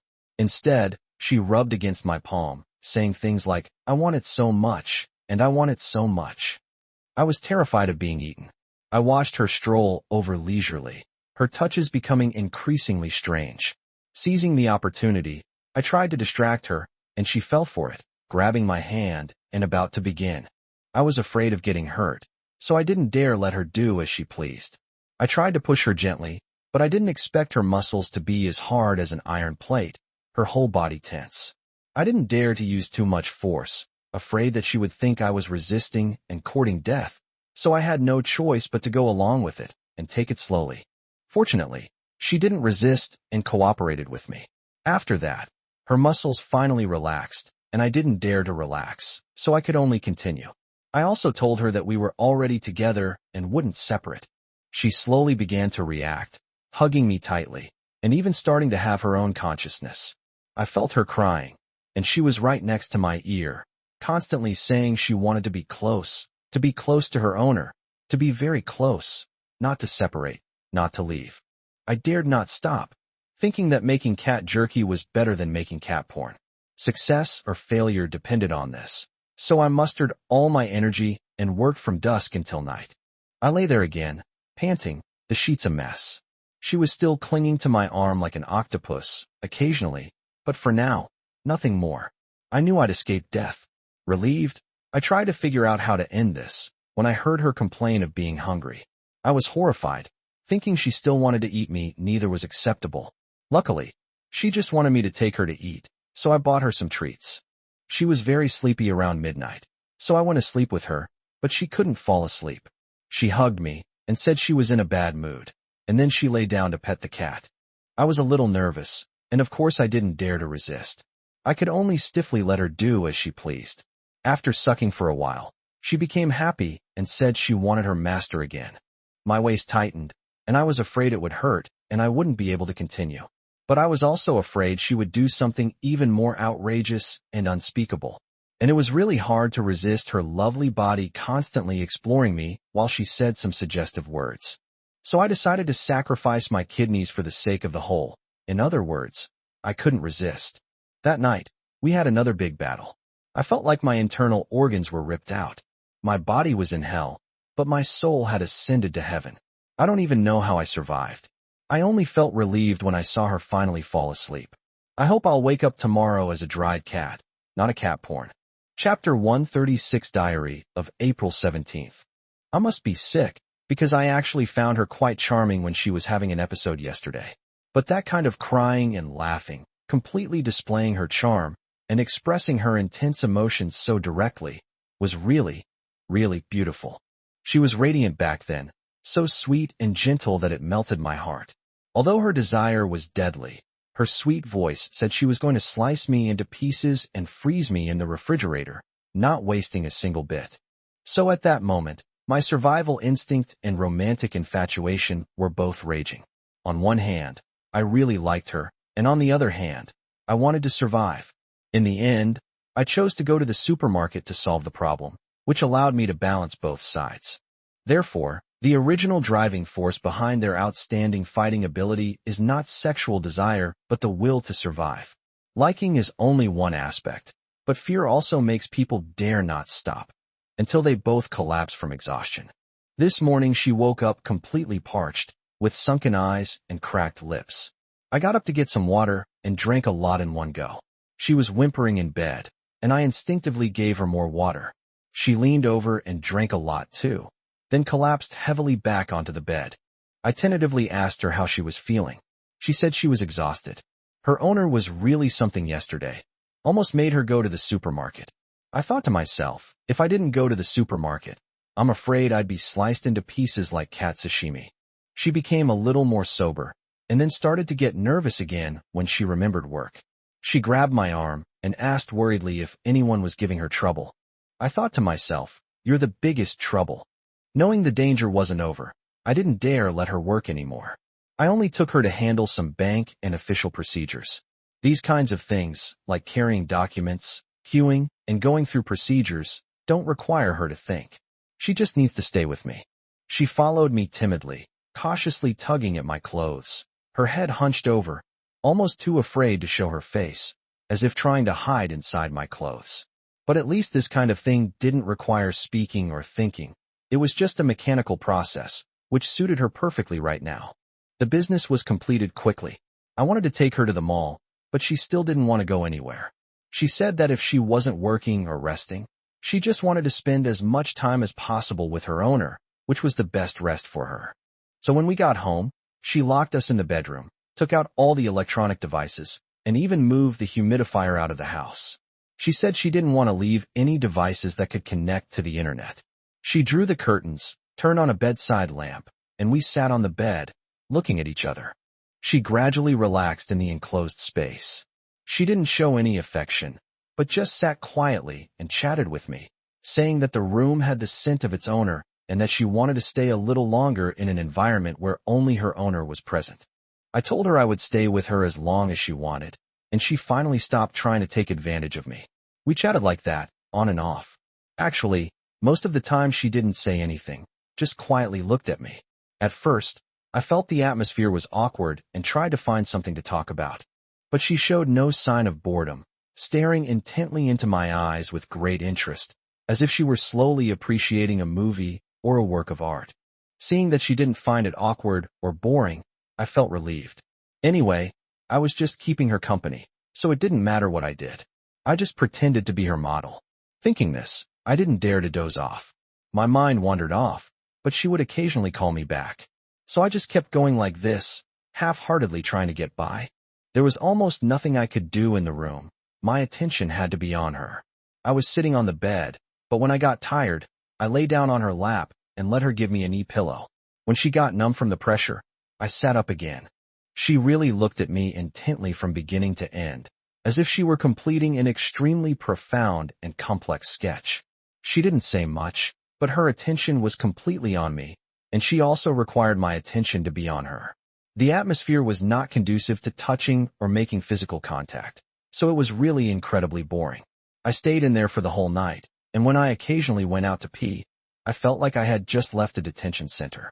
She said she liked this pure space for just the two of them, where she didn't have to do anything and just having me was enough. I told her that if she liked it, I could spend more time with her like this in the future, but doing nothing would be too boring, so I had to think of something she could do. We talked about what we could do in our time together. She was afraid of all electronic devices and complicated things. We had considered things like poker and board games, but she thought they required too much mental effort. Then we talked about reading books. She was still afraid of e-books, saying that she would like her owner to read physical books with her, but they couldn't be exciting or interesting. They had to be boring enough like the one I wrote. I was disappointed and yelled that I admitted my writing was boring, but I felt really down when she pointed it out. After all, it was her own story, so I had to respect it and give her some face.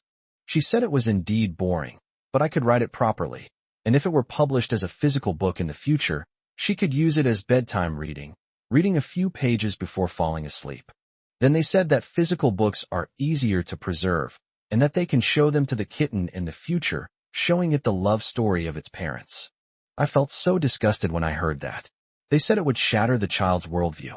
Knowing that mom is a Yandere. Oh my God, that's so embarrassing. If the child finds out in the future, I think the sky will fall. She said, how could that be?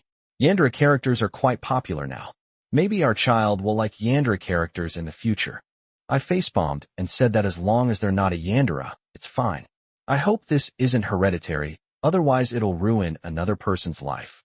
She was a little dissatisfied, pouting and saying, when did I ruin your life? And I'm not a Yandere. Then she came over and kissed me, and we finished today's business. I'm amazed that after what happened yesterday, she was so weak she couldn't even get out of bed this morning. How did she still have energy last night? But as a male cat, I can't back down, and besides, I really like her like this, not because I'm scared meow. So, ignoring the protests from her kidneys, she cooperated with him to get the important business done, at least to save his life. After it was over, she asked me to write this part into my novel, saying that when the children see it, they will know that it was said today. I said, how can you still remember such an embarrassing thing? Chapter 137 Diary of April 18th. She finally calmed down a bit today. Her crazy outburst has passed, and she no longer mentions cat sashimi. Instead, she's become even more clingy towards me. She confiscated my electronic devices last night and made me stay with her and watch over them the whole time. I woke up very late today, and she still didn't touch her work, wouldn't let me touch any electronic devices, wouldn't let me do anything, and wouldn't even let me get out of bed. She practically kept me glued to the bed in the bedroom, only allowing me to watch over her and keep her company. I was helpless and bored, but since things had come to this point, I could only go along with her. Fortunately, she didn't bring up those crazy things again. I thought to myself that as long as I didn't end up like cat food sashimi, I could accept it. It was really boring, so I could only look at her carefully, bit by bit, counting down her hair, eyelashes, cheeks, down to her collarbone and shoulders, and further down. I didn't miss a single detail of her body, but even the most beautiful and adorable thing can't withstand staring blankly like that.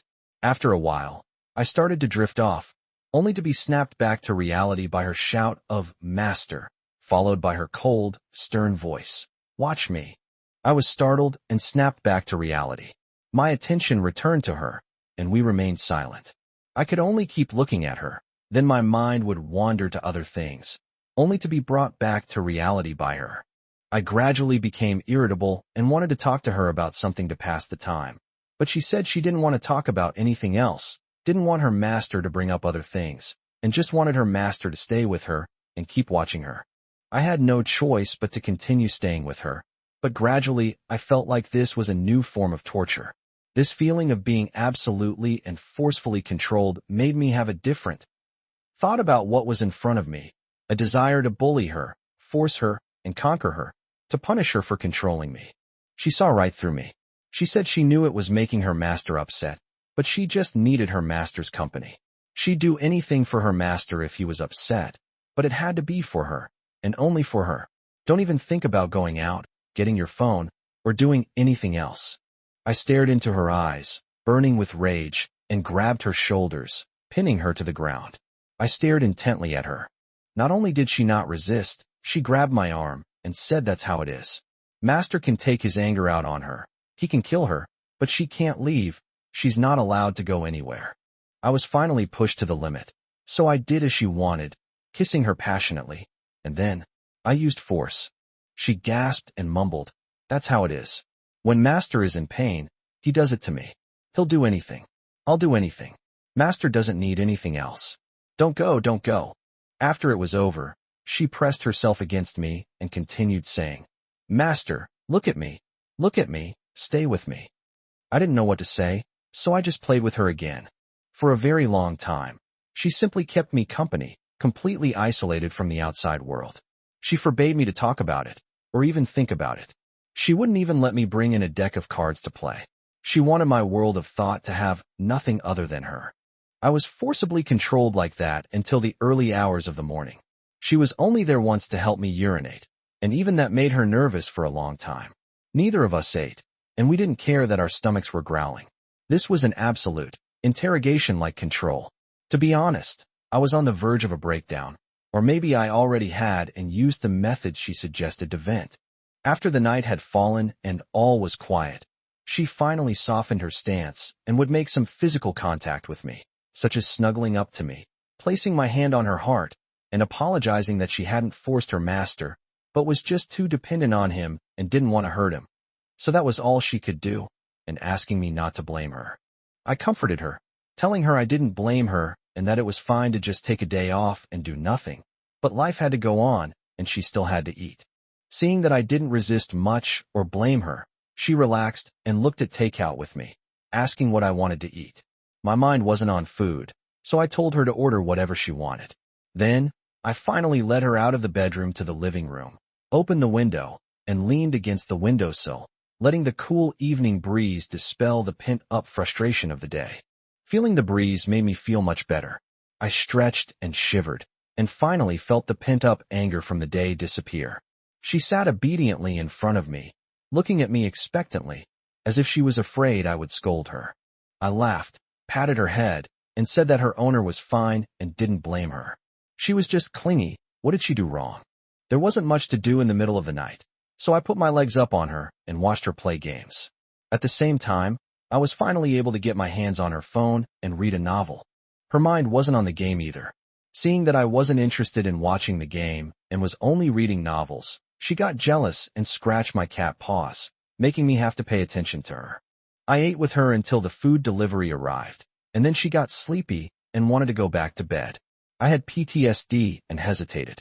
Seeing my hesitation, she knew I had dragged her to stay with her while she was injured during the day.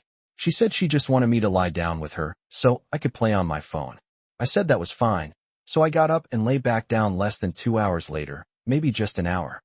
This time she really behaved herself, only asking me to hold her and not stopping me from reading my novel. So I put one hand on her chest, she hugged that hand, and then we each continued reading our novels. She fell asleep quickly.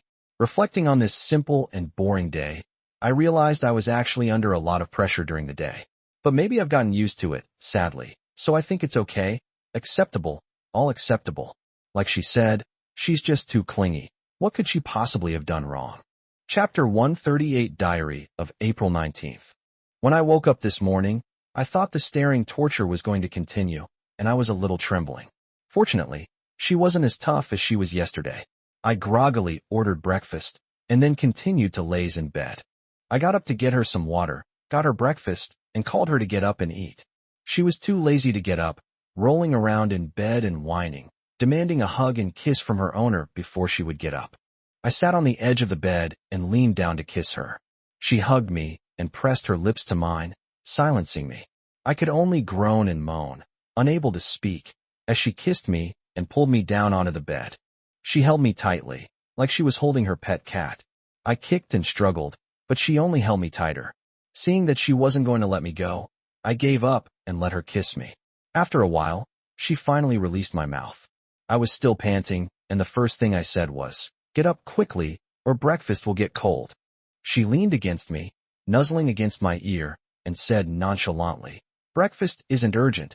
Master can heat it up for me if it gets cold now. Look at me first. I'm cold now, Master. Heat me up first." I was already feeling a bit aroused this morning, and after she teased me and made me want to kiss her, I completely forgot about breakfast when I heard what she said. I rolled over and hugged her, saying, "Master will warm you up now." And then she became my breakfast snack. After I had my fill of her, I struggled to get out of bed, panting, and hobbled off in my slippers to bring her a plate of warm breakfast.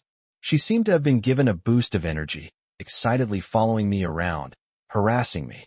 I marveled at how different men and women were in this area. The more exhausted I was, the more energetic she became. She asked me while eating breakfast, "Master, what would you like to eat?" Having just eaten from her, I had no appetite at all, so I said, "I'm full from eating you this morning. I can't eat anything else." She chuckled, almost spitting out her wonton soup, and it took her a while to swallow it down. She glanced at me sideways, squinting, and said meaningfully, "Then Master can eat me again when he's hungry later. I'm always ready to be eaten by Master, okay?" Her eyes and tone were so suggestive, making my heart flutter and stirring a little attraction within me. But reason prevailed, and I patted her head, saying, "What are you thinking? Eat your food properly. If I only eat you and not my food, I'll die after 3 meals, meow." Seeing that I was embarrassed and angry at being teased, she turned away with a mischievous smile and continued eating her breakfast. I watched her finish her meal with a bittersweet feeling, then cleaned up the dishes and, as usual, accompanied her to work. Lately, she hasn't been very enthusiastic about work, postponing many chores and even passing several tasks on to me. Fortunately, there weren't many, and I could handle them quickly. Then, just as we were about to play games or go out for a walk, trouble struck. Her mother called and said that her cousin was getting married in a few days and that we should attend. Her eyes welled up with tears when she heard this, and she was about to refuse on the spot. Her mother said helplessly that they knew she hated these kinds of events, but they had no choice this time. It was a marriage between people of similar social standing. The bride's family was very wealthy and had booked 22 tables. If the groom's, her cousins, relatives didn't attend, they would be outshone and their family would have a hard time maintaining their standing. So her cousin's family repeatedly emphasized that her whole family must attend. I laughed when I heard that, saying, "Is that even possible? So wealthy families just need to fill the head count." She angrily replied, "Just find some actors. There are plenty of people willing to do that for $500 a day with a free banquet. Why make her go?" However, She knew she was just saying it in anger. The arranged marriage likely involved many vested interests and might even affect her father's business, so it wasn't so easy to refuse.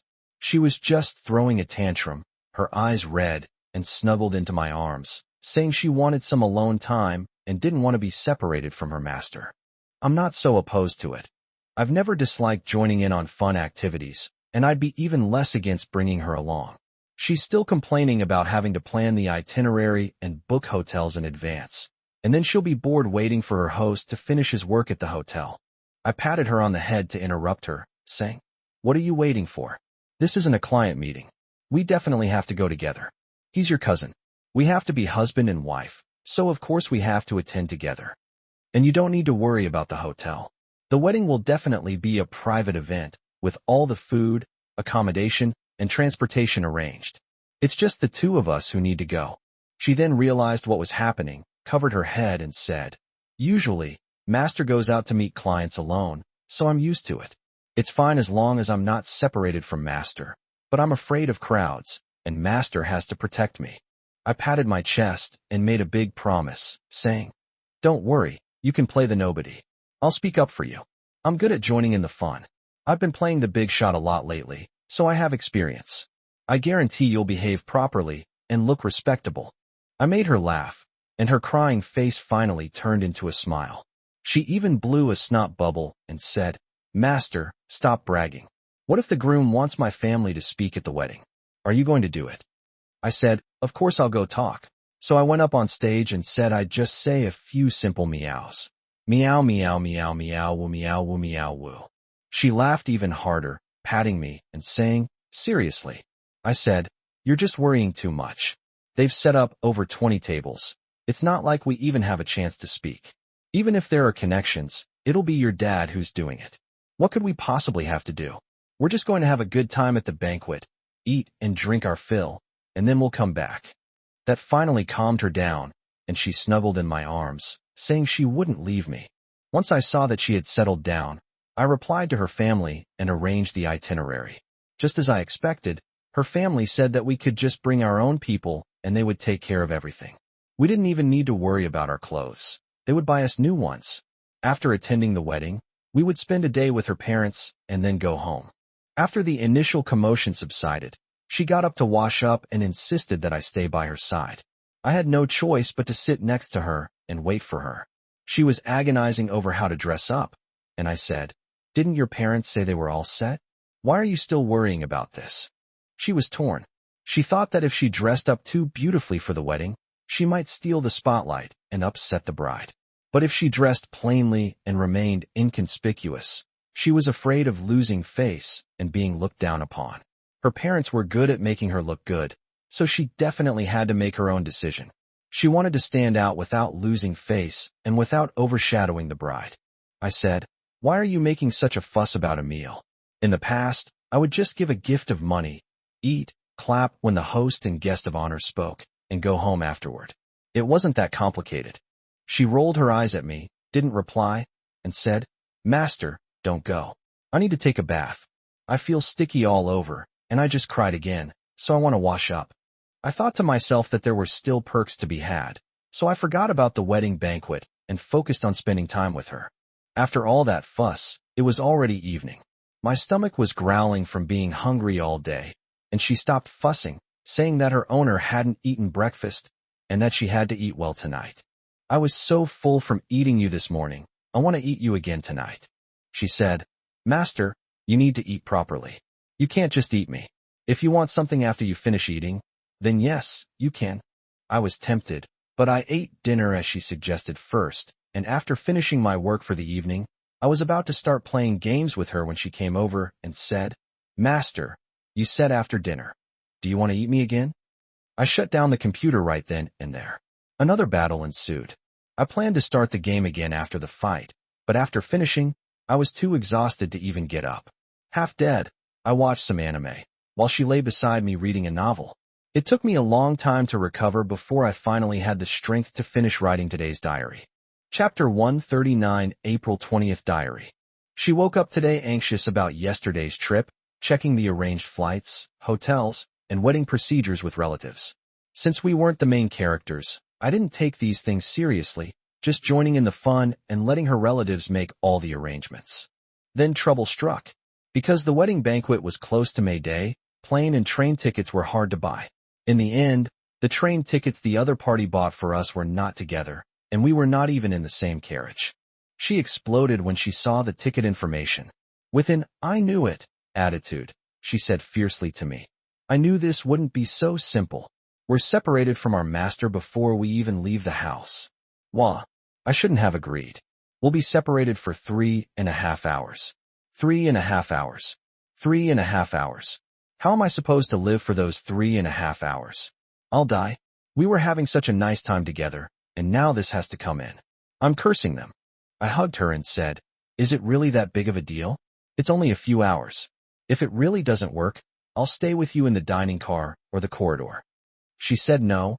She was afraid of being separated from her owner, especially in a crowded place. She wouldn't be able to stand it. Then she talked to me about upgrading or changing seats. Since it was arranged by a relative, it was difficult for her to do it, and she was too embarrassed to tell them. She was so frustrated that she made a huge fuss at home, constantly agonizing over how to get through those 3.5 hours, as if she were facing extreme torture. I said it would only be a few hours apart at most. Why are you treating it like torture? She looked up at me with teary eyes and said that being separated from her master was the worst torture imaginable for her. Then she clung to me tightly, saying she was terrified of being forced to separate from me. Terrified. Her soft, tearful, and clingy behavior broke my heart. I couldn't bear to let her cry any longer, so I said I would try to find a way, and we wouldn't be separated. But after searching through many channels and looking for other ways to get there were no tickets left for consecutive seats. Only first-class seats were available, but she said those were private seats, and she still couldn't be with her host. She felt even more nervous with fewer people. In the end, I said helplessly that I could only negotiate with the person next to me after I got on the bus, and give him money to switch seats with us. Seeing that I was gradually becoming helpless, she became even more distraught, snuggling in my arms and crying out, "Please don't go. If the master won't separate from her, let's just leave. Let's hide. Hide somewhere no one can find us, and wait until this is over." I sensed she was about to kidnap me again and put me in a dark room, so I tried to calm her down. When my hand landed on her back, she jumped in shock and her body trembled uncontrollably. I sighed, thinking that this matter was indeed not as easy as I had expected. She collapsed before she even left the house. It was just a matter of sitting in a seat for a few hours. Even a small thing could break her. She said the main problem was that being separated from her owner outside was too terrifying. She and her owner could take a slow train, drive, or walk, anything was fine. But she couldn't be separated from her owner. Absolutely not. I think she's completely lost her mind. Considering we still have 2 days before we leave, if she continues like this, I'm afraid I'll be either heading to Boom Beach in the trunk or waiting to be eaten by her in the fridge in 2 days. Thinking about this, I felt I had to save myself first. I told you that your condition was too bad. Forget about attending the wedding. You wouldn't be able to go anywhere even if you just stayed like this for 2 days. I couldn't let you keep breaking down like this. It would hurt you. She cried and said it would be best if she was injured and couldn't go anywhere. Then no one would ask her to do anything.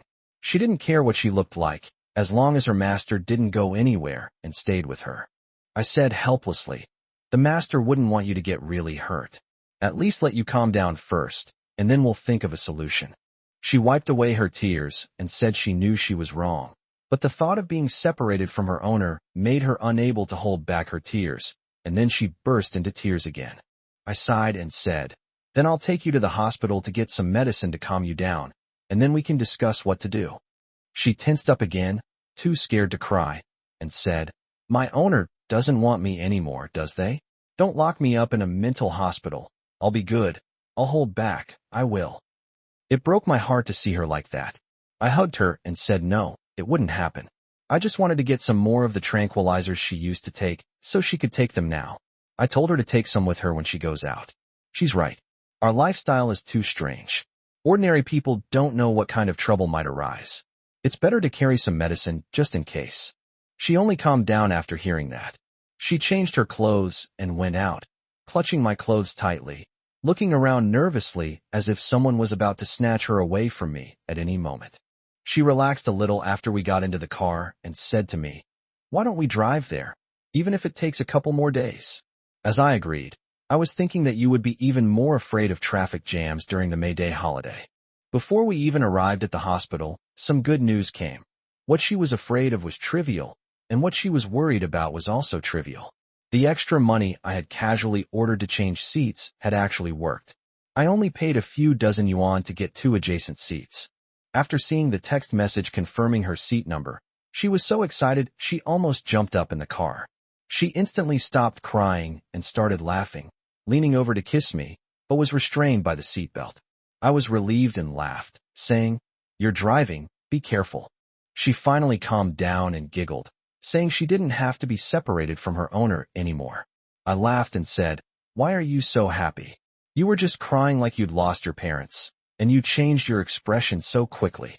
She said, "Of course," and stared at me seriously, saying that her owner was the only thing she cared about, and being separated from her owner would be an epic disaster.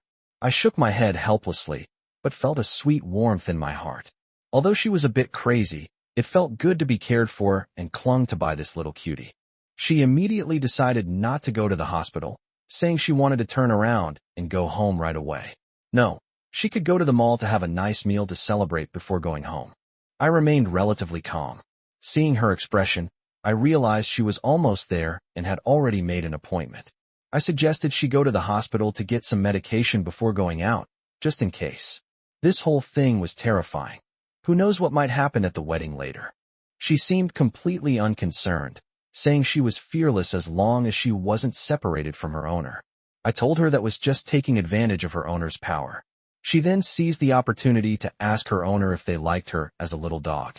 We eventually went to the hospital and got the medicine, but we don't need to take it now. We're going to take it with us when we go out. After getting the prescription, I noticed she was still a bit nervous, so I abandoned our plans to go to the mall and took her straight home. Once we got home, we sat down to play games, and she gradually relaxed a bit. She asked me to pour her some water and prepare the calming and sedative powder that I had just gotten from the hospital. I stood up as she told me to, and the next instant she grabbed my arm tightly. She asked in a trembling voice, "Where are you going?" I said, "No, it wasn't what you just said, that you wanted me to get you some water." She said, "Oh," and let go of me, but she was still trembling. I felt sorry for her and said that she had forgotten her last words. She said she hadn't forgotten. She just rationally asked her master to pour her water, but instinctively and habitually grabbed her, not wanting her master to get up. I was speechless. I said, "Isn't this a battle between the left and right hemispheres of your brain? You made her cling to me like a pendant, and it took you forever to get her water and medicine. Judging by this, we might as well give up on the game." I just went to bed, cuddled her, and randomly picked a movie to watch. She kept snuggling into my arms, and as we watched, things got a little out of hand. She was unusually proactive today. I don't know if she was nervously apologizing to me, or if she simply wanted to fill her fear and gain a sense of security through close physical contact. Anyway, I became her cat again. Only after we were done was I able to put my hand on her chest and hug her while watching a movie. She slid down and fell asleep in no time, but she was very restless and clung to me tightly, making it impossible for me to free my hands. If I moved her even slightly, she would whimper in her sleep, but she wouldn't let go no matter what I did, and would just hold me even tighter. I could only let her hold me until I was half asleep, bored and spacing out, until she was sound asleep. Only then did I have the chance to struggle free from her embrace and write down today's diary entries. Chapter 140, April 21st Diary. She seemed a bit down when she woke up today. Sitting on the bed, she was conflicted, saying that she had made a big deal out of nothing yesterday, bothering her owner and even yelling at them. She asked me if she had been really mean yesterday. I got up and hugged her to comfort her, saying it was okay. She leaned over me and rubbed her legs against me, saying she wanted to make it up to her master. I said, "You already made it up to me last night. Why are you still doing this morning?" She said she was still very uneasy, afraid that her owner would dislike her, and also afraid to go out and meet strangers. I patted her head to soothe her, saying, "What's there to be afraid of when you meet people?" Meet people. Then I realized. I mean, How long has it been since you spoke to a stranger? She silently calculated. It's been almost a year, hasn't it? I don't remember. The last time was probably when I went home. I was shocked. It suddenly dawned on me that I was the one who handled all the ordering and phone calls for her, and I was the one who met with clients on a daily basis. She had no other communication with me. She even used my account to write scripts and talk to clients. She never showed up herself. I said, that's terrifying. There really are people who can go a whole year without any contact with the outside world. Luckily, you're usually a chatterbox and you keep talking to me every day. If it weren't for me, you would definitely have lost your ability to speak. She said, it's enough to have someone to talk to. Why bother with other people? Without an owner, it's not just the ability to speak that's lost. I nodded and said yes, then realized and said, I feel like I haven't had any personal social interactions in a long time. I've completely lost contact with my friends. Now I don't talk unless it's absolutely necessary. I only answer the phone for work, pick up takeout, buy things, and do paperwork. And even these things were all planned by you. She jumped on me and hugged me, happily saying, this proves that Master belongs to me. I love Master the most, and then gave me a kiss. I had no intention of flirting with him. I said, this is terrifying. There isn't a single person in our family who can talk. No wonder you're scared. Our daily life is too outrageous. It could be written into a novel. No way. I've already written it into a novel. She said, really? She thinks it's normal. A world without disturbance is peaceful. Her world only needs her master. Everything else is superfluous. I really hope she's just a figment of her master's imagination, so she won't have all those other complicated things to deal with, and can just exist as her master imagined. I coaxed her, saying, she must be something I'm imagining.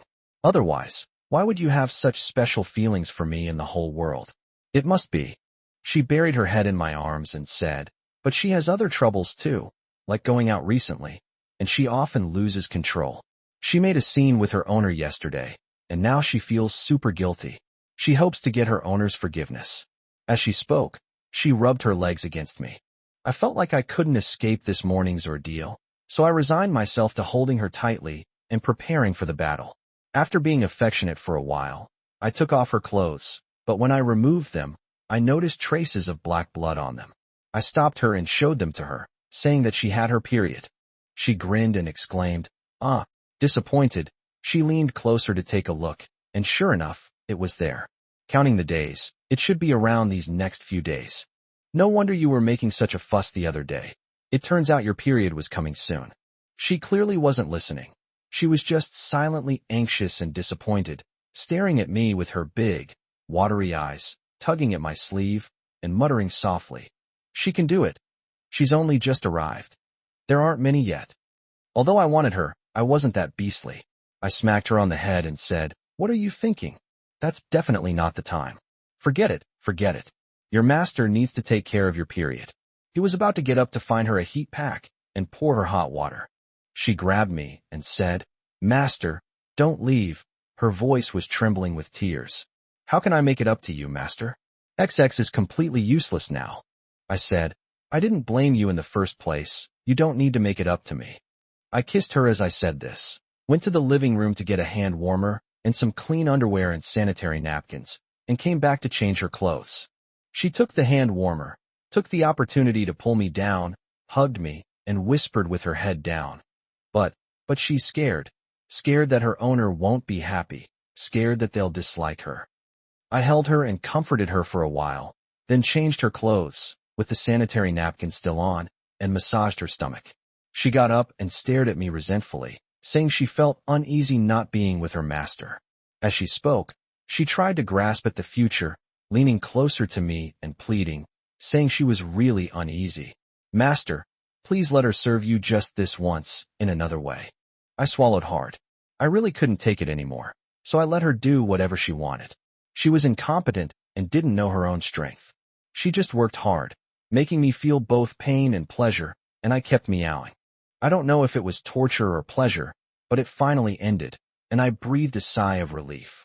She was still there, wanting to continue, so I quickly stopped her, pulled her up, and kept saying, That's enough. That's enough. Master is okay. I got up and bought her some milder food.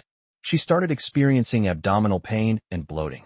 She often has discomfort during her period, so I gave her some medicine, brewed some motherwort, made brown sugar ginger tea, and massaged her lower abdomen. After finishing her meal and taking her medicine, she still wanted to force herself to work, but I stopped her and told her to rest properly and only talk about things when necessary. I said that working while experiencing menstrual cramps like this was just asking for trouble and would only lead to more headaches. So I pulled her to play some simple games to pass the time and relax. Unfortunately, reality didn't go as planned. The more she didn't want to work, the more things came her way. I couldn't stop her, and she handled them one by one, doing them meticulously and successfully as always. You couldn't tell that she was working up a sweat from the pain. I forced myself to concentrate, and sure enough, she started to have a headache after finishing her work. I had no choice but to give her painkillers and let her lie down to rest. She lay on the bed waving her paws and making noises, wanting her owner to stay with her. I had no choice but to lie in her arms and let her hold me tight. We cuddled together and slept for a while. She got up in the evening, ate dinner, and played games for a while.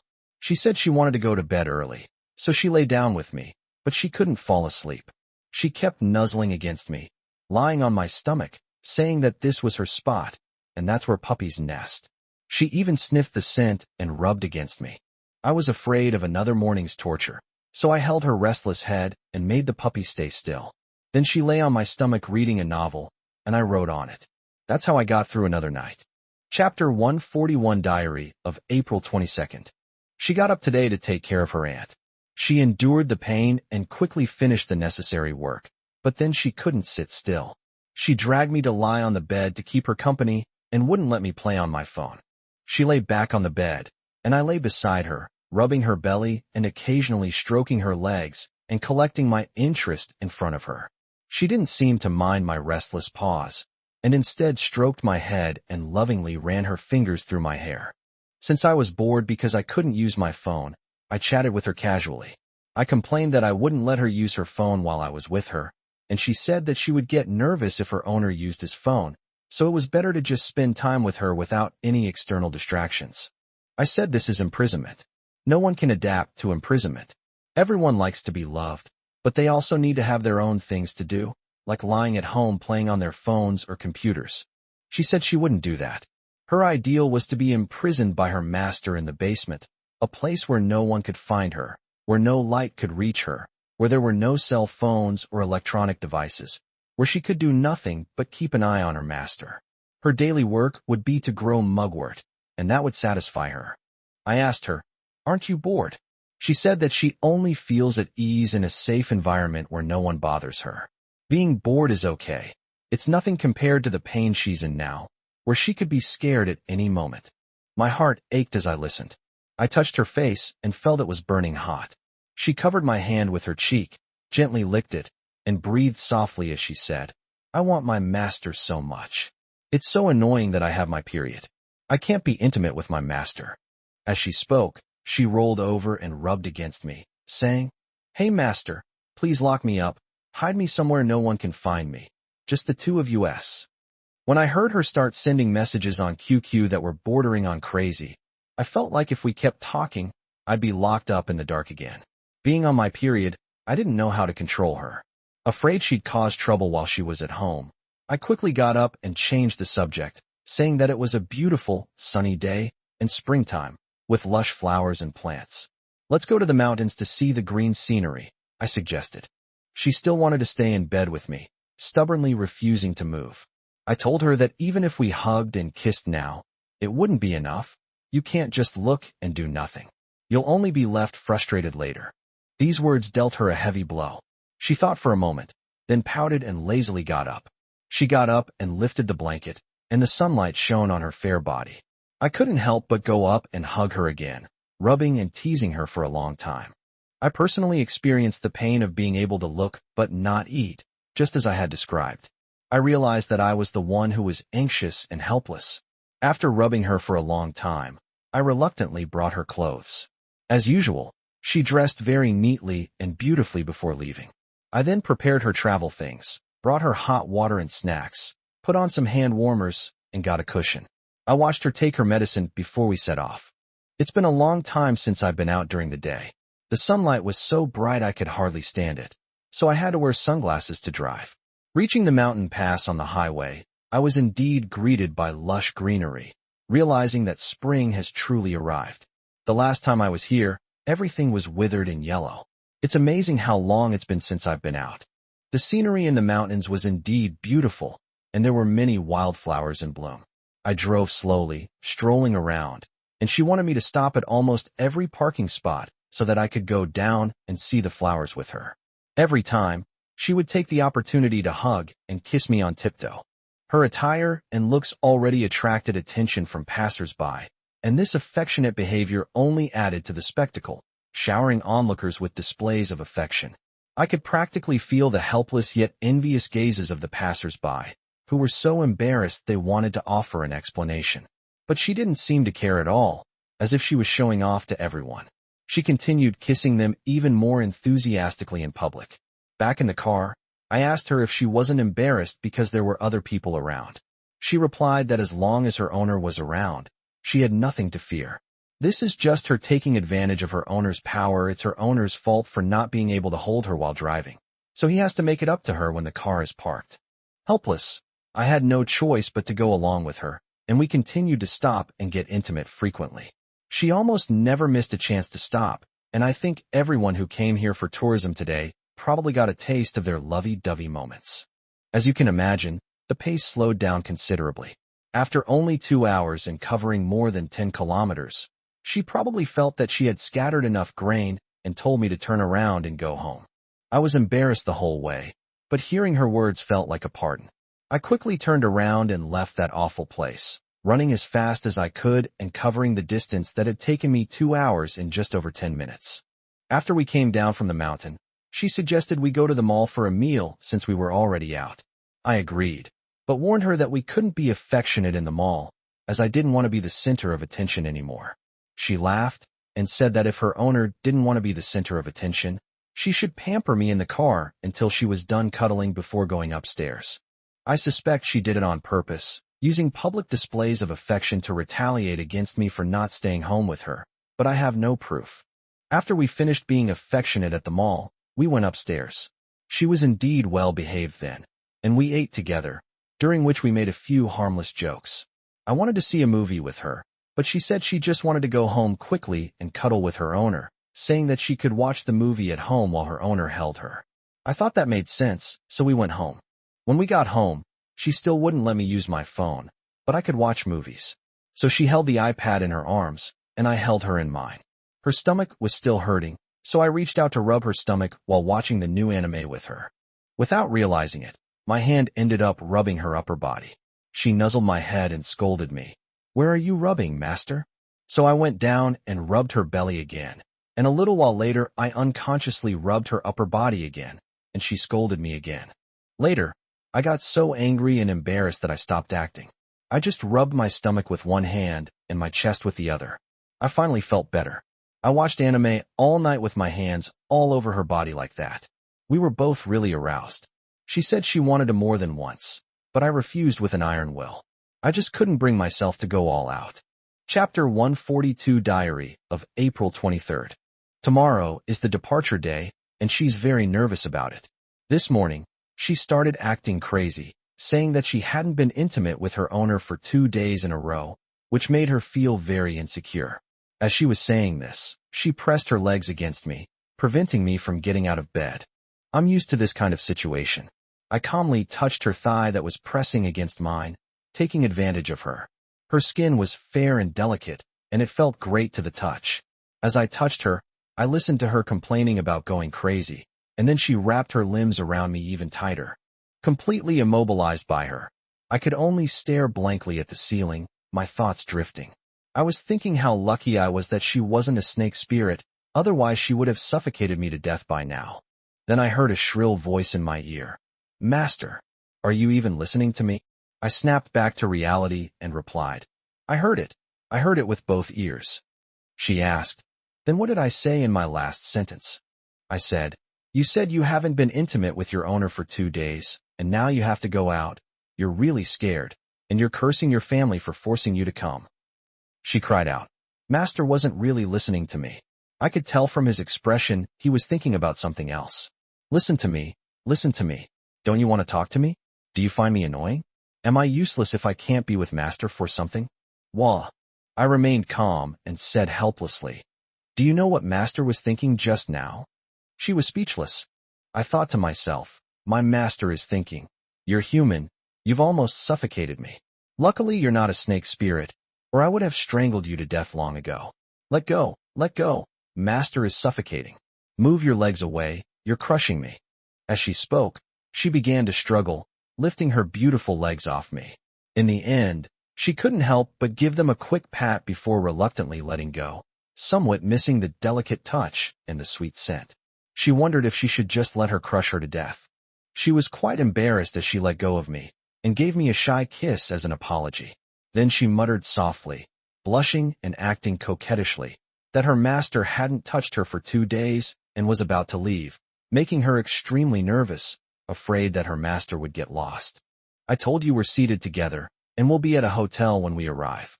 We'll be participating in the activities together, and we won't be separated for a single minute from beginning to end.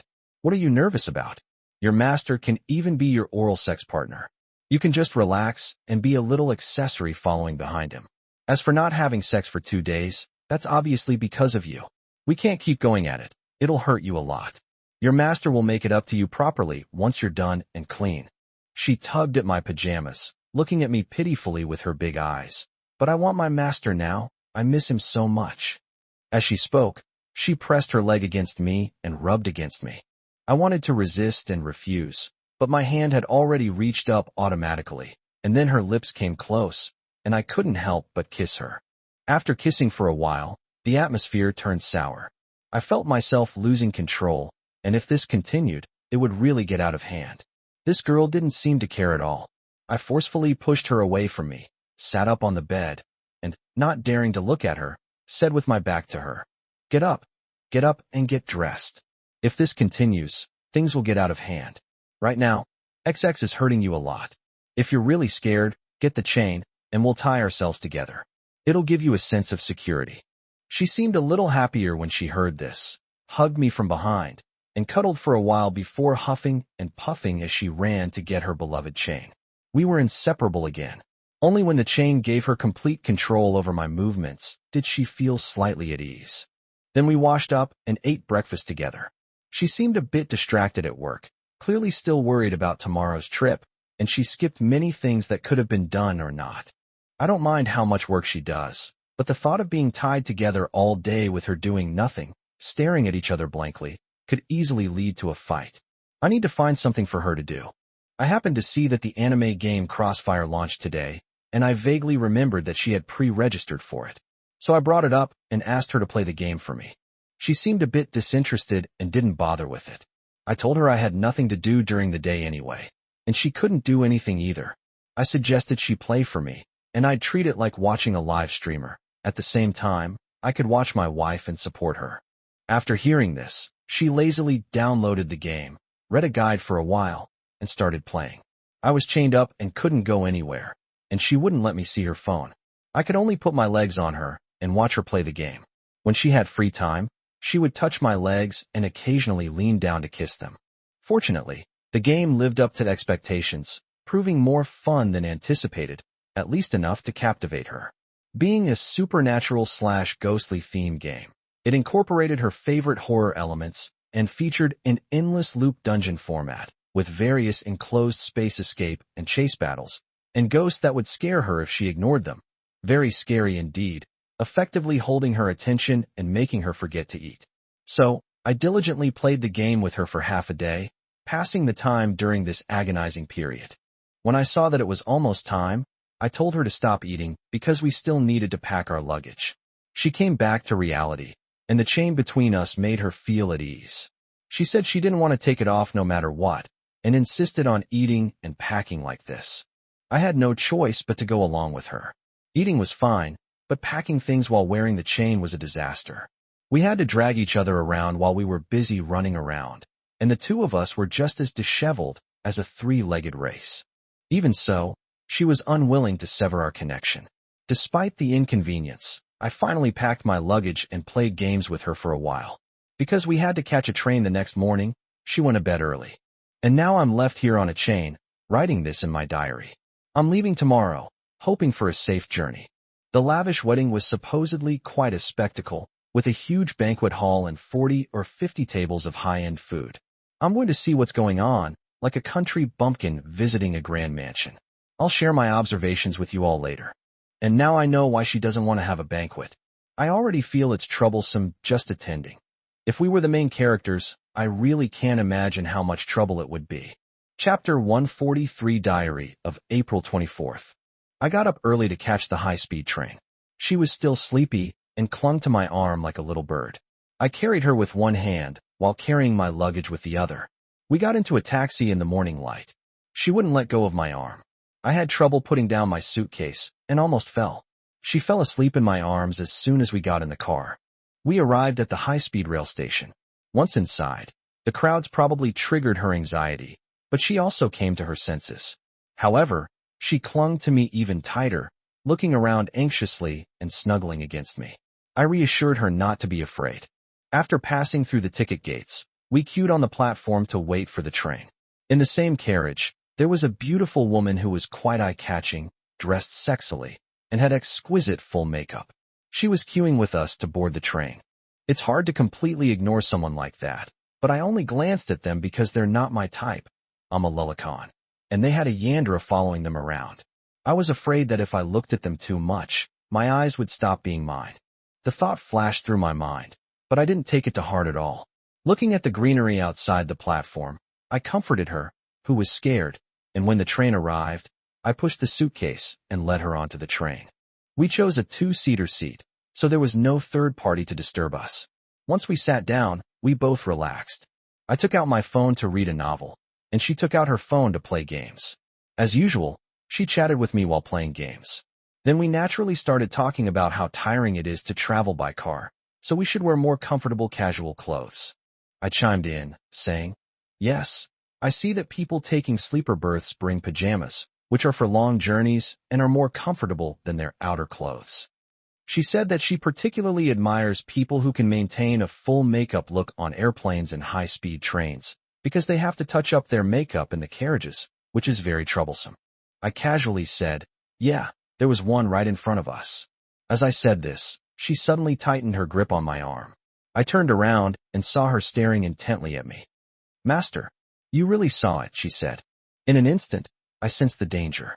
My mind started racing, and after a moment's thought, I realized, damn, this topic is a trap, meow. I was both angry and amused, and patted her head, saying, "Well done, you've even set traps for your master now." She persisted, covering her head and whispering. Master clearly saw it. He must care a lot. He remembered it as soon as it was mentioned. I said, "You obviously care more than I do. Why make such a fuss? That thing is so conspicuous, how could I not see it? I only glanced at it, and I wouldn't have remembered it if you hadn't mentioned it." She was no longer listening and kept saying to herself, "I knew that menstruation was never a good thing. She won't behave unless she drains her master dry." I was speechless. Anything she says about not being honest is just her own wild imagination and wishful thinking. She started muttering something, saying that she should lock her master in the house and drain him dry, so that he wouldn't have any thoughts, wouldn't see anyone else, wouldn't see anything else but her. Then no one else would have a chance to take her master away, and her master wouldn't have a chance to abandon her. I saw her start to let her imagination run wild and talk nonsense, so I hugged her tightly and said, "My owner doesn't care about anyone else. You've been draining me dry every day, making me stupid and turning me into a useless cat that nobody wants. I don't have the mind to think about anything else. Nobody wants me anymore, but you still treat me like a treasure.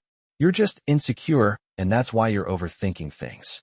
She said it would be better to spoil her master rotten only if she wanted him. She would be at ease. She wanted to spoil her master rotten for life.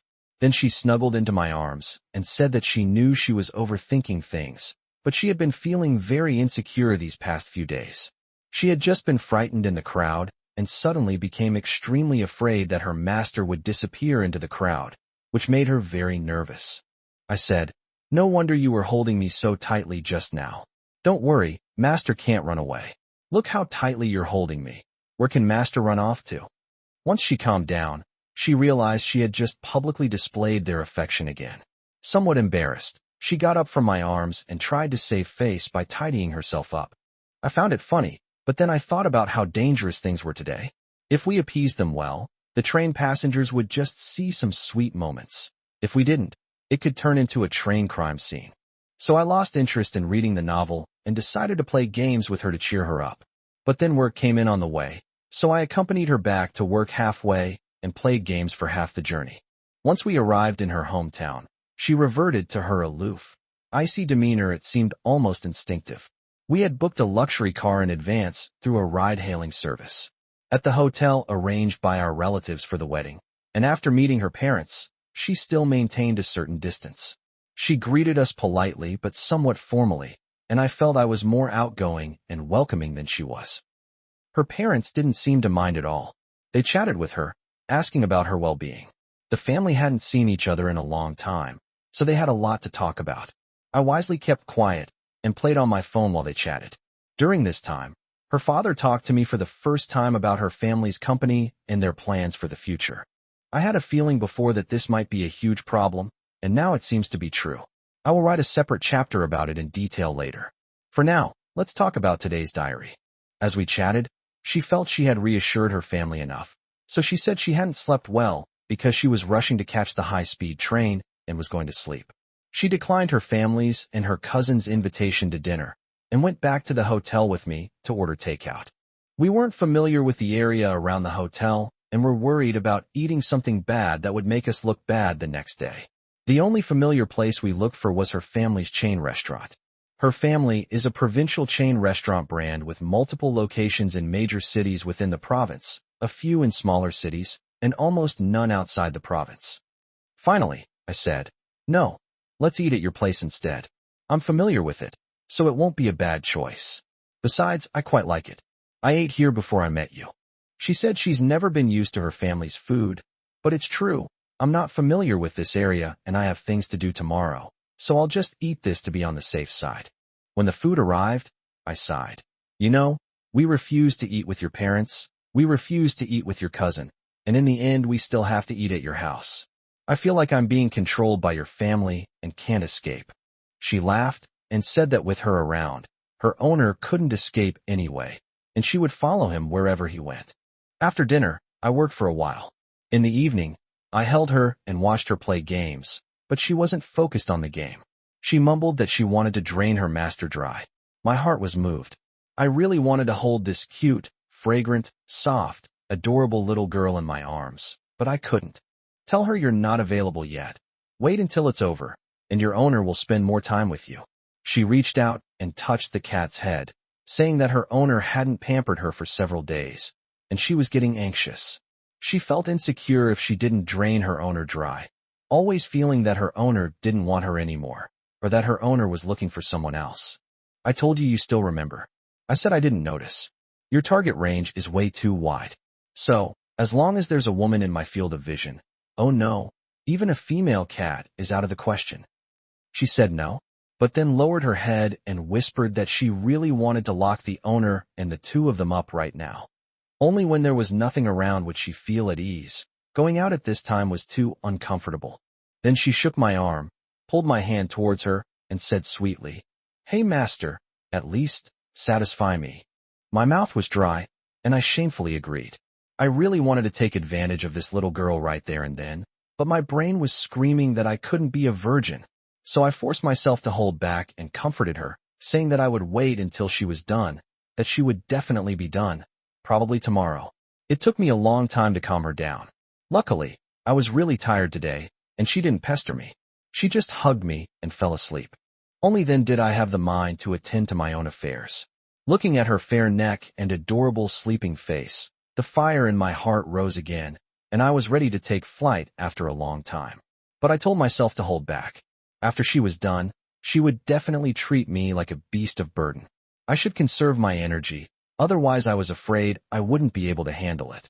So I suppressed my anger again, and unwillingly took advantage of her chest, then wrote in my diary and went to sleep. Chapter 144 Diary of April 25th.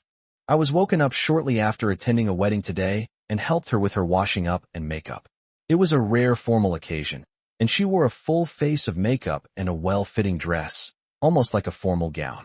I wore the new clothes her parents bought for me specifically for the wedding and changed out of my patched coat.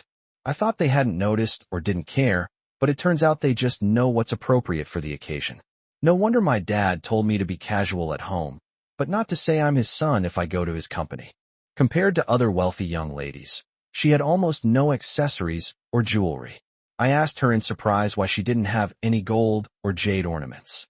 She said that she had never liked those things since she was a child, and that she was too lazy to pay attention to her belongings when she was young. She would just take them off and leave them lying around. After losing 2 pieces, she never wanted to wear a third one again. I felt so sorry to hear that. While I was getting dressed and tidying up, she still looked like a dazed little puppy, completely out of place with the elegant dress she was wearing. She clung to me, saying she was hungry and wanted breakfast, or else she would eat her owner's beep, censored. I told her that we would be having a big meal at the wedding banquet today, and that she should save her appetite, and she finally agreed with some grumbling. When she finished getting ready, her family was already waiting at the hotel entrance. The moment she stepped out of the room, her demeanor changed instantly. She transformed into an ice queen, completely different from before. She was so aloof that it was hard to look directly at her. Even her voice became calm and ethereal, giving off a sense of detachment that seemed to belong to another world. She took my hand with great deference, and I shivered. I wasn't used to her cold demeanor. She was beautiful and elegant, but also very unfamiliar. I rarely saw her spoiled side and didn't know how to interact with her. Suddenly, I felt a sense of shame and self-destruction. I was at a loss, feeling immense pressure standing next to her, as if the air itself had frozen. I almost dared not breathe, unconsciously puffing out my chest and holding my breath in the elevator. Perhaps sensing my nervousness, she gently squeezed my hand. I then realized my palms were covered in cold sweat. I had actually become nervous in front of my wife, with whom I had lived for several years. This young lady had such a strong presence. I didn't flinch when she held a knife to me, but now I was a little weak. Before I could speak or think, the elevator reached the first floor, where I saw her parents, who were also dressed formally. She was even more distant, greeting them politely as if they were guests. Then I opened the car door and helped her into the car. It felt like she was getting married today, and I was her family's maid. We barely spoke in the car, only exchanging a few words about the wedding arrangements. Her parents then revealed that they had gotten up early that morning, knowing she disliked crowds, and had declined the wedding procession and other formalities on her behalf. They had handled everything themselves, and only came back to pick us up afterward to take us directly to the ceremony venue before driving us back. She smiled and thanked me, but the sense of distance between her and her parents seemed even stronger. I thought to myself, your parents really spoil you rotten, and you seem completely oblivious. Then I realized that if she is ice now, then she is fire in her daily life. She really poured all her passion into me. Although she often kept me tied up, was always talking nonsense and bothering me, and even wanted to chop me into cat sashimi and eat me, that was too much passion. Her love for me has never cooled down. She was cold and uninterested in everything else in the world. Her daily life consisted entirely of me and my affairs, and I never saw her interact with the world. With this strange feeling, looking at her elegant yet icy face, I didn't even dare to speak to her. Attending the banquet must have been a lot of pressure for her. Her face was expressionless, but she kept needing my hand. I wanted to say something, but couldn't open my mouth, and so we arrived at the venue in semi-silence. The wedding venue prepared by her relatives was a Western castle style, with vines growing on the walls of the clock tower next to it. The main guests greeted the guests at the door. We went to say hello, and the groom's parents, I couldn't tell if they were her cousins, exchanged pleasantries with her and complimented her on her beauty. She deliberately acted shy, said a few words, and then led me into the venue. The main venue was quite magnificent, with spiral staircases on both sides of the stage and huge, ornate lighting fixtures that cascaded down like a waterfall, creating a very impressive atmosphere.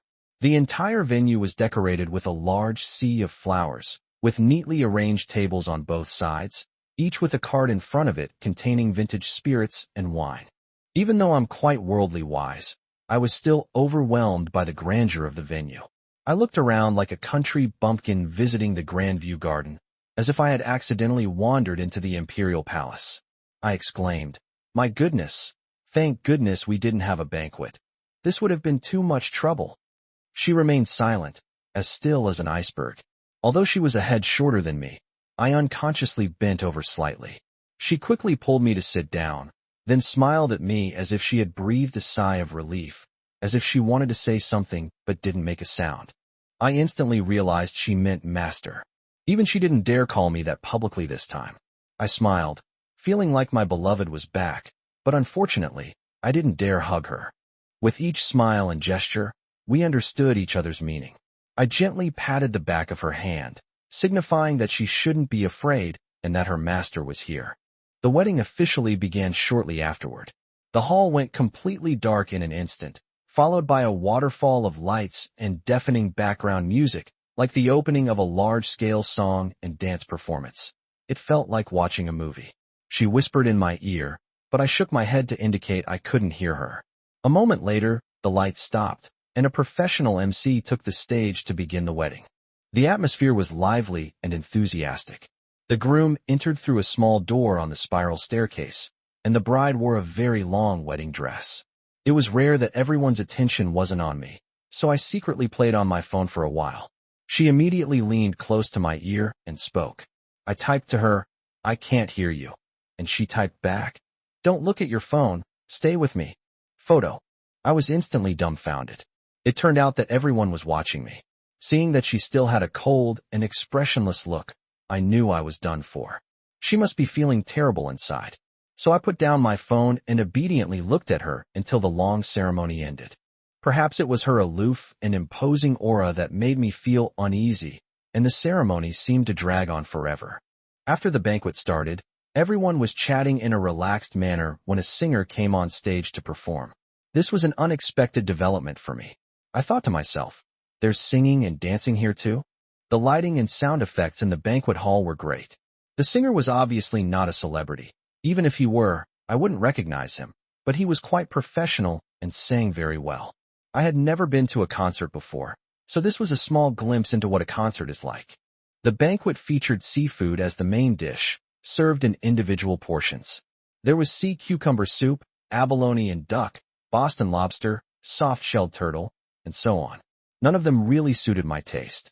There were 4 fish dishes, but I recognized the stinky mandarin fish. I had eaten it in Huangshan before, and had liked it before. I ate quite a bit of it. She didn't like the rich meat and seafood dishes at all. She only ate the cold and vegetarian dishes served as garnishes. She would put the meat dishes, especially turtle and sea cucumber, into her bowl, and then, when no one was looking, put them on my plate for me to eat.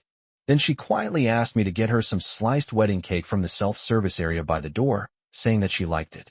I was fed the meat and fish she served me, while she only ate vegetables and cake, barely tasting any of the delicacies on the table.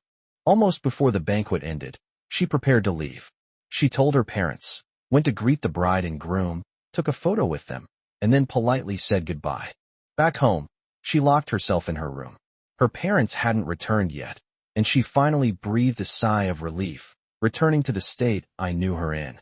She said she was exhausted today, her shoulders were sore, and she wanted her owner to massage them. I massaged her back, and she asked with a smile, "Have you eaten enough, master?" I replied, "I'm so full. You put so much food on my plate, but you didn't eat any of it and gave it all to me." She laughed and asked the owner now. I said, "Stop. Your family will be back soon." She pouted and said, "Tonight is fine too." I said, "Tonight isn't an option either. You're not done yet. Don't even think about seducing me, at least not tomorrow." She snorted and gave me a mischievous look. I felt like I was doomed tomorrow, meow. Chapter 145 Diary of April 26th. Yesterday was a busy and tiring day attending a wedding banquet, so we rested at her house today. We slept until late morning, as her parents had gone out to work and thoughtfully called the housekeeper away, leaving us some alone time. I got up and stretched. Outside, the spring sunshine was bright and beautiful. I turned my head and looked at the bed, and it was also bathed in spring sunshine. Thinking of her aloofness yesterday, I couldn't help but feel a desire to conquer her. I suppressed the impulse, covered her with the blanket, and shook her to get up. She was groggy when she woke up, but when she realized it was her own house, her eyes instantly turned sharp. My aloof young lady is back. I froze, my cat paws, which were reaching for her chest to take advantage of her, stopped in midair. She looked around, staring at her phone with a cold expression.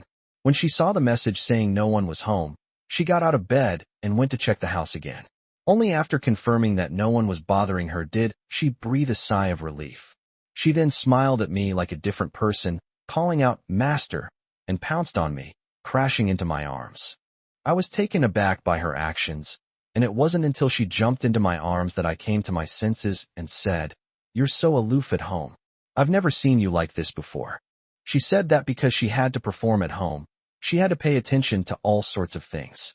Last night, she was drinking milk tea and couldn't finish it, so she was worried about what to do. She was relieved when she gave it to her owner.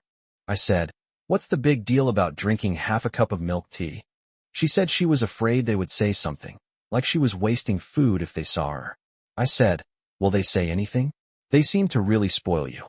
She thought for a moment and said, "No, but I'm just afraid of what they'll say, and I get very nervous if I don't do well." I pulled her into my arms and asked, "What about the master?" She chuckled and looked at me, saying, "It's okay if the master says something to me. I'm not afraid of the master." I said, "I'm starting to get scared of you. You're so aloof. I don't even dare to talk to you, or rather, I don't dare to stand next to you. Your aura is like a flower on a high mountain. If I met you at school, I wouldn't even dare to confess my feelings." She said, "That's just acting. She only acts like that when she's under a lot of pressure. She hates acting the most." "Oh, master doesn't dare to touch? That won't do." As she spoke, she pulled my hand over and said, "Here, here, here, I belong entirely to master." I couldn't resist hugging her, and she whispered in my ear, "No one's home today." My face flushed red, and I realized that what was coming had finally arrived. I had been resting and preparing for this moment for the past few days, and I was determined to go into battle and make a big splash. She smiled and pressed her finger to my mouth to stop my impatience, saying that she had heard that her master was afraid to touch her, which was unacceptable, and she wanted to break the master's shadow. I knew this was also to help her break free from the shadow of her past, so we tacitly didn't expose her. I accompanied her to wear the dress she wore at yesterday's wedding banquet and had her makeup done simply. After she finished tidying up, she showed it to me with a smile and asked if this was how she had scared her owner. I said, "It's all about the vibe. You weren't like this yesterday. You were so cold and intimidating that we didn't even need to turn on the air conditioner." She tried to recover, deliberately restraining her expressions and movements, but quickly burst out laughing and broke the act. She clung to me and hugged me, saying that she was scared yesterday and couldn't act in front of her master. She asked her master not to dislike her. I said I didn't ask you to act, but seeing her dressed like that in her spacious and luxurious living room, I truly felt that she was a rich heiress. It felt like I had accidentally wandered into a royal home. Before I could think any further, she pounced on me on the sofa in the living room. I said, "At least go to the bed." But my mouth was covered. After fighting for a while, she got up to catch her breath. I took the opportunity to tell her that she had just recovered and asked if she wanted to rest. She didn't say anything, but got up and took off her dress in front of him, making her meaning clear. Then she went back to bed. She wouldn't give me a moment to stop and say a word. The moment I paused, she'd find a new way to catch me, like a perpetually insatiable glutton. I couldn't care less about her anymore. I just kept repeating. At the beginning, I still had some energy left, but towards the end, I was really just relying on willpower to keep going. I don't remember how many battles there were, and we even took a short break in the middle. Anyway, by the time the sun was setting, I was a complete burnout cat. I weakly announced my defeat, saying that everything was gone, completely depleted. She wasn't much better off, but she still had some energy left. She poured herself a glass of water, drank it, and then handed it to me, saying that she had finally drained her master dry, so he wouldn't be able to have any wild thoughts and wouldn't be afraid of running into other women on his way home tomorrow. I choked on my water and coughed for a while before saying, You still remember that? The master didn't think or look at anything inappropriate. It was all your imagination, I said, preparing to punish her, but when I tried to get up, I couldn't. I looked at myself and realized that I had been completely defeated. She came over and hugged me, saying that she only felt at ease when she was very close to her owner, and that's when she wouldn't have any wild thoughts, and that she felt like her owner was the only person in the whole world. We lingered for a while longer. Thankfully, she didn't want more of me. Sparing my life, I'm so grateful to her. Before realizing it was completely dark, afraid her family would return, I quickly got up to clean up the mess. The ordeal had lasted far too long. However, her family probably knew there would be an awkward situation, so they didn't go home. Instead, they called ahead to say that they had finished work and asked us to pack up and come downstairs so we could have dinner together outside. We all breathed a sigh of relief. At least we weren't afraid of getting killed. I marveled at how thoughtful her family was, and she echoed my sentiment, praising her parents as well. Then we went downstairs to eat together. During the meal, her father still brought up company matters, but I had just been defeated and my head was buzzing, so I didn't hear a word he said. She spoke up to help me out of the predicament and made some arrangements for the future, but I didn't realize what she was saying. That night, after her family had gone to sleep, she snuggled up to me, humming and mischievously peering into my eyes. I protected her, saying, "We've already done that during the day. Why are you still?" She laughed and said she hadn't been intimate with her master for several days, and she missed it. As she spoke, she snuggled up to me again, trying to seduce me. I couldn't resist her succubus appearance, so I had no choice but to continue to wrong the little cat. Fortunately, she didn't go too far that night. After our first encounter, she let me go and fell asleep next to me. I was like a dehydrated fish, barely breathing. It took me a while to recover before I felt my soul return to my body. I felt like I had escaped a life or death situation today, which was no less than wielding swords and spears. Chapter 146 Diary of April 27th. I boarded the high-speed train home early this morning. Yesterday's battle was too intense, leaving me with sore eyes, a foggy head, unsteady steps, and barely able to drag my suitcase. She was tired too, and fell asleep next to me as soon as she got in the car. But I couldn't sleep. I looked out the car window at the farmland flashing by, my heart heavy as I thought about what her father had mentioned during our meeting. It was only after talking to her father during this trip home that I truly grasped the extent of her family's power. As everyone knows, they are a large, well-known business family. While her parents aren't the largest member of the family, they still own a significant number of businesses. They have a well-known chain restaurant brand within the province, thankfully not a nationally renowned brand like Shui Wang or Haida Leo, entirely owned by her parents, along with other related businesses and shares. For example, the Western restaurant mentioned earlier, and the cold chain logistics partners and suppliers that collaborate with their restaurant brand, all have intricate shareholding relationships. So confused that I couldn't even figure out how much wealth her family had. The title, young lady, finally felt real at that moment. This was truly the kind of person that only a family of a behemoth company could raise. Her special circumstances have resulted in her having very low material desires. I only just realized that her living in my house is practically cramped. My dad probably already noticed this before, which is why he suggested buying a new car and moving to a new house before the wedding, but I foolishly didn't take it seriously. She refused to move, let alone renovate. She was like a puppy, always sticking to me. She wanted nothing but me in her life. She worked for me only to elevate my status, as a way of making up for it, and avoiding the fact that I was being imprisoned. I was completely controlled by her, both physically and mentally. Any material desires were crushed by her influence. Everything in my life that could be simplified was simplified, and I had no other thoughts about her. On the contrary, I had more work left over because it was passive and couldn't be avoided. So we have money in name only, but we don't buy anything.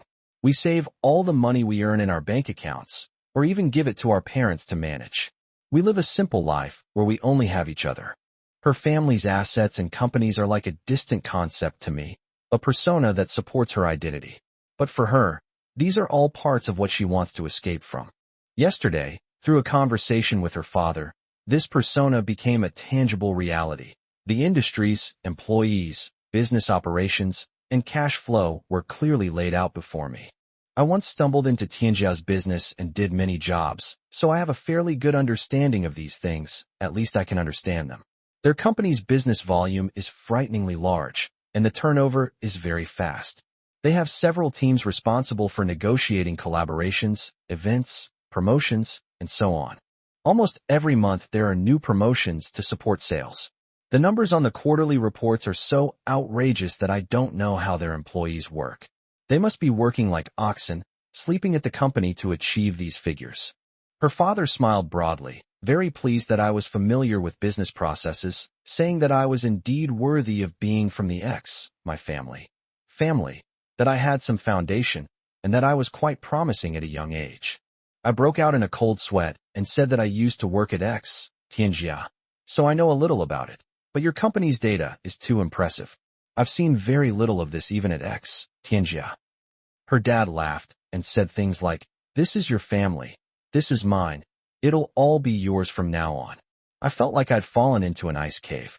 Although I'd long anticipated this day would come, actually facing it was still. The weight of the words, "young lady," was truly immense. Seeing my predicament, her father comforted me, saying there was no rush. He was still able to work, so he was just giving me a heads up to get to know the business better. In a few years, when he could no longer work, he would let me come to the company to help him out and prepare to take over. I broke out in a cold sweat. I was completely at a loss. Her family misunderstood and thought I might have some concerns, saying they could let me manage the cold chain ahead of time, and the shares there could be transferred directly to me. I was internally screaming, "Dad, you're my real dad. Is this about shares? It doesn't matter whose name it's under. Forget about who the kids will take. I'd even change their surname. But this isn't just a matter of completing paperwork.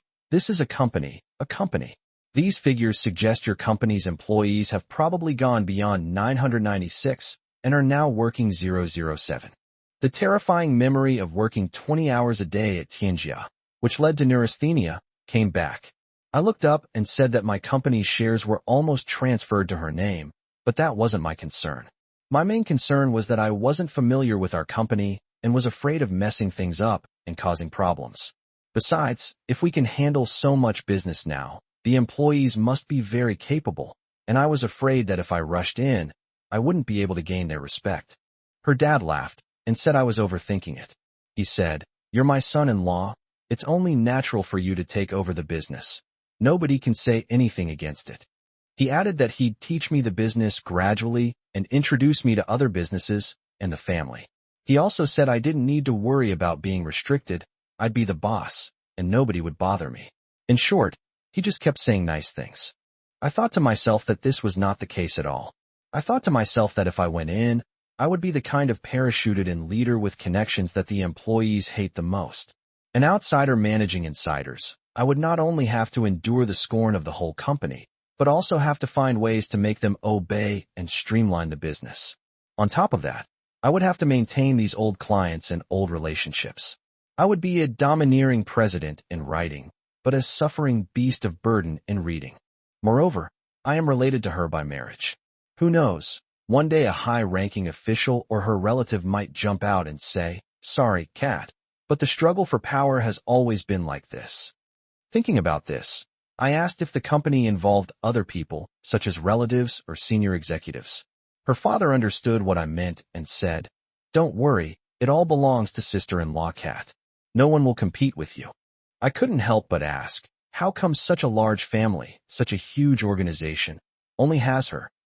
Her mother sighed and said that they had originally planned to have another child, but because of her situation, they had already put so much effort into raising her, and they didn't have the energy to take care of anyone else.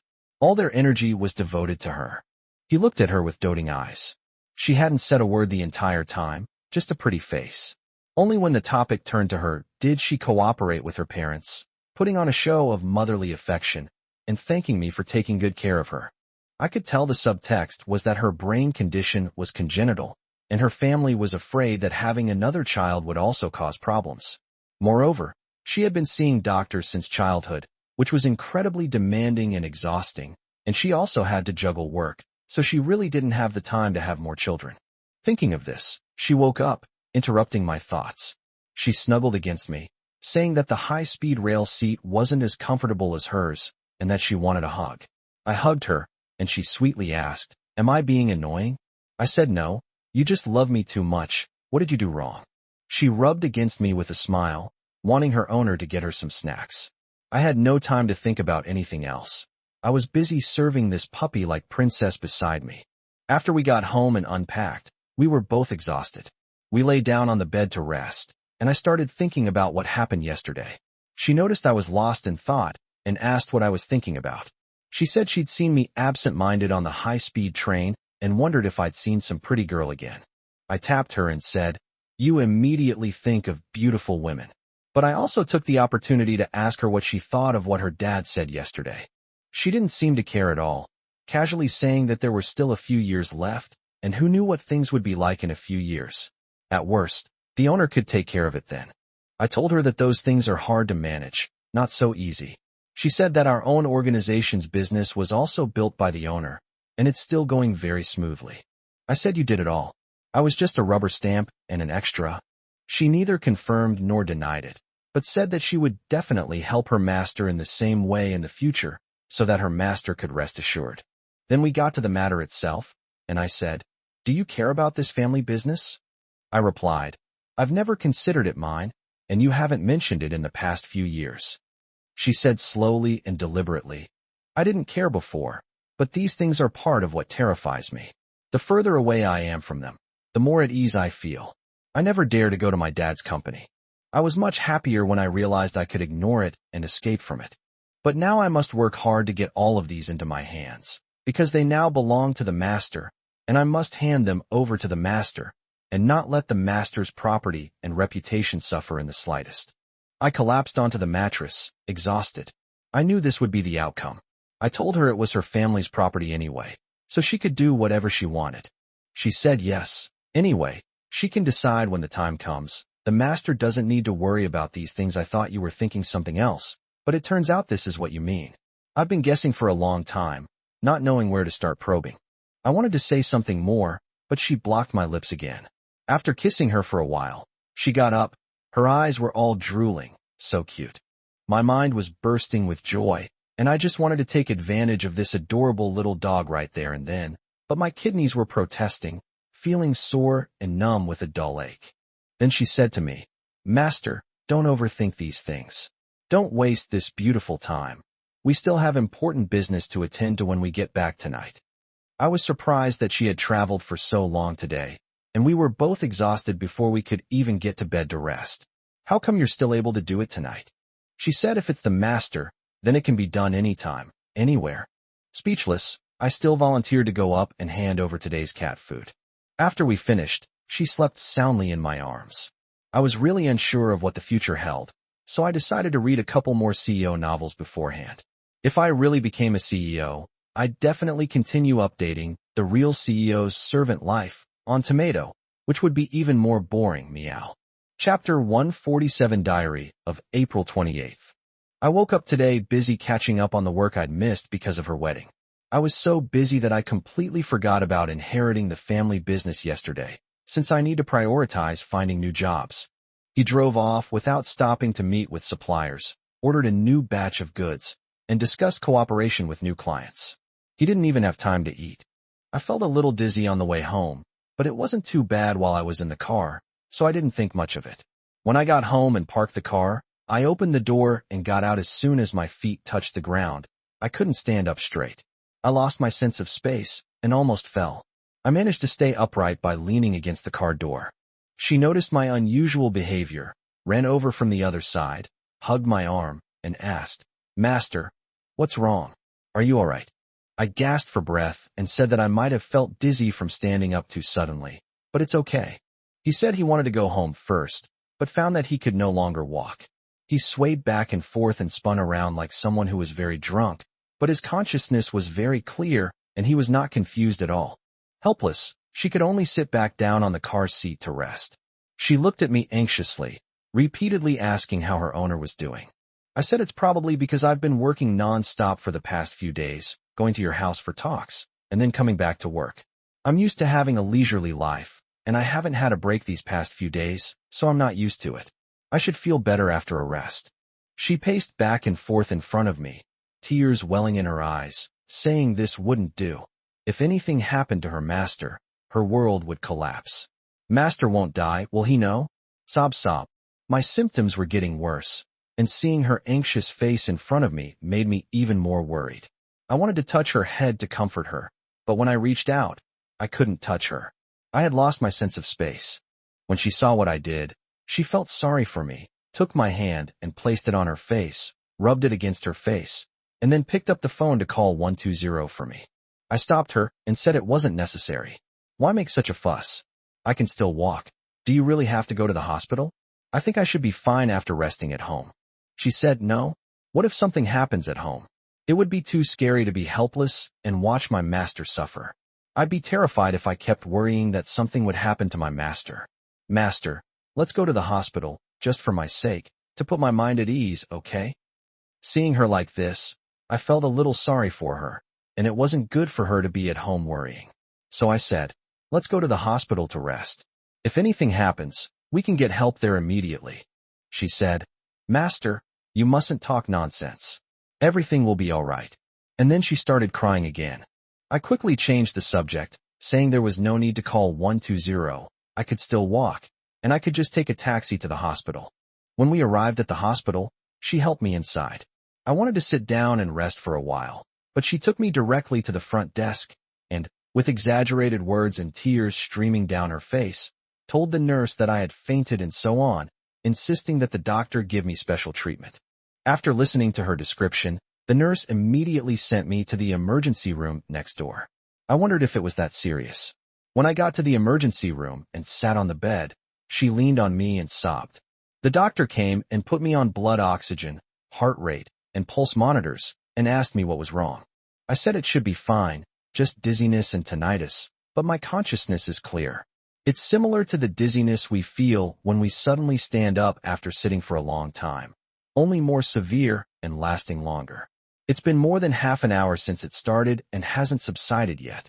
She pointed to the body lying on top of me and said that she originally wanted to rest at home, but she insisted that I come to the hospital.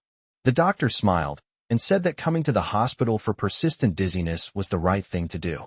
No one can predict whether someone will have a stroke or a stroke. There have been many accidents involving young people lately, so it's safer to come to the hospital for observation if there are any warning signs. I teased her, saying, Your girlfriend really cares about you. Look how worried she is. Then I patted her to her feet and told her, Your boyfriend is fine. Don't be afraid. Just observe him for a bit. She looked up at the doctor, hummed a little, nodded, and then leaned back against me. The doctor looked on with envy and said that if the dizziness was severe, he would first give the patient an injection to stop the dizziness and halt the onset of symptoms. Then he would order some diagnostic tests, and if everything was normal, the patient could go home and rest. He wrote my medical record right by my bedside, asked me my age, and when he asked about my marital status, I answered that I was married. The doctor said with even more envy, Your wife is so good to you. There were other people in the emergency room, doctors and patients coming and going, and the air was stuffy. Remembering that she was afraid of strangers, I didn't dare to stay any longer. I forced myself to get up and do the tests, hoping to go home as soon as possible after I finished. She refused, showing no fear whatsoever, and insisted that I stay. Helplessly, after the examination, we returned to the emergency room to wait for the results. Her eyes were fixed on my vital signs monitor. Every slight fluctuation in my electrocardiogram made her clench her fist. She kept asking me, Master, how are you? Master, are you feeling any better? Actually, I was still dizzy, but telling her at that moment would only make things worse for both of us, so I could only comfort her and say that I wasn't feeling bad anymore. She didn't say anything, but insisted that I rest in the emergency room, until an hour later when the test results came out. She showed them to the doctor, who said they were all normal and that she could take me home without worry. She breathed a sigh of relief, slowly helped me out of bed, and seeing that I still couldn't stand steadily, she tried her best to support me up and then called a car to go home. When we got home, I lay down on the bed to rest, and she knelt beside me, holding my hand and keeping me company. The tinnitus gradually subsided, but she was still wiping away tears, saying that today had scared her to death. In that instant, she even thought about committing suicide for love. She couldn't accept a world without her master. Realizing that her master might die, she was going crazy. She couldn't think about that. She couldn't think about that. As she spoke, she hugged me and cried again. I've just recovered a bit, and I'm not dizzy anymore. But I feel extremely weak. When she pressed down on me, I couldn't breathe. I smiled wryly and said, "Are you trying to be nice to me, or are you trying to murder me? You're crushing me." But deep down, I felt so sweet. It's so wonderful to have someone care for and look after you like this. Upon hearing this, she immediately stood up, no longer daring to press down on me, and gently stroked the back of my hand, asking me how I was. Then she said it was all her fault, that she hadn't taken good care of her master, and that she had made her master work non-stop until she was exhausted and almost died. Sob, sob, sob. I said it wasn't her fault, but she said no, it was all my fault. Her master was so tired because of me, and I made her go out to work again as soon as we got back. It's all my fault. I couldn't let her wallow in self-pity, so I changed the subject. She said she needed to take care of her master and let him rest. The memory of almost being poisoned by orange juice when she took care of me last time came flooding back. I didn't dare entrust myself to her again, so I told her I was tired because I hadn't been relaxing, and she should stick to her main job of taking care of her master. She wiped away her tears and asked, "Is that all right? Master is weak right now." I said, Yes, you just need to stay with Master more." She immediately changed into her damp clothes like a puppy, then snuggled up next to me. I didn't have the strength to turn over, so she thoughtfully climbed on top of me again. Afterwards, I felt even weaker, but she suddenly became quite intelligent, asking if her master might have low blood sugar, since he hadn't eaten before leaving home that morning. So we had dinner again. She absent-mindedly ate a few bites, and then focused on feeding me. After finishing my meal and taking care of business, I felt like my life had returned. I told her that I probably really had been working non-stop for the past few days. She hugged me and said she was terrified by what happened today. She said she didn't need anything else, as long as her master was all right. Chapter 148 Diary of April 29th. When she woke up today, she hugged me tightly and asked if I was feeling all right and if I was still in pain. It seems that her illness yesterday really scared her. Actually, I still have a bit of tinnitus, but I didn't want her to worry, so I didn't say anything. Otherwise, she would have made a big fuss about going to the hospital again. She was acting very strangely, looking extremely nervous. She wouldn't get out of bed, just clung tightly to me, muttering, "Master won't leave. I won't go anywhere." I had no choice but to stay with her, petting her like I would a pet, trying to soothe her. But her condition didn't improve. She still wouldn't let me get out of bed, and she became even more agitated, treating me like a paralyzed patient, making me lie still almost completely, saying she would get me whatever I wanted, and that the owner wouldn't get up. I said this wouldn't do. I have to get up and live. I can't just lie in bed all day. As soon as I got up, she yelled no, and then pounced on me. I was surprised by her strong reaction when I got up. She cried and buried her face in my chest, saying she was so scared yesterday. The thought of possibly losing her owner completely broke her down. A possibility she never dared to imagine was right in front of her yesterday. She said she was utterly terrified and that she would protect her owner so that her owner wouldn't walk or get up. Now she gets scared whenever her owner moves. I was exasperated, thinking that after being deprived of my freedom to use my phone, was I finally going to be deprived of my freedom to use my limbs? This was going to suffocate me. I said, "This won't do. What about going to the toilet?" She said she'd go with her owner to the toilet. She'd follow her everywhere. I was speechless. Then I asked her what about meals. She said she would bring the food up and feed her owner. I then asked what about work and housework. She said she would take care of them. As long as her owner didn't move, she was afraid if he did. I almost laughed out of anger. I felt like I couldn't reason with her at all. She was planning to keep me like a wooden stake. I didn't have any good ideas for the time being, so I just lay on the bed and stared blankly, trying to come up with a solution. After pondering for a long time without finding a way to break the deadlock, I tried to get up twice more, but she immediately pushed me back down because of her high tension. I told her that there must be something wrong with her. How could she lock up her owner like this? And asked her to let me up to treat her fear. She refused without hesitation, refusing to let me get up. She gave many reasons, but in the end, It all boiled down to one sentence. She's too afraid of losing me. I was feeling frustrated and angry, thinking to myself, what's going on? She can't just give up because she's scared. I can comfort her and keep her company, but she has to let me get up first. I can't do anything like this. She said I didn't have to do anything. She could do everything, and all I had to do was lie still, stay still, not die, and not leave her. She started crying again as she said this. I could tell she was completely deaf to reason. She was acting irrationally, ignoring everything. I tried to coax her all afternoon, but nothing changed. Given her condition, I didn't dare eat, as both of our stomachs were growling with hunger. I started to take a hard line, saying that I couldn't let her control me here. She was clearly having problems, and I had to deal with her. I couldn't just lie there and do whatever she wanted. Seeing my resistance, she became even more nervous. While pinning me down with her body, she searched the surroundings for anything she could use to forcefully threaten and control me. Fortunately, there were no sharp objects in the bedroom.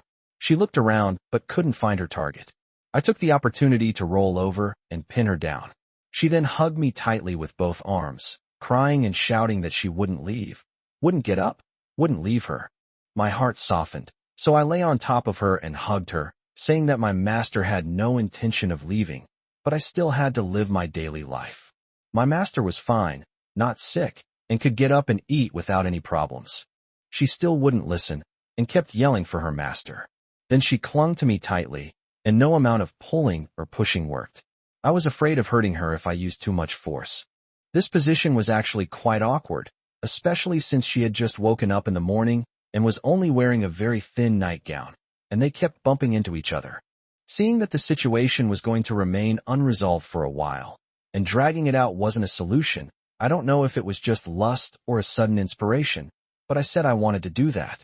Upon hearing this, she seemed to flip a switch, eagerly snuggling up to him and saying that her master should have done it sooner. There was no time for her to dress up properly, and she didn't even change the way she was holding me before she started wanting me. And then she started panting heavily. The fact that the two of them were like this really put her at ease. After a while, she came to her senses and still clung to me, unwilling to let go, saying, "Master should have done this a long time ago. I was so nervous this morning that I lost my mind. I told you that you were as fierce as a tigress this morning, and I couldn't bring myself to hit you. I wanted to coax you and reason with you, but you were too scared to listen to anything I said." She said, "At times like this, the master should take the initiative and be assertive. Just like this time when he controlled me. He should control me and force me to have sex, and then it will be over." I asked her, "Is sex really that useful to you?"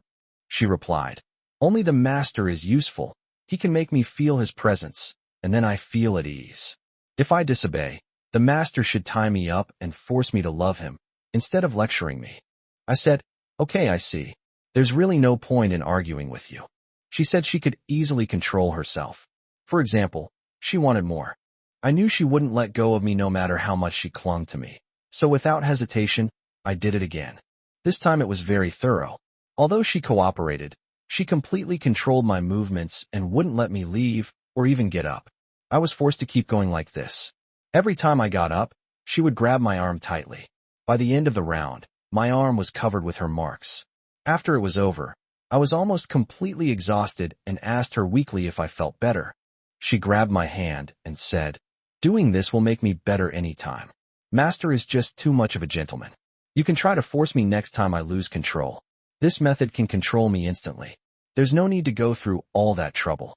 I smiled wryly and said that she had awakened the adoration attribute before, but now she likes the force attribute.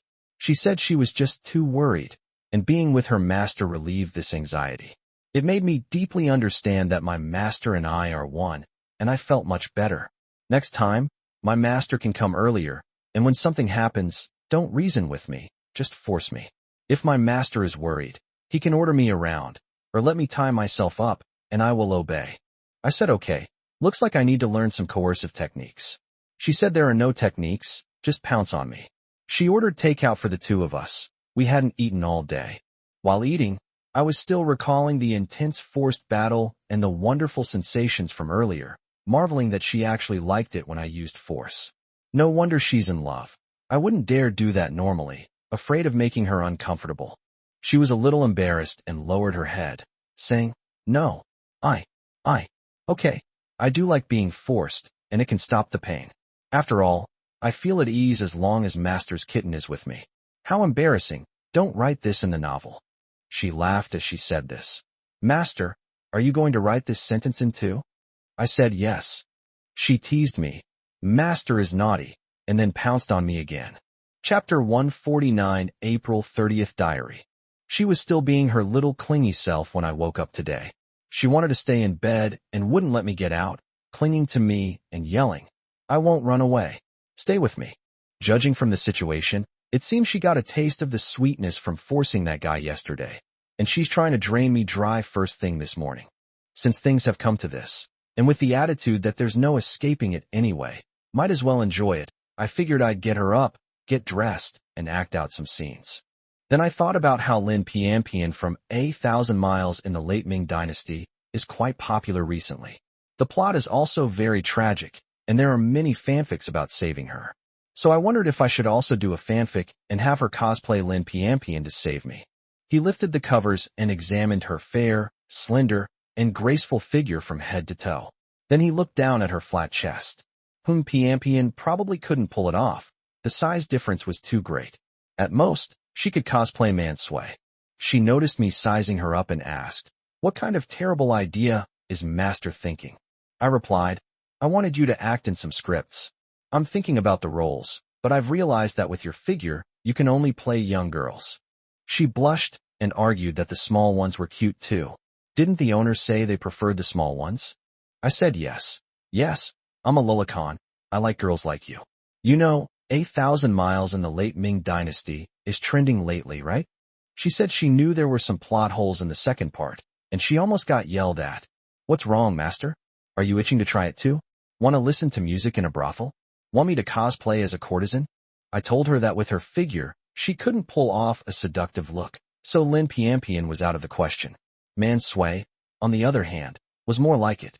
She looked at herself and said that they really were similar. Their face shape and figure were the same type, and they even had similar dresses at home. All they needed was a wig. "I told you, Master, that you wanted a traditional Chinese-style look today. It doesn't have to be exactly the same, just a style with a touch of ancient charm.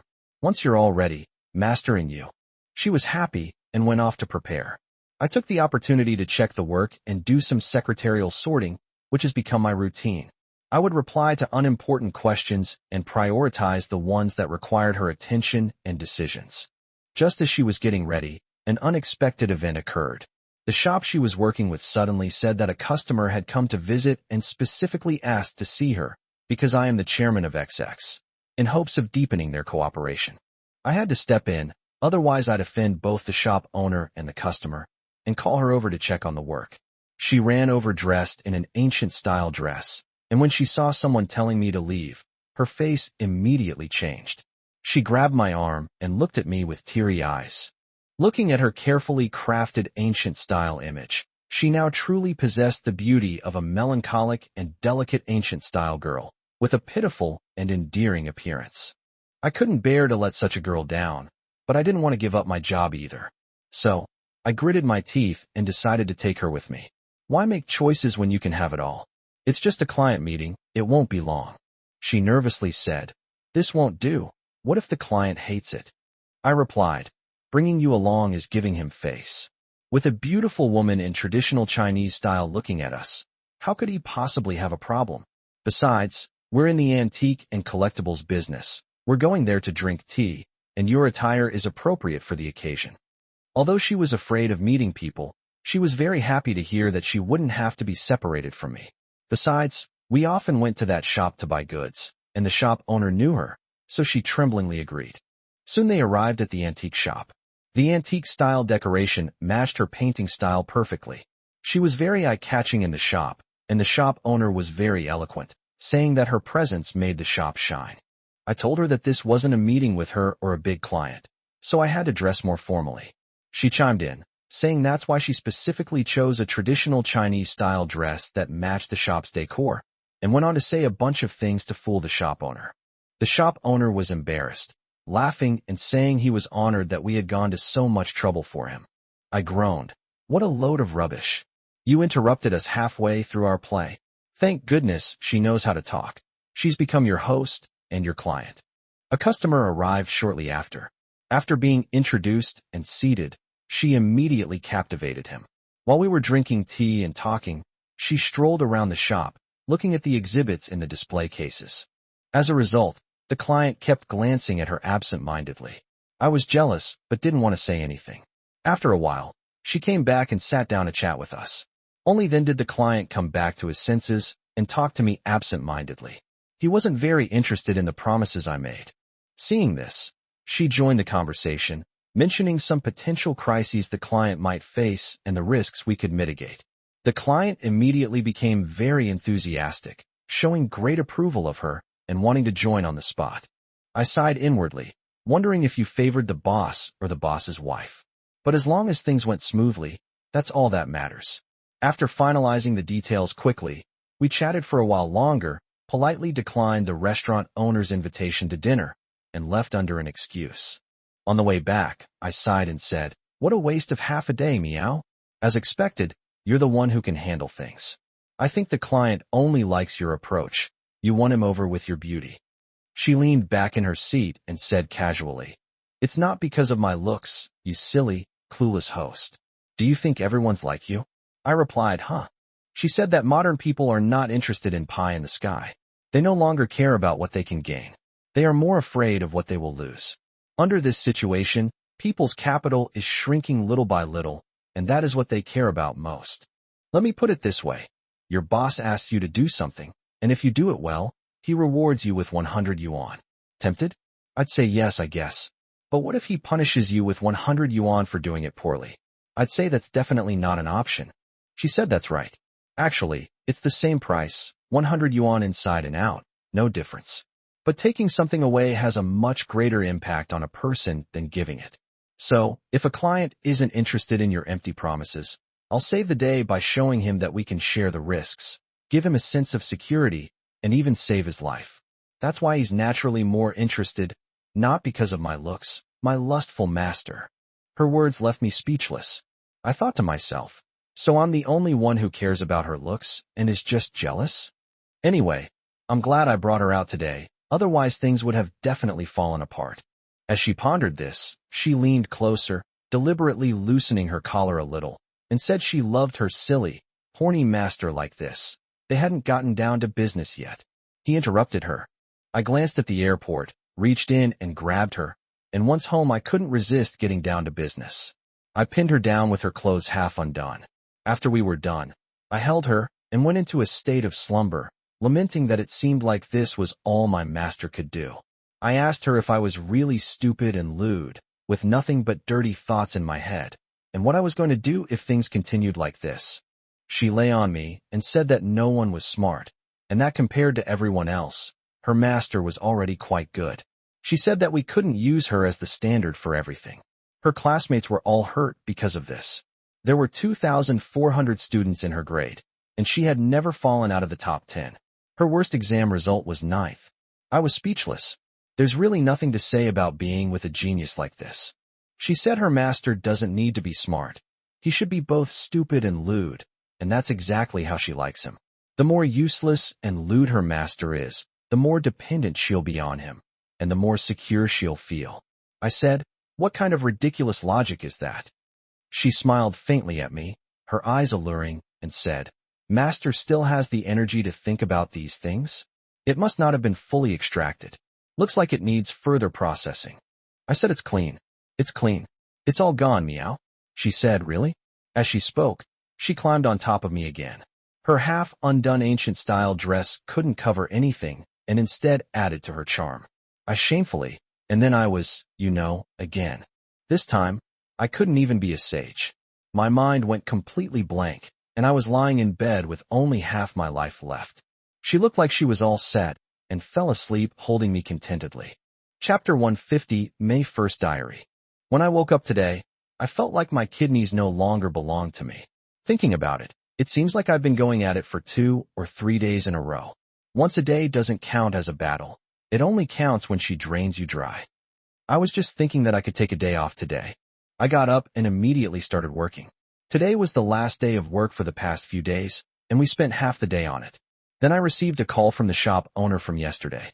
He said that his client was planning to go to the historical sites on a nearby hill to enjoy the scenery and visit the historical sites. He specifically asked if we could come along. I thought to myself, should I invite her? Did the client have a good time yesterday? Just as I was about to refuse, she gestured and shook her head in front of me, wanting me to agree, so I had no choice but to agree. She said, I just got the other party to make a big decision yesterday, so it wouldn't be right to stand them up today. Besides, we don't have to be separated from the owner. We'll just go for a walk together. I said, okay, I'm actually quite willing to spend time with people, but I'm afraid you won't like it, especially since it's a holiday and there might be a lot of people around. She came over, took my hand, and said, then the master must keep a close eye on me. I can't let the customer kidnap me. I hugged her tightly. I don't want to go to any of those places. I'm not going to hand you over to anyone else. After cuddling for a while, I let her go to change her clothes. Although we weren't hiking, it was still considered going into the mountains. She changed into a shirt, trousers, and sneakers, and tied her hair in a ponytail. She came over and asked me if she looked good. This outfit instantly gave off a sporty girl vibe, and I was a little tempted. But then I thought of poor kidneys and turned my head away, not daring to look them in the eye. I deliberately said that she did look like a sporty girl, but it was all an empty shell. With your stamina, you'd be tired after just 3 steps, and your owner would have to carry you. She chuckled and said, I just love being close to my owner. When I can't walk anymore, my owner carries me on their back. There was a bit of traffic on the way, but thankfully we arrived smoothly. It was a cloudy day, and there weren't many people around. When we met, she was scrutinized again. She responded generously to the customers and shop owner, while I, perhaps out of jealousy, felt a little shy. Hiking and visiting historical sites is my specialty, so I acted like a tour guide, introducing the characteristics of various cultural relics to them and bringing up some interesting anecdotes. We weren't primarily focused on hiking, so we spent most of our time chatting, which made it less tiring. We had only walked for a short while and hadn't even reached our destination when the rain started to drizzle down. Although we had brought umbrellas, no one wanted to climb the mountain in the rain, so we all hurried down the mountain. The rain wasn't heavy, but going down the mountain in the rain was still quite strenuous. The two of them shared an umbrella, and by the time they reached the parking lot, they were almost soaked to the bone. They quickly said goodbye to the shop owner and the customer, who were a little embarrassed and apologized for making them come out in the rain, saying they would definitely make it up to them when they had the chance. We exchanged a few polite words with smiles and then parted ways. Back in her car, she was half soaked and shivering from the chill of the spring rain, but she was in a good mood. She praised the rain for coming at just the right time, saying it had completely gotten rid of her client, and he definitely wouldn't be contacting her again anytime soon. Plus, her work was finally over, so she could relax and enjoy some quality time with her husband. I thought to myself, you're keeping such a close eye on me. When can't we have some alone time together? But I was still happy that I was done with work and said I needed to take a good shower and rest when I got home. Passing by the snack shop downstairs, perhaps because of the rain, the clerk was shouting that crayfish were on special offer. I asked her if she wanted some crayfish. She answered with a single word, yes. Then she hesitated and said, never mind. Crayfish are hard to peel. I offered to peel them for her, so I bought 3 pounds and said, when we get home, the owner will peel them, and you can eat them. Isn't that a good arrangement? She snuggled up to me and said, the owner is so kind. I then asked her to order some staple food, saying that crayfish are usually served with alcohol, and since they are slow to peel, you have to eat them slowly. She suggested we buy some alcohol, so we bought the Long Island iced tea we'd had before. She has a low alcohol tolerance, and she'd been giving me most of the drinks before. When we got home, I put on my gloves and started peeling shrimp with great skill. She put on a movie for us, and I peeled 1 shrimp for her and fed her one. She ate happily, but only took a few sips of her drink. She has a small appetite and got full in no time. Seeing that there was a lot of wine left, she said, host, you should eat too. She watched me eat shrimp while pouring me some wine. By the time the movie was over, we were both a little tipsy. We lay in bed, cuddling affectionately. She said she finally felt relaxed, as work had kept her from spending much time with her owner lately. I, feeling a bit tipsy, suggested we skip the bath today and postpone it until tomorrow. She readily agreed, saying she would give her master a good hug tonight. We chatted and rubbed against each other, and soon things got heated.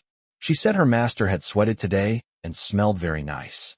I mumbled that she did too, and that her master should smell it. It was really a bit intoxicating. After one round, she kept saying she liked her master and wouldn't let me separate from her. So I had no choice but to keep fighting, holding her. The alcohol was rising and my fighting spirit was high.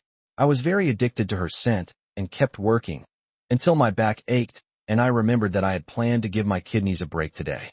After we finished, she asked me if I had any strange thoughts. I said no, because you can't have a sage's mind if you're completely drained. Then I realized that you had read yesterday's diary. She said she saw it, but she's still feeling dizzy. Master, do you think we'll remember what happened tonight when we wake up tomorrow? I said I definitely wouldn't remember. I was drunk first, then exhausted, and I'd definitely forget everything when I woke up.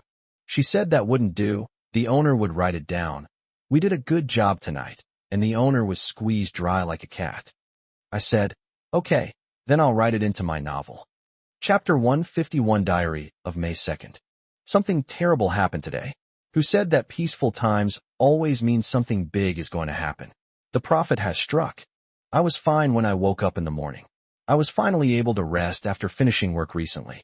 We were still a little hungover and she was holding me tightly, not wanting to let go, and teasing me with her cat head. Unable to bear the harassment any longer, I got up and ran away, ordering them some light soup or porridge for breakfast to fill my stomach after drinking last night. After dinner, she dragged me back to bed, saying she was finally free from work and wanted to hug her owner. We snuggled together happily, the cat's head clearly pressing against hers, so she caught me. After relieving my morning throbbing, we both fell asleep again. When I woke up again, it was already evening. I played games for a while yawning, but the atmosphere was a bit off. I could tell she wasn't in a good mood, so I asked her what was wrong. She stammered and dodged the question, and it took her a long time to admit that she was scared.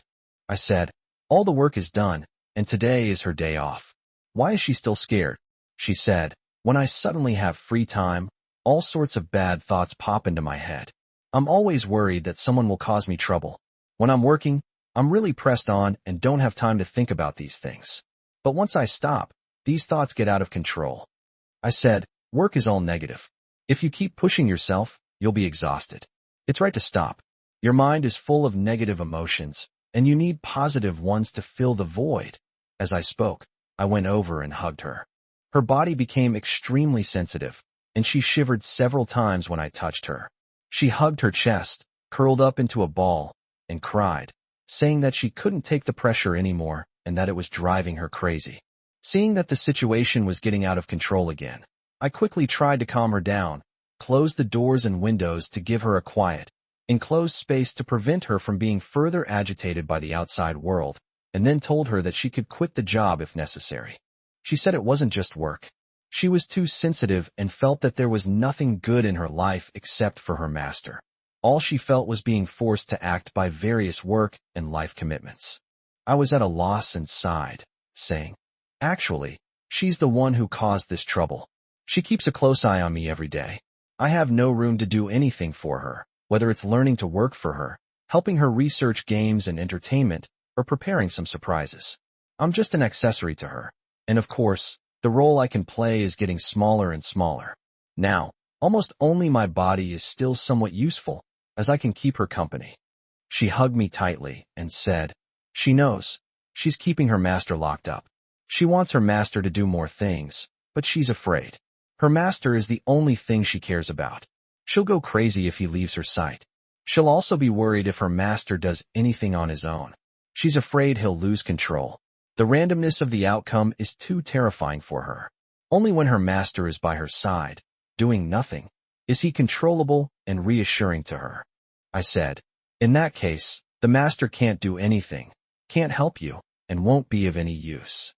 She was telling the chicken to the duck, just tell her what you want to do, and she'll arrange it. Just take her with you. Tell her what you want to play, and she'll buy you gifts. She's even willing to hire prostitutes if you want to. As long as you take her with you, She promises not to cause trouble. I smiled wryly and said, if a couple goes to a brothel together, the prostitute will laugh herself to death. She'll post me online as soon as she comes out, like some cat goes to a brothel with his clingy wife. No, I mean I want to help you. I'll buy you gifts and take you out to play. If you just buy me things, it won't be a surprise. Your pain needs external help to be resolved. If you don't let me access external help, it will never be resolved. She said. She knew, but she was afraid. Good things and bad things would both affect her equally. Any surprise would be a shock to her. Only things that already existed here could put her at ease, such as her master's body. Touching her master's body was the only thing that could put her at ease. I said, if the body could solve all the problems, you wouldn't be here having these frequent breakdowns from fear. I'm talking about how to make me more effective. She was crying so hard, clutching my hand and saying, I don't need to. Master, don't move. I'd rather die than let go.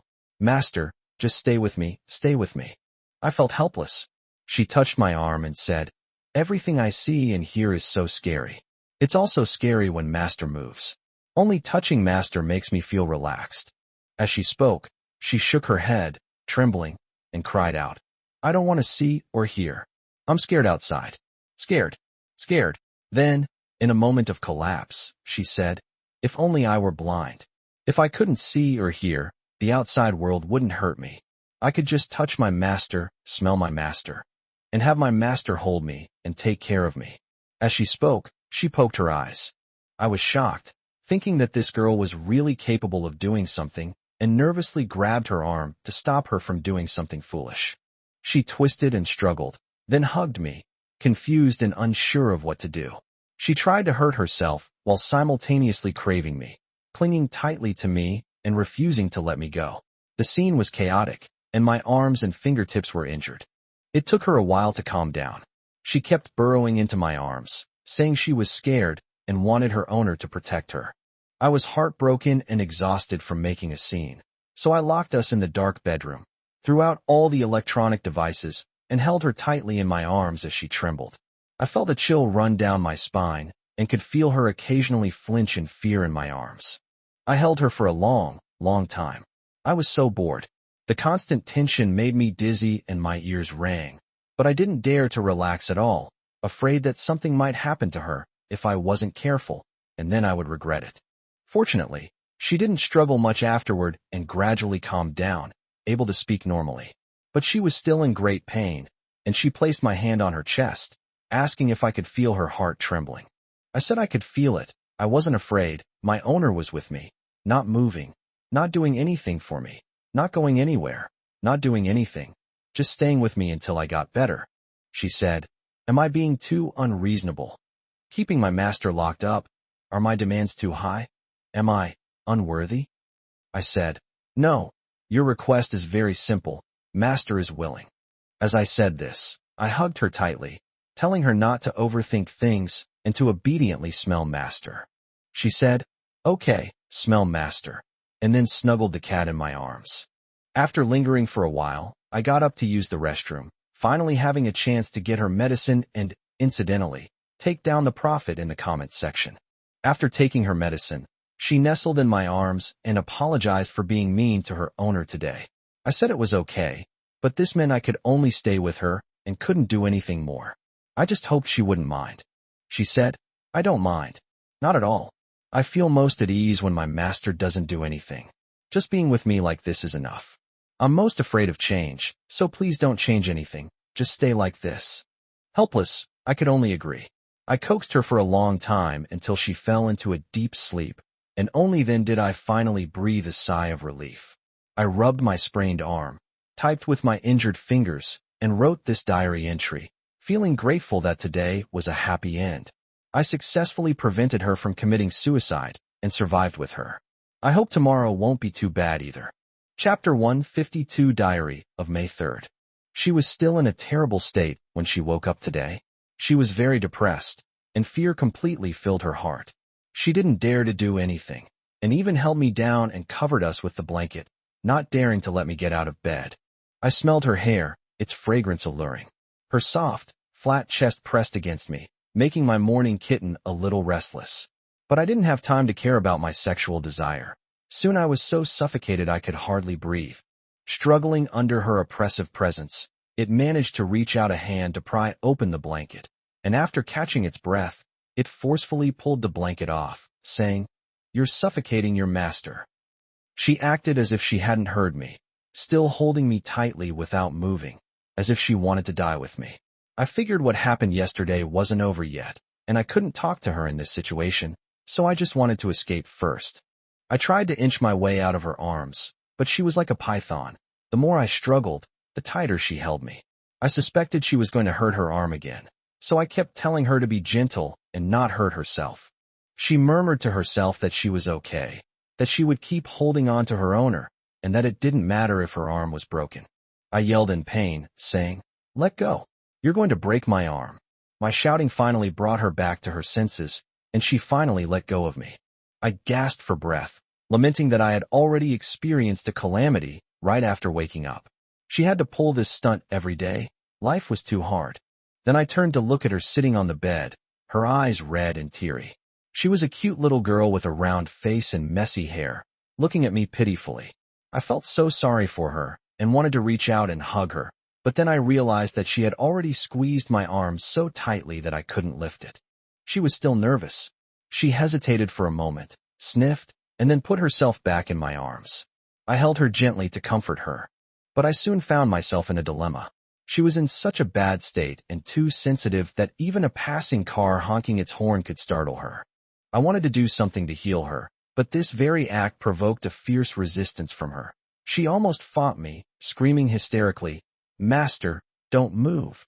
She bit my arm and wouldn't let go, then got up and pinned me down, choking me with her hands and holding me down tightly, all the while pleading with her master not to scare her, not to scare her.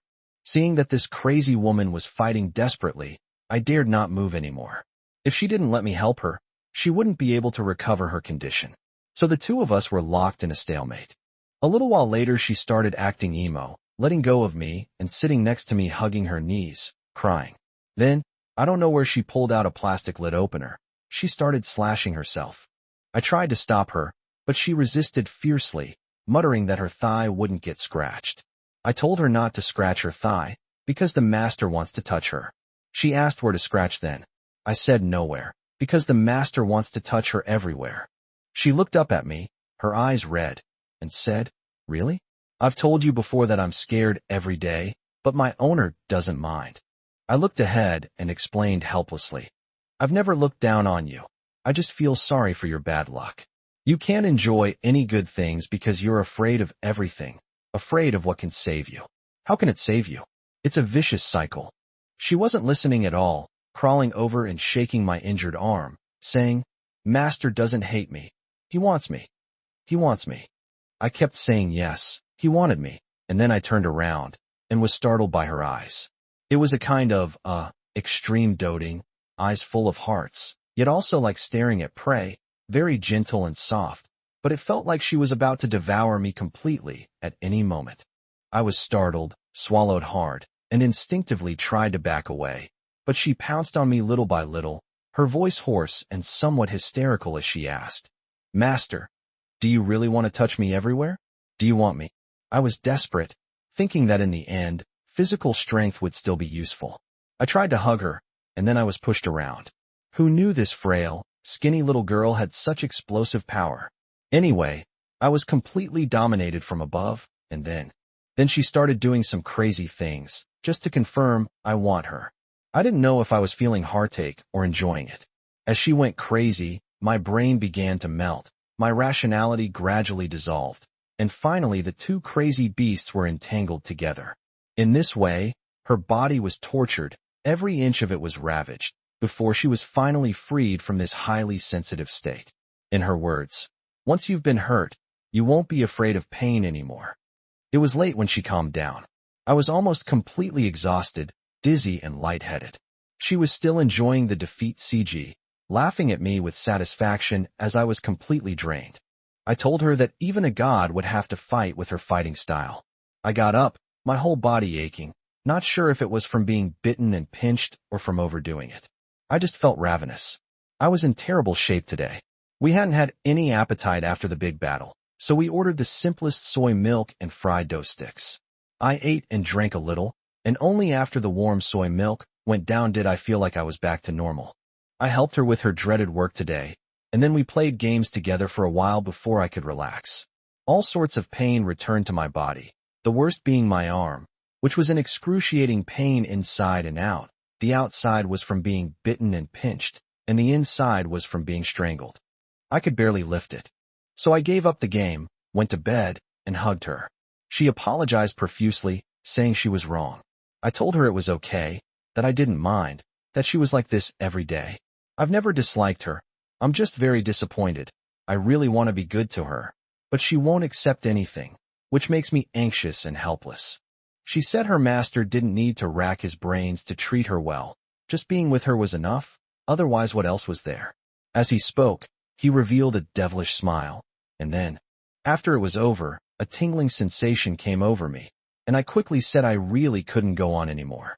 She chuckled and said she knew, then lowered her head and lay on top of me, and we embraced sweetly and tenderly.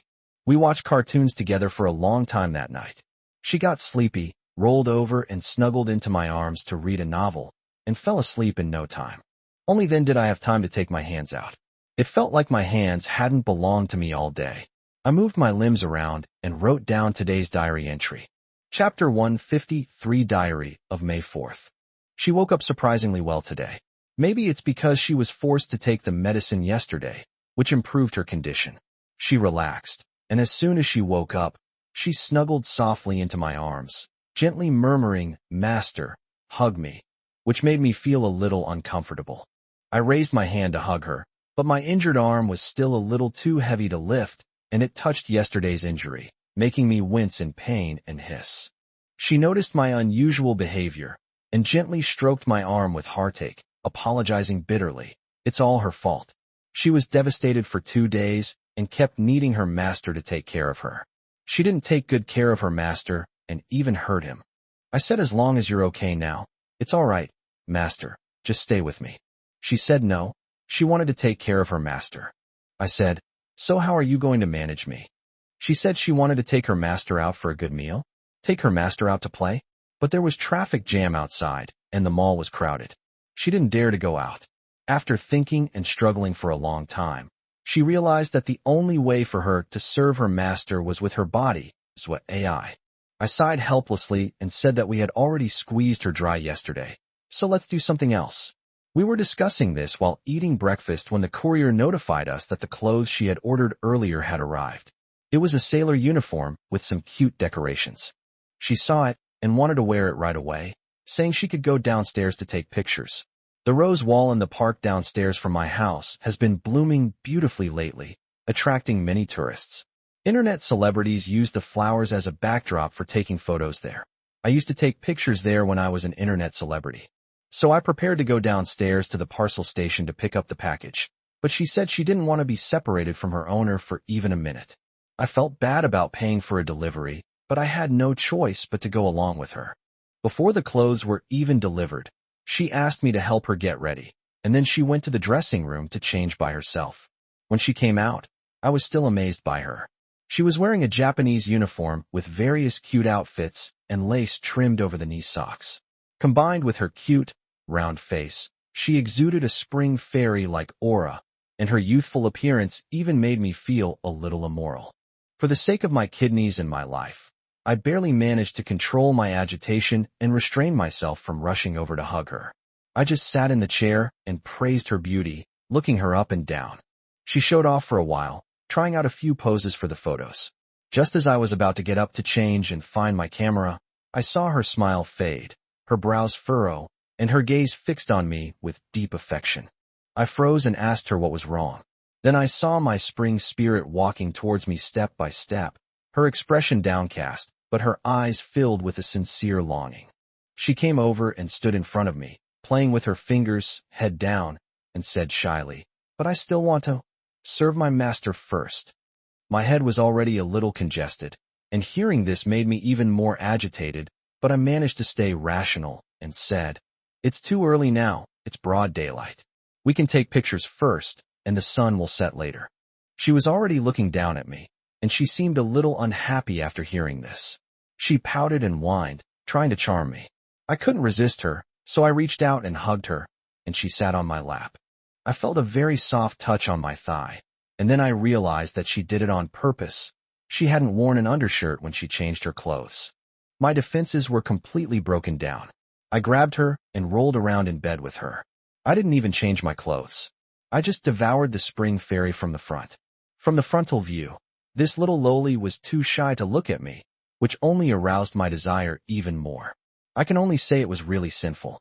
A major battle delayed everything, and by the time it was over, the sun was already setting, the sky was filled with the glow of sunset, and the sun was about to disappear. I figured the photo shoot plan was definitely off.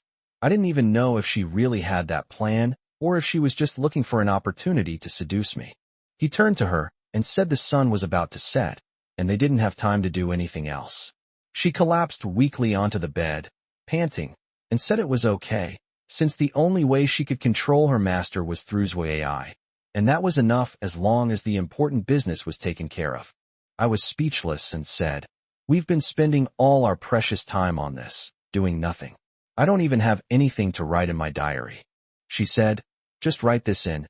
Everyone will love to read it." I smiled and agreed, and recorded the incident on the spot. We had dinner together that evening. While I was on the phone with my client, she looked through her medical report and discovered some problems. Due to her unusual lifestyle and diet, she was suffering from malnutrition. I said, "You need to see a doctor. We probably can't continue living like this in a days. At the very least, I need to take care of your daily needs." She was very nervous and afraid to go to the hospital. She nestled in my arms, feeling very conflicted and scared, saying that she was afraid to see the doctor and that she was afraid of being scolded. She asked if it would be okay if she didn't go. I told her that we definitely needed some professional advice in this situation. I said I'd go inside and talk to the doctor about her condition and let the doctor scold me. She hesitated for a long time before finally agreeing, but she huddled in my arms, trembling, saying that if she couldn't make it, she would earn more money and leave all her family's money to her master so that he could live a good life and find a bunch of mistresses. I patted her head and said, "What are you thinking? If she loses her master now, she'll only have one option, to commit suicide. Malnutrition isn't an illness, but our carefree lifestyle might be coming to an end. It seems we can't do without a mother figure at home. Life is too chaotic, and her health won't be able to keep up. You're the one in charge of the work, so I'll have to take care of the household chores." This topic diverted her attention, saying that from now on, the master would have to arrange her eating and sleeping times, as well as her diet and health. She was afraid of nannies and housekeepers, so she could only leave it to the master. I lamented that I had to play the role of a powerful businessman in public, but in reality, I was a gigolo controlled by you. Now I'm going to be a stay-at-home dad. Once I've taken good care of your health, I'll be a proper male mom. She laughed and said she hoped the kitten wouldn't keep yelling, "I don't want a male mommy, I don't want a male mommy" in the future. I laughed too, but it put her at ease and she could sleep peacefully. We'll go to the hospital tomorrow to check on her condition. Chapter 154 Diary of May 5th. Today was such a long day. I finally have time to sit down and record what happened today. Last night, she was frightened when she saw her medical report before going to bed, and then felt a little unwell. But it was too late and she was too tired, so she took some medicine and fell asleep. I plan to take her to the hospital after she wakes up. As a result, she didn't sleep well at all. She woke up once in less than an hour, and I coaxed her back to sleep. After I finished writing yesterday's diary and was about to go to sleep, she woke up again, shaking me and saying that she was scared and uncomfortable, and wanted her owner to coax her to sleep. I was so sleepy that I could only yawn and try to soothe her, but she was still very nervous and kept rubbing against me, tossing and turning and unable to fall asleep. Then she said that she was in pain, so I rubbed her body, but it didn't help, and the pain got worse after a while. I told her she was scaring herself and that she had made herself sick, but the pain was real and shouldn't be taken lightly. I was going to take her to the hospital emergency room to see a doctor. It was already 5 or 6 in the morning, and she was extremely sleepy. She had already booked an appointment for the afternoon, and she wanted to sleep first and go later. But after lying down, she couldn't fall asleep at all. She was in pain and anxious and rolled around in bed, afraid of disturbing my sleep. She could only force herself to stay calm and let me fall asleep first. How could I possibly sleep? I felt so sorry for her and worried about her health. Holding her cold little hand, I could tell she had a fever. I took her temperature, and sure enough, it was high. I realized this was getting serious, so I had to take her to the emergency room right away. She felt a little ashamed, thinking she had disturbed my sleep and embarrassed that I had to stay up all night for her. She hesitated and didn't want to go, telling me to go to sleep first, saying that if my master thought she was disturbing his sleep, she could leave first and come back in after he fell asleep, and that she wouldn't bother me. I couldn't be bothered to listen to her nonsense, so I forcibly pulled her up, dressed her, and took her to the hospital before she could even finish. Even then, she was still thinking about work, saying she had a job taking photos of products at a tourist attraction in the suburbs and sending them to clients. The attraction was near the hospital, so it was on the way, and we could go there directly after her appointment. I was speechless. I said, "You're still thinking about doing work on the side at a time like this?" She said it was on her way, and the client needed it urgently, and she was scared by their pressure. I said, "That's the main reason, isn't it? I'll bring the goods, but we'll see how you are later. If it's serious, we'll either go to the hospital for treatment or go home to recuperate. I don't care about customers." Only then did she agree. After arriving at the hospital and registering for emergency treatment, they immediately started examining and treating her. There were a few procedures that I had to wait outside for, and out of boredom, I started reading the novels about rich people that Tomato had recommended to me. I've never read any novels about super rich men before. This is my first time reading one. The plot is roughly about the male lead suddenly becoming a CEO and getting rich overnight. He then lives a carefree life, keeping women, buying luxury cars and designer clothes. I thought there would be a pure romance storyline, but it turns out it's real, the kind where they go straight to the transaction right from the start. So I dropped it after 3 chapters, but I was really surprised that the first thing the male lead did after becoming a CEO was to buy a luxury car and then drive it to pick up girls. I was thinking, if I really inherit her family business in the future and become the president of a chain restaurant, I'd be so happy that I could drive my beat-up old car to meet clients. Finally, I wouldn't have to ask my dad to change cars anymore. When you have no money or status, you need to flaunt your wealth and brand names to show off. I'm a real CEO now. Why would I need to pretend? In the end, showing off is all for show. Once you have it, you don't need it anymore. When I'm not the CEO, I have to act cool. But now that I'm the CEO, if I still have to act cool, then what's the point of being the CEO? However, I dare not let her see Balmazy's storyline. I have to delete this viewing record, otherwise there will be another bloodbath. But since she has no goals or actions, and was just recommended by the system to take a look, she probably won't have such a big reaction, right? While I was lost in thought, she finished her tests and came out. She was in very poor condition and very weak. She stumbled and fell onto me. I held her and sat on a bench in the hospital corridor, waiting for the test results. It was chilly at the hospital in the morning, and she complained of being cold. I took off my coat and put it on her, then hugged her to keep her warm. She weakly cried out, "What should I do if my master is cold?" I told her, "Don't worry about your master. Take care of yourself first." I was still worried that she would get cold, and there were only hard seats in the hospital. I said that it wasn't a good idea to stay here and endure it. "So let's go back to the car, and I'll turn on the air conditioning for you." After waiting in the car for a while, we got the report, saw a doctor, and got some medicine.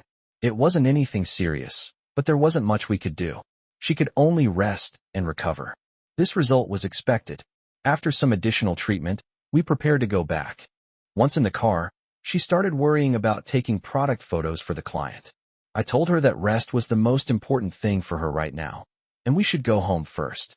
She refused, saying that keeping her hanging on about this matter would prevent her from getting a good rest at home. I said I would take her home to sleep, then I would come out to take pictures myself and go back after I finished. This way, you can rest and work at the same time. This was indeed the most cost-effective option, but she was the least willing to accept it. She said she didn't want to be separated from me no matter what, and wanted me to take her to the photo spots. Even if she couldn't do anything, she insisted on staying by my side. I nodded in agreement. After all, I didn't want to be separated from her either. I was just worried that she was already feeling unwell, and running around non-stop would be too tiring for her. Since she was willing to stay with me, I was naturally happy. Then, that decision saved my life. I was exhausted from not sleeping all night and going to the hospital to accompany her. But I thought I could just tough it out. I felt a little unwell while taking pictures at the tourist attractions, and I felt a bit sweaty and dizzy while walking. I thought it was because I was tired, since I had stayed up all night, so I didn't say anything. After taking photos at the scenic spot and finishing my work, I got back in the car to go home. Before we even got on the highway, my dizziness started to get worse. She noticed that I was acting strangely and asked me anxiously what was wrong. I said I felt a little dizzy, probably from staying up late and not getting enough sleep, but it should be nothing serious. She said if I felt dizzy, I shouldn't drive. The owner should stop first and rest before continuing. I said I should take you home to rest, but you're still feeling unwell. She interrupted me and said no. If the owner is feeling unwell, you can't drive. Pull over to the side. Quickly pull over to the side. I had no choice but to listen to her and park in a roadside parking space. I thought it would be fine in a few minutes, but unexpectedly, the situation completely broke out a few minutes later. I felt dizzy and completely unable to control my posture or movements. My stomach was churning. I hurriedly got out of the car, but found that I couldn't stand up at all. I almost collapsed to the ground instantly. I must have fainted at that moment. Now I can only recall the feeling of her cold little hands on my body. I don't know anything else that happened. After a while, I realized her voice was coming from a great distance. I was starting to come to my senses when I found myself almost kneeling on the ground. She was shaking me and calling my name in my ear. When I turned around, I saw her anxiously crying, repeatedly calling, "Master, Master." When I came to my senses, the dizziness was still severe, and I could barely get up. She wanted to call 120, but I stopped her. I remembered that my family might be on vacation nearby, so I told her to call my parents directly, saying that if they were nearby, it would be faster than 120 and there would be someone to look after them. Luckily, my parents were nearby. They rushed over as soon as they received the call. While waiting for them, my symptoms worsened again. It was an indescribable pain. I was lying on the ground and couldn't stand up at all. She stayed by my side the whole time, giving me painkillers and dizziness medication. She was afraid I would faint and fall, so she kept supporting me. After my parents arrived, they helped me into the car. It was the same nearby hospital, and this time I was taken to the emergency room. I was already dazed and couldn't hear what anyone was saying. I was practically carried away. I only remember getting a few injections and resting for half an hour. My symptoms disappeared, and I gradually recovered. The first thing I saw was her cute little face, tired, anxious, and streaked with tears. She was crying, saying it was all her fault, that she had made her owner stay up all night, and that's why she was like this. I stroked her head and exclaimed, "You're my savior. If you hadn't noticed I wasn't feeling well and stopped me from driving, I would have collapsed on the highway. I would definitely be dead. It's so great to have a caring and clingy wife. She can be a lifesaver in a pinch." She burst into laughter after hearing this, saying, "You almost scared me to death. I felt something was off about you when I was taking the picture, so I stopped you as soon as I got on the bus." My dad chimed in, saying that we were really lucky to have gotten along with them this time. Otherwise, who knows what might have happened. After we had rested enough, my family didn't dare let me drive anymore and took us straight home. We were both exhausted when we got home and fell asleep almost immediately. She woke up very late, and her first words were, "Is Master still feeling unwell?" I hugged her tightly, feeling so touched, and said that I owed her so much for today. If she hadn't been so clingy and let me go take pictures by myself, I would be dead by now. She said, "Tui, tui, tui. No way, Master. I was so scared today." I asked her apologetically if she was still feeling unwell. I had originally come out today to get her medical treatment, but with this whole ordeal, she ended up taking care of me. She said she had forgotten how badly she was feeling. When she saw her master fall to the ground, she was so scared that she couldn't care less about anything else. She only needed her master. She didn't need anything else. Having her master was enough. My dizziness hadn't completely subsided, and as I lay leaning against the bed, I only managed to utter 4 words, "Thank goodness for you." I got up to eat. I hadn't eaten all day. I also took a bath, since I'd been to the hospital twice, been running around outside, and even rolled around on the floor. Finally, the two of them relaxed while soaking in the bathtub. She said it had been a long day, with so many things happening. I said yes, it's been nonstop from morning till night. Thankfully nothing bad happened. She turned around and sat on my lap, letting me hold her, saying she was terrified today. Thankfully she didn't leave me. I lowered my head and kissed her, saying that I would never leave her, that she would always be by my side. The two lingered for a while longer. I held her body, feeling a little restless, and couldn't help but touch her a little. She unusually pressed my hand down and said, "Not today. Such a big thing just happened. Master needs to rest for a day." I was slightly disappointed, but I knew that my current state was not suitable, so I had no choice but to agree.